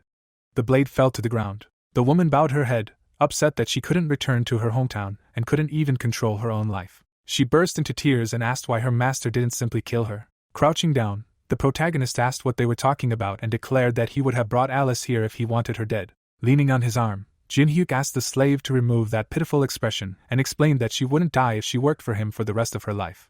The vampire wiped away her tears and expressed outrage that a noble creature had to do this. The boy put his hands in his pockets and wondered if the Decasus family was still scouring the countryside to obtain Bomlung. He scratched his chin thoughtfully. The player grabbed his ally by the cheeks. Noob leaned over and asked her to return home and tell him she knew how to find Bomlung. The girl's eyes widened in shock. The sword was shrouded in a purple haze. It was a relic with supreme effectiveness in dragon hunting. The blade protruded from the corpse of a monster emitting a powerful poison, and the artifact was sealed deep within a dungeon on the 21st floor. The dice rolled 20. The average user or local would never have been able to find even the entrance to the dungeon, as it constantly shifted its location. Walking down the street, the protagonist concluded there was only one way. Jin-hyuk looked back and saw the man who had been stalking him. Pieces tensely turned to the wall, his greedy gaze revealing his stats, and the system informed him that the user must do him a favor to copy the skill. The boy approached him, thinking about how he could use his help while conquering the tower. The explorer broke out in a cold sweat when the young man asked him to stop hiding. The messenger adjusted his glasses, and the player remembered he had been watching him since his arrival. The noob smiled and asked what he wanted. A cube lay on the table, and the boy explained it was his original work. The engineer raised his hand and explained that the device measured the skills of everyone who completed the testing tower and maintained a ranking table. The heroes sat across from each other, and Pieces said he'd like to include the protagonist in the ranking table. The researcher clasped his hands and added that he'd wanted to systematize the user's data. But this damn tower was such a barbaric place that it didn't even have basic statistics. Looking down, Jin-hyuk thought he'd seen this obsession with analysis somewhere before, and remembered the library manager. The boy glanced at the cube and assumed it was the favor required for the copying. The envoy removed his glasses and explained that all he needed to do was give written consent to the distribution of his team members' personal data. The young man raised his hand and promised to sign the agreement as soon as his ally heard his request. Opening the status window, the boy agreed that everything had a price and asked what he needed. Closing his eyes, the player declared it a fairly simple task and asked him to find the entrance to the dungeon where the dragon slayer sword Bomlung was buried. The engineer's eyes widened in shock, and the noob inquired if it was possible. Pieces explained that the Empire had banned entry to that territory, and the protagonist looked up and said he couldn't sign the papers in that case. Jin-hyuk rose from the table and expressed outrage that his friend wanted to add him to the leaderboard but might leak this information to someone else. The researcher denied this. Narrowing his eyes, the boy declared that his ally had lost his trust and bid him farewell, deciding they would never see each other again. The envoy placed his hand on his chest and reminded him that he, too, was an adventurer. The boy bowed his head and explained that he could get into trouble, and that was too dangerous. The young man stopped in front of the door and asked if he should worry about it. The player's eyes sparkled and he wondered if anyone would know they were searching for the entrance to the dungeon where Bomlung was. The engineer's eyes widened in surprise. People had gathered outside the Black Crow Guild building. The girl rolled her eyes in displeasure and complained that she was about to go crazy. She asked how they were supposed to process all these applications. Hyan, holding a stack of papers, explained that the guild leader's videos on the 21st floor were exploding in popularity, so they wouldn't be able to rest anytime soon. The man burst into tears and remembered how wonderful it had been when Alice kept an eye on the guild. The boys looked at the door when someone knocked. The twins burst into the office, declaring it their dramatic entrance. The heroes' jaws dropped in horror when they realized they were the same S-rank adventurers from Europe. Giudello looked around and explained that the leader had asked them to help out here. Casey sat down on the sofa and added that they were family now. The boy extended his hand to the employee and asked if the noob hadn't contacted them. Frowning, the manager remembered the message from the protagonist and understood what they were talking about. Crossing her legs, the girl asked what they needed to do, hoping it would be something interesting. The adventurers looked around and noticed something strange. The siblings came on stage and announced that they needed to hold an entrance test because there were too many applicants. The children grinned wildly and declared that the condition for passing was not dying. The people's eyes widened in fear. The twins pounced on them and warned them that the test had begun. A Black Crow employee looked out the window, observing the proceedings. Giving a thumbs up, Hyun concluded that the S-rank boys were very reliable allies and recalled that Alice had previously performed this task. A photo of them together sat on the table, and the man hoped his friend was doing well. A ring hung on the protagonist's chest. Jin-hyuk scratched his chin and asked if this was the place they needed. The heroes stood in front of an abandoned barn. Pieces explained that this was where the entrance to the dungeon was located. The boy adjusted his sparkling glasses and declared that he wanted to see it from the inside. The researcher grabbed the door handles, and the system informed him that anyone who forced a passage where it was forbidden would not be able to obtain experience points or items. A portal appeared in the doorway, and the boy was surprised that no items were required to enter, deciding that his ally was a true adventurer. The messenger jumped into the portal and shouted that he was extremely curious about what the dungeon looked like from the inside. The boys entered the burning portal in the barn doorway. Suddenly, someone approached him. The hooded stranger praised his subordinate standing nearby for her excellent work. The scoundrel extended his hand and ordered the others to follow the adventurers. Behind him stood men in black robes. The engineer's mouth dropped open in shock and he looked into the system window. Pieces approached the monument and asked if this was a biography of the great Siegfried, owner of the dragon's slayer Balmung. Arrows flew from the wall, and the boy explained that it was described in detail in an ancient language, how he slew a poisonous dragon with his sword. The spirits destroyed all the traps. Holding the tablet, the researcher concluded that he wouldn't have had time to read all of this without his assistance. Looking around, the messenger remembered that magical beasts rarely form contracts with anyone, and that such alliances often end badly, and asked how his companion had managed to get along with them. The player closed his eyes and suggested that his charm and warmth could win any heart. The elementals smiled awkwardly and confirmed this. Noob grinned madly and warned that he would punish the pets if any of them were harmed. The fairy struck T-Bone and asked why he wasn't doing anything, while the fire was indignant at having to do his work. The protagonist looked away and noticed that the copying condition hadn't been met, the system reminding him that he needed to prove his kindness. Torches lit the castle corridor. Jin-hyuk clenched his fist, and the engineer shouted in surprise that it was the poisonous dragon Fafnir. In the center of the hall lay the corpse of a gigantic monster. The sword Balmung, engulfed in a blue aura, protruded from its head. The spirits saw a magical gem before them. The boy explained that they had worked diligently for 3 hours to disarm the traps, and he allowed them to rest for a while. Pieces smiled broadly and warned his companion not to get too close to the monster. A green haze surrounded the skeleton.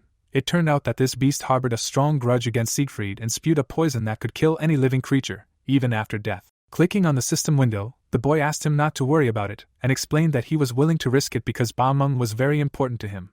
Raising his eyebrows, the boy realized his ally knew nothing about the tower, and suggested that with him as their guide, conquering it would only be a matter of time. Grinning, the player realized his assistant was very much mistaken and decided he wanted to travel with him because it would be fun.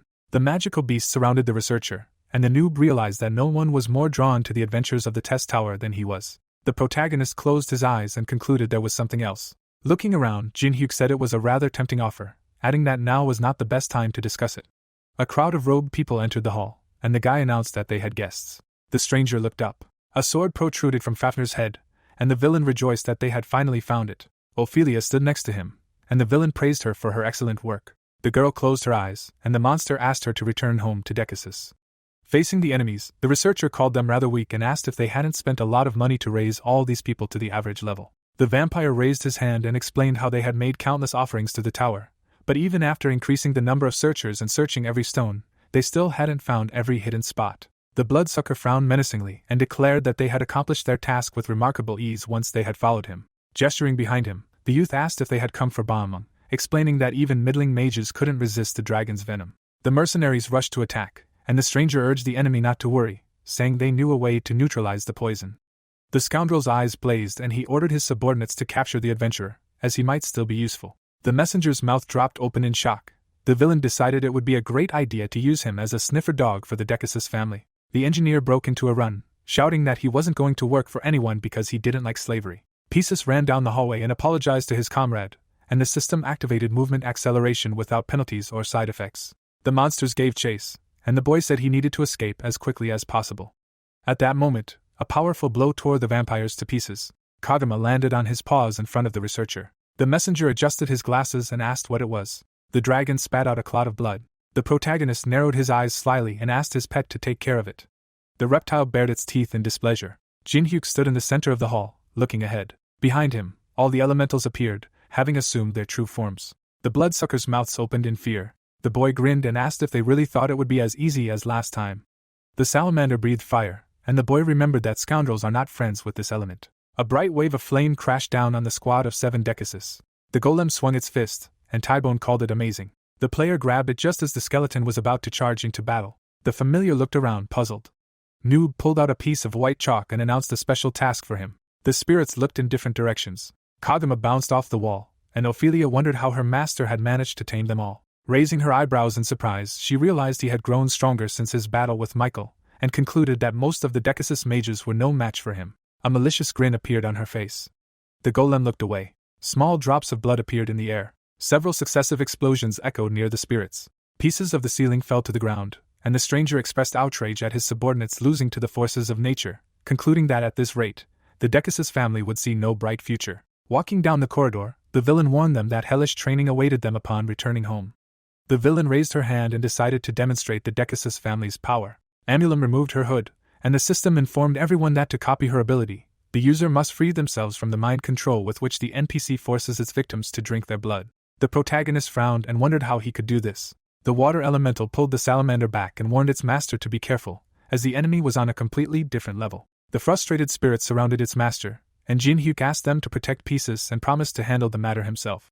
The woman summoned a clot of energy in her hand and noticed that the enemy was in no hurry to defeat her, as a pair of spirit beasts and an ancient child would not be enough. Bloody blades appeared in the air. Bright flames surrounded the boy. The villain lunged behind him. A powerful blow sent the young man flying backwards.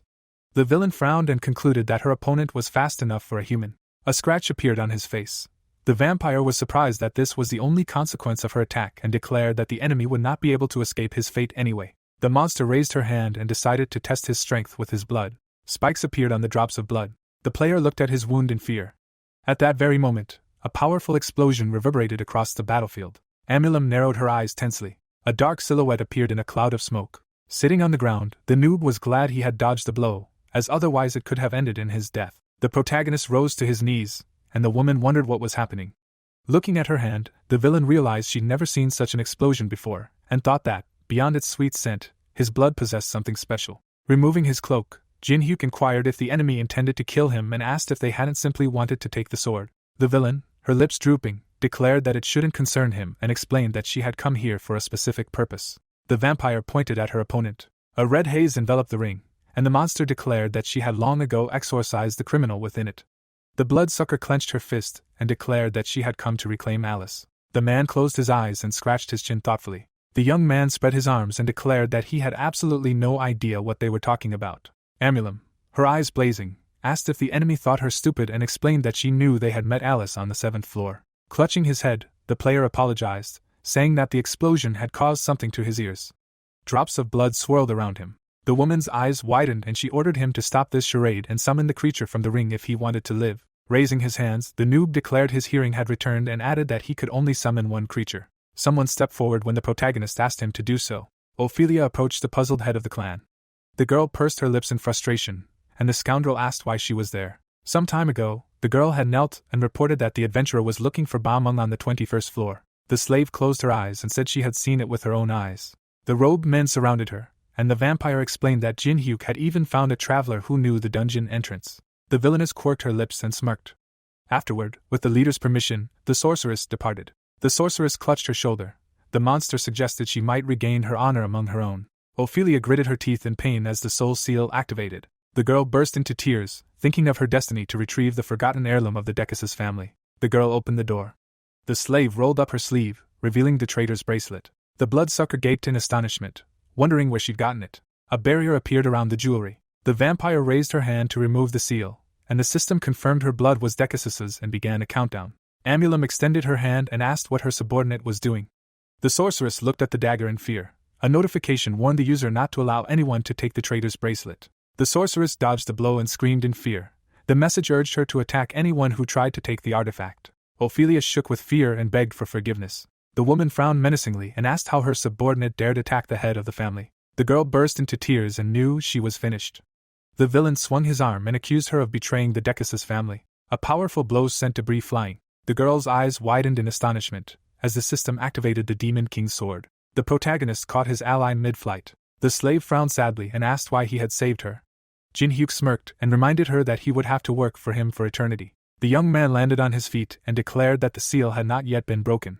Looking at the enemy, the young man asked what they should do now and explained that she should have taken better care of her subordinates because the vampire wanted to defect. Blood clots appeared around the villain. The monster swung her leg and declared that she would make sure the enemy could never open his mouth again. The powerful blows sent the player flying backwards. He crashed into the wall. The bloodsucker lunged forward and cast a spell. A huge wave of energy crashed down on the noob. The protagonist swung his fist and used the skill-grave right hand.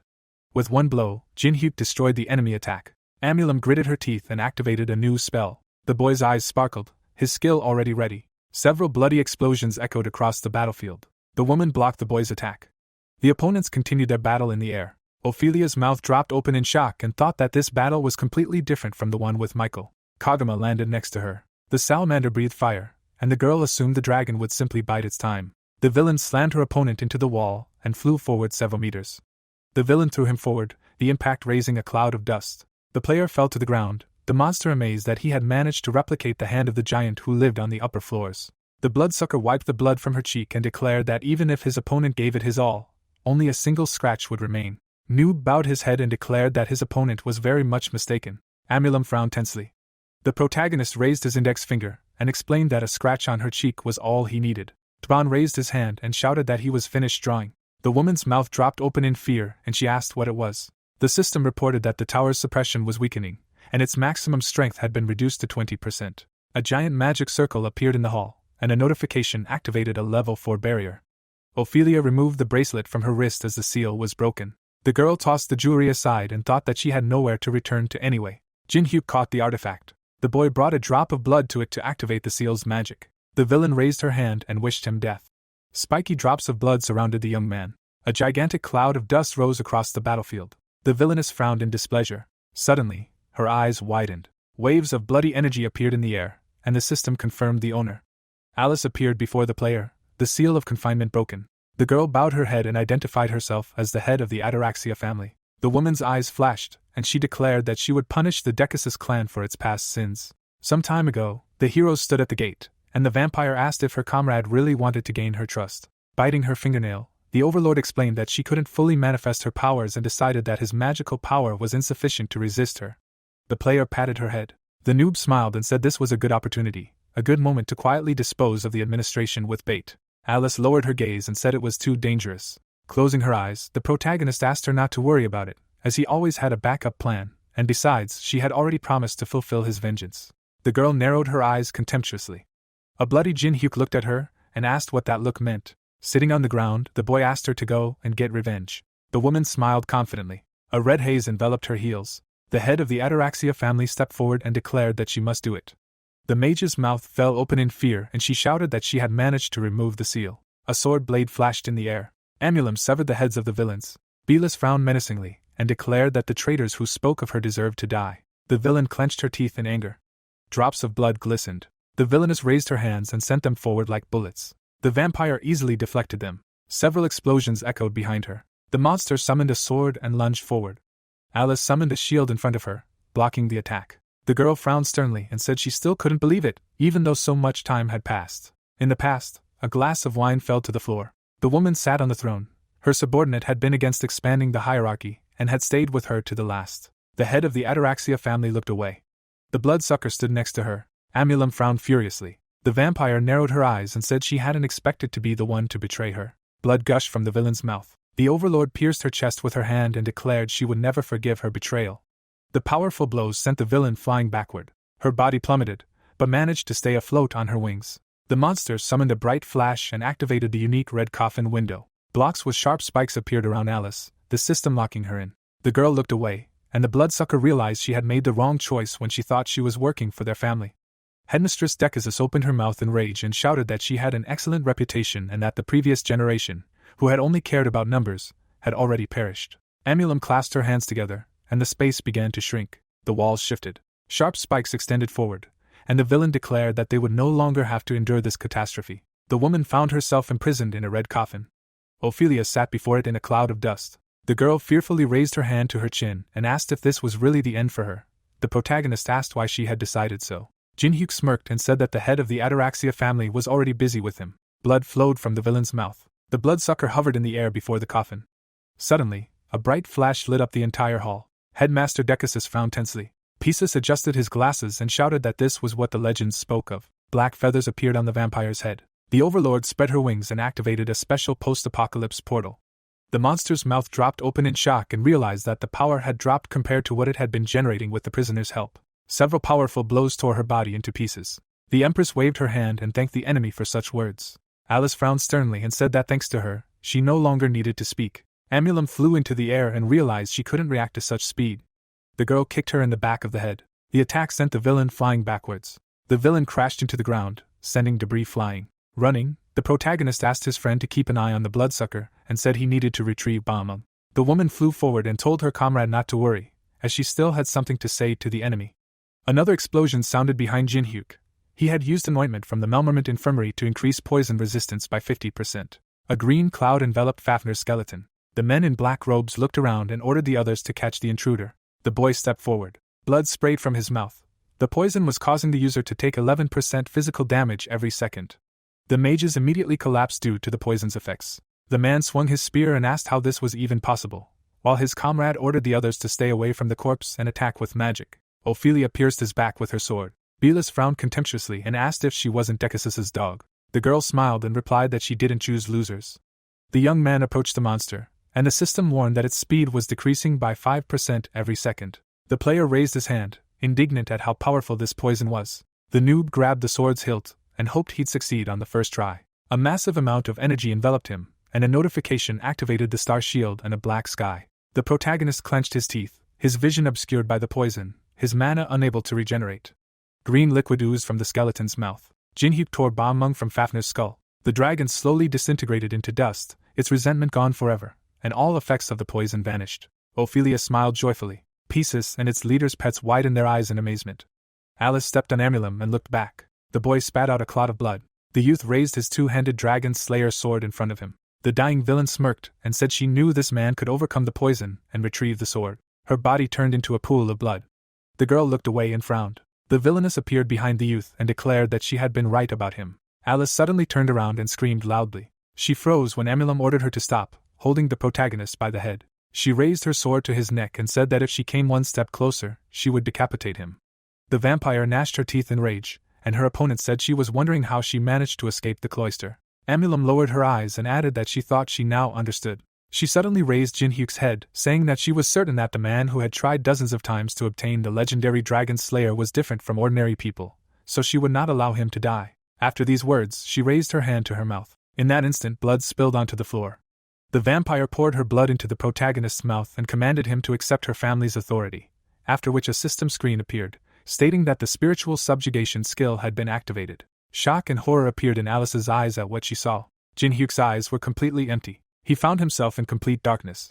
Suddenly, the boy looked up. Hundreds of vampires faced him, and the system screens announced that the soul domination phase had begun, with the effect increasing by 100% due to the purity of the caster's blood.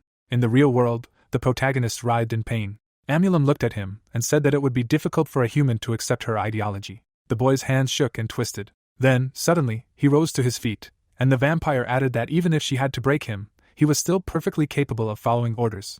Her eyes lit up, and she ordered him to go and catch the ghost of Ataraxia. Receiving the order, the protagonist stuck out his tongue and let out an inarticulate moan. Amulum's eyes widened at this, and she asked what he had just said. Alice, her eyebrows raised in surprise, looked at her comrade. Suddenly, she clutched her stomach and burst into laughter. Wiping away a tear, she said she almost didn't believe it, adding that he was a good actor. As soon as Alice said this, Amulum noticed a wide smile on Jinhyuk's face. The boy then combed his hair and asked if his performance was good. At this point, the copying conditions were met, so he successfully copied the blood burst ability. At that moment, holes appeared in the vampire's body, as she wondered if he had escaped her spiritual control. Alice opened fire on her opponent. She smiled broadly and said she didn't know how he did it, but he was great. Amulum gritted her teeth in rage, activating her resurrection ability. The protagonist wiped the blood from his nose and said he enjoyed her ideology, which she used to destroy his spirit, adding that it was done with panache, but she chose the wrong opponent. A few minutes ago, he'd kicked a vampire in the face.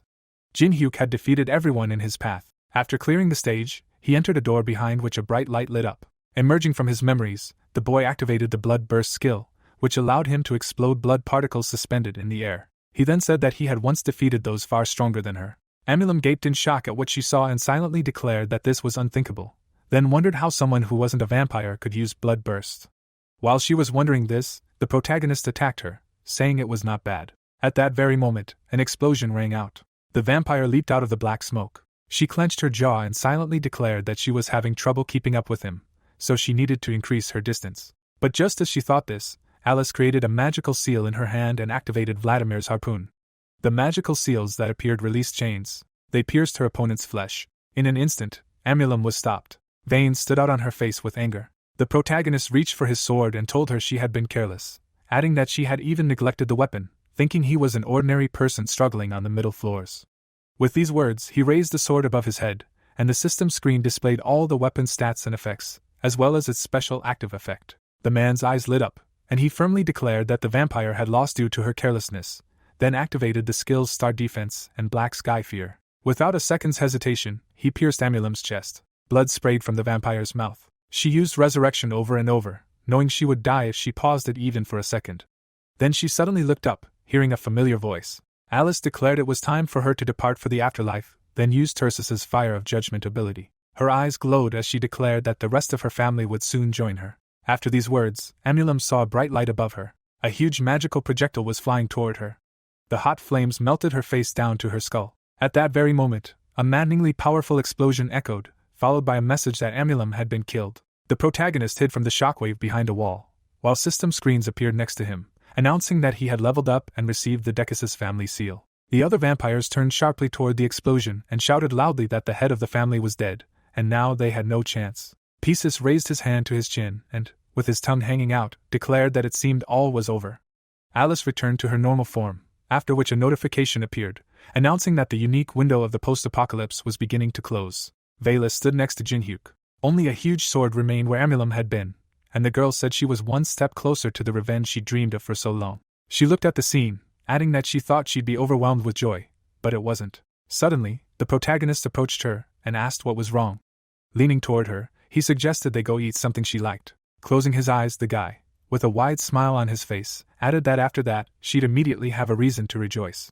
Hearing this, Alice smiled warmly and said yes. A bright light shone nearby. Ophelia turned in surprise at the joyful dragon. She lowered her head in disappointment and silently remarked that she'd barely survived, then wondered what she should do now. Suddenly, surprise filled her eyes as a familiar voice asked her what was wrong. The protagonist glanced at her out of the corner of his eye, asking if she wasn't coming, telling her to hurry up, since they could leave her there. The vampire, her eyes full of shock, pointed at herself. After a brief pause, she rushed after the boy, replying that she was already running. At that very moment, Pisces was called to join them, to which the boy smiled broadly and said, "Okay." Meanwhile, the protagonist successfully copied the passive ability, Synergy, which increased stats by 10% when using more than 2 abilities. A new copying condition appeared. He needed to show his colleagues how well he currently treated them. Jinhyuk, with a wide smile on his face, looked at Alice, who was playing with the dragon, and the condition was fulfilled. In the testing tower above the Vampire Territory Administration, the moon rose. Suddenly, one of the chairs inside caught fire. Everyone present immediately jumped from their seats and shouted loudly, asking how this could have happened. One of the vampires leaned toward the ashes and said that if the chair had burned, it meant Amulim had died. Exinchen looked away when he heard a familiar voice saying he'd warned them not to think he was truly so simple. The goblin stirred his tea with a teaspoon, adding that he possessed so much information, experience, and skill that it was as if he knew absolutely everything, making it clear he was extremely unusual. Hastings walked toward the vampires, continuing to say that if the protagonists were left alone, they might suffer the same fate as Amulim. Hearing this, the monsters bared their fangs and cried out in displeasure, asking if he really meant for a human to kill them. Suddenly, the boss stopped them and, looking at the goblin, said that it seemed he hadn't come here to discuss how remarkable this human was. Exinchen, the leader of the Ataraxia clan, frowned and ordered them to stop insulting them and get to the point. Hastings twirled his saucer over his finger, replying that he'd never doubted his astonishing intelligence, adding that he had a plan to eliminate the protagonist. While he was drinking tea, one of the vampires asked if he wasn't the tower's manager, so why would the one who maintained its balance help them? Suddenly, the goblin's eyes lit up, and with a manic grin, he asked what he was talking about, adding that right now, he was striving precisely to restore the tower's balance. At that moment, the young man handed the protagonist a cube, saying that it could be used to check the tower's rating at any time. Jinhyuk looked at the object in his hand and asked if he wouldn't take it back, to which Pisces replied that it was a gift. Looking at the boy, he smiled broadly and added that he was glad to see Fafnir and the Dragon Slayer, and that was enough for him. After that, he waved and left, and the protagonist, watching him go, silently said to himself that if fate decreed, they would meet again. Then he looked at the cube again and thought about using this rating wisely. Suddenly, he looked away in surprise when he heard a familiar voice. Teresa, waving, was running in his direction. When she reached him, she braced herself on her feet and said she'd been looking for him for a long time, then asked where he'd been, to which he calmly replied that he'd been out on business. And when he asked why she'd been looking for him, Teresa looked up at him, her eyes shining with happiness. Some time ago, she'd followed Sabina, who'd asked what she should do about it now, and whether she'd continue training to be a paladin, to which she'd answered affirmatively. The Archbishop glanced at the girl out of the corner of her eye and said that the path of a follower of the Goddess of Light was not easy. Of course, she could attain great power, but she would have to give up much. Teresa lowered her gaze, bitterness in her eyes. Suddenly, Sabina paused and continued that the cruelest of the prohibitions was that she would not be able to swear a family oath, for those like them chose a life of abstinence to protect their sacred duty, and the moments they once spent with their loved ones would become mere memories. Penheimer stood on the palace balcony at the time, imagining how young and happy he had been with his love. After listening to the Archbishop, Teresa smiled and silently declared that she had no other choice if she wanted to become stronger. Suddenly, Sabina hugged her tightly. A bright divine light appeared around them, followed by notifications announcing that, by the Archbishop's decision, Teresa was honorably retiring from the Holy Realm's forces. Because she was retiring honorably, she was freed from punishment and all obligations to the Holy Realm. The girl raised her eyebrows in surprise, and Sabina smiled broadly and said that perhaps she had been working her entire life just for this day. Stroking the student's face, she told her to join those with whom she wished to continue her journey. A system screen appeared before the protagonist, announcing that Teresa had been registered with the Veterans Company. He then mused to himself that it must have been difficult for her to do so because of her profession. Surely it was the Archbishop who had made the effort. Suddenly, Teresa turned to him and shouted loudly that it was for the occasion of her joining. But suddenly, her face flushed with embarrassment, and she was speechless. At that moment, her voice changed, and the girl grabbed Jin-hyuk by the face. Baring her teeth, she suggested they celebrate at her place. The boy, confused, raised his hands and agreed. After a while, he and his companion stopped. Raising his hand to his chin, the protagonist said he'd heard that Teresa came from a European aristocratic family, and Alice folded her arms and added that that was quite nice. The boys stopped at the enormous gates that led to the Laurentia family's residence. Servants opened the doors for them, and Jin-hyuk, entering first, was surprised. They were greeted by Teresa, who smiled broadly and said they were early, but they must have had a hard journey, adding that she was glad to see them all. Andrea immediately rushed to hug them. Alice simply waved, and Belis bowed his head. Only Ophelia stood there, confused, when the protagonist suddenly said they weren't acquainted, then introduced her to Teresa. The girl folded her arms and happily said she was glad to meet her, to which the vampire frowned tensely and wondered if she really didn't recognize her. Suddenly, Teresa's father, Destin de Laurentia, came out to the group and said they had come a long way here, so he sincerely welcomed them on behalf of the entire Laurentia family. The protagonist shook his hand and introduced himself. Then the man closed his eyes and said he had heard about him, the hero who saved Europe, from his daughter, and as a father, he could rest easy knowing his daughter was working with such a strong player like him. Receiving the praise, Jin-hyuk smiled contentedly. Suddenly, Destin smiled broadly and said it was time to get to the point, then asked when they planned to take their relationship to a more serious stage and begin. But before he could finish, Teresa grabbed him and quickly dragged him up to the second floor. Closing the door of one of the rooms, she said she needed to talk to her father about preparing the feast, so they could look around until the others arrived. After these words, the door slammed shut. Soon, Yuseng appeared with 4 slaves, and the stalker, despite protesting, behaved obediently. Belis gave a cautionary lesson about the outside world to those born in the testing tower. Alice was supposed to do this, but apparently she delegated her duties to him. The twins weren't invited, but they came of their own accord, bursting through the windows. In the end, Taemin and Yeonhwa were the last to arrive. The protagonist ascended to the second floor and asked for everyone's attention. He then declared that, whether they liked it or not, everyone present was a member of the Veterans Company, so it would be more convenient for them all to take this opportunity to get to know each other. Everyone present listened attentively, their eyes never leaving his. After saying this, Jin-hyuk raised his hand and announced that it was time to begin the first Veterans Company workshop. Afterward, the guys threw a pool party. The twins devoured cake. Suddenly, Teresa turned around in surprise and asked where the protagonist had gone. At that moment, Jin-hyuk left the building. He glanced at his comrades through the window and silently remarked that they were getting along better than he thought, adding that this was the perfect time to check the reward from Emulim. Thinking about this, he glanced at the Decasus family seal. After a short pause, he activated it. The Decasus family treasure vault suddenly opened before him. A die suddenly fell to the floor, and the system screen announced that he would roll a random jewel. A few seconds later, the die landed on the number 6. The protagonist received a painting called A Quiet Place, and the system screen announced that only those who had mastered the lost language to a sufficient level could appreciate the painting. Jin-hyuk looked at the received item with displeasure in his eyes and wondered if it was a coincidence, adding that no matter how incredible his luck, this was a bit much. Raising his hand to his chin, he recalled reading some information about the lost language before and silently remarked that the lost language was mentioned in the second message for the first timer to conquer the tower, and now the randomly dropped reward painting seemed like someone was trying to convince him to learn this lost language. As he thought about this, he imagined a multitude of multicolored lines connecting in a single bright flash. Suddenly, the system screen appeared to the side. But what the protagonist saw filled his eyes with shock. The flickering system screen announced that he had finally understood. The protagonist stared at the system screen, which displayed a question mark. A drop of cold sweat ran down his cheek as the call connected. The call was connected to a person named NGVP, who also told him not to worry, as they meant no harm. The entire system screen was covered in static, and the unknown person said they had been watching him for a long time. Hearing this, the protagonist frowned tensely and asked if they really were the ones. Yes. A male voice from the flickering system screen firmly replied. The question mark flickered in and out, and NGVP continued to say they were the creators of the testing tower. Meanwhile, Teresa was walking near the pool. Her alter ego smiled broadly and said that this was her chance, since everyone was desperately searching for the main character. The girl looked up, wondering where he'd gone. Suddenly, she glanced away. She saw a light on the street, and wondered what it was. Jin-hyuk recalled the days when he was a streamer playing a game about a tower of challenges. Back then, he only had about 20 viewers, but thanks to their support, he overcame life's hardships and was able to complete the entire tower of challenges.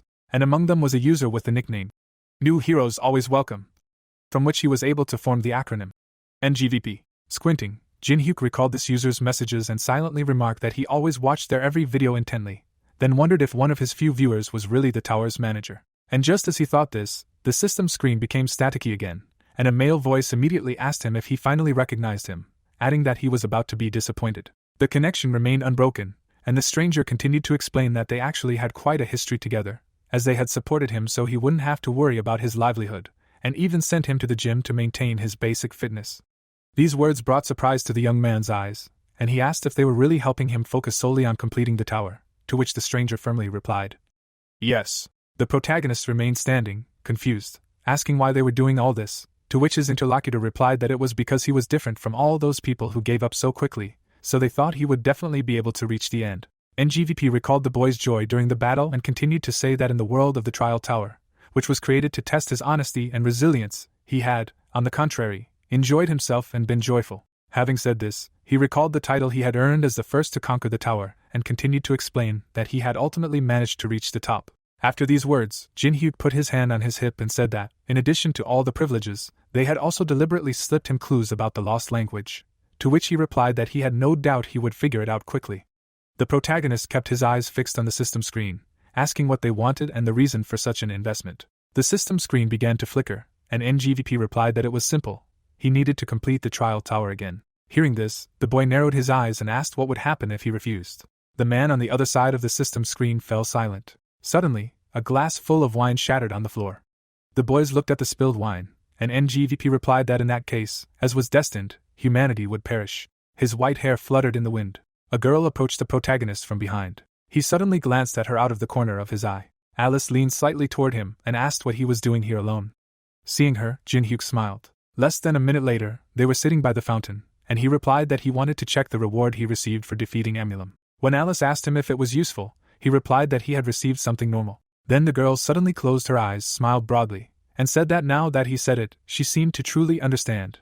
He had destroyed one of the 6 heads of the family who had betrayed her. Then the protagonist lowered his head and replied that he had promised to help her get revenge. Alice glanced at her friend out of the corner of her eye and said she knew he meant what he said. Suddenly, surprise appeared in the boy's eyes. The vampire rested her head on his hand and added that he looked worried. She kept her eyes closed, continuing to say that he could always tell her if something was bothering him, as he was the only one allowed to worry her, and her only counterpart. Hearing these words, the protagonist smiled. He placed his hand on her head and thanked her for such words. A distressed Teresa had been watching them all this time. Her alter ego hit herself on the head and said that it really irritated her. Some time later, a plane flew across the sky. Jin-hyuk looked at a group photo with all his friends on his phone and told himself that this had contributed to the members of their workshop becoming closer, and thanks to this, they not only began to understand each other better but also made a significant contribution to teamwork. A satisfied smile crossed his face. Suddenly, he remembered the call from the NGVP, where the man said he had to retry the testing tower. The system screen flickered wildly, and the unknown man added that the 50th floor was different from the place he remembered. Leaving his memories behind, the protagonist silently remarked that he hadn't been able to listen to the end due to restrictions, but he had definitely mentioned that the 50th floor had changed, adding that it had definitely undergone significant changes, but he wasn't worried about it. After these thoughts, he glanced to the side. The twins were sleeping in the adjacent chairs.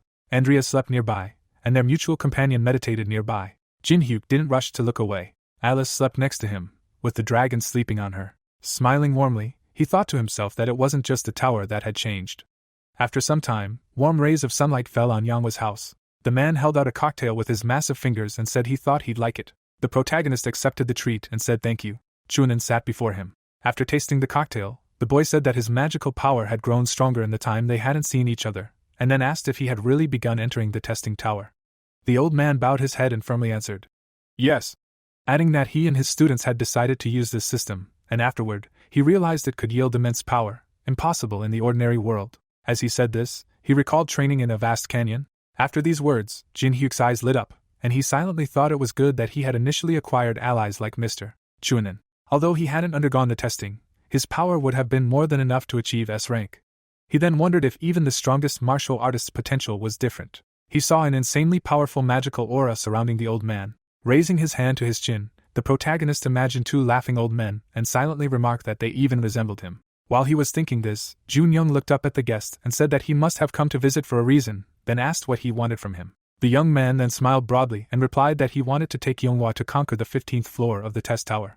These words brought surprise to the old man's eyes, and he asked, confused, why he needed his permission. He could take her forever. Bright sunlight streamed into the room through the windows, and the protagonist replied that he wanted to talk about more than just that, then suggested they go for a walk, since the weather was nice outside. Taemin, meanwhile, was looking at his girlfriend, who was greedily devouring everything in sight. Suddenly, they both looked away in surprise. Not far away, Jin-hyuk was talking to Jun-young, and Taemin was asking what they were talking about.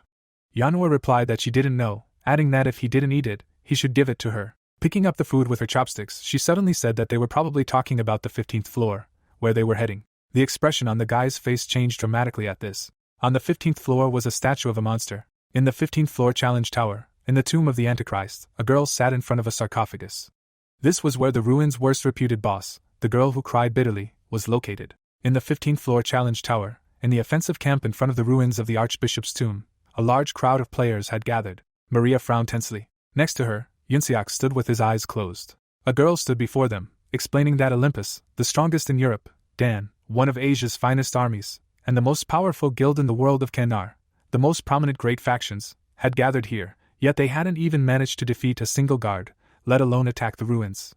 Grinding her teeth in anger, she stared at the 3D map model. After these words, the young man raised his hand and said he understood her indignation, but they simply lacked the resources. The apostles of the 7 deadly sins were extremely difficult opponents. They took no damage, and their camp members fell asleep, as if under some unknown curse. Therefore, their only option was to learn the conditions for successful attacks and then gradually advance. Meanwhile, his comrades were sleeping nearby.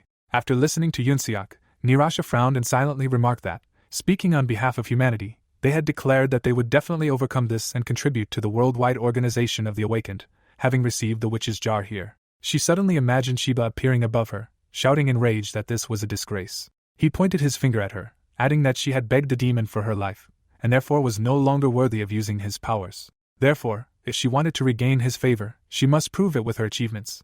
After these thoughts, beads of cold sweat appeared on the girl's face, and she silently remarked that Sheba would probably abandon her forever. Suddenly, she turned her surprised gaze outside. Peeking out of the tent, Nirasha asked why there was such a commotion. Suddenly, shock filled her eyes at what she saw. The protagonist and his comrades were walking toward her.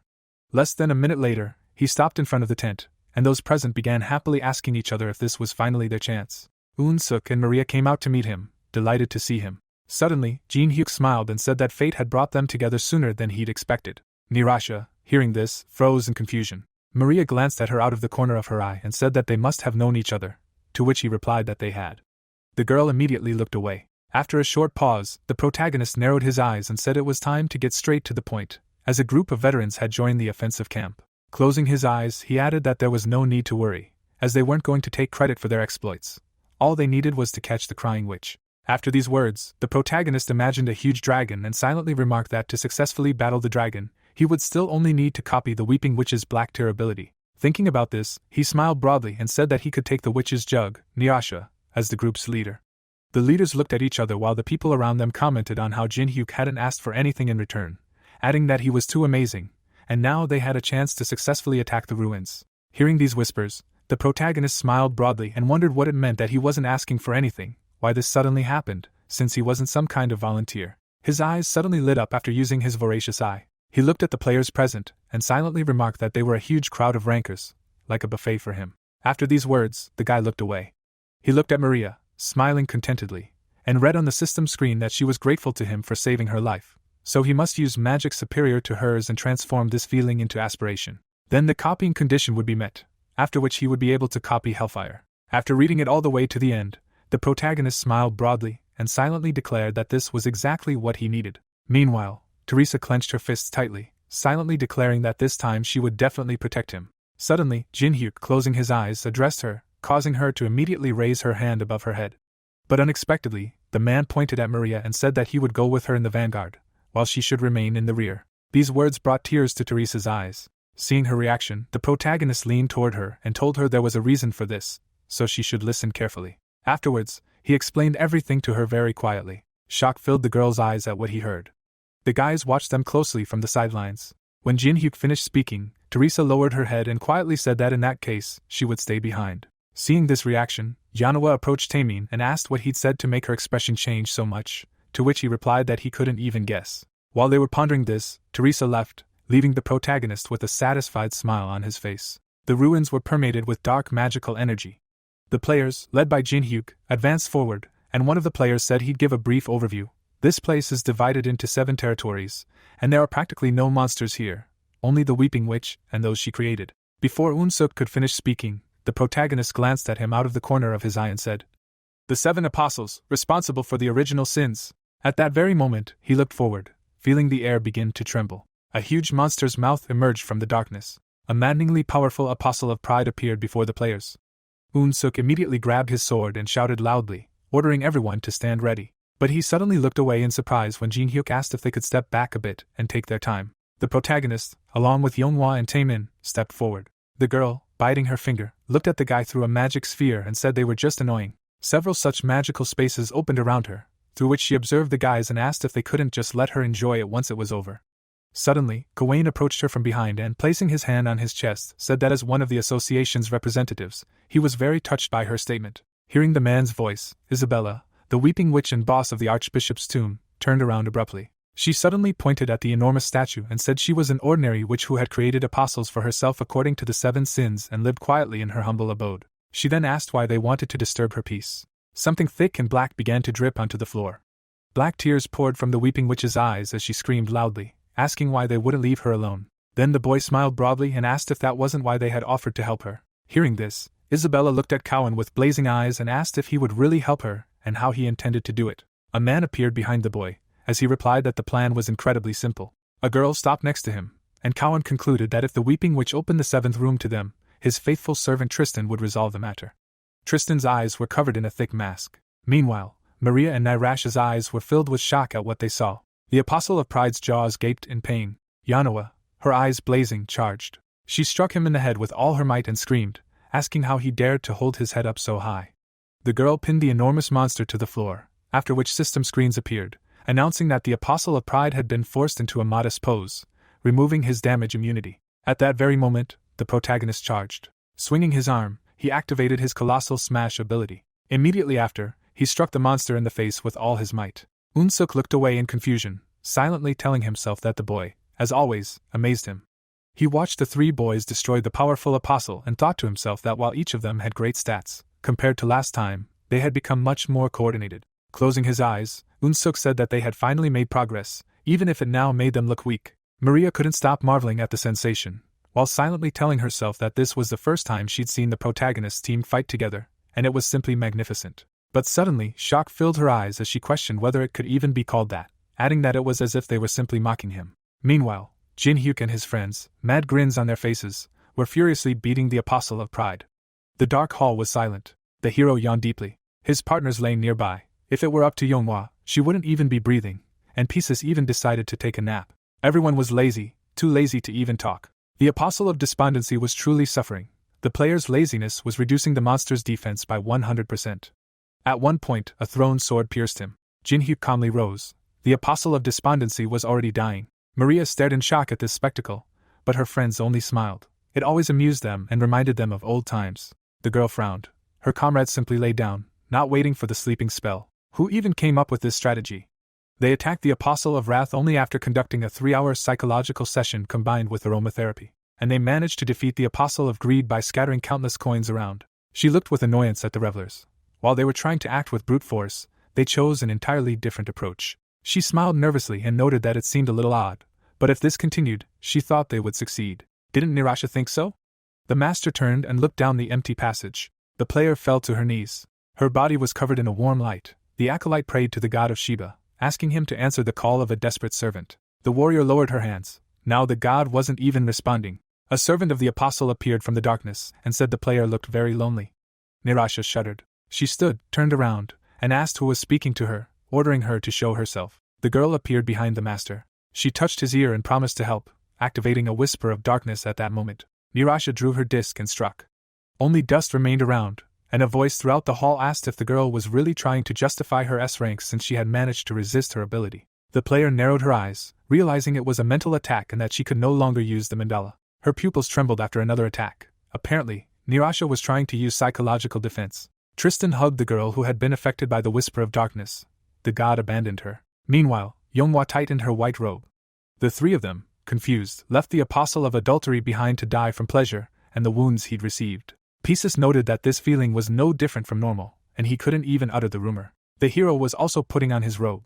An embarrassed Yonghwa noted that if Teresa had been there, she would have definitely refused. The leader asked them not to take it so seriously, since the important thing was that they passed, and they told Maria to put on the mask anyway. Even more embarrassed, Maria stood behind him, holding the mask up so she could see everything, peeking. An indignant Yonghwa pointed at her and asked since when she'd been peeking. Jinhyuk considered this seriously. Only 2 apostles remained, and the ruins boss, the weeping witch. Master coughed into her fist and turned to Master Jinhyuk. A blush burned on her cheeks, and the man sarcastically asked if she wanted to comment on what she'd seen, but she didn't mean that. The player turned around. Nirasha hasn't been seen for a while, she reported. In another hall, the rankers were already gathering valuables. They loaded crates with crystals, and one of the men was glad they were walking behind them so they could simply collect mana crystals and carry them. The 2 companions eyed the loot greedily, deciding that no one would notice if they each took one. But then they were slapped on the back of the head. Unsuk glared at them and ordered them to stop talking nonsense and get back to work. The leader smiled warmly, noticing that they were attacking ruins with a very bad reputation, while his workers were chatting so calmly. He understood that sometimes such an atmosphere could be a plus. Another man approached, and Unsuk glanced at him. Mess. Nirasha lowered her gaze and froze. She advanced further, leaving the master confused. Suddenly, she assumed a fighting stance and activated resonance. She grabbed a column. A roar arose, and the player shielded himself from the rising dust. The only passage was blocked. Unsuk angrily approached the warrior and declared his protest against the mistress's actions. The man froze, but managed to notice something. Nirasha stared into space, her gaze clouded. Unsuk's eyes widened, and blood spurted. His blood, after being struck by the mistress's disc. Maria received a video call from one of the players. He looked fearfully into the camera and shouted that they were in trouble. Mistress Nirasha had destroyed the corridor and was attacking everyone indiscriminately. Maria looked at her subordinate in horror when she heard that even the leader of Unsuk was injured. She ordered him to be treated and sent back. The leader was coughing up blood. He tried to stop the madwoman, but no one else could. He refused to retreat. The master looked at her soldiers and said they needed to go back and clear the passage, but the hero protested that it was too late. He looked at the guests who had appeared and announced their arrival. Jinhyuk's face remained calm, but he sensed chaotic energy. The weeping witch smiled. Isabella laughed and turned to the servant to praise him for bringing them here. Now the 7th room would be hers. Tristan walked away, and the boss turned to the players and asked if they had really destroyed the apostles she had worked so hard to create. Black tears began to form in her eyes, saying that it was time for the people to die, and for her to watch. The apostle of gluttony burst through the wall. Everyone began to cover themselves from the flying debris. The witch pointed her hand at them and ordered them to be dealt with. The giant immediately rushed to attack. Maria summoned flames. The flames pushed the big guy back but dealt no damage. Yonghwa saved the master from the blow at the last moment. They landed. Magic had no effect on the monster, so they had to find a strange way. Jinhyuk smiled and said the girls were right, and there was a most bizarre tactic for attacking this apostle. The huge mouth on the creature's stomach smiled, but the boy pointed to what was hanging from its neck. If you glanced at it briefly, you might not notice, but these were the corpses of the monsters that had once lived here. Jinhyuk pointed to his tongue and explained that they could only deal damage if they ate them. The guild master's expression made her sweat. Isabella laughed with delight. The monster chased the players, trying to fulfill its order to devour them and punish them for invading their home. The hero glanced at the monster and activated its voracious gaze. He saw the characteristics of a crying witch. He frowned and read the conditions for copying her abilities, realizing it wouldn't be difficult. He needed to return the girl to the moment of his birth and surround her with warmth. The witch bit her nail, tears streaming down her face. She thought of the cursed Nirasha and decided to remind her. The players saw another enemy appear. The Apostle of Envy rode on him and attacked them from behind. The players scattered, confused as to what the Apostle of Envy was doing there. The blonde jumped and, in mid-flight, noted the amount of trash around him. He began stabbing with his sword and joked that it was time to clean up the place. Maria opened a video call with the player, who shouted that they needed to stop them. A demonic creature appeared at the boy's shoulders and told him it wasn't too late to change his mind. Burial smiled. The hero didn't understand how he had descended from the 15th floor or what had happened to his appearance. He had made an effort to meet the player and asked him not to worry, that only he could see and hear him. He smiled slyly and said that if the hero became his dark apostle, he would grant him the power to easily overcome this problem. Everything around him thundered and exploded, drones unsuccessfully attacking the voracious giant. Jinhyuk merely chuckled and asked if the demon really thought he was desperate. Envy received a counterattack. Teresa appeared before him in iron armor. She glared at him, and the hero replied that he already had powerful reinforcements. The swordsman smiled and noted that this was an ambush within an ambush. He hadn't thought Lord Jinhyuk would prepare such a gift. The saint frowned at him. She recalled a conversation with the hero, who had told her that the one who summoned the demons would go to the sacred kingdom. He could sense its terrible energy everywhere. Jinhyuk was surprisingly sad. He was telling Teresa this because he knew what the kingdom meant to her. The girl gritted her teeth. She couldn't forgive Kawain. Too many sisters of the Holy Kingdom had died because of him. Her dark self chuckled, remembering those ungrateful ones who had begun to express their displeasure when she tried to save their lives. Teresa decided to reply that everyone had their own views and reasons. Evil smiled and suggested they forget it. What now? The girl lowered her gaze, deciding to catch Kawain and hand her over to the awakened association. Her alter ego appeared before her and asked if she really thought the swordsman would apologize and repent. She reminded him that the Holy Kingdom meant absolutely nothing to her association and that they wouldn't even press charges. She glared menacingly at herself and ordered him to be killed and made to pay, for he had touched something dear to her. Teresa silently looked away. Her alter ego narrowed her eyes and said how much this infuriated her. A dark cage appeared around the Holy One. Evil stepped forward and ordered them to sit there for now, as it couldn't tolerate this. Kawain activated his necromantic skills. The black creatures surrounded the warrior and rushed to attack. The villain smiled and asked if they were really planning to kill him. Were priests allowed to kill people? Teresa kneed him in the stomach and asked about people. She grabbed the guy by the hair and asked where. Raising her fist, she said she'd only seen a cockroach there. A beating ensued. Anyone who could run did so. The green monster looked on. Everyone fled, but among them was an old man, calmly reading a note. His glasses reflected the cold light of the dungeon. The note was from Jinhyuk. A moment later, the glasses and the piece of paper flew into the air. The man couldn't read the tiny text. A blow aimed for the creature's head. The king kicked him. He smiled contentedly and decided they'd figure it out somehow, and in the meantime, he'd kill the monster. Teresa, at that moment, was brutally exacting revenge. Maria caught her alien gaze in the video call, noting that the hero had predicted the attack and called for backup.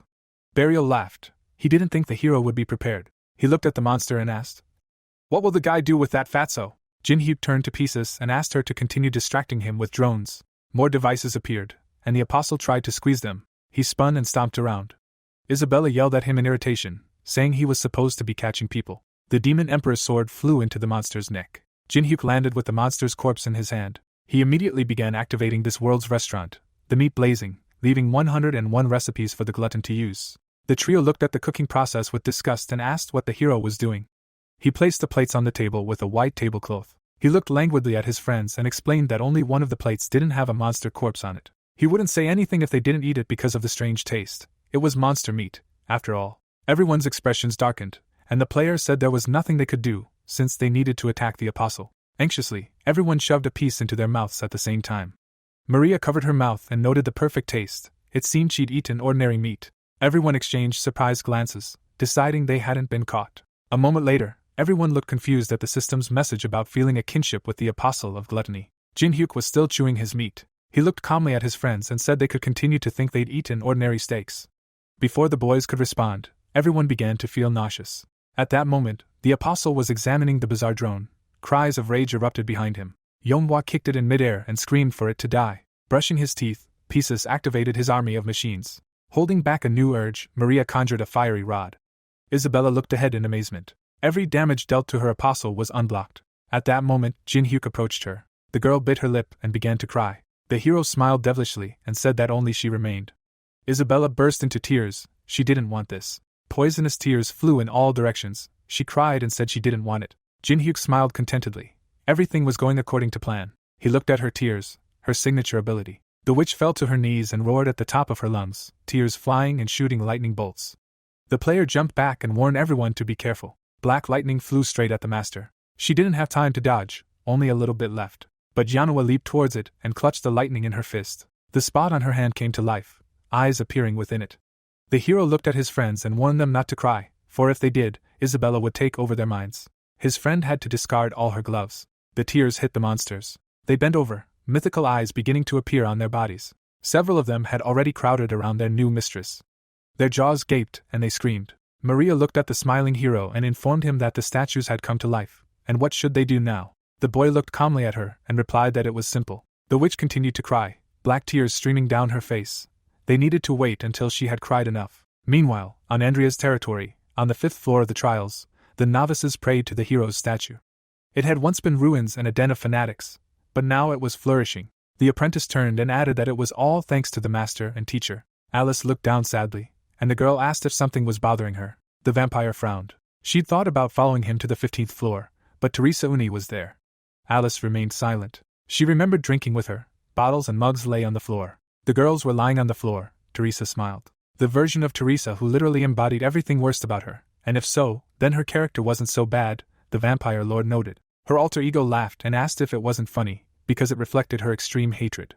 She nodded and explained that sometimes it was so hard to control herself. She wildly disliked the simplicity of her other version. She looked at the ceiling with blue eyes and added that sometimes it was so hard that sometimes you wanted to lock her away forever. Alice stood up anxiously. The drunk giggled and said that it wasn't right. Now the vampire looked down. According to the fallen paladins, she had always been a disaster. She looked away. She understood that the hero could handle it on his own, but she should have been prepared. The student watched her with interest. The teacher placed her hand on her head, making her nervous, but it was all right, she didn't have to worry. Now Teresa was brutally beating Kine. She laughed madly and said it was excellent. The face of Envy was a bloody mess, its mask broken. Now he wouldn't dare even think of touching their people. Another blow crushed his face into the floor. He couldn't have imagined the saint would be so strong. Where did she get such power? He raised a trembling hand and said he surrendered, asking for mercy. The alter ego smiled and asked again. She tossed him aside and said that only spineless idiots showed mercy. Black magic bound Kine to a post. He screamed at the player and asked him to wait. He had said he surrendered. Teresa smiled wickedly and pointed her finger at him. He burst into flames, activating the witch hunt. The entire pillar erupted in flames, a scream rang out, and the witch burning ceremony began. Teresa continued to smile and asked what was going on. The boy writhed in the flames and convulsed. The saint simply needed revenge. She doubled over in excitement, and screamed that this was bringing her far more pleasure than she expected. She ran her fingers over her face, smiling with pleasure, thoughts of simply taking this body for herself. The real Teresa tried to tear at the bonds, so as not to have to witness this cruelty. Isabella busily wiped away her last tear. She looked at the black statues and named them her new apostles, and now they must protect her. The players looked at her. The hero said this was their chance and suggested using a delta combination. Maria pointed at herself and asked what she should do. The boy smiled and replied, "Just watch." Yonghwa smiled at her friend, and the trio attacked. He began activating the ice creation and suggested doing it the old-fashioned way. With a wave of his hand, he unleashed a wave of ice at the dungeon boss. The statues rose to defend themselves. Pieces dialed in the necessary combos and activated his drones. Yonghwa closed in for a melee attack, but a wall of ice spikes rose up ahead. She pushed off one of them. She jumped, pushing off the drones. Straddling one, she and the others approached the heads of the new apostles. The girl's eyes flashed, and her acceleration activated. The player began jumping between the drones, delivering blow after blow in a delta combo. The master watched from the sidelines in amazement. She couldn't believe it. She had never seen such attack combinations. They surpassed the classic tank, attacker, and healer setups and focused solely on their special abilities. The witch threw her head back and asked for them to stop. Evil players were brutally destroying her creations. Isabella created a magic circle and demanded they stop. A shot destroyed the magic circle. Jin-hyuk approached her. He'd heard of her curse barriers, but did she really think he'd stand aside? The hero smiled slyly, activating the moon seal and saying that wouldn't do. His hand was coated in 9th level protective magic, using a multi-layered barrier technique. A diagram of the ecliptic and a model of a scorpion appeared above his head. Light rushed toward the astonished witch. She burst into tears again and screamed. She raised her hands and activated a 4-star barrier, demanding they stay away. Barrier after barrier appeared above her head. Maria's mouth dropped open in surprise. Her title as the strongest mage among humans now seemed meaningless, as the magical power of the heroes was simply incredible. One of them, not even a mage, could already create over 20 barriers at once and fuse them into one. A blush appeared on her cheeks. As a mage, Maria felt awkward, but she couldn't help but admire it. The system displayed new copying conditions for Maria's abilities. She needed to convert her gratitude into admiration, and the condition worked. Fire began to break the crybaby's magical barriers. She clenched her fangs and screamed. No! She held the statuette in her hands. She placed the gloomy figure among the others on the floor, and she herself crouched next to it, a creepy figure. Suddenly, light, pride, greed, and envy pierced her dark world. The figures began to be sucked into the bright portal. Anger, gluttony, lust, and finally despondency. The girl looked at the source of the sound in surprise. It was asking her to free herself from the shackles of the 7 deadly sins, for the time had come to find peace. Isabella was amazed, and the tears vanished from her eyes. The light quickly filled everything around her, addressing the weeping witch. Just then, the light shattered her final barrier. Fire struck her and began to destroy everything around her. Jinhyu peered into the crater left behind. The crying witch lay there as an infant. She had been a genius, but had gone mad after encountering the 7 deadly sins during her magical experiments. It was a bitter end for one who had reached the pinnacle of mastery. The primordial flame flared in the player's hand. The light fell on the infant's face, the copying conditions fulfilled. The boy closed his eyes, his black tears copied. The girls stood behind him, expressing their pity. The hero glanced at them and suggested clearing a path to the rear, as they needed to check if the situation had been resolved.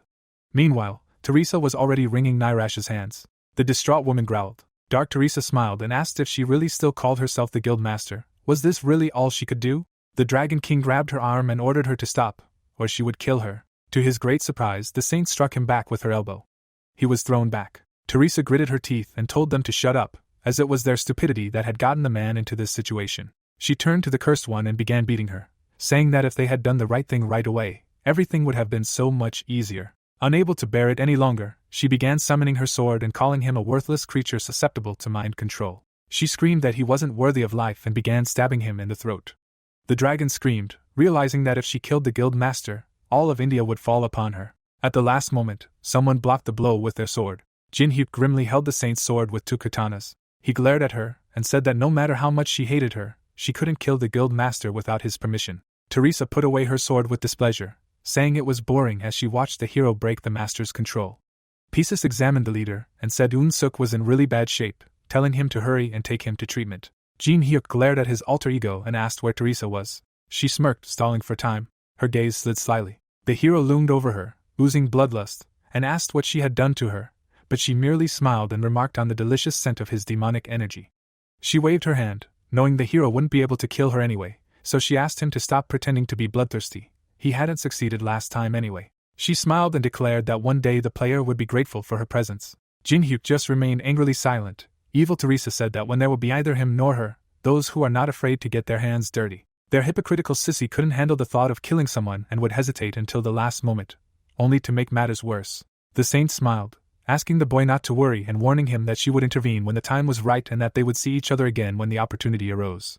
Black smoke cleared the girl's body, and the real Teresa began to fall. At the last moment, the hero caught her in his arms. He looked tensely at his friend, finding it hard to believe she could allow a vicious alter ego to possess her. He handed her over to Yonghwa, and she promised to take care of her. Jinhyuk looked ahead seriously and said he needed to settle one last matter. He headed for the 7th chamber of the Antichrist's tomb. Tristan was kneeling as she performed the ritual. The relic, the impy war drum, responded to her magic. Space cracked, a higher being descending in response to the relic. The space was clouded with green mana, and an unknown demon appeared in this reality.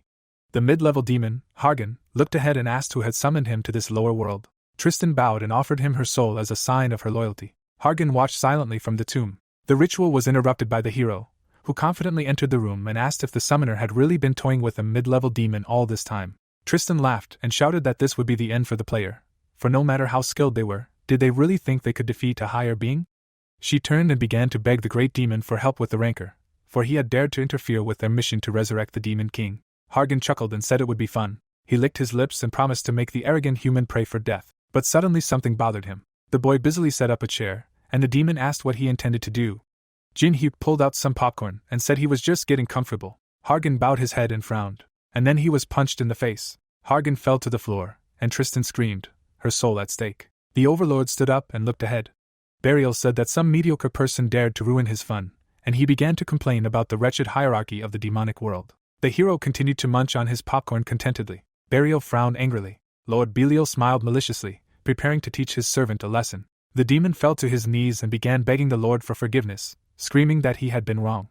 Burial grinned slyly and asked if he really recognized him. He had been considering crushing him to dust, but it seemed there was no need. He asked the servant to answer the question. What was his mistake? Hargan looked down in fear and began to think. A nervous smile appeared on his face.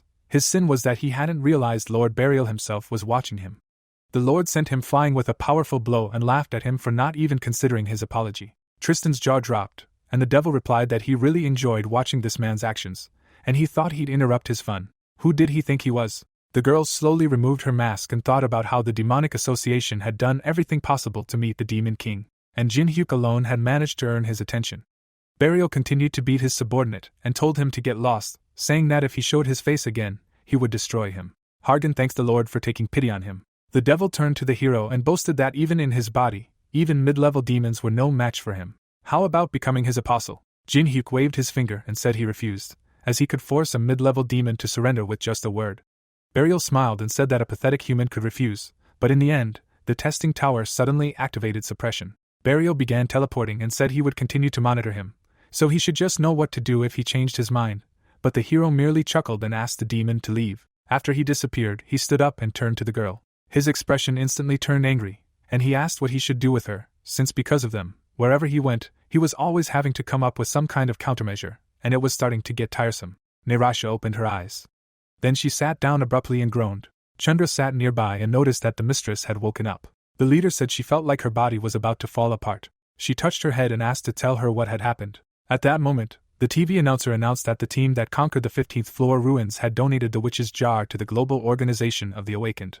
They declared they would use the relic to provide mid-level players with free equipment upgrades. Maria looked away and added that during the raid, they were attacked by demons, which resulted in the team leader, Eun-suk, being injured. The team managed to complete the raid only thanks to Ji-hyuk's intervention. Nirasha angrily clutched her face. She remembered Eun-suk's state. How Teresa had beaten her. She remembered how the hero had saved her from death. She covered her face with her hand and finally said that, whatever happened, she was alive. Some time later, in the Yeonhwa mansion, the friends gathered and admired the treasures they'd acquired. The hero sat on the couch. The girl asked if he'd hidden all the best for himself, to which he replied that he wouldn't do that. He smiled, not averse to giving everything to his friends. For him, black tears and hellfire meant far more than all those other items combined. The boy looked away and said they'd already left. Teresa stood in the dark hallway, leaning against the wall, but she could now leave. Jin-hyuk began pouring green tea. He moved the cup and calmly asked why she'd hidden. He knew she was in the house anyway. A tearful Teresa stared into space. The player asked if she remembered everything. She looked away and replied that she remembered everything. Her hot tea began to stir.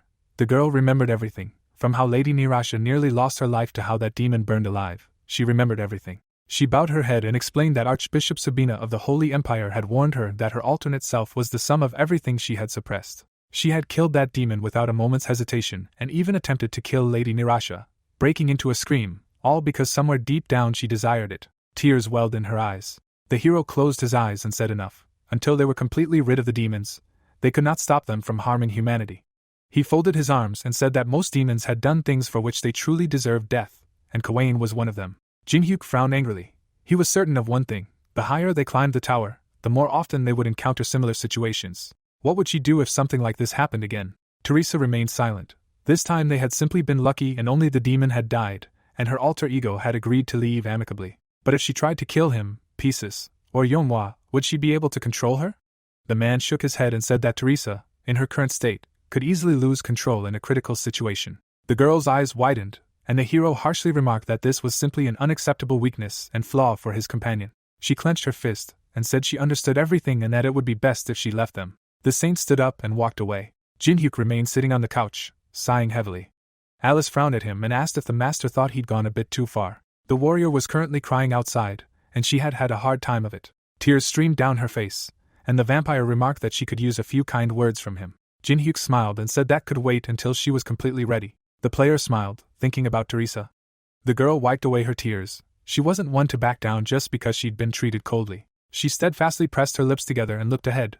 The boy knew she'd return, even stronger. Meanwhile, at the Demonic Association's second headquarters, 3 days had passed since the death of the Apostle of Envy, who was supposed to summon demons on the 15th floor. Furthermore, the relic needed for the summoning had been wasted, and the tomb of the Antichrist, the only place where demons could be summoned, had been destroyed. Melina sat on a bench. Her neighbor apologized. The redhead suddenly became frightened. Tristan removed her mask and revealed her face, covered in a control mark like the redhead's. She hoped Melina would sort everything out. In response to the increasing demonic activity, the hero ordered Tristan and Melina to report to him on the Demonic Association's plans. Andrea's territory is on the 5th floor, and the Giant's fortress is on the 25th floor. Those are the places where he continues to build up his strength.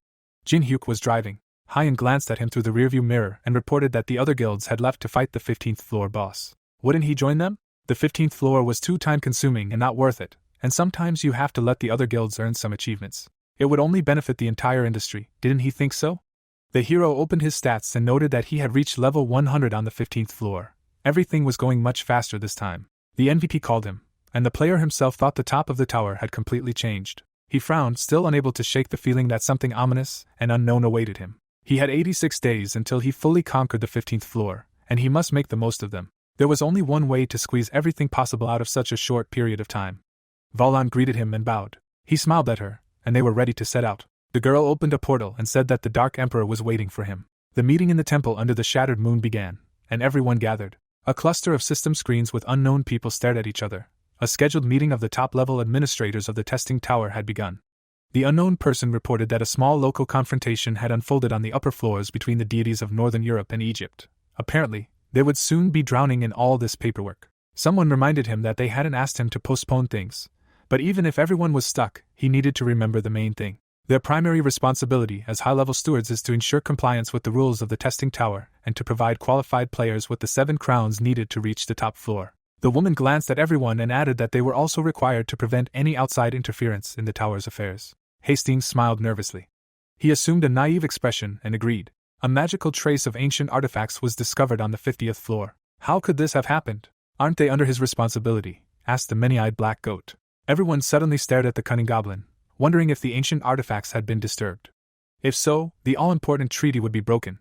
Hastings smiled and asked them not to worry unnecessarily. He was keeping a close eye on them. It was some kind of magical trace, after all, and it was impossible for anyone to awaken the ancient artifacts. He bared his small fangs and asked if he'd ever let the team down. He asked them to recall the time of the Imperial Rebellion, when the government decree was repealed and he'd managed to resolve everything in the best possible way. Everyone exchanged glances, and someone agreed that Hastings could always be relied upon. The goblin began receiving happy reactions and asked them to trust him now, too. The woman sent nothing and called the goblin a weirdo. Alice admired him. They were on the 25th floor of the testing tower in the Murim district, surrounded by beautiful mountains and cliffs.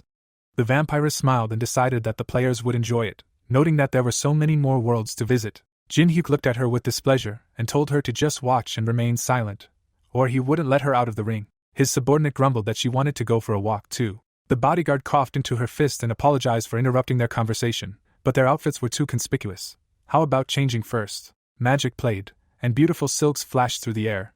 Alice donned a beautiful, expensive dress, asking, "Well, how's it going?" Wolian clapped her hands sullenly, and the vampiress merely raised her chin and asked where they were going next. The girl pointed to the mountain behind her and explained that they needed to climb it now. Alice frowned, noting that she would become completely human here. She wasn't even allowed to fly. Jin-hyuk smiled and said that's what human life is like. After they defeated the Crying Witch, the hero received a message from the NDP, asking him to come to Murim through the system interference. The boy walked forward thoughtfully. He'd been told to come here, and he decided he had to see something. But what could it possibly be, if he'd received a message from one of the creators? A shadow fell across his face. What if there was something there that would alarm even the managers themselves? He sat down on the wooden platform, and it wobbled. The small animals pulled them along on their backs, but the ride left much to be desired. They ran higher and higher, and their master ordered them to push on.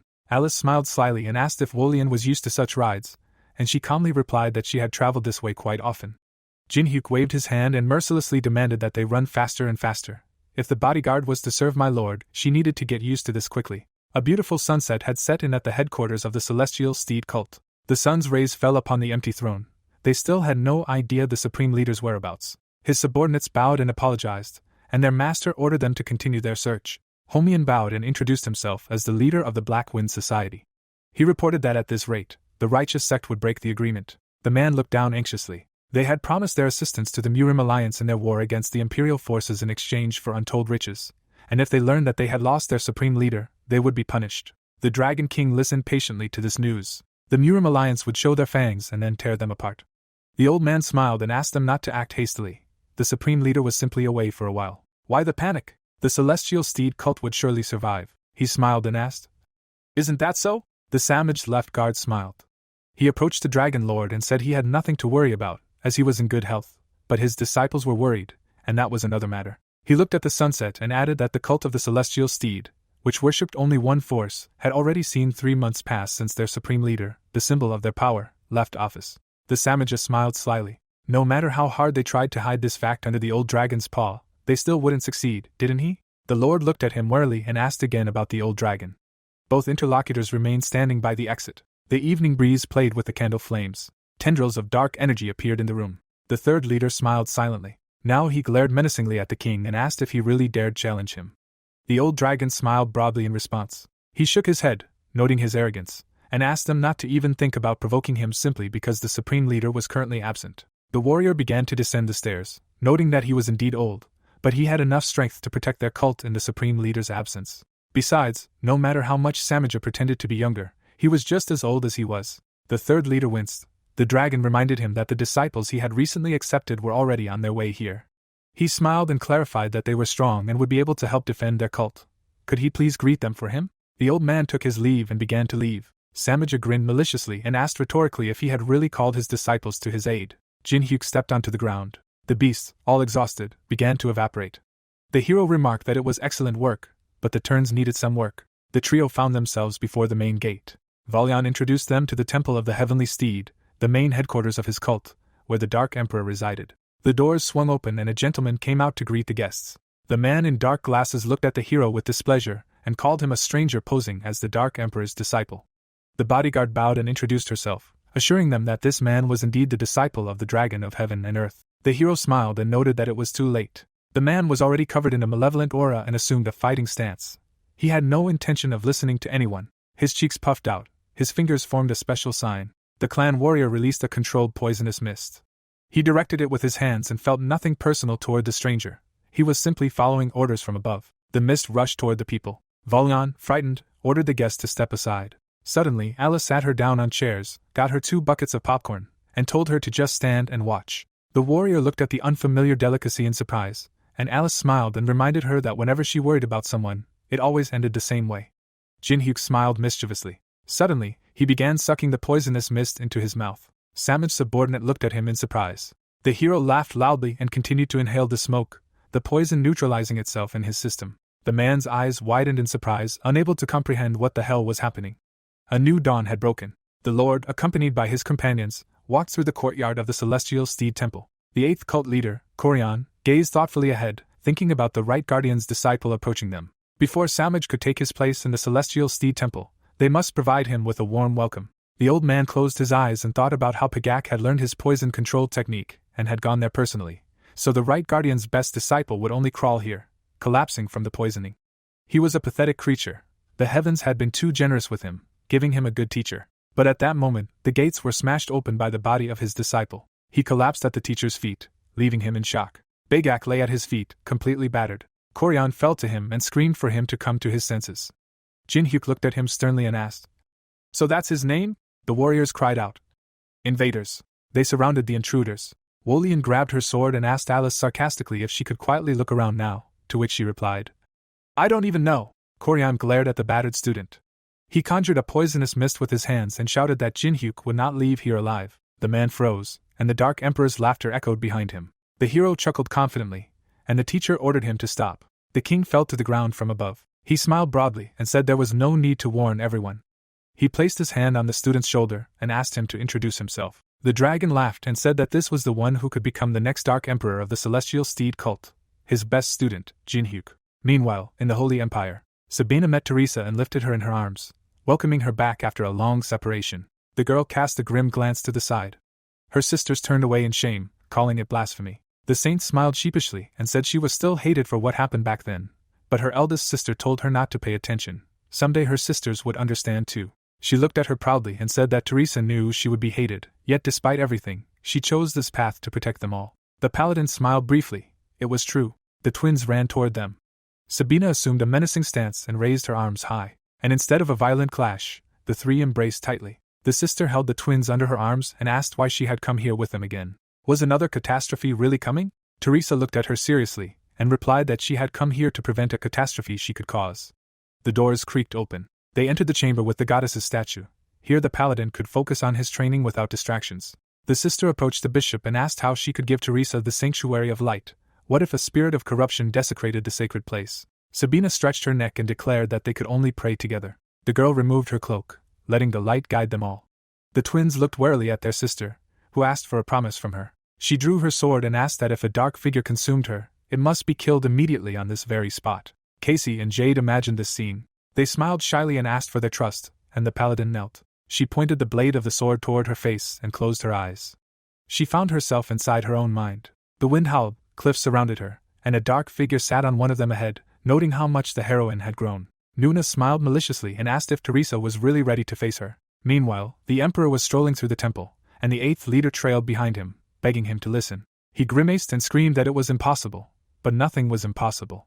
Jin-hyuk had beaten his disciple, to which the emperor replied it was simply a misunderstanding and asked him to be generous and forgive him. Koryan clutched his head and screamed that it was simply impossible. Didn't the fact that the hero wasn't connected to the celestial steed cult mean he was free of its doctrines? The leader ordered him to stop picking on her. Life would be boring without any exceptions. Koryan screamed in rage that it didn't work that way. Wasn't the great dragon afraid that such an attitude could destroy the foundations of the celestial steed cult's teachings? They must protect their values. Instead of answering, the great dragon simply moved on. He slowly turned around, released an ominous energy, and asked to be reminded. Hadn't he told him to stop? Didn't he just understand? The eighth leader shuddered at the energy. He bowed and apologized, promising to follow his orders. He clenched his teeth, sweat pouring down his face. The third leader appeared behind him and asked him to leave it for now. Samaja smiled. The old man clenched his fist and asked if the left guard truly wanted to leave the Dark Emperor's disciple alone. Now that the cult had learned that Jin-hyuk was its best disciple, acting openly had become problematic. Perhaps the dragon of heaven and earth had taken on a disciple, turning a blind eye to the rules, because he felt his life was short. The sly man smiled and said there was no need to rush, and when everything was ready, they would destroy him and his disciple. The master opened the door to the room, surprising his disciple. He embraced him after a long separation. He tugged at his cheeks, and while the hero was saying that the teacher was the only one who welcomed him here, he asked if knocking out Pagak would cause any problems.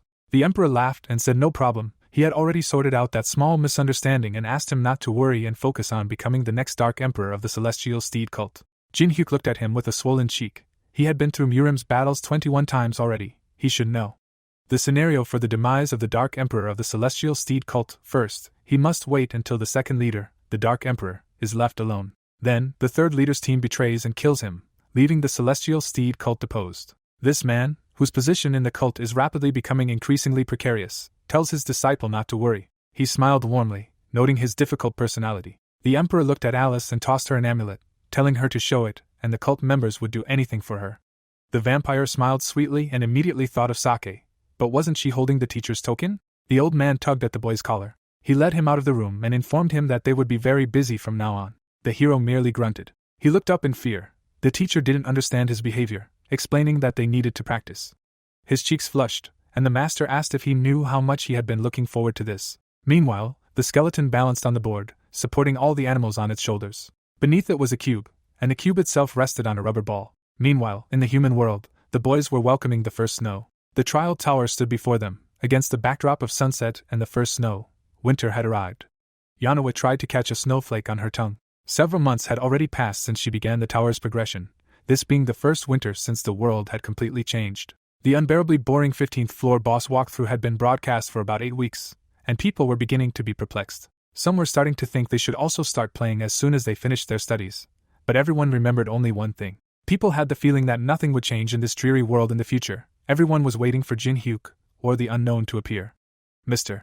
Sajin saw the last guest out. He sat down in a chair and straightened his tie. He looked at his reflection, and was glad for the silence that had fallen. The tower loomed opposite his office. The silence was almost unsettling. In Murim, the hero came to a waterfall. Woolian brought Alice tea. She took it in her hands and began to cool it, perhaps from the perspective of those who had signed the contract. It was somehow strange, but even if it was strange, so what? Jinhyuk meditated under the powerful pressure of the water. In any case, they all face a side that emerges victorious, whether through their own knowledge or by chance. The dragon shouted joyfully to its disciple. With a kick, it knocked the logs down. A wild smile appeared on its face, and it remarked that the disciple probably knew this himself, but members of the celestial steed cult train their bodies to the point of exhaustion in order to achieve absolute perfection. The hero remained motionless, the logs already over his head. The master commanded him to embrace the suffering of his physical body with joy. The logs crashed into the water. Woolian shielded Lady Alice from the splashes with an umbrella. The boy looked down at himself with displeasure. A log hit him in the back, and he forgot why the master had never had better students before. The old man cheerfully pointed to the head behind him and ordered everything cleared out there by next week. He pointed to the enormous metal shackles and said that the student would now be wearing them. It was hard to tell whether the emperor was teaching or torturing. Perhaps he simply had no idea how to be a good teacher. And how long should the hero endure all this, even though he put it off for so long that now was the time, since he was already sitting on the 15th floor. In the spring, after 2 months of training with the mentor, the hero was finally able to return with a hint. And yet, he still couldn't understand what the NGVP was trying to say, and yet, what was it all about?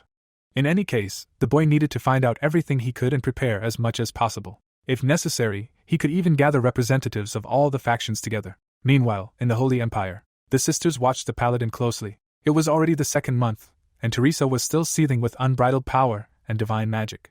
How had they managed to merge so completely in such a short time? A serious struggle was clearly raging within the girl. She was thrown back by powerful energy. Another blow struck her mid-flight. She fell to the ground.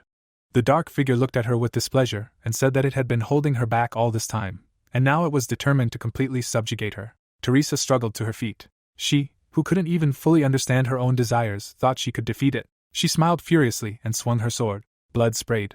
Teresa coughed it up and clutched her chest. JC and Kate stared at her in amazement. They squatted before her, and the paladin announced that it was still her. The twins yawned and thanked their god, and began to leave to find something to eat. But the saint retreated into her own thoughts again. Her alter ego looked at her version of herself with displeasure. The girl slowly approached her, and the villainess asked if anyone had ever told her she was incredibly boring. Teresa, smiling, assumed a fighting stance and asked that even if that were true, so what, she would soon deal with her. The dark version smirked and noted that her version was more foolish than she thought, though she clearly had plenty of willpower. With a smile, she became charged with energy, and the battle between the two paladins began again. Meanwhile, in the bamboo forest, the subordinate bowed to Ms. Seong, who turned and greeted Xiaolin.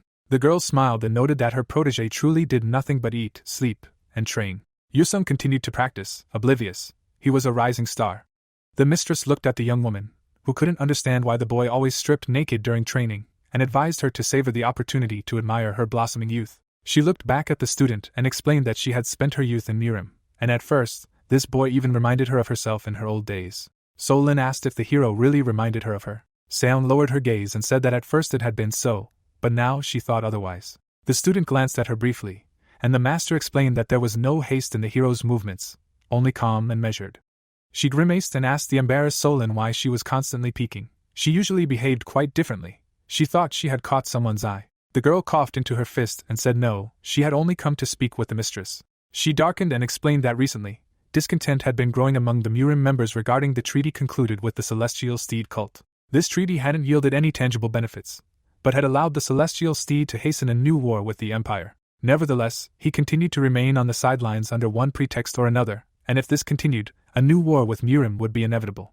Seon looked up and said that this was to be expected from the Celestial Steed cult, as they weren't the type to keep their word. Perhaps this was even for the best. The setting sun was already setting behind the tops of the bamboo stalks. A great catastrophe was looming once again.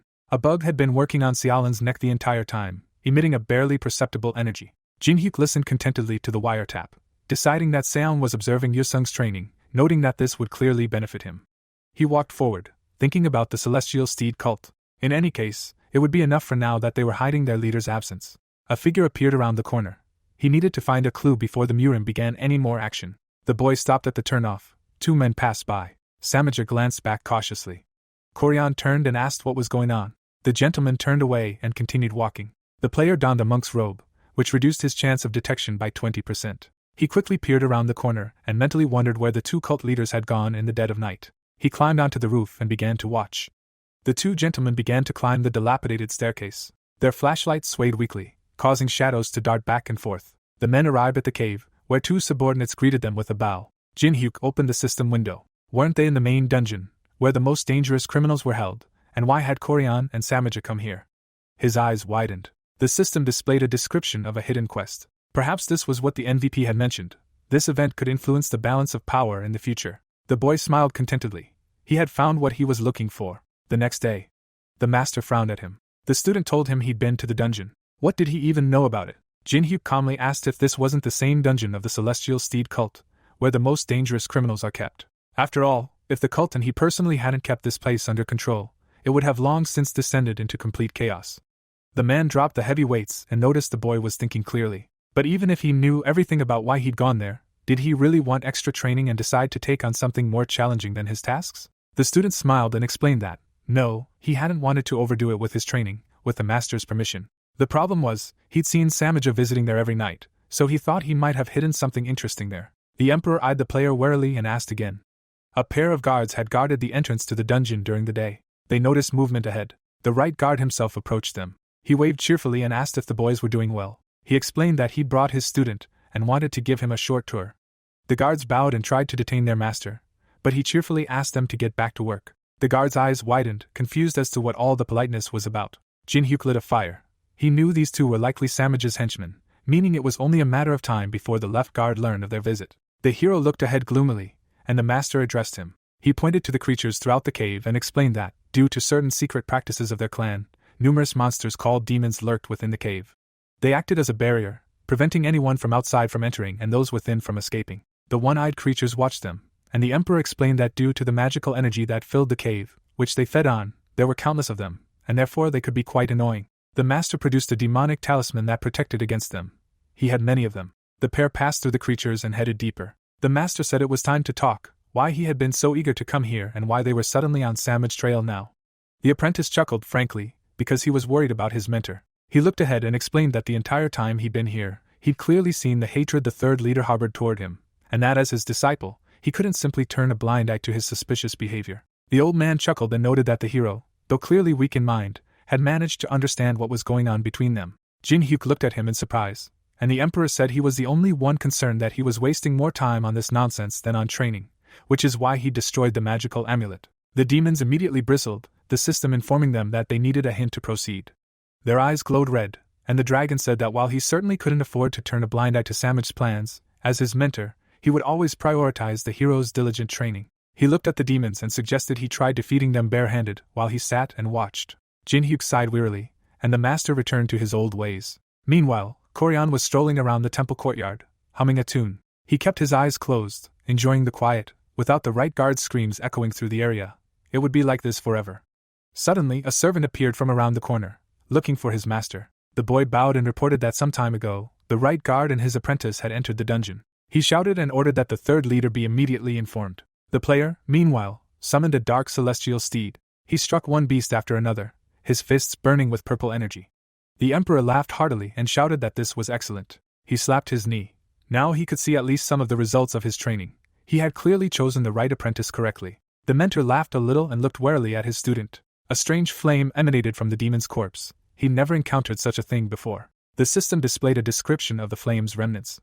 Jin-hyuk also tensed, thinking that the dungeon demons were simply mobs, unable to drop experience points or any special loot. He frowned, realizing that this thing hadn't simply flown out of the mob's body, but had been deliberately placed there. The Dark Emperor scratched his chin and asked if the hero had any clues as to what it might be. The hero replied that the mentor knew the answer perfectly well. He smiled and declared that it was clearly Samaj's doing. The Dragon King glanced at him warily. He turned and walked away, and the hero felt like he could now relax for a while. He turned toward where someone had apologized. Valan peeked out from behind the wall and asked what her master intended to do next. He smiled and ordered her to obtain as much information as possible. The girl noticed that the man was prepared to see things through, no matter the cost. Alice emerged from the ring and asked how long they would remain there. The ranker paused, wondering who else could help him. At that moment, the attackers who had disturbed their peace began again. A blade flashed in the darkness. The vicious Tybone charged. Suddenly, he screamed, trembling. The master turned away, saying he continued to watch over his pet and admire him. The trio continued their descent into the dungeon, Tybone left to deal with the demons. At that moment, the emperor returned to the temple. Koryan laughed, and pointed to himself. The right guard asked him where the Samaja was now. He needed to finally show him where he belonged. The 8th leader smiled and explained that he'd heard rumors that he'd left a student in the dungeon for training purposes, to fight demons. However, the place held the most dangerous criminals, so he considered it unsuitable for training. The overlord angrily opened the door and declared that, as the right guardian, he had the right to grant anyone permission to enter the dungeon, so what was the problem? The man bowed and said nothing, but that the place was quite unstable. The man placed his hand on the door. He froze. Koryan looked at him with alarm, and the emperor declared that since the problem wasn't with him, it must be with the 8th leader. The dragon's eyes filled with malice, suggesting that the dungeons were hiding something he shouldn't see. Koryan froze in astonishment. He trembled all over, unable to breathe. Suddenly, a fan opened before his face. The overlord glared irritably at the one who had done it. Samaja stood between the two men. He snapped his fan shut and said that Koryan had forgotten it, even though she was quite valuable, so why didn't he take care of her at all? The 8th leader accepted the fan with confusion and mumbled. After that, he turned and walked away. With each passing year, he only grew more charming, Samaja noted. The Dragon King looked at him gloomily. The young master remembered that he had been looking for him. The right guard became filled with energy, and noticed that the 3rd leader had arrived just in time. He continued to smile imperturbably, and they asked him if he would like to finally explain. The emperor loomed over him and asked what he was doing right under his nose. Koryan, meanwhile, had already broken into a run. He opened the door and called for Chihyun. The girl jumped in fear. The master waved his arms and ordered him to follow him quickly. They both ran out into the courtyard. The novice chased after the master. He explained that Samaj was in trouble and that he needed to rush to the dungeon. The girl asked for more details. The old man stared ahead in horror. He had very little time, but he understood Master Samaj's order perfectly. When the master handed him a fan, he mentally ordered him to go to the dungeon and settle everything quickly. Koryan took out a white bundle. He needed to do it before the old dragon's disciple became suspicious. He had to awaken him. Alice pinched her nose and noted the stench. Was there really a sewer nearby? The trio arrived at the dungeon, and Valan described the place. She watched them closely, explaining that those with magical powers who had committed the most serious crimes were held here in extremely harsh conditions. They all deserved the death penalty, but the cult had placed them here for use in the event of a dark day. The hero peered into the captives' faces. So far, no system window had appeared to indicate that a clue was hidden here. It seemed he would have to delve deeper and deeper until some kind of notification surfaced. After a while, a portal to a secret passage in the dungeon opened before the trio. Koryan and Chihyun emerged. The graceful dragon looked ahead in amazement, while the old man proudly rubbed his nose and declared that this path was known only to him and the master of Samaj. The old man shuddered, finding himself face to face with Jinhyuk. He beckoned him with his finger and sternly asked if he could see what he was holding. Chihyun stepped forward and asked the master to proceed without her, saying she would deal with this worthless creature herself. The master clutched the bundle close to him and said he trusted the novice. The hero looked at the girl and asked how she planned to deal with them, considering there were 3 of them and only one of her. Chihyun grinned and said she'd heard of the player and knew he was considered a capable student. Alice watched in surprise as the girl said she could easily take him down one-on-one, but that blonde girl over there could be a problem. Chihyun pulled the levers, happily noticing she had assistants eager for fresh blood. The berserker's power restraints were released. He grinned madly. The power he'd been holding in was about to burst forth. The novice bowed and told the prisoners they'd been locked up for so many years and were probably bored by now. She asked them to cover themselves. The crowd of prisoners released their energy and smiled. Wolian was wary, warning them that these were former great cult masters, infamous for their atrocities, and that they were unlikely to match their strength or stand a chance against them one-on-one. She glared at them and drew her blade, ready to lay down her life in his defense. Jinhyuk grabbed her by the collar and asked her not to waste her strength and go take a break. The hero smiled excitedly. If they had decided to pit their strongest prisoners against them, they should follow suit. Alice stepped forward and sternly admonished him for his idle chatter. The prisoners grinned maliciously, rejoicing at the upcoming murders. One even wanted to taste human flesh after all these years. Chihyun smiled contentedly and asked if she should join the fun. All the other bars opened as well. The vampire was surrounded by a multitude of villains, but the word human flesh confused her. She smiled menacingly and said that although she might resemble a human in appearance, she was speaking with the supreme mistress of the night. Her eyes filled with red, her blood path skill activated, red lines began flying everywhere, and some completely forgot their manners. Tybin, meanwhile, tiredly scratched his bald head with a dagger. A pile of animal corpses lay around him. He regretted that the poor gentleman had never been able to witness his brilliant success. Energy began to flow toward his back as the skeleton wondered if anyone could challenge him again. The flames began to flee somewhere deeper. It turned out they were being absorbed by the lantern in Koryan's hands. He struggled to hold the lamp steady, as more and more flames flew into it. The man was covered in sweat, his artifact collecting all the flames scattered throughout the dungeon in one place. He frowned, It had a very large capacity. The occupancy rate had reached 71%, and too little time had passed since the start of cultivation. The flames should have flared up much more intensely in the demons. Unable to bear it any longer, he ran forward. He needed to find new demons and begin cultivating while Chi-Hian fought the old dragon's disciple. To his surprise, the aforementioned acolyte caught up with him and passed him. Without stopping, she ran ahead, and the man asked if she'd released all the prisoners. The girl turned and shouted that she'd done just that, and what's more, she'd even supplied them all with top-notch weapons. But Jin-hyuk and the girl with the strange eyes who'd been with him had dispatched them in a jiffy. Now only corpses remained. Wolian stepped forward, noting that all it took was a single wave of Lady Alice's hand for the cult's most dangerous criminals to suffer such a terrible fate. She looked tensely at the hero and silently wondered what he was capable of. The vampiress caught up with the master and asked why there were so many prisoners in this dungeon. However, no matter how irritating it was, she still worried about his magical reserves. He felt she had only used a small portion. Alice blushed and said, "Of course, who knows what lies ahead, why waste it?" Jin-hyuk looked at her sternly and told her to remember that, no matter what, she should learn to control her anger. He himself tried to understand what the GNVP had warned him about. Evening had fallen. A noisy young man entered the common dining room and addressed the brothers. The boy, flushed, announced that Lord Samaja and the Dragon of Heaven and Earth were currently fighting on the training grounds and that they couldn't miss out on this. Everyone spat out their food and jumped up from their tables. Plates crashed to the floor, and everyone ran outside. Within a minute, a large crowd, practically the entire temple, had gathered at the training grounds. The old dragon looked sternly at his enemy, noting how much time had passed since they had stood face to face so openly. The master bowed and asked if he dared openly challenge him. He suggested they simply quietly sort things out and settle things. His eyes flashed red, and he asked if his student had managed to find out everything. He had heard that the hero was currently in prison. After these words, he launched an attack. The dragon counterattacked, and the third leader ducked under it. The shockwave knocked one of the students back. The dragon clenched his fist, demanding to know what kind of business Samaja was doing in the prison. He ordered everyone to spill everything before he crushed him into a pancake. The guard fought back cheerfully, noting the same explosive temperament in the right guard. Koryan and his companion stopped. The third leader had spent a long time preparing this gift, but what should he do? How must he feel now that its wrapping had to be torn off so early? Chi-Hian stared fearfully at the object before her. They stopped before a huge monster, held captive by magical fetters. Its eyes glowed red, and it looked up. The battle continued. The guards exchanged blows, and the one on the left asked if the one on the right remembered how they had fought side by side a few months ago. The old dragon gritted his teeth in anger, and asked why he had suddenly decided to dredge up the past. The young man smiled and declared that he remembered everything as if it were yesterday. He told of a very powerful evil spirit. They had fought it relentlessly for 3 days straight and barely managed to defeat it. The moment when it fell from a sheer cliff, struck down by the final blow, still stands before his eyes. If their master hadn't been with them then, they would have long since reached heaven. The steed sent Samaj to check if the evil spirit had truly perished. He descended to the pit where the monster lay. Then, looking at it, a curious thought suddenly occurred to him. He smiled wickedly and readied his sword for a thrust. If he could somehow bend it to his will, he would be able to use it however he chose.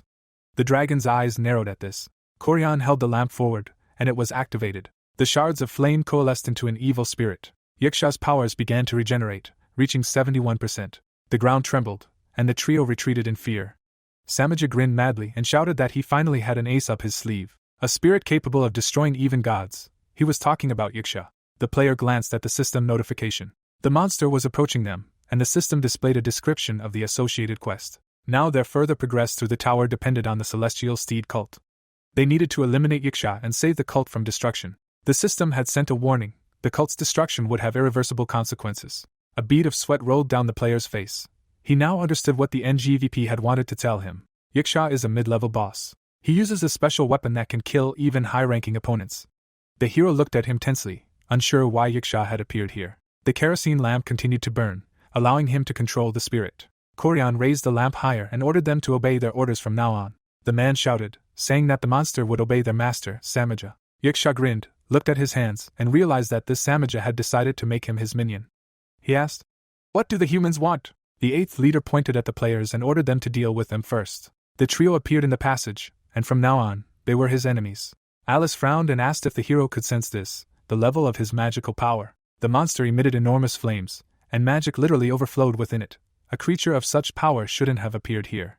Jin-hyuk smiled nervously and replied that he felt it too, but had little idea how to deal with him now. Alice gave a calming gesture and promised to stall for time. She couldn't recall her master ever being so confused. Yiksha crossed his arms and said, "Now the hero can witness his power." He puffed out his chest and screamed, covering himself in flames. A powerful beam of energy shot from his body to the ceiling. Jin-hyuk, for the first time, looked at this sight in horror. Koryan laughed hysterically. The mountain peak glowed red. Seong froze abruptly. A student was doing push-ups beneath her and asked what was going on. The mistress felt a sinister energy wafting from the mountain. The temple gates shook. Samaja turned around, and the people panicked. He turned his gaze to the mountain and decided that Koryan had apparently succeeded in awakening Yiksha. He noted that the old dragon truly valued his apprentice greatly.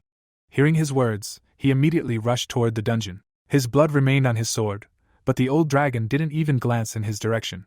Alice waved her hand and activated her blood sphere skill. Numerous weapons of blood rushed forward to attack. The spirit easily parried them.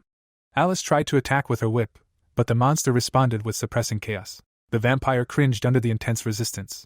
The demon approached her closer and covered his upper torso with his arms. Hellfire rushed forward. Alice glared at him furiously. At that moment, the hero summoned the dragon. A bolt began to form in its mouth. Yiksha jumped back, scraping the floor. The mistress of the night looked at her pet and asked if he would help her. The creature began firing, and the vampire and dragon launched a dual attack. Chi-hyun watched this spectacle in amazement. The very same Yiksha who had nearly reduced all of Murim to ashes was now standing before her eyes. She glanced to the side. Wolian attacked them. She glared at him and ordered him to leave and stay out of the way. She only needed Koryan now. The novice blocked all of the bodyguard's blows. If the Dark King didn't intervene now, the Celestial Steed cult would be doomed. The Lord looked grimly at the girl and announced that such was the will of the Lord of the Left Guard, Samaj. He would become the new Celestial Steed, whom they would all follow. He shouted, commanding the graceful dragon to rid itself of all infidels, for only then could the cult, renewed, attain true power. The dragon activated its poisonous breath skill. Yiksha responded with its defense skill. The little dragon tried to dodge each of the swift blows of its forearms. It crawled all over the giant's torso, biting him. Suddenly, he managed to grab it and asked if it was some kind of rat. Holding it up to his face, the demon squeezed his hand so hard that tears began to flow. At that moment, a huge mace of blood struck him in the face. He fell to the ground, the dragon landed, and Alice approached him and asked if he could get up. She assumed her full form and noted that it was time to stop holding back. The demon felt his jaw and noted that his rival hadn't had time to fully reveal herself. He hoped she might surprise him. The vampire lord remained silent, her lips pressed together. Even if she attacked him in her true form, he was still so strong that he would likely withstand it. Did he have a single weak point? She rushed to the attack, needing to quickly figure out how to get out of this situation, as Jin-hyuk always does. At that moment, the boy was casting an unknown spell. World memory reading activated, a limitless database of recorded skills began to form, and the 10th level of multifaceted consciousness was reached. Jin-hyuk looked at the enemy with the eye of gluttony. Before him, a fierce battle unfolded between his allies and the invincible monster. The system displayed some of its stats. The monster screamed. The system displayed the conditions for copying its abilities. He needed to eliminate the enemy before it harmed the heavenly steed, so it could copy one of its skills. Sweat streamed down his face. Books flew around. The boy understood that using Hellfire was not an option. He only had one chance while Alice distracted him. Jin-hyuk had studied thousands of books. He had to come up with something as quickly as possible. Among the tens of thousands of skills he'd accumulated over his life, he needed to find the one best suited to dealing with Yiksha. The vampire fired beams of energy at the demon, attacking from both sides. Koryan collapsed to the ground. He felt his strength continue to drain, and he was merely holding the lamp controlling Yiksha. Indeed, without a master-level magic caster, something like this would be incredibly difficult. He shouted at the acolyte, ordering her to protect him no matter what. This lamp was the only way to maintain control over Yiksha. At that moment, Wolian attacked them. The girl fought off the attacks and asked what would happen if she tried. The bodyguard glared at her and shouted that the idea was completely insane. Master Koryan was already struggling, so what was she supposed to do? The 8th leader grabbed his charge and asked why she was lounging around here, since it was clear they only needed the lamp and no one else could maintain control of the demon. The monster exhaled and said it was too noisy in here. He looked at the magic caster and concluded that he didn't seem to know what the lamp actually was. If all his powers had returned, he would have long ago exhausted his reserves and died. The man held the lamp with trembling hands. His survival was nothing more than luck. Alice attacked him again. If all of Yiksha's powers returned, he would crush all these bugs with ease. The dragon began charging again. Suddenly, he was pulled to the side. The demon managed to kick him, deciding to start with him. The annoying lizard spat blood. Alice caught him. The monster's face lit up with a red light. The vampire lord flew up close and used blood burst on him. The powerful beam pushed the monster back. Alice glared at the little beast and told it to brace itself. They needed to stall for time. The girl turned around, and the monster said that vampires didn't seem to be. He clutched a red sphere in his hands with 4 arms, adding that even in his strongest form, he crushed her blast and concluded that they couldn't even compare to him. One of his fists began to turn red. Yiksha arched his back and prepared to attack, saying he would now show his enemies what true strength was. Using the skill of the strongest trader, he reflected and released the vampire's damage through his fists, amplifying it first. 4 beams rushed at the vampire lord. She gritted her teeth. Now she definitely couldn't help her master. Teresa, meanwhile, was breathing heavily. The dark figure slung her sword over her shoulder, pitiful to look at her. Was she really still unwilling to give up? She grimaced and reminded him that she could easily take her place and do the same. Therese began to rise again, her alter ego asking, "Why then persist so much?" She frowned, and the paladin repeated the question. She glared at her enemy and said that she didn't want to become a burden to the hero at such a crucial moment, and if he needed her, she wanted to be by his side no matter what. Like Alice, who was also fighting, both wanted to be his support. Alice's pupils flared, both girls deciding they wouldn't give up so easily. She released a massive amount of energy and used the blood path skill. Even if she lacked the strength now, she would do everything to help the hero. The 4 beams drew very close. The cult acolytes looked around in fear. A powerful beam destroyed the mountaintop and rushed toward the horizon. Light began to penetrate the newly formed cave. Yiksha clenched his fists and looked ahead. He frowned, slightly surprised. Jinhyuk heroically pulled the vampire out of harm's way with his arms. The demon asked if it wasn't time for them to surrender. Alice smiled languidly and asked her to speak. The hero remained sullenly silent. The girl asked if she had managed to buy herself enough time. The player began activating a huge number of skills. The skill creation successfully completed. The boy smiled and replied that she had done well. He wore Tumgrave armor. Alice smiled proudly and announced that she would now go take a rest. Koryan stood up and coughed into his fist. He stared in shock at the evening sky, Mount Tianshan, the symbol of the greatness of the celestial steed cult. Yiksha picked up the small lamp. The old man shouted, asking what he was doing, and asked for it back. Yiksha caught the 8th leader in his fist, allowing him to control himself as he saw fit. But first he needed to regain all his strength. Electricity began to flow from the demon's eyes, declaring that he was short of it because of the heroes, so perhaps he would take what he lacked. Koryan's eyes trembled, and the demon activated its saturation skill. His body was drained to a skeletal state, all energy draining from him. The others looked on in horror. Lord Koryan was thrown to the floor. Yiksha looked at his energy and noticed how pathetic he was, having only feigned strength all this time. His eyes flashed.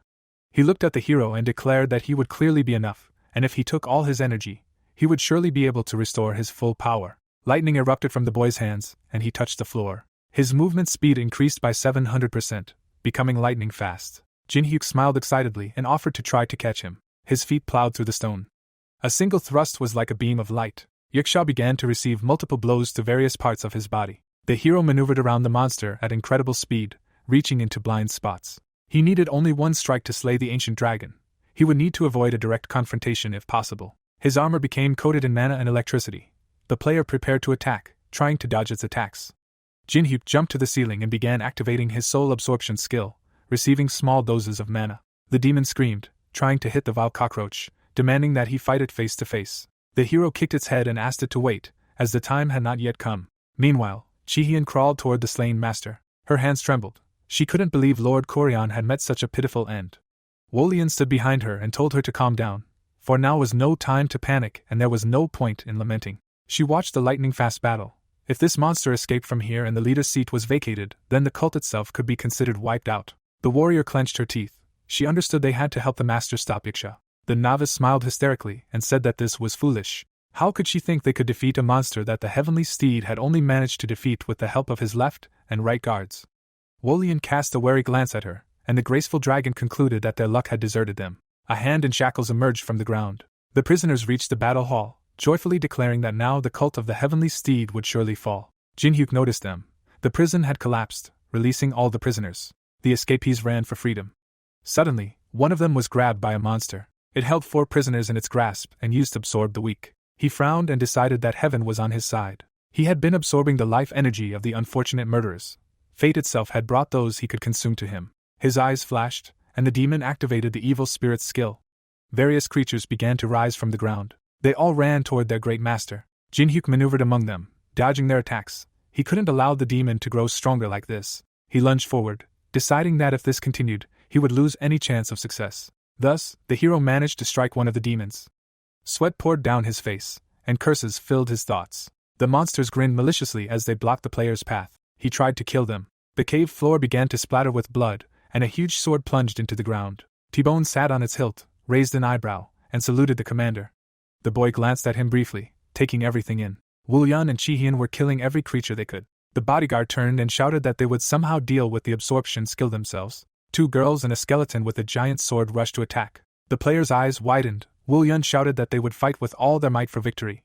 He clenched his fists, imbued his armor, and activated the Dark Heavenly Steed skill. Lightning emanated from his fist, and Jin Hyuk delivered a super-fast black shadow strike. Yiksha noticed the attack and prepared to meet it. The fists of the 2 different creatures clashed. The monster screamed, recognizing the technique the hero had used, deducing that the boy was the muscular old man's apprentice. The hero gritted his teeth, filled with rage. Yiksha flared with fire, saying that the hero must not have had time to truly perfect this technique, and responded with the skill. Strongest traitor. He looked the hero in the face and asked if he knew what the celestial steed had said to him beforehand. Yiksha, today you will die, and it will only happen because you are not strong enough. He hated to admit it, but at that moment he was right. The weak always lose to the strong. At that moment, Teresa was losing to her dark self. Alter Ego forced her to her knees and began to press. Such were the laws of the universe. Yiksha smiled and turned back to the old dragon's disciple, telling him to prepare to feel the power of these laws firsthand. Teresa gritted her teeth, spitting blood, but she refused to lose. The twins loomed over her, shouting that she couldn't simply give up, because if she died, she would never be able to return to her former self. The doors to the sanctuary swung open. Sabina glanced at the scene. She strode menacingly toward her sister, staff in hand. At that moment, the hero's mentor struck the demon in the liver. A powerful shockwave struck him. He jumped back. Jin-hyuk smiled nervously and asked how he had ended up here. He hadn't expected to see him. The teacher smiled at him and apologized for keeping him waiting. He flexed his fist and told him to watch it closely and memorize everything it did. The hero froze in shock, for the Dark Emperor was about to teach him his final lesson.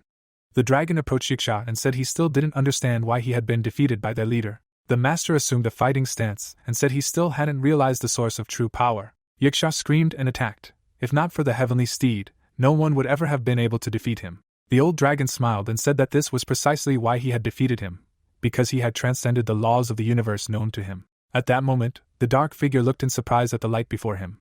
Teresa looked at her hands in amazement, sensing unprecedented power. Her eyes filled with light, a supreme power, surpassing them, this ability. Sabina writhed in pain, sharing her strength. She hugged her sister tightly, displaying genuine selflessness, just as the old dragon was doing now, training his apprentice before his death.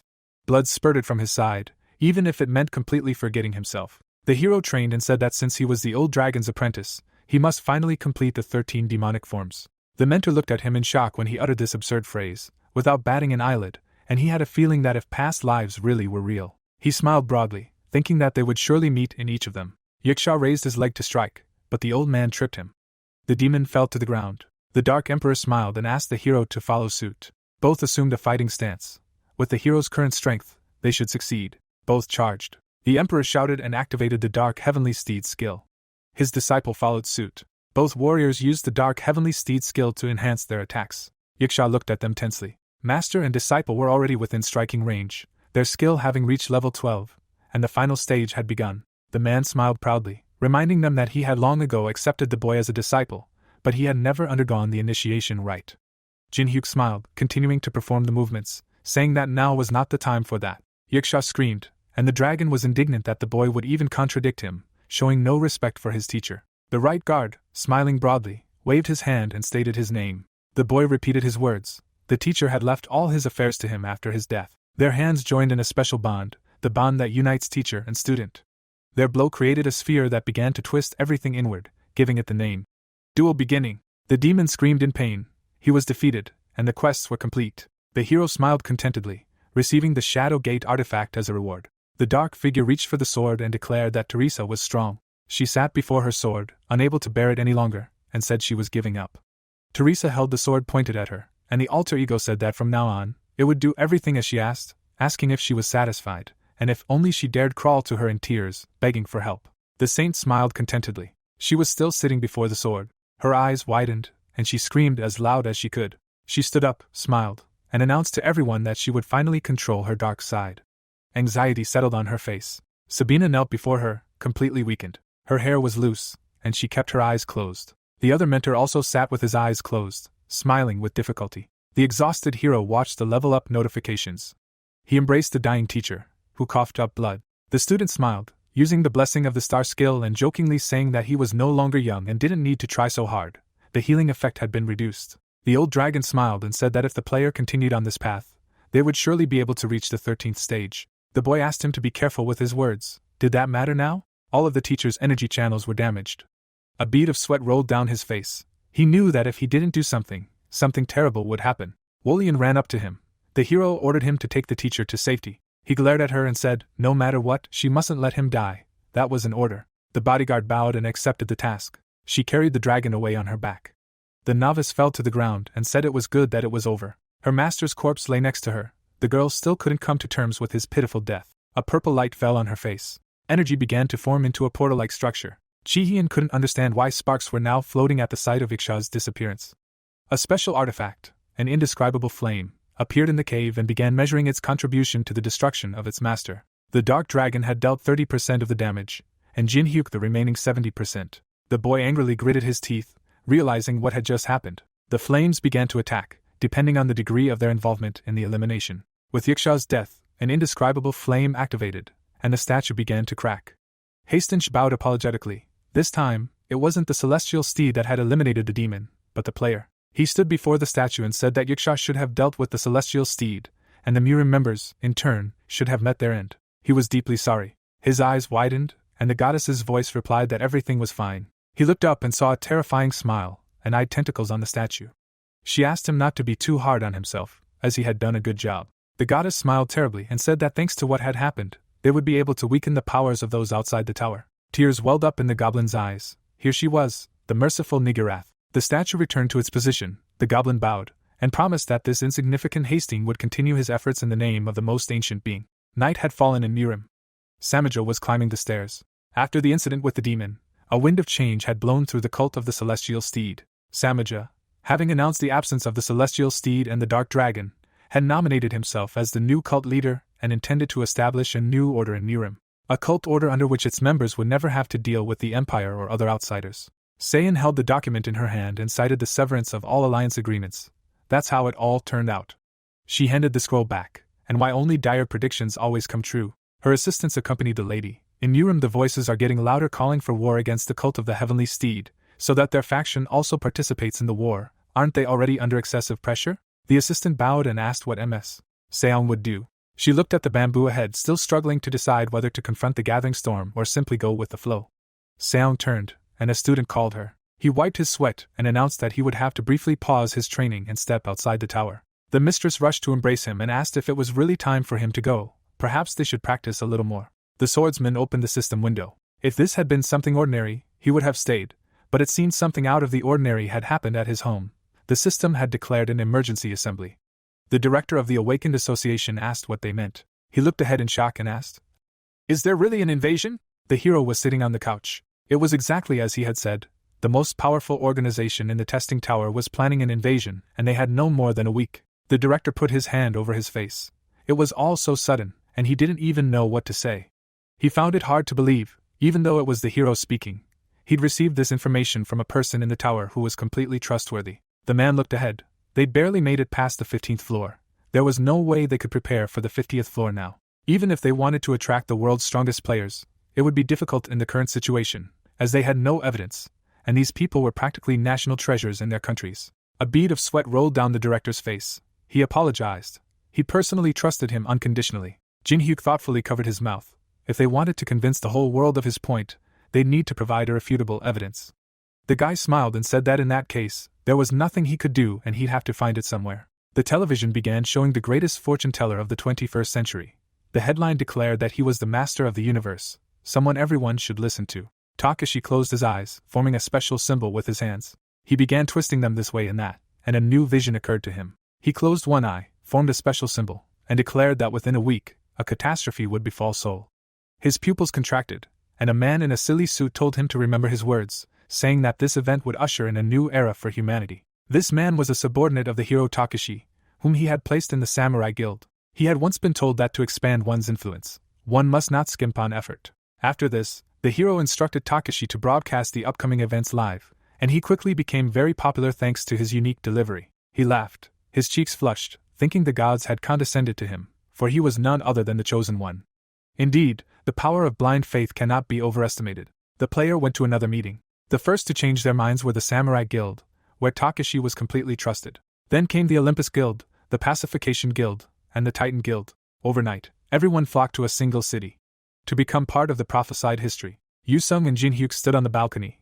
The swordsman said things were taking a serious turn. He shook his head and asked what the hero's hidden motives were this time, since he still couldn't calm down with his amusements. Yu-sung looked at her longtime rival. He smiled calmly.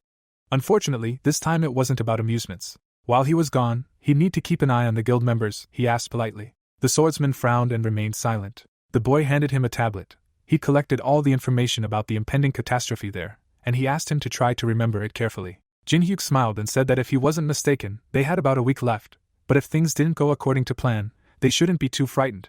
He had everything prepared. The hero turned and walked away, but what was he planning to do then?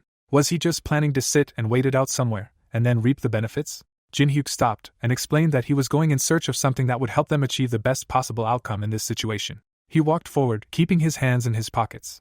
Finding a secluded spot would also be very useful. Yu-sung smiled after these words.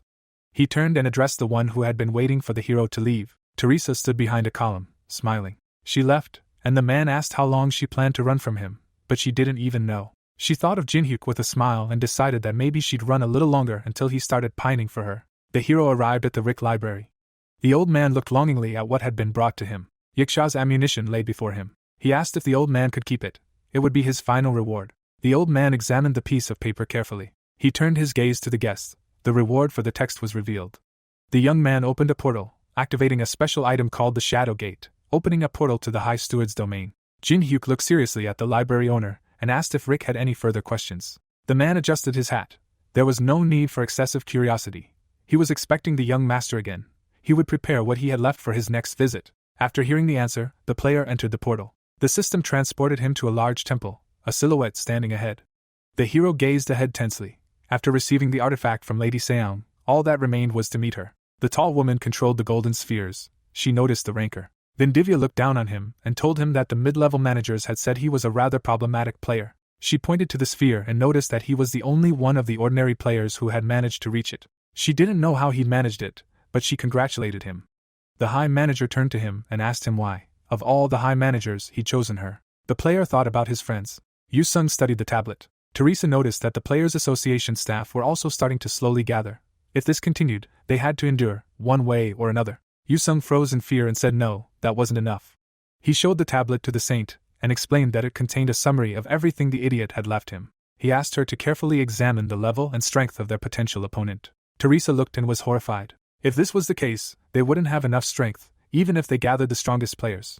The swordsman chuckled and said they were only there to stall for time until Jin-hyuk found a more suitable method.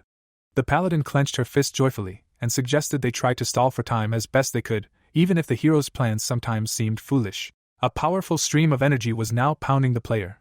He would surely find the right solution eventually. The steward glared at him and demanded he repeat it. The boy pointed to his ears and asked if her ears were really that big and her hearing was so poor. He told her they needed to do their job better. Vidivya flushed with rage. Everything filled with purple energy. How dare a mere player criticize her, the supreme steward? Jin-hyuk conjured an image of the Yiksha flame right before her face. He looked away and said it was the flame that flared up every time the ancient being penetrated another level. The player frowned and said that right now, one of those ancient creatures, which they, the high stewards, were supposed to be watching over, wasn't it disturbing them that it was exhibiting such strange activity, disrupting the tower's functioning? Vidivya gritted her teeth and immediately thought of hasting. After all, he had crossed the line, which he shouldn't have done. Jin-hyuk looked at the manager and said that the situation was under control for now, asking for help in restoring order. The girl removed the golden spheres. The man raised his foot one step higher, and clarified that they were the ones maintaining stability in the tower. Then Divya stared thoughtfully into space. She sat down and noted with annoyance that they had truly failed as managers of this tower. But even if, as high stewards, they couldn't directly assist the players, their blatant interference was a direct violation of the rules. Jin-hyuk waved his hand and suggested they simply brush him off and watch as the tower's balance crumbled, no matter who was responsible, the managers or the ancient being. He frowned and declared that saving the tower depended solely on the girl and her will. A message from the system appeared before the boy. He smiled nervously, and Divya repeated that she couldn't help them directly. She pointed to the golden light and said she could certainly increase their powers a little, as such were the tower's laws. The system informed the hero that the manager had given him a special quest. Rick removed his hand from the box and adjusted his hat. Smiling, he asked how everything had gone. As the boy emerged from the portal, he asked how his meeting with the high manager had gone. A shadow fell over the protagonist's eyes. The woman, taking the artifact in her hand, said that if he could clear the 16th floor within 24 hours, he would receive a special artifact as a reward, the soul's desire. Closing her eyes, she added that if he succeeded in completing this quest and obtaining the artifact, he would help her exorcise the ancient creature. The protagonist frowned at Vindivya. She chuckled and said that if he succeeded, she would become his personal patron. Jinhyuk chuckled, saying that everything had gone well. Rick, closing his eyes, said that was wonderful. Bowing, he said he had prepared everything he had asked for. As the ribbons on the box began to disappear, the boy thought that although he hadn't planned to use it to adjust the difficulty level, it seemed he would have to resort to it anyway. Jinhyuk smiled, saying he would receive his most important weapon, the one that had helped him so much during his ascent. Loudspeakers sounded the alarm. Traffic controllers and law enforcement officers stood on the streets, asking everyone to remain in a safe place. The girl, looking at the people in front of her, said it was a drill and hoped for their understanding. The man, frowning, told Sajin that they constantly received complaints about the drills being too frequent. Closing his eyes, the president said they could only accept it. This measure was necessary to ensure the safety of the citizens. Taechun, parting his lips, said he didn't know if all this was truly for the best, but most citizens continued to live as if nothing had happened. People calmly headed for shelter. Jumping up, the girl said that perhaps it was because the association had once again proven itself and was beginning to take action. Ashley, extending her hand, said she was glad to meet. Then she introduced herself, saying she was from the press service of the American Association of Awakened People. Shaking Sanjin's hand, she told her that her husband, the leader of one of the Lockheed Guild's teams, was with her. The Guild's strongest units were ready to assist with the defense. The man immediately thanked them for their assistance. Jack, smiling, said he shouldn't thank them, as he had almost died on the 8th floor of the tower. Sanjin frowned, not understanding why he told him that. Jack, remembering Atash, explained that their squad had been stuck there and was about to lose their lives, but they had miraculously escaped, and after that, they had decided to never turn their backs on those in need. Then he froze, his mouth open in shock at the sight of the hero. The unknown man was fighting on the 8th floor. Shouting, looking around, said she now understood where Jinhyuk came from. Looking around, she said she'd come all the way from Beijing to repay the debt for saving his life. Walking down the street, the girl tried to figure out if she'd be able to meet the protagonist. Maria and Shouting exchanged glances, noticing each other. They stared at each other. Maria, narrowing her eyes, said she'd heard she had a whole week before the disaster, so why don't they explore the area? The girl, grinning, said she finally had someone to talk to. She'd had her eye on a cafe, so why don't they relocate there? Unsuk stood on the roof, frowning as he surveyed the surroundings. Teresa approached Yu Sung and said everyone was already assembled. Gesturing to the group, she said they were members of the Veterans Company. The boy turned away, saying she now needed to assign everyone to their positions.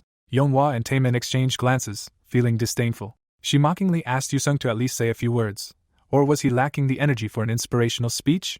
The boy remained silent and motionless while Jodello explained to Casey the concept of an inspirational speech. Suddenly, everyone turned when the swordsman declared he hated Jinhyuk to death. The twins chuckled when he suggested that maybe some of them even liked him.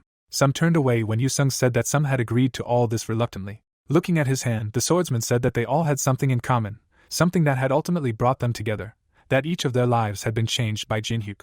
Clenching his fist, he said that they should repay the one who changed their lives. The twins clapped their hands in admiration. Teresa closed her eyes and smiled while her friend shouted furiously, agreeing with the swordsman. Approaching Yu Sung, she told him he'd done a great job. Now it was clear why Jinhyuk cared so much about him.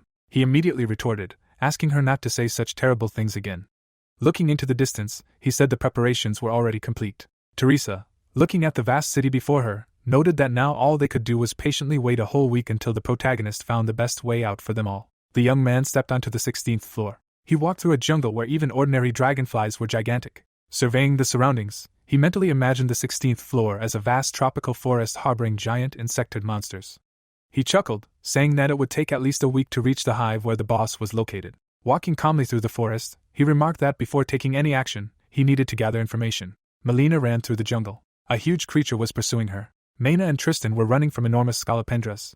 The girl's mouth fell open in shock when someone told her to duck if she wanted to live. She immediately knocked Tristan over along with herself when the monsters' heads were severed. The girls fell to the ground. The protagonist stood in front of the couple. Looking at his watch, he said he was just in time. Melina jumped up and noticed that the 16th floor had only just opened, and the local monsters were still too strong for them. The guy thought for a moment and said he should come with them. Smiling, he asked Tristan if she agreed. The girl, clasping her hands, said she always agreed with what the master said. Raising his hand, the guy said that Melina was learning from Tristan. Everyone turned sharply, hearing the noise. Several scolopendras were approaching them at high speed, frightening Melina. She summoned her weapons, telling them they had no choice but to fight. The monsters opened their mouths. A moment later, their bodies were riddled with bullets. The young man, looking at his pistol, remarked that they were lucky, as it wasn't something you saw every day. Jin-hyuk grinned, holding a Kruger pistol in each hand. The girls' mouths dropped in shock. The hero spun the weapons in his hands. He found himself surrounded by monsters. The young man pointed his pistols at the creatures. A moment later, bullets erupted from the barrels. The young man riddled the insects in a second. Pistols, like any firearm, were the least popular weapon in the testing tower. Even if the guns dropped, bullets never did. They had to be created manually using magic. Medina froze, her mouth open in shock. Looking at the young man who landed, she said that he had managed to create dozens of bullets in a second. The bodies of the dead insects began to smell foul. The hero sat on his horn and mentally told himself that old Rick had found exactly what he wanted. They were even better than the ones he'd used before. Recalling his weapon, the guy told the girls that they dealt with the monsters successfully, and now they should tell him how the main organization operated. Milena, her eyes closed, screamed, asking him to listen to her before she started scolding him. Clenching her fist, she said that the main association closely monitored all data leaks, but it seemed they had a spy of their own, as information had leaked out several times. Waving her hand, she said that if he tried to get everything from her this time, she'd be suspected. Tristan, clasping her hands, said that the main association was currently negotiating with the tower's top managers. Imagining the old man, she said that a high-ranking member of the association, a man nicknamed Nietzsche, was behind all this. He always operated undercover. The hero grinned, saying everything was fine now. Melina clutched her head in horror. Parting his lips, the boy asked Tristan to tell him everything they had learned about the secret negotiations with the managers. The girl nervously adjusted her hair, saying that this was all the information available to them. Their access level wasn't yet very high. The hero frowned, mentally saying it was hard to imagine how things would turn out if this information leaked outside the tower. Jin-hyuk narrowed his eyes, unsure which of the high managers was involved. Turning around, he told his subordinates they were free to go. Melina looked up and asked where he was going. The young man summoned his pistol, saying he still had much to do. The boy disappeared, leaving a flash behind. The hero ran through the forest. He frowned, remembering the first high manager he had met. The boy couldn't help but think of the smiling goblin. Rushing straight toward the monsters, he mentally remarked that Hastings was the only one who had immediately recognized him. His gaze was always full of suspicion. Pointing his pistol at the monster, he said he would definitely make it pay. Vindivya sat in her chair. The girl narrowed her eyes, realizing it had already begun. This was the first time she had encountered someone so skilled with a firearm. Vindivya smiled, suggesting that if Jin-hyuk was truly worthy of defeating the ancient creature, then her quest wouldn't be so difficult for him. Suddenly, a system window appeared before her, reporting an attack by the ancient creature. Her eyes widened in shock. The hunters looked up. Some gaped in shock and amazement. Yu-sung and Teresa froze. The hero's face twisted in shock. Snowflakes slowly fell to the ground. Dark mana lightning tore through the city. Maria turned her head and cursed, while her partner, gritting her teeth, said that according to the prophecy, everything was supposed to begin in a week. Mina, surprised, asked her frowning partner if this was what she thought it was. Sanjin turned and shouted, ordering the civilians to be removed and the players to be gathered. The traffic controller began blowing into a scroll, declaring that this wasn't a drill and that everyone needed to go to shelter. Alice, standing on the roof, told Jin-hyuk that everything wasn't going according to plan and that what he'd so dreaded had finally happened. Looking at the rifts ahead, she said that it had happened much sooner than anyone could have imagined. The hero chuckled, saying that in that case, he'd have a favor to ask her. The vampire smiled, saying he'd become so responsible it was disgusting. Wings appeared behind her. Taking flight, she said she'd handle everything. In the hero's mind, the two skills merged into one. He immediately activated the acquired Wind Realm skill, destroying everything in his path. The young man landed on a tree. His eyes flashed. Leaping back, he shattered the trunk. Transforming into an arrow, the boy raced forward, forced to do everything as quickly as possible because there was no time to wait. Rushing at full speed, he said that if Alice succeeded in her plan, they could buy themselves a little more time, but for now, he could only rely on the players and leave the city's defense to them. Heading toward the huge hill ahead, he said that he needed to finish the quest on the 16th floor as quickly as possible. The players stood in front of the rift. Looking at the rift, one of the men said that the gate hadn't even opened, but there was already so much dark energy. The boy clutched the shield tightly in his hand. He turned and ran away, saying it was stupid to stay there. Someone stood in his way, asking where he was running. Giudello grinned and said that the fun was about to begin, but he was running away. Casey stuck out her tongue and said they were too worthless. The twins turned around when someone told them to let a player through. Yunseo approached and said that those who forgot about honor would only be a hindrance. He smiled, saying that even if they couldn't close the gate, there would be no turning back. The gate began to open. The players tensed and stood next to each other. A monster's mouth passed through the rift. A huge hoof stomped the ground. A colossal monster with many eyes and horns emerged from the gate. The players gaped in terror. The monster opened its mouth wide. A wave of energy erupted from it, frightening everyone. During the snowfall, a fire broke out in the city. The mages summoned magic circles and activated the triple shield skill. A barrier appeared in front of the goat. The beast began to try to break through it with its horns. Maria opened her mouth wide and ordered the third squad to attack. The heroes pounced on the enemy from the roof. Yonghua and Beck swung their fists. They slammed into the demon, sending it reeling. The man landed on his feet. The warrior frowned furiously and used his battle cry skill. The twins ran forward, the system reporting that their strength had been increased by 15% for 20 seconds. Tank shielded his head and called his comrades to action. The boys grinned happily, anticipating the battle. The children delivered a double blow and found themselves behind the devil. The Sigma-man clenched his fists and shouted that they had succeeded. Suddenly, the siblings' eyes widened in surprise when they noticed something strange. The severed limbs of the monster hung in the air. Numerous portals opened, from which new monsters emerged. The girl stood in front of a model of the city. Her eyes narrowed slightly. Looking at the tall buildings, the woman realized this was the world beyond the tower and called the human cities dreary. Hastings stood across from her. The vampire asked where the prisoner they were looking for was, hoping he hadn't forgotten that the ancient being would definitely appear when the battle began. The goblin rubbed his hands slyly. The monster smirked and explained that everything was going exactly according to plan and that they just needed to be patient. The bloodsucker pouted and suggested that Jin Hyuk wouldn't let things go as they were. The monster leaned toward the dome and declared that even if this was true, it wouldn't hinder them in any way. The black goats emerged into the city streets. The heroes looked up and noticed that enemies continued to emerge from the portals. The mages were fighting the demon, and the player decided they were no match for an opponent of such power, doubting even an S rank could do anything. The girl frowned, realizing their strength was irrelevant. The man holding the scabbard called out to his comrades. Yuzun stepped forward and explained that they weren't useless, as everyone had a role to play. The man frowned sternly and declared that they were to help the remaining civilians get to shelter. The boys raised their eyebrows in surprise, and the warrior added that they would feel much better with someone like them nearby. The huntress pursed her lips tensely and activated her manifestation skill. Anubis picked her up, and the summoner ordered the wolves to disperse and save the people. The swordsman closed his eyes as his friends ran to the aid of the locals. The monster crouched next to him, and the fighter declared that he would deal with it. The master drew his blade from its scabbard and activated his dance skill. Waves of blue aura immediately surrounded him. Yusung frowned furiously, his eyes blazing. One crushing blow bisected the monster. A shockwave reverberated throughout the city. Teresa smiled, deducing that her comrade had grown considerably stronger during this time. Her dark counterpart grabbed her by the throat and told her that they couldn't stand by and must join the fight. The girl stepped over the edge of the roof, eager to finally test the strength they had acquired fighting each other. A powerful light enveloped the woman. A bright light illuminated the demon's face. A giant cross crashed to the ground, destroying everything around it. A sword pierced the devil's body. Holding its hilt, the paladin channeled Joan of Arc's resolve. A window appeared with a call from an unknown user. The knights fought each other. The protagonist was always alone, but this time he had many loyal comrades at his side. The stranger watched Jin Hyuk's broadcast. His brows furrowed in determination. The enemy was far ahead, but the young man raised his fist. The Legion Queen spread her pincers in fear. The beetle opened her mouth wide and ordered her subordinates to defend her. The winged insects surged forward and rose into the air. The player aimed his pistol at them and fired. A multitude of blue flashes from explosions appeared across the battlefield. The noob looked at the system window and read that he needed to hurry, as soon his comrades would no longer be able to hold back the onslaught of the ancient creature. The protagonist continued firing, declaring that he was well aware of this.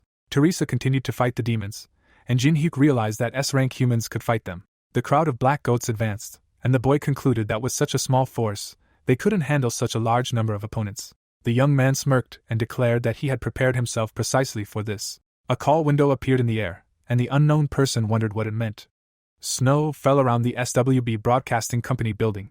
Ben Chan held his eye to the scanner to confirm his iris print. Rubbing his hands, the man said he tried to ensure everything met the requirements, and suggested he was the only person on Earth who had managed to collect so many magic stones. A vast number of magic stones lay before him. The old man decided that this should be enough. Alice placed her hand on her belt and declared that now they only had to collect the rest. The infinite mirror lit up as the system completed the creation of the Rallying Faith artifact. The girls summoned a magic circle to activate the cooperation skill. The stones were covered in a golden haze, and the system prompted that using them outside the tower required resources appropriate to the scale. Portals appeared before the adventurers, and a notification announced that they could summon anyone who responded for help. The adventurers gaped in shock. A hand emerged from the gate. Karakul emerged with his fellow tribesmen. The girl blew a bubble of gum and asked what was going on, and the tank ordered everyone to get ready. Someone stepped forward and explained that it would be extremely hard to believe, but these were their allies. The king pounded his chest with his fist and rejoiced at their meeting. Yunseok smiled confidently. Several more portals opened in the air. Holding the fox speed, Andrea said she had answered the call. Ogrican leaned on his sword and declared the same. Tybone climbed onto its head and declared himself his master's faithful assistant. A multitude of monsters and NPCs from various floors of the tower gathered in the square. The skeleton gestured forward and ordered everyone to attack. The heroes frowned furiously and decided to fight for their leader. The army headed toward the black goats. Alice asked her friend to look at how many creatures had gathered to assist him. Holding her mask, the vampire wished for his return. The head of the Ataraxia family said she was waiting for him most of all. A fire broke out in the rocks of the dungeon. The protagonist stood atop the fallen enemy, and the Legion Queen called the situation humiliating. Beetle smiled and concluded that her entire valiant army had been wiped out by just one man. Jinhyuk fired his pistol and killed the boss of the 16th floor. The boy walked away from her corpse, and the system opened a passage to the 17th floor of the trial tower. The young man wiped his eyes. He had managed to copy the Heart of the Troop skill, which increases the abilities of summoned creatures by 10% and reduces mana consumption. A box containing a gift from the High Steward appeared before him. Inside was a crystal called the Soul's Desire, an artifact that awakened a power that allows one to reach the very essence of existence. The player narrowed his eyes, thinking that this would be the foundation of the fight against the ancient creature. The noob's mouth dropped open and asked what the administrator would do next. Looking at the sky, the protagonist received no answer and realized he didn't want to intervene on his own right now. Jinhyuk smiled and assumed the stranger had already known what would happen and had left clues. In the past, a system window had appeared before him. That time, when he had to pass through the Grey Temple on the 3rd floor, the stranger had shown him the imprint of the moon through a congratulatory message. He took out the painting and remembered that this was a place filled with silence. He waved his hand and realized what the observer truly wanted. The player placed his palm on the canvas and activated the 3rd-level skill, Magical Power Synchronization. A bolt of fire appeared, and the system began the process of transporting him to a space hidden within the painting. A bright light illuminated the noob's face. The protagonist found himself in a secret location, the ancient temple. Jinhyuk looked ahead in surprise. Steels with inscriptions in a forgotten language stood around him. He stood in the center of the circle, and the system indicated that the conditions for exploring the lost boundaries had been met. Something fell from the sky, and a notification announced the start of the 2nd exam for class transfer.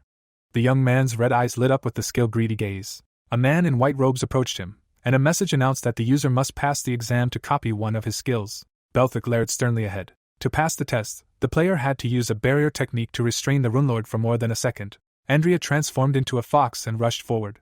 The boss threw a fireball straight at the enemy's head. The cultist climbed onto the goat's leg, praising his savior. The twins swung their scythes and asked why they still wore yellow robes, and the fanatics replied that they liked it. The heroes grinned madly and laughed loudly. The man's mouth dropped open in shock, unable to believe that the players were fighting alongside the tower's inhabitants. Caracal climbed onto the demon's chest and swung his sledgehammer. The devil struck him in the face. The king was thrown back and collapsed. The monster opened its jaws and unleashed a laser. A bright flash illuminated the troll's face.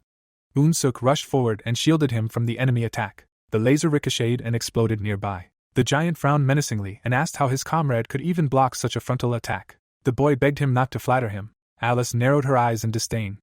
A giant bloody spear appeared above her head. The girl brought it down on the black goat. Immediately after, she landed next to the rubble. The woman looked back and asked the soldiers to take the wounded to safety. Guild members stood nearby, and the vampire declared that she would handle the rest herself.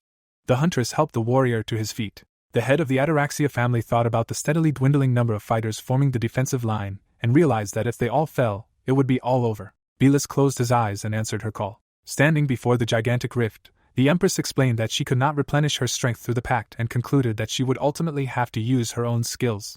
The magic stones lay behind the man. Alice asked him to protect them at all costs, for without them, the defensive line would collapse. The swordsman summoned his weapon and promised to carry out her order. The girl glanced back when she noticed a bright light, wondering if these were new enemies. Suddenly, the woman's eyes widened. Warriors with swords rushed out of the portal, one declaring that her enemy had fallen too low. The soldiers pointed their weapons at the vampire, and the scoundrel protested that she was disguised as a human and defending adventurers. A stranger in a voluminous black dress stepped forward to introduce herself. Abigail scowled at the Empress and announced herself as the one who had come to capture her. Alice was surrounded on all sides. Abigail snapped her fingers and said that if someone took on the task, they couldn't let anyone interfere. Immediately after these words, her subordinates struck the ground with their spears. Instantly, a bloody tornado erupted, and system notifications announced that a level 4 spatial separation barrier had been activated, creating a space isolated from the outside world. Less than a minute later, all the vampires had moved into the public execution hall.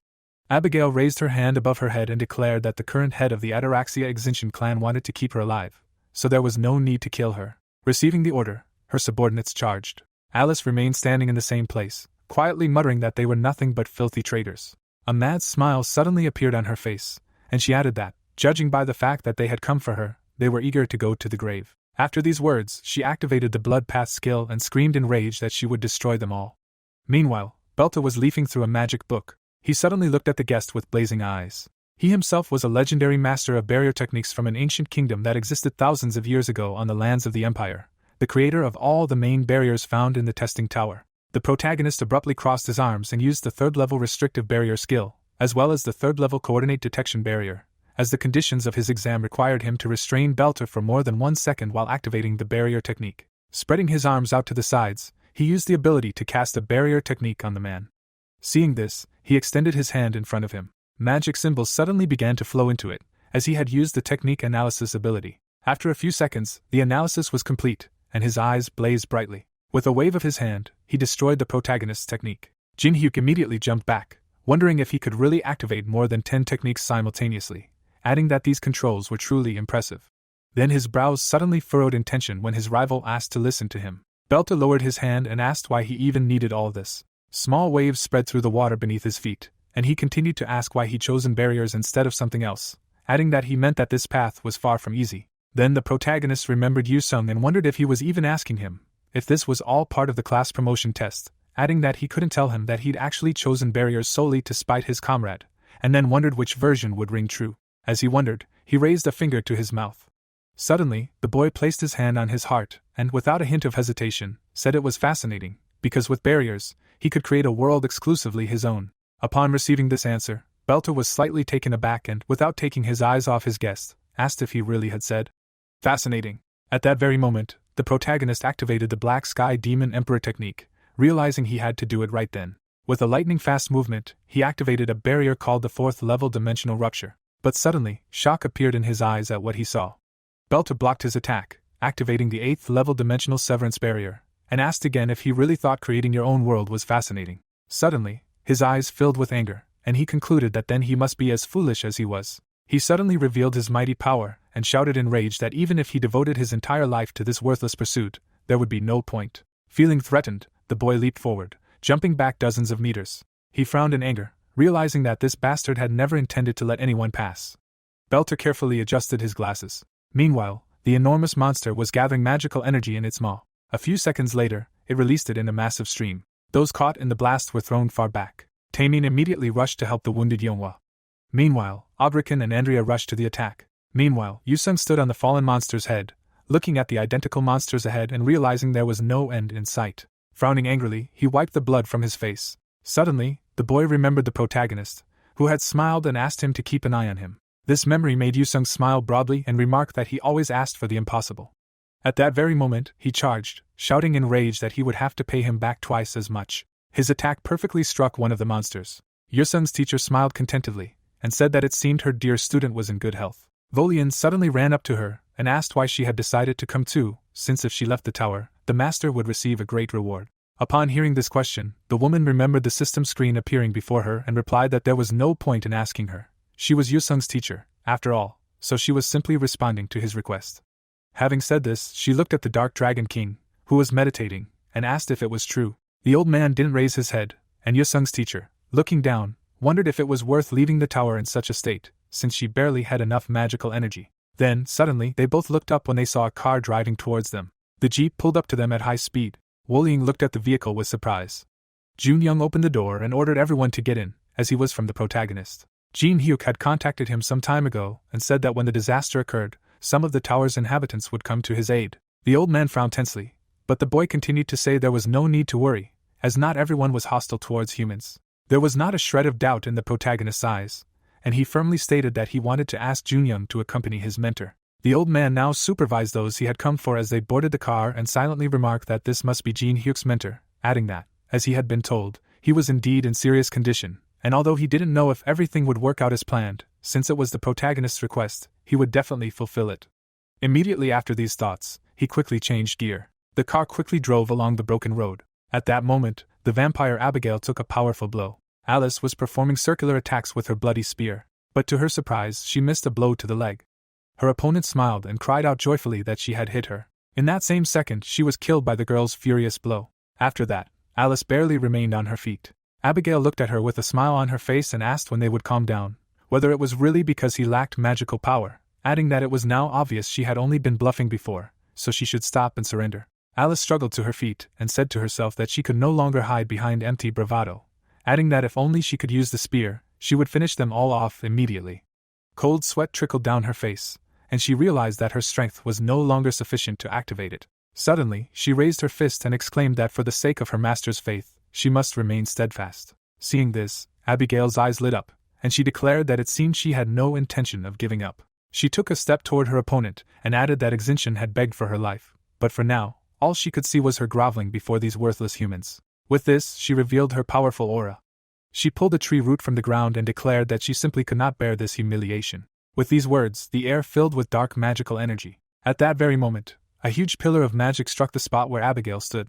A few seconds later, the vampire appeared before Alice in the form of a special spear, the phantom tree, and firmly declared that she would end the shame of their kind here and now. Suddenly, the eye within the weapon lit up, as the ghost tree's scythe weapon, capable of summoning all things, was activated. At that very moment, powerful minions of the ghost tree appeared behind Abigail. Scythes appeared in their hands, and they instantly rushed to attack. With the last of her strength, Alice raised her hand, activating the blood energy skill. A bloody dome protected her from the enemy's first attack. But the minions of the ghost tree, along with their mistress, soared into the air.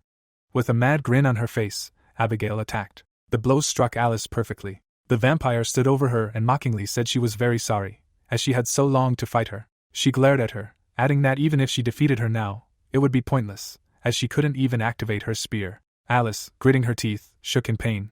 Suddenly, Abigail grabbed her by the hair. She dragged the girl along, saying that all this time she had been living a miserable existence, groveling before some people, and that only in memory of her past respect would she grant her death. Alice struggled to free herself, telling herself that no matter how much she humiliated her, she would still endure, even if she had to die right here. After all, her whole life was utterly meaningless, and she was only waiting for death to come. But if this was her last moment, she wanted to see her master again, even if only for a little while, so she would continue to fight. With these thoughts in mind, she raised her hand to her hair. Without a second thought, the girl cut it off with her sharp claws. Immediately after, she jumped back a distance from her opponent. Alice frowned, her eyes shining brightly. Seeing this, Abigail smiled madly and asked if she really didn't want to give up, adding that it was only for the better. Meanwhile, the protagonist, spreading his arms, used the multiple barriers technique. Raising his hands above himself, he summoned the zodiac sign of Scorpio. Belter, without raising his head, coldly stated that this was his technique, as he had invented everything he knew. Instantly, Scorpio flew into the ground. But suddenly, he began to transform into butterflies, and Belta added that the zodiac signs were no exception. Raising his hand, he looked at the snow-white butterflies and continued to say that he was even pleased to see them, as creating such a beautiful technique had taken him great pains. Jinhyuk frowned tensely at what he saw and wondered how he had been able to destroy even the zodiac signs with such ease, adding that he was no match for him in the art of barriers. After these thoughts, he spread his hand and asked why someone who loved barrier techniques so much claimed they were pointless. Did he not feel something was amiss? Asked this, Belta lowered his gaze and replied that he was right. He loved barriers very much, so much so that he had dedicated himself entirely to them. He suddenly remembered how death had overtaken him at his desk, where he spent all his time researching. It was only after he became a ghost of this system that he was able to comprehend everything. Over time, the smile faded from his face. All the players chose completely different classes, and then Belta realized that no matter how much time passed, no one cared at all about his barriers. Leaving his memories, he looked up at his guest and said that he would never be able to surpass him in them. But it was not too late. He had the opportunity to study some other technique. Hearing this, the boy continued to stare at his opponent, silently remarking that being a barrier specialist truly was one of the most unpopular professions in the tower, adding that he, too, had devoted his entire life to it and still hadn't achieved anything. He suddenly remembered holding the virtual reality goggles in his hands before all this had started. His girlfriend stood nearby, asking why he was so obsessed with this virtual reality game. She added that this challenge tower wasn't profitable at all, and there were only a few players, with an insanely high difficulty level, so he was probably the only one playing it, and even now, it was hard to find anyone who remembered it. Jinhyuk, hearing this, smiled and looked down. Leaving his memories behind, he turned to Belter and said that even if he didn't receive recognition, spending time and effort on something he loved wasn't pointless. He took a few steps toward him and added that, step by step, he could explore worlds he hadn't yet seen. Stopping, the protagonist smiled broadly and asked if that wasn't the most exciting part. The man's eyes widened at these words. He suddenly remembered how, back in life, A bright light had appeared in his magical seal on the floor, causing him to laugh joyfully and shout that he had succeeded, that he had finally managed to do it. He joyfully punched the air, adding that he had succeeded in creating a new magical technique. And when he emerged from his memories, he saw the protagonist's outstretched hand, who suddenly declared that all his efforts had not been in vain. With these words, he activated a first-level spatial separation barrier beneath them. Seeing this, the man frowned in surprise and silently remarked that this was the most basic barrier, limiting the technique's scope, the very first and most significant barrier he had developed. While he was thinking about this, Jin-hyuk knelt and declared that he desperately needed those very barriers he had spent his entire life creating, as they could save many people. Extending his hand toward his interlocutor, he asked to use these techniques. Frowning, the protagonist called the man before him the first barrier master. Belta silently looked at the outstretched hand, his eyes full of surprise and hope. Meanwhile, blood flowed from Alice's mouth. She was carried to the very top of the public execution platform. Kneeling, Abigail declared that she had fought so hard despite such wounds, making her a true fallen legend. She looked at her with blazing eyes, adding that countless kin had perished because of her stubbornness. Her wounded soldiers bared their fangs and cried out that she must be killed, for she was a disgrace to their kind and a puppet of humanity. Alice was unable to lift her head. Suddenly, her head was placed on a special platform. Seeing this, Abigail closed her eyes and told Alice not to worry anymore, for she would end her shame quickly. Tears flowed from the vampire's eyes along with the blood. She suddenly remembered the first time she appeared before the protagonist. Jin-hyuk folded his arms and said that if she helped him, he would destroy all who had betrayed her and help restore the glory of the head of the Araxia family. She smiled broadly at this offer and initially accepted it solely for the sake of revenge, which had become her deepest dream and most passionate desire. But then something changed. Her eyes quickly filled with pain and bitterness. She recalled the protagonist encouraging her after her failures. She recalled him running away with a wide smile on his face, clutching her neck. Alice also recalled how, after killing Emulim, Jin-hyuk leaned over and called her to eat. She recalled how he looked at her joyfully as he left the difficult battle. And finally, she remembered how he held her in his arms. Abigail, her eyes shining, swung her sword, and Alice, leaving her memories, silently said that because of this, the revenge she had dreamed of for so long had become completely indifferent to her. As she said this, she remembered resting her head on the boy's arm. At that moment, the protagonist only smiled warmly, looking at her. Abandoning these warm memories, the vampire closed her eyes. Abigail, grinning madly, began to attack. But suddenly, a bright light appeared in the red sky. At that very moment, a huge stream of magical energy struck the enormous public execution platform. Shock filled Abigail's eyes, and she silently said that this couldn't be true. Had someone really broken through a barrier that even deities couldn't bypass? Alice's eyes were still closed. Then suddenly she opened them and quietly said that this magical energy was different from that bestowed by magic stones. The protagonist's eyes glowed as they never had before, and the girl said that she missed him very much. Jin-hyuk held Alice in his arms, using his boundless magic, which allowed any magical skill to be used without expending mana for a full 30 minutes. His aura was all-consuming and invincible. A burning ring hung around his neck. The man placed Alice on the ground and ordered his pets to watch over her. All the vampires, including Abigail, were shocked by this appearance. The protagonist, arms outstretched, walked toward them, explaining that Alice had initially sought revenge on her bloodline, and that she had clearly had a very difficult time this whole time. His blazing eyes unleashed an insanely powerful magical energy, as he loudly declared that they would pay for this. A bright light had appeared before him some time ago, and system notifications announced that Belta's trial had been passed, thus earning him the second rank of Barrier Master. The recognition of the forgotten language had been completed, and now the skill of rune interpretation had been transformed into the skill of runecrafting. After a brief hesitation, the man took his hand. Without letting her go, he said that it would be very difficult for him to go down the same path that he once did, after which he asked if he was still ready to set out on it. At this question, the boy smiled broadly and told him to just watch how it went. Instantly, he took off, flying straight into the sky. Belta watched him with a smile on his face, remarking that he had achieved what he wanted so easily, just like he had in his youth. Suddenly, his image began to dissolve, and he said as a parting word that he hoped he would actually find use for what he had worked so hard for. Magic symbols began to swirl around Jin-hyuk as he performed a technique analysis, which was completed in a matter of seconds. With a wave of his hand, he easily destroyed the powerful vampire's technique. Abigail gasped in shock at this, silently saying she couldn't believe it. He had not only broken through her barrier, but had even managed to destroy it completely. But what she saw next filled her eyes with shock and horror. Enormous magical seals appeared in the sky, and the vampire wondered who he was. The protagonist created a bright magical cross between his hands. At the same moment, the eternal energy release technique struck his opponent. At the very last moment, Abigail managed to activate the blood shield. Her soldiers raised their hands to the barrier and shouted loudly that they must protect their mistress with their lives, for even if only she survived, the Levitan line would not perish. Abigail frowned and gritted her teeth. At that moment, Jinhyuk created another magical seal between his hands, then activated an ancient preservation barrier that allowed him to preserve the technique he was already using. Immediately after, he soared into the air. Then he bifurcated the magical seals and activated the 8th level barrier, magical resonance. The twins, seeing this, smiled joyfully. Yu-sung, looking at the sky, couldn't help but smile. Teresa stopped, and they all declared in unison that he was finally here. The protagonist crossed his arms and cast Eternal Energy Release. As soon as he spread his arms, a maddeningly powerful magical attack descended upon his opponents. This magical force obliterated enormous monsters. Jinhyuk's comrades hid behind shields. The shockwaves from these attacks devastated the city, and when it was all over, a vampire appeared in the smoke, crumbling to ashes but still praising the house of Levisita. After these words, only Abigail remained alive. She looked at the ashes fluttering in the wind and silently told herself that all the glorious warriors of their family had been destroyed by a single spell.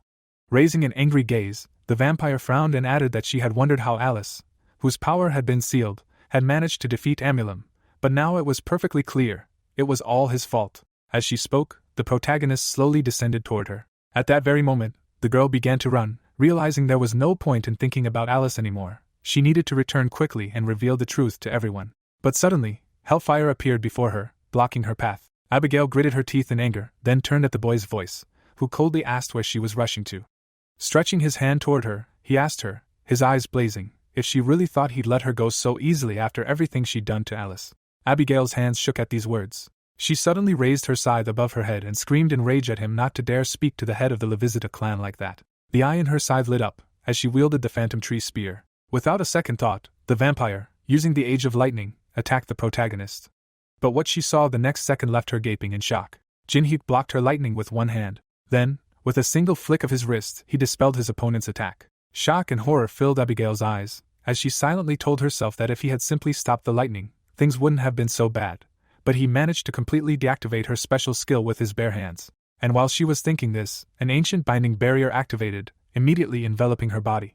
2 pistols appeared in the protagonist's hands after activating the ancient ruin seal skill, and he told her to prepare. After saying these words, he began firing into the sky. A few seconds later, he created a constellation and used 9th level barrier magic, the multiple barrier technique. A wheel with all the constellations appeared in the sky. In the blink of an eye, the zodiac sign Sagittarius appeared next to the protagonist.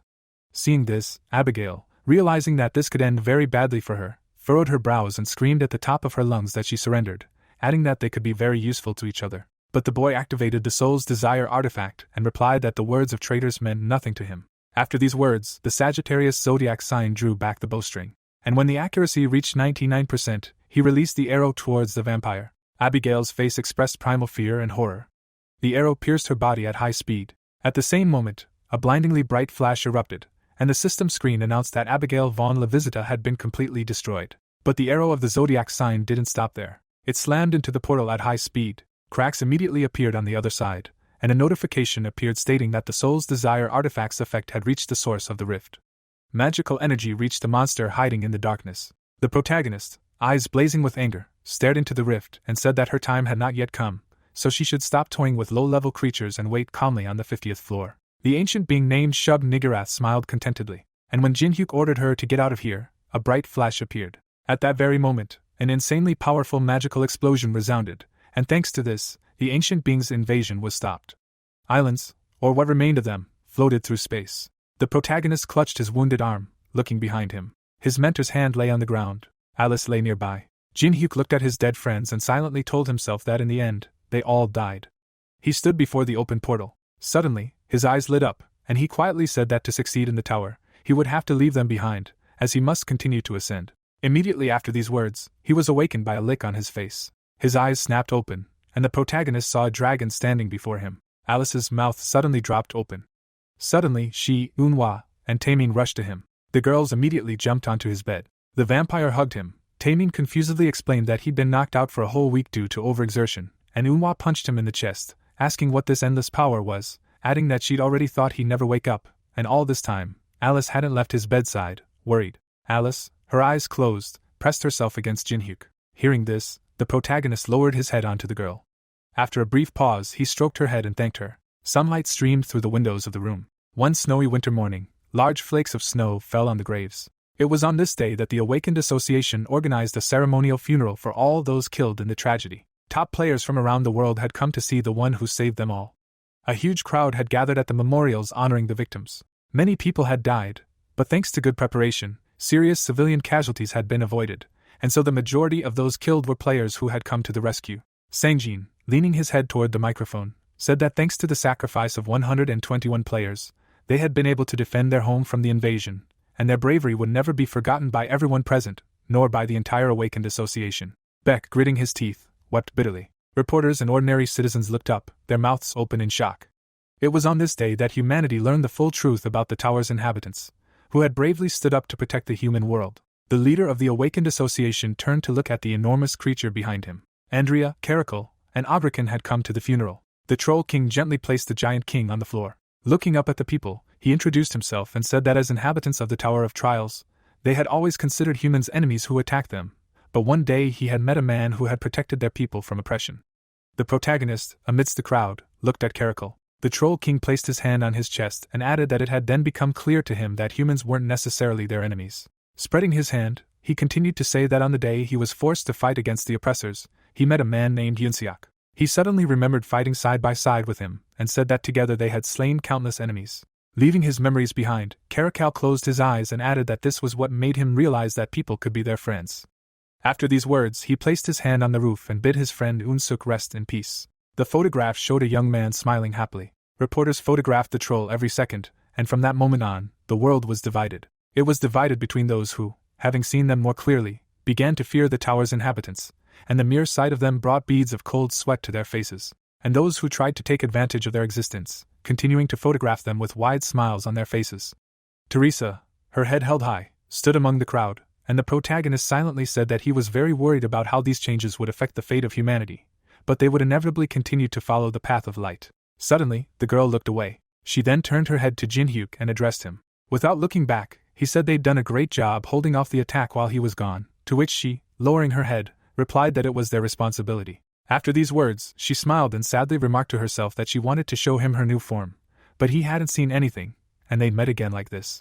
Suddenly, shock appeared in her eyes when the protagonist said she looked amazing saving him in this new form. After saying this, Jin-hyuk remembered seeing a divine light before him just before he blacked out. Teresa, in her battle suit, was healing him. Leaving his memories, he looked at the girl with a smile on his face and told her she was great, and he was very grateful to her for not giving up. Teresa's eyes sparkled with happiness at such praise.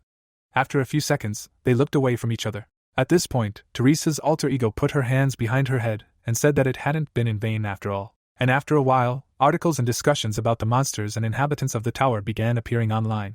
People wrote their opinions and comments about them. The protagonist read this with displeasure in his eyes and silently said that they had barely managed to overcome him, and all thanks to the NGVP. Realizing this, he lowered his phone and added that everything inside the tower could be overcome, but as soon as something broke out, everything became exponentially more difficult. He suddenly remembered the flickering system screen through which the NGVP had contacted him, and wondered if his intervention meant he would help them deal with threats outside the tower. And while he was thinking about this, a man approached him and asked if he had thought it through. Standing before him was the head of the association. After a brief pause, the man lowered his gaze and said he'd used Takashi to attract media attention and even summoned the tower's residents, for which he was very grateful, but one question remained. Looking out the panoramic window, he asked why the gate had to remain open. Hadn't everything ended yet? A massive rift had opened right at the street intersection. Faced with this question, the protagonist rose to his feet and replied that they weren't facing the ancient being itself, but merely the vanguard it had sent. Lowering his gaze, he added that when the being from the 50th floor launches an invasion, it first sends an advance force to weaken the enemy's position. He'd heard this from those connected to the tower. Approaching the association's leader, the young man continued, saying that if a simple advance force was so powerful, then that meant the invasion wasn't over at all. Hearing this, the man looked at the boy and asked what the way to close the gate was, to which Jin-hyuk replied that they had yet to find it, as not everything in this world could be solved. After these words, they both looked at the rift in the city. After some time, rays of sunlight fell on Junyoung's house. Inside, the protagonist raised his eyebrows in surprise and asked what it was, to which Yanawa, standing next to him, raised her hand and replied that he would never find anything like it in the entire world, as it was a secret weapon her grandfather had used to eliminate the effects of a magical energy leak, combining the achievements of the tower and modern times. Water poured from the statues, and a huge magical crystal stood nearby. Smiling broadly, the girl pointed to the side and concluded that these were the world's first magical hot springs.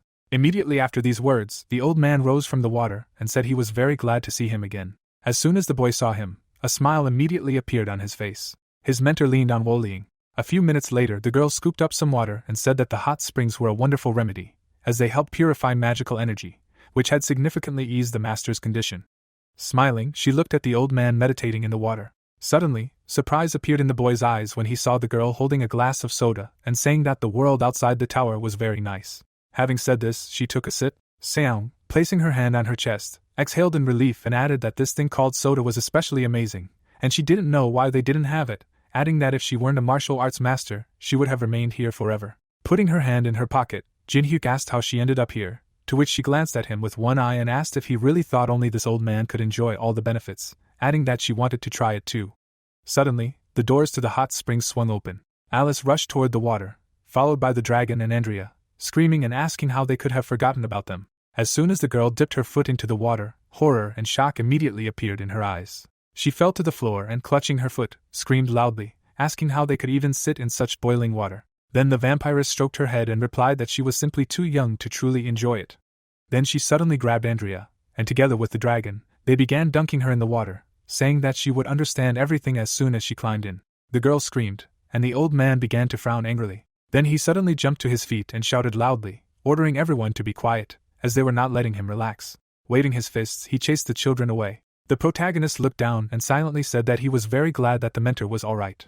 Suddenly, Chunin approached him from behind and asked him to step aside for a moment. The boy followed the old man and thanked him for answering such a sudden request, to which the old man replied that since he had asked, it was inappropriate for him to refuse. Chunin walked ahead, adding that his mentor's damaged energy channels were gradually returning to normal, but that was not what he wanted to talk about. He suddenly lowered his head and explained that cancer cells were now actively spreading throughout his body, as if he had been exposed to intense radiation for a long time, and now he was unsure how much longer he had left to live. Meanwhile, the Dark Dragon King was enjoying himself in the hot springs with his comrades. As soon as the protagonist heard these words, shock and horror appeared in his eyes. At this time, in the testing tower on the 25th floor, two figures were walking through a secret passage under the mountain. Samaja walked ahead, asking if the right defender's whereabouts were still unknown. Sima, a fourth-rank commander of the Celestial Steed cult, glanced at his interlocutor out of the corner of his eye and replied that he had searched everything from the 21st floor onwards, but found nothing.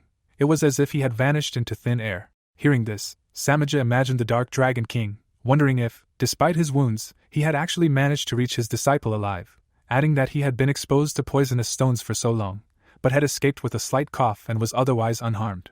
Furrowing his brows in anger, he added that now, when he had finally tried to grab him, he had simply vanished like a ghost, adding that he was no easy feat. Then, out of the corner of his eye, he glanced at Sima, who said he knew he intended to seize control of the plane, but their cult, in its current state, was far weaker than Mirim. Looking away, he asked how he planned to defeat so many opponents. Suddenly, what the fourth-rank commander saw froze him in place. The young man in front of him told him to see for himself, then asked if he really thought he'd called him here for no reason, adding that he would now show him the power that would help them conquer the central plane. Several portals had opened in the enormous cavern, and a massive army had been created. A goblin stood at their head, grinning madly and announcing that they had finally arrived, adding that, as they had agreed, he had gathered everything in one place. Then Samaja smiled and ordered his comrade to be on guard, as he had given him the power to control all of this. Hastings, the tower's supreme steward, appeared before the commanders of the Celestial Steed cult. Approaching the goblin, Samaja said that so far, everything was going well, as the ancient being had gifted them with many such creatures. Hastings added that they had sent about 3,000 of them for a trial battle. Sima stared intently at the monsters, silently sensing a very strange energy, then asked what they even were. The goblin then raised his hand to his chin and replied that there was no specific term for them, so they should think about naming them. Suddenly, he grinned broadly, pointed a finger, and said he thought they would fit perfectly with the overall atmosphere of Mirim, then asked how about calling them undead. The monsters, their eyes and teeth glowing, were composed of extra-dimensional energy. And while Sima was examining the monsters, Samaja approached him from behind. Smiling broadly, he looked at him with blazing eyes and said that as the new leader of the cult, he appoints him as his right-hand man, and it is he who will lead this army of the undead forward to the central plane. After a while, all the undead donned armor. Spreading his arms, Sima looked at the massive army and shouted loudly that they would crush the Mirim alliance and capture the central plane. Raising his fist above his head, he continued shouting that all this was for the sake of the new lord of the Celestial Steed cult. Among the cheering crowd was Cheho. She suddenly lowered her gaze, filled with confusion. After a while, she called Volian.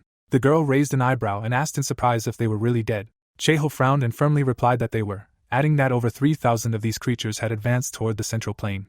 All of these monsters were created entirely by mental force, and they had never encountered them before. Therefore, if they truly engaged in battle, everything from the 21st to the 25th floors would be completely destroyed. Hearing this, Volian frowned tensely and asked why she was telling her all this.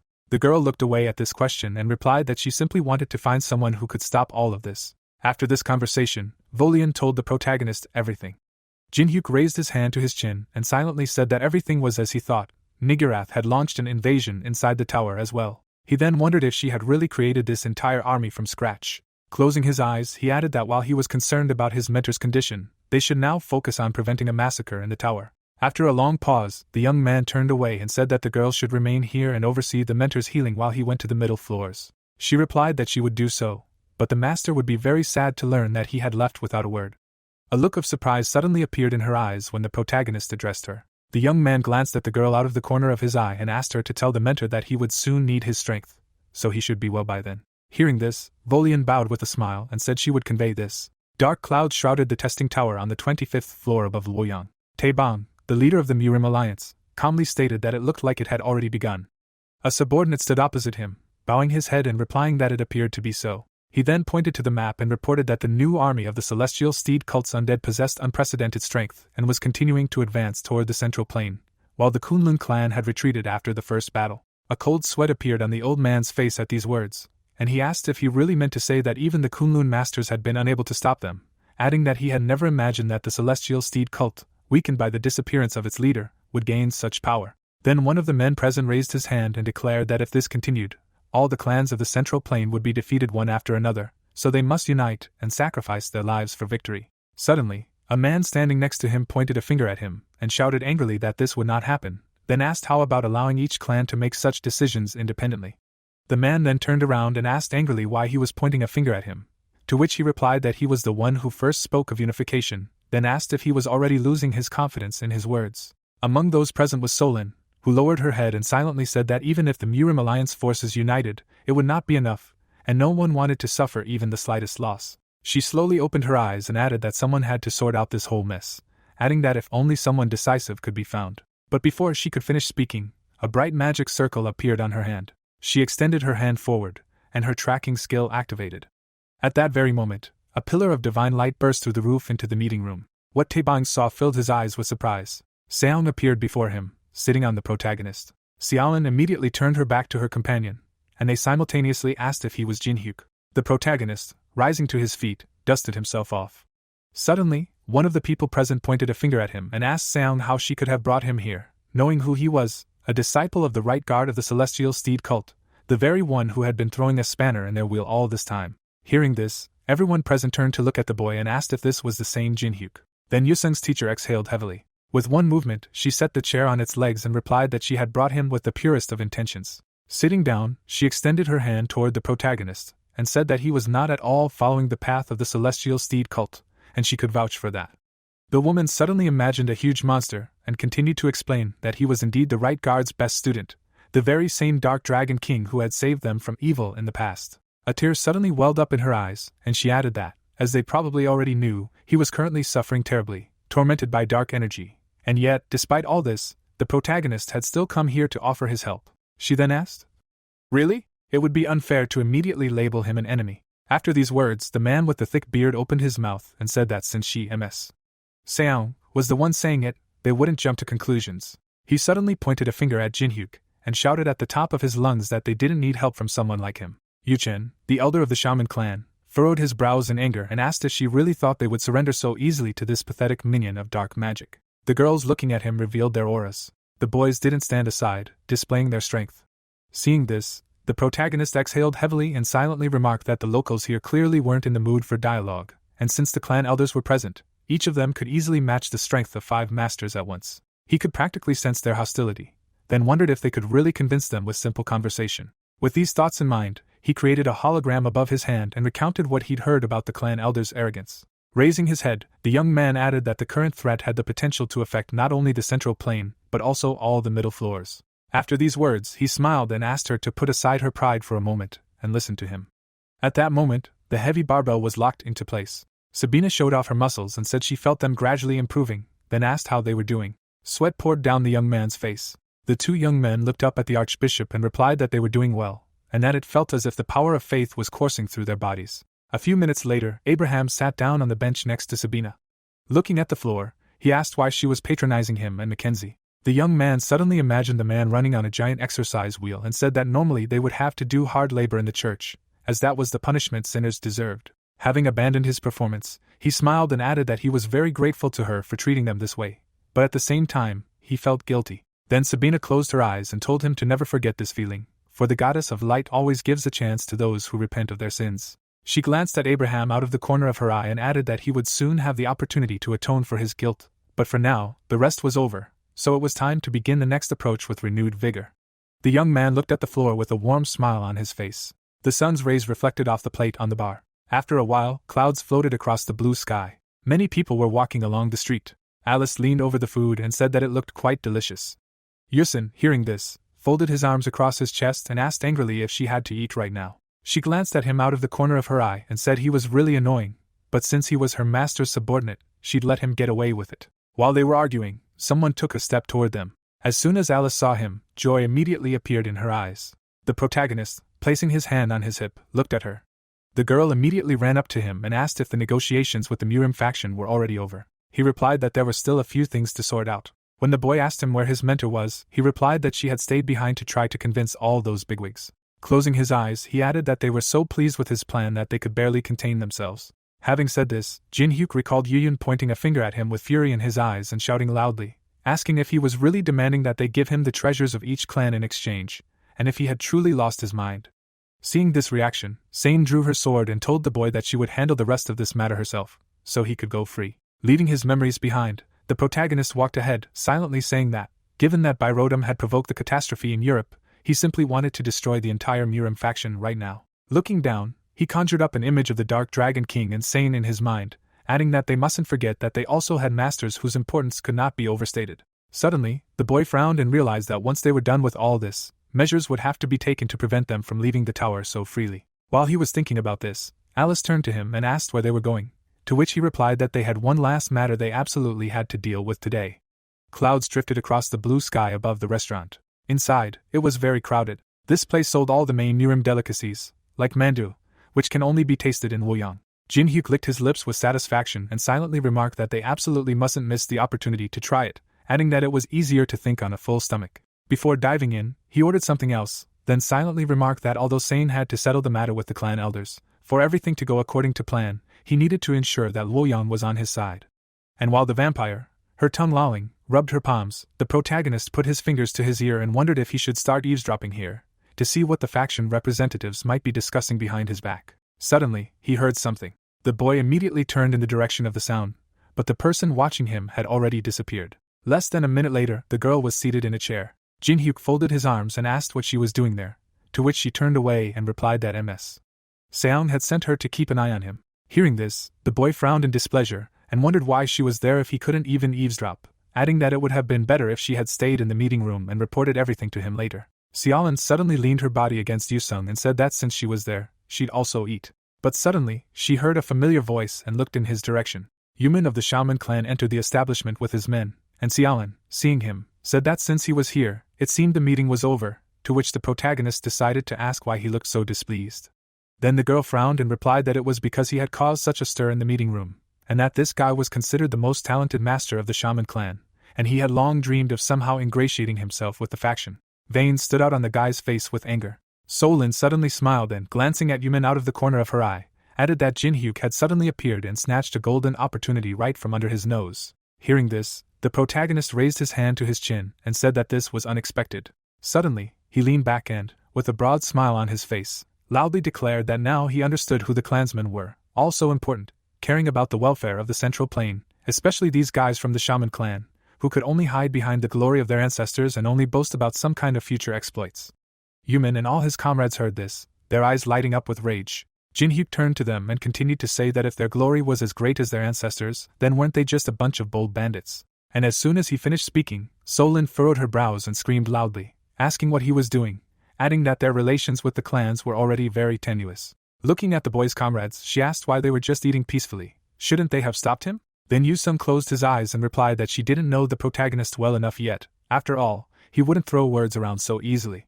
Alice rubbed her face against the sake bottle and added that it happened every time, so she should just sit and watch. These words brought shock and surprise to the girl's eyes, and she wondered what was wrong with them. Were they trying to make her look insane, adding that they were acting like they owned the place? And while she was thinking this, all the shamans were walking toward them, their magical aura growing stronger with each step. Suddenly, Yumin, gritting his teeth in anger, slammed his fist into his palm and said that he hadn't liked the way Sane had defended a scoundrel like him from the start, and now he was stooping to such base provocations, adding that he had insulted the honor of the shaman clan right in front of him, and now he could kill him right here and now, and no one would judge him.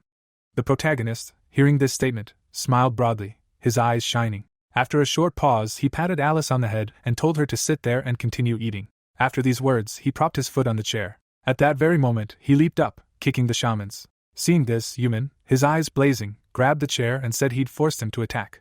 Throwing it at Jinhyuk, he screamed in rage, asking where he was going, then ordered them to catch him. The owner of the establishment, seeing this, clutched her head and shouted loudly that fighting was forbidden here. Then Alice tossed a diamond into her hands and told her to take it as compensation for the damage, adding that she hoped it would be enough. Yusung looked at Sealson and said she should sit down too, because when that idiot was up to something, it was best not to interfere. The girl's eyes widened in shock at these words and she wondered if she could really just sit quietly while such a fight was going on. One of the shamans lunged at the table to catch the boy, but the protagonist leaped onto it, spread his arms and legs, and shouted that they were all incompetents. They shouted back that he'd brought this fight on himself, so he should find the courage to fight back. Suddenly, Jinhyuk saw a foot in front of his face. At the very last moment, he easily dodged the swift attack. Yumin's eyes were full of anger and hatred, and he screamed, asking why he was running away, even though he'd started it. Then the boy imagined the shaman clan's crest in his head. Landing on the table nearby, he thought to himself that this clan had risen so high it could literally be said to have ascended to the heavens, and that they strictly forbade the consumption of meat, and since that was the case, he knew what to do. A mad smile appeared on his face at this thought. The shamans immediately rushed to attack, but suddenly, surprise appeared in Yumin's eyes at what he saw. Perfectly sliced pieces of vegetables flew into the air. Jinhyuk activated his world cuisine skill and began cooking. He turned and stirred the vegetables in the pan over a hot flame. The shamans, smelling the aroma, stopped, their faces flushed. Suddenly, two of Yumin's companions were hit in the head with ladles. The boys immediately fell unconscious, and the protagonist, seeing this, asked if they were really that poorly fed, adding that the shamans couldn't even stand the smell of fried vegetables. Hearing this, the last of the shamans grabbed his sword and shouted that he was forcing him to use this weapon. Extending the sword in front of him, he activated the primordial chaos sword skill. His eyes blazing, he charged, shouting that only death would satisfy him, as he had asked for it. After these words, Yumin unleashed a flurry of swift and powerful attacks, using the 13th primordial chaos sword, third form. But suddenly, shock appeared in his eyes. He turned sharply, realizing something was wrong, because what he had just cut. Before he could finish speaking, he saw perfectly sliced pieces of meat. At that very moment, the boy took a powerful kick to the face. The protagonist caught the pieces of meat perfectly and declared that he had cut them well, the size just right. Yumin lay on the floor, wondering what had just happened. Jinhyuk approached his friend's table and said he was almost finished with the appetizers, so they should wait a bit. Suddenly, the shaman placed his hand on the floor and wondered if his clan's best disciple had really been used to cut meat and then simply kicked away. His body shook with anger, and he said that it seemed his death wouldn't be enough now. He looked furiously at his opponent and added that even if he himself went to the grave, the clan leaders would hunt him down until they destroyed him. But at that very moment, the protagonist placed a spoon in his mouth. The boy swallowed everything immediately. At that very moment, his eyes sparkled with happiness. He remembered how long ago, as a child, when he cried, his mother would feed him this dish and tell him it would all pass. She stroked his head and told him he was a good boy for eating well, adding that he should eat more and not cry. She smiled warmly, continuing to say that if he ate well, he would grow up big and strong, and she would be very proud of him. Tears began to flow from Yumin's eyes. Seeing the shaman clan's best disciple burst into tears, Yusung, surprised, asked if this was all real. While Yumin was wiping away his tears, the protagonist approached him and said he liked his cooking so much that tears welled up in his eyes, adding that he was touched, then asked what they were going to do now. After these words, a camera appeared in his hands, which stopped recording, and the boy said that he had added all the meat he had chopped to the dish. Suddenly, Jinhyuk smiled madly and added that everything was written down here, meaning the future leader of the shaman clan had broken a taboo by eating meat. As soon as Yumin realized this, shock and horror filled his eyes. Meanwhile, clouds drifted across the blue sky above the main building. Yusung's teacher held the sword in her hands, and they told her it was useless to insist. No matter how many guarantees she gave, They all sounded insufficiently convincing. Taebong raised his hand, looking at the sword and asking them to put it away and just talk. Suddenly, the door swung open, and the future leader of the shaman clan shouted loudly, begging everyone to listen to him. Bowing his head, he declared that the protagonist was the only one who could deal with the dark forces, so he asked them to trust him this time. Raising his head, the boy frowned and firmly declared that he could vouch for him. Taebong, hearing this, raised his hands in confusion and asked what that meant, but a little later added that since the successor of the shaman clan himself had vouched for him, it was good. Seong glanced at Yumin out of the corner of her eye, silently remarking that he was known for his selectivity, then wondered how Jin-hyuk had managed to lure him over to their side so quickly. She saw a satisfied smile on the boy's face and understood that this man was not easy to see through. She suddenly smiled too and added that she was delighted, as the Dragon King had chosen such an amazing disciple. And while she was thinking about this, Jin-hyuk leaned toward Yumin and whispered that he was doing an excellent job, adding that if things continued like this, he wouldn't have to use that video. Seeing this situation, Seolsun glanced at Yusung out of the corner of her eye and asked if he had really lured him over to their side in a similar way, to which he remained silent. The protagonist stood before the old man, who said that since the successor of the shaman clan himself had stood up for him, he must have reason to trust him. Extending his hand toward the young man, he asked him to sort this out, to which his confidants grumbled, claiming he was still a stranger to them. Then Taebong closed his eyes and admitted that he truly believed he could save them, and if they had any personal grievances against him, they could settle them later. Having received approval, Jin-hyuk stuck out his tongue to irritate the others. A few minutes later, a map was laid out on the table. The protagonist smiled broadly and ordered everyone to gather, as it was time to introduce their new commander. Placing a figure on the map, he added that he would show them how they would operate from now on.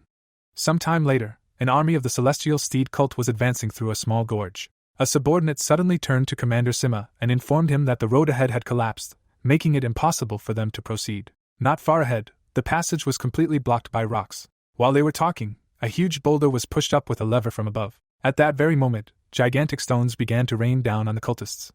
Everyone there froze in horror. At the very last moment, Sima managed to activate his defense skill. His eyes were filled with fear as he shouted loudly that it was a landslide, then ordered them to cover it. Meanwhile, the boys continued to throw rocks. Yu-sung and Seolsun stood at the edge of the cliff. The girl frowned tensely and declared it a nightmare, since even such a powerful rockfall had proven ineffective. She saw the monsters lifting the enormous boulders with their bodies and asked if these were the very same undead creatures the cult of the Heavenly Steed had bred. The boy narrowed his eyes and silently declared that they had acted exactly as expected, then wondered how they knew exactly what to do. While he was wondering this, Sima carefully glanced around. After a brief pause, Yusun raised his head and said it was time to move on. Turning, he began to walk away, continuing to insist that they must hold off their advance as long as possible, according to their plan. At this time, Samaja was in the cave. Sima contacted him and reported that something strange was happening here. They were being repeatedly attacked, and it seemed someone had discovered their movements, and it also seemed the balance of power in Urim had somehow shifted. Hearing this, the third leader of the heavenly cult frowned tensely. When the connection was lost, he thought that the old dragon's disciple had most likely intervened this time, and then wondered if that was really his goal. Suddenly, the young man smiled broadly and silently remarked that if the outside world was so accessible, how else could one understand its value? He stopped in front of the enormous stone blocking the passage and declared that he had no choice but to play his cards. At this time, on the 21st floor in the imperial capital, the sun was shining brightly. A massive hammer struck the red-hot iron. Suddenly, a system screen appeared before the blacksmith, displaying the protagonist. The young man smiled and asked how his business was going, whether everything was as thriving as before. The blacksmith replied that everything was going as planned, adding that the day had finally arrived when he could work on the legendary Dragon Slayer sword Balmon, and that he would be the one to do it. For the first time since he'd improved the sword, his heart was pounding with anticipation. As he spoke, Oren looked at the enormous sword on his anvil. Jin-hyuk looked at the system screen and replied that he was glad to hear everything was going well, then asked how his request was progressing. Then the blacksmith turned and replied that he was almost finished, so he would send him a list of the necessary materials later, and he himself would easily gather everything himself, but he would send everything along with Balmon. When the call ended, the boy closed his eyes and silently said that it looked like there wouldn't be any problems in this area, which meant it was time to finish preparing, but there was just one thing left. After these thoughts, he and Yumin walked outside the city. The shaman clan's best disciple looked sadly at the people living on the streets, and said that it was the same here. Everything had truly fallen into disrepair. Mothers hugged their small children. This brought sadness and bitterness to the boy's eyes. Then suddenly he looked at the protagonist and asked why they were only patrolling one border, adding that he himself had said he would stop the enemy army's advance, to which Yumin replied that he simply had to accompany him, and that was all. He suddenly loomed over his companion and asked angrily why he became so talkative, wondering if he really thought they were friends. He suddenly turned around in surprise, hearing a familiar voice. Teresa was standing nearby, and Yumeng asked if she was a representative of the Empire. Coming closer, Jin-hyuk replied that she was just his friend, after which the boy bowed his head and said he was glad to meet her. After a brief pause, Teresa glanced at her friend out of the corner of her eye and said she thought she'd spotted him, which was why she'd called him here. Some time ago, she'd come here on horseback at his request and searched all the places where the dead had been. In one of these villages, there were quite a few survivors, and then the village elder said that during the attack by the dead, an unknown person had appeared and saved them.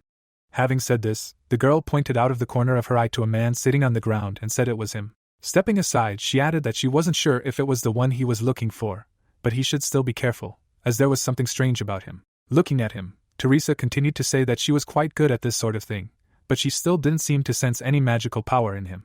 A man with long hair sat against the wall. After his friend's story, the protagonist used the eye of gluttony, and his eyes lit up. He stared intently at the man, who sat with his head bowed, seeing nothing but the most basic things. A system screen then appeared before him, informing him of the copying conditions. Currently, the celestial steed had almost exhausted its reserves, and if he helped it restore them, it would be able to copy the skill sacrificed to the celestial steed, and the degree of completion would depend on his prior level of understanding of the skill sacrificed to the celestial steed. After reading everything to the end, Jin-hyuk smiled happily and said to himself that he had finally found it. But suddenly, out of the corner of his eye, he caught a red system screen, informing him that he had received a special quest from an unknown party. It also stated that the celestial steed's will to continue fighting was at an all-time low, and that if he helped him awaken it even slightly, he would be able to penetrate the memories of the battle in which the celestial steed lost its power. After reading it all the way to the end, a drop of cold sweat appeared on the boy's face, as he realized this was a quest from the NGVP. He then wondered if he was literally pushing him to action, adding that in any case, the situation was clearly difficult, as he needed to regain his lost strength and awaken his will. All this time, someone had been watching them from a tree. It was a bird, enveloped in powerful magical energy, but instead of a head, it had a camera. Evening had fallen, and the sun slowly sank below the horizon. Yuman raised his hands to his mouth and shouted loudly for everyone to come to him, as they had come to help them on behalf of the Murim faction.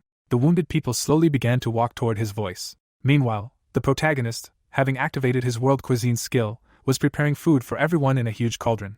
A few minutes later, he poured everything into plates. Yuman asked everyone to line up, and Teresa, with a warm smile on her face, handed out the food. Children and adults happily ate what the protagonist had prepared for them. The people, who had lost everything, albeit briefly, regained hope thanks to the warm food. Realizing this, the heir of the Shaman clan glanced at Jin-hyuk out of the corner of his eye and silently remarked that he had thought everything human was alien to him. The protagonist, meanwhile, scolded the man who approached for a third plate. Yuman looked at his hand and wondered if he could become like him. Meanwhile, Ilha continued to sit in the same place. Suddenly, a plate full of food appeared in front of him. The protagonist stood before him and asked for a little food, explaining that they didn't need money. The man then turned away and told him to give it to others, as it was a shame to waste food on someone like him. Hearing this, the boy frowned in surprise and silently remarked that he had clearly been starving for over a week, yet he still refused his food, adding that his condition was much worse than he thought. After a short pause, Jin-hyuk placed the plate in front of Ilha and said the food was his to do with as he saw fit, silently remarking that he absolutely had to find a way. He imagined a tower of trials and added that by sacrificing to the celestial steed, he would be able to advance up the tower 7 times faster, and after facing an ancient being, the value of such a skill was obvious. After these thoughts, he looked down and wondered how he could regain his will to fight. Suddenly, the ring around his neck lit up. At that very moment, Alice appeared before him. She turned sharply toward her master, and baring her fangs, declared that she could clearly sense them, as well as the energy of the creatures obeying the ancient being. A colossal wall of dark magical energy approached them like a massive wall. Less than a minute later, terror appeared in the villagers' eyes, and they screamed loudly. They fled in fear, begging for help, for the dead had come to them. Sima stood ahead of everyone and said that, as Lord Samaja had predicted, the protagonist had managed to find the heavenly steed. He held a sword in his hand, reflecting the sun's rays. Suddenly, his eyes lit up, and declaring that Lord Samaja was now the new heavenly steed, he ordered Jin-hyuk to be destroyed and Il to be captured. After this command, Sima crossed his arms and unleashed his terrifying aura. He activated the Bloody Command skill, causing all the monsters to attack. A huge bloody dome appeared over the village, ushering in the night of bloody choice. The undead, baring their fangs, rushed at the humans, their strength increased by 20%. Meanwhile, the humans tried to flee, but their strength was reduced by 10%. Ordinary residents braced themselves against the barrier. They pounded it and shouted, asking if they were trapped, adding that the undead were still advancing. The protagonist looked up to the sky and silently remarked that it seemed a special technique had been used, trapping everyone in a limited area and strengthening the undead. The undead quickly ran past Sima, who shouted loudly that they wouldn't be able to escape so easily now. Suddenly, Teresa appeared before the undead. Using divine power, she swung her weapon. She activated the Holy Shield skill, and enormous crosses began to fall from the sky. But the man and undead didn't stop. Explosions and bursts of divine energy echoed, killing the monsters. Shock filled Sima's eyes at what she saw. Yumin gaped in amazement, and wondered if she'd really destroyed so many undead at once, adding that this girl wasn't as simple as she seemed. Teresa was enveloped in an insanely powerful divine energy.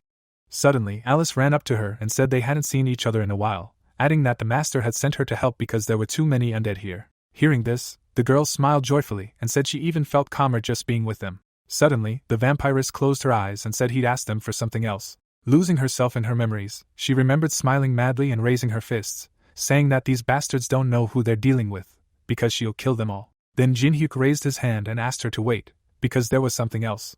Teresa smiled sheepishly when Alice explained that her master needed to sort something out and asked for some time. Winking, the vampire added that it was always difficult to guess what was on his mind, but she also wanted to ask her for something. She suddenly folded her arms and asked if she could tone down her holiness a bit when fighting alongside her, adding that she couldn't say why, but it was truly necessary. As soon as Alice asked, Teresa's divine aura changed to a demonic one.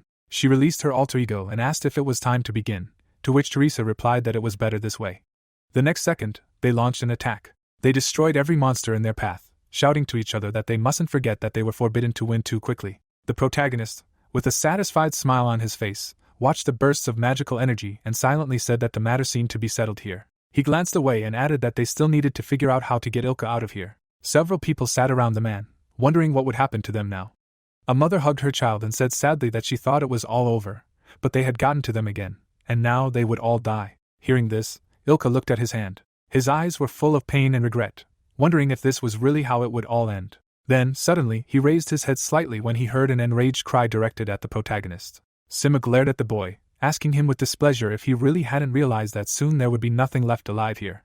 Jinhyuk frowned in displeasure at this. Teresa and Alice were easily dispatching the undead, and the fourth-rank commander was telling him to watch them, as they were sweating their brows against his lovely undead, and soon they would be completely surrounded and exhausted. Frowning, he continued to say that for now he was curious, then asked why a non-Murim man would be willing to give his life in such a battle. Asked this, the boy smiled broadly and replied that he was right. After all, he wasn't even a local, and yet this was the homeland of his mentor, the Dragon King. Clenching his fist tightly, he firmly declared that if he simply watched his teacher's homeland be destroyed, he could no longer call himself his disciple. Suddenly, shock appeared in Ilha's eyes at these words. He suddenly remembered the Dark Dragon King's wide smile. Grimacing, he asked if he had truly found himself a disciple. Seeing his expression, the old man asked what was going on, as if he'd just learned something unheard of. Ilha, turning away, replied that he was simply surprised, as he hadn't thought there was anyone in the world willing to call himself his disciple. Closing his eyes, he asked who this follower was. The Dragon King closed his eyes with a wide smile and replied that he was an incredibly daring and rather cunning man, but very considerate of his loved ones. Raising his hand, he added that he believed he was the one capable of accomplishing the feat he had once failed to accomplish. After a brief pause, Ilha suddenly turned around when the old man asked if he could listen to his simple request. Furrowing his brows, he asked that if the day ever came when he completed his demonic forms, he would be able to appreciate the value of his completed 13th form, but he feared he would no longer be in this world by then. These words brought surprise to the boy's eyes. Now, after these memories, his face was filled with the same emotions. Lowering his head slightly, Ilha silently remarked that it seemed the heavens were commanding him to remain in this life for a little while longer. Meanwhile, a mad smile adorned the protagonist's face, for he had fulfilled the conditions of a special quest. His eyes sparkled with pleasure. His opponents looked at his wild joy and asked each other what was wrong with him, why he suddenly laughed so maliciously. Cold sweat broke out on Sim's face, and he asked in confusion if it was true that victory was on his side. Then, suddenly, what he saw filled his eyes with shock. Alice and Teresa easily slew every monster they encountered. A few minutes later, all the undead were dead, and their master wondered how these pathetic girls, who had fought so feebly just a moment ago, had suddenly defeated all of his undead. Suddenly, Teresa glanced away with satisfaction when she heard a familiar voice. The protagonist approached them and said he thought it was time to end things, adding that it was thanks to them that he had succeeded. Hearing this, the vampiress smiled madly and, collecting blood on her hand, said she was tired of stalling, then asked if she could finish them off now. But unexpectedly, Jinhyuk placed his hand on her head and replied that they were beyond their rank, so it would be better to cede the stage to a more suitable hero. Immediately after these words, T-Bone appeared, loudly exclaiming that he had risen from the ashes like a phoenix. The protagonist looked at the skeleton and said that these undead were threatening his master, so he had to deal with them. Before T-Bone could even charge, he saw his opponents and screamed in terror, asking if they were too big for him. Jin-hyuk then activated the blacksmith's gift and replied that there was no need to worry, because if they used it, he would be quite sufficient. He suddenly raised a finger and loudly declared that T-Bone always handled everything perfectly, and he knew it well, so he had a gift for him.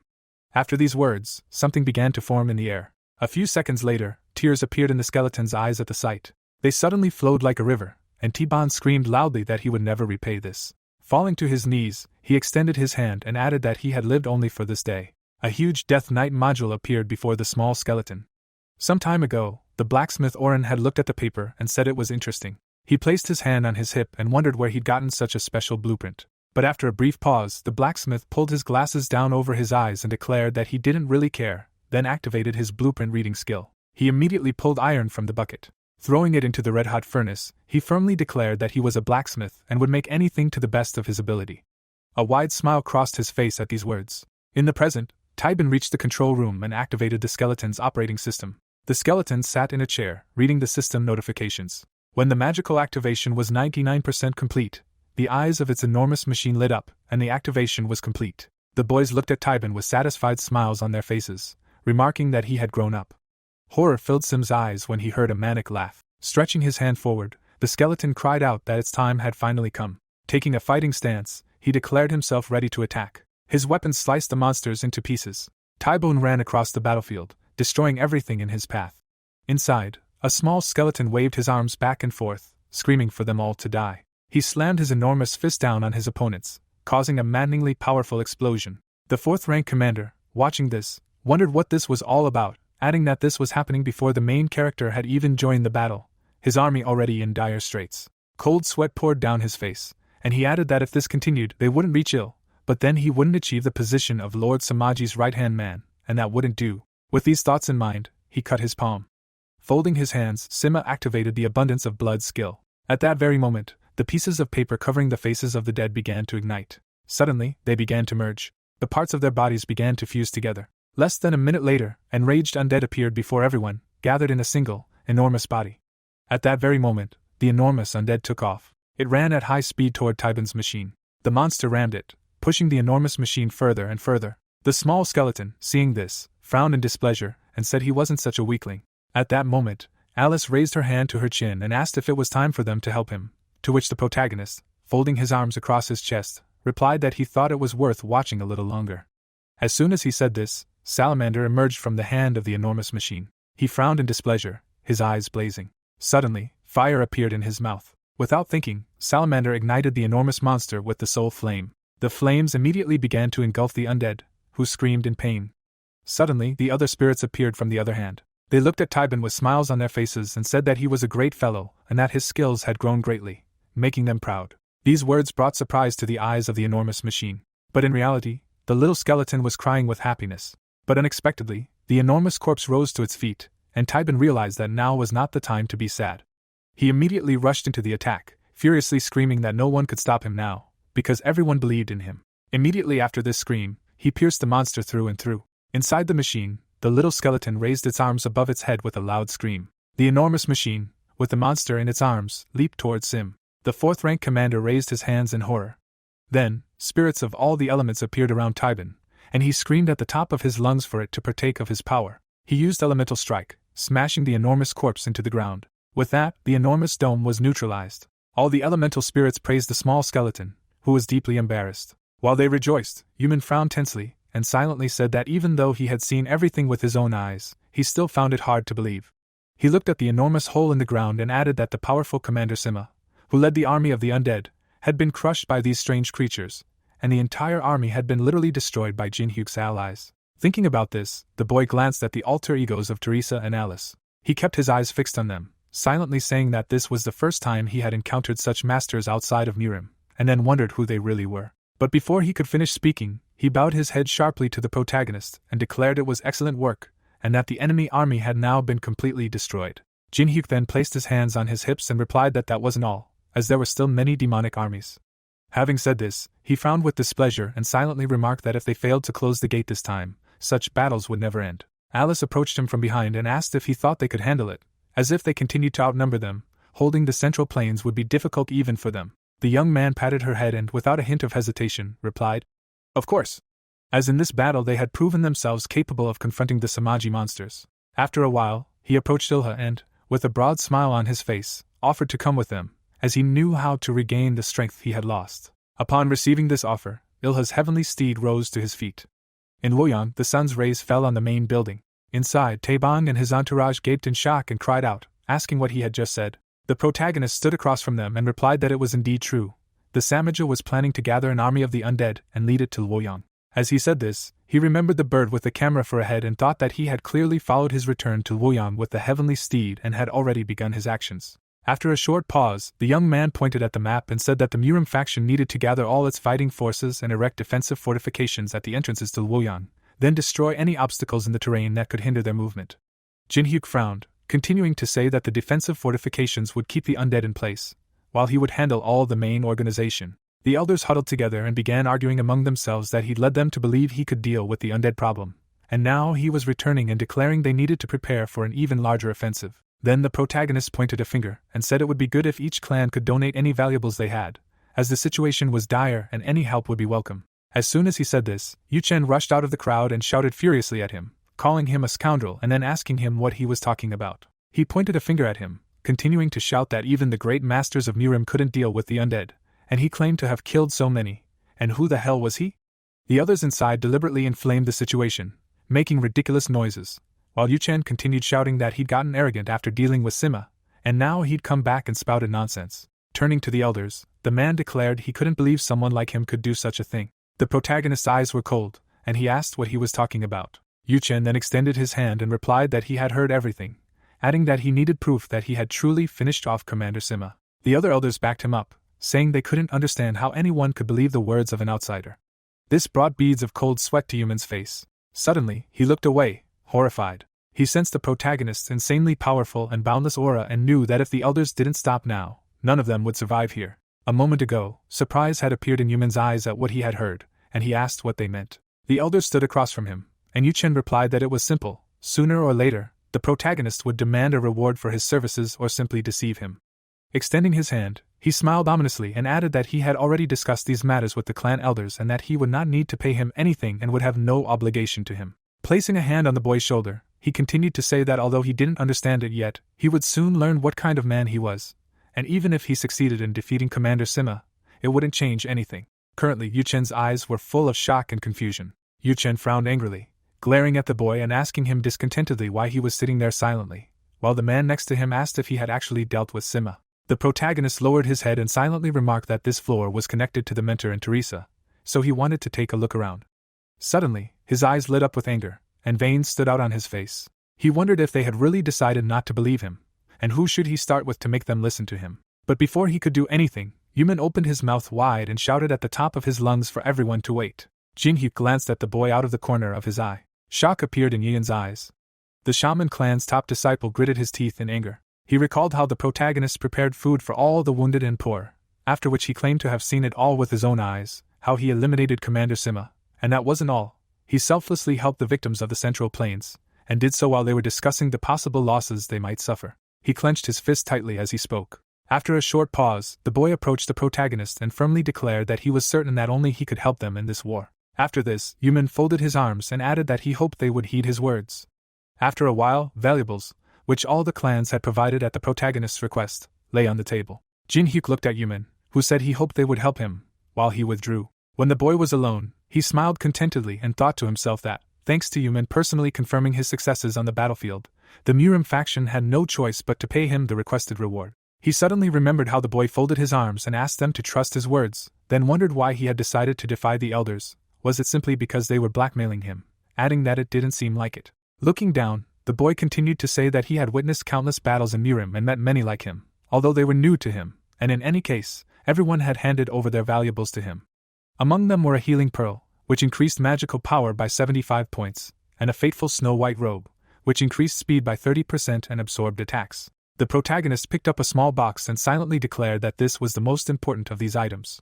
Opening the box, he saw the bracelet of the returned, which, under certain conditions, could create a gate to another world. Without thinking twice, the boy put the bracelet on his wrist and silently declared that with it, he was almost ready to confront the Samaja. Suddenly, he saw an unopened bottle of alcohol and declared that he hadn't asked for anything.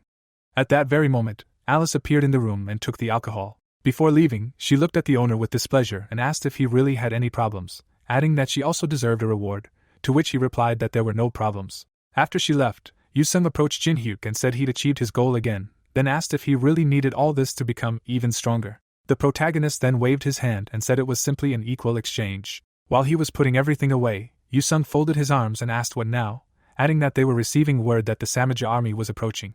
Imagining a burning building, he added that he could certainly hold them off where he'd asked, buying them some time, but if they reached Luoyang, it would be the end of the entire Central Plains. Hearing this, the protagonist closed his eyes and replied that he was right, but only if the Samaja attacked Luoyang itself. After these words, he abruptly handed the boy a sword and said he had ideas for any eventuality, and he should take this one.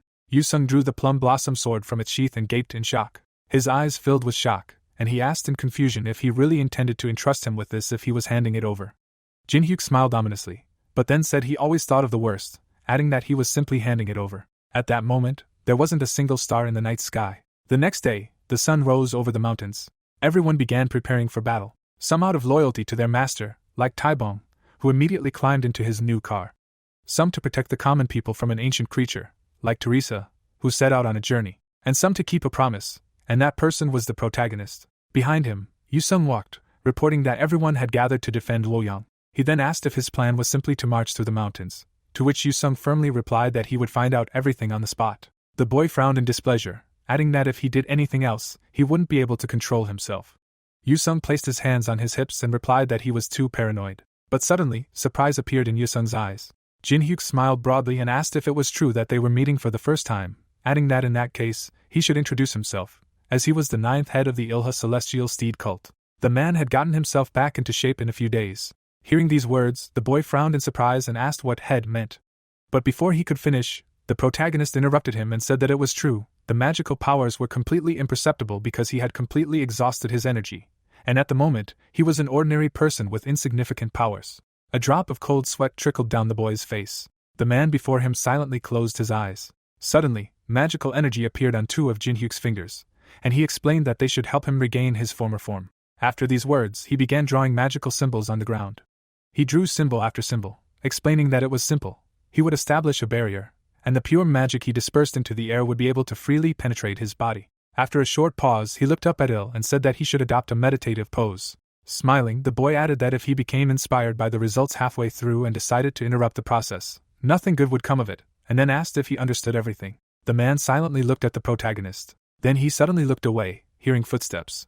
What he saw filled his eyes with surprise. The Dark Dragon King was walking toward him, not without the help of his subordinate. He slowly raised his hands and said that he thought they would never see each other again. Folding them, he added that he was very glad to see him again. Immediately after these words, he broke out in a violent cough. Seeing this, Ilha frowned and fearfully asked what was wrong with him. Volin closed her eyes and explained that he was trying his best to heal from the wounds inflicted by the Iksha, but his body was too damaged. As she said this, Sane glanced at the man out of the corner of her eye and asked if he understood how much he had suffered while he was gone. Ilha immediately recognized the familiar face. The woman stood behind him and said she didn't know where he had been or why he had returned, but because of his absence, the Central Plains had descended into chaos, and he had ultimately expended all his energy. Hearing this, Ilha lowered his head and asked discontentedly if she had really come here to reprimand him. Sane smiled and replied that he didn't know all the circumstances, but he still flared up, adding that she was there to help him fulfill his obligations to the very end. After these words, a bright light appeared beneath the man as the 10th level barrier of Aether's territory was activated. The protagonist turned around and announced that everything was ready, so now he needed to assume a meditation pose, which would begin in 2 minutes. Ilha immediately sat down on the ground. Suddenly, the Dragon King assumed a fighting stance, and Seong drew her sword when Jin-hyuk said that rainwater was needed to help him restore his lost energy. A few minutes later, Ilha was enveloped in an insanely powerful magical energy, and they entered meditation. At this moment, the Dragon King raised his hand to Seong's sword. Suddenly, they began to clash, unleashing insanely fast and powerful attacks. Yusung watched, his mouth open in amazement. The yin and yang energies clashed, activating the enhanced energy of ether. Sweat poured down the man's face, and the energy was absorbed by the object through the action of the shields. The Dragon King gritted his teeth with tension. Wu Len frowned tensely, and the protagonist, seeing her nervousness, silently hoped the teacher wouldn't overdo it. At the very least, she should keep an eye on him. With these thoughts in mind, he placed his hands on Illa's back.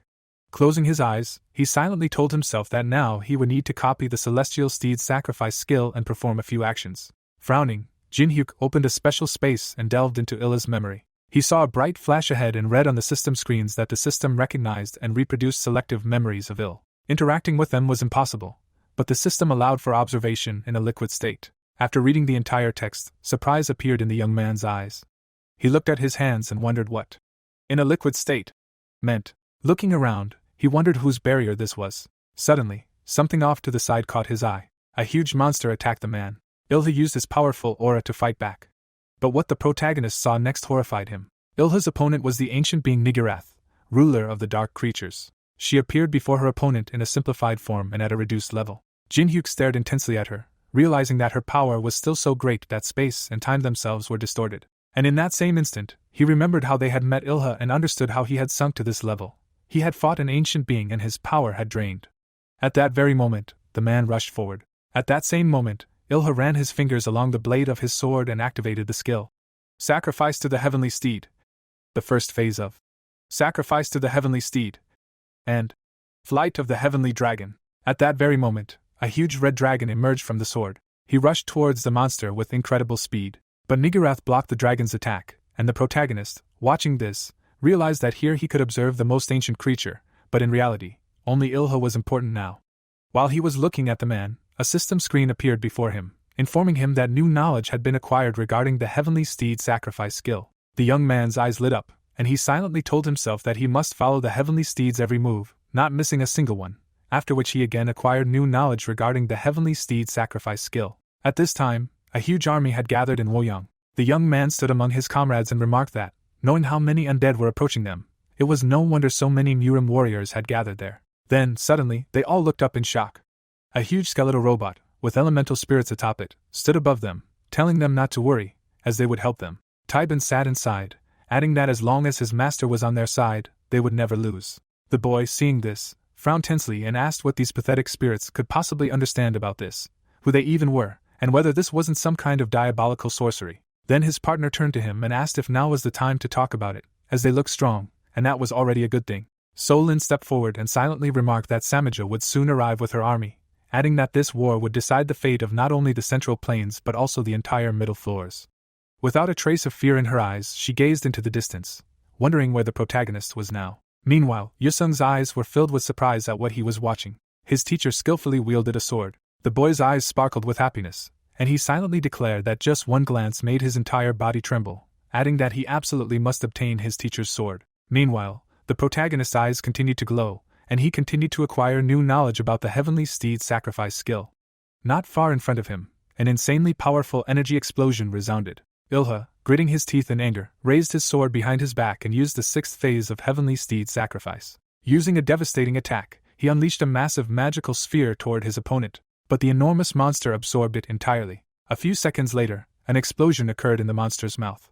Nigirath was unharmed, a satisfied smile on her face. Ilha breathed heavily, and the protagonist, watching this, silently said to himself that although his skills were impressive, they were no match for the ancient being. But now, it seemed, he had realized something. Thinking about this, Jin-hyuk lowered his gaze. Less than a minute later, Ilha's sword sank into the ground. Nigirath slowly approached him, saying that his end as a mere mortal had finally come. After these words, the mouth near her stomach opened. She looked at her opponent with a smile and said that she knew what he possessed, a cursed artifact with which she could escape, and she had come for it. Beads of sweat ran down the man's face as he breathed heavily. Suddenly, the artifact, the crown of omnipotence, appeared in his hand, and he asked if that was really what she was talking about. As soon as the protagonist saw this artifact, his expression immediately changed. In his mind, he imagined the artifact and silently told himself that it was one of the 7 crowns needed to reach the 50th floor, and that he had it all along. The ancient being spread her arms and declared that he had indeed had it. Extending her hand toward her rival, she added that this was her source of power, and now he should give it to her, and then simply retire. Ilha, hearing this, lowered his head. Then, with the last of his strength, he rose to his feet and declared that if it fell into her hands now, no one would be able to stop her, for she was the ruler of the dark creatures. Nigiratha's gaze never left the man.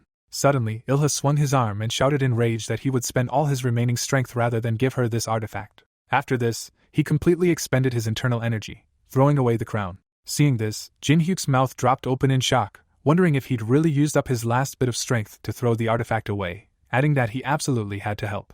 Nigirath, with a loud cry, immediately launched her tentacles in that direction. The protagonist flew ahead of them. The crown meanwhile was leaving the barrier and the floor. He was flying at the same speed as the crown of omnipotence when a system screen suddenly appeared, announcing that Ilha's memory immersion would end in 3 seconds. Beads of sweat poured down the protagonist's face, and 3 seconds later, the memory immersion ended. Meanwhile, the army of the undead marched steadily forward. Their leader climbed a large stone and shouted loudly that Luoyang lay ahead, adding that they would conquer the Murim faction in the name of the new cult of the Heavenly Steed. Marin, the disciple of Samaji, spread his arms and declared that they would avenge their master. He grinned madly, silently saying that he thought he'd never be able to take the stage again because of that damned Sima. But now a golden opportunity had presented itself. If he could conquer Luoyang, the position of right back would definitely be his. Meanwhile, the boys watched the army of monsters advancing toward them, saying there was no end to them, and it seemed there were at least 10,000 of them. The Murim faction prepared for a fierce battle. Everyone present exchanged confused glances, but Solson, watching them, understood that they had to find a way to boost their morale at all costs. Suddenly, a huge robotic foot stepped next to them. The skeleton looked at them and asked if they weren't planning to attack. Suddenly, he and the spirits chuckled and asked if the Murim warriors were really that cowardly. After a short pause, the robot left, saying that if they were afraid, they could stay. These words made everyone furious.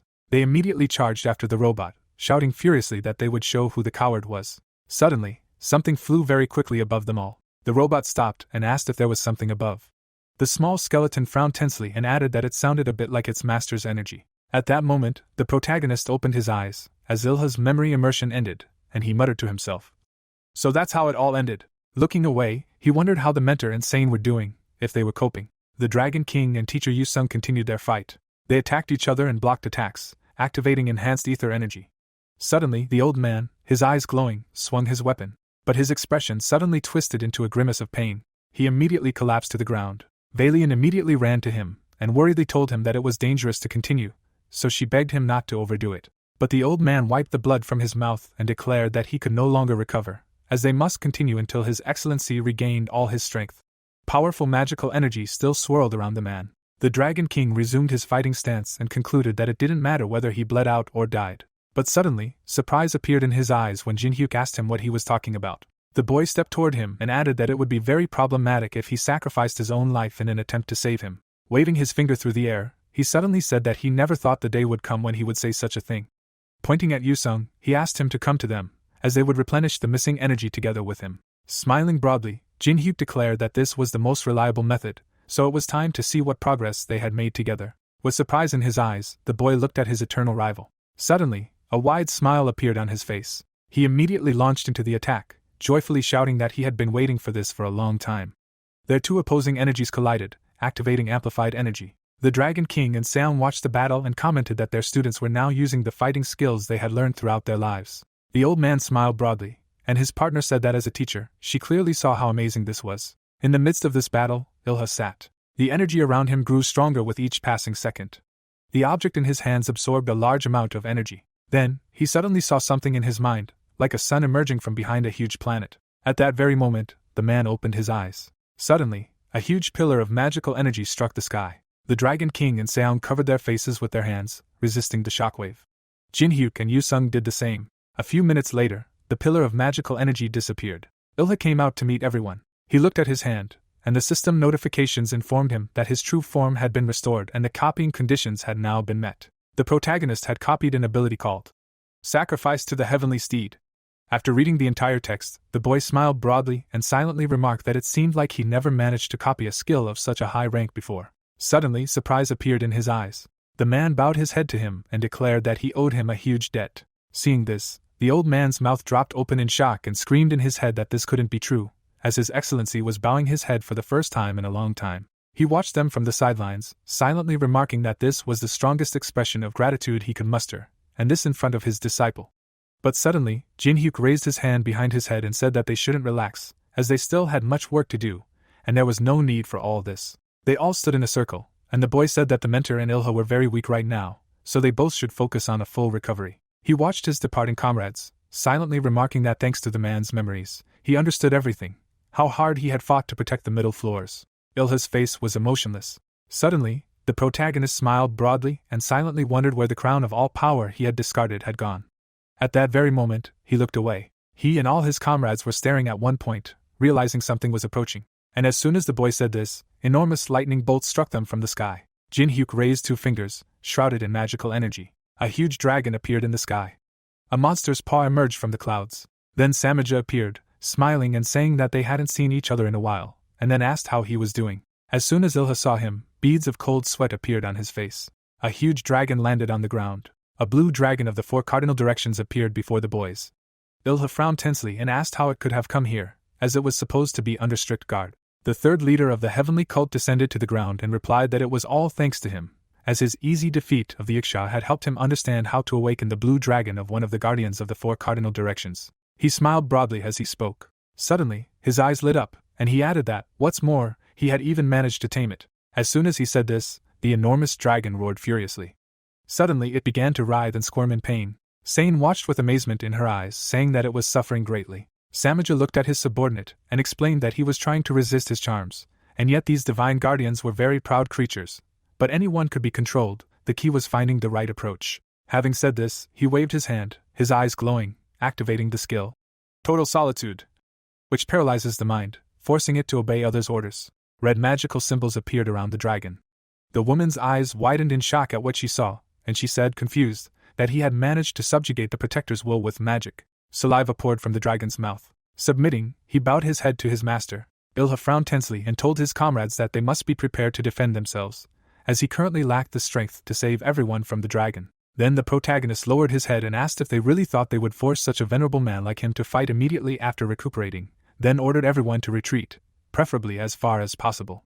He himself took a few steps forward and said that Samaja was still the same, even going out of his way to find a way to subjugate one of the 4 divine guardians. Smiling broadly, Jin Hyuk said he wasn't even surprised, and the bracelet of the return gleamed on his wrist. Hearing these words, the 3rd leader of the heavenly cult narrowed his eyes and asked what he meant by still the same.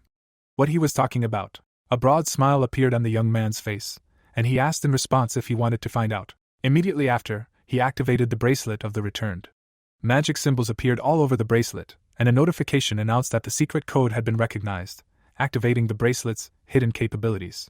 Spreading his arms, the protagonist shouted that it was time to thoroughly understand what this could mean, after which a connection was established with the selected point in this dimension. Some time ago, Kagama was sleeping soundly in his place. Next to him sat the protagonist and Alice, who said that she had been feeling it more and more clearly lately. He had fallen into some unusual state.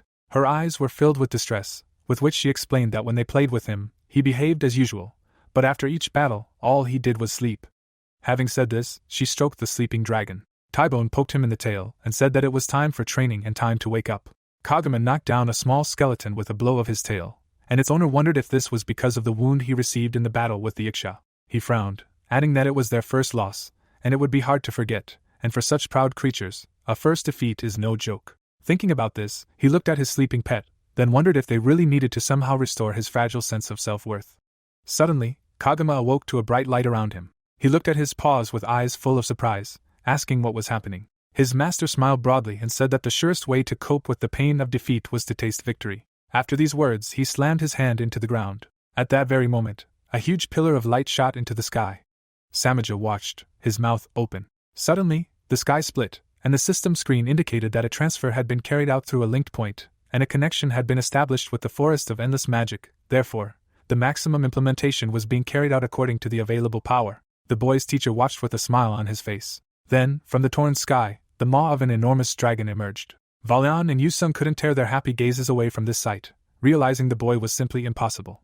A strengthened yellow dragon, the great poison dragon, appeared before them all. Upon seeing it, the third leader of the heavenly cult waved his hand and commanded his dragon to attack. The blue dragon charged toward Kagama.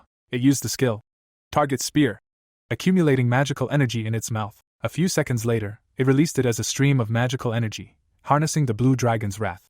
But at that moment, the yellow dragon also used the skill Target Spear. Simultaneously, it used the Sword of Censure. Two incredibly colossal forces clashed. The boys fled the battlefield, and Ilha warned them that if they were caught in something like that, they would hardly survive, so they should hide.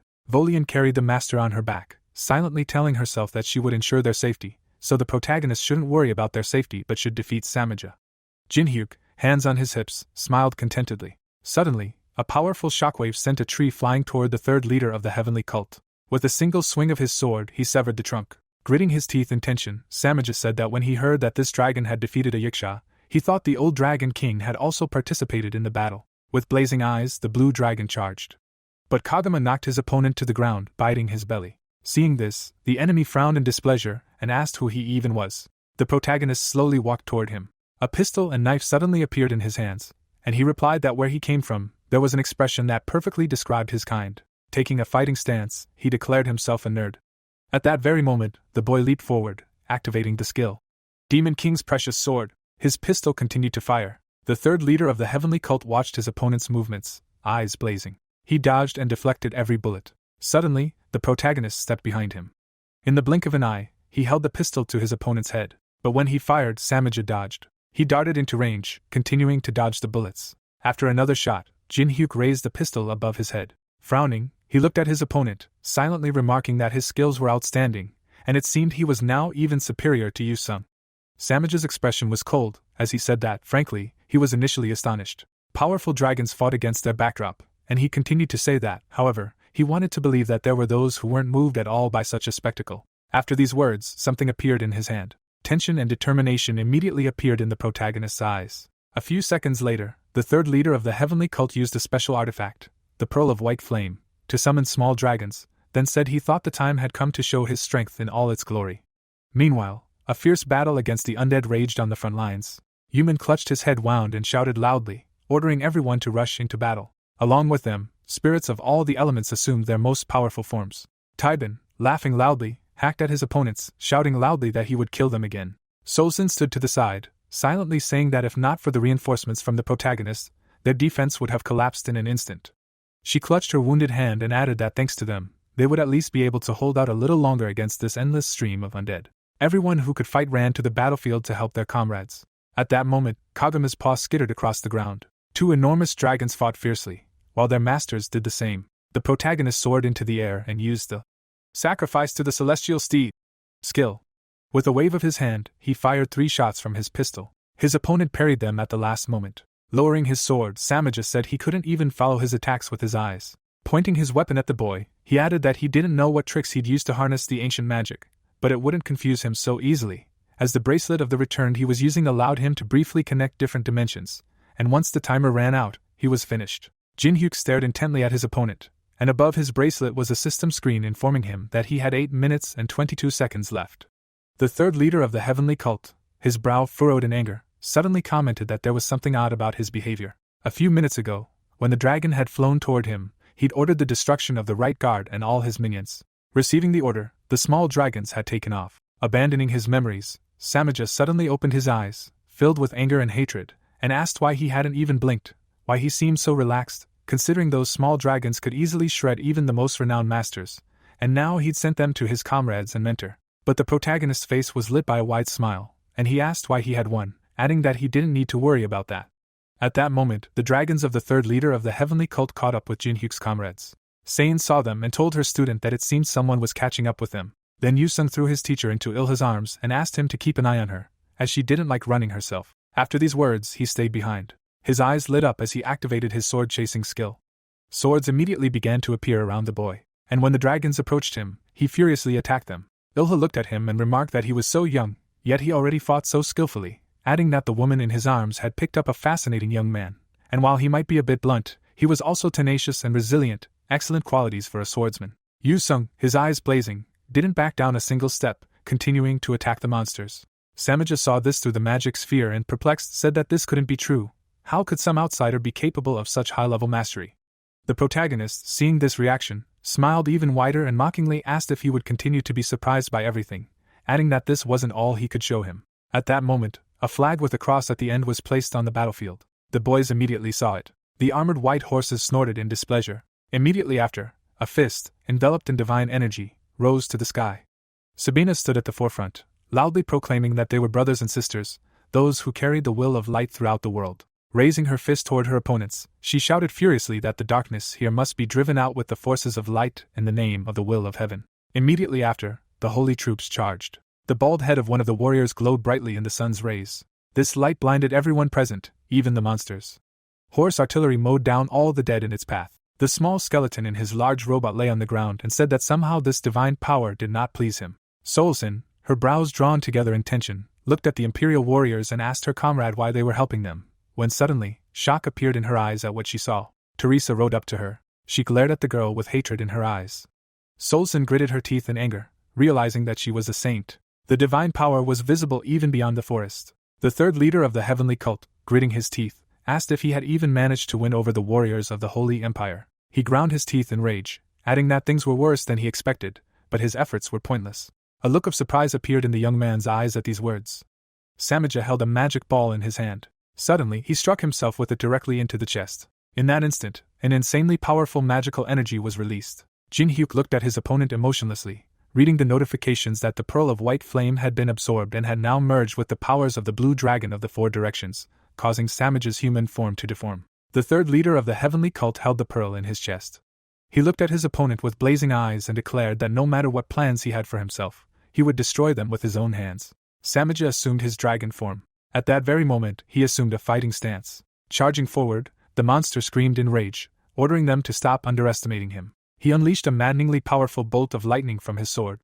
It struck the mountain far ahead. Afterward, the glow faded. Suddenly, an insanely powerful explosion resounded.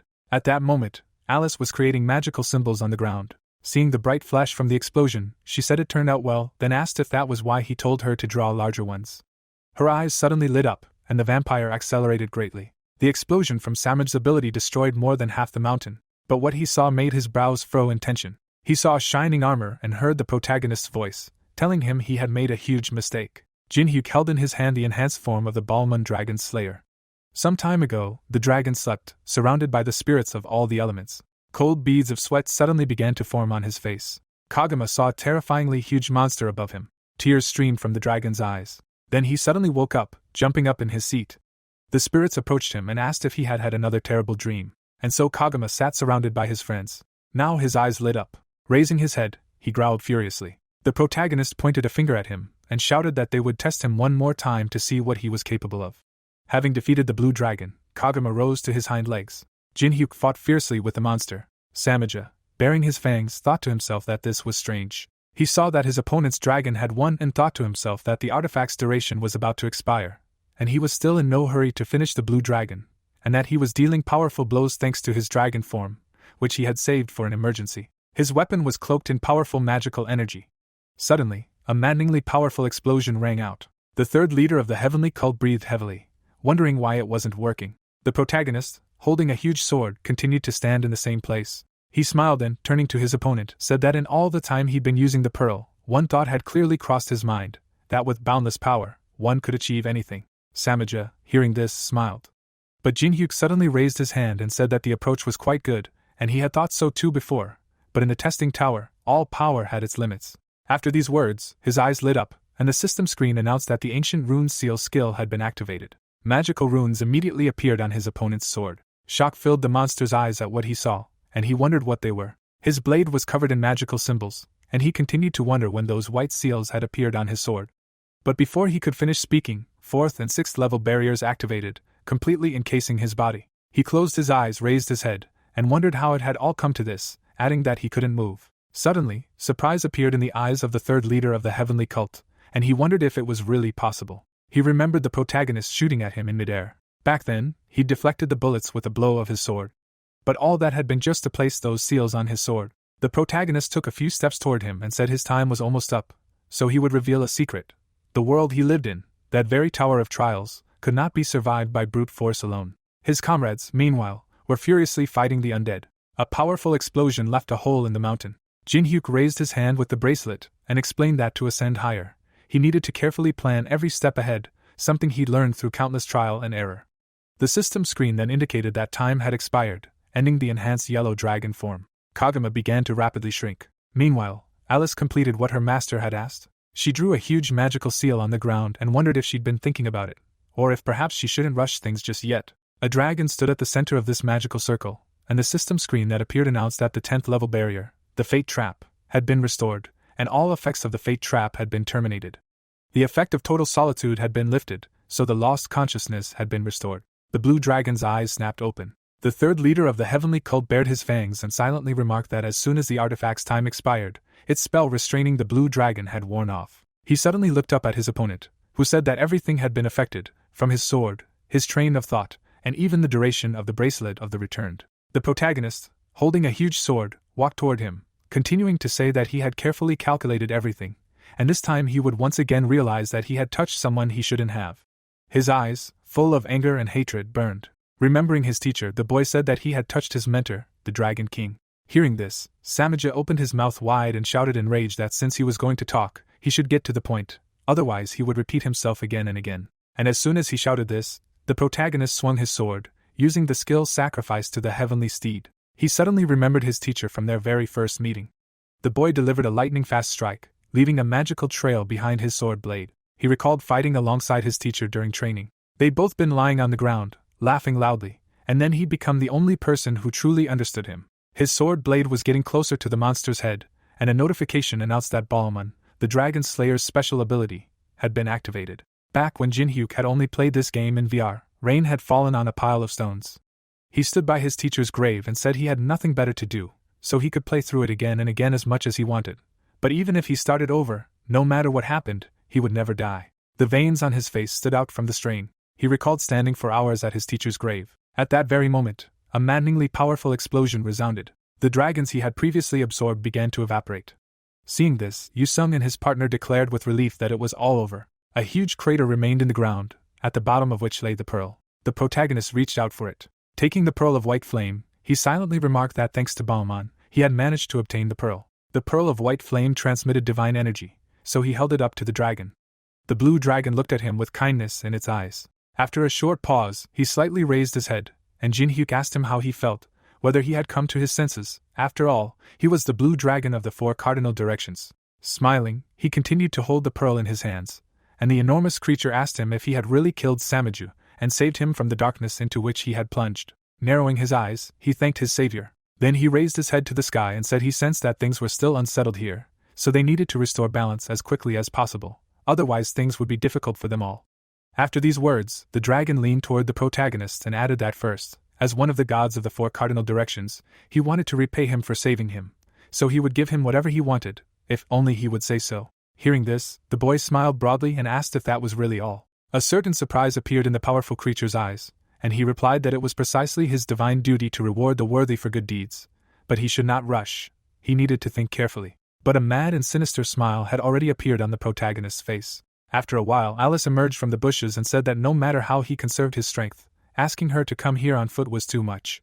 Suddenly, she sat down next to him and asked what it was. The Soul Seal skill was activated on the monster's head. A new member of their company, Dracosha, stood before them. A mark was on his forehead, and his eyes were empty. The corpses quickly began to disperse.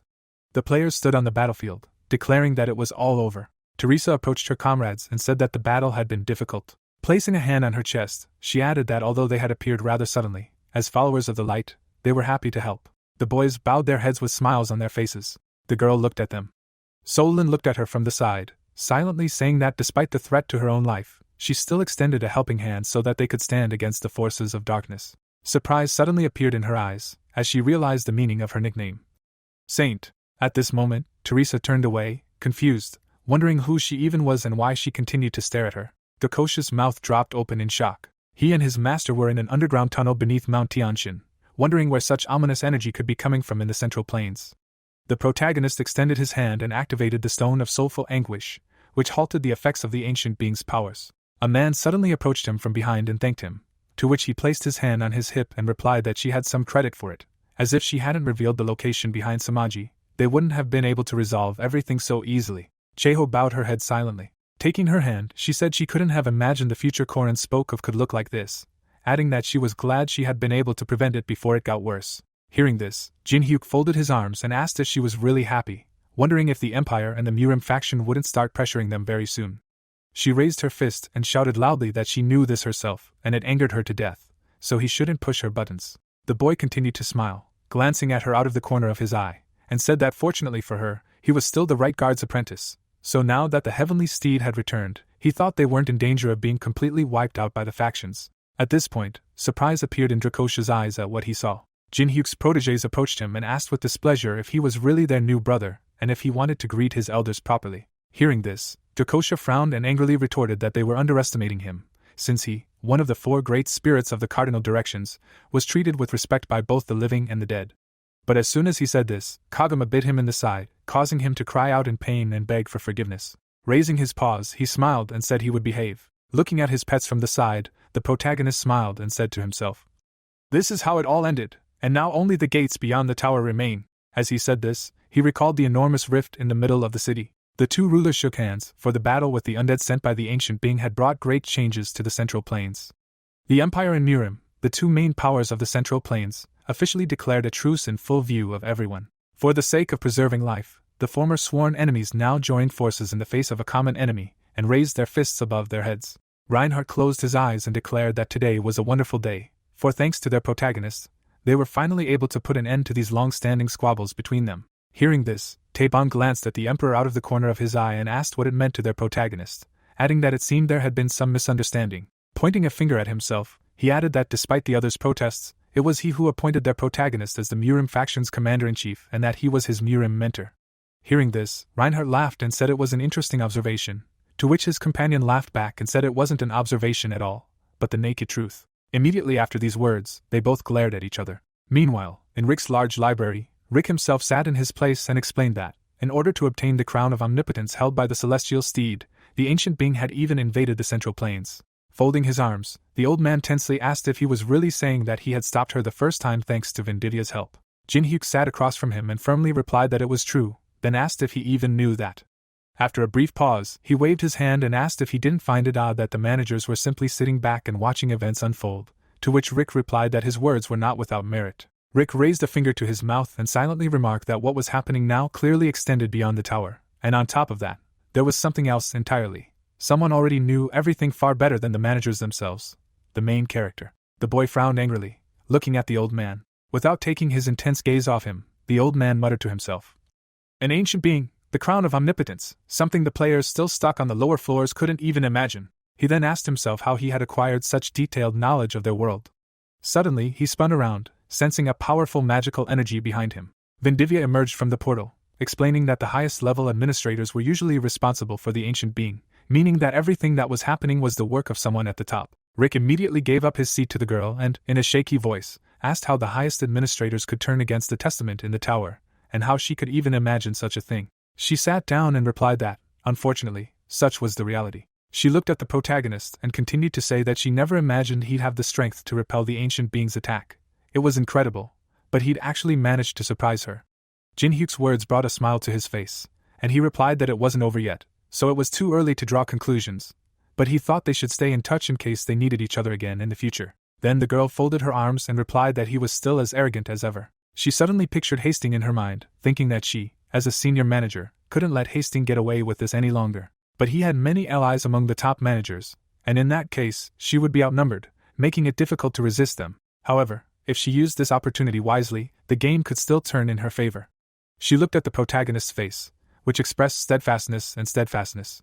After a brief pause, Vendivia glanced at Rick out of the corner of her eye and silently remarked that this middle manager was close to Jinhyuk, so she thought she should check to see if Hastings was behind him. Just as she was thinking this, a system screen appeared before the old man, informing him that the Empire and Murim had requested a matchmaking event involving the protagonist. After reading the entire message, Rick smiled wildly and remarked that it seemed Lady Vendivia wasn't the only one who had taken a liking to the protagonist. After some time, a huge crowd flocked to the Made Fight performance, which took place in the Central Plains, and cost only 350 coins to participate. The protagonist scowled at the whole thing and asked what it was all about. Rick stood nearby, asking if he hadn't heard of it, adding that he usually knew everything. Taking a rose, he explained that the powerful factions were organizing a public event to conquer the player. The boy imagined two old men butting heads, while Rick continued to explain that the Empire and Murim had requested the right to hold a mate fight in his honor, and it seemed the powers of the Central Plains wanted him to finally define his political stance. Hearing this, Vendivia opened a portal and said that they liked to fool around, so she would go so they could have fun without her. The protagonist's friends and comrades also came to watch. Rick's hat was full of gold coins, and he loudly declared that everyone present would witness an extraordinary event, so they should stock up on money and come, because this time the rewards would be quite generous, and all they needed to participate was their valuables. Suddenly, the protagonist, without moving from his seat, asked angrily why he should even participate in this ridiculous event, To which the old man recoiled in surprise and replied that the most powerful powers of the Central Plains were interested in him. Suddenly, shock appeared in his eyes. He saw a huge Egyptian god hovering over the boy and thought to himself that not only did he not understand how valuable the patronage of the Central Plains' most powerful factions was, even the Egyptian deities laughed at him. So what was he supposed to do then, when everything was already prepared? Putting his hat on his head, the old man thought about perhaps forcing him into action with some kind of tricky deal, but Jinhyuk, keeping an eye on him, said he could hear the gears grinding in his head. He suddenly extended his hand and added that they were already connected to him, so he shouldn't invent anything extraneous. Suddenly, he narrowed his eyes and declared that as a reward, he would receive 50% of all proceeds from this event, and only then would he accept his offer. Hearing this, Rick raised his hands and screamed in horror, asking what half meant. This was daylight robbery, the price was simply exorbitant. Having received this answer, the boy turned abruptly and said that, if that was the case, it was of no concern to him, adding that if he summoned the entire crowd now and he wasn't there, trust in the managers would probably plummet. At that very moment, the old man pounced on him, asking why he was speaking such harshly. After all, they were not strangers, so it would be better to discuss everything. Smiling bewilderedly, he pointed a finger and asked how he felt about this option. He wouldn't reduce his share to 20%, but would offer him slightly different terms. Hearing this, the protagonist glanced at Rick out of the corner of his eye and asked what these different terms were. After a while, the crowd reacted violently to the long-awaited voice of Rick, who welcomed them to the stadium. A terrifying magical energy emanated from the Emperor. His rival, Taebong, emanated the same. There was a rose in the protagonist's jacket pocket. His hair was perfectly styled. Dressed in a perfectly handsome business suit, he appeared before the audience, and the old man loudly asked who would be his partner in this desperate battle for his love. Waving his arms, Rick suddenly announced that the location selection for the battle for a mate event had begun, and the start button was about to appear. All they had to do was repeatedly press it. A stand with a button began to appear in front of the two rulers. Suddenly, shock filled their eyes as they heard the host say that each press would deduct 1 coin, and the right to choose the location would go to the one who spent the most coins by the end of the time limit. Waving his hand, the old man shouted at the top of his lungs that it was time to see who was richer, because they were starting. At that very moment, the Imperial warriors began pressing the button. Their opponents did the same, and the host loudly declared that he had never imagined the battle would be so fierce, given the sheer number of coins being spent, and the sheer joy everyone was experiencing. Suddenly, he extended his hand toward the black silhouettes and announced that while everyone was spending money, he would introduce the participants. First to step out, accompanied by nuns, was Victoria, the Emperor's daughter. She frowned and shouted loudly that today she would give her father a worthy son-in-law. The old man smiled contentedly, and said he was very proud of her. But the next participant stepped out opposite Victoria. It was Mayu, the daughter of the Murim faction leader. The girl folded her arms and declared that she would do everything in her power for the glory of the Murim. Upon seeing his daughter, Taebong wiped away his tears and asked how his daughter had grown so tall. The audience cheered, punching the air and shouting, and the host asked if all these outstanding talents were so eager to get their hands on the main character. Suddenly, surprise appeared in his eyes. The old man suddenly spun around and shouted, asking how this could be, adding that it couldn't be, because right before their eyes, another faction had joined the battle of the strongest, and now there were 3 opponents fighting for the pair. Shock filled the ruler's eyes at this. Jinhyuk, meanwhile, glanced away with satisfaction. The Commonwealth of Geeks, consisting of Alice, Teresa, and Andrea, had entered the arena. Upon seeing them, the protagonist's pets and friends began pressing buttons. Less than a minute later, the results of the money spent appeared. Rick pointed at the sign in the sky and shouted loudly that Murim would have the right to choose the location, so the first location would be Luoyang. Seeing this, the Emperor gritted his teeth in rage, while Taebong laughed and shouted that victory would be his. At this point, Rick ran up to the protagonist and, pointing to his rose, explained that the participants simply needed to obtain this rose, and once the system recognized their partner for the round, it would be over. Holding up his finger, he continued to explain that the winner would be able to exercise the right to a partner that existed in the testing tower, and then asked how it would feel to finally exercise that right and have the protagonist at their disposal. As soon as he announced the round was beginning, all the participants began to move to the duplicate location. Left alone in the arena, Rick shouted, asking who would win Jinhyuk, adding that they needed to hurry and make the most important bet of their lives, to which the audience reacted enthusiastically. The young man then appeared in the Luoyang location and read that he had 4 hours, and according to the rules of the event, the use of any skills was prohibited, and to use a skill coupon was required. He suddenly turned around, hearing a familiar voice that told him fate had brought them together for the first time. Victoria placed her hand on her chest and declared that she would be the one to retrieve the black rose from his chest. Raising her hand to the sky, the girl cried out loudly for her father to give her strength. Seeing this, the Emperor frowned and ordered everyone to prepare. His men immediately took out their purses. They were filled to the brim with money. As soon as the command was given, they began pouring the money into the prepared place, while the old man shouted that they must help their princess achieve victory, and not allow themselves to lose to Murimu again. As the coins fell, skill coupons began to be acquired, and at that very moment, Victoria activated the divine enhancement skill. A blush suddenly appeared on her cheeks, and she quietly commanded the protagonist to accept her heart. At that very second, she rushed forward with a loud cry. At the very last moment, the boy managed to jump back. Without thinking twice, Jin-hyuk started to run away, refusing to participate. Suddenly, the emperor's daughter spotted someone off to the side. Running alongside her was Teresa, whom she immediately recognized. A while ago, Teresa had raised her eyebrows in surprise and asked if he really wanted her to participate in this battle. The protagonist stood across from her and replied that he was entirely responsible for the finances, so there was no need to worry, as her job was to distract the participants so they could spend as much money as possible. Smiling broadly, he added that this was a great chance for them to earn more, as it should be enough to recoup the money spent on the battle with the ancient creature. Leaving her memories behind, the girl frowned tensely and wondered what he needed to buy now, what he was planning. Looking down, she added that he always knew exactly what he wanted, unlike her, so she would simply do as she was asked. Immediately after these thoughts, Teresa pushed Victoria. The emperor's daughter flew 10 meters away.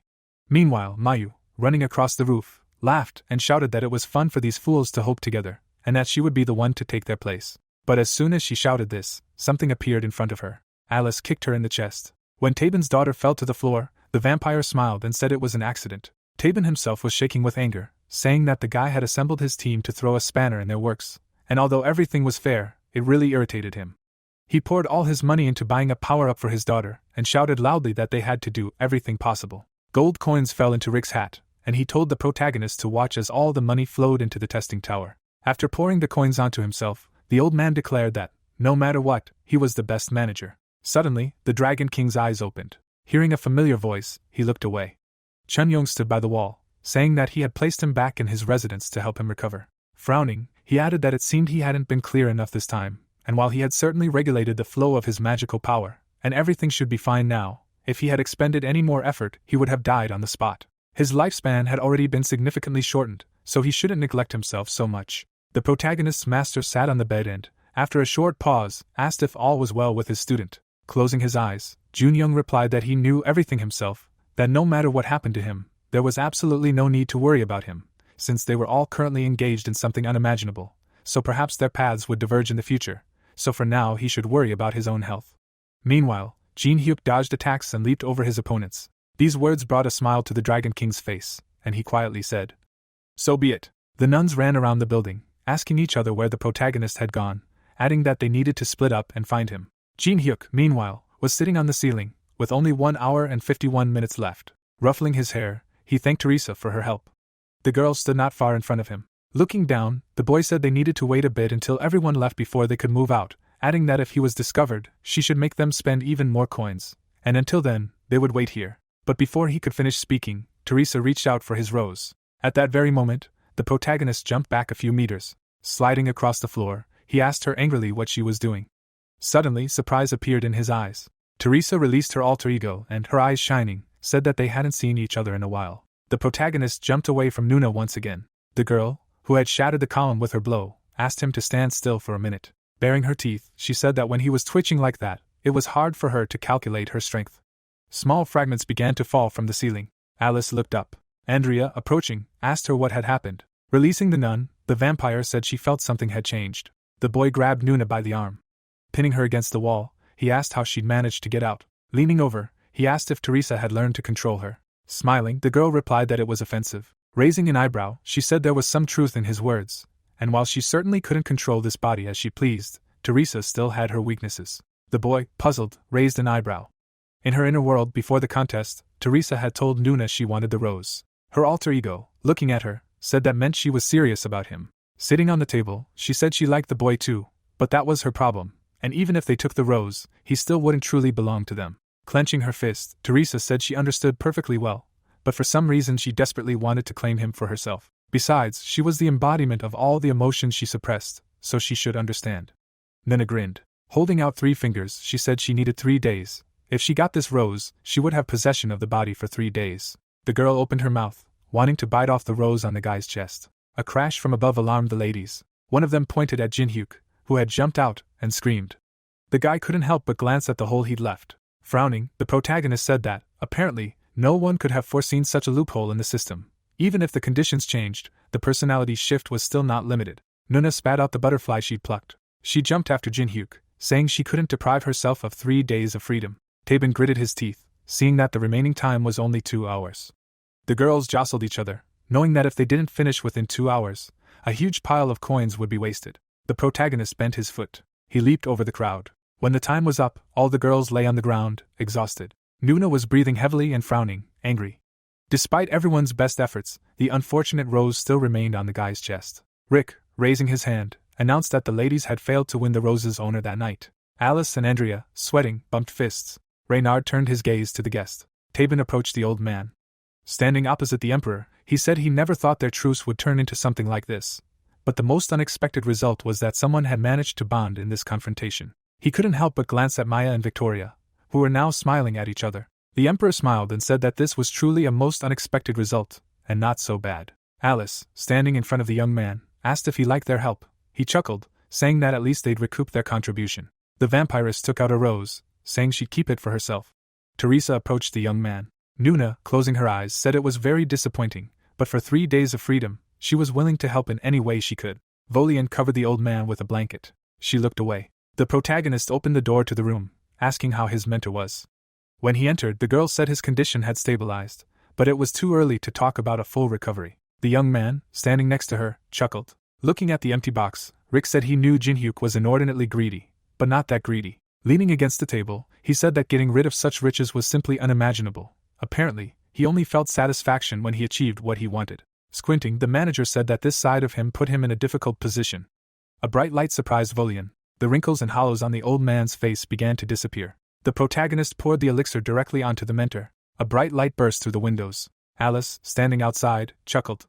The door of the house opened. Seeing the young man, the vampiress said he had left rather quickly. Standing before him, she said he would hardly have such a chance in the future. The young man smiled and said he didn't regret it. That same smile was now on Volian's face.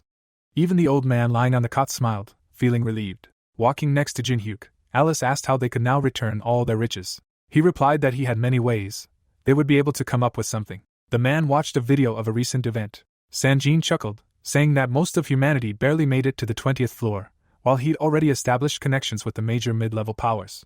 He knew Jinhyuk was a special player, of course, but maintaining his level was still incredible. The protagonist, eating ice cream, said it was only for the coins. Sitting across from Sanjin, he asked how much progress had been made in researching the gate. The man, turning serious, said that the stone of heartache he'd given them was greatly assisting them in deciphering the gate, and they now had an excellent opportunity to thoroughly study the testing tower. Standing up, he announced a very intriguing discovery.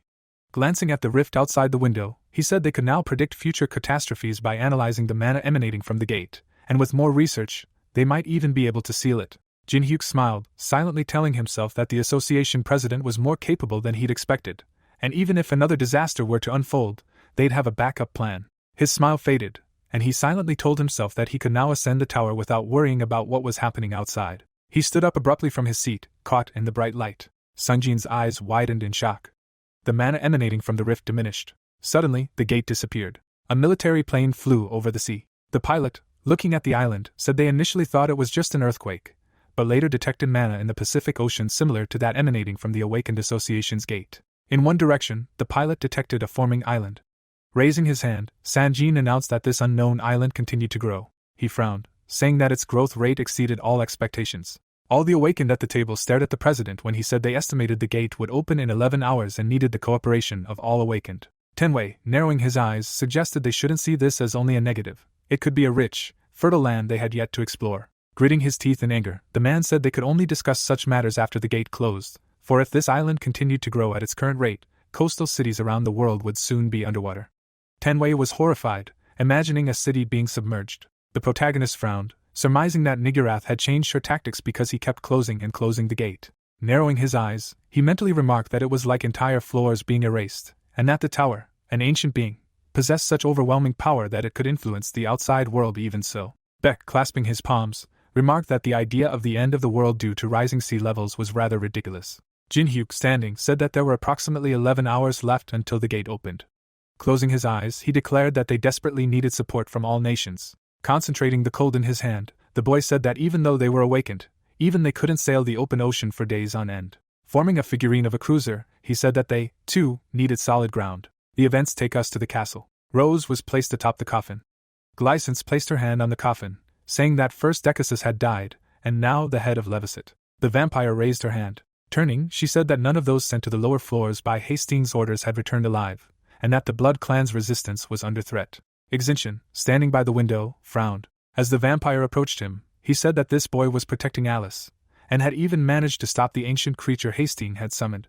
Closing his eyes, he said that all attempts to rescue Alice and expand their influence could end like this. Approaching the vampire, someone said he seemed disappointed. Nietzsche, leading the group, said that life was nothing but a void, that old family heads were replaced by new ones, and new generations rose in the place of the fallen. The old man, moving his lips, said that even blood clans weren't much different in this regard. Glycines, turning, asked if he wasn't the demon leader with whom they had made a pact, and they hadn't allowed him to go that far. Stopping, Nietzsche said their suspicions were unnecessary. High Steward Hastings said it would be easier for him to appear before them immediately than to explain anything, and here he was, though their reception was less than welcoming. Narrowing her eyes, the vampiress asked what they should do with the insolent people. The man, looking out the window, said she could do as she wished, as there was little to be expected from the demons. The girl immediately conjured a bloody whip. Gritting her teeth in anger, she said she would simply get rid of the parasites. Her whip lashed out at the group. Melina squeezed her eyes shut, unable to believe that after all the torment, she would die like this. Her eyes widened in shock. Glycines frowned.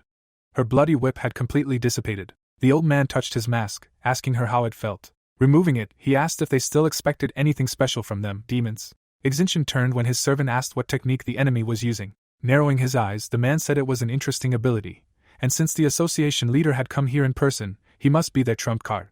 Nietzsche put his mask back on when Exinian said he would trust them one last time. Glycines bowed her head when her master ordered her to go with the group and dispose of Jinhyuk. The vampire passed by the group. Moving his lips, Exinian ordered them to capture Alice alive. The helicopters flew to the landing site. Taemin, exiting the helicopter, happily remarked that the world was changing so quickly, but he never thought he'd get to ride one.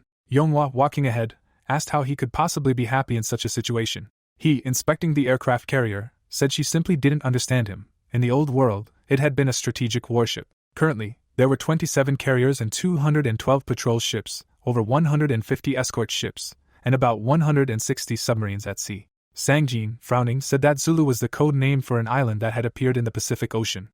To surround it, they had mobilized the largest number of ships in history. The protagonist narrowed his eyes. Looking over the group of awakened, the president said they would give a briefing on the current situation to the representatives of all the awakened guilds gathered there. Pressing the remote, he said that more than 48 hours had passed since the gate opened. When the forest appeared on the screen, he said that Zulu Island continued to grow, volcanic activity was only increasing, and an ecosystem was forming on the island at incredible speed. Imagining a tower, he said that the open gate was pouring a huge amount of mana into the island, creating something resembling a testing tower. Beck and Maria gaped in shock when they saw the photographs. One of the patrol ships anchored off the coast had been destroyed. The photos showed the figure of a humanoid creature. The fishmen, or lizardmen, appeared 2 days after the island's formation. Meanwhile, a group of vampires and weak awakened ones were enjoying the view of the ocean. The boy, scratching his head, listened to the president say that if they made even one mistake, the catastrophe that had happened in Europe would be repeated. A monster appeared on the screen. The protagonist frowned, wondering if the ancient being had specifically chosen them to launch the invasion. He inclined his head, saying that the race of these aquatic dragons was currently in chaos due to political strife among the middle classes, but whatever their motives, they needed to begin preparations. The young man turned around. Turning to the group, he asked why they were all looking at him like that. The encirclement radius of Zulu Island was 600 kilometers. To stop the growth of this incomprehensible island, the largest operation in human history had been planned, utilizing all manner of aircraft carriers, submarines, and ships. The protagonist froze, perplexed. The man, raising his hand, said he should introduce everyone. Pointing to the four, he said they were the fighters who had volunteered to help him land. The protagonist's pupil flashed. The gray-haired masked man was now thinking about how if he could be one of the first to explore this uncharted land, he would become fabulously rich. The smiling girl was thinking about how this was a great chance to advertise their guild. She just needed to make it look like she was close to Jinhyuk in the video. The young man, turning his head, mentally remarked that these little ones were only eager to exploit him for their own selfish ends. But he needed the benefits here far more than any of them. The man froze, seeing someone who could prove useful. Once he had chosen a candidate, the others left regretfully. The green-haired girl introduced herself as the second master of the Tenga Guild, Eugene. Raising her head, she said she had heard a lot about him. They said he was quite annoying, but a noble man. The young man narrowed his eyes at her words. The man, approaching them, told Eugene that he had already told her not to volunteer. Baekjun, frowning, said that inexorable fate had brought them together again. Standing next to the girl, he said he was well aware of her abilities, but it was not his place to judge. Smiling, he asked for Eugenia to be returned safe and sound. After all, she was the second master, a valuable member of their guild. The boy lowered his gaze. He couldn't help but imagine Yunseok. It turned out that Eugenia was his successor. Someone approaching the group asked the protagonist why he had chosen her. The young man, lowering his head, said he didn't sense any strong energy in her, and it didn't seem like she was particularly skilled in hand-to-hand combat. Frowning, he asked if he really intended to exploit the man's weakness for his own gain this time. It would have been better to have brought Teresa with him. Baekjun shielded the master, shocked. Looking at the ocean waves, the protagonist told them not to worry. Even though Yu-sung was acting aggressive, he was one of the strongest among them. The creature kicked up a wave. Yu-sung and Jin-hyuk turned around. Drawing his blade from its sheath, the swordsman said he'd handle it himself. The boy, smiling broadly, said he wanted to check something, so he shouldn't interfere. Suddenly, the entire ship began to shake. A huge wave of water rose up near the ship. The workers gaped at the sight. A huge sea serpent appeared right in front of them. The girl summoned her weapon, asking to be allowed to deal with it herself. Her whip lengthened as she used mental taming. The whip wrapped around the serpent's head. Baekjun chuckled. The huge sea serpent instantly became a loyal little dog and now lay before Eugenia.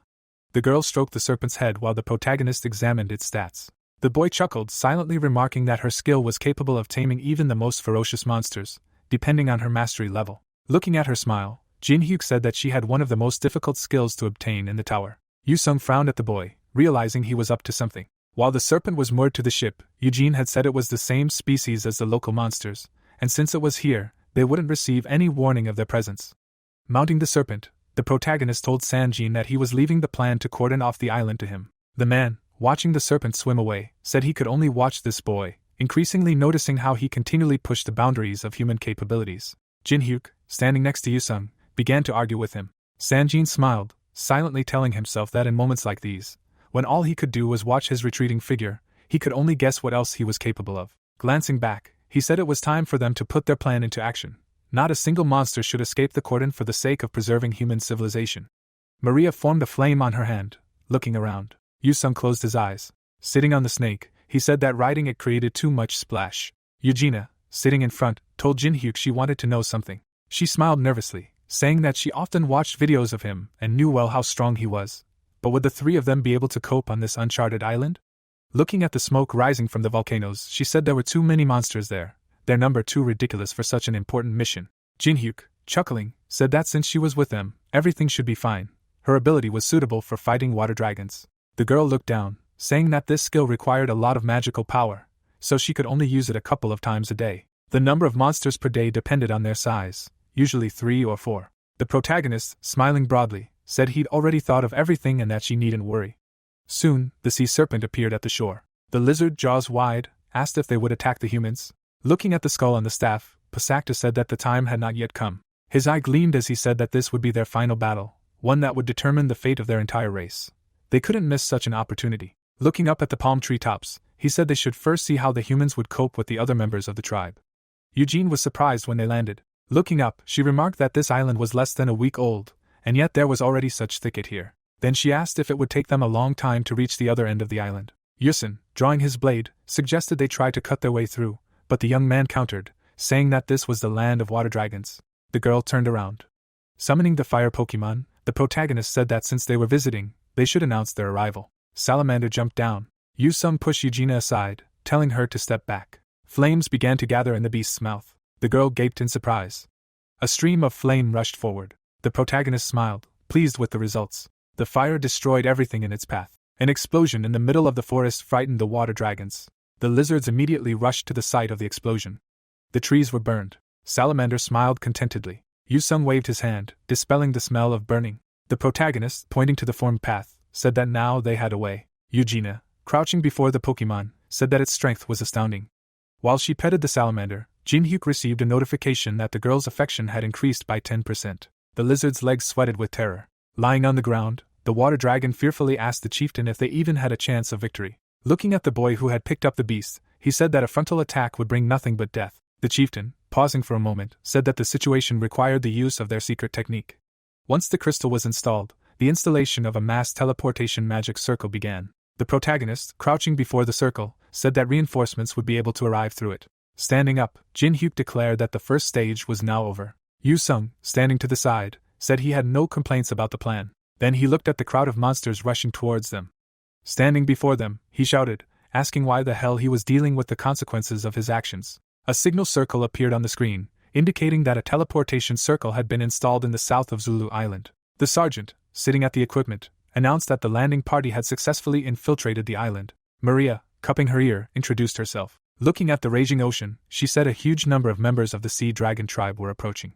Dragons riding on snakes raced toward the ships. One of them, opening its mouth, declared that this world would belong to them. Forming a fireball, Maria declared that they were talking complete nonsense. Burning the monster with a stream of flame, she declared that this island belonged to humanity. Hannah, using her spear, charged into battle. Baekjin threw back his enemy with a punch. Yusung's blade glowed with excess mana. It instantly cut through the crowd of monsters. Their corpses fell to the ground. Yusung's mouth fell open in shock, unable to believe that they were going through the same testing tower with such different levels of strength. Mana enveloped the swordsman's body. One of the dragons, clutching his head, said that for the future of his tribe, such a sacrifice was insignificant. Apparently, he was that very Jin Hyuk. He would definitely die today. Frowning, Yusung wanted to scream and protest. The collar that had formed around his neck prevented him from saying a word. The protagonist, holding out his hand, said that he shouldn't forget their mission. He was to distract the lizards while he quietly gathered information and made his way to the gate. Grinning, he said that he should pretend for a moment. They didn't know what he looked like anyway. The swordsman's face twisted with anger. He turned abruptly and fled, shocking the dragons. They ran after him, not wanting to let him escape. The protagonist, grinning, said that they had dealt with the idiot tribe. Eugenia nervously asked if everything would be alright. Jin Hyuk glanced at the makeshift path and said that everything would be fine, despite his nasty personality. If asked, Yusung would do anything. The owls turned their heads, watching the guests. The couple walked calmly through the forest. The young man smiled, happy that they were finally alone. With the help of his mantra, he could deal with the dragon tribe in no time. Glancing at the girl behind him, he mentally told himself that now all that remained was to fulfill the copying conditions. Eugene glanced at the boy ahead when he asked her if she wanted to see something funny. The girl crouched, looking at the summoned creatures. The Pokemon struck a pompous pose, introducing themselves as a special squad of spirit beasts. The water spirit turned and motioned for the skeleton to begin. He saluted, standing like a soldier. He used his ultimate ability, juggling bones. Eugene clapped her hands, her affection level rising to 20%. Sitting down, she began to laugh, saying she never imagined 5 spirits of different elements, including a cute skeleton, would appear before her. Salamander, approaching the stone spirit, asked if Eugene liked everything, but he replied that he wasn't sure. The fire spirit frowned, saying they should show her all the tricks they had in store, as he would never come back. Alice, holding Kagama, was puzzled. Looking at the group of spirits, she asked what they were doing. The skeleton, raising his bone, said they needed to attract the girl's attention, otherwise they'd be sent away to continue circling the ant nest. Alice, having changed her clothes, said it was none of her business. The stone spirit formed flowers. The protagonist, standing behind him, was taken aback when the affection level dropped to 14. Looking at the 3 spirits, he realized that someone would return to cardio after all. The boy's gaze shifted when he was called. Eugene, standing, thanked the young man for summoning such lovely creatures, but he shouldn't do such things anymore. Her eyes sparkled as she said she already knew everything. She raised the joyful spirits. After they disappeared, she said she understood he must have noticed her discomfort and wanted to cheer her up while they were in enemy territory, but he didn't have to go to such lengths to win her favor. Eugenia smiled and said that while she wasn't particularly skilled in combat, she was still, after all, the second guild master of a major guild. The protagonist narrowed his eyes. For a moment, it seemed as if the situation was truly taking a dangerous turn. Placing his hands on his hips, he remarked that she might have thought he wasn't taking her seriously, but they still held a fairly high rank among the guilds. Gesturing to himself, he said that as the leader of their landing party, he wanted to ask her not to doubt herself, and, if anything, not to hesitate to ask him anything. Placing her hand on her chest, Eugenia said she would do everything in her power to ensure their mission was a success. The protagonist pulled out 10 liters of honey. Then he added 1 milliliter of large reptile enzymes. The young man poured honey over the girl, telling her not to move until he gave the command, as the scent of the mixture would soon attract something. The girl, covered in honey, was puzzled, asking why they were doing this. The beast's nose twitched.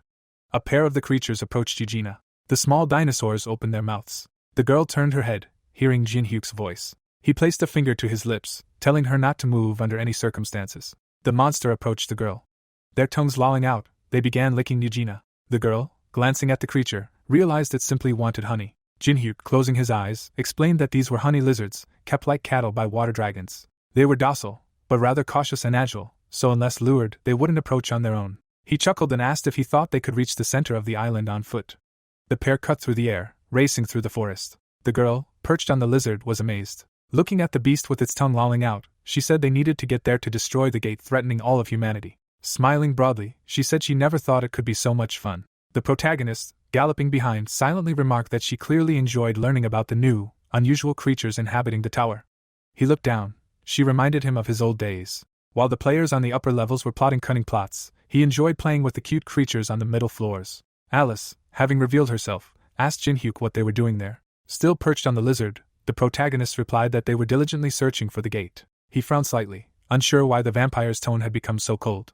Suddenly, a system screen appeared before him, and a video call request came in. When he picked up, Melina, frowning, asked the guy where he was. Closing her eyes, she said the matter was extremely urgent. Raising her eyelids, Melina said the Mage Association had begun its action, and Nietzsche was traveling to him through the gate created by an ancient being, along with the head of the High Sins vampire family. The protagonist narrowed his eyes and looked thoughtful. Alice, however, shuddered, becoming serious. Tristan, clinging to Melina, called out to Jin-hyuk. The girl became enraged and screamed at Tristan, asking him to stand still, at least while they talked. Lady, parting her lips, told Jin-hyuk to be careful. This Nietzsche was very dangerous. They didn't know exactly what he was capable of. It seemed he could cancel skills. The protagonist smiled, saying it was quite curious. He then looked at the rift in the distance. The vampire, raising her head, said it was even more fascinating to witness it in person. Standing before the gate, Glycens asked what powers the ancient being possessed, if it could do such things even outside the tower. Nietzsche, approaching her, said it was too humid and stuffy here. Since they had created an entire new continent, they could have created a normal climate. The old man, standing behind the vampire, said that Jin-hyuk should be here soon, and if he was going to close the gate, they should wait for him in full readiness. A couple of girls sweated from the heat when Nietzsche told Glycens that after he used his skill, she would rush into battle. The old man was puzzled when the vampire in front of them remarked that they were naive. Looking back, the girls said that too many families had already underestimated his power and vanished into oblivion. She would not make the same mistake. As she was leaving, Exinchen stopped her. With his back to her, he told her to take the Guardian of Hell with him. He would gain power with the Ataraxia clan's assets. Smiling, he said it would be quite sad if her seat on the council were to become empty. A huge paw landed on the floor. Standing before the three-headed dog, Glycens said it was the guardian of the Ataraxia clan, a Cerberus. The master had personally lent it to her. The vampiress smiled. Walking down the corridor, Glycens asked where the local lizards Hastings had mentioned were. Nietzsche replied that they should have discovered Exinchen by now and were fighting him. Pausing, the old man said that they might not defeat him, but they would certainly wear him down. After all, they were fighting for the survival of their species, and the desire to survive was the strongest emotion in nature. The girl turned her gaze to the old man. The protagonist and Eugene stopped. The girl frowned as the boy looked around. Water dragons stood directly in front of him and surrounded them. Pasakta, looking down at the boy, introduced himself and said they were looking for him. The young man, gesturing to the side, said he wasn't actually Exinchen. Someone from their tribe had already found him, and they were now playing tag on the shore. Jumping down, the chieftain told him not to expect them to fall for such a blatant lie. Drawing his blade from its sheath, he said they'd been watching him for a while. The dragons leaped toward the pair. Jin-hyuk frowned, mentally cursing at how he'd barely managed to raise Eugena's level, and now they were trying to stop him. He abruptly stopped pouring mana into his eyes, and they stopped glowing. The boy, looking at Pasakta in front of him, asked why he was the only one here putting on such a brave face. The lizard men raised their heads, feeling bitterness. Some of them were openly crying. Opening his mouth, Pasakta said they knew full well how strong he was. None of his warriors could survive a battle with him. Raising his dagger, he declared that as chieftain, he could not simply send the few remaining tribesmen to their deaths, so he would rather sacrifice one life. He abruptly enveloped his body in mana. Eugenia closed her eyes, and the protagonist was shocked. Wings burst from the chieftain's body, and sacrificing his life, Pasakta summoned the patron spirit of his clan. The sacred spirit Sakriya appeared in the air. Yanhwa cut through the waves on a hoverboard. Sitting in front of the system windows, Taemin warned her that 13 monsters were approaching at 6 o'clock. The girl looked back and shouted that she understood. The woman rose high into the air and saw dark silhouettes. She jumped down and swung her fist. The powerful blow sent the lizard man flying upward. Once underwater, the huntress frowned and puffed out her cheeks. The monsters dove back into the ocean. The soldier checked the radar and reported that movement had been detected in the depths, and the attackers' numbers were growing, meaning they would soon break through their encirclement. Hands on his hips, Sanjin concluded that the island was growing and the holes in their siege would inevitably widen, and ordered the operation to begin immediately. A loudspeaker was set up outside, and a voice asked everyone living along the coast to evacuate inland. The monsters emerged onto the shore, and the voice repeated that the area was under attack. The reptiles bared their teeth in displeasure. The man frowned sternly and decided to let the tower's inhabitants know that if they dared venture outside, the humans would be waiting for them, fully armed. The boys emerged onto the sand. The twins were wearing beachwear and sunglasses. Teresa walked ahead of them. A huge paw slammed the ground. A huge, high-level spirit appeared before Eugene. The girl frowned tensely, thinking that seeing it up close was simply incredible. The lizard opened its mouth wide and declared that their clan had lost power on their floor of the tower. The dragon laid its head on the ground and added that they desperately needed help to survive in this foreign land. Cyria looked back, and the monster begged for mercy. The bird's eyes widened and asked if the danger looming over their clan was so great that the leader was even willing to sacrifice his life. A bloody dagger lay in the leader's hands. The monster burst into tears, and the protector asked how to help it. The reptile pointed at the protagonist and asked to kill him. Jinhyuk narrowed his eyes in displeasure, and the lizard explained that if he died, their clan would continue to prosper on this new continent. The protector straightened his feathers and agreed. The diamond on his forehead glowed, and the system activated the abyssal gaze skill. A powerful gust of wind blew down on the boys. The woman raised her hands in front of her and activated her passive skill, psychological defense. The master's eyes widened in fear and realized she had only survived thanks to her ability, as otherwise she would have immediately lost her mind. A whip appeared in her hands, and the huntress decided she couldn't stand by any longer, and realized she had to deal with it, for she was still facing a beast. Eugene swung the whip and activated her mental taming skill. The golden whip approached the great spirit. The girl looked up, and Cyria asked if some pathetic human had really attempted to subdue her. The tip of the whip ignited. Looking at it, the bird declared it too reckless and wished death on its enemy. The patron spread its wings and summoned a massive amount of lightning. The woman's mouth dropped open in fear. The boy embraced her and protected her. The beast looked ahead puzzled. The master raised his eyebrows in surprise. The youth rose to his feet and called his adversary an ill-mannered crow. The blue dragon narrowed its eyes in displeasure, and the player declared that they would deal with it now. The protector opened its beak and asked if this ugly lizard dared challenge her. The noob smiled nervously and offered to make her regret her words. The protagonist raised his hand and asked the pet to assume its true form. The mythical creature soared into the air. It immediately returned to its former form and rose above the spirit. Baring its fangs, the reptile asked how such a worthless creature dared call it an ugly lizard, concluding that they had gotten completely out of hand while it slept. Cyria, horrified, opened her beak and asked why such a great creature obeyed a mere human. Eugenia stared at her comrade in shock. The blue dragon called him its benefactor, and warned the enemy not to underestimate it. The bird trembled with fear. The beast opened its jaws furiously and shouted that she should know her place. The lizards watched in disbelief. The patron fell forward, his forehead to the ground. The protector bowed before the mythical creature and submitted. The reptile beamed with joy, and the girl wondered what was going on. The woman raised her eyebrows in surprise, thinking that her friend had summoned one of the most powerful spirits of the 4 cardinal directions, like some kind of dog, and was now twisting it around as he pleased. Handing her a small raven, Jinhyuk asked what his friend was thinking about and asked her to keep Cyria. The lizard surrounded the chieftain's corpse, covered with a blanket. The monster covered its mouth with its hand and said that Peksat's life had ended so tragically, and its comrade concluded that they too had come to an end. The boy stepped forward and explained that he knew how difficult things were for them, as the constant fighting in the Tower of Trials had driven them off their floor, and now they were clinging to life, moving from one floor to the next. The monsters frowned menacingly, and the boy suggested that if they could be so easily exploited, they wouldn't last long. The master turned away, wondering if all the water dragons would be exterminated. The huntress's eyes widened in amazement when the player claimed to know a way to change their fate.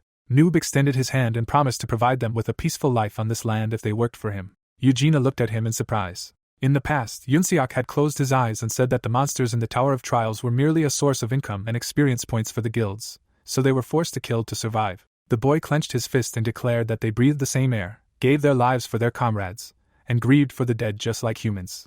Holding the Fong pendant, the commander concluded that the situation might change if everyone knew about it.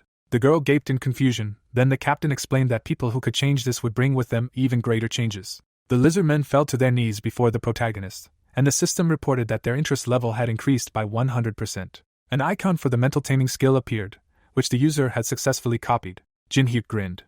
The monster looked up at him, hoping for their continued cooperation. He closed his eyes and asked his comrade to show him where the rest of his tribe had taken refuge. A pillar of bright light appeared above the magic circle. At that moment, a squad of adventurers appeared within it. The soldier looked away and asked if this was the very same Zulu island.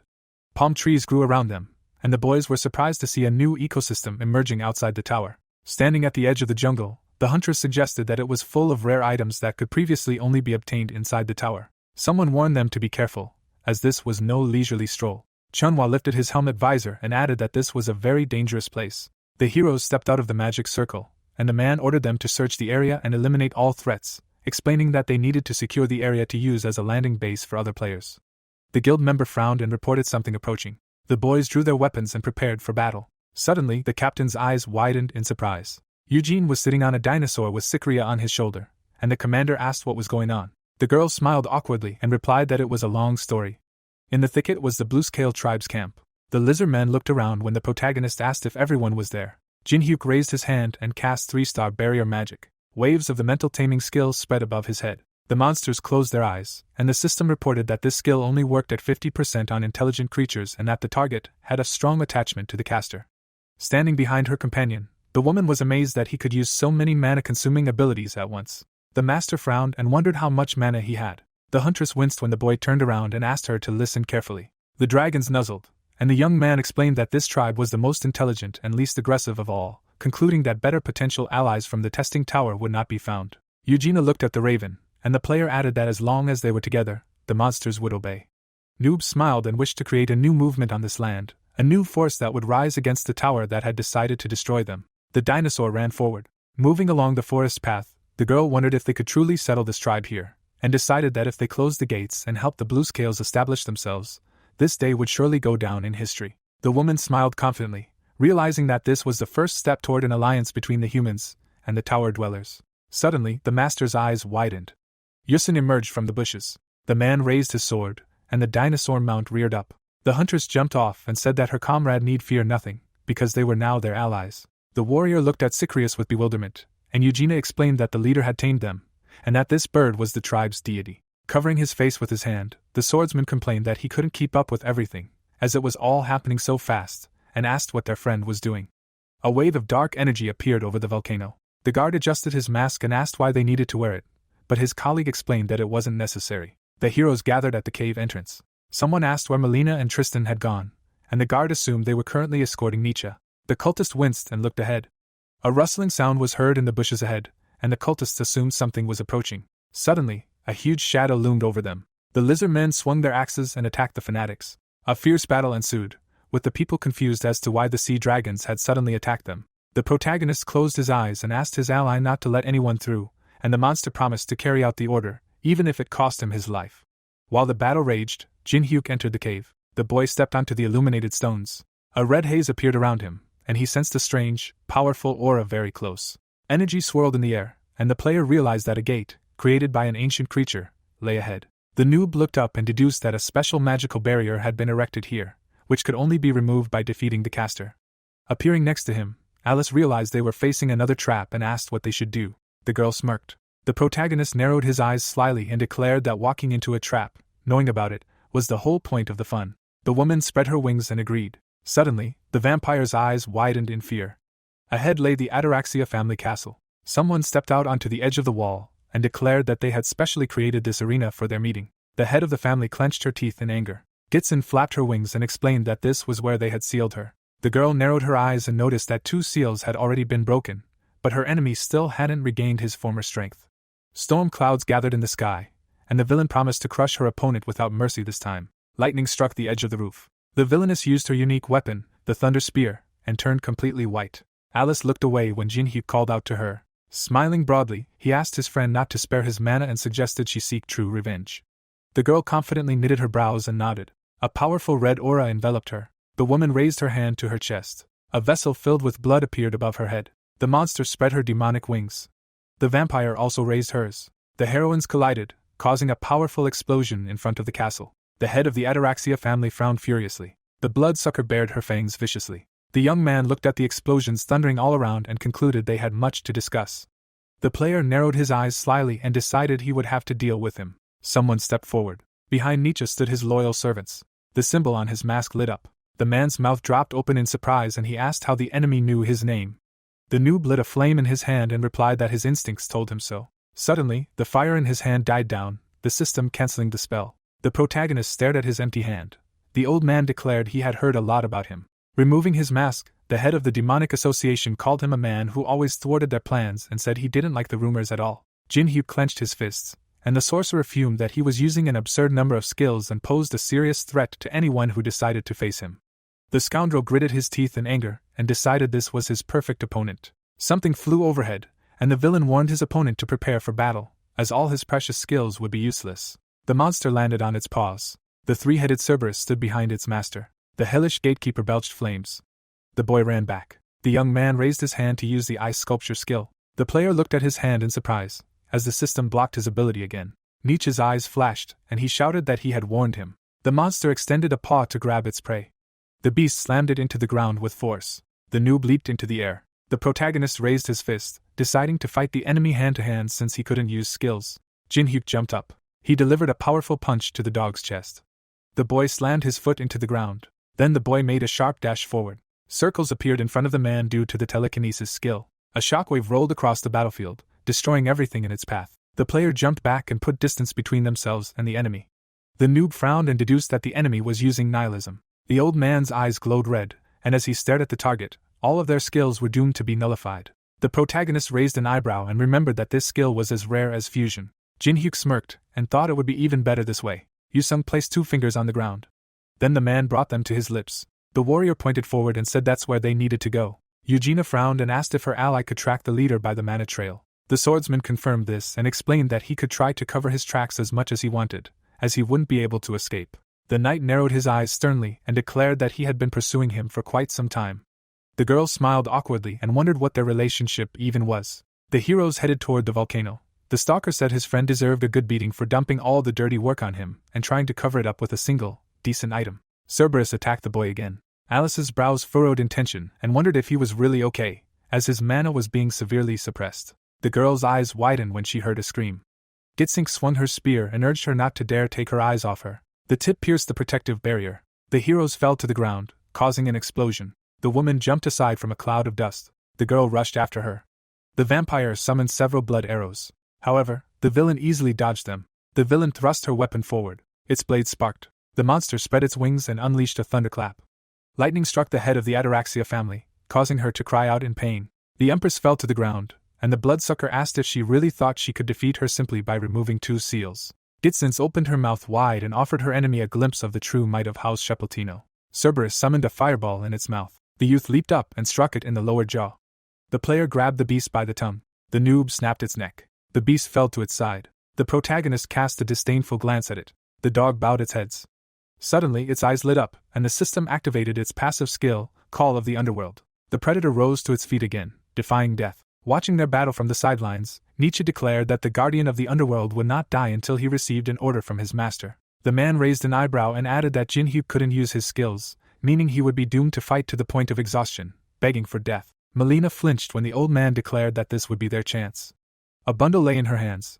The head of the demonic association asked her subordinate to pierce the enemy with it. The girl withdrew a dagger from under her rag, a torture specialist's dagger that inflicts terrible pain on anyone who refuses to tell the truth. The boy elbowed the hellish gatekeeper. The villain's eyes flashed red and said he must find out why this man knew more about the testing tower than they did. Gitsin's eyes narrowed suspiciously when the system reported that an unidentified object was attempting to enter a special barrier. The villain frowned tensely as someone struck the defenses with an unknown attack. A foot emerged from the portal. The young man smirked and declared he was tired of waiting for him. Yu-sung stepped forward. The man rushed forward with his leader. The tip of his sword pierced Cerberus's body. The warrior delivered several powerful blows and appeared behind it. The monster was enveloped in ominous energy, and a notification indicated that it had no fear of death. The swordsman frowned angrily and asked what the catch was. The player replied that it was an immortal divine-class creature. Nietzsche raised an eyebrow, and the noob asked his friend to deal with the monster, and said he had another opponent. The protagonist narrowed his eyes slyly and asked if his comrade could handle it. The stalker frowned sternly and confirmed it. The heroes jumped to their feet. The old man looked away and activated the nihilism skill. The knight swung his sword, and the leader of the demonic association remembered that he had asked for only one opponent, and decided it would be foolish to rely on the cultists.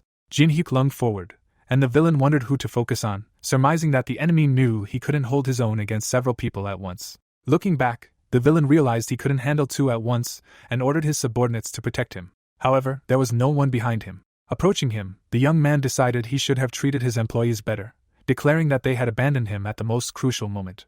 Nietzsche turned and immediately used psychokinesis. A blast wave erupted forward. The young man emerged from the dust cloud and considered that it wasn't enough to draw out his patron. The old man frowned menacingly and began breathing heavily. The player looked back when someone called out to him.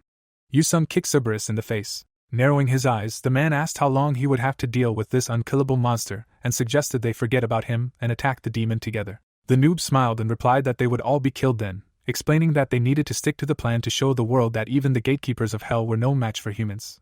A blood moon shone over the castle, and the protagonist concluded that this would attract some attention. Burial opened a can of soda. Sitting on the couch, the devil wondered if humans had stolen the gatekeeper of hell from a Greek god. The demon took a sip and was surprised to see divine beings lose to mere mortals. Suddenly, the monster narrowed his eyes suspiciously. The monster adjusted his glasses and asked what that was. The overlord gripped the aluminum can tightly. Soda splashed his face, and Burial wondered why such a worthless creature had something even he didn't have. The warrior again launched a powerful series of blows at his opponent. The swordsman looked at his weapon in fear as his skill was reset. The dog tossed it aside with its paw. The knight nearly fell to the ground, but somersaulted and landed on his feet. The stalker wiped the blood with his sleeve. Wide-eyed, the protagonist warned him to be careful, explaining that an enemy's gaze nullified all skills. Nietzsche frowned menacingly, as the system informed him that the user must force the supreme deity to abandon them in order to copy their skill. Narrowing his eyes furiously, the old man wondered where his subordinates were, indignant that they had left him alone. The head of the demonic association turned and ordered Cerberus to deal with the enemies immediately. The monster gritted his teeth in anger. Raising 2 fingers, Jinhyuk realized the enemy was cornering itself and activated a 5-star barrier. Burning runes appeared on the monster's back. Divine shackles pinned it to the ground. The villain's mouth dropped open in fear, thinking that it was impossible to restrain such a powerful creature with magic, and he wondered what kind of trick this was. It turned out the boy was applying runes every time the villain turned away, then waiting for the perfect moment to activate them. The heroes stepped forward, and Yusung asked the leader about his secret plan. The boy asked since when they had been sharing such things with each other. The boys ran forward, and the player declared that his comrade must be able to read everything on the fly. Raising his hands in front of him, Nietzsche realized he couldn't trust anyone and resolved to stop the enemy, even if it meant sapping all his strength. A huge amount of energy concentrated around him, and the old man shouted that he wasn't going to surrender so easily. The man easily cut through all the enemy attacks. The leader of the demonic association's eyes widened in horror. The heroes closed in on him from both sides. They pressed their blades to the enemy's neck, hoping that his patron would realize the contractor couldn't hold out any longer and intervene. At that moment, the world around them was enveloped in darkness, and time stood still. Gitsin and Alice froze in midair. Hair covered the noob's face. The deity declared that it had expended too many resources on its apostle's ascension, and could not allow his efforts to be so easily trampled. The guardian placed his hand on the protective barrier. Hashimotoum spread its wings and its glowing eyes blazed. The king flew to the protagonist and remembered him. The demon stretched his shoulder and called him the very man whose name had become famous in their world. The image of Makidros appeared before him, and the devil explained that the count had once served Burial, and was now again seeking a black apostle. Pointing at Jinhyuk, the monster explained that it was because of her that he had been forced to incarnate to protect his contractor, and asked if he understood how much resources it took to dedicate to the system just to appear in this world. The monster touched the boy and doubted his puny mind could even comprehend it. The young man fell to his knees, and the deity said he must make the most of this, as there was no turning back. Hashimotoum scowled angrily and declared that he had 2 options, either swear to become an apostle and repay the debt, or die here with his comrade. The player's mouth opened wide and he began breathing heavily. Suddenly, a smirk appeared on his face. The noob looked up and replied that it was better to die than to be a slave for the rest of his life. The king narrowed his eyes in disdain. A cloud of energy appeared in his hand, and the demon fumed that his opponent had chosen a senseless death. Suddenly his hand was shackled. The devil turned around and shouted that this couldn't be true. Burial smiled and asked if his friend had orchestrated all this on purpose. The protagonist frowned slyly. The overlord emerged from the portal and concluded that he had completely lost his mind. The monster raised his hand and asked what was wrong with him. The supreme being spread its wings, and the monster remembered that escaping the trial tower required a vast expenditure of resources and asked if he had somehow managed to cheat the system. The deity grinned maliciously and denied it. Blue particles enveloped the ground. Treasures flew into the air, and the demon replied that he had had to give up half of his own territory and half of the castle's contents. The devil raised his hand and declared that he had honestly fed it all to the system. Hashimotoum's mouth dropped open in shock. Jinhyuk closed his eyes and nodded. Burial looked at the red warnings and was indignant that he had paid so dearly for this, yet the system continued to be finicky. The overlord clapped his hands and ordered it to be silent. The king clenched his teeth tensely. The supreme being poked him in the shoulder and asked permission to reply in his own words. The deity raised 2 fingers and declared that he had 2 options. The demon thrust them into the enemy's mouth and offered him either to disappear right then and there or refuse such a generous offer. The devil raised his fist and promised to beat him in his true form, forcing him to crawl back to his domain, choking on tears. The monster's eyes widened in horror. Berio remarked that rumor had it that his colleague was distinguished by his intelligence. Yusin froze. At that moment, the darkness around him receded. The man slashed the air with his sword. The warrior frowned tensely, wondering where his opponent had gone. Nietzsche collapsed to the ground, and the swordsman thought for a moment it felt like time had stopped. The old man clutched his swollen shoulder and asked what was going on. The system reported that Hashimoto'um had revoked its sponsorship and stripped him of his title of Black Apostle. The head of the demonic association began to convulse. The stalker looked down and asked if it was really his friend who had done this. The protagonist smiled and replied that he should thank him for it. The knight's eyes widened in confusion. The master scratched his nose, concluding that the leader had somehow deceived him again. The scoundrel leaped to his feet and broke into a run. His mouth gaping, the villain demanded where his subordinates had been all this time and ordered them to help him. Tristan and Melina stood motionless. Nietzsche fell into the girl's arms and ordered them to stop the enemies and prove to him that they were worth something. Blood gushed from his mouth. She dripped to the ground. The woman plunged the torture master's dagger into her leader's chest. The old man trembled, and the servant declared that his eyes, like his heart, were too blind. The association leader fell to his knees, and the huntress fumed that he longed for the demon king's arrival but couldn't recognize the true lord right before him. Tristan leaned toward his ear and said that they had served him loyally for quite some time. Red energy concentrated around Jinhyuk, the system copying the nihilism skill. The boy stepped forward and declared that he would handle the rest. He raised his index finger and explained that they still had much to discuss. A protective barrier domed over the heroes. Cerberus lay on the ground, and Jysons was furious that the man's plan had failed. The girl frowned angrily and decided that trusting him had been a mistake. Alice stood on the ground, and the villain concluded that her enemy was no different from them. Hovering above her, the villainess explained that humans were an inferior race, with a lifespan of less than 100 years, and asked how she could trust them.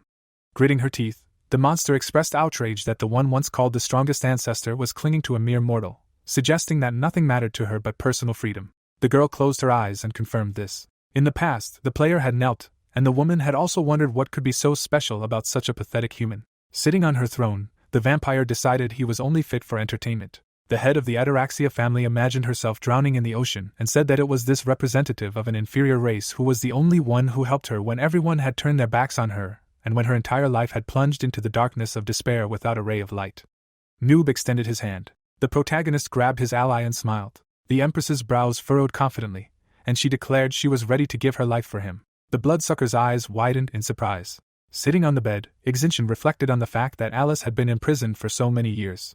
The man closed his eyes and asked why his friend still remained by his side. Gitsink adjusted the blanket. The girl lowered her gaze and replied that she did not know. Sitting on the bed, the villain explained that it was the master who was the only one who could pull her out of the darkness after that betrayal. The villainess's lips drooped, understanding everything. The monster raised her thunder spear and decided to test her enemy's confidence. Lightning flashed across the ground, and the bloodsucker wanted to see if her opponent could block such an attack. Gitsink opened her mouth furiously and delivered a powerful blow. Waves of fire enveloped the girl. A bright flash from the clash of two polar energies flashed across the battlefield. The girl continued to put pressure on the enemy and stated that if her feelings were sincere, then she should understand everything herself. The villain frowned menacingly and explained that for the noble line of the knight, love is an eternal curse that always ends in tragedy. Raising her hand, the woman replied that she knew this, adding that her feelings were not so superficial as to be unsettled by her ancestors' words. The vampire summoned waves of flame and concluded that her feelings ran much deeper. The spears clashed. The head of the Ataraxia family frowned tensely as the villain decided that this would be enough. The energy around them continued to rage, and the monster assumed she would succeed and asked her opponent to break the shackles of his predetermined destiny. The Empress looked up in surprise, the bloodsucker hoping that what awaited her was not a curse, but a truly happy future. Gitsons lowered the corners of her lips and declared that she had already experienced betrayal from those she had once trusted. The girl smiled and called her enemy her dear friend. Alice's eyes widened, glittering. The villain closed them. A spark fell to the ground. A powerful explosion echoed, and the system reported the death of the head of the Shepeltino family. The barrier of Scarlet Night began to collapse. The girl frowned sternly. The sealed chamber was destroyed, and her power limit was increased by 50%. Waves of fire enveloped the chair. Ixinchen looked at him tensely. The man narrowed his eyes suspiciously. Standing in front of the table, the old man thought of Gitsin. Someone kicked Nietzsche. Gritting her teeth, Melina asked why he was silent, claiming she thought he enjoyed showing off. The woman continued to beat the enemy and yell at him. Tristan handed her a bottle of water, and Yusin concluded that now that their leader was dead, the association should cease to exist. The protagonist looked at him and assumed that this wouldn't stop them. Looking down, Jinhyuk decided it was their ideology, built on hatred for all humanity, and explained that as long as the trial tower, capable of wiping people off the face of the earth, existed, these monsters would exist. Walking through the dungeon, the man noticed his friend speaking as if he could see right through them, and realized another organization similar to the Demon Association might emerge. The boy frowned sternly and declared he would beat all the information out of them and destroy them again. A while ago, Nietzsche had grabbed the ground and asked him to stop. The young man touched the dagger's hilt and said he should have let go, and told him everything right away. The old man grabbed his sleeve and asked his enemy to tell him one last thing. The association leader frowned sadly and asked how he had managed to banish the Hashimotoium. The player grinned and decided to share it with him. Burial crossed his arms in displeasure. The noob explained how he'd promised to become a black apostle for a possessed lord and asked him to wait because he had other important matters to attend to. The protagonist glanced slyly at his comrade and added that he'd paid a small deposit. Alice came out to meet her friends. Jin-hyuk smiled and asked if she'd enjoyed her revenge. The ring on his chest glowed, and the girl suggested they simply close the gate and return home, because that was all she needed. The heroes stood in the middle of an empty cave. The sea dragons looked around and noticed that the connection with their home world had been severed. Teresa and the twins smiled happily. The boy took out the sunstone and closed the gate. Sanjin crossed his arms as his employees began to rejoice. This event marked humanity's first victory against the testing tower. The man blew his whistle. The monsters folded their hands behind their heads, and the people fighting on the front lines near the Pacific Ocean immediately began capturing survivors and transporting them to Zulu Island. Ships sailed the seas, humanity quickly recovered from the damage, and everything seemed to have returned to normal. The IAP symbol was painted on the wall. The seed of discord sown by the ancient creature had already taken root. The association's leader covered his face with his hand and sighed heavily. His mouth wide open, an employee asked how it was possible to allow the monsters from the testing tower to live outside its confines, declaring that they needed to be eliminated before it was too late. Holding the papers in her hands, the girl expressed outrage at his suggestion and explained that they would make a fine army to confront the tower. Sanjin stood in the lecture hall, and since then, chaos reigned in the awakened association. People continued to bicker among themselves, and the protagonist sat at one of the tables. Jin-hyuk looked down and assumed that this was precisely what Nigurath had intended with her invasion. Clouds drifted over Zulu Island. Eugenia gaped in surprise and asked if she was sure she could stay here. A man appeared in the call window and asked her not to worry about the awakened association's decision, declaring that no one could harm her. The lizardmen worshipped Sicrius, and the young man explained that the sacred beast was on their side, so the organization would think twice before sending soldiers here, as they couldn't act rashly. Smiling, the player added that this was an excellent opportunity to observe the tower's creatures beyond its confines and asked his ally to focus on research and studying their habits. The girl frowned confidently, and the noob concluded that her work was the key to better understanding the Tower of Trials. The monster picked up the magic stone. Sea dragons toiled in the mine. Zulu Island, like the tower itself, was rich in minerals. In exchange for their protection, the Blue-Scale tribe promised to supply the leader with stones monthly. The guild members looked in surprise at the mountain of gems, and the protagonist concluded that, thanks to their new allies, they would be able to replenish their mana stone reserves in record time.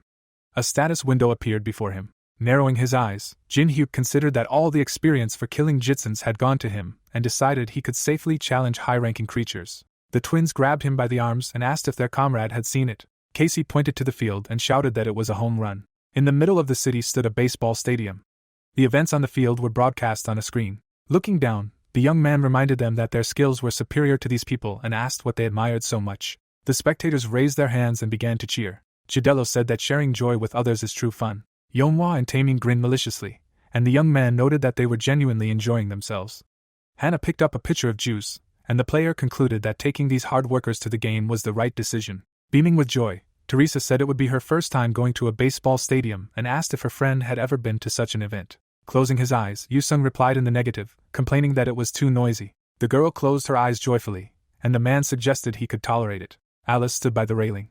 The woman looked down, disappointed. In the past, sitting on the couch, the vampire told her that before evaporating, Gitson called her an old friend, doomed to be betrayed. The head of the Ataraxia family rested her head on her knees and asked if there was anything she didn't know about the other families. The Empress narrowed her eyes, suggesting she had never gotten over their betrayal. Belis looked at her worriedly. Smiling, the bloodsucker explained that the enemy had simply hoped to undermine her confidence and make her suffer even after death, and asked his friend not to fall for the tricks of vile traitors. The protagonist placed a hand on his ally's shoulder. Looking at her, Jin-hyuk remembered something troubling her after what happened on the island and asked what was wrong. Alice glanced at the table. The boy was worried that his friend hadn't even touched her favorite food. Brushing his hand off her shoulder, the girl replied that she was simply thinking about things and thanked him for his concern. The huntress approached them from behind and announced that the twins wished to meet with the leader. She scratched her cheek and said something was still bothering her. The kids spilled their drinks and left, and the awakened woman noticed they didn't seem like themselves. A powerful energy enveloped the siblings. Stands were visible in the aisle, and the crowd was so excited, their team must have earned a run. The boys approached their comrade. The young man frowned and declared that barging in like that without warning was impolite. The twins' eyes lit up, and the player called them superior beings. Gidello, frowning sternly, apologized for his insolence, and explained that they had no other choice. Narrowing his eyes, the noob declared he didn't care and asked what had happened to his comrades.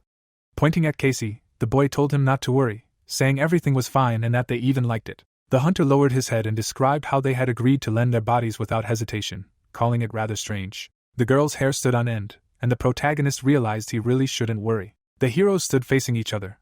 The girl suggested they skip the introductions, saying it wasn't that easy for them either. Jinhyu closed his eyes and decided their aura alone spoke volumes about them. Loki appeared behind the awakened girl. Thor stood next to her brother. The god of thunder narrowed his eyes and concluded the rumors about his strength were true, since he could detect them by mana alone. Gidello extended his hand and declared that they would be able to handle this even faster. The boy raised his eyebrows and asked his ally to accept. The boy stared at him in surprise and asked what that meant. Teresa looked back as the twins entered the room. The girl placed her hand to her chest and asked where their leader was. Casey replied that he had gone to the testing tower to meet with some higher beings. The woman looked away and asked what they were talking about. The girl took a slice of pizza and explained that the player would be back soon anyway and that they could handle everything themselves. The noob headed toward the tower, and the huntress explained that these higher beings needed his help. The paladin stood in the center of the room, where many of her friends were gathered. The knight raised her eyebrows and appeared thoughtful. The swordswoman lowered her gaze and concluded that her comrade was drifting further and further away from her. Clouds drifted over the stadium. A dead tree grew in the giant's fortress. Tangrissel covered her mouth with her hands and said she couldn't believe it. Thor touched his severed hand. He knelt and announced that Yggdrasil had been destroyed. The man bowed his head and recounted that Ragnarok had fallen to the onslaught of the Olympian gods and that they were the only ones left. The ghost frowned sadly and asked them to accept her embrace, even if it wasn't enough. The thunder god's hand became covered in light particles. A blue haze enveloped him and his brother. The protagonist watched them tensely. Jinhyuk had frowned menacingly some time ago when the higher beings had told him they knew the location of the Crown of Power. He summoned a dagger and asked if they were asking for a fight. Thor, looking back, asked him not to be angry and said they weren't after the Crown of Power itself. A multitude of explosions erupted before Yggdrasil. Freya descended from the heavens to deliver a prophecy.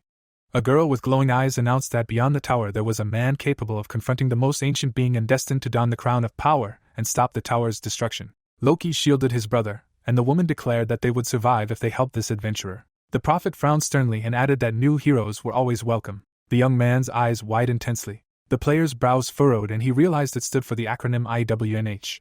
Thor looked at his hand, which had almost fully recovered. The noob thought that the higher beings had become interested in commoners too early and assumed it was a butterfly effect affecting the entire tower. The protagonist looked down and concluded that there must be a reason the administrator had sent them to him. Suddenly, a notification appeared next to him, announcing the unlocking of the 4th special reward for the Tower Conqueror. The box glowed with bright energy.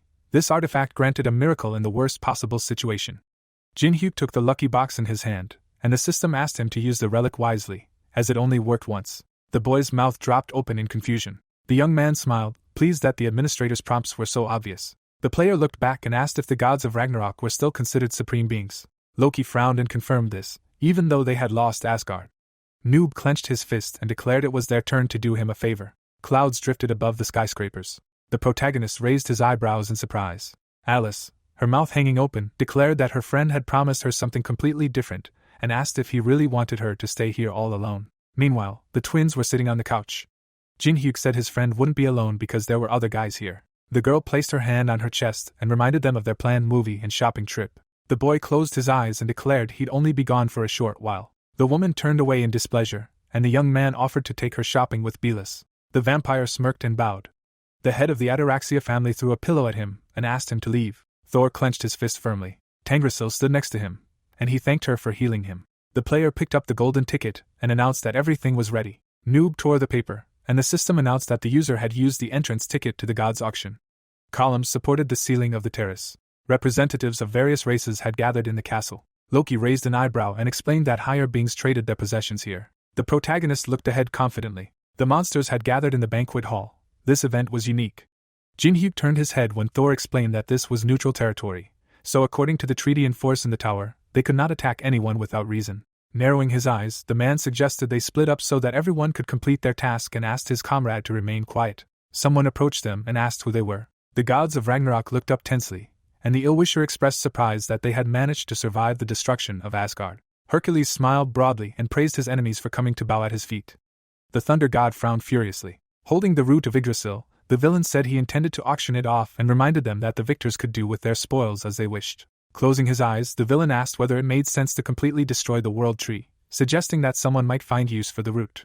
The supreme being clenched his fist, and Loki begged him not to fall for such petty provocations and said they were here for a very important purpose. The great hero smiled and concluded that the word, pride, was completely unfamiliar to them. Suddenly, Hercules' eyes widened. The auctioneer crouched down and asked who this man was and whether this location was already accessible to mere adventurers. Pointing to his badge, the scoundrel declared that it was impossible to achieve anything with such losers and offered the player the chance to join Olympus. The villain raised his eyebrows in surprise. The brothers looked down in shock. The noob's lips drooped. The protagonist's eyes narrowed, and everyone realized he was completely indifferent. Scratching the back of his head, Jin-hyuk expressed outrage at such nonsense, and asked if anyone really thought he'd fall for such a ploy. The boy smirked and explained that the gods of Olympus, while impressive in appearance, were simply a bunch of weaklings who betrayed anyone who ceased to be useful. The great hero smirked and called him overconfident. Rising to his feet, the supreme being asked if the adventurer had actually achieved anything and suddenly become arrogant, declaring that this was precisely the reason why they couldn't rely on people living in the outside world. Hercules raised his fist, wanting to get rid of it since the adventurer wasn't going to side with them. The youth grinned broadly. The man activated his skill and delivered a crushing blow. The villain frowned tensely. His hand hit the protective barrier. Someone stood in front of the player and protected him. Gabriel frowned sternly and once again reminded them that this was neutral territory. The barrier around them dissipated, and the gods of Ragnarok stared at their ally in surprise. Clenching his fist, the villain asked her not to take everything so seriously and explained that it was the first time in a long time he had encountered such a curious person. Turning away, the great hero said he had to go register the artifact and invited the boys to join him as soon as they were finished here. Closing her eyes, the girl lamented the difficulty of controlling the gods and expressed frustration at their inability to behave with dignity, befitting their high rank. Noob placed his hand on his belt and replied that everything was fine, as it was simply a minor incident. The protagonist frowned confidently, and realized he had been right to suspect that this guardian of order would show up after such a performance. Raising his head, Jin-hyuk asked his comrades to go about their business and declared that he would handle the rest himself. Thor and Loki exchanged tense glances and remained silent. Eventually they left. The woman asked if they weren't together, and the boy confirmed it. The archangel lowered her gaze and asked how the guest would cope without the gods of Ragnarok if he were to come under attack again, as that could be dangerous. The young man narrowed his eyes slyly and declared that he had nothing to fear when he had a higher being by his side who could protect him. The representative of Eden raised her eyebrows in surprise. The monsters headed toward the hall entrance. Gabriel concluded that Hercules was right and that he was indeed a very curious man. Satilda frowned decisively and asked if that was all. Spreading her arms in front of Pandora's box, the auctioneer explained how this lot would unleash a terrible curse if opened, and announced the starting price at 5 billion magic stones. Standing on stage, the host asked if they should hesitate at all and asked the guests to place their bids. Someone clicked on the system window. The girl looked up excitedly and announced that 80 billion magic stones and 30,000 souls of the tormented had been bid. The audience turned as a bidder stepped forward. Guntifer spread his wings, and Pandora's box was his. The king narrowed his eyes in displeasure and decided that this would do just fine to encourage the commanders of the underworld. Anubis slammed his fist on the table. Covering his face, the god of death asked how the demons had acquired so many magical stones, calling them terrible squanderers. Osiris asked if his friend was angry because he'd lost the auction. The jackal gritted his teeth and asked how he couldn't be angry if he never won. The supreme being turned his attention to the crowd and asked what the noise was. The monsters, surprised, bent over something. The protagonist was accompanied by Gabriel, and everyone was astonished by the appearance of an ordinary human in such a place. The beast opened its jaws angrily and demanded what this scoundrel was doing here. The devil's eyes widened in shock when he heard his name. In a memory, Anthrad died with his hand extended to the sky. Guntifer recalled that it was this man who had killed one of his commanders and used Burial for his own purposes, making Hashimodium seem foolish. The king frowned menacingly, wondering how this mortal dared to show his face here. The legion leader pushed the servant aside and asked the question out loud. The heroes looked away as the villain advanced on them, determined to kill the enemy. The villain lunged forward and loudly declared his desire. Suddenly, someone grabbed his arm to stop him. A guard prevented him from approaching Jin-hyuk and asked him to calm down. The demon shouted that he could not wait any longer. The devil gritted his teeth angrily, and the girl asked if he really intended to violate the sacred treaty of neutrality in her presence, urging him to consider the consequences and act more prudently. Scratching his nose, Guntifer asked what the sacred treaty even meant, expressing outrage at the number of saints per square meter. Pointing at the boy, The king declared him very lucky and promised to face him in battle someday. The young man grinned and said that in that case, he'd have to go to the back of the line. The legion leader scurried away. The woman narrowed her eyes and asked if her ally was being greeted so warmly everywhere. The player assumed it was because he was so charming. The archangel smiled and decided that was the case. The noob looked away tensely. The representative of Eden said she wanted to discuss something with him and suggested postponing it until their next meeting. The fairies opened the curtain. One of them remarked that it was about to get really hot. Her friend frowned and remembered that the very thing was about to be put up for auction. Someone stepped forward, and the spirit asked if anyone would buy it. The stranger had shackles around her neck. The assistant explained that there had been no such bidders before and suggested that she would be lucky today. Alpha clasped her cuffed hands together, and the employees hoped they would sell her. Satilda slammed her hammer down. The manager pointed to a hippopotamus's claw and said that Hercules had bid 2,500,000,000 magic stones. The man joyfully raised his hand when the host congratulated him on his victory, but everyone else was very displeased with this outcome. The representative of Olympus smiled and wondered what this meant. The protagonist stood next to Gabriel. The villain silently questioned why he had come here if he wasn't even bidding. Frowning, the villain wanted to prove the difference between them and assumed the guest was penniless. The archangel gestured toward the stage. The great hero considered that this was just a man who had managed to reach the middle floors, and concluded that, at best, he would secure the patronage of the desired higher being. The auction participants looked ahead as the girl prepared to present the next lot. Alpha stepped forward. The woman raised her hand and declared it a true work of art, one in which alchemists had pushed the boundaries of what was permissible. The girl looked down, and Satilda called her the first artificial human. Jinhyuk smiled and rejoiced at her appearance. Hercules stared at him, puzzled. The man grinned maliciously, his eyes lighting up. The child stood in the center of the stage circle. Anubis's eyes widened in surprise and he asked if she was still alive. Osiris asked what they were talking about. The god of death gritted his teeth and hoped the homunculus wouldn't notice him, lest he become a laughingstock. The manager smiled broadly and explained that the auction rules had changed slightly, so the lot would be awarded to the one Alpha herself claimed. The host flew up to the item and asked the guests to force her to acknowledge them, in order to win a valuable prize without spending a coin. The forest spirit crossed his arms, and the girl declared that such a chance was only a once-in-a-lifetime opportunity. The woman frowned confidently and asked where those willing to try their luck were. The girl looked down sadly. The god of rebirth raised his eyebrows and asked if no one was interested in her. The jackal asked him to remain quiet and suggested there was a reason for everyone's silence. Suddenly, the boy raised his hand. The Olympian representative immediately stepped on the railing. The villain pointed at himself and declared that he wanted to try. The villain glared at his competitor. The young man glared at him. The great hero leaped onto the stage and shouted that it would be too easy for him. Hercules pointed at the child and ordered her to acknowledge him, otherwise there would be nothing left of her. The homunculus calmly looked up at him, and the man noticed that she had no feelings or emotions. The contestant smiled broadly and chuckled. The Olympian representative raised his fist and shouted that he didn't need anyone's confession. The villain pointed his hand at the artificial human and threatened to kill her if she didn't say a word. A bright flash appeared on the stage. The forest guardian squeezed his eyes shut. Anubis covered his eyes with his hand, outraged that it had started again. A cloud of dust appeared above the ground. The villain smiled confidently. Suddenly, his expression changed, as his fingers were broken. Osiris opened his mouth wide and laughed loudly. Alpha stood motionless. It turned out that her body was invulnerable even to attacks from higher beings, so she would have been taken long ago if brute force had worked for her.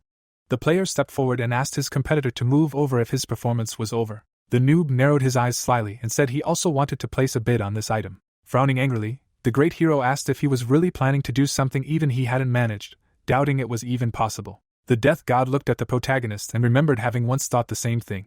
Jackal narrowed his eyes and decided it was a mistake, caused by overconfidence. Jinhyuk stood before the girl, and the supreme being thought that this man could get whatever he wanted, through some means unknown even to the gods. The child looked up and asked if the next participant was also planning to take her by force. The boy smirked and said it sounded too simple, and he always preferred the difficult paths. The twins looked around when someone asked why they were following this man. The boys were sitting on the couch. Hannah asked if they were sure no one was bullying or exploiting them, explaining that she found it odd that people of such high rank would do something like that. The girl frowned tensely and remembered they'd been branded. Munching on chips, Casey confirmed this and said she'd already forgotten about it, as it had never even stung. The woman looked away and remembered that she, too, couldn't remember the last time her brand had activated. Raising her index finger to her forehead, the girl declared that she would normally ignore the question, but decided to answer it anyway. The huntress scratched her chin and explained that they followed this player because he was powerful and there were always interesting things happening around him. The homunculus raised her eyebrows in surprise, and awakened, added that you never felt lonely around him. Red energy concentrated in the noob's hand. Hercules' mouth dropped open in shock. The protagonist held the sage stone in front of him. Jin-hyuk smiled, thinking that it was, in fact, just a well-made imitation. A red aura enveloped the artificial human. It was with the power of this stone that the alchemists of the ancient kingdom had created this being, breaking all taboos. The boy picked up the gem and realized that the person it had created wasn't truly him. He clutched the stone to his chest and realized there was only one way to fix this. The system reported that the user had absorbed the sage stone. The player clenched his teeth in tension. Anubis's mouth dropped open in shock. Gabrielle raised her eyebrows in surprise. A bright light illuminated the auction hall. Noob dropped to one knee. The protagonist bowed his head. Alpha looked at him in amazement, thinking she'd never again experience this feeling of being close to someone familiar. Jin-hyuk's mouth opened and he exhaled red smoke. The boy rose to his feet and declared that this feeling was kinship. The young man approached the girl and explained that this is precisely the feeling that arises when a person sees someone similar to themselves. The player took the chains in his hands and asked the child to throw off the shackles of loneliness and come with him. Noob smiled and promised to make sure she never felt lonely again. The homunculus's eyes widened when the protagonist promised to make her part of his family. At that moment, the shackles on her wrists were destroyed. Light illuminated the face of the artificial human. She barely opened her eyes. People in black robes stood before her. The alchemists smiled and rejoiced at the success of their experiment. The researchers surrounded their creation. This became her first memory. Alpha looked back. Behind her lay the corpses of other specimens, who could have been in her place. The tip of the spear approached the girl. A bright flash flashed. Looking at the weapon, the man shouted that it had melted, concluding that their creation could withstand divine powers. The child placed her hand to her chest and thought about how she didn't care about all these endless experiments because she was unfamiliar with pain, and she had no choice. The researchers took notes on their tablets. At some point, their greed crossed the line, and a bright spark appeared in the city. A huge explosion engulfed it in an instant. The homunculus looked down. The artificial human was left completely alone amid the ruins. Suddenly, Alpha's eyes widened. Light illuminated the auction hall. Guntifer frowned in confusion. Osiris stared at the stage in shock, and his friend remained dissatisfied. Gabrielle smiled contentedly. The chains on the girl's hands were broken. The protagonist clenched his fist, and the child thought about something they had in common. There were numerous bags on the floor. Belis burst into tears and asked why his mistress wouldn't even look at her purchases. Alice replied that she'd lost interest the moment she bought them. Raising her hand to her cheek, the girl realized she never felt satisfied after strolling with him, and wished for her master to return soon. The woman's eyes widened when a knock was heard at the door. The vampire closed her eyes, overjoyed that her friend had finally returned. Suddenly, the head of the Ataraxia family frowned tensely. Standing next to the homunculus, Jin-hyuk wanted to introduce the newest member of their family to his comrades. The artificial human stared ahead indifferently, and the boy gave her a new name, Prey. The twins immediately approached her and asked what kind of name that was. Raising his index finger, the young man reflected on how in this game they only prayed for luck and declared that she was now part of their family. The siblings approached her and exchanged suspicious glances. Casey hugged her new friend and shouted that she liked everything, and Judello noticed that the girl didn't look weak at all. The boys grabbed her and led her away to show her the apartment. The Empress trembled with anger, and the player asked her to pay more attention to this child, as with Andrea.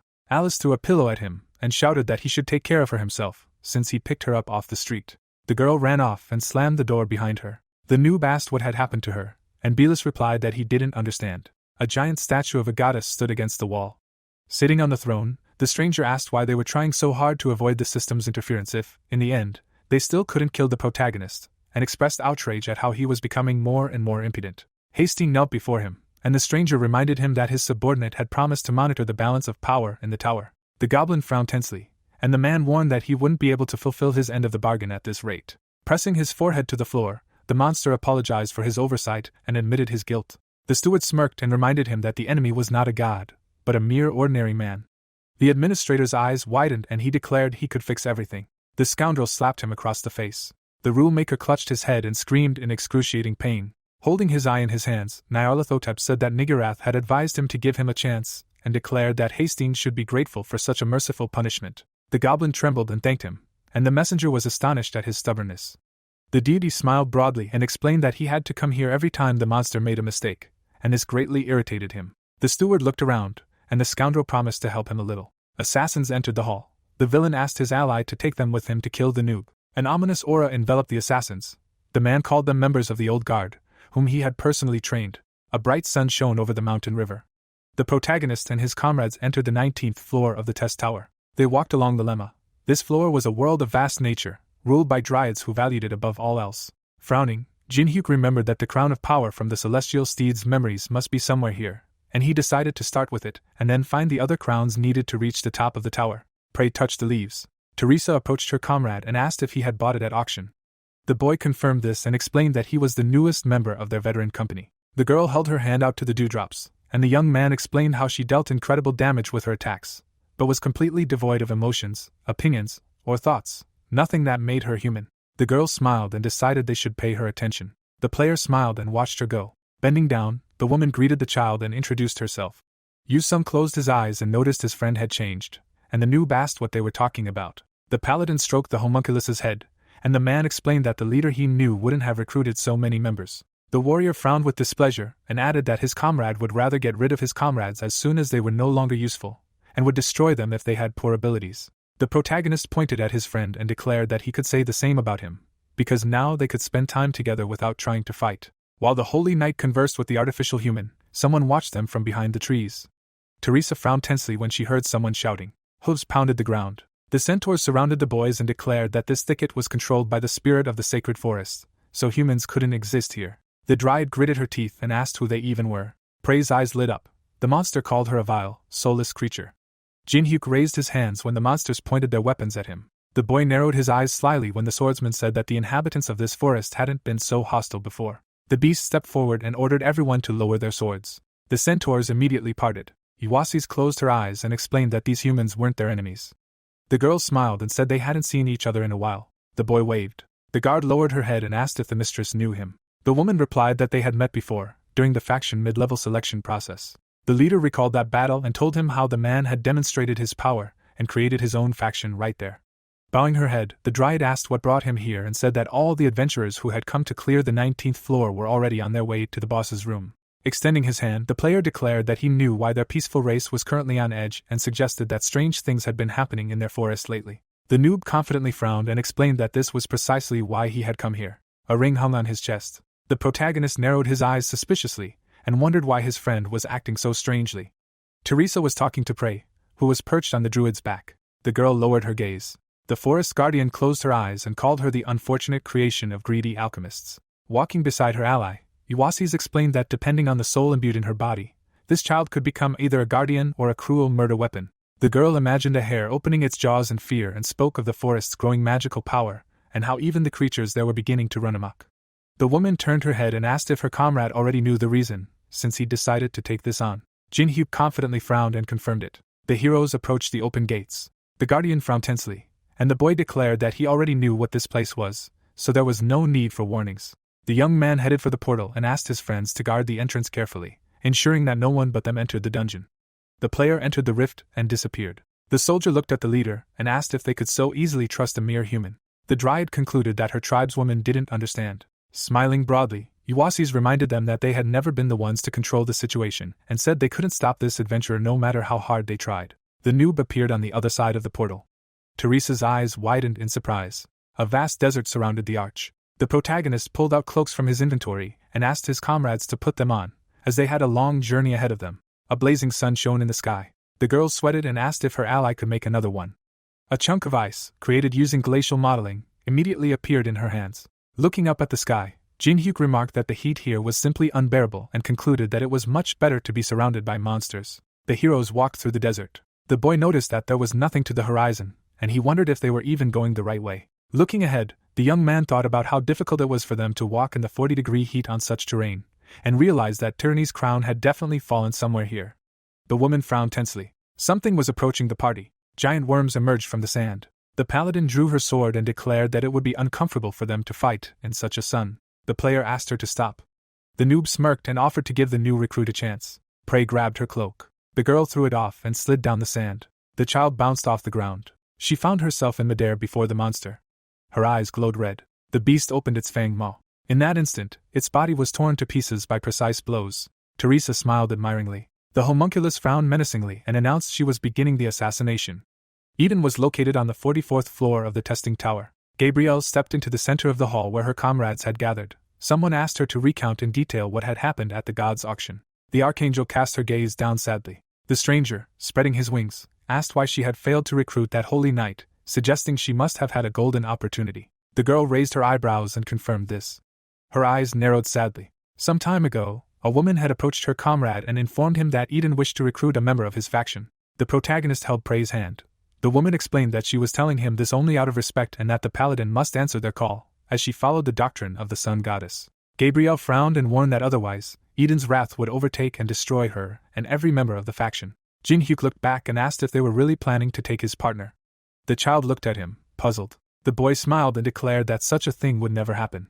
The archangel, her mouth hanging open in shock, asked what that meant and explained that a human couldn't challenge Eden, the most powerful faction on the upper floors, and face the consequences. Standing before her, the young man replied that he was smart enough to understand the consequences and added that he had no intention of handing over Teresa to them. The player grinned and revealed that he had what they so desperately sought, information about the Necronomicon. The Eden member clenched his teeth. The seraphim exchanged fearful glances. Standing on the balcony before the girl, the leader remembered that it was an ancient book that kept a record of the 50th floor's expeditions into uncharted lands ruled by primordial beings. The woman closed her eyes. A member of the meeting declared that even Eden was unsure of her existence, and someone else shouted that no human could possess such knowledge. Gabriel looked away. The man stepped forward and explained that it didn't matter whether it was true or false, because if it was true, they would gain information, and if it was false, they would make the villain pay. A member of Eden approached the archangel and ordered the others to find the adventurer and force him to talk. Kazukiel clenched his fist angrily and declared that they must do so, even if they had to break it. The girl bowed her head and declared that his methods were too radical.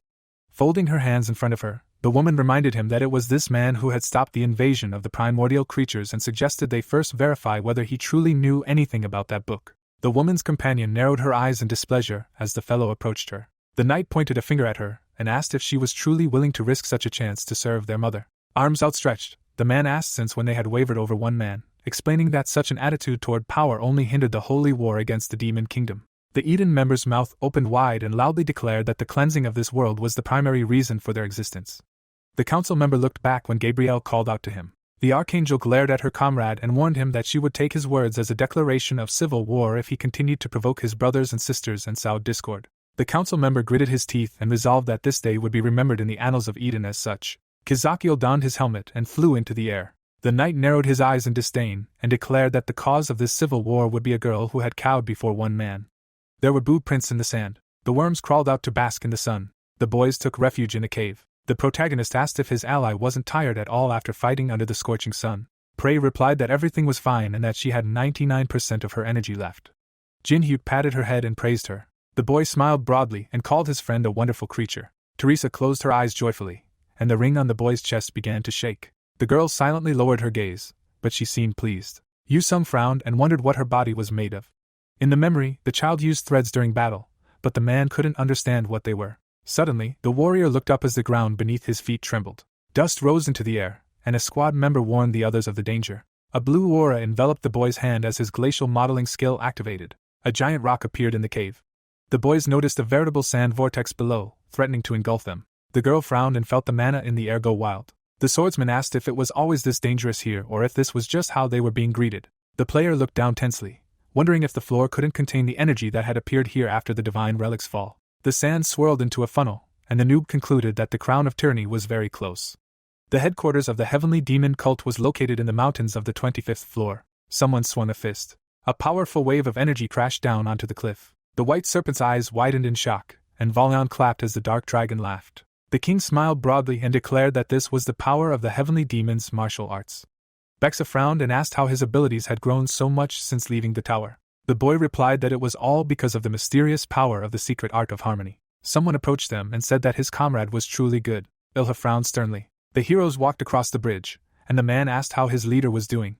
The celestial steed replied that he was also working on regaining his strength. The old man scratched his beard and declared that he had expected nothing less from him, and the young man explained that it was all thanks to his strict discipline.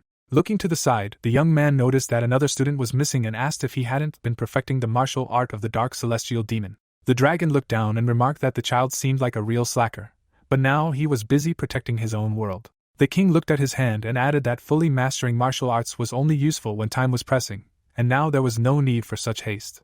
The man narrowed his eyes and decided to focus on rebuilding the cult of the heavenly demon, patiently awaiting his next meeting with his student. The master grinned, noting that his friend had become even more cunning since their last meeting and remarked that he was truly adept at playing on pity. Ilha closed his eyes and asked him to simply go and see his only student. The old man looked ahead, and the heavenly steed explained that the time would come when he himself would return to him. The dragon scratched his head and smiled awkwardly. The solar paths were blocked from penetrating the forest by the trees. The forest guardians gathered at the gates. The centaur reported that the mother of the forest was trembling again, and Iwasi said her moans were heartbreaking. The soldier lowered his gaze and asked if this man could truly fix everything. The girl closed her eyes and replied that all they could do was trust and wait. Suddenly, someone stepped out onto the forest path. The woman frowned and sensed a strange energy. The warriors surrounded her and asked who it was. The spearwoman opened her mouth wide and shouted that this was their territory. Suddenly, a bright purple light illuminated her. A powerful wave of energy rolled through the forest. Wounded guards lay near the fallen trees. The leader managed to protect herself and several of her subordinates with a barrier. The villain swung his sword. Iwasi's, frowning sternly, said that guarding the entrance hadn't seemed like such a difficult task to her, and concluded that they were in trouble.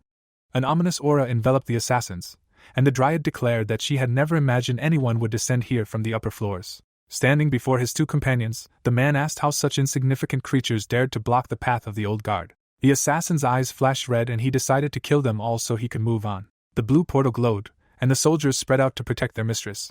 Blood spattered the triumphal arch.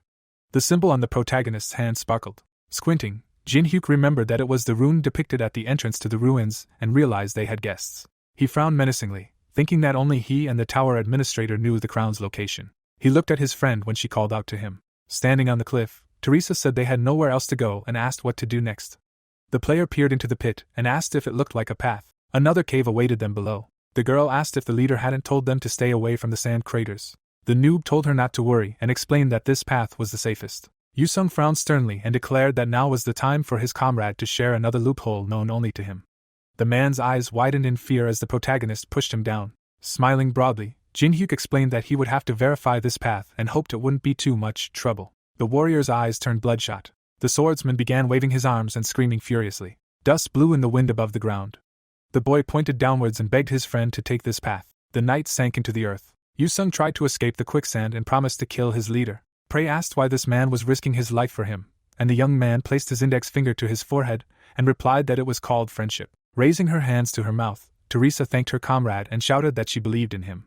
The boys sat by the pit, and the girl noticed their ally had grown suspiciously quiet. Clouds drifted over the mountains. The assassin passed the dead centaur. Iwasi's was covered in blood. The assassin raised his sword to the forest guard's neck and asked what his final words would be. The guard burst into tears and cursed his enemies. The villain promptly chopped off his head. The villain's eyes widened and he said it was too banal. Black Rock decided it was a good warm-up, and Sally raised an arrow and replied that it was more like playing in a sandbox. Placing his sword over his shoulder, Hound urged them not to stop, adding that their target and the crown of tyranny were right there. The man frowned menacingly and reminded them that this man had managed to defeat an invasion of an ancient creature, so they must give it their all in the fight. After that, the heroes entered the portal. Iwasi's lay unconscious on the ground. A sprout appeared next to her. Sand poured down, slowly forming a mound. Yusung fell out of the giant hole. The warrior somersaulted and landed on his feet. The protagonist landed next to him and declared it was their 42nd attempt. Jin-hyuk dusted off his clothes and concluded that their comrade was full of determination, having made their journey so much easier. The swordsman drew his weapon and grew quite angry. Teresa raised her hand to stop him. Frowning, the girl apologized and suggested that her friend be quiet, as they were not alone here. The room was filled with giant insects. The ants opened their mandibles. The boy smirked and explained that they wouldn't attack first if they were left alone. The young man glanced to the side and noticed that the monsters were acting rather strangely. The monster released its antennae and began to tremble, and the player realized they were frightened.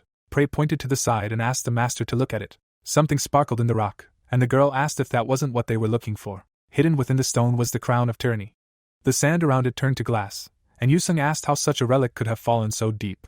A bright light illuminated the group, and the man asked if they really needed to obtain the artifact to clear the 19th floor. The noob replied that it wasn't a requirement for clearing it. The warrior turned his head and asked what it was for. Then Teresa looked at the leader in surprise.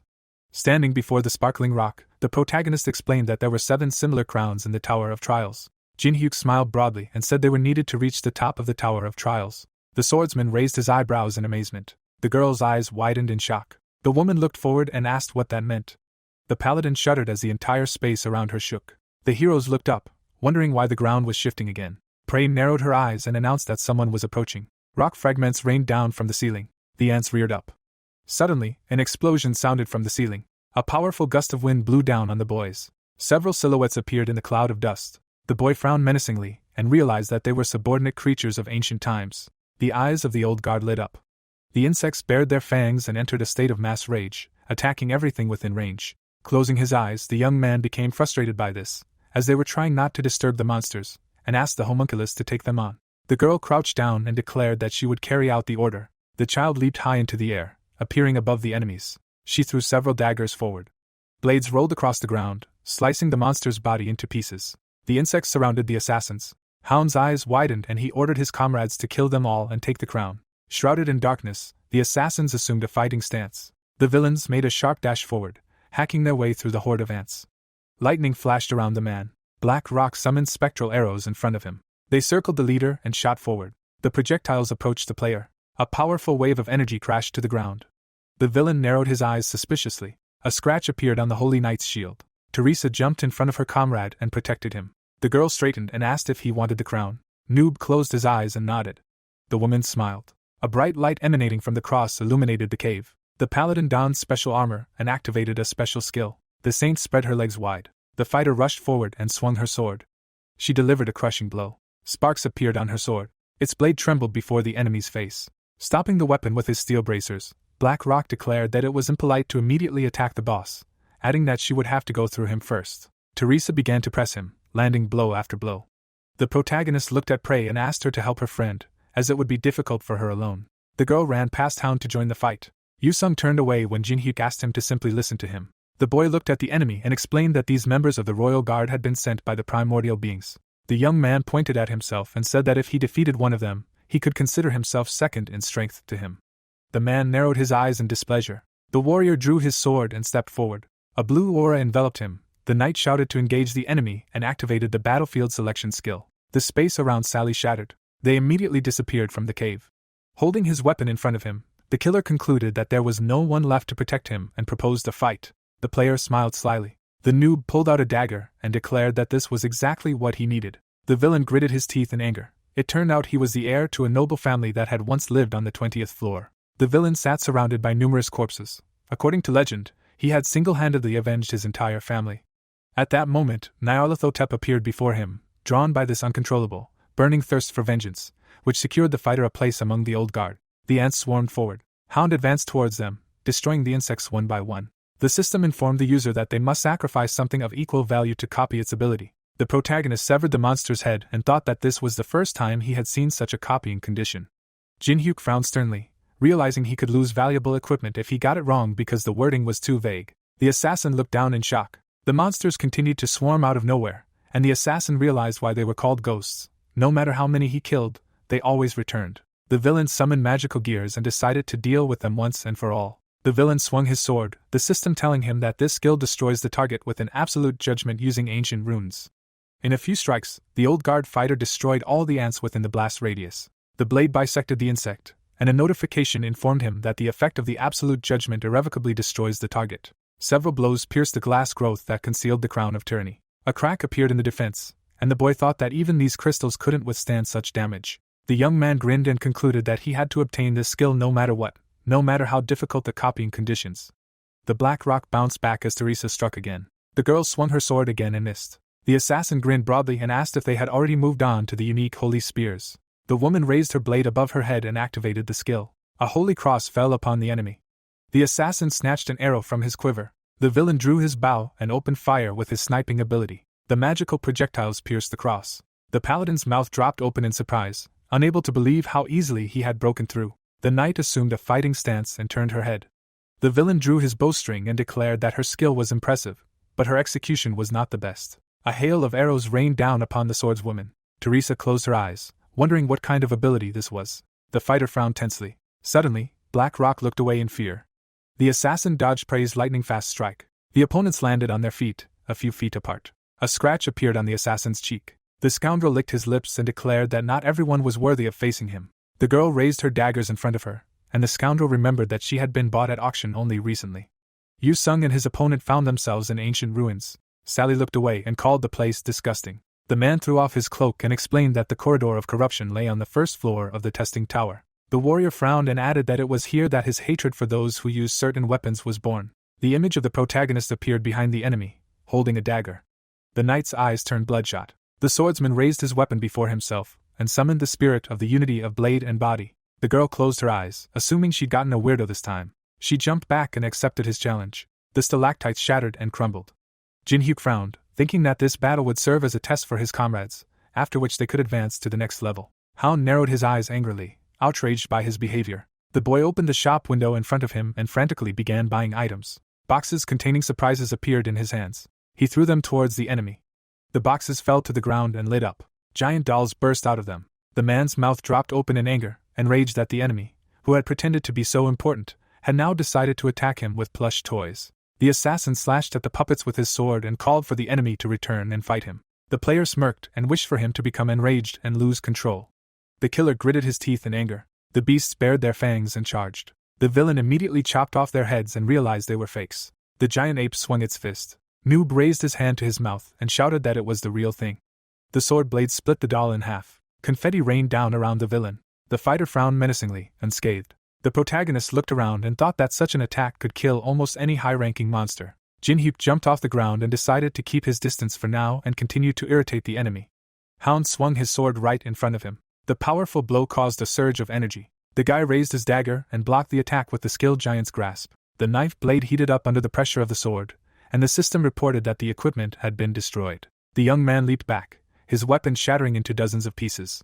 The player glanced at the notification that the victim didn't meet the requirement, and was surprised that even the enhanced dagger hadn't worked. The man grinned angrily, and the noob realized that defeating him wouldn't be difficult, but preserving his equipment and fulfilling the copying requirements would be very difficult. The protagonist rolled his eyes and concluded that his friends were much easier to fight because they had no requirements. A broken shield lay on the sand. The black arrow fired another. Magic projectiles approached Teresa. The girl slammed her foot into the ground. The arrows pierced her long hair. A target mark appeared before her, and enemy projectiles rushed toward it. A powerful blow sent sand flying. The assassin smirked and said that this was the first opponent he had ever seen survive so many attacks. The woman rested her sword on her shoulder. The assassin declared that he regretted wasting his strength on her, and prey appeared behind him. The girl delivered 2 crossbow strikes. The villain swung his leg, reminding her that she would never be able to even touch him. A powerful kick sent the child flying backwards and crashing into a rock. Falling to the ground, the homunculus said everything was fine and expressed disappointment that her surprise attack had failed. The dark copy crossed her arms and explained that she didn't like this at all, because if this continued, there would be nothing left of her body. The paladin frowned and said it wasn't that simple. In the memory, the knight delivered her strongest blow. The villain stopped the enemy's sword with a single bracer, and the warrior explained that she couldn't penetrate his defense due to the monstrous difference in their levels. The duplicate smirked and asked if they didn't have a move that could reach the enemy. The swordswoman's eyes widened. The homunculus approached her and said that the difference in stats with the enemy was too great. The artificial human frowned sternly and added that in the current situation, their chances of victory were less than 7%, so the most rational course of action would be to retreat temporarily. Prey raised an eyebrow in surprise when Teresa decided to share what she had learned while traveling with the leader. In the memory, the protagonist placed his hand on his belt, and the girl asked how to learn not to give up and move forward, even when it was incredibly difficult. Closing his eyes, Jin-hyuk suggested it was all about unconditional faith. The girl looked at her friend in amazement. The woman stepped forward and explained that in this world, every problem always had its own solution. Black Rock drew back his bowstring. The man fired 3 arrows forward and challenged the enemy to try and endure them. The projectiles slammed into the ground. The assassin narrowed his eyes suspiciously. The child's eyes widened in shock. A dark haze enveloped the paladin, and the assassin asked if she had really taken the entire blow. The villain summoned a black portal before him and asked if his opponent had already surrendered. A hail of arrows rained down on the holy knight. The warrior stood her ground, not even flinching. The arrows skittered off her armor. The swordswoman continued to advance. The warrior lunged straight toward the enemy's projectiles. The villain's mouth dropped open in fear. Teresa moved close to him and swung her arm. The girl grabbed the opponent's wrist. The Black Rock tried to break free and asked what was going on. The man kicked the enemy with his knee and demanded he let go. Blood dripped from under his helmet, and the woman explained that she could only absorb the attacks because her blade was incapable of piercing him. The paladin's eyes flashed, and she declared that she had waited for the moment when the enemy was off guard and immobilized him. The assassin narrowed his eyes tensely, wondering what she was planning. Red threads appeared in Prey's hand. The girl summoned a sharp spear. The child's brows furrowed confidently, and she said she recognized her friend's resolve. The assassin looked at the enemy in confusion, and the homunculus explained that he had indeed been wounded by her attack, but had subsequently begun dodging all her blows, making their chances of victory slim to none. The villain's hands trembled, and the artificial human realized that if her target could no longer dodge, the probability of a successful attack was 99.9%. Prey swung the spear. The girl threw it forward. Blood gushed from the villain's mouth. It splashed and spattered the knight's snow-white armor. The child lunged forward and used the final spiral skill. A hole gaped in Blackrock's chest. The assassin collapsed onto the sand. It turned out the spear had also pierced the swordswoman's body. The homunculus looked back and saw her friend fall to the ground. Teresa lay in a pool of her own blood. The artificial human looked down sadly. Prey crouched next to her ally and admitted that she was completely at a loss as to what to do in moments like these. Suddenly, the girl's eyes widened. A bright light enveloped the girl's body. The woman supported herself with her hand and declared that everything was fine. The paladin rose to all fours and activated the Blessing of the Stars skill, which restores the player if death does not occur instantly. The knight smiled and declared that she would not die so easily. The swordswoman placed her hand to her chest and used divine healing. Standing next to her, the child said she didn't know she had such an ability. The warrior looked up as the homunculus explained that she had come close to understanding the combat method discussed earlier. The artificial human lowered her gaze and explained that if individual players combined their efforts to maximize each other's strengths, they could overcome obstacles even if they had a huge disparity in strength. The fighter smiled, and Prey thanked her for such important information. The girl scratched her chin and suggested that she make this spear attack her regular tactic. Teresa waved her hands and begged her not to, as the others lacked such a recovery skill. The girl rose to her feet and suggested they return to the leader. Frowning, the woman wondered if the stalker would be alright and thought about him having to fight alone against such a powerful member of the old guard. Sally's hand trembled. The assassin looked away and sensed that Blackrock had been defeated. Turning away, the assassin realized that even the wielder of the unique sacred spear couldn't have easily struck him, and assumed the homunculus had intervened. Leaning on his sword, Yusung asked why the enemy had turned his back on him and asked her not to be arrogant, as he was perfectly fine. The villain narrowed her eyes in disdain. The heroes stood in the middle of the hall, and the villain acknowledged that her opponent's abilities were quite impressive for a player. Sally raised her dagger and declared that he could use his skills and utilize his unusual sword technique as much as he wanted. Her hand split. Doppelgangers appeared behind her, and she concluded that the enemy couldn't reach her anyway. The copies scattered around the room, rushing into battle alongside their owner. The man swung his sword. Suddenly, the blade touched him. The player struck but missed. The warrior began to fight off the clones surrounding him. Cuts appeared on his body, and the woman called him a worthless mortal who couldn't even summon a sacred spear. The assassin swung her leg and said she didn't know what he was hoping for when he decided to confront a member of the old guard alone. The assassin kicked the enemy in the chest and called it the stupidest decision of his life. The powerful blows sent the swordsman flying backwards. The fighter crashed into the wall, destroying it. The villainess stopped and raised her eyebrows. Sally narrowed her eyes in displeasure and realized this was no ordinary mid-level adventurer. The stalker spat out a clot of blood. A blue aura enveloped him, and the girl noticed that he had managed to withstand her attack, and his fighting spirit hadn't wavered at all. A message appeared in front of Yusung, warning that someone was attempting to infiltrate the battlefield. Red lightning appeared above his head, and someone commented that compared to the barriers his master used, this was a mere trifle. The man's mouth dropped open in surprise. Alice emerged from the portal and crossed her arms. The warrior declared he could have handled this on his own, and the vampire landed on her feet, claiming the leader had sent her here. The head of the Ataraxia family winked and added that Jinhyuk might have been mistaken and that fighting a member of the old guard alone might be difficult. The swordsman's eyes widened in amazement. Watching them from the sidelines, the assassin wondered how they could stand and chat with the enemy right behind them. The assassin raised her dagger and decided to activate her sacred spear and end everything with one attack. Her red eyes lit up. An ominous energy enveloped the night, and Sally noticed a change in the atmosphere. The stalker looked back and asked his ally to promise him something. Without turning around, Yusung wanted what happened here to remain a secret forever. The Empress raised an eyebrow in surprise, and the man explained that he'd wanted to try it on his comrade, but now he'd have to try it here. The player raised his sword and used the unique sacred spear. Blue particles enveloped the walls, covering the floor of the room. Alice's mouth dropped open in shock. In memory, the girl frowned and asked if it wouldn't be too dangerous for their friend to fight alone. The protagonist grinned and decided he'd definitely succeed. He just needed a little motivation. A bright light illuminated the corridor of the first floor of the testing tower. The woman smiled broadly, thinking that her master truly knew better than anyone how to push others beyond their limits. The warrior took a step forward. The assassin's eyes widened in fear. The swordsman's hair turned white. The fighter raised his mist-shrouded weapon before him. At that moment, ice blocks rained down on Hound.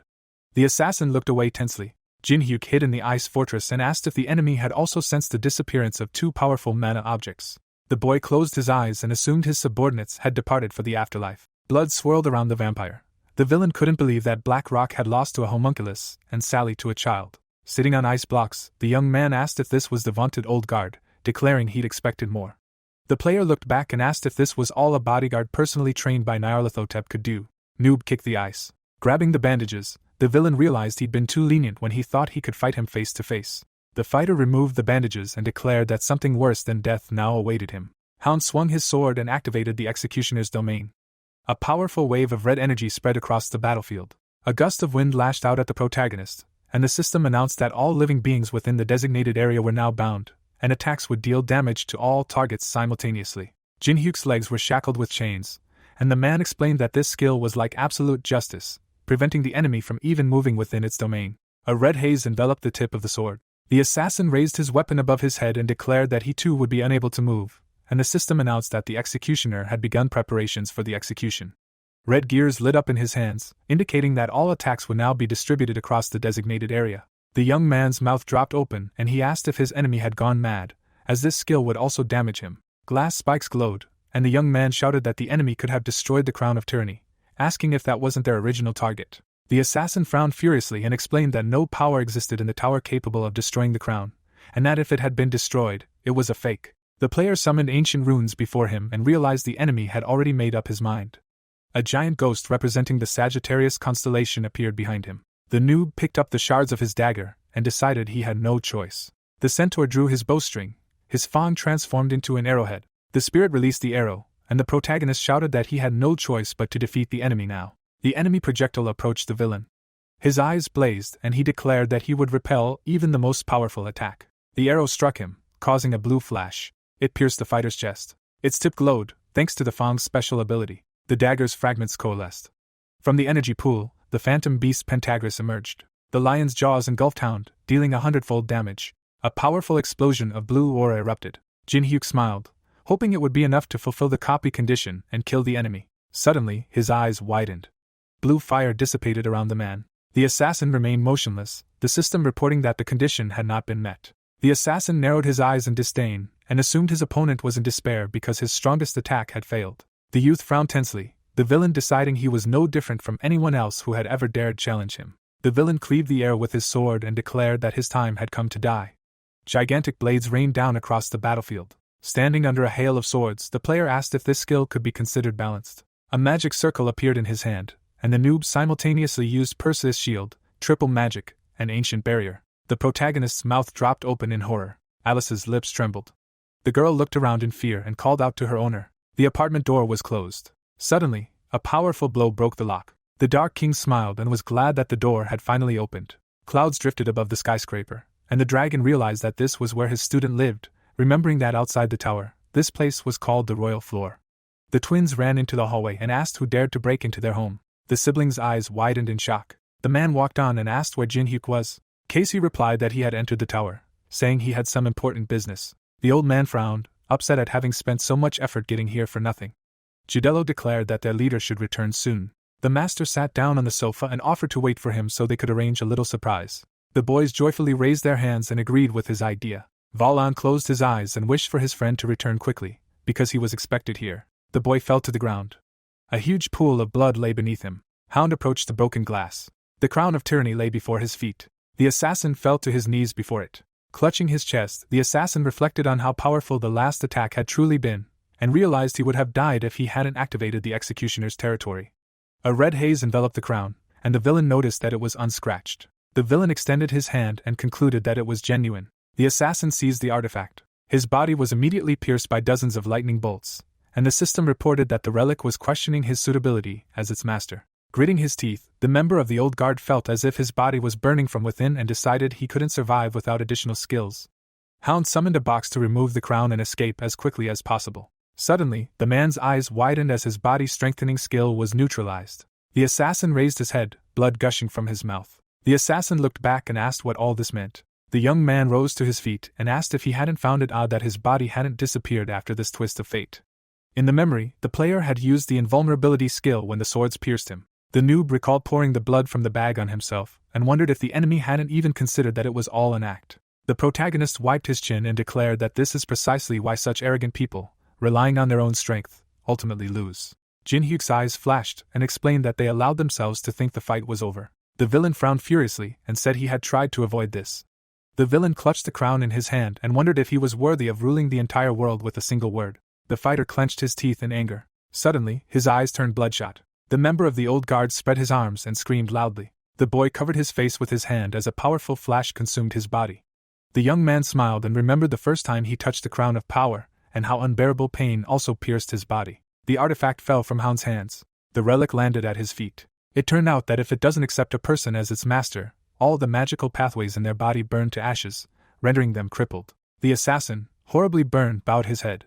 Black smoke oozed from his mouth. The player wiped the blood with a handkerchief, and the assassin begged the enemy to end his suffering.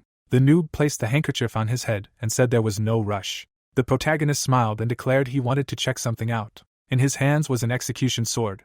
Jin-hyuk called it an excellent two-handed sword.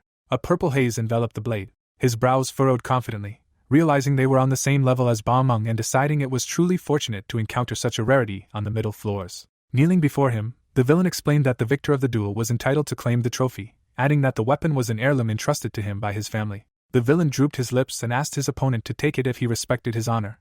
The young man stared at the sword in confusion. A satisfied smirk appeared on his face. The blade vanished into thin air. The mad player apologized, declaring that he valued profit over honor. The system confirmed that the copying condition had been met. Hound's mouth dropped open in shock. His body began to disintegrate. The noob dusted off his hands and copied his skill, Twist of Fate, and the system leveled it up. The ability icon glowed, and the description stated that this skill allows one to destroy a selected target. The protagonist left the embers behind and expressed outrage that his opponent found the strength to speak of honor on the brink of death. Jin-hyuk reached for the crown and invited his enemy to watch him from hell. Yusin and Alice emerged from the battlefield and approached Teres. The man's pupils immediately narrowed. A vortex of powerful energy swirled before them. The young man picked up the artifact, and the warrior noticed that its mana was absorbing him. Gritting his teeth, the swordsman wondered if he would be alright and resolved not to let him die until he defeated him in single combat. The girl crossed her arms and asked him not to worry, as the contractor was simply accepting a challenge. The knight asked what they were talking about. The woman smiled broadly and declared it was a test for the title of king. A strong gust of wind blew down on the young man. The player gripped the relic tightly and activated the demon's heavenly magic skill. A dark aura enveloped the crown. Frowning slyly, the noob asked if the object recognized this power, and said it was the might of its former owner, who had cast it there. An explosion echoed from the center of the cave, and the protagonist urged the artifact to cease its resistance and accept him as its master. Gabrielle walked down the castle corridor. Samuel approached her and placed his hand on her chest. The archangel glanced back and asked him to report on the situation in the Civil War. The heroes approached a table with a map. The man explained that only half of the rebels had survived the fierce fighting, but they had managed to break through the encirclement and leave Eden. Kizakio clutched his shoulder wound, and the soldier added that they had suffered too many losses and abandoned pursuit. The girl closed her eyes and concluded that at such a crucial moment, they were waging a war between the brothers and sisters of Eden, a war that deserved no forgiveness. The knight, drooping his lips, added that there was one more thing, and announced that the crown of power had fallen into the hands of one of the players. The woman raised her eyebrows in surprise. Gabrielle touched the table with her hand. The archangel looked at the sky and concluded that it had already begun.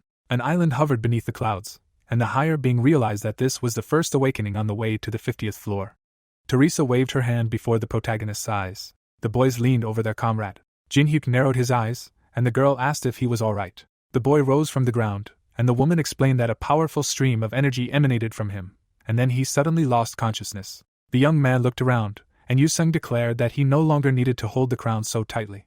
In the player's hands was a legendary artifact that allowed him to utilize unique abilities to the fullest. The noob smiled broadly, delighted to finally have one of the relics needed to challenge the 50th floor. The protagonist remembered the system window and decided that its most important property was the stat boost. Jin-hyuk confidently frowned and realized that increasing rupture by a full 30% was a true breakthrough. The man crossed his arms, angry that their friend was acting crazy again. The paladin suggested that if he was smiling, it meant everything was fine. The boy asked how many levels she'd managed to gain, and the knight pointed at herself and replied that she'd gained 10 levels since the victory. The warrior closed his eyes and said the same. The young man rose to his feet and concluded that they had all leveled up at least 10 levels after defeating the old guard. The player grabbed his comrade by the shoulder and asked if they didn't understand what that meant. Beaming with joy, the noob declared that they had every chance of reaching the top of the trial tower and asked if that wasn't amazing. The swordsman raised his eyebrows in surprise. A smile appeared on his face. The protagonist smugly placed his hands on his hips. The stalker commented that it was funny to hear such words from someone who had almost died, and Teresa noticed that their leader was unusually enthusiastic today. Alice frowned menacingly and asked what about her, to which Jin-hyuk replied that it was a given for her. Suddenly, a call window appeared in midair. Watching the broadcast, the stranger remarked that the boy now had many more allies and that finding joy even in such circumstances was very typical of him. The administrator grinned and declared he had no doubt he'd reach the top of the challenge tower this time. The boys beamed happily, and the administrator warned them that the moment would soon come when he'd be forced to make a choice. Sitting on the floor, Anhwan inquired about the player's decision.